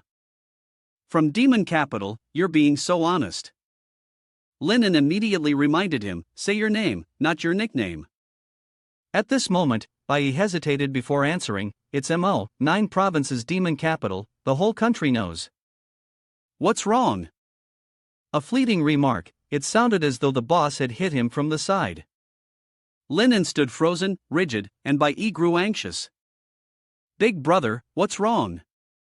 To clarify his point, Linen immediately asked another question. Sang Xian bright moonlight, Madame Guy, above the bones, future writings. He responded confidently. Li Hei wrote, "Who doesn't know this?" Linen seemed to realize something was off as he murmured to himself. "Wait, could it be?" He sighed, looked up at the ceiling, and sighed again. It seemed we're not from the same hometown after all. Bai Yi immediately refuted, "Big brother, what were you talking about?" Although the cities aren't the same, at least our nationality is the same. He tried to comfort him. Linen stood there, dazed, muttering nonsense similar, yet not quite the same. His world was very much like mine, but that place was not his homeland. Just then, the notification board popped up to join in. Special achievement, foreign homeland. You have received 200 basic experience points. Special achievement, foreign homeland. When you meet the first visitor from your homeland, you will receive an introduction. Perhaps the only slight difference was eternity. You have gained a permanent attribute boost of +10 to all attributes, but your joy is reduced by 10. His mood suddenly sank, and Bai Yi spoke in a sorrowful tone. That means, in reality, we're not from the same hometown. Linen gripped his shoulder and tried to comfort him, but no matter what, just being able to meet you in this damned place, I'm happy. Even though we're not really from the same hometown, don't worry, I won't leave you behind. Bai Yi, touched, hesitated and asked, "Really? Is that true?" "Really," Linen replied. "Brother Lin, I really appreciate it." He said the words of gratitude, but his body no longer obeyed his control. His arm shot up quickly, slapping Linen's face. The scene that followed was a series of rapid slaps delivered from Bai Yi's position. "No, it's not." Suddenly, my body stopped obeying my control. "Brother Lin, it's really not me." The sound of a gunshot echoed through the air, and a copper bullet flew straight into the center of his control panel, landing right in the middle of his forehead. Bai Yi looked at the smoke rising from the bullet hole on his forehead in fear, dazed as he asked, "Brother Lin, what just happened?" Linen explained, "It seems that the thing controlling you is still inside your body. My demon hunting rifle can only suppress it, not eliminate it." Bai Yi collapsed to his knees, clutching at his shirt, panicked. "I remember now. They put something very strange inside my body, and after that, I don't remember anything." "Brother Lin, you must have a way, right? Please save me." Linen held his shoulders and helped him up, comforting him. "Don't be afraid, I'm the best doctor here. I'll definitely be able to save you." The system notification sounded, "You have activated the diagnostic spell. You have detected the following conditions. 1. Evil spirit infestation. 2. Puppet control. 3. Impotence. 4. Kidney weakness." It's truly a problem that can't be solved in just 1 or 2 days. After some consideration, he thought that the following 3 issues weren't major problems. The most important issue was the first one. Linen requested the system to provide detailed information on the first condition. A notification popped up with a series of details. Evil Spirit added that this is a type of dark magic which, even in the dark world, is difficult to adapt to. This type of magic can separate the living soul of a creature and then implant it into another body, thus completing a forced parasitic possession. Over time, the evil spirit installed into the new body gradually replaces the original soul of that body, ultimately taking over entirely. The key to treating this condition is to locate the evil spirit that has been implanted and is parasitizing the frontal lobe. After receiving this information, Linen came up with a solution. It's simple, just a minor surgery is needed. Upon hearing this, Bai looked visibly relieved and asked, "Really?" Linen quickly extinguished his joy with a single sentence, "But during the surgery, the thing inside your body will take control over it. At that point, your will must stay strong." "Don't succumb to that," Bai replied. "Don't worry, other things might not work, but my aim with a pistol is still top-notch. By the way, speaking of which, where exactly do you need to operate for a minor surgery?" he added in a soft voice. Linen couldn't hold it in any longer. "Just give me a gun." "No problem, right?" Linen pointed to his own head, the words he was about to say enough to make anyone fear for their life. Bai panicked and shouted, "What? Does that mean you have to open up the brain?" Linen grinned maliciously, holding two sharp knives in his hands. He laughed and said, "No need to open up the brain. Just take out one of the eyes and stick it in to stir things around. At most, it'll only take 3 to 5 minutes to finish." Upon hearing that, Bai's eyes widened in fear, repeating Linan's words, "Stab and stir." The system continued to send notifications. Bai's charm index decreased by 30. Bai's charm index decreased by 30. Bai's charm index decreased by 30. Bai's charm index is almost at 0. He ran off in a panic, shouting back, "Let's do the surgery some other time. I've got something else to do, I'll go ahead." Of course, your intention to escape couldn't escape Linan's sharp eyes. He frowned, extended his hand, grabbing the collar with one hand and holding Bai's wrist with the other. With a serious tone, he said to Bai, "What are you afraid of? We've already done body reconstruction surgery earlier, what's the big deal with this?" Bai sighed and lamented. "Before, I was unconscious, not aware of anything. Now that I know, of course, I'm scared." He continued to tremble, trying to avoid saying, "You said we're not from the same hometown. Let go of me, I won't undergo the surgery." Linen, still holding onto his collar, gently advised him, "Just endure it for a bit, it'll be over soon. You have to trust me." Considering Bai wouldn't agree to the surgery, Linen, realizing that the polite approach wasn't working, lost his patience and raised his voice. "Why is it like this? You have an illness and refuse treatment? Don't blame me if I have to force you." Bai was a bit taken aback, his whole body frozen in shock. Linen then darkened his expression and said, "Well, are you going to do it or not?" Though still scared, Bai hesitated and finally said, "I'll do it, but please go easy on me. I'm afraid of the pain." His hand was extended in front of Bai's face, who was so terrified that he froze in place, while Linen flashed a smile and reassured him, "Don't worry, just hold on a bit, I'll be quick." Linen moved his hand toward Bai's eye, causing Bai to scream in panic. He couldn't even close his eyes, shouting repeatedly in pain and grumbling, "How can you just dig it out like that? Aren't you supposed to numb it first? At least you should inject some anesthetic before doing surgery, right?" The system notified, Bai's fear of you increased by 10. Linen hurriedly said, "Sorry, I forgot." Bai, still distressed, cried out, "Oh my god, are you even a doctor?" Linen pressed Bai down and explained, "Doctors in this world are all like this. You'll get used to it. Now, let's continue." Bai thrashed around desperately, screaming in fear, "No, don't." The system's notification chimed again. Bai's fear of you increased by 30. Bai's fear of you increased by 30. The room echoed with Bai's agonized cries. In Linan's hand was Bai's eye, and he grinned triumphantly, saying, "See? I told you, no pain at all."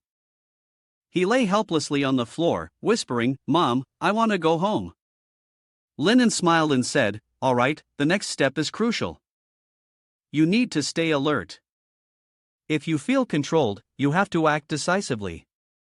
Bai Yi took the gun from Fumo's hand and spoke calmly, "Is it all right? Then we'll do it your way." Holding Bai Yi's eye in his hand, another eye grew from his cheek and stared at him. He said, "All right, I'll begin now. Don't move." Suddenly, Bai Yi's face changed in panic as he stared at the new eye that had appeared. Stammering, he asked, "Brother, you have an eye on your face. Are you not human?" Linen didn't respond, but he muttered to himself, "Just as I thought." Deep within Bai Yi's brain, there was an area of severe pathological change, where an evil spirit child lay curled up, asleep. Linen exclaimed in delight, "Found it, it's this one." As Linen's finger pointed towards him, Bai Yi's face showed terror, and he screamed, "Wait, what are you doing? Are you going to stab me with your finger?" Tiny tentacles sprouted from Linen's finger, and they lunged towards Bai Yi's eye socket, burrowing into it. He went from one panic to another, nearly screaming in fear. You're not human. You're a Tentaclia monster." Bai Yi was so frightened that his words became tangled, but it came out anyway. In the midst of Bai Yi's desperate scream, the Tentaclia pierced through some kind of cavity and rushed toward his brain. They began searching for a way to break through and reach the evil spirit child, which was hiding somewhere within Bai Yi's mind. Suddenly, the evil spirit awoke. It turned its head to sense the disturbance, opened its mouth wide, and screamed, speaking in a strange language. But Zhong Kuwei's words were probably curses. Strange spines began to grow on the surface of Bai Yi's brain. These sharp spines transformed into Tentaclia with hands similar to his, except they were black, and they immediately charged forward to attack. Linen's face showed signs of discomfort as he muttered to himself. It was here. The dizziness was overwhelming. Bai Yi lay there motionless, exhausted, his whole body sinking into a state of lifelessness.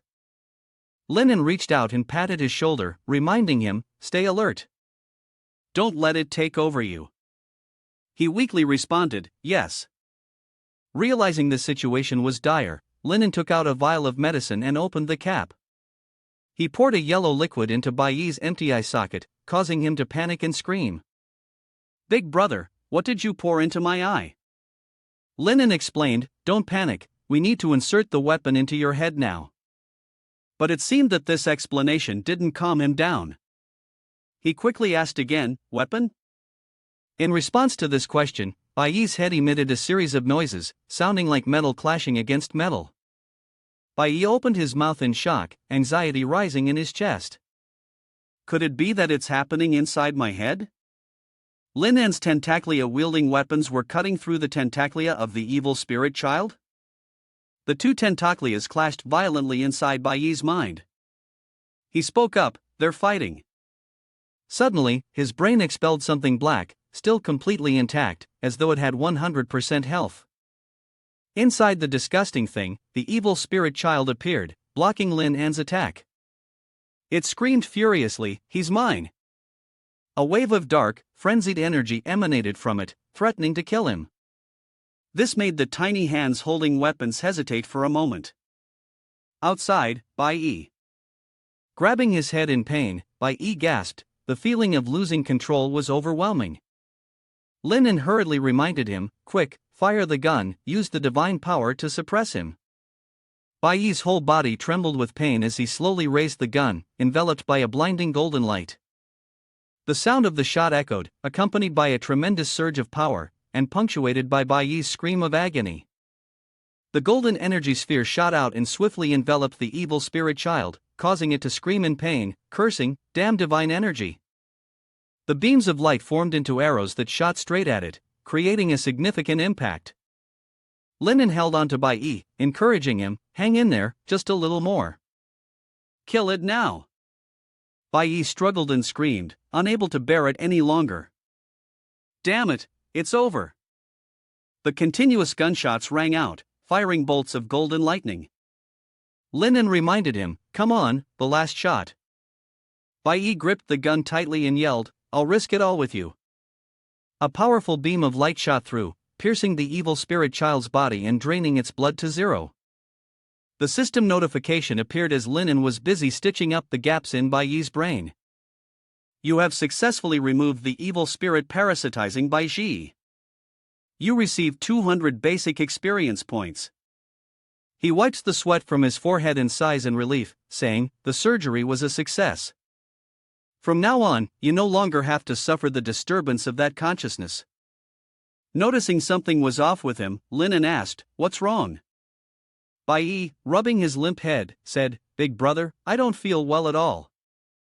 He looked down at the 2 bullet casings near his lower abdomen, hesitating before saying, "It seems I overdid it with the shot.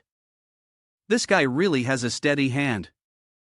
The 2 bullet holes are so close together, it's like he hit it in one shot." Linen pinched his own cheeks, gazing at the hole in Bai Yi's body, nodding in approval. The system popped up with a message. It activated a random diagnosis spell, and you successfully detected the target's condition, 6 broken ribs. He panicked, tears streaming down his face as he cried, "Brother Lin, please help me." Linen hesitated, but before assembling his body earlier, he had already used up all the recovery medicine. Bai Yi knelt on the ground, crying louder, lamenting, "I'm still a man, I don't want to become a eunuch." Linen thought for a moment before saying, "There is a way, but it comes with significant side effects." He hesitated, then quickly agreed. "It's fine, just let me finish it." "I can accept any side effects," Linen replied reluctantly. "Alright, you can use this medicine to heal that area of yours. We used a bit of it when we reassembled your body before." Upon hearing this, Bai Yi clasped his hands together, joyfully tightening his grip. He took a vial of medicine from his first aid kit and handed it over. "If you keep using it, your body might undergo mutations like mine. Are you sure you want to use it?" He presented a vial of flesh and blood enhancer and asked seriously. Bai Yi firmly answered, "Yes, I want to." "Then sit down first. If anything unusual happens, you must tell me immediately," he said, as his hands began to slowly pour the flesh and blood enhancer out. Bai Yi's eyes followed the stream of the liquid, filled with a bit of concern. The green medicine seemed full of life, not falling to the ground but seeking out the right place to heal. The first drop entered the wound, followed by a flow that filled the injured area. Bai Yi's face showed a sense of satisfaction as he exclaimed, "It's here, I can feel it." The body was slowly recovering, flesh and blood growing like a new life form that was about to take shape. An egg cracked open, and a cute little chick broke through the shell, eager to explore this wonderful world, finally spreading its wings and flying. While he was still in joy, a gigantic shadow appeared. Bai Yi stared in shock at what seemed like a massive pillar in front of him. It was a gigantic, slimy tentaclia. It moved closer and then licked his face. Once the shock passed, Bai Yi looked down, and his expression shifted to terror. He screamed in fear, "Tentaclia, don't come any closer." A notification echoed in Linan's mind, Bai Yi's San attribute decreased by 10. Bai Yi's Sang attribute decreased by 20, Bai Yi's Sang attribute decreased by 30. He laughed with delight, saying, "Great, straight from level 1 to level 999. Tentaclia's tentacles were wrapping around him, terrifying him. "Stop joking around, hurry and save me, this thing is about to crawl into my mouth." Linen quickly drew his sharp knife, slashing down and severing the tentaclia, blood spraying everywhere. All he could do was scream in pain. Bai Yi fell backwards, and the massive tentaclia also crashed down right next to him.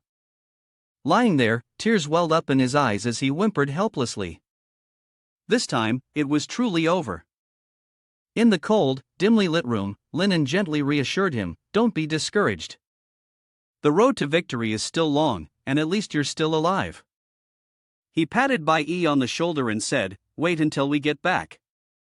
I'll install something that's flawless, I guarantee it'll be easy to use." Bai Yi responded gloomily, "Big brother, you promised, remember, you have to keep your word." Linen confidently assured him, "Don't worry, but before that, I still have to meet the master here." These words made Bai Yi panic, and he hurriedly stepped back, shouting in alarm. "What?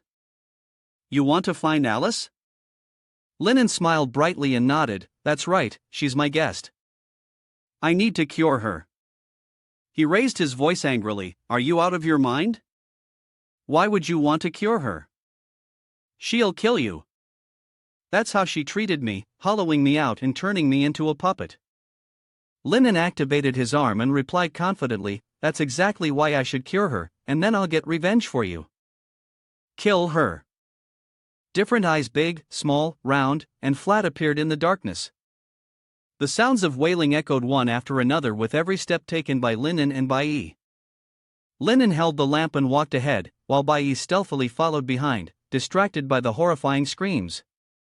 He kept glancing back, his mood uneasy and restless. After a moment, Linen stopped and turned to ask, are you sure we're going the right way? Bai, trembling with fear, stammered, I think so, they pulled me into Alice's room from here. Suddenly, a chilling aura emerged from down the corridor. Linen said, wait, something's wrong. Bai, frightened, pressed himself close to him. The hallway was filled with eerie laughter, and the sound reverberated, causing the walls and floor to crack as if they were about to collapse.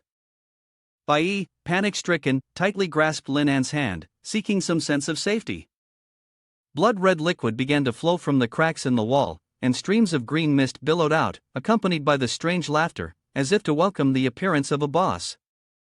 From somewhere, two floating legs appeared, shocking both of them. The system displayed the information you needed. Alice, race, a neutral evil affinity demon. Her combat ability, intense obsession, and deep resentment granted her incomparable strength. Introduction, her body is being torn apart, her will is shattering. Her parents, her brother, they should protect her well. They shouldn't abandon her, shouldn't tear her apart, shouldn't bury her. Shouldn't we be a harmonious family? Shouldn't we be happy? The girl appeared in midair, surrounded by swirling streams of colorful air. Bai screamed in panic. A demon! The system popped up with a notification, Bai's stats decreased by 10. Bai's stats decreased by 10. Linen looked at the girl in front of him, her hair partially obscuring her face, revealing an eye glowing with red light, her whole body surrounded by waves of resentment. Linen cautiously asked, are you Alice? Did you tell me to come? Alice tilted her head and smiled, reaching out toward him, speaking each word with difficulty. Be my family, don't turn you into a puppet. Stay here with me. Linen wondered, it seems like you are very persistent with me, why is that? The little girl's eyes lit up as she responded, you're not bad, you cured my older brother, you have a very good heart. Alice blinked and extended her hand toward him, saying, Alice wants a brother who will love me. In the fiery red of her eyes, only Linen's figure remained, forever with Alice, the little girl emphasized. Linen lowered his head, speaking sternly, I'm sorry, little one, I can't promise you that, because I can't stay here forever. But as a doctor, if you're sick, I will definitely help you get better. He raised his face to look at the little girl with a very gentle gaze. Of course, if she lacks a brother's love, he could also occasionally show her some affection. Alice stretched out her hand and flew closer to Linen. She whispered, almost as if reading a curse, that he would change his mind, that he would willingly stay. To Linan's surprise, Alice's hand touched his body, and then the little girl flew through him, leaving a message behind. We're waiting for you, Bai shouted in panic. She's gone, Linen explained coldly. That was just her illusion. Originally, she wanted to negotiate with me, but in the end, I still rejected her. You keep talking, he continued, let's go, she was about to make her move against us. As he spoke, Linen handed Bai a knife. Reaching out to catch the knife, Bai asked cautiously, make a move? From the crack, a few figures of evil spirits suddenly appeared. Bai jumped in shock and yelled, ghosts! The shadowy figures of the evil spirits fully emerged in the hallway. Without hesitation, Linen used the chainsaw strapped to his back to attack the crazed evil spirit. Immediately, a notification echoed in his mind, you have chainsawed an evil spirit, you gain 10 experience points. But this was not the time to pay attention to such things. He reminded the trembling, terrified person behind him, "Stop freezing, stay close to me." After that, the evil spirits continued to appear and relentlessly attacked them. Linen swung his arm, destroying one spirit after another with his chainsaw. Along with every swing came a continuous notification: "You have chainsawed an evil spirit. You gain 10 experience points." Bai Yi nervously followed closely behind him, trying to attack the demon that was lunging at him, while shouting loudly in fear. "What are these things? They're terrifying." Still busy, Linen kindly explained to Bai Yi that the creatures killed by Alice were cursed and trapped here. Bai Yi was startled, dodging the sudden attack from the evil spirit, and then began crying in panic. "Big brother, aren't you scared at all?" Linen calmly replied. "Of course, I'm scared. But in this world, there are only two paths to take." He jumped up, swinging his chainsaw towards the terrifying evil spirit, then smirked arrogantly as he continued, "Either you let fear swallow you, or..." The sound of the chainsaw colliding with the evil spirit was deafening, but it couldn't drown out his scream. In Bai Yi's eyes, only Linen's figure now reflected, shining with a dazzling aura. In his mind, all that remained was the image of himself sweetly relying on Linen, feeling an endless admiration. "So handsome, so cool, he looks so awesome, and his age and body are so similar to mine. It gives people an incredibly heroic feeling. If I were a girl, I would definitely fall in love with him. But since I am a man, he unwittingly speaks the thoughts that I myself have, so I just want to embrace his big, strong legs." And Bai Yi immediately acted on his thoughts, leaving Linen utterly confused. The notification rang out again in his mind. "Bai Yi's admiration for you increased by 10. Bai Yi's admiration for you increased by 10. After walking a little further, Linen kicked open a door and entered a room. This place appeared to be an extravagant dining hall for nobles, illuminated by tiny candles, though the faint light couldn't quite dispel the eerie atmosphere of the room. On the ceiling above where Linen and Bai Yi were standing, there was a patch of some green substance sticking to it, showing signs of dripping down towards the two of them, one drop at a time. Bai Yi looked around in confusion. "Big brother, why are we back here? This place is too gloomy. Let's go." Linen immediately refused. "No, there are some things I need to clarify." He pulled out a bottle of medicine and handed it to him. "Take this first." Bai Yi asked in confusion, "What is this?" Linen did not answer but instead insisted, "Just drink it, don't question it." Hearing this, Bai Yi didn't dare to say anything further and followed the instructions, drinking the bottle of medicine. The strange taste of the medicine made Bai Yi exclaim in disgust, feeling it was even more revolting than eating feces. As he spoke, his whole body began to glow. Bai Yi panicked and screamed, big brother, I'm turning green, I'm turning green." Linen laughed mockingly and explained, "Normally, this is a medicine I developed using a finger that carries radiation. It doesn't really have any effect, but it glows brightly." At that moment, Bai Yi realized so they were just using me as a light source? A stream of liquid had just fallen on Linen. Looking up in the direction where the liquid had dripped, Bai Yi saw a huge monster spewing out streams of disgusting green saliva. Its bright eyes fixed on them, and as soon as it noticed them, it immediately lunged forward to attack. Without hesitation, Linen raised a saw to block its strike. However, the monster quickly grabbed his leg and yanked him upward. Bai Yi stood nearby. Terrified, he shouted loudly, "Big brother!" At the same time, a notification sounded in Linan's mind. The sanity index of Bai Yi dropped as the monster growled out each letter of the villain's name.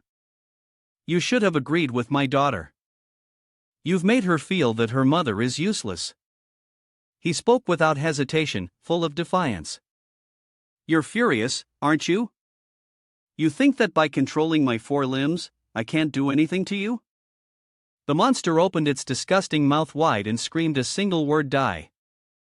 Bai Yi quickly pulled out the knife Linen had handed him earlier and bravely shouted, "Big brother, I'll save you." But before Bai Yi could act, he saw Linen swiftly reach out and grab both sides of the attacking mouth.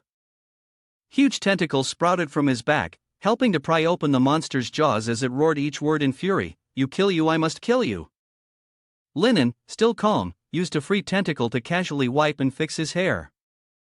He smiled provocatively. "Madam, when you jumped down just now, you should have killed me right away." "Unfortunately, you won't have that chance anymore." Linen raised his voice and gave an order to the mouth in his hand.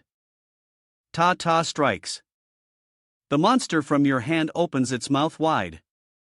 Ta-ta relentlessly attacks the creature, which is stunned and overwhelmed with shock. The monster, which Ta-ta just spit out as if drained of all its energy, collapses helplessly on the floor, groaning in humiliation. "It's always been me eating others, but today I'm the one being eaten." Ta-ta chews the monster's bones noisily, then scoffs, "If it weren't for the head telling me to spare you, I would have torn you apart." Linen coldly, emotionlessly utters, "All right, my turn now. Just bear with it for a bit, it'll be over soon." The monster, trembling in fear, asks, "What are you going to do?" He revs up the saw and grins wickedly, "Don't worry, just a little brain surgery for you." The large saw, bloodied and ominous, descends. The monster screams in panic, begging for its life. Bai, witnessing this horrifying scene, is completely stunned, thinking to himself, "How ruthless. Is Big Brother's surgical style really this brutal? At this rate, the surgery I had before could even be considered gentle." Linen calmly picks up the tiny brain and says flatly, "Well done. The surgery was a perfect success. As I expected, you were also controlled by the evil spirit, but now the control has been lifted." The system announced. "Congratulations, host. You have successfully completed the brain surgery. You have earned 200 basic experience points. Successful brain surgery, a milestone achievement. You have completed a full brain surgery on the target while ensuring they do not die. This proves that you have taken an important step towards becoming a physician with a focus on treatment. You permanently gain +10 in surgical ability, +2 in intelligence, +3 in strength, and +5 in joy." He scratched his chin, looking at the monster lying flat on the ground, then murmured, "Almost forgot." Linen reached out and began pulling the monster's facial skin. He peeled the skin off the creature's face. Pulling a bit more, he completely removed its facial skin. Suddenly, a burst of light appeared, enveloping it. At that moment, an announcement rang out continuously in his mind.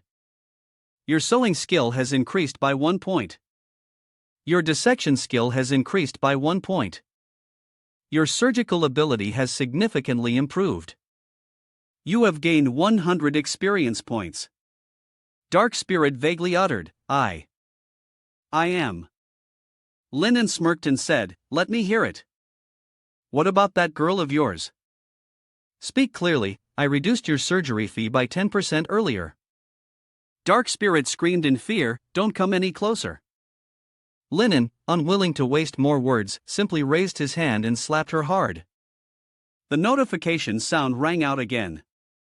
Fear level of the female lead towards you +30.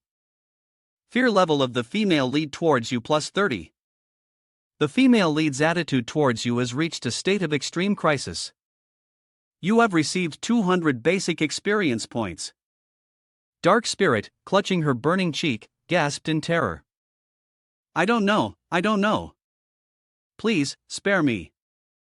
That evil maid killed me, I don't know anything."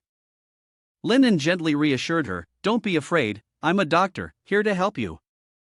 See, I've already freed you from control. Can't you be honest with me?" Bai, who had been quietly observing from the start, silently evaluated the situation. Impressive. Just a second ago, Linen was a ruthless demon, and the next, he turned into an angel in white. Evil and goodness coexisted within him. Is this the survival code of Big Brother in this world? Dark Spirit timidly recounted, "That maidservant, she's a vengeful ghost. Back in the original world, she mercilessly killed my entire family. As she recalled that terrible memory, she said she ripped open my stomach and forced me to eat, made me eat non-stop. Until my stomach burst open, I ate until I died from being too full. She's a crazy, evil maidservant." Linen smiled lightly and asked, "So why did she treat you like that?" She hesitated, as if reliving the horrifying memories, then she shouted angrily and recounted everything. Because she hated me. She's a madwoman, completely devoid of humanity. Since she was a child, her mind was always unstable. She tortured animals, using knives to cut open sparrows and rabbits alive. She slammed her fist hard on the floor and screamed, "She's dying." The notification board popped up again. The mission provider, Evil Daughter, stated, "Mission objective, kill Alice. Mission reward, plus 100 affection with the female lead, plus 500 rusty skeleton, plus 500 basic experience." Linen said calmly, "It seems you really hate it, but even if I examine it, I can't help you." Dark Spirit appeared pitiful and quickly responded, "No, doctor, you can help me. Just cure it, then hand it over to me. If you can do that, I'll give you this castle." He scratched his chin, thinking, it sounded quite tempting. She secretly rejoiced and said, "So you agree then?" But she didn't have time to celebrate for long because Linen unexpectedly stabbed Dark Spirit in the stomach. His whole body radiated a sinister killing intent as he coldly said, "Don't worry, I figured out Alice's condition, but I need you to make the medicine for me." Linen stood up straight and ordered, "Tata, keep her secure, don't let her consume anything." Tata grabbed Dark Spirit, dissatisfied, and replied, "Got it. Once everything's done, I'll give you a signal to Bai. Let's go, we're heading to the next place." Meanwhile, Linen and Bai had arrived at another location, walking up the stairs. Bai asked in confusion, "Big brother, I don't understand. You've clearly cured the heroine. Why do I still need to stab her?" You calmly answered, "Because I am a doctor. When I see a patient, of course, my priority is to treat their illness," you continued nonchalantly. "Once the illness is cured, she'll be a normal person, and then, naturally, there will be revenge for grievances, and grudges to be settled. After all, she kept forcing me to eat the internal organs that I hate the most." Bai seemed still confused, intending to ask something, but as soon as he started to speak. Here, Linen interrupted and continued. Besides, she was lying earlier. Hearing this, Bai became even more puzzled. Sensing that Bai still didn't understand, Linen continued to explain.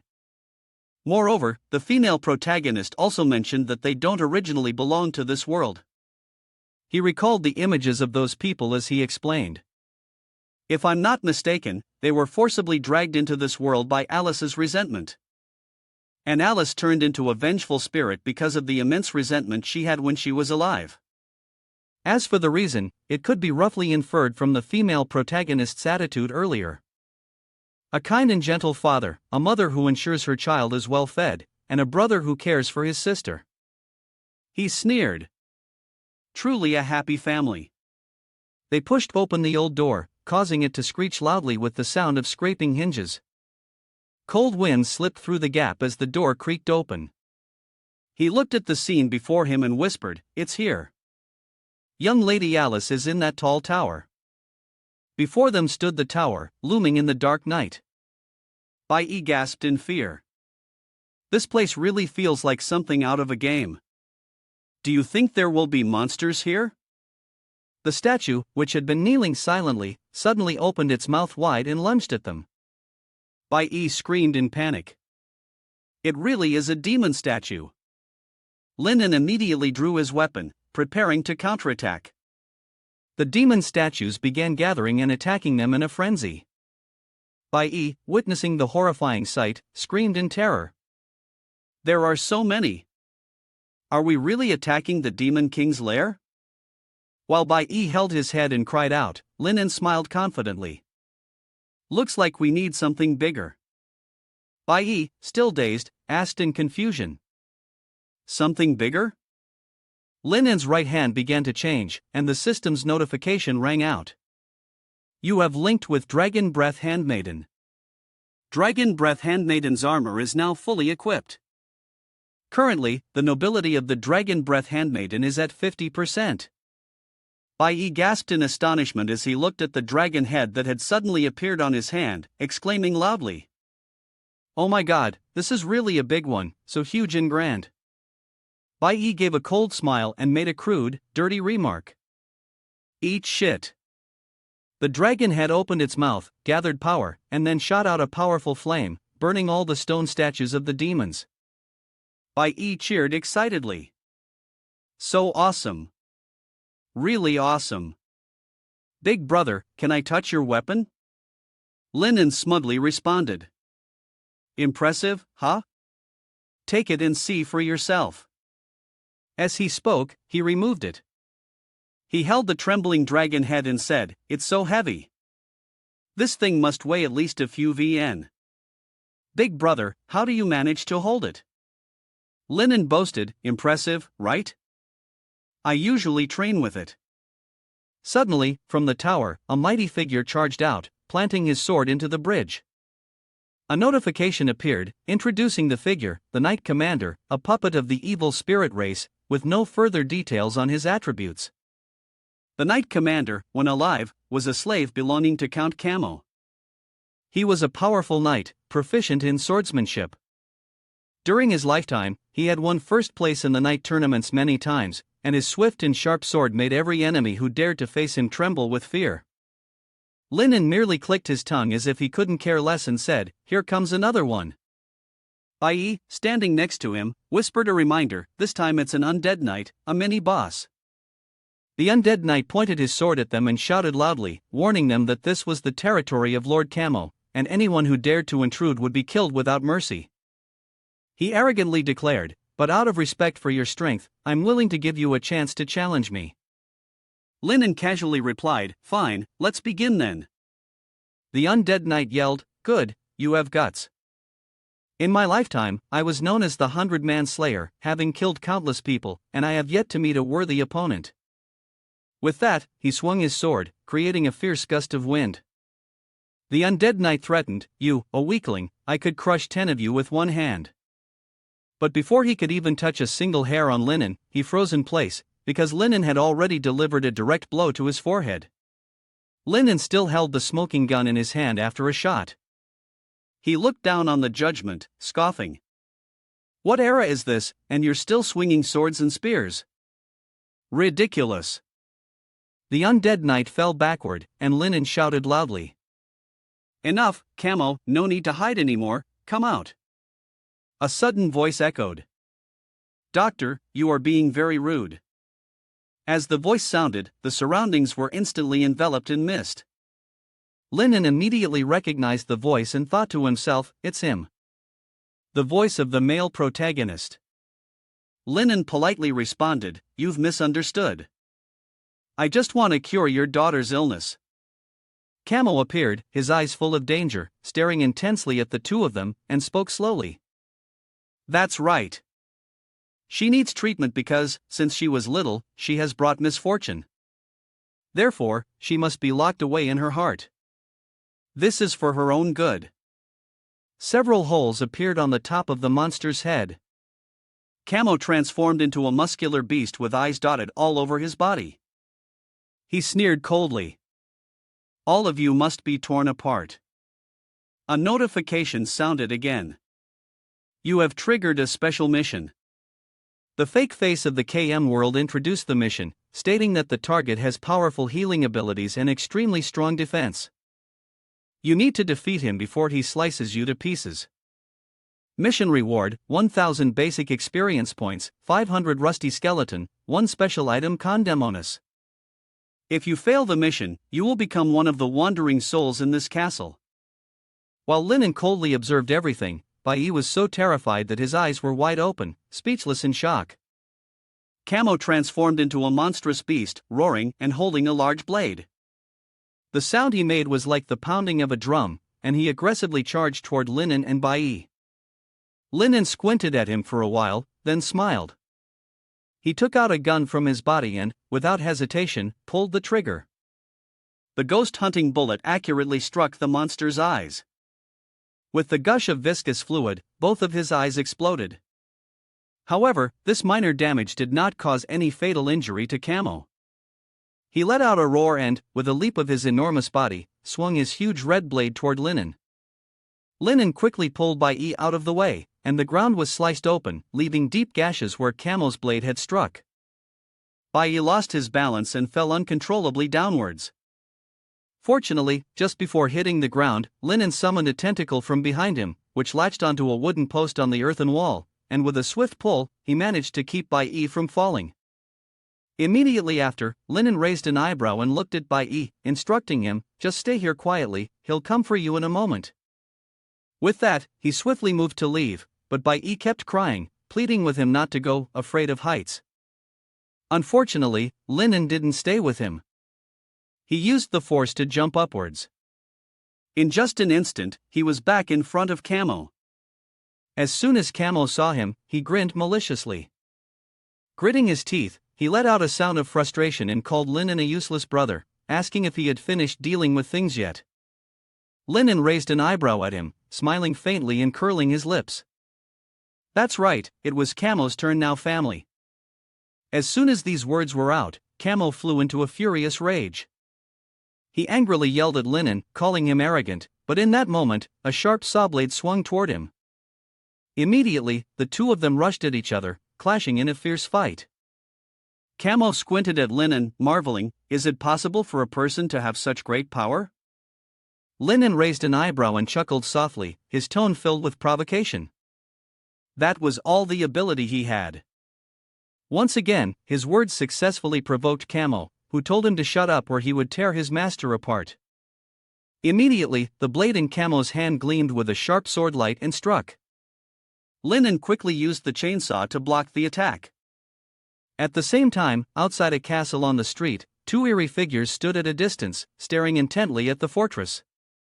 These two were none other than Blood Prison and Madame Puppet. At this moment, Madame Puppet suddenly murmured, "It seems that Blood Prison's disciple is still alive." Blood Prison snorted coldly, then casually replied, "Do you really think my disciple has wasted these 2 years under my guidance? Every day, he watches me saw people, he just needed a chance to refine his skills." Upon hearing this, Madame Puppet gave a faint smile, curling her lips and asking, "So, he knew from the start that this castle had a problem?" Without hesitation, Blood Prison nodded in acknowledgement, a cruel smile spreading across his face.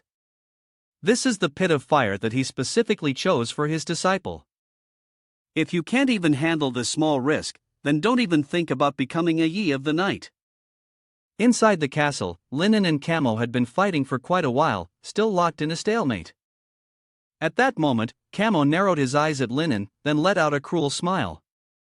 Playing around like this was enough. It ends here. As soon as he finished speaking, he struck fiercely once more. However, this time, Linen did not panic. He let out a cold snort. Just as the massive blade came slashing down, Linen's left hand suddenly reached out and caught it directly, yet his hand remained completely unscathed. Seeing this, Camo couldn't help but be stunned. How could he block his blade with just one hand? At that moment, Linen revealed a strange smile. Indeed, that was enough playing. It seems the chainsaw technique taught to you by Blood Prison still needs more practice. As soon as the words left his mouth, a faint golden spark of electricity suddenly flickered across Linen's arm, enveloping it entirely. Linen exerted a bit of force, and the blade in Camo's hand was crushed to pieces by his left hand. Camo's eyes could no longer hide his terror. He never even dreamed that a human could crush his blade with their bare hands. He stared intently at Linen across from him, as if trying to figure out what exactly he was. He bit his lip fiercely, sweat running down his forehead, and hesitantly asked who Linen really was. Linen let out a soft chuckle, the corner of his mouth curling up as he said, "You don't need to be afraid, I'm just an ordinary doctor." However, as he spoke, numerous things began to appear around him. 2 tentacles sprouted from his back, one holding a saw and the other a dagger. His left arm extended a massive giant hand, while his right arm was equipped with a dragon breath handmaiden. It was clear he didn't look human at all. Camo looked on in horror at Linen's current form. He was truly speechless. Could this really be his true form? But Linen did not answer his question. He only flashed a sinister grin and waved his hand, beckoning Camo to play with him a little longer. As soon as Linen finished speaking, a colossal illusory black dragon charged toward Camo. Camo bit his lip fiercely, struggling to endure the oppressive force of the black dragon. However, the body was still severely injured by the fiery flames of the black dragon's burn. Linen didn't give him a chance to react, appearing instantly behind him and directly stabbing through his body with a chainsaw. Camo was completely unprepared, letting out a blood-curdling scream in pain.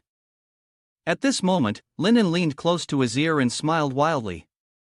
This was a move he learned from the ruthless blood-clad evil spirit, a devastating blow that showed no mercy to the enemy. In that moment, Camo was trembling in fear, his blood and flesh a messy mix. He gritted his teeth, trying to suppress the intense pain, and charged toward Linen, screaming frantically in an attempt to kill him. However, before he could land a single punch, his entire arm was bitten fiercely by the black dragon's head. Camo screamed again in pain, his arm nearly being burned away by the black dragon's fire. But it wasn't over yet.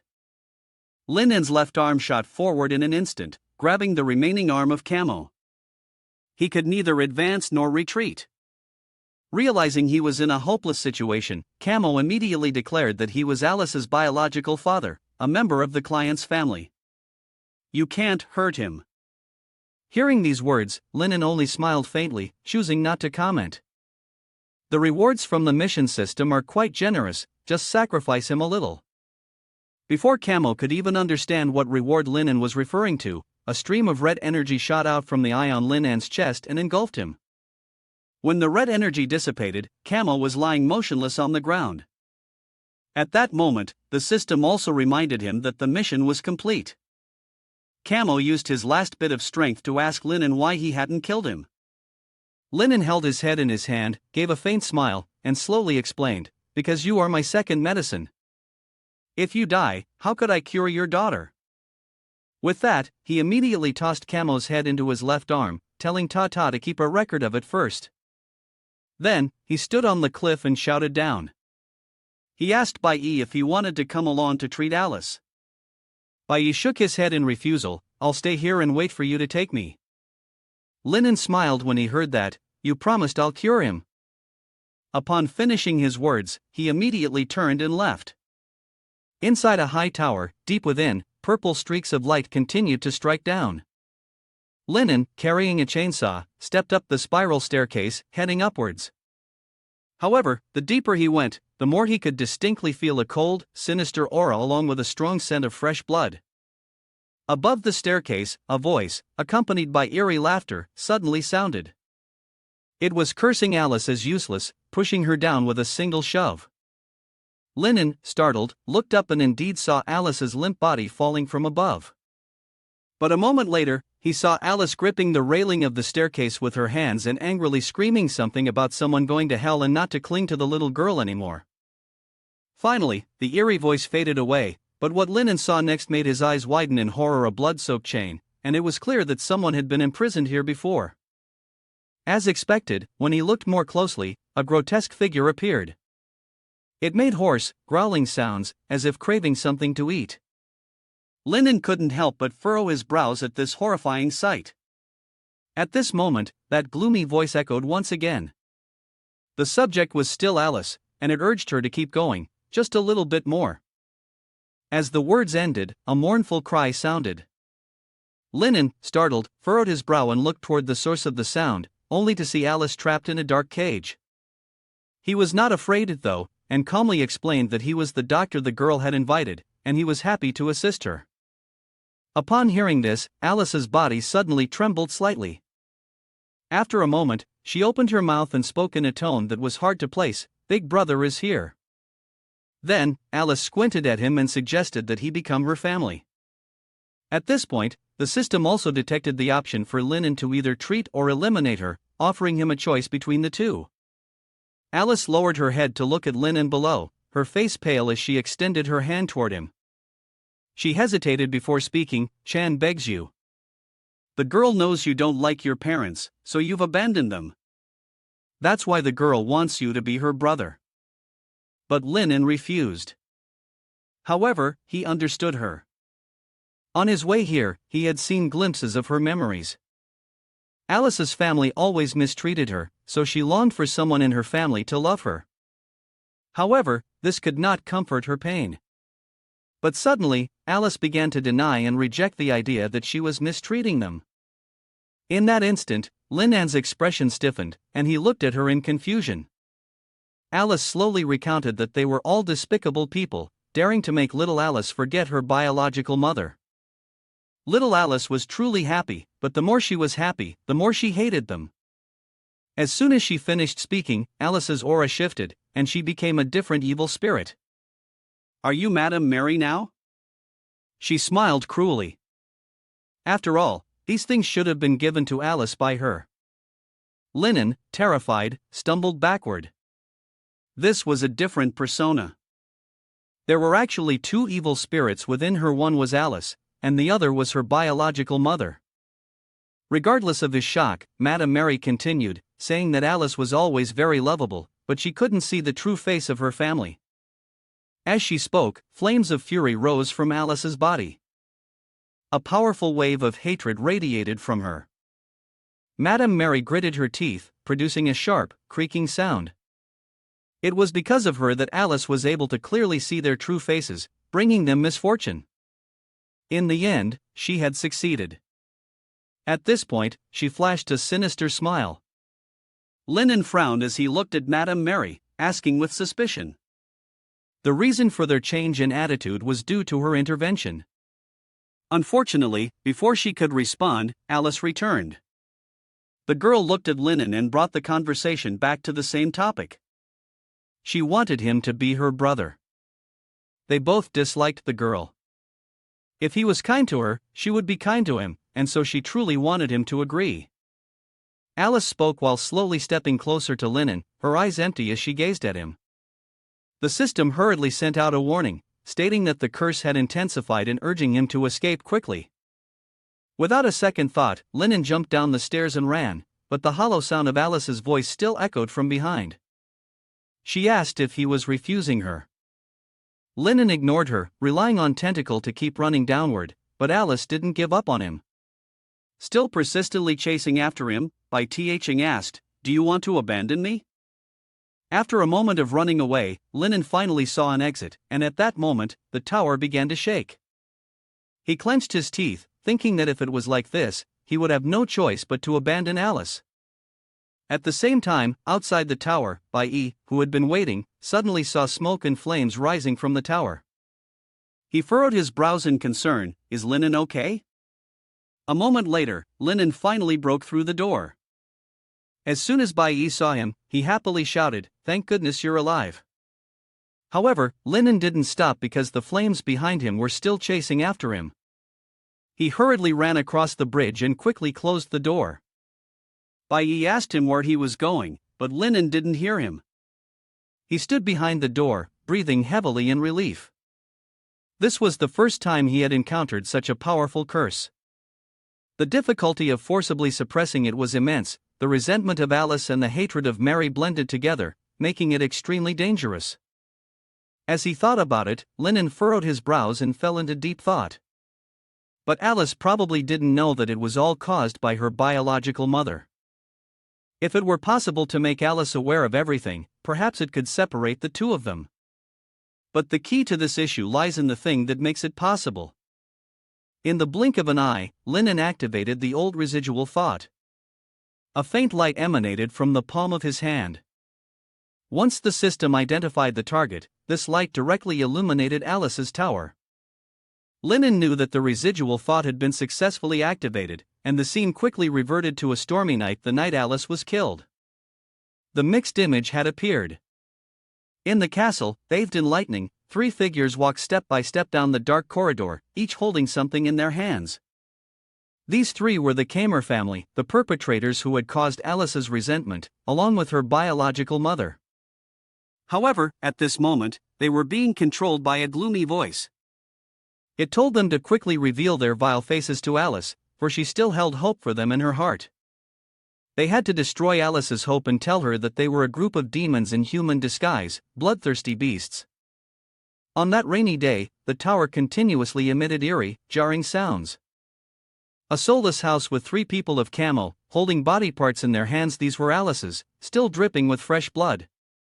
That voice commanded them to quickly hide the pieces in the corners of the building, followed by terrifying sounds of cursing. Linen, witnessing the scene, couldn't help but frown and mutter, "Have you found it?" "The stuff in the basket." Linen, carrying a chainsaw, ventured deeper inside to begin searching. Sure enough, a while later, in a corner beneath the floor, he reached down and pulled out an arm of Alice, covered in cursed markings just as he had found. Linen looked at the object in his hand and couldn't help but breathe a sigh of relief. He had found it. But Madame Mary had turned her own daughter into a tool for vengeance. It was truly beyond words. She wanted to turn her daughter into a demon like herself. This method was so selfish. Linen pieced together countless truths from the images that residual thought had shown him in the past, continuously searching for the scattered remains of Alice's body. He approached the fireplace, where, hidden beneath the pile of firewood, he uncovered another fragment of Alice's body. But it was also invaded by resentment, bound by a curse. Linen truly felt some sentimentality toward Madame Mary's actions, yet, she had allowed her own daughter to destroy the once happy family with her own hands. Immediately after, Linen continued to employ the residual thought technique from before, slowly uncovering the truth.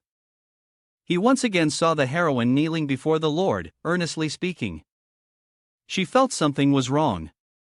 Alice, it seemed, hadn't eaten for several days, but she remembered that they had eaten together earlier that afternoon. Why was Alice so terrified of her? At that moment, the heroine suddenly changed her expression, looking at her arm, which was now drenched in blood mixed with her own hair, and screamed in horror.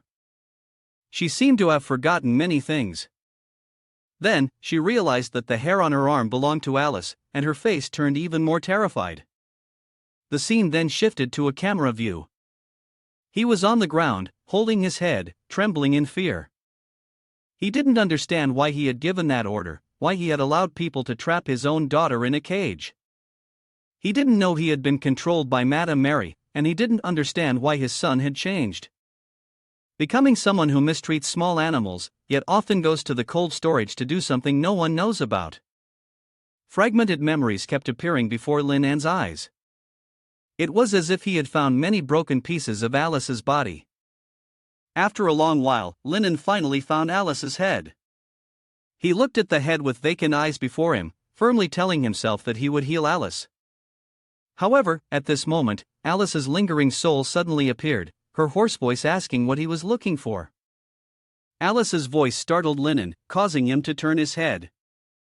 Before he could react, Alice's arm suddenly stretched out and tightly gripped his neck. Linen coughed twice, gritting his teeth as he said, "I'm looking for that girl's body. If you want to heal Alice, you can become her family." As soon as he finished speaking, Alice's arm loosened. He bit his lip fiercely, then hurriedly called "Ta-ta" out. His left arm suddenly transformed into a thick, black liquid. In the blink of an eye, the liquid turned into an afterimage of an evil spirit, violently attacking Alice. Alice was struck by a wave of energy from the assault.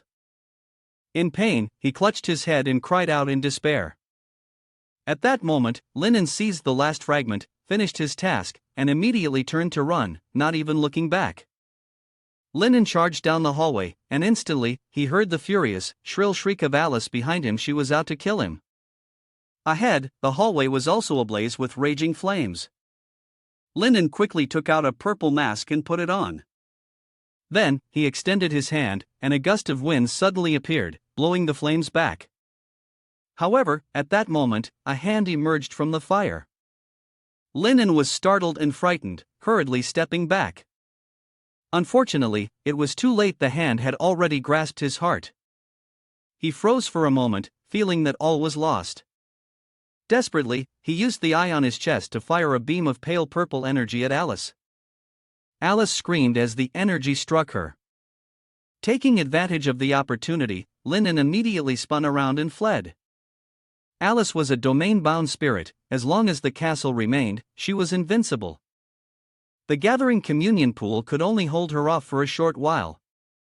Linen knew this well, so he had to make the most of the time he had. You rushed straight to the kitchen, and as soon as you broke down the door, you saw a chef with a pig's head inside. The pig-headed chef turned to look at you, then asked, "Did you barge in here because you smelled something good?" However, Linen didn't have time to pay attention to him. He quickly ran to the pot of soup in front of him, and the chef hurriedly tried to stop him. "Isn't the bowl enough? Why are you touching my pot?"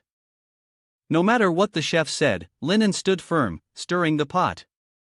He didn't stop until he fished out a blood-red heart from the soup, finally finding what he was looking for.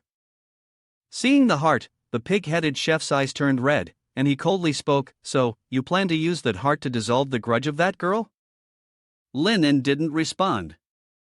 He narrowed his eyes, staring at the chef, and asked, "Do you know what this is?" He only snorted coldly. As a chef, how could he not know the origins of his ingredients? This was a rare pure heart in the dark world, but unfortunately, it had been tainted by malice, making his soup far from perfect. He handed Linen a bowl of soup, then spoke again, "You can take it, but you must drink it all first and then find an extremely evil heart for him." You look at the bowl in his hand, hesitating, unable to make a decision. It wasn't until a sudden noise behind them startled both of them. When they turned around, they saw Alice had caught up and was glaring at him fiercely, telling him to go die. Linen finally stopped hesitating and directly poured the soup into his mouth. The system immediately chimed with a notification. He gained knowledge of mechanical modification and a curse of the crying clown. After finishing, Linen grabbed the heart and ran. Before leaving, he told the pig chef, "You will bring him the evil heart." He nodded and told Linen he had half an hour. "If you break the agreement, he will take your heart as compensation." Linen ran straight to a sealed room. He used force to twist the door handle, and in no time, the door opened. Linen didn't hesitate and stepped inside. Fearing that the evil spirit might catch up, he quickly shut the door behind him. He took a deep breath, then gritted his teeth and called out for ta-ta. His left arm immediately expelled parts of Alice's body. Linen didn't have time to waste. He quickly grabbed a sewing needle and, using Diana's speed, sewed each piece of Alice's body back together. Before long, a complete body of Alice had appeared. At this moment, scenes from the residual thought flooded Lin An's mind. Alice once had a happy family. Although her father was very strict, he was also very gentle, teaching her many things. Her mother liked to nag, but she would also make many delicious dishes. Alice also had an older brother who often gave her many gifts. The little girl loved her family and wanted to be with them forever. However, that happy vision of hers was completely destroyed by a dark shadow, the evil spirit.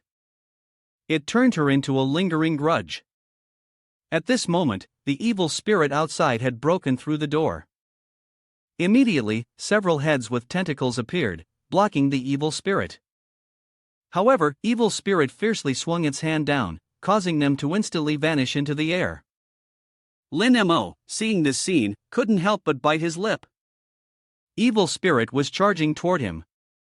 He quickly dodged to the side, narrowly avoiding an attack from evil spirit. But just at that moment, a sudden anomaly in front of him startled him, making his eyes widen in shock. Because evil spirit had now transformed into a phantom, blazing with brilliant flames. It immediately latched onto Lin An's back. However, Linen did not panic. He felt that this was the opportunity, and hurriedly took out the purple mask, then held onto Alice's corpse, which he had just created, and activated the curse cleansing spell. At that moment, a light emitted from within Alice's body, and the intense flames, carrying the curse's violent backlash, engulfed both Linen and Alice. Then, the light shot straight toward evil spirit, causing the resentment within evil spirit to be expelled outward. Sensing this, evil spirit immediately became enraged. Its power had been torn apart. "How dare you do this?" It screamed loudly, its voice piercing, ordering him to die. From its hand, a beam of blood shot straight through Lin An's chest. Upon seeing this scene, it immediately broke into a satisfied smile. "You're done for." However, it was wrong in its assumption. Lin An suddenly gave a knowing smile. Evil spirit stared at him, bewildered as to why he was smiling, even though he was on the verge of death. At this moment, Linen squinted at it and spoke, "The one who's done for, is it?" As soon as he finished speaking, a flash of yellow energy suddenly blazed brightly in the air. It was like a brilliant flame, surrounding both Linen and Alice. The system popped up again, reminding that Linan's life force was gradually fading. But Linen paid it no mind. He was transported to a strange, dim space, and countless images began to pour out. Before him stood a small, brightly lit tower, nothing like the gloomy one he had seen earlier. A nameplate was placed at the door, and this was Alice's room. Linen hesitated for a moment, then opened the door and stepped inside. Immediately, a joyful voice rang out. It was Alice's voice, the little cake. "Thank you, chef." Inside the room, Alice was sitting at a table, with 3 people standing beside her. The little girl also had a cake, which clearly meant it was her birthday. She was very happy because everyone had always taken care of her. However, today there was no sign of her parents and older brother, which made her joy incomplete. The 3 people present felt awkward when they heard Alice mention her parents and brother. After taking a deep breath, the knight next to her hesitantly said, "They've gone out. They probably won't be back today." Upon hearing this, a trace of sadness appeared on Alice's face as she sighed. It seemed that it was indeed because she was sick, which is why they didn't care. The doctor, upon hearing this, gently patted her head and comforted her. "I promise I will cure you. When that happens, everyone will come to celebrate your birthday." Hearing this, a smile finally appeared on Alice's pale face. Linen, standing to the side, silently observed all of this. This might be Alice's inner world. Surprisingly, even though she had been abandoned, she still held on to hope. Yet in her memories, she always avoided and never confronted the issue. After thinking this, Linen suddenly spoke, and the surroundings immediately changed. The bright and cheerful scene had shifted into a grim prison. Alice was trapped in that cage, filled with sorrow and loneliness. The little girl stopped Linen from getting any closer to her, warning him that if he approached any further, he would die. The head chef was a prime example. He had been killed by Alice just for secretly bringing her food. The doctor who had tried to lead Alice away had his legs chopped off by her. Everyone who had tried to help Alice had met misfortune, which was why the people she cherished always ended up leaving her. She liked him, and she didn't want to hurt him, but Linen didn't care.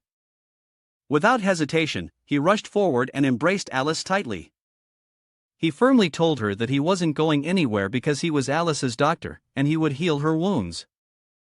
But at that moment, a dark aura suddenly emerged from Alice's body, slithering into Linan's.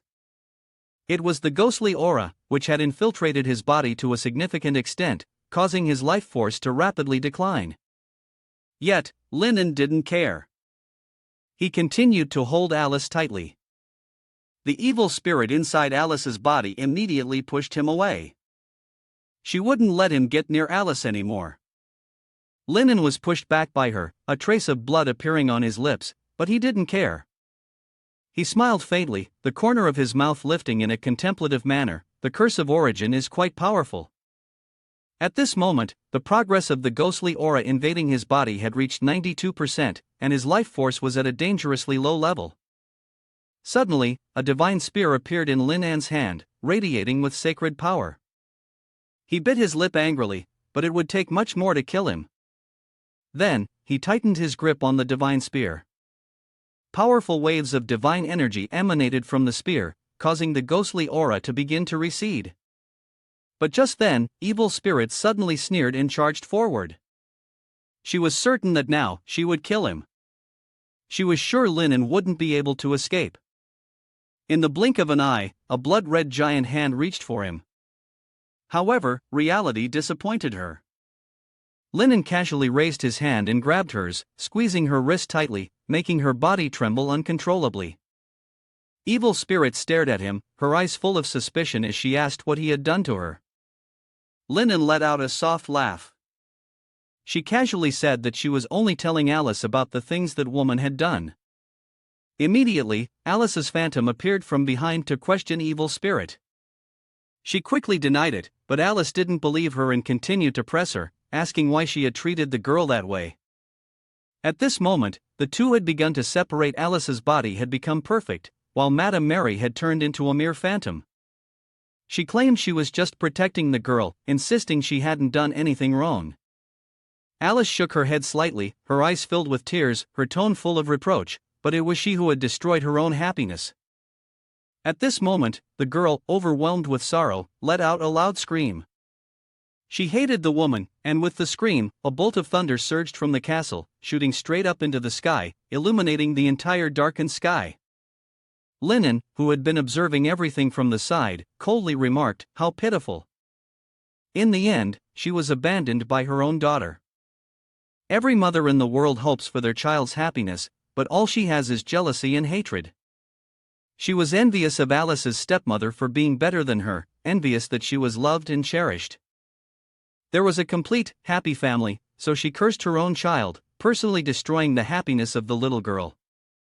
As Linen was speaking, Alice's body suddenly swelled, and red liquid started flowing down from her body. Linen didn't care, he continued speaking, but the retribution she once brought despair and suffering to her daughter. Now, the little girl will personally pay her back in full. The evil spirit knelt on the ground, urgently begging Alice for mercy. She said she had truly wronged her. Upon hearing this, Alice immediately stared at her in a daze. However, the woman wasn't truly repentant. She had just asked the little girl to forgive the sins she had committed, but her hands were already preparing to strike. Linen, as though he had predicted her intentions, immediately threw the spear in his hand, piercing her through in an instant. The divine power within the spear was incredibly strong, and the woman's body began to gradually disintegrate. Linen watched this scene without a shred of sympathy, coldly glaring at her. Even in her final moments, she showed no remorse. She truly deserved to die. She was simply no longer fit to be Alice's mother. But at this moment, Alice's body suddenly erupted with hatred. Her body had transformed into a monstrous evil spirit. Linen was startled and hurriedly tried to stop her. However, it was too late. Alice had already consumed all the resentment of Madame Mary. The woman was a useless wretch. Alice wanted her to disappear. In the blink of an eye, because Alice's hatred was too intense, the place showed signs of collapsing. However, the little girl had no intention of stopping. She continued to spread her resentment without pause. The castle couldn't hold out much longer, with rocks and debris continuously falling apart. Seeing this scene, did not flee. He wanted to save Alice, so he paid no attention to the giant stone falling toward him. But luckily, just as the stone was about to fall, Tata used the strength of her left hand to pull Linen's body aside. Once Linen was safe, Tata angrily scolded him, asking if he wanted to die. Why didn't he avoid it? Linen heard these words inside, helplessly saying he had reached his limit. After that, he could only rely on Tata, who finished speaking. Your body collapsed onto the ground. Tata, seeing this, hurriedly used her left hand to shake you while muttering non-stop, if you want to die, don't drag it down with you. No matter how much she shook him, Linen still didn't wake up. With no other choice, she used the strength of one arm to drag his body outside, all the while grumbling that he'd surely be killed mercilessly by it someday. At that moment, the system's notification sounded again. Linen had completed the healing and extermination mission and received a special reward. Meanwhile, after dragging Linen out of the castle, Tata quickly made him drink a potion. After a while, he finally regained consciousness, coughing twice before scolding Tata, "Why did you stab so deep? Were you trying to kill me for real?" Tata snorted coldly. It wanted to, actually. Linen pouted at that and ignored her. Turning to look at the castle, now nothing more than a pile of ruins, he couldn't help but frown. What happened to this place? Tata told him, Alice killed her own mother. The resentment that burst forth destroyed everything. Hearing that, he let out a helpless sigh. He thought he could cure Alice, but in the end, it only brought forth even greater hatred. It seemed his skills were still lacking. This attempt at treatment could only be called a failure. Tata disagreed. You managed to survive at all. That's already impressive enough. Be content with that. Just then, the system warned him of an extremely strong surge of hatred, urging him to leave immediately. Linen was terrified when he heard the alert. He turned around in shock, only to see a dense ghostly aura enveloping Alice's body. Around her, a layer of icy frost had formed, radiating a chilling cold even from afar. Linen stared intently at Alice's body before him. After a moment, he realized it was the same body he had just finished mending earlier. The soul had already returned to its vessel. Seeing him standing there in a daze, Tata hurriedly urged him to run. Now was the time to flee, before Alice made a move. Yet Linen acted as though he hadn't heard, raising his foot and rushing toward Alice. Tata was utterly stunned by the sight. When it finally snapped back to its senses, it began to curse non-stop. "You idiot. If you want to die, don't drag me along with you." It kept telling him not to move forward. Linen paid no attention to it and continued stepping forward. Until his body was invaded by the ghostly aura, he had already reached Alice's side. Without hesitation, he embraced her and softly whispered, "It's over now." He gently comforted her as if she were a child. If she felt lonely, his words from before still counted. She could consider him her family. As soon as he finished speaking, the ghostly aura around Alice's body gradually dissipated, returning the area to its previous bright state. Linen carefully lifted her in his arms and slowly set her down on the ground. Alice suddenly called out in English, then began to sob uncontrollably. Seeing this, Linen let out a helpless sigh. At that moment, the system notified him that he had achieved the deceived innocent girl achievement. Annoyed, he cursed at it. "What do you mean, deceiving a child? I was clearly the kind older brother, Dr. Liang Xian, who cured the little sister's grudge." Tata, seeing that Linen was safe, breathed a sigh of relief but still angrily said, "You're really bold. Aren't you afraid of being punished? Alice's power is incredibly terrifying." Linen heard this and sighed, shaking his head. After all, he was a doctor and could not abandon his patients, especially since he had promised the little girl and had to keep his word. Tata was startled when he heard this. Linen looked at him in surprise and asked, "What's wrong?" Tata quickly shook his head and said, "Nothing, I just think you're really foolish." In truth, he suddenly felt that Linen seemed quite impressive. It turned out that he was so kind-hearted. Because of this, Tata's affection for him grew. Outside the castle, the two blood prison members and Madame Puppet silently observed Linen's every move. Seeing the once happy house now destroyed, Blood Prison coldly remarked, "It seems the curse here has been broken." Madame Puppet, upon hearing this, could not help but sigh. It's hard to believe. Alice was such a stubborn character, yet Linen was able to do it. Blood Prison smiled proudly at this. This is his disciple, he's a step above her daughter.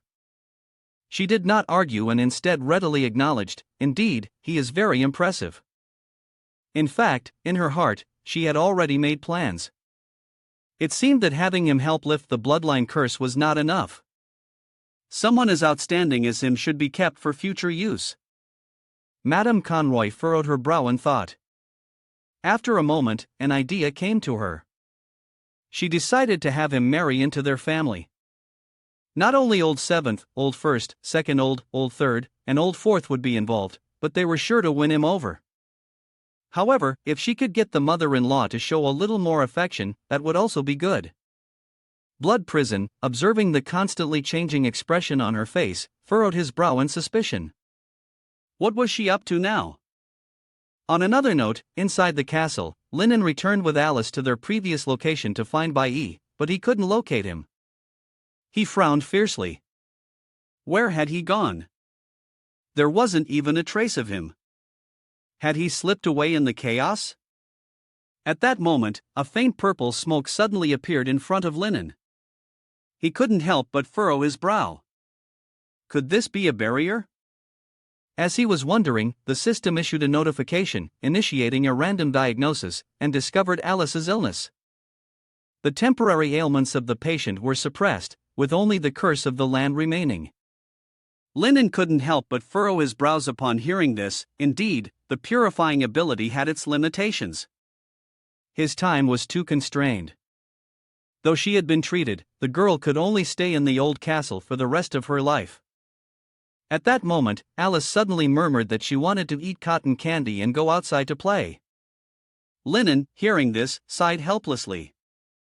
He gently placed her on the ground and, with a tinge of guilt, said, "I'm sorry, I can't completely break the bonds holding her. But as a member of Alice's family, I will try my best to make her happy." As soon as he finished speaking, he used his purifying ability, which was time-limited. He wanted to temporarily cleanse the curse. In an instant, a formation pattern appeared in mid-air. Without hesitation, Linen pressed the pattern onto Alice's body. After a while, Alice finally opened her eyes.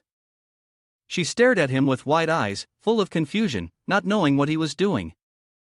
At that moment, Linen was manipulating the formation pattern in the palm of his hand to purify the curse. He waited until it formed a complete formation. Linen retracted his hand and then smiled gently at Alice. He suggested that he could take her out to play. Alice hesitated for a moment, then stood up and floated into the air, standing beside Linen. As if understanding the fear she was feeling, he softly reassured her, "Don't be afraid." With a brave step forward, Alice looked up at him, doubting whether it was really possible. Linen gave a faint smile, offering her a reassuring glance, telling her that as long as she trusted him, everything would be fine. Hearing this, Alice tightly shut her eyes, took a deep breath, and finally lifted her foot to take a step forward. She had been bracing herself for some kind of backlash against her body, but after waiting for a while, she felt nothing. Excited, she opened her eyes and looked at Linen with joy. She could finally go outside. Tears welled up in Alice's eyes as she ran to him and gave him a tight hug. Seeing this, Linen let out a soft chuckle and reached out to pat her head. At that moment, the sound of the system echoed in his ear. Alice's trust in him increased by 10, while her hatred and resentment decreased by 1%. He had received his reward. But he still didn't understand what it was. He couldn't help but frown. This was the first time he had encountered such a situation. The mission content here was to take care of Alice. He couldn't help but curse at the system, clearly trying to frame him with the accusation of being fond of children. But now, he was technically the older brother of this little girl, so taking care of her was a natural thing to do. Besides, if it was the system's mission, all he had to do was obediently complete it. At that moment, Alice suddenly spoke up, saying she had something to give him. He looked at her suspiciously, and she whispered, "I know you won't stay here forever. I'm very understanding, so I won't be angry with you, but I hope you'll come play with me whenever you have time." As she said this, Alice suddenly pointed in a direction, and a purple energy radiated from her finger. The pile of debris in front of them seemed to be pulled by an invisible force and began floating in mid-air. Before long, a joyful house, just like before, had been restored. The gloomy place from earlier had become much brighter. Alice cheerfully said to him, "From now on, you are the master of this happy house. This is the special reward I'm giving you, from Alice." Linen could hardly believe his eyes as he looked at Alice, excitedly asking, "Did you really give it to me?" Without hesitation, she nodded. With her confirmation, Linen straightened up instantly, his confidence soaring. Because now, he was someone with a super large mansion of tens of thousands of square meters. He even thought to himself that he was getting a little smug. Moreover, he could return to the mansion anytime he wanted. This meant he could go home whenever he wished, ensuring his invincible safety. Alice saw the expression on his face and asked with some doubt, "You don't like it?" Of course, Linen liked it. The joy on his face was clear. How could he not like it? Upon hearing Alice's words, she felt relieved. It was good that he liked it. However, just at that moment, a wave of dark energy surged toward them, interrupting their conversation. As soon as Alice saw this, a look of fear appeared on her face. She quickly ran and hid behind Linen.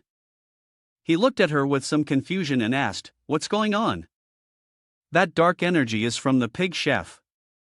The agreed upon half hour is up, and he's here to find you," Alice explained quickly.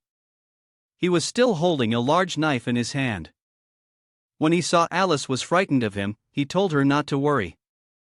Then, he turned to Linen, reminding him that it was time to complete the transaction.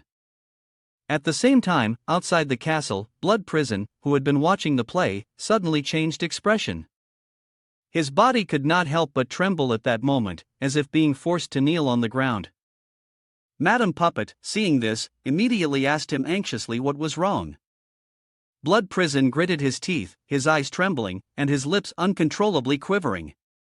He was sure he wasn't mistaken, it was him. Madame Puppet, not understanding who he was referring to, frowned and asked in return, "Who is the person you're talking about?" Blood Prison took a deep breath before recounting the story of the aura that appeared 2 years ago. On that day, in Wandering Soul Alley, a beam of light suddenly struck down from the sky, and the heavens themselves showed an unprecedented illusion.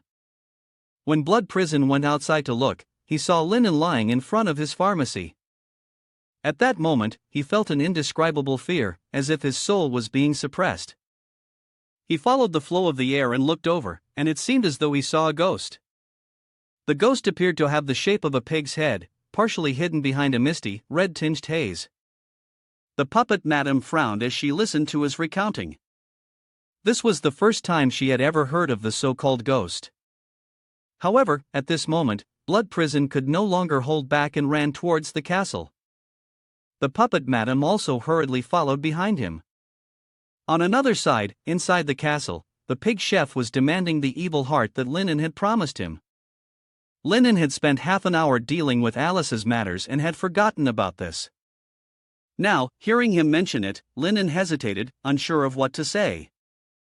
Seeing his reaction, the pig chef furrowed his brows and slowly stepped toward him. In a panic, Linen took a few steps back, but just then, 2 figures suddenly dashed by like the wind and stood in front of him. When Linen took a closer look, he saw that it was Blood Prison and the puppet madam. He couldn't help but be surprised. Linen asked in astonishment how Blood Prison and the puppet madam had arrived here. He felt a sense of surprise at their unexpected appearance in this place. Blood Prison gave a slight nod, glancing at him with a somewhat serious expression, and asked, "Did you offend the person in front of you?" Linen smiled and shook his head in response. "You're overthinking it. I was just exchanging words with this mister here." He then looked at Alice in his arms and slowly began to explain the truth to him. It was thanks to him that he was able to bring the girl back to life. Unfortunately, he couldn't find the heart of extreme evil that the other man had wanted, so as per their previous agreement, Linen would give his own heart to the pig chef. As he spoke, he moved to take his heart out to give it to the pig chef. Blood Prison and Madame Puppet both heard this and their expressions changed dramatically. They were genuinely shocked by his actions. Alice also turned her head in disbelief to look at him. "The little girl doesn't want you to do this." Blood Prison furrowed his brows and grabbed his shoulders, shouting, "Are you crazy? Are you trying to die by exchanging your heart?" Alice also tried to persuade him. Madame Puppet wouldn't want that either. "If you die, what will happen to her daughter?"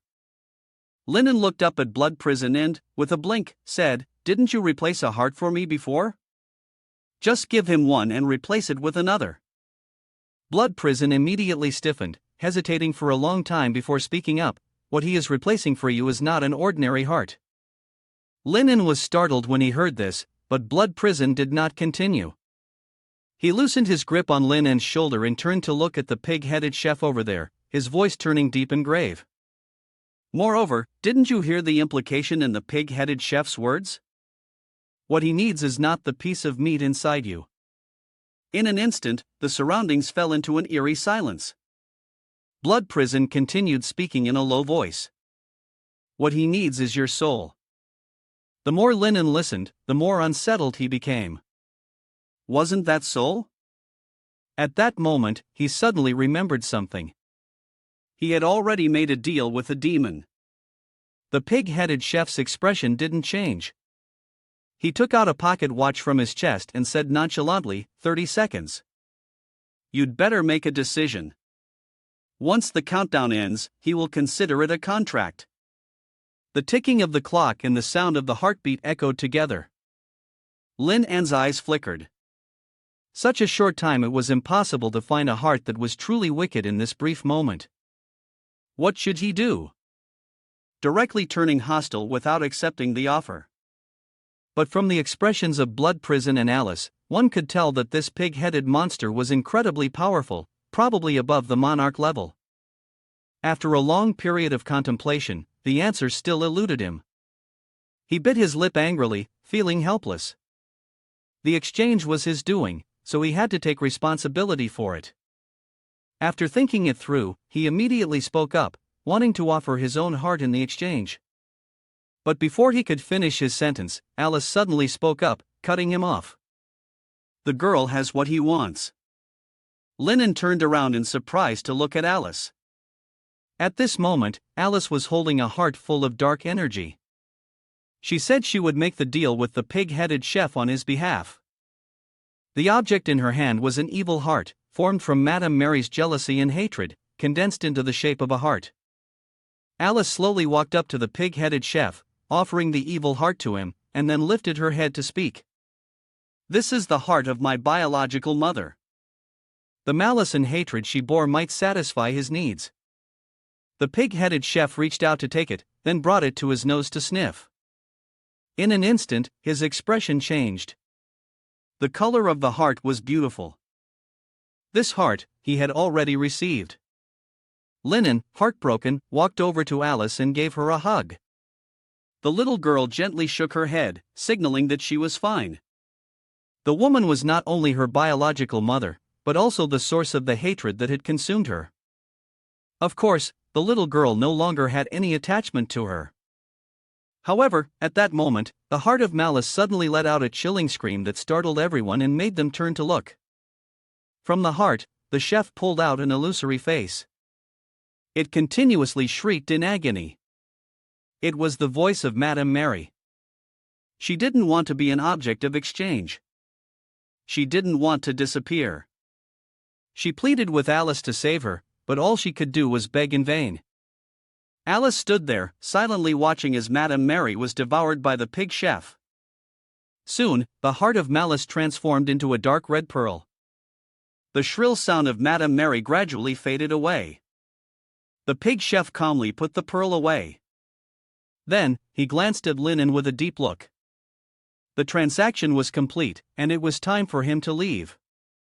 Before he went, he said they would meet again soon. He had only taken a few steps when Blood Prison suddenly called him back, his expression serious as he asked, 2 years ago, was it him who brought Lennon to your place? Lennon was startled when he heard this, his eyes filled with astonishment. He looked at Blood Prison in disbelief.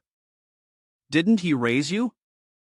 Blood Prison's body tensed, he took a deep breath, and slowly explained, yes, he raised you, but you were abandoned in front of his pharmacy. He hesitated for a moment before pointing toward the pig chef. That person is him. The surroundings immediately fell silent, only the sound of Lin An's rapid breathing could be heard. He looked toward the pig chef on the other side, wondering why this was happening. Wasn't it him who had fallen into this world on his own? Or was there something else hidden behind it? The silence lasted for a long while, before the pig chef finally spoke up, breaking the stillness. Indeed, he had done that, because someone had made a deal with him, a deal that carried a great risk. He had promised. Lennon stared at him in shock, furrowing his brows as he asked who he had made the deal with, but the pig chef did not answer. In the blink of an eye, he vanished without a trace. Lennon had intended to ask more, but it seemed he was intentionally avoiding the subject. Lennon gazed in the direction where he had disappeared, lost in thought. Is there some sort of exchange involved? It seems that before falling into the dark world, something must have caught your attention. He thought for a long while but couldn't come to a conclusion. Turning to Alice, he inquired, how did you manage to hire this chef? Alice was momentarily startled, trying to think, but soon shook her head, her eyes filled with confusion. She did indeed hire him, but the important details eluded her. Every time she thought of him, she naturally didn't want to probe further, as if something were interfering with her thoughts. Lennon was stunned upon hearing this. Something could disturb Alice's thoughts? It seemed that the pig-like being far surpassed any creature here. If he wanted to uncover more information, the difficulty would be immense. At this moment, Blood Prison approached and patted Lin An's shoulder in an attempt to comfort him, advising not to overthink it. The old monster had said they would meet again, and perhaps by then, things would become clearer. Lin An looked at his master, somewhat reassured. He didn't think much about it and nodded, then suggested that after returning, he should tell her the details about the situation at that time. He didn't hesitate and agreed immediately. Right after that, he patted Lin An's shoulder and praised him. He had done a great job on this mission.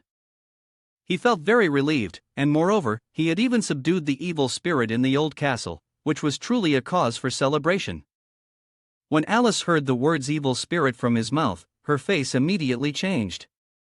She glared at him, causing both of them to startle. Blood Prison felt a bit embarrassed, realizing he had forgotten that the person concerned was still there.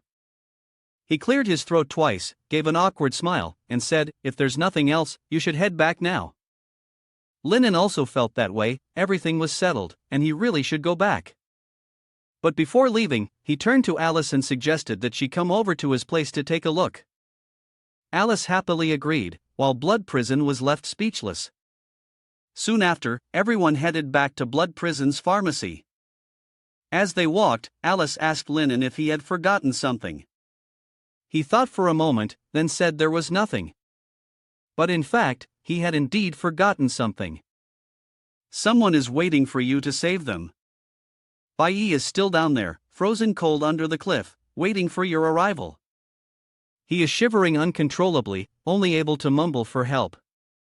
On the second morning, at the Blood Prison pharmacy, the person finally arrived. Bai Yi had been rescued. Lin An, feeling guilty, held a blanket and kept wiping off the dirt and bones from Bai Yi's body, continuously apologizing.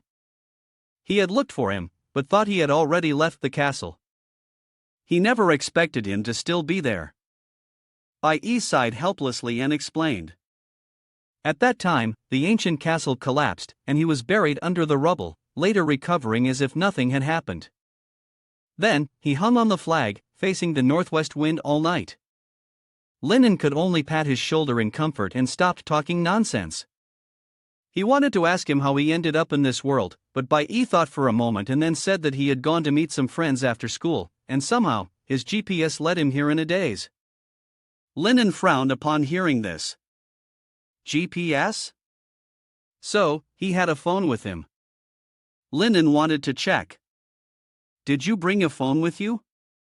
Bai Yi reached into his pocket to check. After a while they finally found it, but the screen was smashed, basically unusable. Lin An reached out and took the phone. The system immediately popped up a notification, detecting that the device was damaged and the hardware cracked. Not only that, it showed an abnormal blood mark. Lin An frowned in astonishment when he heard it. Bai Yi's phone was actually carrying the oscillating imprint of a curse. Was this some kind of joke on him? Seeing Lin An's expression shifting constantly, Bai Yi asked in surprise what was wrong. He put on a serious look, took the phone and said, "There is something unclean in his phone, perhaps this is why he was transmigrated to this world." The moment those words left his mouth, Bai Yi was instantly terrified. His face went deathly pale and his heart began to race. "You're not joking, are you? He doesn't need that phone anymore, throw it away at once." Lin An knit his brows slightly and spoke seriously. "It's too late to throw it away now, he's already here." Earlier, after drinking the broth the pig chef made, he gained knowledge of mechanical reconstruction. If we fix it, we might be able to glean some clues. With that, he said no more. He immediately grabbed the phone and prepared to leave. Bai Yi hurriedly followed him. He quickly led him to a mechanical room filled with various types of machinery and tools. He fumbled with the phone, and soon it was working again. Bai Yi saw this and happily exclaimed, "It's working now, you're really amazing." Lin An didn't have time to listen to his flattery. He told Bai Yi to try to recall what he had used the phone for a few days ago when he traveled through time. Upon hearing this, Bai Yi furrowed his brows in thought. After a moment, he began recounting, saying that he had been reading comics, then ordered fast food, and later invited his girlfriend to a hotel, but she turned him down. Linen angrily knocked him on the head. What nonsense was he talking about? It was driving him crazy. Bai held his head, feeling aggrieved as he explained that he had gone to an internet cafe, played some games, then wanted to visit an adult website, but a pop-up window appeared.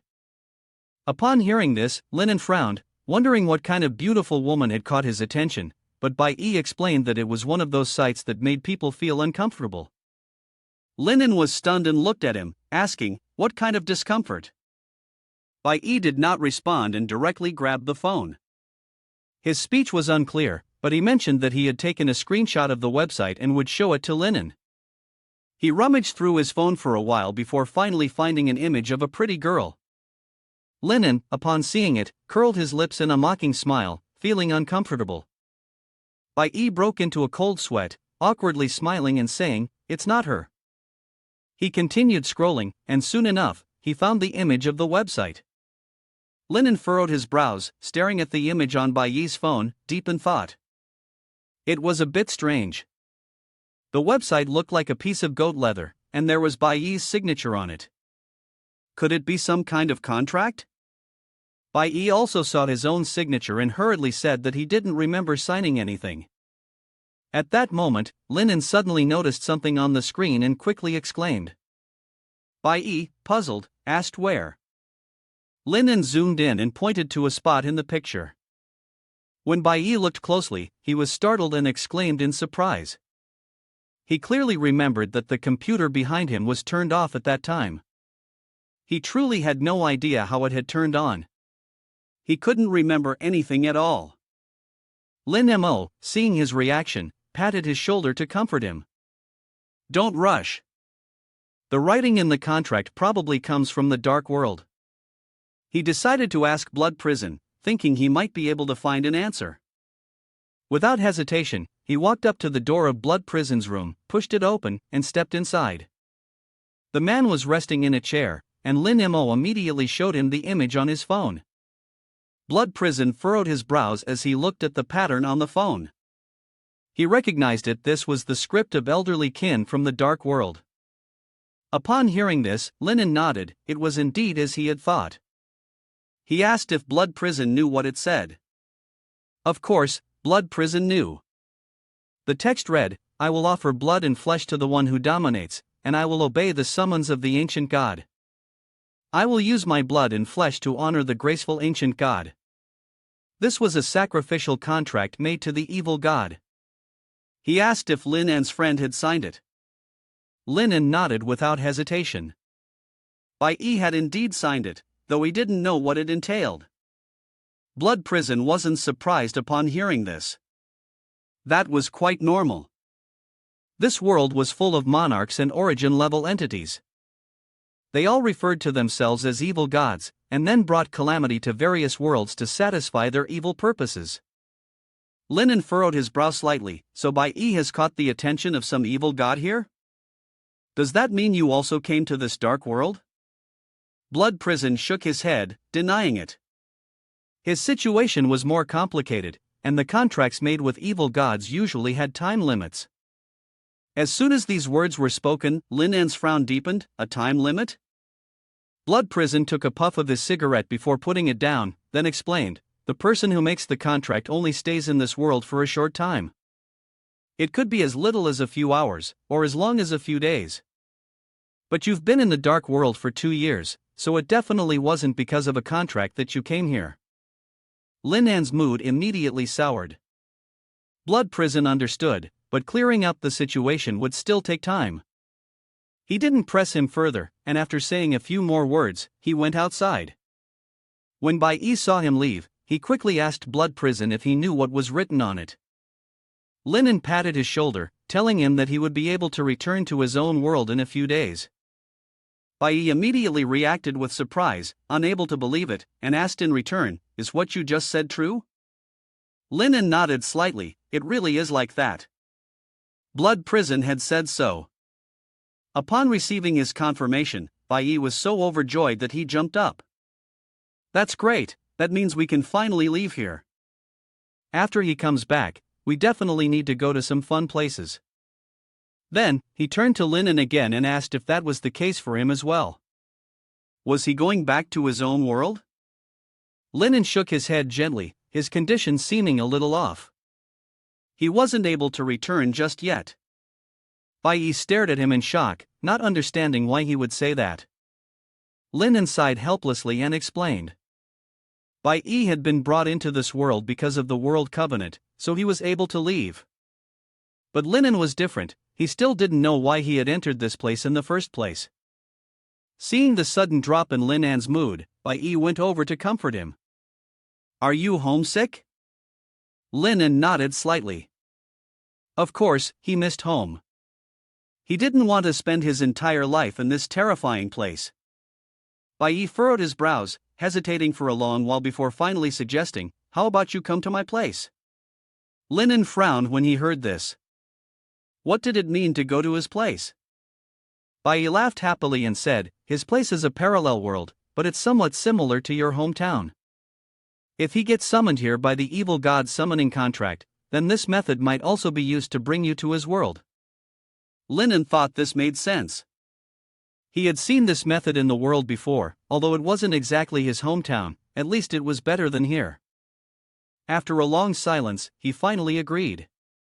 He could try it once. Immediately, he took Bai to the study. The two of them kept searching for books related to summoning. Fortune smiled upon them, and they eventually found the book on summoning formations. However, when they opened it, all it contained were pictures of a catgirl from another world. Linen immediately felt uncomfortable and muttered, explaining what the summoning of the catgirl from another world was about. But Bai, on the other hand, looked at it with longing and said, "Wait for me, it might be useful." Linen ignored him and continued searching. Before long, he found another book. He turned each page of the book and looked carefully before finally speaking after a while, "It should be this one." Hearing that, Bai immediately rushed over to take a look and asked if he had found a way. The young man nodded once, then hesitated before saying, "I think I can understand a little. To complete the summoning of a special creature requires a lot of materials, sacrifices, and also a special environment." At that, Linen immediately suggested going to find Blood Prison, since only he would know the specific procedure. He also told Bai to come along, and Bai agreed without hesitation. However, before they could take more than a few steps, Bai suddenly felt something changing in his body, and he couldn't help but cry out. Linen turned around in shock, only to see Bai's body gradually becoming transparent at that very moment. Bai's expression grew serious as he spoke, "I don't think there's enough time left." Panic flashed across Linan's face. He hurriedly tore a page from the book, the one that described the summoning ritual, and hastily began writing down everything he knew. When he finished, he quickly pulled out a dagger and cut off one of his fingers, wrapped it in the paper, then threw it to Bai. You hurriedly reminded him to try the way you wrote, and also to take good care of your finger. After the summoning is successful, it can be used to locate you. There's also this letter, one that Linen had intended to send to his family a long time ago, but now it no longer serves any purpose. Although it's a parallel world, he asked Bai to send it for him. Bai took the letter, then nodded, assuring him not to worry, that he would remember everything. Once the instructions were given, Linen nodded in reassurance, as long as he remembered, it was fine. The two parted ways with a sense of regret. In the blink of an eye, Bai almost melted into the air. Before leaving, he wanted to tell Linen that he had stuttered while giving him the eye, but before he could finish, he had disappeared without a trace. A few hours later, in Wandering Soul Alley, Linen took Alice out for a walk. He looked at the little loli in his arms and asked if she wanted to climb down and walk by herself. Alice kept shaking her head, happily saying she didn't want to. She liked being carried by him. At that moment, she suddenly spotted something on the road, pointed at it, and asked what it was and if it tasted good. Linen looked in the direction of Alice's hand and noticed a fog eater trembling and hiding off to the side. His gaze seemed to linger on it for only a second before he picked Alice up and walked past, continuously reminding her that just because you can't see something doesn't mean you should eat it. After all, as long as no one provokes you, basic politeness should still be maintained. Alice obediently nodded, and then Linen coldly shouted, "Why aren't you leaving yet?" The Fog Eater, realizing he was being addressed, quickly turned and ran away in fear. At that moment, Linen took a lollipop out of his pocket, though the candy part was made from flesh and blood. Alice was also hungry, so he handed it to her. She eagerly grabbed the lollipop from his hand with a happy expression. The two of them continued strolling like this, but things inside the world weren't as peaceful. Constant warning messages were being sent. Wandering Soul Alley has vengeful ghosts at the Zhao family street level, everyone should stay alert. Upon seeing this, the evil spirits of Wandering Soul Alley froze in fear. When they saw Lin An's image displayed, they were dissatisfied. Why is it him again? A few days ago, I sent a Prime Origin level monster out to cause some chaos, and now I'm carrying a Zhao level demon around the streets. Isn't anyone going to run their business? Linen was unaware that the world had been stirred up because of him. He was happily strolling down the street with Alice, who was enjoying a piece of flesh and blood candy. However, as they passed by a few shops, he noticed they were all closed. Were they really not operating during the day anymore? His expression immediately darkened. It was rare for him to take Alice out for a stroll, so this couldn't be happening. After a moment's thought, he walked straight to a shop's door, intending to break it down, which sent the evil spirits inside into a state of panic. They trembled in silence, unable to escape or remain. Linen didn't care. He walked in with Alice and casually strolled around. Alice happily picked out a few teddy bears. Once she was done playing, Linen told her it was time to head home. Linen carried Alice all the way back to the Blood Prison Apothecary. Afterward, he took a seat in the yard to rest. He had finished handling all his tasks for the day. Tomorrow, he would begin the Yi of the Night job change quest. But before that, he needed to assess his current strength. After thinking for a moment, he immediately called the system out. Now he knew that the origin level was the pinnacle of this world, with Monarch and Zhao beneath it. Currently, at level 10, he could easily defeat Camel, so his rank was probably not low either. However, the system quickly provided him with an unclear answer. The interface could only visualize his abilities and attributes, while actual combat strength had to be judged based on reality. Upon hearing this, Linen raised an eyebrow and said, "So, if I find the right method, with my current abilities, could I also kill someone at the Monarch level?" For example, when he treated his injury, a single strike targeting their weakness could do the job. The system, hearing Lin An's fantasy, fell silent for a moment, and after a while, decisively responded with a no. Linen, upon hearing this, recovered his composure. Didn't the system say that in the real world, there was no absolute level suppression?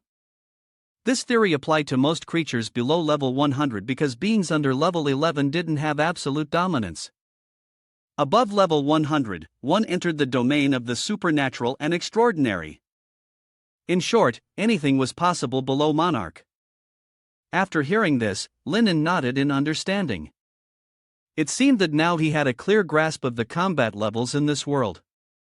Currently, Xiao Xiao's parents are the strongest, followed by Xiao Xiao and the peak Monarch level, then the heart-devouring demon and the ordinary Monarch, and lastly, Alice at the Zhao level. Below them are the Blood Prison, the Puppet Madam, and the Blood-clad Evil Spirit. However, the difference lies in their vast experience, which could place them on par with Alice. Furthermore, beyond the Dark World, there are even higher levels of existence that are more unimaginable, including the existence of high-level wills, and below level 100, there are also several tiers. Among these creatures, you could be considered the strongest. However, the system shattered this thought of yours, revealing that there are many other beings as well. Upon hearing this, you were left speechless. Just then, Alice suddenly spoke up and called your name, interrupting your train of thought. Alice pointed to her neck, indicating that it was uncomfortable. Linen observed it for a moment and suspected it was due to a stitch. He quickly prepared a basin of clean water and then suggested that she take a bath first. After she finished bathing, he would tend to the stitches on her body. Alice, hearing this, appeared puzzled and stared at Linen with dazed eyes. It seemed like she was waiting for something, But he still stood there, waiting for the girl. After a long while, the girl raised her hand and extended it toward him. Lennon looked at Alice's action in confusion, fell into a deep thought, and after a moment, when he realized something, he furrowed his brows and asked, "Do you mean you want me to help you take a bath?" Alice nodded without hesitation. "I don't know how to do it." Lennon was truly shocked by this nod. He quickly told Alice that she was a girl, and things like bathing shouldn't be done by someone of the opposite gender, not even if it were her brother. Of course, Alice didn't understand these concerns, and she vaguely asked him why that was. Hearing her question, Lennon sighed helplessly. "You're still too young to understand." Suddenly, Alice asked him how old he was. With full confidence, he answered that he was 18, but Alice told him that she was 2011 years old, much older than him. She just didn't know how to bathe. Since she had said it like that, Lennon had no other choice.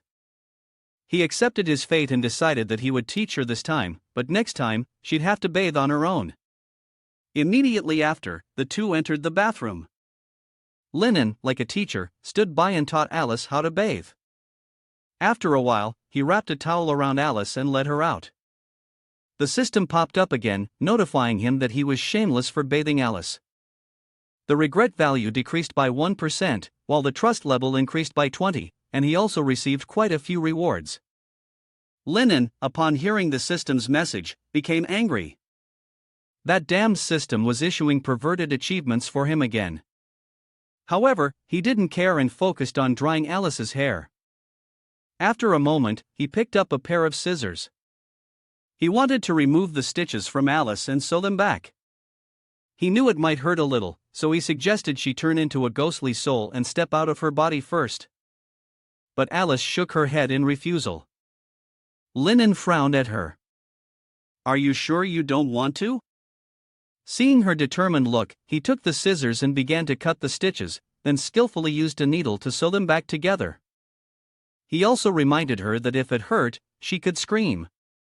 Sure enough, when the needle pierced through, Alice couldn't stop trembling and cried out, her legs gripping the ground tightly. Lennon looked at the scene with some concern. "It still hurts a lot. Maybe the girl should just leave the body." But Alice once again refused this suggestion of his. She didn't want to. Moreover, she trusted Lennon, he was a good doctor, and she would be happy even if she didn't feel pain.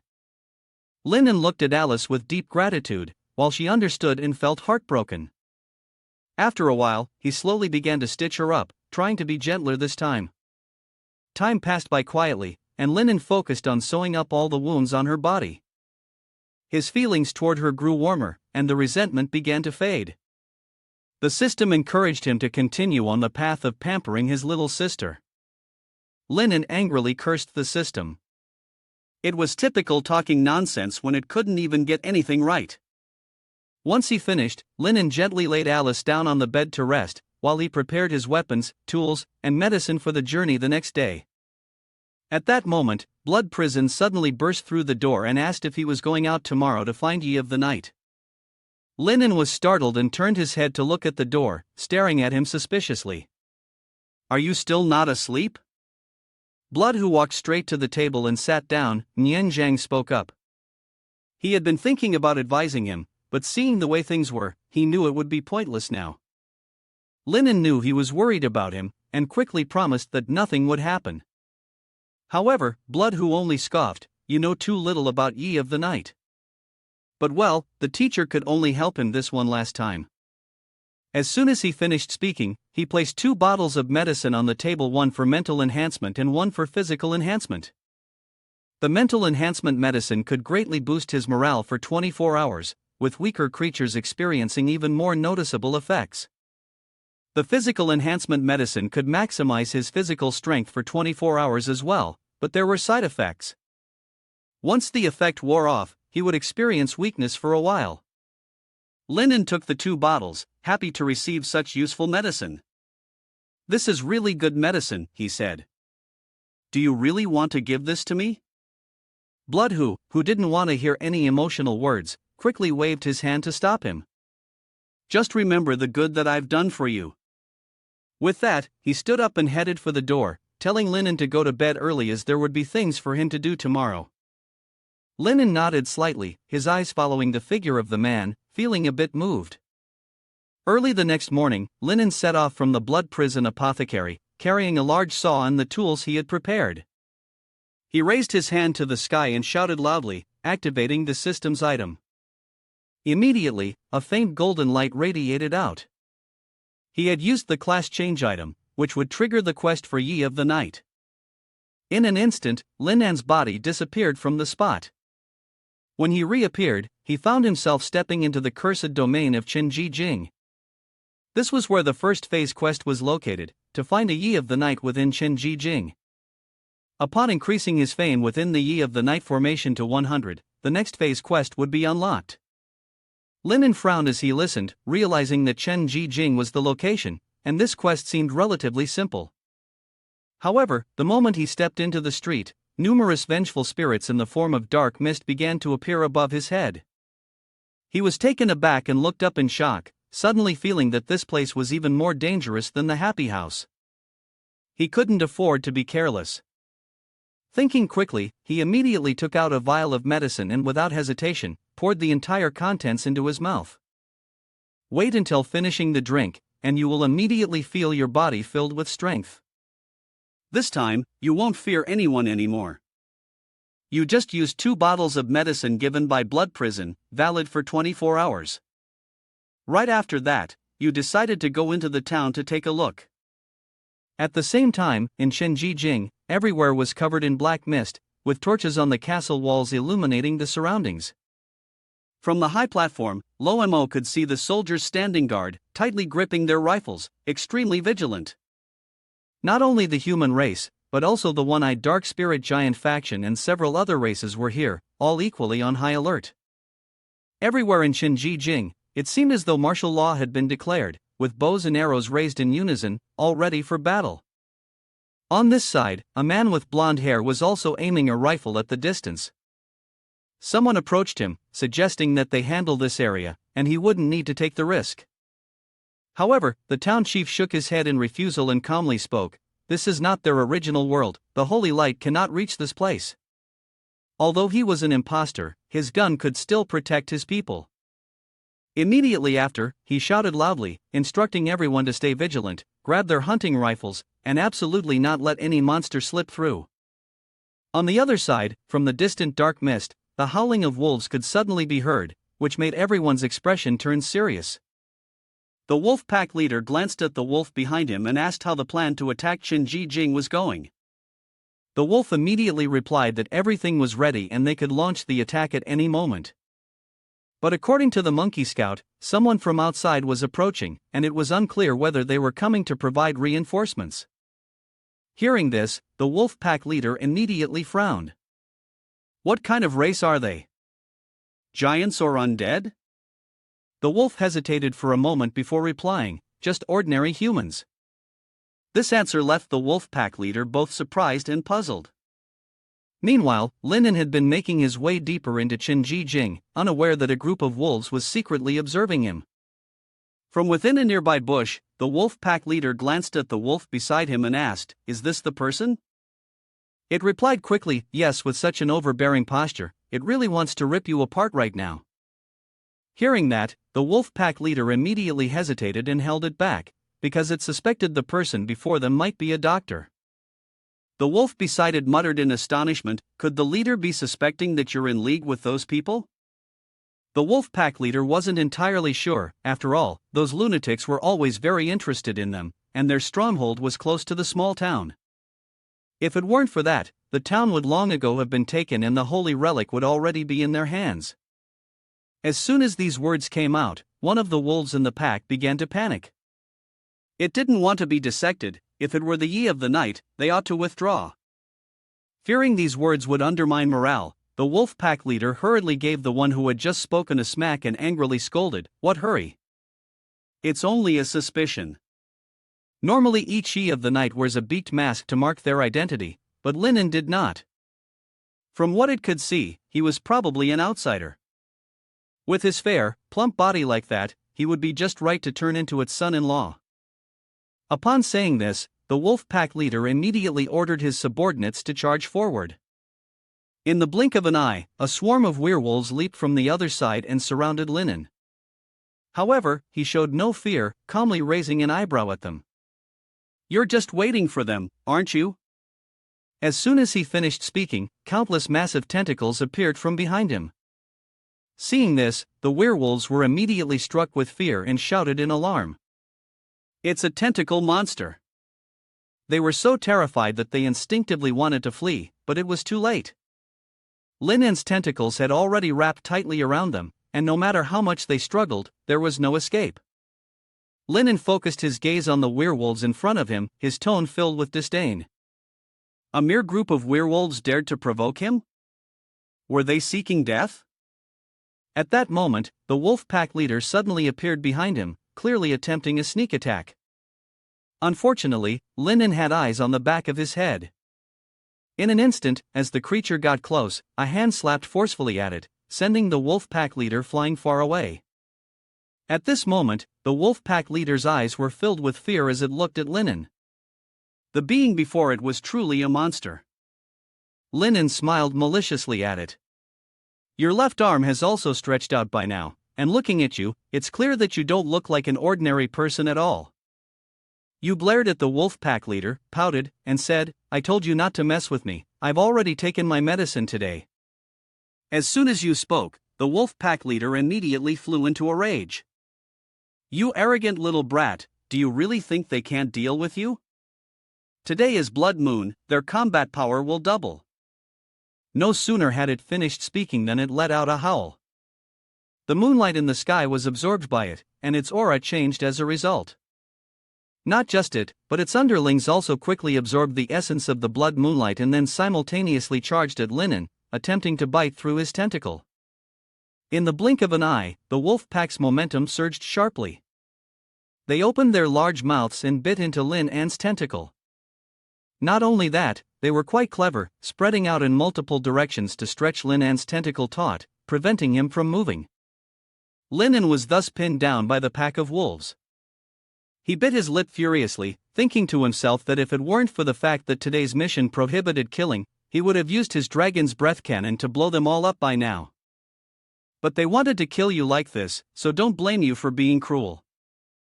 After saying that, he immediately called the system and began to initiate the random diagnostic spell. Instantly, a blinding beam of golden light emerged from Linan's body, surrounding the entire wolf pack. In the blink of an eye, a series of the wolves' hidden illnesses were revealed. Accompanied by the system's reminders in his ear, he immediately took action according to their ailments. The first wolf that lunged at him was struck by him, crying out in agony. Its precious one was ruined. The other wolves were no exception, they were struck according to their illnesses, collapsing on the ground, groaning in pain. They had no idea what was happening and could only call out for the wolf pack leader. The wolf pack leader watched as his subordinates kept falling, unable to stop himself from exclaiming in shock, "What's going on?" However, as soon as he spoke, his body was suddenly pinned down by another wolf. He looked up in surprise at the wolf behind him. "What is this?" The other wolf's cheeks were flushed, clearly intending to do that with him. Once the wolf pack leader realized what was happening, he immediately screamed in panic. "Order the wolf to stop." Unfortunately, the desire had already reached its brain, and the wolf, of course, would not stop. It was immediately kicked by the wolf pack leader and sent flying out of the beam. The wolf pack leader stood there in a daze, unable to understand what was happening. At that moment, it suddenly felt as if a twisting stream was flowing downward, carrying an unstoppable force that could break through any obstacle. It gritted its teeth, making a squeaking sound, unable to hold back any longer. It was about to release. Sure enough, just a second later, a liquid sprayed out from its rear, splattering everywhere, unable to stop, and even shooting straight toward the pack of wolves behind. When the wolves saw this, they panicked and fled in confusion. But the wolf pack leader didn't stop. It continued to release the liquid, flooding the ground with a disgusting yellow substance. After a while, it finally stopped. It collapsed, lying on its back, completely unable to move, and the other wolves were no different. At that very moment, a powerful stream of water suddenly poured straight onto the face of one of the unconscious wolves. The icy cold water caused it to immediately wake up. As soon as it sat up, it angrily yelled at who had sprayed water on it. However, when it looked closely, it immediately became so frightened that its pupils shrank. Because Linen was the one who had sprayed the water, but the stench was really unbearable, so he could only pinch his nose while talking to it. Why had it sneakily attacked him? Hearing these words, the wolf pack leader immediately ground its teeth, producing a loud screeching sound, and snorted coldly, "You say it has to speak? They are all men, even if they're beaten to death, they wouldn't speak."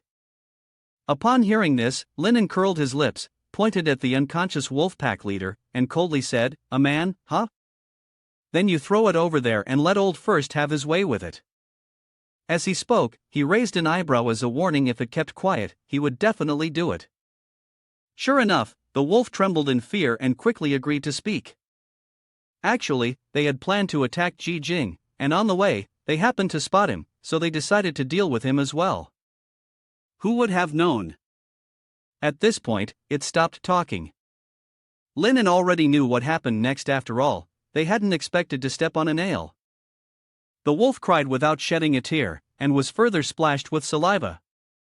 Linen glared at it, then continued to ask, "Why do they want to attack the town? What's the current situation? Tell me everything, leave nothing out." The wolf obediently reported everything to him. Chen Jijing had a group of migrants who came from the Divine World. About 300 years ago, the Divine World's army opened a passage to this world, and then descended here. From what it knew, their world seemed to have experienced a catastrophe 300 years ago, which caused their civilization to fall to the depths. 12 items were designated as holy relics by them, and 5 of those ended up in this world. This was why they had sent an expedition here 300 years ago. Upon hearing this, Linen frowned. So it was 300 years ago. Xiao Zhao's family had been beheaded, and the time when the Demon Association discovered the giant statue was also around that time. The fall of the Jun Yuan Zheng civilization in this divine world was also linked to the events of 300 years ago. This couldn't be a coincidence, it definitely had something to do with it. After thinking for a moment, Linen furrowed his brow and asked the wolf, "Where is Jun Yuan Zhang now?" The wolf said that they were dead, and it was said they encountered an origin-level creature, then were completely destroyed. Only a small number managed to escape to Qinji Jing, and they had a holy relic in their possession. Linen silently listened to the werewolf's words, and after a long moment of silence, he finally asked with doubt, "Why would a werewolf like it know so much?" At that moment, hatred suddenly flared in the wolf's eyes. It gritted its teeth and answered, "Because our ancestor was once a member of the Spirit Lord back then. They banished our ancestor, all because we bear the curse of the werewolf, leaving us to struggle and suffer in torment. That is why werewolves harbor deep hatred toward them. Every werewolf wants to tear them apart." As it spoke, it couldn't help but bare its fangs, and Linen immediately struck it with a punch. He warned it not to bare its teeth at him, then narrowed his eyes at it. Now he would ask it one final question. If it answered properly, he would let it go. The question he wanted to ask was whether it knew of Yi of the Night. The moment those words left Lin An's mouth, the wolf's body trembled violently. It stared at him in panic, asking, "Why are you asking about Yi of the Night?" From its expression, Linen knew that it truly knew about Yi of the Night. Not only did the wolf know of them, but they were also a source of terror in their hearts. They were a group of crazy individuals deeply fascinated by the curse within their bodies. Wearing bird-beak masks, they appeared very refined and polite. They spoke of helping them eliminate the curse within their bodies. That doctor had actually managed to free several of their elders from the werewolf curse. This had greatly surprised the werewolf clan, and they had high hopes. But after curing the curse, the doctor insisted that they were still sick and needed deeper treatment. Then, they separated the elders, stuffing strange medicines into their bodies, and sewed them up with heated needles. Just watching that was unbearable. Such suffering, such fear, it was certain that Linen could never understand. Yet, he was the one who had done something similar to cure evil spirit.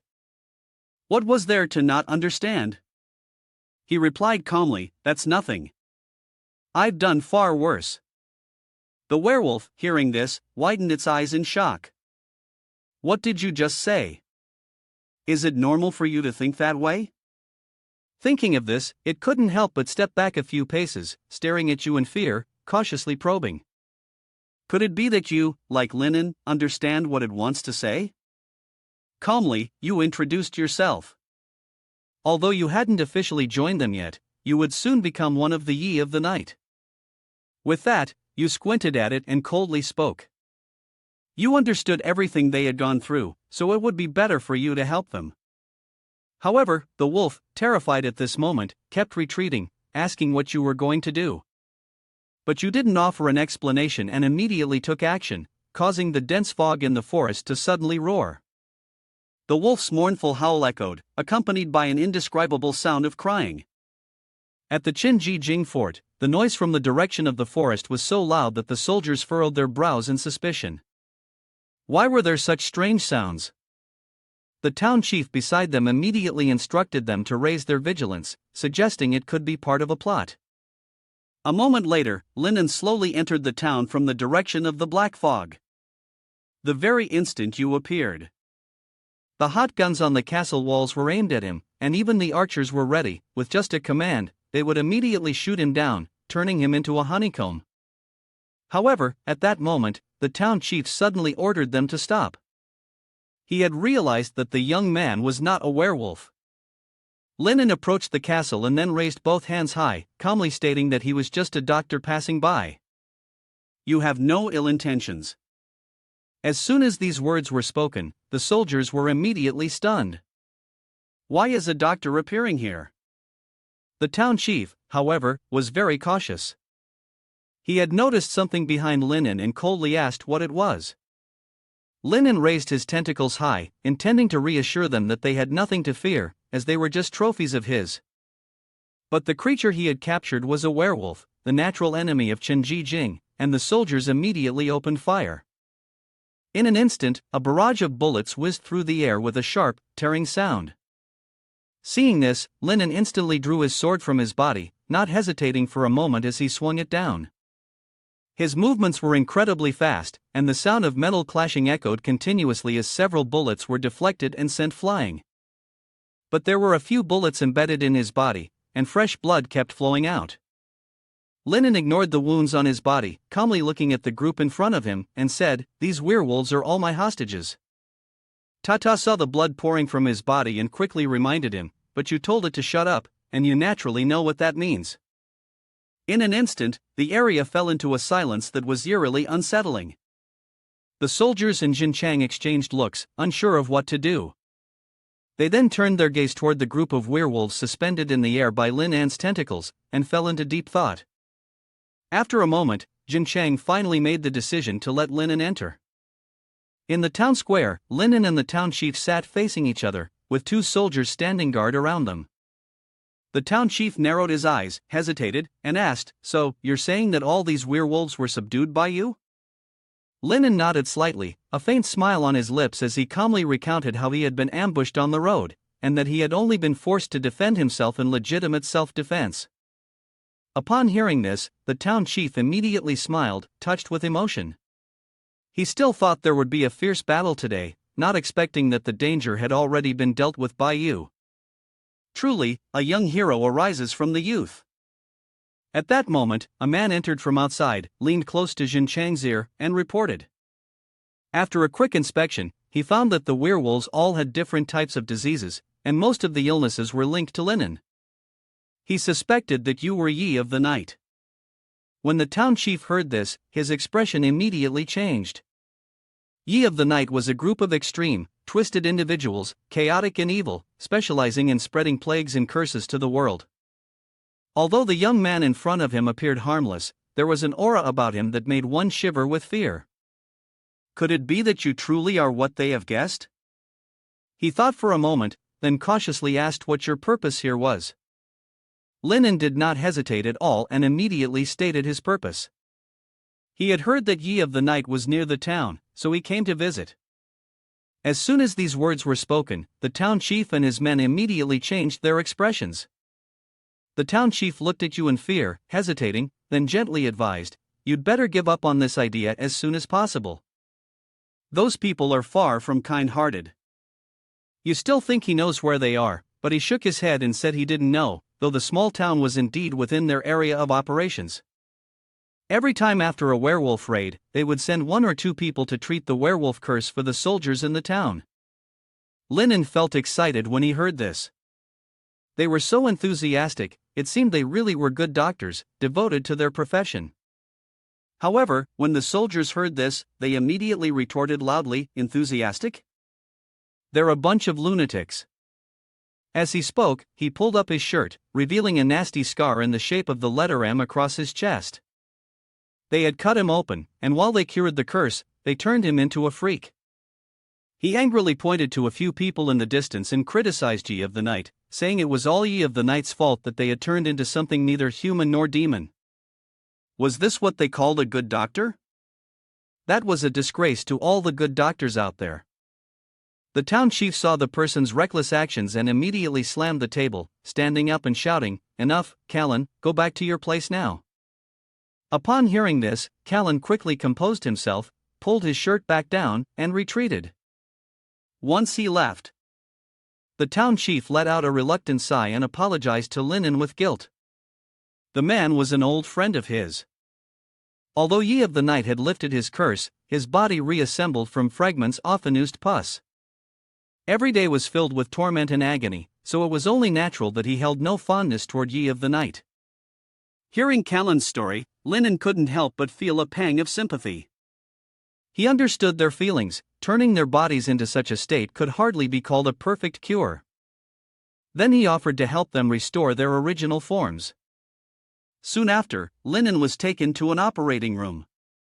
Callan stripped off all his clothes and lay on the bed. He hesitated, glancing at Linen with doubt. "Do I really have to take everything off?" Linen nodded slightly, speaking with quiet certainty. "Only then can I clearly see the seams on your body." At those words, Callan no longer fussed over the matter, but shifted to another concern. "But why do we have to do the surgery here? It feels strange." Linen sighed helplessly. "You've seen the whole town yourself.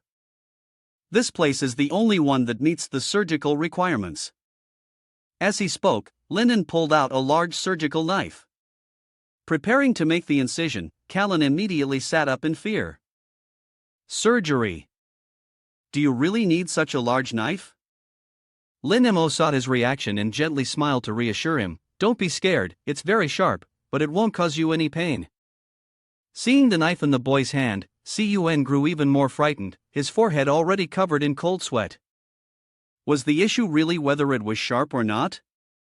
Linen once again had to calm him down, telling him to trust him, assuring him that everything would be fine. As he spoke, the boy prepared to swing the knife down, causing Cun to cry without tears. He quickly stopped him. "Where's the anesthetic? Aren't you going to inject anesthetic?" Upon hearing this, Linen suddenly remembered that he had to administer the anesthetic. He smiled awkwardly, a little embarrassed at having forgotten in his excitement. Callan suddenly felt the urge to curse, "How could someone like you forget something so basic?" He immediately jumped up and tried to run away. However, Linen was quick to throw a syringe at him, and in an instant, the needle struck straight into his buttocks.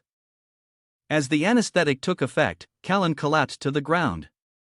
Linen dragged him back to the bed. Then, not forgetting, Jining reassured him, "Just stay calm, it'll be over quickly." Immediately after, he began to wield the blade, striking one slash after another into Kun's body. He could distinctly feel the pain as the blade cut through him, and his heart cried out in agony. "Oh my God, wasn't he supposed to get an anesthetic? Why does it still hurt so much?" His body had completely frozen, unable to move, not even able to produce a sound. This person was far more terrifying than Ye of the Night by 1,000-fold. He silently prayed for the town chief, hoping that he could come to his rescue. However, at that moment, the town chief was silently watching from the outside with someone else, continuously reflecting on the situation. The doctor's swordsmanship was surprisingly precise, far stronger than those of Yi of the Night, to the point that Cun was moved to tears.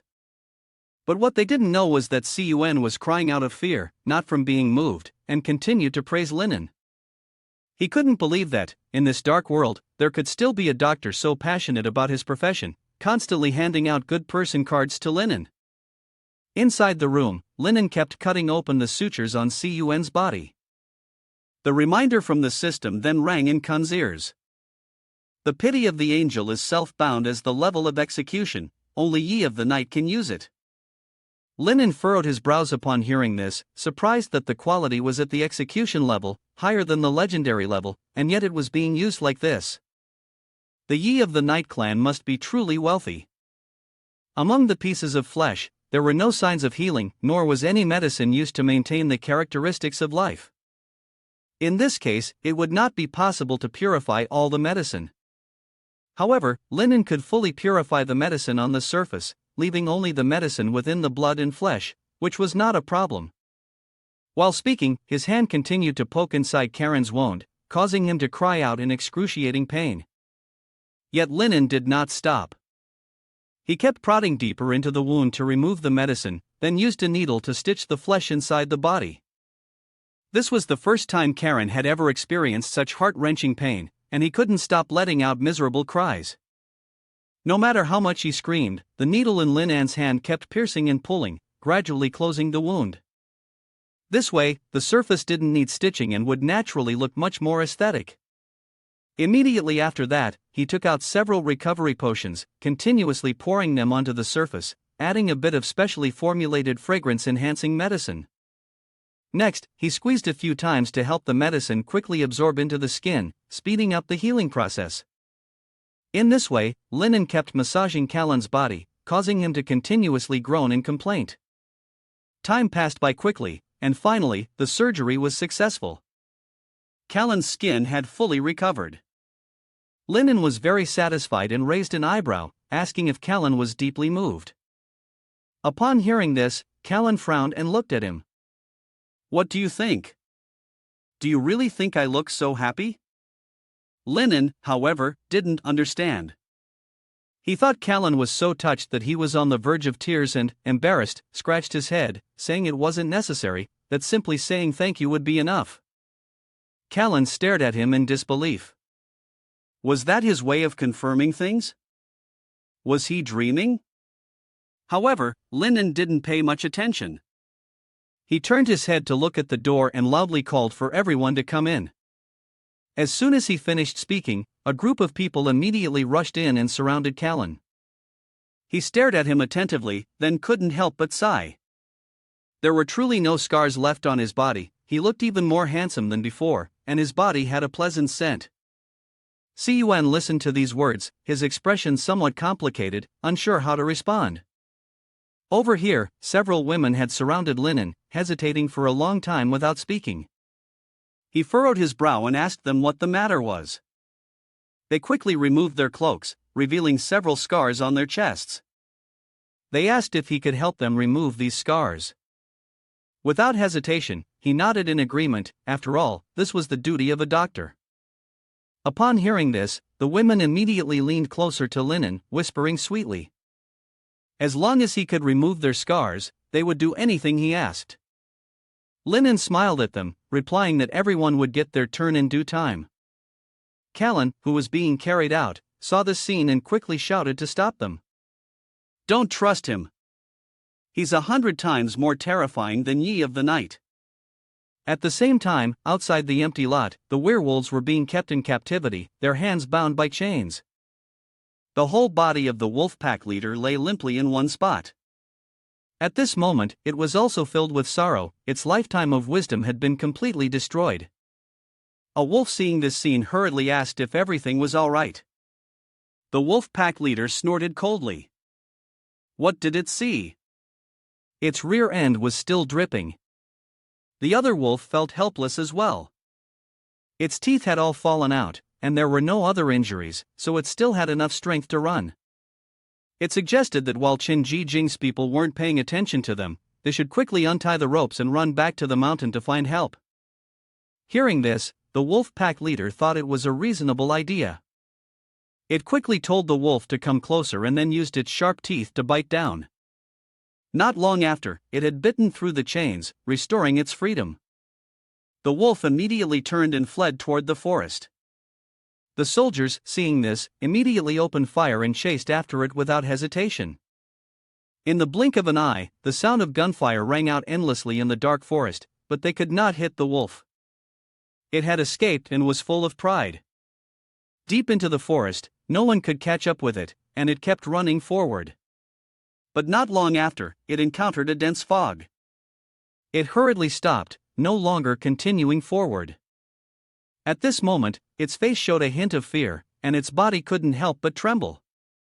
Because from within the fog, it saw a dark figure slowly approaching. As it drew closer, a person wearing a bird mask appeared. This person also wore a black cloak, holding a long, slender staff in their hand.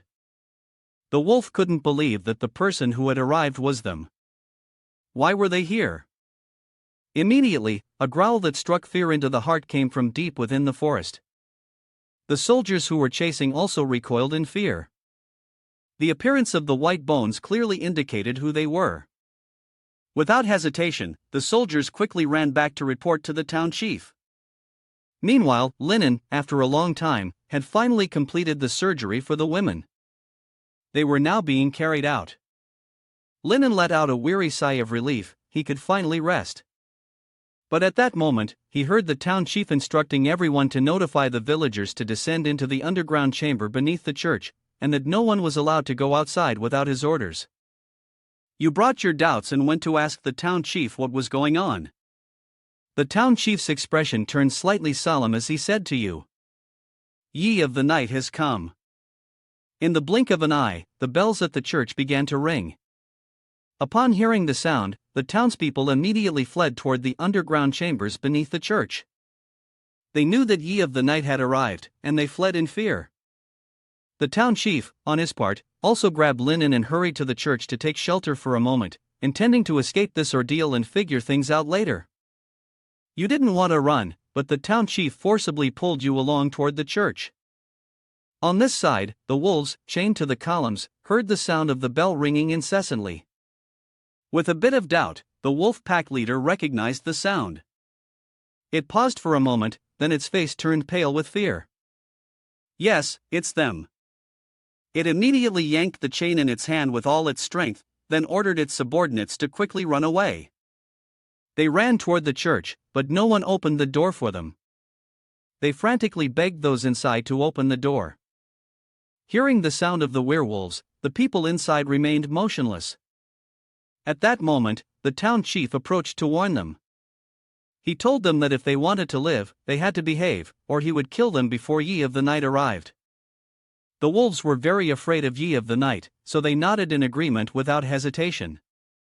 Linen looked out the window and saw that a thick mist was spreading toward them.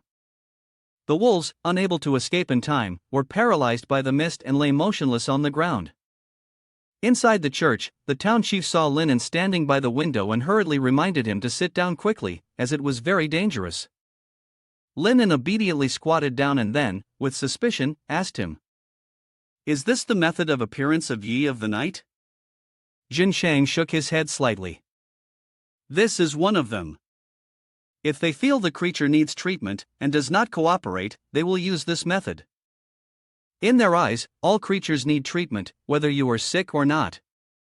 Moreover, even if you are healed by one Yi of the night, if you encounter another Yi of the night, you will still be forcibly treated again. And the consequences of this treatment are cruel, so miserable that it is unbearable to look at." Linen frowned upon hearing this. He could understand that not every doctor cared for their patients as much as he did. At this moment, the town chief took out a vial containing a green liquid from his body and handed it to Linen. Linen frowned and asked what it was. Jin Chang calmly replied, "This is Smile, a highly toxic substance."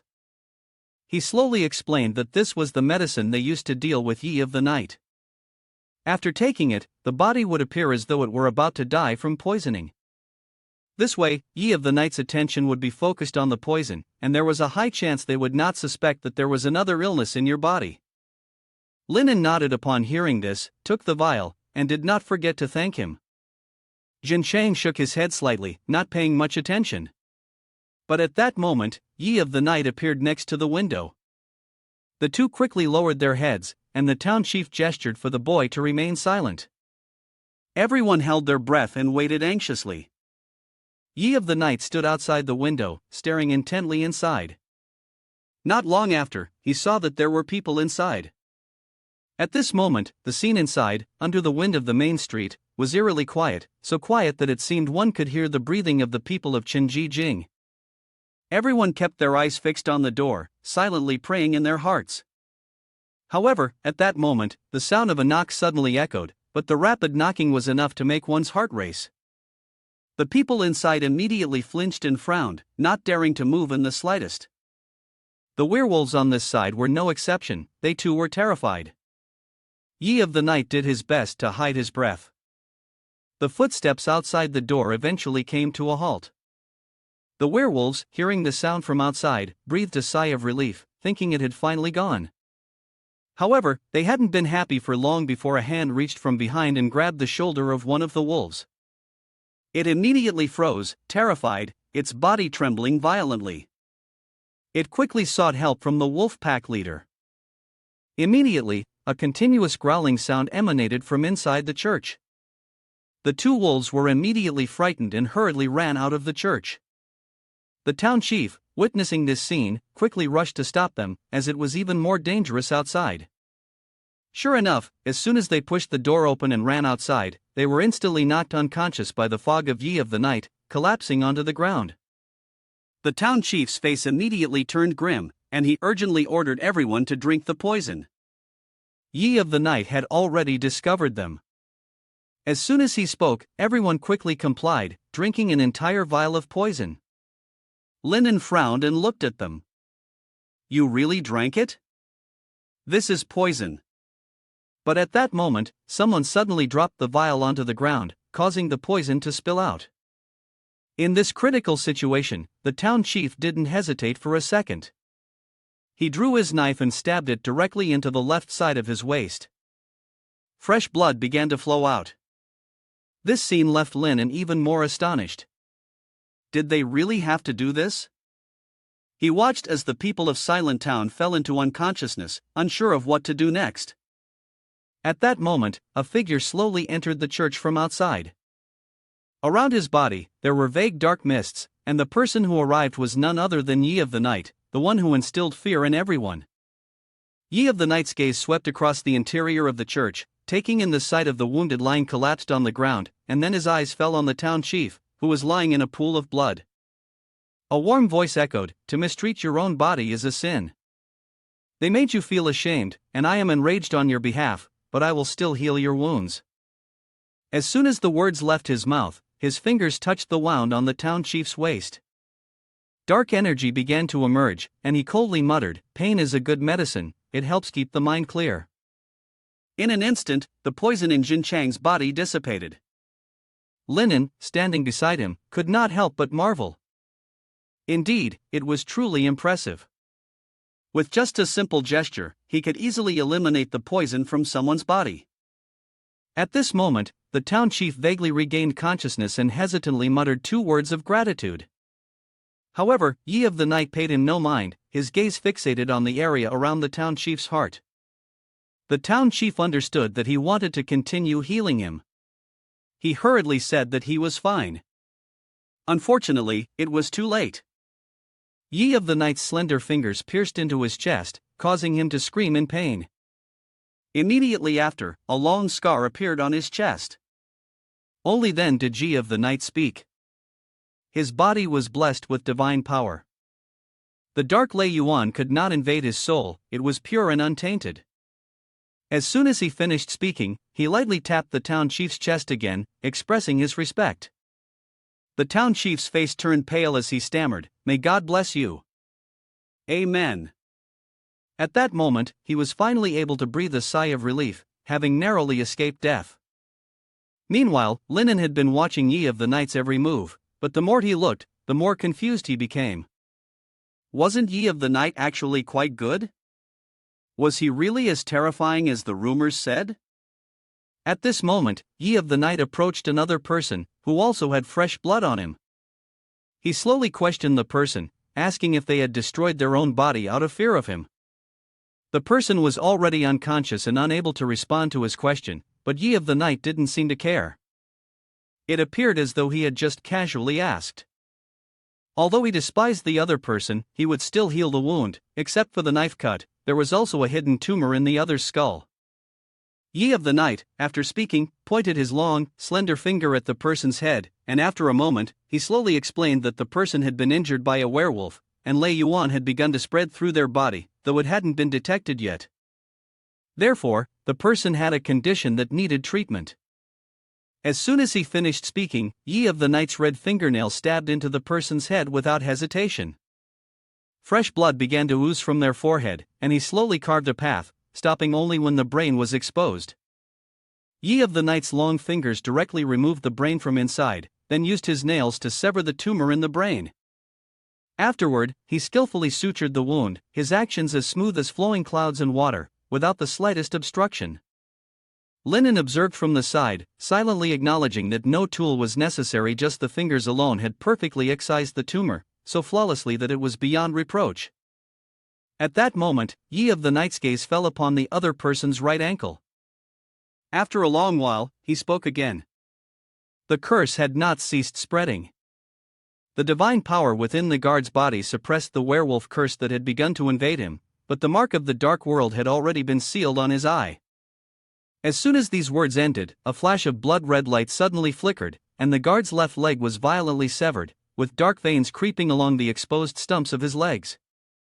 The town chief, upon witnessing this, stared at him in disbelief and anxiously asked, "When did this happen?" The man named Dian quickly shook his head, saying he did not know. "Yi of the Night, whether you know it or not, he still needs treatment." Without saying another word, Yi of the Night struck down with his hand onto Dian's leg. It was severed instantly. Immediately, a piercing scream echoed throughout the chapel. Everyone watched intently as Yi of the Night carried out his actions. He held the severed foot in his hand, his gaze fixed on the rotting flesh of Tangyan that was still clinging to it. Slowly, he began to clean the wound, and before long, the curse faded away. Then, Yi of the Night drew out a sharp blade from within his robes and directly began severing each piece of Dian's leg. Another jar was poured in, labeled as the pity of the self-bound angel. In an instant, the foot returned to its original state. Yi of the Night expertly used a needle to sew up the wound on Dian. Time passed by quickly, and Yi of the Night finally stopped. Dian was healed. Linen, who had been observing the whole process, couldn't help but applaud a few times in praise. He showered him with compliments, saying that he had done very well. Blood Prison had been right indeed, their medical skills were the best in the dark world. Upon hearing this, Yi of the Night turned his head to look at him, doubtfully asking if Linen was from the same field. Linen nodded slightly in acknowledgement, confirming that he knew quite a bit. However, suddenly, Yi of the Night jumped in front of him, and their eyes met, falling into silence. Linen was a bit confused, not understanding what he was doing. After a while, Yi of the Night spoke again, listing a series of illnesses Linen had. Excessive mutations, the left hand gaining a mysterious consciousness, the flesh and blood twisting to an extreme degree, the aftereffects of an overdose, the body being excessively altered, having a transplanted heart, curses, mental instability, and the genitals tainted with the aura of the evil spirit. Therefore, in his eyes, colleagues in this field are not lightly ill. Linen quietly listened to Yi of the Night's diagnosis before flashing a professional smile. He was very grateful for the compliment, and receiving a professional evaluation from someone like Yi of the Night made him deeply respectful. He also honestly stated that he wanted to join Yi of the Night. As soon as these words were spoken, the town chief and the others present were immediately struck speechless with astonishment. He actually wanted to join Yi of the Night, was he serious? Yi of the Night was also somewhat surprised.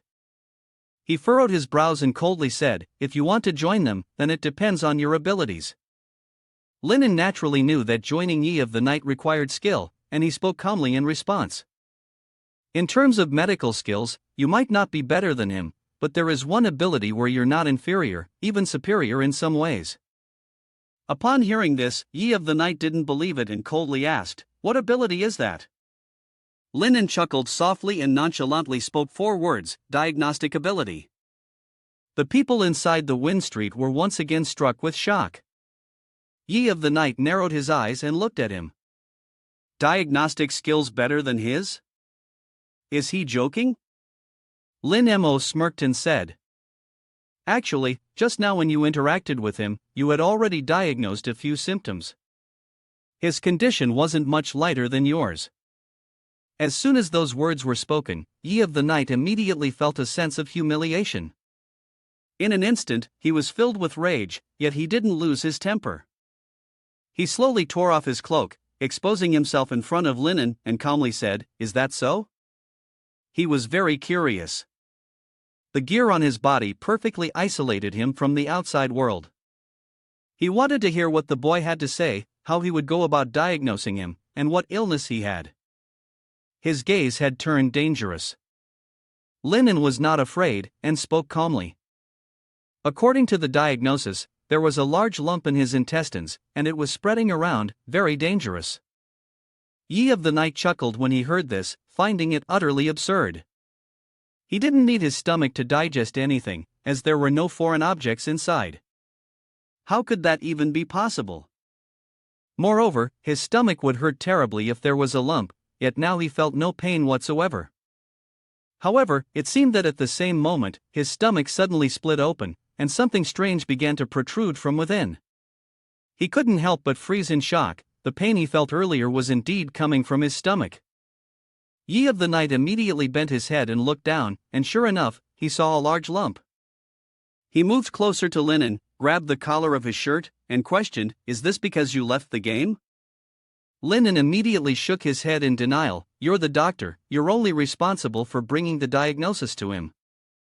Although you may understand his feelings right now, blaming your own doctor without cause is quite impolite." Yi of the Night glared at him for a while, then released his grip. He began to handle his own wound, skillfully stitching up the injury. Only then did he look up at Linen and coldly say, "A lump is nothing. He can handle it himself." Linen, seeing this, remained calm and composed, and spoke in a steady voice, "Of course, with his medical skills, it's nothing. But the next symptom will not be so easy to handle." As Linen spoke, he removed the hat from his head, immediately revealing a bald scalp. He reached up to touch his head, feeling the smoothness, and in an instant, his face turned grim. "Where is his hair?" Linen ignored his reaction and slowly explained that it was a symptom of hair loss, but there was no need to worry too much, it wouldn't cause any illness or harm to his body. Yi of the Night burst into tears upon hearing this. Who said it didn't hurt? He was heartbroken over the hair he had been growing, he had put so much effort into it. At this moment, Linen took out a notebook and adopted an extremely professional demeanor. "Let's not talk about the hair problem for now." He also had another rather difficult to treat condition. There was a slight anomaly somewhere in his body, possibly something wanting freedom. Yi of the Night was confused upon hearing this. What does freedom mean? While he was still pondering this, a loud, explosive sound suddenly came from under his pants. Linen was taken aback, frowning as he asked, "What was that noise just now?" Yi of the Night hesitated and explained that he was wearing iron underwear. Half an hour later, Yi of the Night was almost completely undressed, trembling as he tried to step outside. Linen quickly stopped him. His condition wasn't cured yet. Yi of the Night glared at him in anger, warning him not to touch him. He would go and call someone to deal with you. After speaking, he disappeared, and Tam Hoi was nowhere to be seen. Linen tried to call him back, wanting to explain, but it was clear there had been a misunderstanding. Although it was a bit coincidental, the illness wasn't caused by him. However, Yi of the Night couldn't hear him. He had already left. At this moment, the town chief walked up to Linen, hesitated, and asked, "Are you really going to stay?" Linen immediately nodded. Of course, I want to stay, because you still need their approval to become a qualified Yi of the Night. Upon hearing this, the town chief was immediately stunned. You need approval? You're more of a Yi of the Night than Yi of the Night itself. A few hours later, Linen, accompanied by the people from Silent Town, arrived. Huin Hong took a seat in the yard, waiting for Yi of the Night to arrive at the door. Sure enough, not long after, they came. This time, there were two Yi of the Night. One was Black Furnace, an undead skeleton, and the other was Duya, a tooth man. Duya squinted as he looked at Linen sitting in the chair, then turned to the Yi of the Night beside him and asked, "Is he the one you're talking about?" He immediately nodded and angrily accused, "He diagnosed me and suddenly I developed a whole bunch of symptoms." Who else could it be if not you? Hearing these words, Duya immediately raised an eyebrow, then sat down on a chair across from Linen. Then go ahead and diagnose him. Linen stared at him for a long time without saying a word. The person from Yi of the Night who had been following immediately stepped forward to stop him, fearing that Linen might figure out what he was up to and cause trouble. But Duya merely shook his head indifferently and said, "It's fine." In his opinion, the person in front isn't Yi. Yi is a traitor from Yi of the Night, a heretic who broke away from the Yi of the Night faction. This young man isn't even from Yi of the Night, so how could he be Yi? Linen smiled and looked at him, saying, Thank you. Since he trusts me, you should also reveal your true intention." However, before he could finish his sentence, Duya waved his hand to stop him. He knew that Linen wanted to join them, which was why he had allowed him to try diagnosing him. Earlier, he had discreetly released a virus into his body. If Linen could identify it within 10 minutes, Duya would acknowledge that he was qualified to become part of Yi of the Night. Linen frowned and looked at him. "Be careful," he said, "it also means that as long as you can diagnose the virus in someone, you can become a member of Yi of the Night." Duya heard this and sneered coldly, "Young man, don't think too far ahead. But if you really can, he will recommend you under my name." As soon as these words were spoken, Linen immediately became excited and decided that this was the way to go. Duna saw his reaction and immediately snorted, "Still too young. Can't you tell he's purposely making things difficult for you? The virus he injected is so complex that it can't be diagnosed through ordinary methods. There's no way you could figure it out on your own." However, at that moment, Linen suddenly shouted that he had figured it out. Duya looked at him in shock, his voice trembling as he asked, "Are you really sure?" Linen calmly stated the name of the poison. The poison is called Ji. It's a toxin extracted from an extremely deadly deep-sea creature, named Blood Marsh in the Dark World. It also contains the residual material of the evil spirit's dispersed mushroom spores, a highly lethal mixture of more than 10 kinds of bizarre substances, which together form a virus. The stealthiness of this virus is incredibly strong. A small amount of infection would not cause any noticeable effects on the host, but it could quickly spread to the target's brain in a short time, while simultaneously escaping through a special transmission station.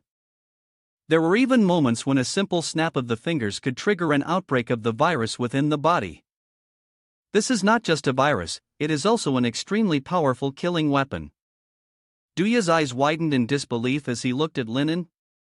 "You really can diagnose all of this?" After thinking for a moment, he spoke slowly, "I didn't expect you to have some skill. So, do you know the injection site of the virus and its reactions?" Linen smiled faintly and nodded. Of course, he knew the virus was injected into the 3-inch segment of his right arm's bone. The amount of virus injected wasn't much, but it was concentrated in that particular spot on his arm. As a result, the concentration still caused an abnormal reaction. The injection site on his left arm had shown signs of small redness, causing him to feel itching in pain. After speaking, Linen raised an eyebrow, waiting for his response. Linen was extremely pleased. This time, he was sure of his victory.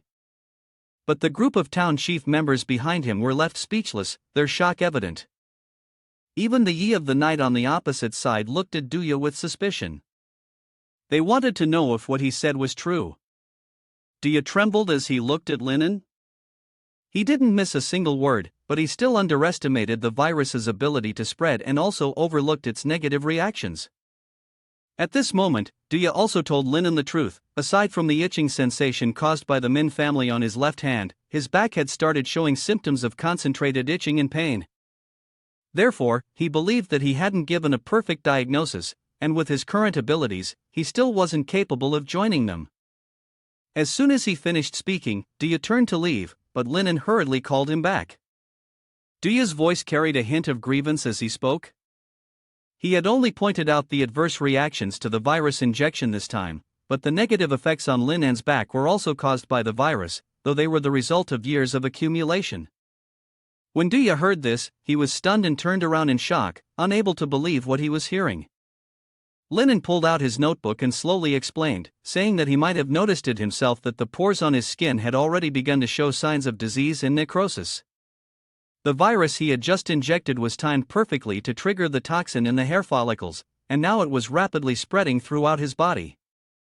Linen paused here for a moment, hesitating for a long while before pointing to the man's buttocks, implying that the virus had already spread there. Upon hearing this, Yi of the Night, who was walking beside him, immediately became concerned.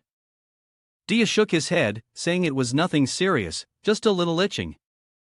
But Linen disagreed. He thought the man should remove the virus from his body immediately. It was one thing for the hair follicles on his back to be necrotic, but if the virus made its way into his brain, it would be much worse. However, before Linen could finish speaking, Duya immediately pulled down his pants, revealing a butt covered in pimples. He urged the two Yi of the Night standing beside him to come and take a look. Without delay, the two Yi of the Night rushed over to examine him. The situation was indeed not good. The redness on his back was rapidly spreading, and he needed treatment. The two Yi of the Night exchanged glances for a moment, hesitating for a long time before finally nodding in agreement. The two quickly used syringes to inject antibiotics into him, while one of them used a needle to drain the pus from the boils on his skin. Linen stood aside, observing the actions of the two individuals, and kindly reminded them that the virus was spreading to the brain. As soon as he finished speaking, Duya immediately started to convulse, his mouth frothing continuously, as if he were having a seizure. The two Yi of the Night hurriedly held him down, then tried to suppress the virus. However, their efforts were almost in vain. A small popping sound was heard, and the boils on Duya's backside began to swell down to his legs, emitting a foul stench that grew stronger with each passing moment. As soon as the two Yi of the Night caught the smell, they almost vomited. The stench was unbearable. The virus had now spread to his legs, and his consciousness was becoming increasingly blurred. Linen could no longer hold back. He immediately decided to act, determined not to let the man suffer any further.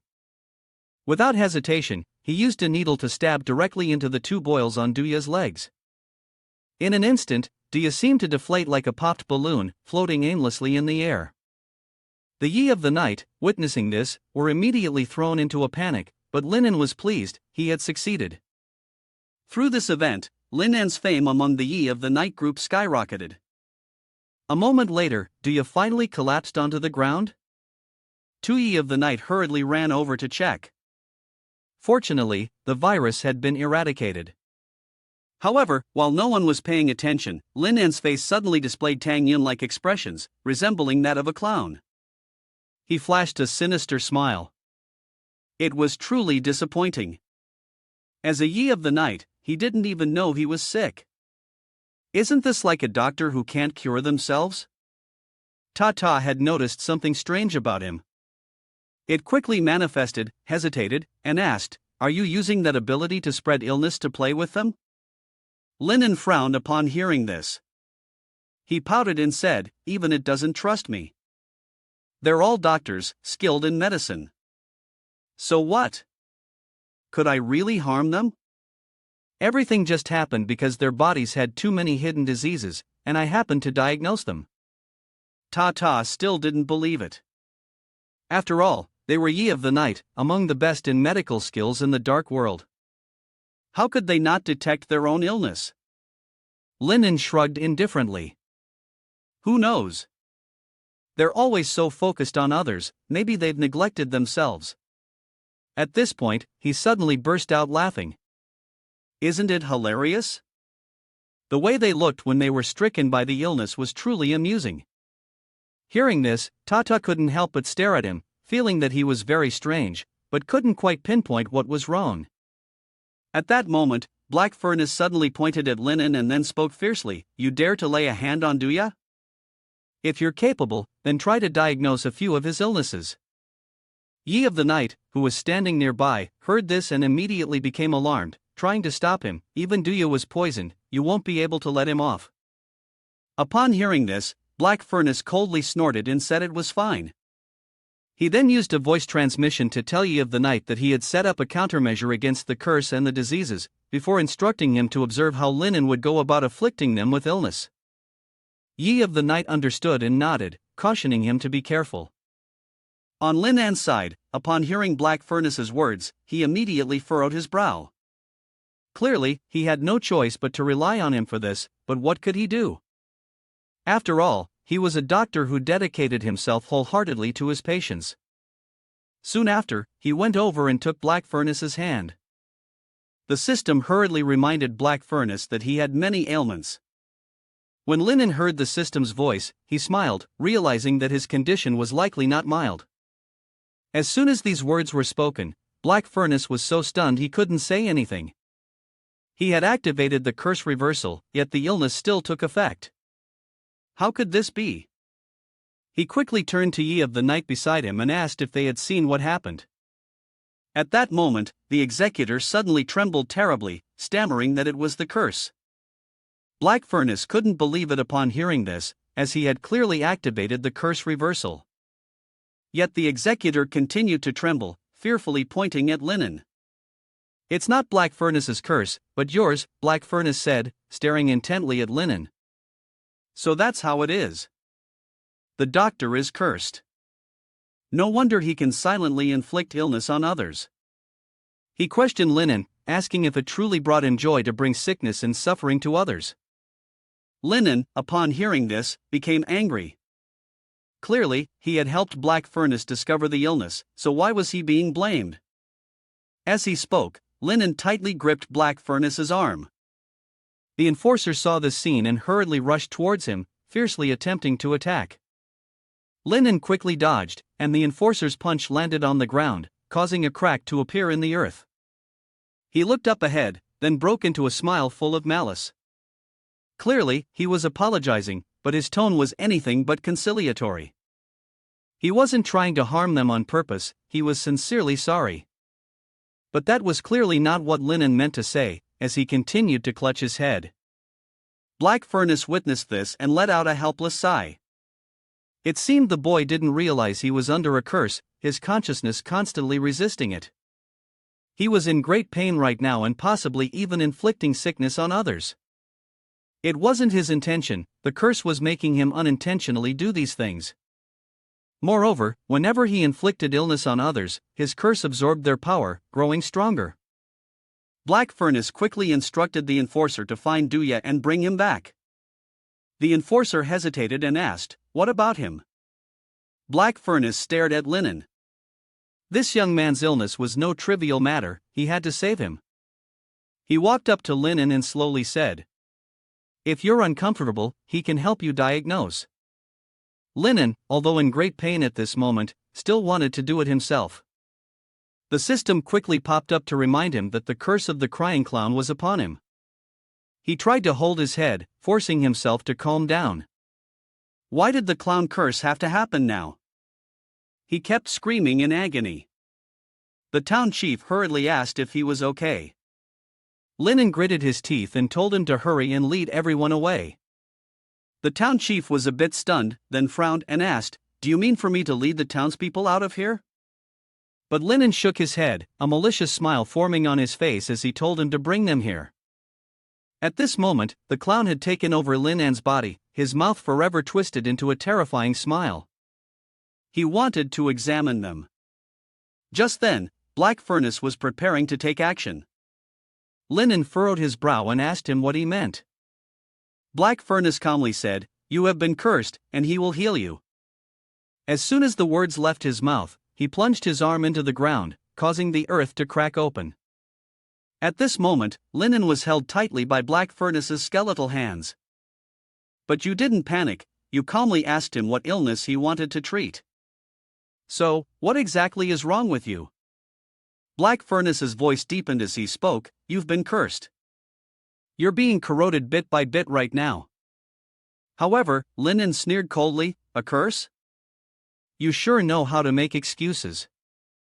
As soon as the words left his mouth, a series of tentacles appeared from behind him, relentlessly attacking Black Furnace. The more he saw this person, the more Linen despised him.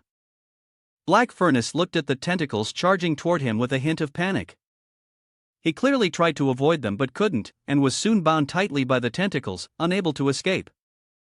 At this moment, Linen raised an eyebrow and looked at him provocatively. Now, he couldn't move anymore. He had no choice but to listen to Linen. But Linen reassured him, saying that he would definitely cure him. Then, a wicked smile spread across his face.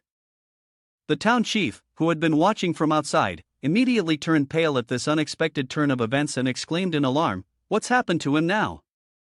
Hearing the voice, Linen turned his head to look at him, causing the town chief to stumble backward in fear. Linen's voice, filled with amusement, echoed once again.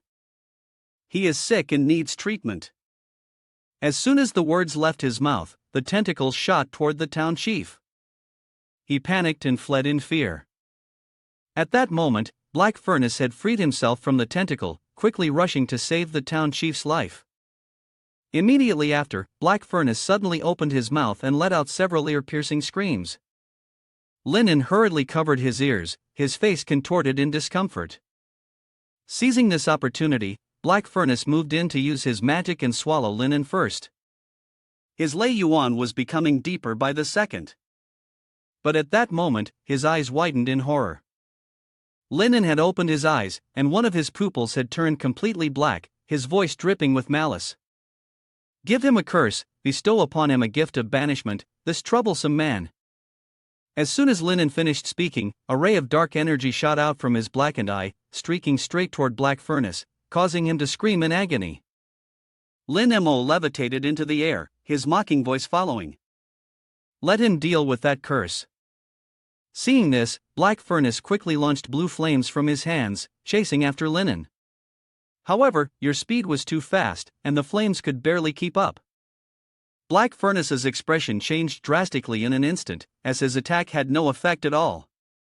Could this be the result of what you added to him?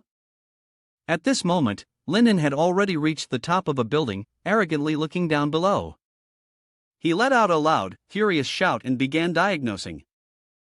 Following his shout, his massive tentacles from the air slithered into the tower, grabbing the citizens of Chenjijing, causing them to panic and scatter in all directions.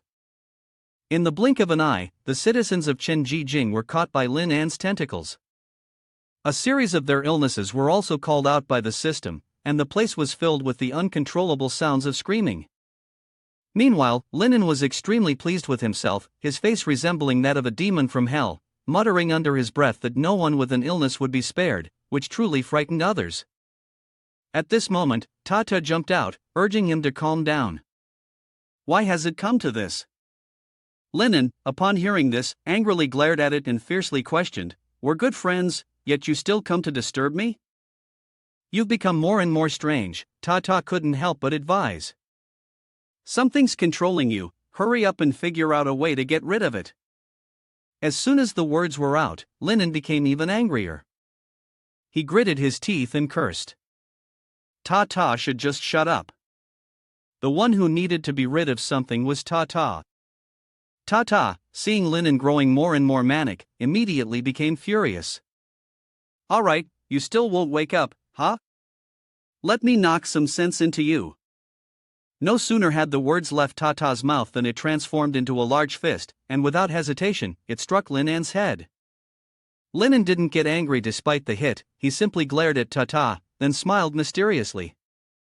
Has it forgotten? You once took stamina pills. It can't hurt you. And you know its weakness very well. With that, Linen wasted no time and pulled out a vial of medicine, drinking it all in one go, ignoring Tata's desperate attempts to stop him.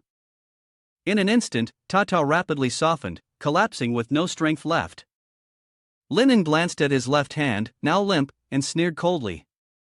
How laughable! Tata still thought it could fight him. However, at that moment, a shower of ornate feathers suddenly fell from the sky, landing before Linen. Wait until you look up and see Duya floating in mid-air. After a moment, he landed on the tower standing opposite you. Linen raised an eyebrow at Duya and smirked provocatively. Had he already recovered? Well, good for him. Duya didn't pay any attention to Linan's taunt and casually nodded, saying, "Yes, now as a return gesture, I'll treat you." Upon hearing this, Linen snorted coldly and refused without hesitation.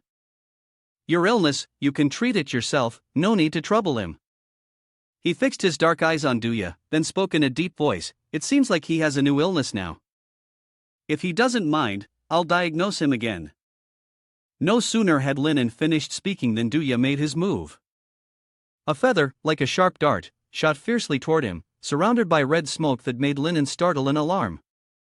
The sharp feathers instantly surrounded him, and then, the feathers transformed into a flowing stream, obscuring Linan's line of sight. He was startled, trying desperately to remove them. However, no matter what he did, it was futile. Linen continued to stagger and struggle to walk, but after only a few steps, he lost his footing and fell to the ground. His body crashed violently onto the earth, causing dust to scatter into the air. Dia quickly descended from above. He walked over, standing next to Linen, squinting as he looked at the unconscious figure. Seeing this, the enforcer couldn't help but feel a sense of joy and admiration. Truly, Duya was formidable. With just one move, he had subdued Linen. Dia spoke carefully, "Linan's abilities are very strange. If you're not careful, he will seize any opportunity." As he spoke, a burst of blue energy appeared in his hand. Now, if he could suppress the curse within Linan's body, everything would be much easier to handle. However, at that moment, a trace of black mist suddenly emerged from Linan's mouth. Without a word, it launched an attack toward Duya. In the blink of an eye, Duya was surrounded by an immense amount of black mist, even his hat was blown off. Black Furnace, watching from a distance, quickly called out, "This is the chaotic curse of the evil spirit convergence body. Get out of the line of sight of the curse immediately." However, Duya did not leave. He quickly crossed his legs and sat to one side, his hands forming a seal. In the blink of an eye, his body was enveloped by a blinding golden light. With the assistance of this golden light, the surrounding dark energy gradually dissipated. After a while, Duya finally opened his eyes. He sighed helplessly, not expecting Linen to possess such a mysterious ability. He had underestimated him. He then turned his head to look at the executioner and asked, "Are you sure you saw the clown's shadow on Linen?" The executioner nodded slightly. Could it be that he knew about this curse? Dia sighed once more and slowly said, "In the history of Yi of the Night, there is a passage related to this curse. The clown's curse is terrifying. Over a decade ago, an ancient city fell under a curse after an attempt to release an ancient, mysterious entity. The family members who were cursed gradually lost their sanity over time. Eventually, the curse would form a mad consciousness within the host's body, replacing the host altogether. So, if this really is the curse the executioner spoke of, so how should they respond? This is what Black Void is truly worried about." Dia continued slowly, "Most curses are suppressed by divine power, including this clown curse. If it were elsewhere, these curses would almost be impossible to lift. But Linen is somewhat fortunate, as an anomaly from the divine realm has appeared here, making the curse much easier to break." At the same time, inside the church, the town chief led the villagers into this place to seek refuge from the disaster. People were sprawled all over the place, moaning continuously. One of the villagers looked towards the town chief, asking with suspicion, "Why did Linen suddenly turn like this?" The town chief himself had no idea. He shook his head slightly, "I don't know either. All they can do now is protect themselves." At that moment, the door of the wind path suddenly opened, and a figure with two wings slowly stepped in. It was Duya. Immediately, a series of guns were aimed at him. He raised his hand to stop them, then spoke in a hoarse voice, "Don't panic, they don't want to hurt anyone. He's here to help you all." In the great hall, the townspeople, still reeling, saw Yi of the Night, Duya, standing there with an extremely vigilant gaze. The town chief coldly spoke, "They are not in the mood for a medical examination right now. He should leave quickly." Duya shook his head slightly. He is not here to examine them. They also know that Linen is very dangerous at this moment. To break the curse on him, the holy relic must be used the sacred world of their people. However, as soon as these words were spoken, the town chief immediately countered, "The holy relic is their only sacred vessel in this world. We cannot allow anything to happen to it." Duya calmly looked at him and said indifferently. He thought they might have a misunderstanding about Yi of the Night, but he wanted to make them understand that Yi of the Night was not their enemy. In fact, in a certain sense, Yi of the Night's swarm had once been allies of the sacred world.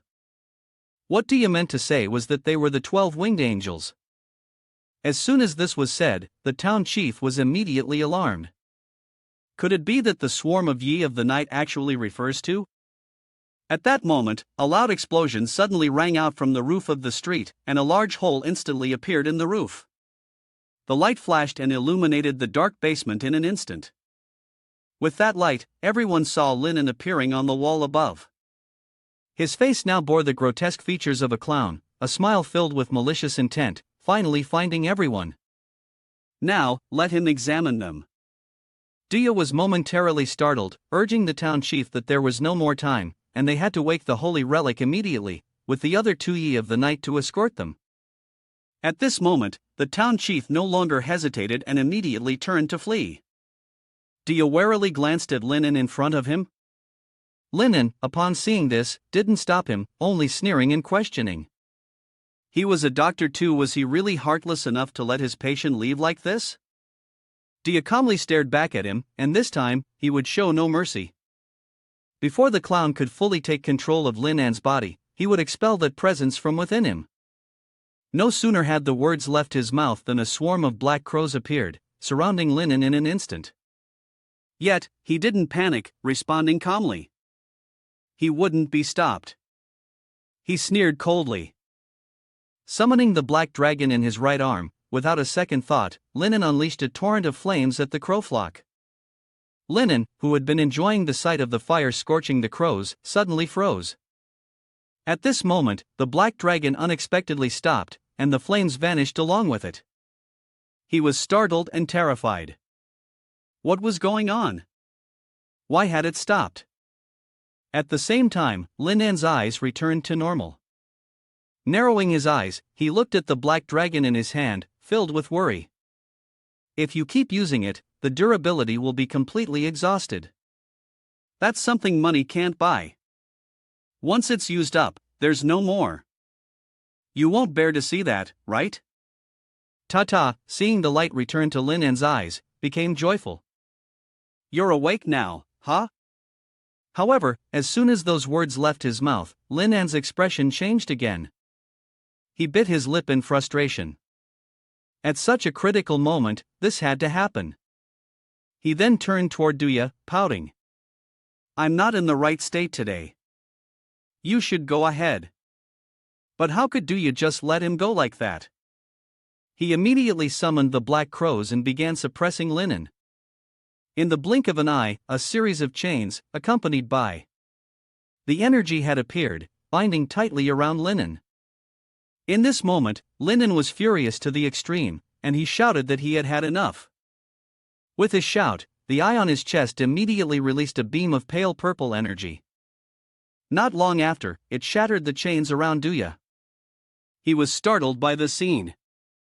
However, at that moment, a leaf infused with divine power suddenly appeared. Duya quickly grabbed it, forming a seal with his hands, and divine light began to radiate from it. Linen was momentarily stunned, freezing for a brief moment. Taking advantage of this, Duya fiercely tightened his grip on Linan's neck. Without saying a word, he slammed him to the ground. The true holy relic in his hand was then pressed against Linan's forehead. At this moment, the Tangyun marks on Lin An's face became very apparent. He sensed danger was imminent and struggled desperately. While Duya was distracted, a tentacle emerged from behind and touched his body. In the blink of an eye, a series of curses from the jester were cast onto Duya. Immediately after, Linen took out a blood-boosting medicine and preparing to swallow. Tata saw this scene and quickly told Duya to stop Linen. However, it was too late. He had already poured the entire flesh and blood enhancement potion into his mouth. In an instant, as the medicine was swallowed, a series of tentacles began to emerge from Lin An's body, continuously growing and expanding. A few seconds later, his entire body had transformed into a large, round mass of flesh, with strange faces appearing on the surface of his skin, looking extremely terrifying. Dia saw this and couldn't help but panic, speechless in shock. At the same time, from a distance not far from Chenji Jing, everything happening inside was fully visible to the people there. The pig chef and a clown in the area were both gleefully watching. The clown glanced at the pig chef, raised an eyebrow, and spoke up. Lei Yuan came to me, what has he done to ruin Linen? Hearing this, the pig chef let out a cold laugh. He had been too restrained. He thought that by throwing that brat with blue blood in front of him, it would speed up the awakening process, but it seemed it didn't have much of an effect after all. The clown kept dancing around excitedly, laughing joyfully. So, did he use his curse? Doesn't he fear that the curse will devour Lin An's strike? Could it be that the pig chef wants you to rely on Yi of the Night? The pig chef squinted his eyes and looked into the distance, calmly replying, if you are willing, you can easily suppress the curse. The important thing is whether you can accept being twisted yourself. On the other side, at Chenji Jing, Linen, after transforming into flesh and blood, immediately pursued Duya. At this moment, Duya was extremely panicked. The power of the curse was growing stronger. If he didn't escape now, it would be too late. While he was thinking, Flesh and Blood used its tentacle to strike him into the field. It glared viciously at him. This time, he was done for. Flesh and Blood didn't hesitate at all, tightening its hand around Duya's neck. However, at that moment, a sudden light of holy power flashed through the wind. The light was so dazzling that Flesh and Blood immediately closed its eyes, and with that, it released Duya. At the same time, the town chief walked out of the church with the relic in hand. Duya rushed over to them and urgently told them to follow his lead. The divine cup in the town chief's hand instantly soared into the air. The holy words from everyone's mouths immediately echoed, and in the blink of an eye, strange patterns appeared beneath the ground, accompanied by a powerful holy force that surrounded everyone. Flesh and Blood heard the sounds of the incantation and furiously roared, their noise deafening. Along with its roar, countless tentacles quickly emerged, attacking Duya's group. The tentacles, aflame, charged toward them, causing Duya to panic. Gritting his teeth, he kept chanting the incantation, and a wave of holy power surged from the ground, directly stabbing into Flesh and Blood's body. Because of this, Linen was in his normal form, but the jester's curse still occupied his body. Linen clutched his head in agony, screaming in distress, "Stop it, he's about to be dispelled." However, Duya did not stop. He was just a little short of success and continued chanting the incantation. Suddenly, Duya's eyes widened in horror. Linen's body had once again been overtaken by the jester's curse, but this time, he had regained his consciousness. He sneered coldly at Duya, speaking in contempt, "Did you really think this would be enough to dispel him?" As soon as the words left his mouth, Linen drew a pistol from his body, his eyes filled with a murderous intent, quickly pulling the trigger. A series of gunshots rang out, accompanied by smoke and flames dancing in the air. Duya, unable to dodge in time, was struck by the bullets, which pierced into his body, blood pouring from the wounds. Ignoring his injuries and suppressing the pain, Duya continued to recite the sacred words. The divine cup in the air emitted an immense divine power. The sacred force shone down onto the earth, simultaneously dispelling the dark energy and protecting the people below. Lin Mo, witnessing this, grew even angrier.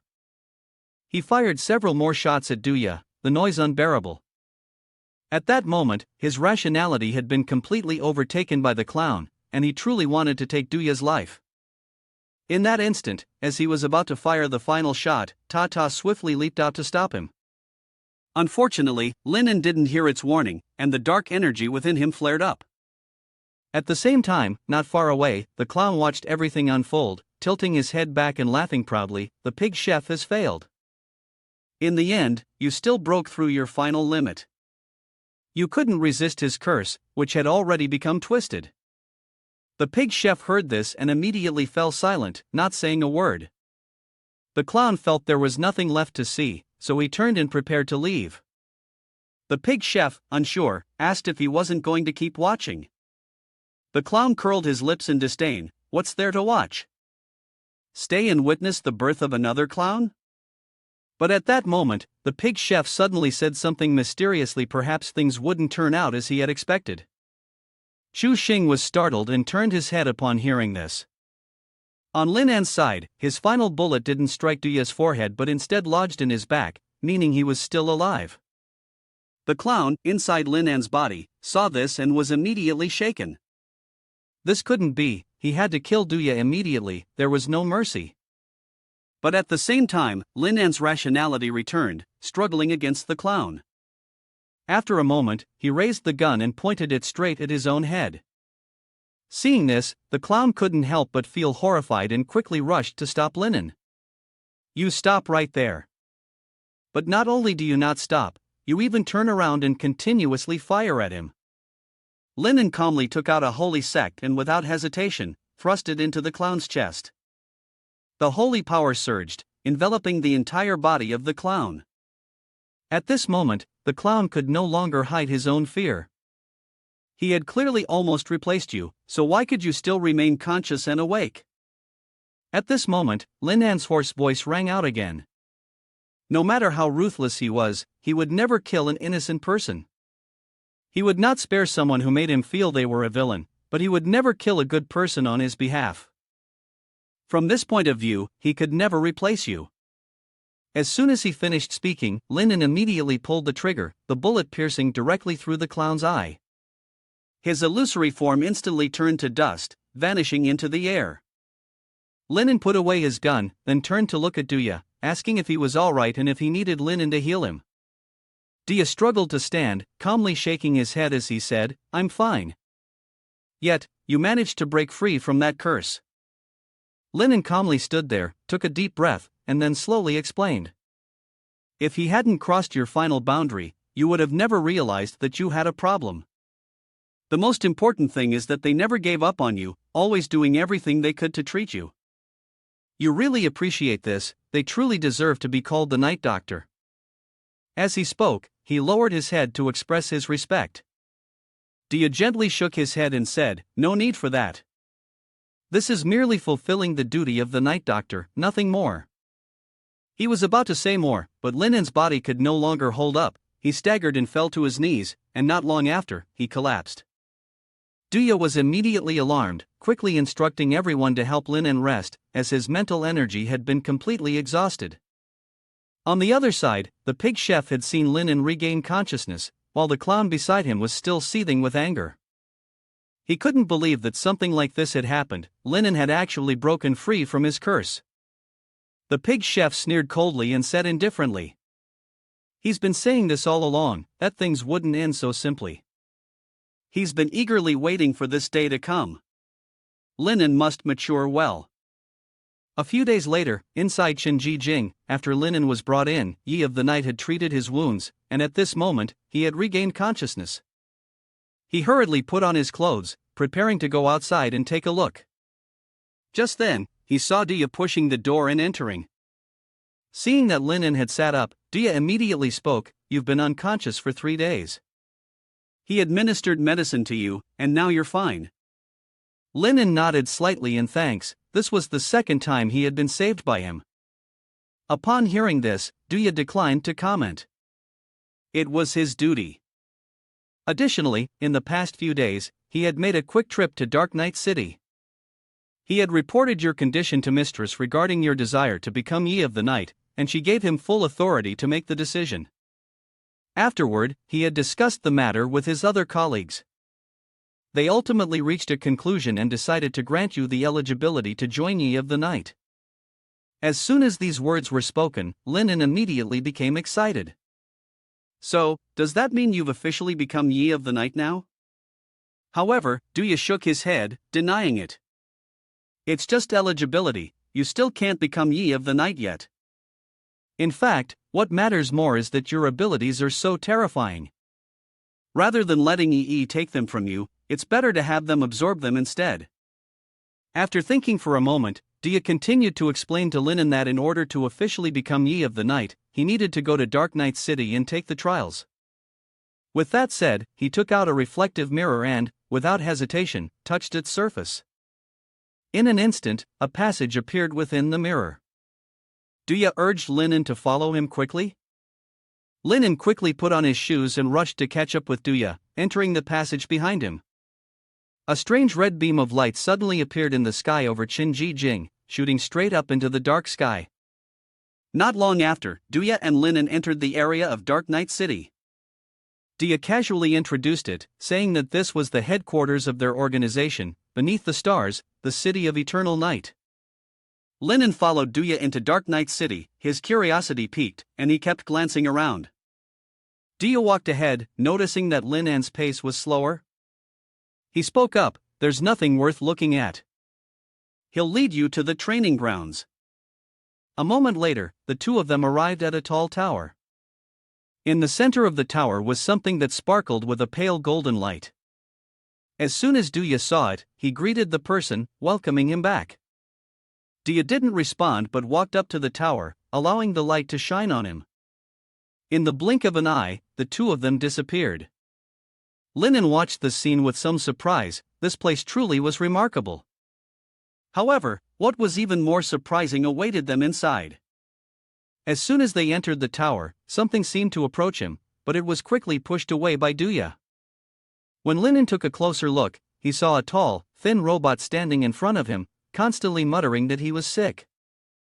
Duya seemed somewhat helpless. Linen stared at the robot in front of him, unable to help but feel a bit amazed. Indeed, the Yi of the Night team seemed to have everything. Setting that aside, Duya led Linen deeper into the tower. Duya explained that Yi of the Night did not care about one's race or origin, as long as they had medical skills and medical ethics, they could become a member of their group. When they reached a table, Duya called out to Meng Yan, saying it had been a long time since they last met, and then asked him to provide a career chart. He led the newcomer in. As soon as he spoke, a flesh and blood creature with many eyes emerged from under the table, followed by a hoarse voice.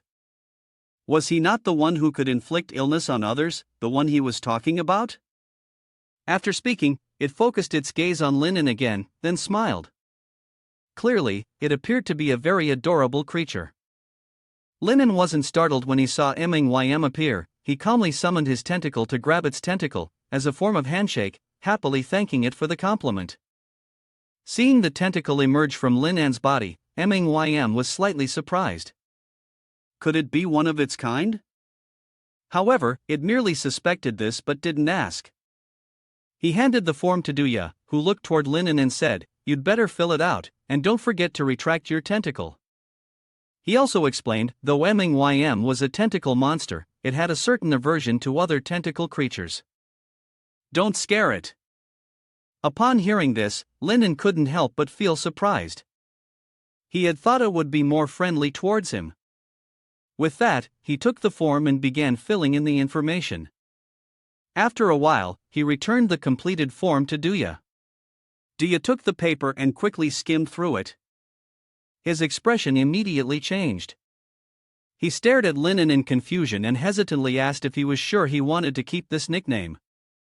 There was also the self-introduction section. Weren't you going to revise that? Linen shook his head firmly, declining. He felt that the nickname suited him perfectly, and there was no need to change it. Upon hearing this, Duya did not press the matter further and returned the form to Meng.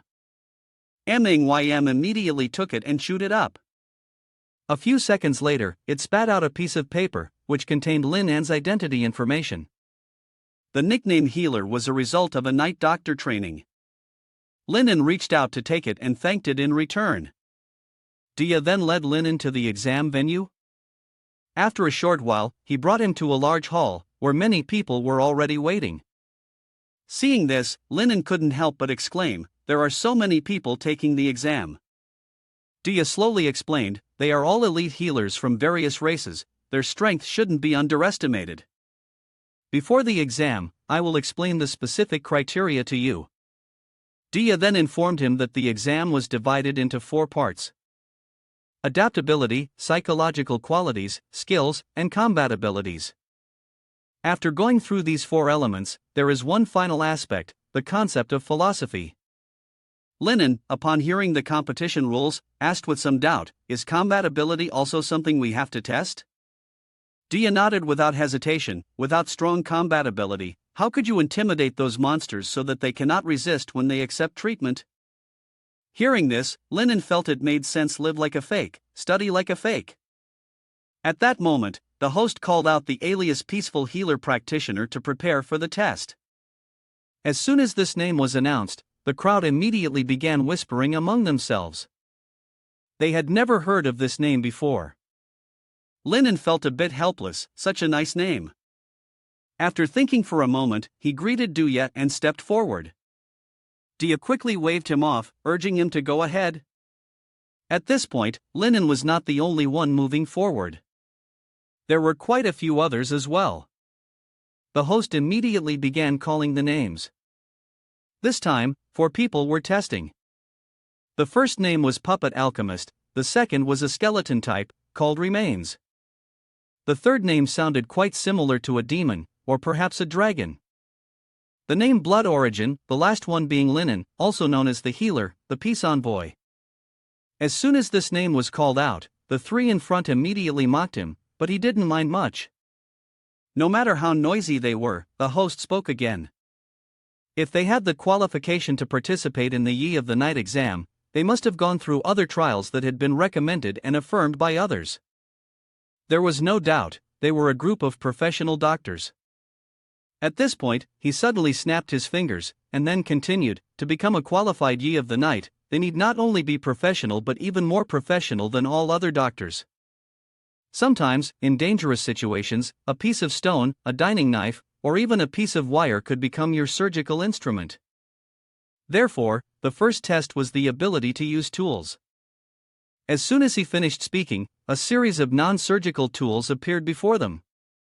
The people below immediately began to whisper among themselves. A moment later, someone entered carrying some handles, upon which there were people as well. At this point, the host pointed at them again and slowly explained, "These people are the patients they need to treat, they are seniors, and they can let go and perform the treatment. The others will assess the surgical ability of the participants during the procedure." With that, everything was explained, and the host immediately gave the order to begin. As soon as the command was given, the other 3 quickly rushed forward, racing to grab the tools. Only Linen stood there, motionless. The puppet alchemist quickly selected a fruit knife for himself. Although it wasn't as sharp as a surgical scalpel, it was still suitable for chest surgery. He tried a few cuts and felt that it wasn't bad. The 2 other participants chose a tool with a sharp tip to pierce and make an incision. When using the tool on the bones, he felt that this was just perfect. Blood Moon also selected a suitable instrument for himself and was very satisfied, making an incision along the artery. Fresh, delicious blood flowed out, dripping perfectly. The host stood nearby, watching as they selected their sharp tools, which were very suitable to replace surgical scalpels. He couldn't help but praise them. However, the moment he saw Lin An's tool, his expression faltered, losing all composure. This was because Linen had chosen a terrifying chainsaw, and was constantly testing it on the side, making them all deeply uneasy. The lead doctor hesitated before looking at him. "Are you sure you're not mistaken? We're performing surgery, not killing someone." Linen calmly looked at him, giving him a reassuring glance. The chainsaw was one of his professional skills when it came to abdominal surgeries. The lead doctor quickly waved his hand. However, the patient he was responsible for only had prostatitis. A small procedure would suffice, there was no need for abdominal surgery. Linen looked at him seriously. He had once said, Yi of the Night can use any tool to save a person. In extreme situations, we cannot afford to have too many tools to choose from, but we must never abandon our patients just because we don't have the perfect tool. Yi of the Night, who had been standing nearby, heard his words and couldn't help but feel a deep, indescribable emotion in his heart. Linen continued, because such an attitude shows a complete lack of responsibility, and it is a disgrace to be called a doctor. So, when it's necessary, don't even think about putting down the chainsaw. Even if the meat grinder can be used, it must be used, there is no opportunity, and if there is, it must be seized. A whole group of Yi of the Night fell silent because of what you said, a moment of silence for the patient preparing for your laughter. The host was very moved. This was the kind of enlightenment that Yi of the Night should have. The host's favorability toward you increased significantly. The host turned to look at the people behind, speaking with enthusiasm. This is what professionalism is all about. See what tools they're using, spreading a bit of thought about how to recover. The three people immediately ran off to get the tools. With Linan's words, their equipment this time was even more terrifying than the last, causing the patients on the stretcher to tremble in fear. On the contrary, the host was very pleased and told them to begin the surgery. Just like that, the sound of drilling and sawing began to echo, accompanied by the tragic screams of the Yi of the Night working on the patients. Some had their arteries sawed through, others had their bladders drilled into. Linan's patients were now seriously frightened, quickly speaking up to negotiate, let him pretend for a while, and you can just give him a point directly. However, Linan disagreed. He wanted to prove with his own ability that he could achieve the highest score. As he prepared to wield his chainsaw, the patient's eyes widened in horror. In the end, he could no longer hold back and turned to flee. He was done, he wouldn't do it anymore, even if it meant dying. Linan was just too terrifying. But how could Linan give him that chance? A syringe shot out from his hand, and the man immediately lost consciousness. Linan went over, dragged the man back, and laid him on the stretcher. With a smirk, he said, if you're sick, you need treatment, especially when it comes to the most important part of a man. He studied the man for a moment before speaking in a low voice. The tumor has already formed into a mass. You've lost all your vital organs. The initial diagnosis is that it's caused by prolonged disuse or the lack of opportunity to use, a classic case of singleness. This surgery was highly complicated. A small mistake would result in the patient suffering for life. Therefore, Linan had to achieve the level of precision he had been taught in blood prison. He imagined the situation briefly. The tumor was like a dark forest where demonic creatures lurked, capturing the princess. But you are the brave hero rescuing the princess. After finishing his imagination, he was fully prepared and then began preparing for the surgery. He reached out and grabbed the chainsaw, and in an instant, the sound of the chainsaw roared to life. Once the chainsaw was running, he started cutting, making a precise incision on the patient's body. His movements were very skillful as he quickly removed the tumors inside the patient's body. The entire process flowed smoothly, like clouds drifting by and water flowing. He was highly focused, immersing himself completely in his work. Time passed in this way, and after a while, Linan finally stopped. He let out a sigh of relief, finally done. At that moment, a blinding light suddenly appeared before him. Within that light, a figure appeared, and a voice followed. The person asked if he was the one who had saved them. Linan gave a slight nod, smiled, and said, "Please follow me to the palace, princess." However, when he finally saw the figure clearly, Linan was startled. This person was definitely not a princess, but rather a tall, dark, and grimy man. Linan looked at him, dissatisfied, and exclaimed, "Who is he?" But the applause below had already awakened Linan. His popularity in the Yi of the Night camp soared accordingly. Everyone was marveling at his sawing technique. His movements were clearly powerful, yet they did not injure the patient. The precision in his handling made people admire him. Also, when he focused, he looked extremely handsome. The host did not hold back any praise. Amid the roughness, this small surgical detail was executed to perfection. He then turned his eyes toward the patient who lay on the stretcher in shock, asking whether he had any comments on Lin An's performance. The patient on the stretcher recalled every moment Lin An had just performed on his body, his tone filled with fear. Every time, it brushed right past that place of his, yet the accuracy was terrifying. When you think it's going to cut, but it doesn't, constantly hovering back and forth on the edge between life and death. The host found these words somewhat confusing. He thought the patient meant Lin An's technique was extremely precise, but the patient did not answer further, only saying he felt a sort of transcendence. The host narrowed his eyes at him for a moment, then finally nodded in understanding. This is probably a very high evaluation. Immediately after, the host announced that Lin An had scored a perfect 10 on this exam. In the blink of an eye, the entire school erupted in applause, and no one felt dissatisfied with the result. Lin An was also very grateful to everyone for recognizing his efforts. At this moment, the host continued, "This is just the first exam, the next one will be more difficult. If you haven't experienced the suffering of others, don't advise them to be kind. If they choose to endure the pain themselves, don't expect their patients to endure as well. Pain is the best awakening medicine for a qualified doctor. They must have the ability to withstand intense pain.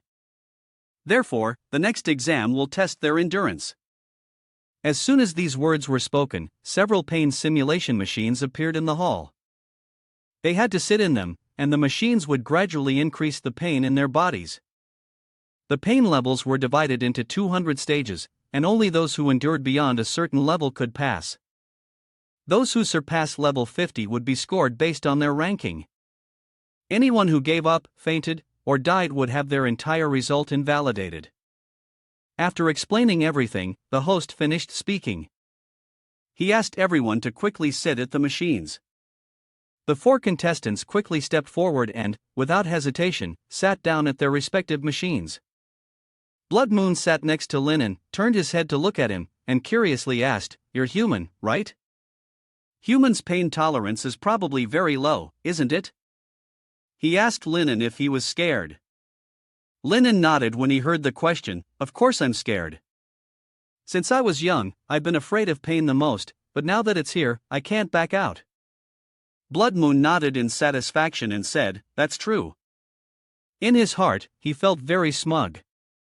After all, he was just a human. Even though he scored a perfect score earlier, he wouldn't be able to pass this test. Not long after, the 4 contestants had seated themselves and were ready to endure the pain. The host, seeing this, immediately ordered the machines to start. The pain level would begin at level 1 and gradually increase. He also reminded them that if they couldn't endure it, they could press the pause button on their right hand at any time. Upon hearing this, Remains immediately sneered in disdain. He was undead, and pain didn't affect him at all. He was sure he would win this round. The host raised an eyebrow and asked him, "Are you sure?" "If you want to pass quickly, you can press the button on the left to increase the pain level, but it can only go up, not down," so he advised Remains to think carefully. After hearing this, Remains raised an eyebrow, then without hesitation, pressed the button on his left. In an instant, the pain level increased to 30. At first, Two Bones was very arrogant, but when the pain hit, his body felt as if it had turned into a pile of dry bones, the pain so intense it reached his very brain. Puppet Alchemist, sitting next to him, was shocked upon witnessing this. Wasn't he supposed to be undead? How could he be in so much pain? Two Bones didn't know either. It felt as if dozens of people were stomping on his eggs, but clearly, he didn't have any eggs. The host outside kindly explained to him that this machine could simulate the sensation of pain and directly transmit it into their consciousness. Whether undead or machines, as long as they still had consciousness, this machine could certainly make them feel pain. Saying this, the host raised an eyebrow and looked at Remains, his tone full of challenge. "So, what do you think? Does he still want to continue the challenge?" Remains felt as if he were about to die from the pain. He could no longer bear it, his hands trembled, wanting nothing more than to press the button to give up. Yet, he stopped himself. No matter how much it hurt, he had to endure. He had to become Yi of the night. Immediately after, he began to push himself to the next level. The screams of agony followed shortly after. Even the neighboring alchemist was trying to increase the level of pain, as it was still too early to give up. Blood Moon, too, was no exception. Though he was in so much pain he curled up, he still forced himself to endure. In the blink of an eye, all three of them had surpassed level 30. The host outside was extremely satisfied. This batch of contestants was better than the last, but he was somewhat worried about An, who was still lying there comfortably without showing any sign of pain. This level of suffering was still too intense for a human to endure. Thinking this, he could only helplessly sigh. While An's surgical skills were exceptional, he didn't want to eliminate him, but rules were rules. All he could do was wish him luck. At this moment, Tata, seeing that An was still so calm, became a little anxious. You're not thinking of giving up, are you? Everyone else has made it to 40, and you're only at 18. This can't be your limit, can it? But Linen really wasn't in a rush. He calmly laughed and said, "Why rush to get ahead like that?" Tata nervously spoke up, "If you're not in a hurry, you'll be eliminated at this rate. But you've already used flesh and blood to transform your hand into your head, turning pain into pleasure. You must be enjoying it right now." Tata was furious upon hearing this. "You're definitely thinking of something weird. You're not wrong, though. You really are thinking about experiencing the thrill with the blood-clad evil spirit." Sure enough, not long after, Lin En's heartbeat began to accelerate. It was clearly as if he were driving. Tata was so frustrated, she couldn't even speak. Time passed like this, until only 5 minutes remained. Apart from Linen, the other three had already surpassed 60. Tata grew even more anxious as she watched. Their faces were all showing signs of strain, and Linen here was still enjoying himself, which drove her crazy.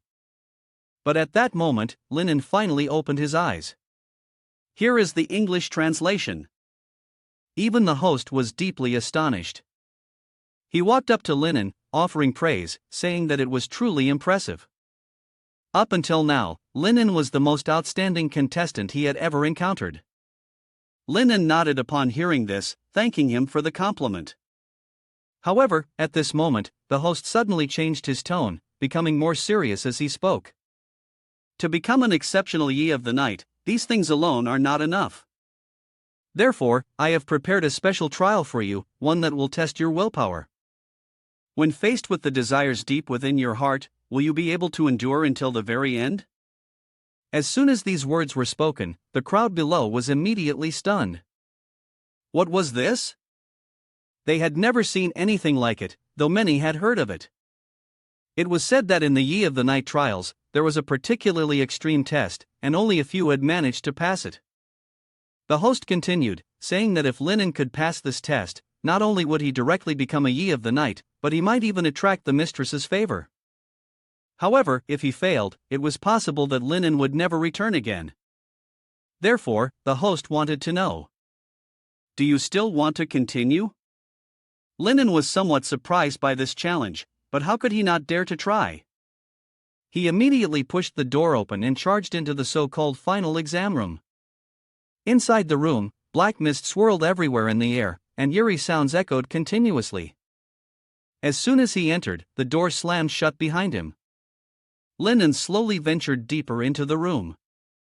To his surprise, there was a huge bed in the room, and on it lay a woman with horns on her head, waiting for him. The moment she saw him, she spoke in a voice full of temptation, inviting him to come play with her. Linen looked at her warily, feeling that this place was. Not only did it reek of a disgusting stench, but there were also desiccated corpses surrounded by black mist. As he hesitated, vines appeared out of nowhere, wrapping tightly around him. Then a gust of wind swept past him, causing his clothes to flutter. The woman's seductive voice rang out again. She was just lonely and wanted someone to talk to, she wouldn't eat him. She spoke while pressing closely against Linen, letting out a seductive laugh. However, he didn't hesitate at all and pushed her away, causing her to be taken aback and speechless. Linen gave a soft chuckle and calmly said that he was in a hurry, then asked where the exit was. Hearing this, the woman coquettishly said, "You're so annoying, you just got here and already want to leave?" Although she said this, she couldn't help but feel suspicious in her heart. It seemed that her charms had no effect on him. After a moment of thought, she continued to seduce Linen, convincing herself that if he didn't stay with her, she would be terribly lonely. Excitedly, she suggested they play a more thrilling game together. Unfortunately, Linen was not swayed by her at all. He pushed her away once more and coldly said, "No need. I'm here to participate in the Yi of the Night competition. I really don't have time to keep you company." Once again rejected, the woman's face instantly darkened.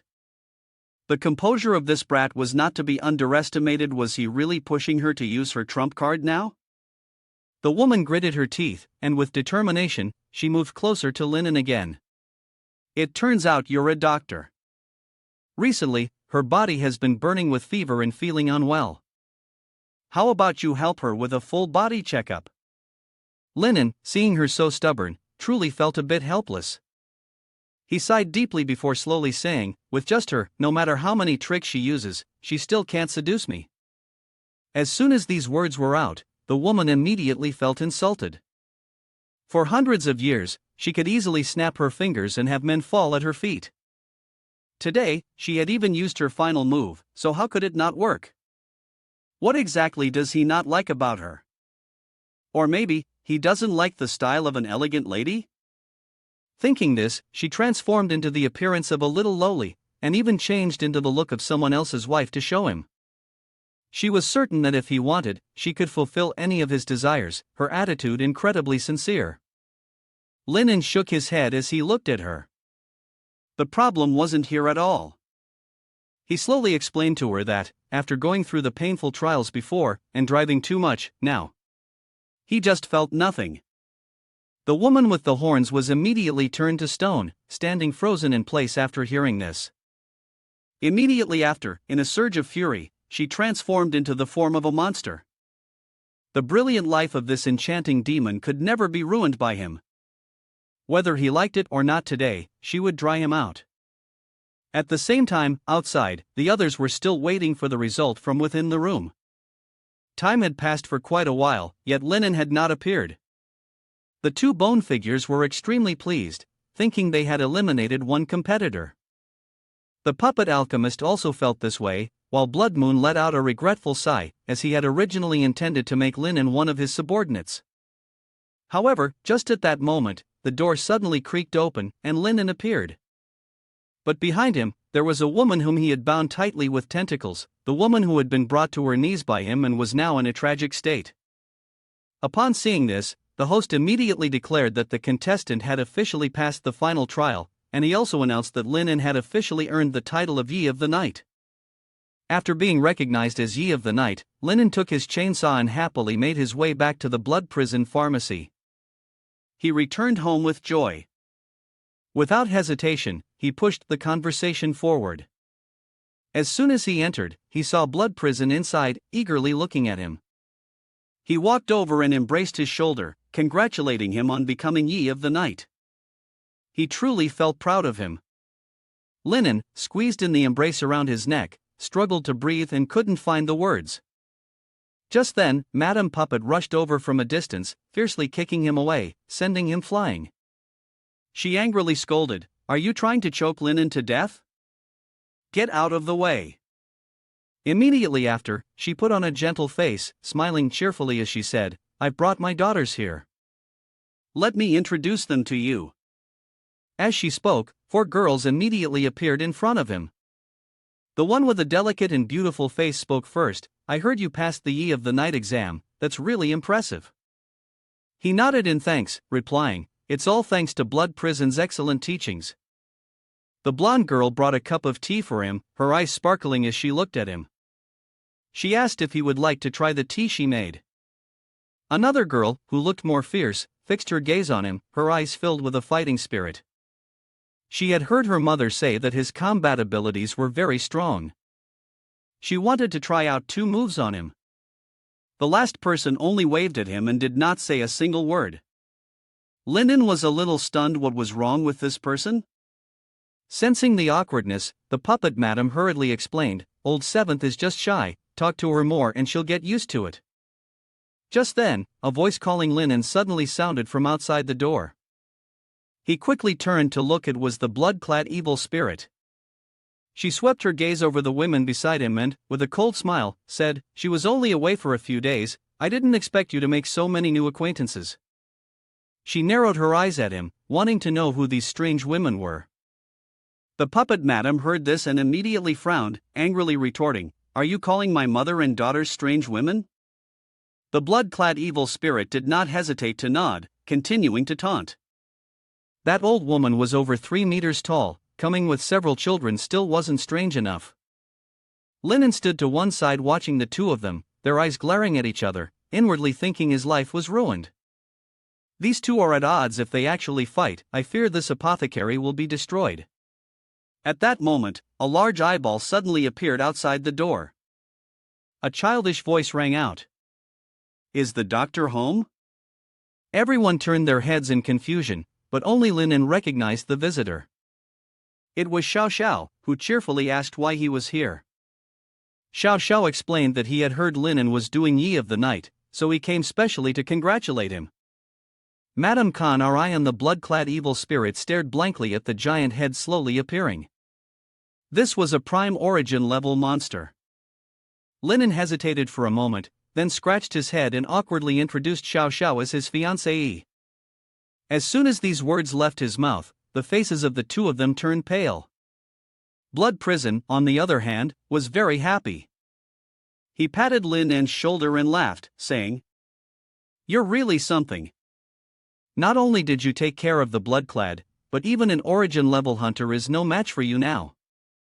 As expected of his disciple, truly waves of the new pushing aside the old.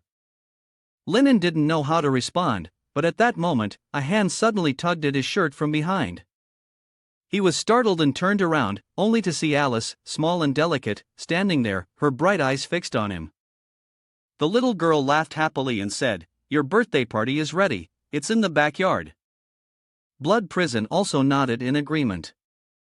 According to the customs of the dark world, today's date coincided with the moment you first arrived in this world, so he had taken it upon himself to declare today as your birthday. Linen lowered his head upon hearing this, and Blood Prison looked at him in surprise, hesitantly asking, "You don't like it? Or would you prefer to choose another day for your birthday, and we can celebrate then?" But Linen actually liked it. He was so moved that he almost shed tears. "I like this day. When he first arrived in the dark world, everything here was filled with fear.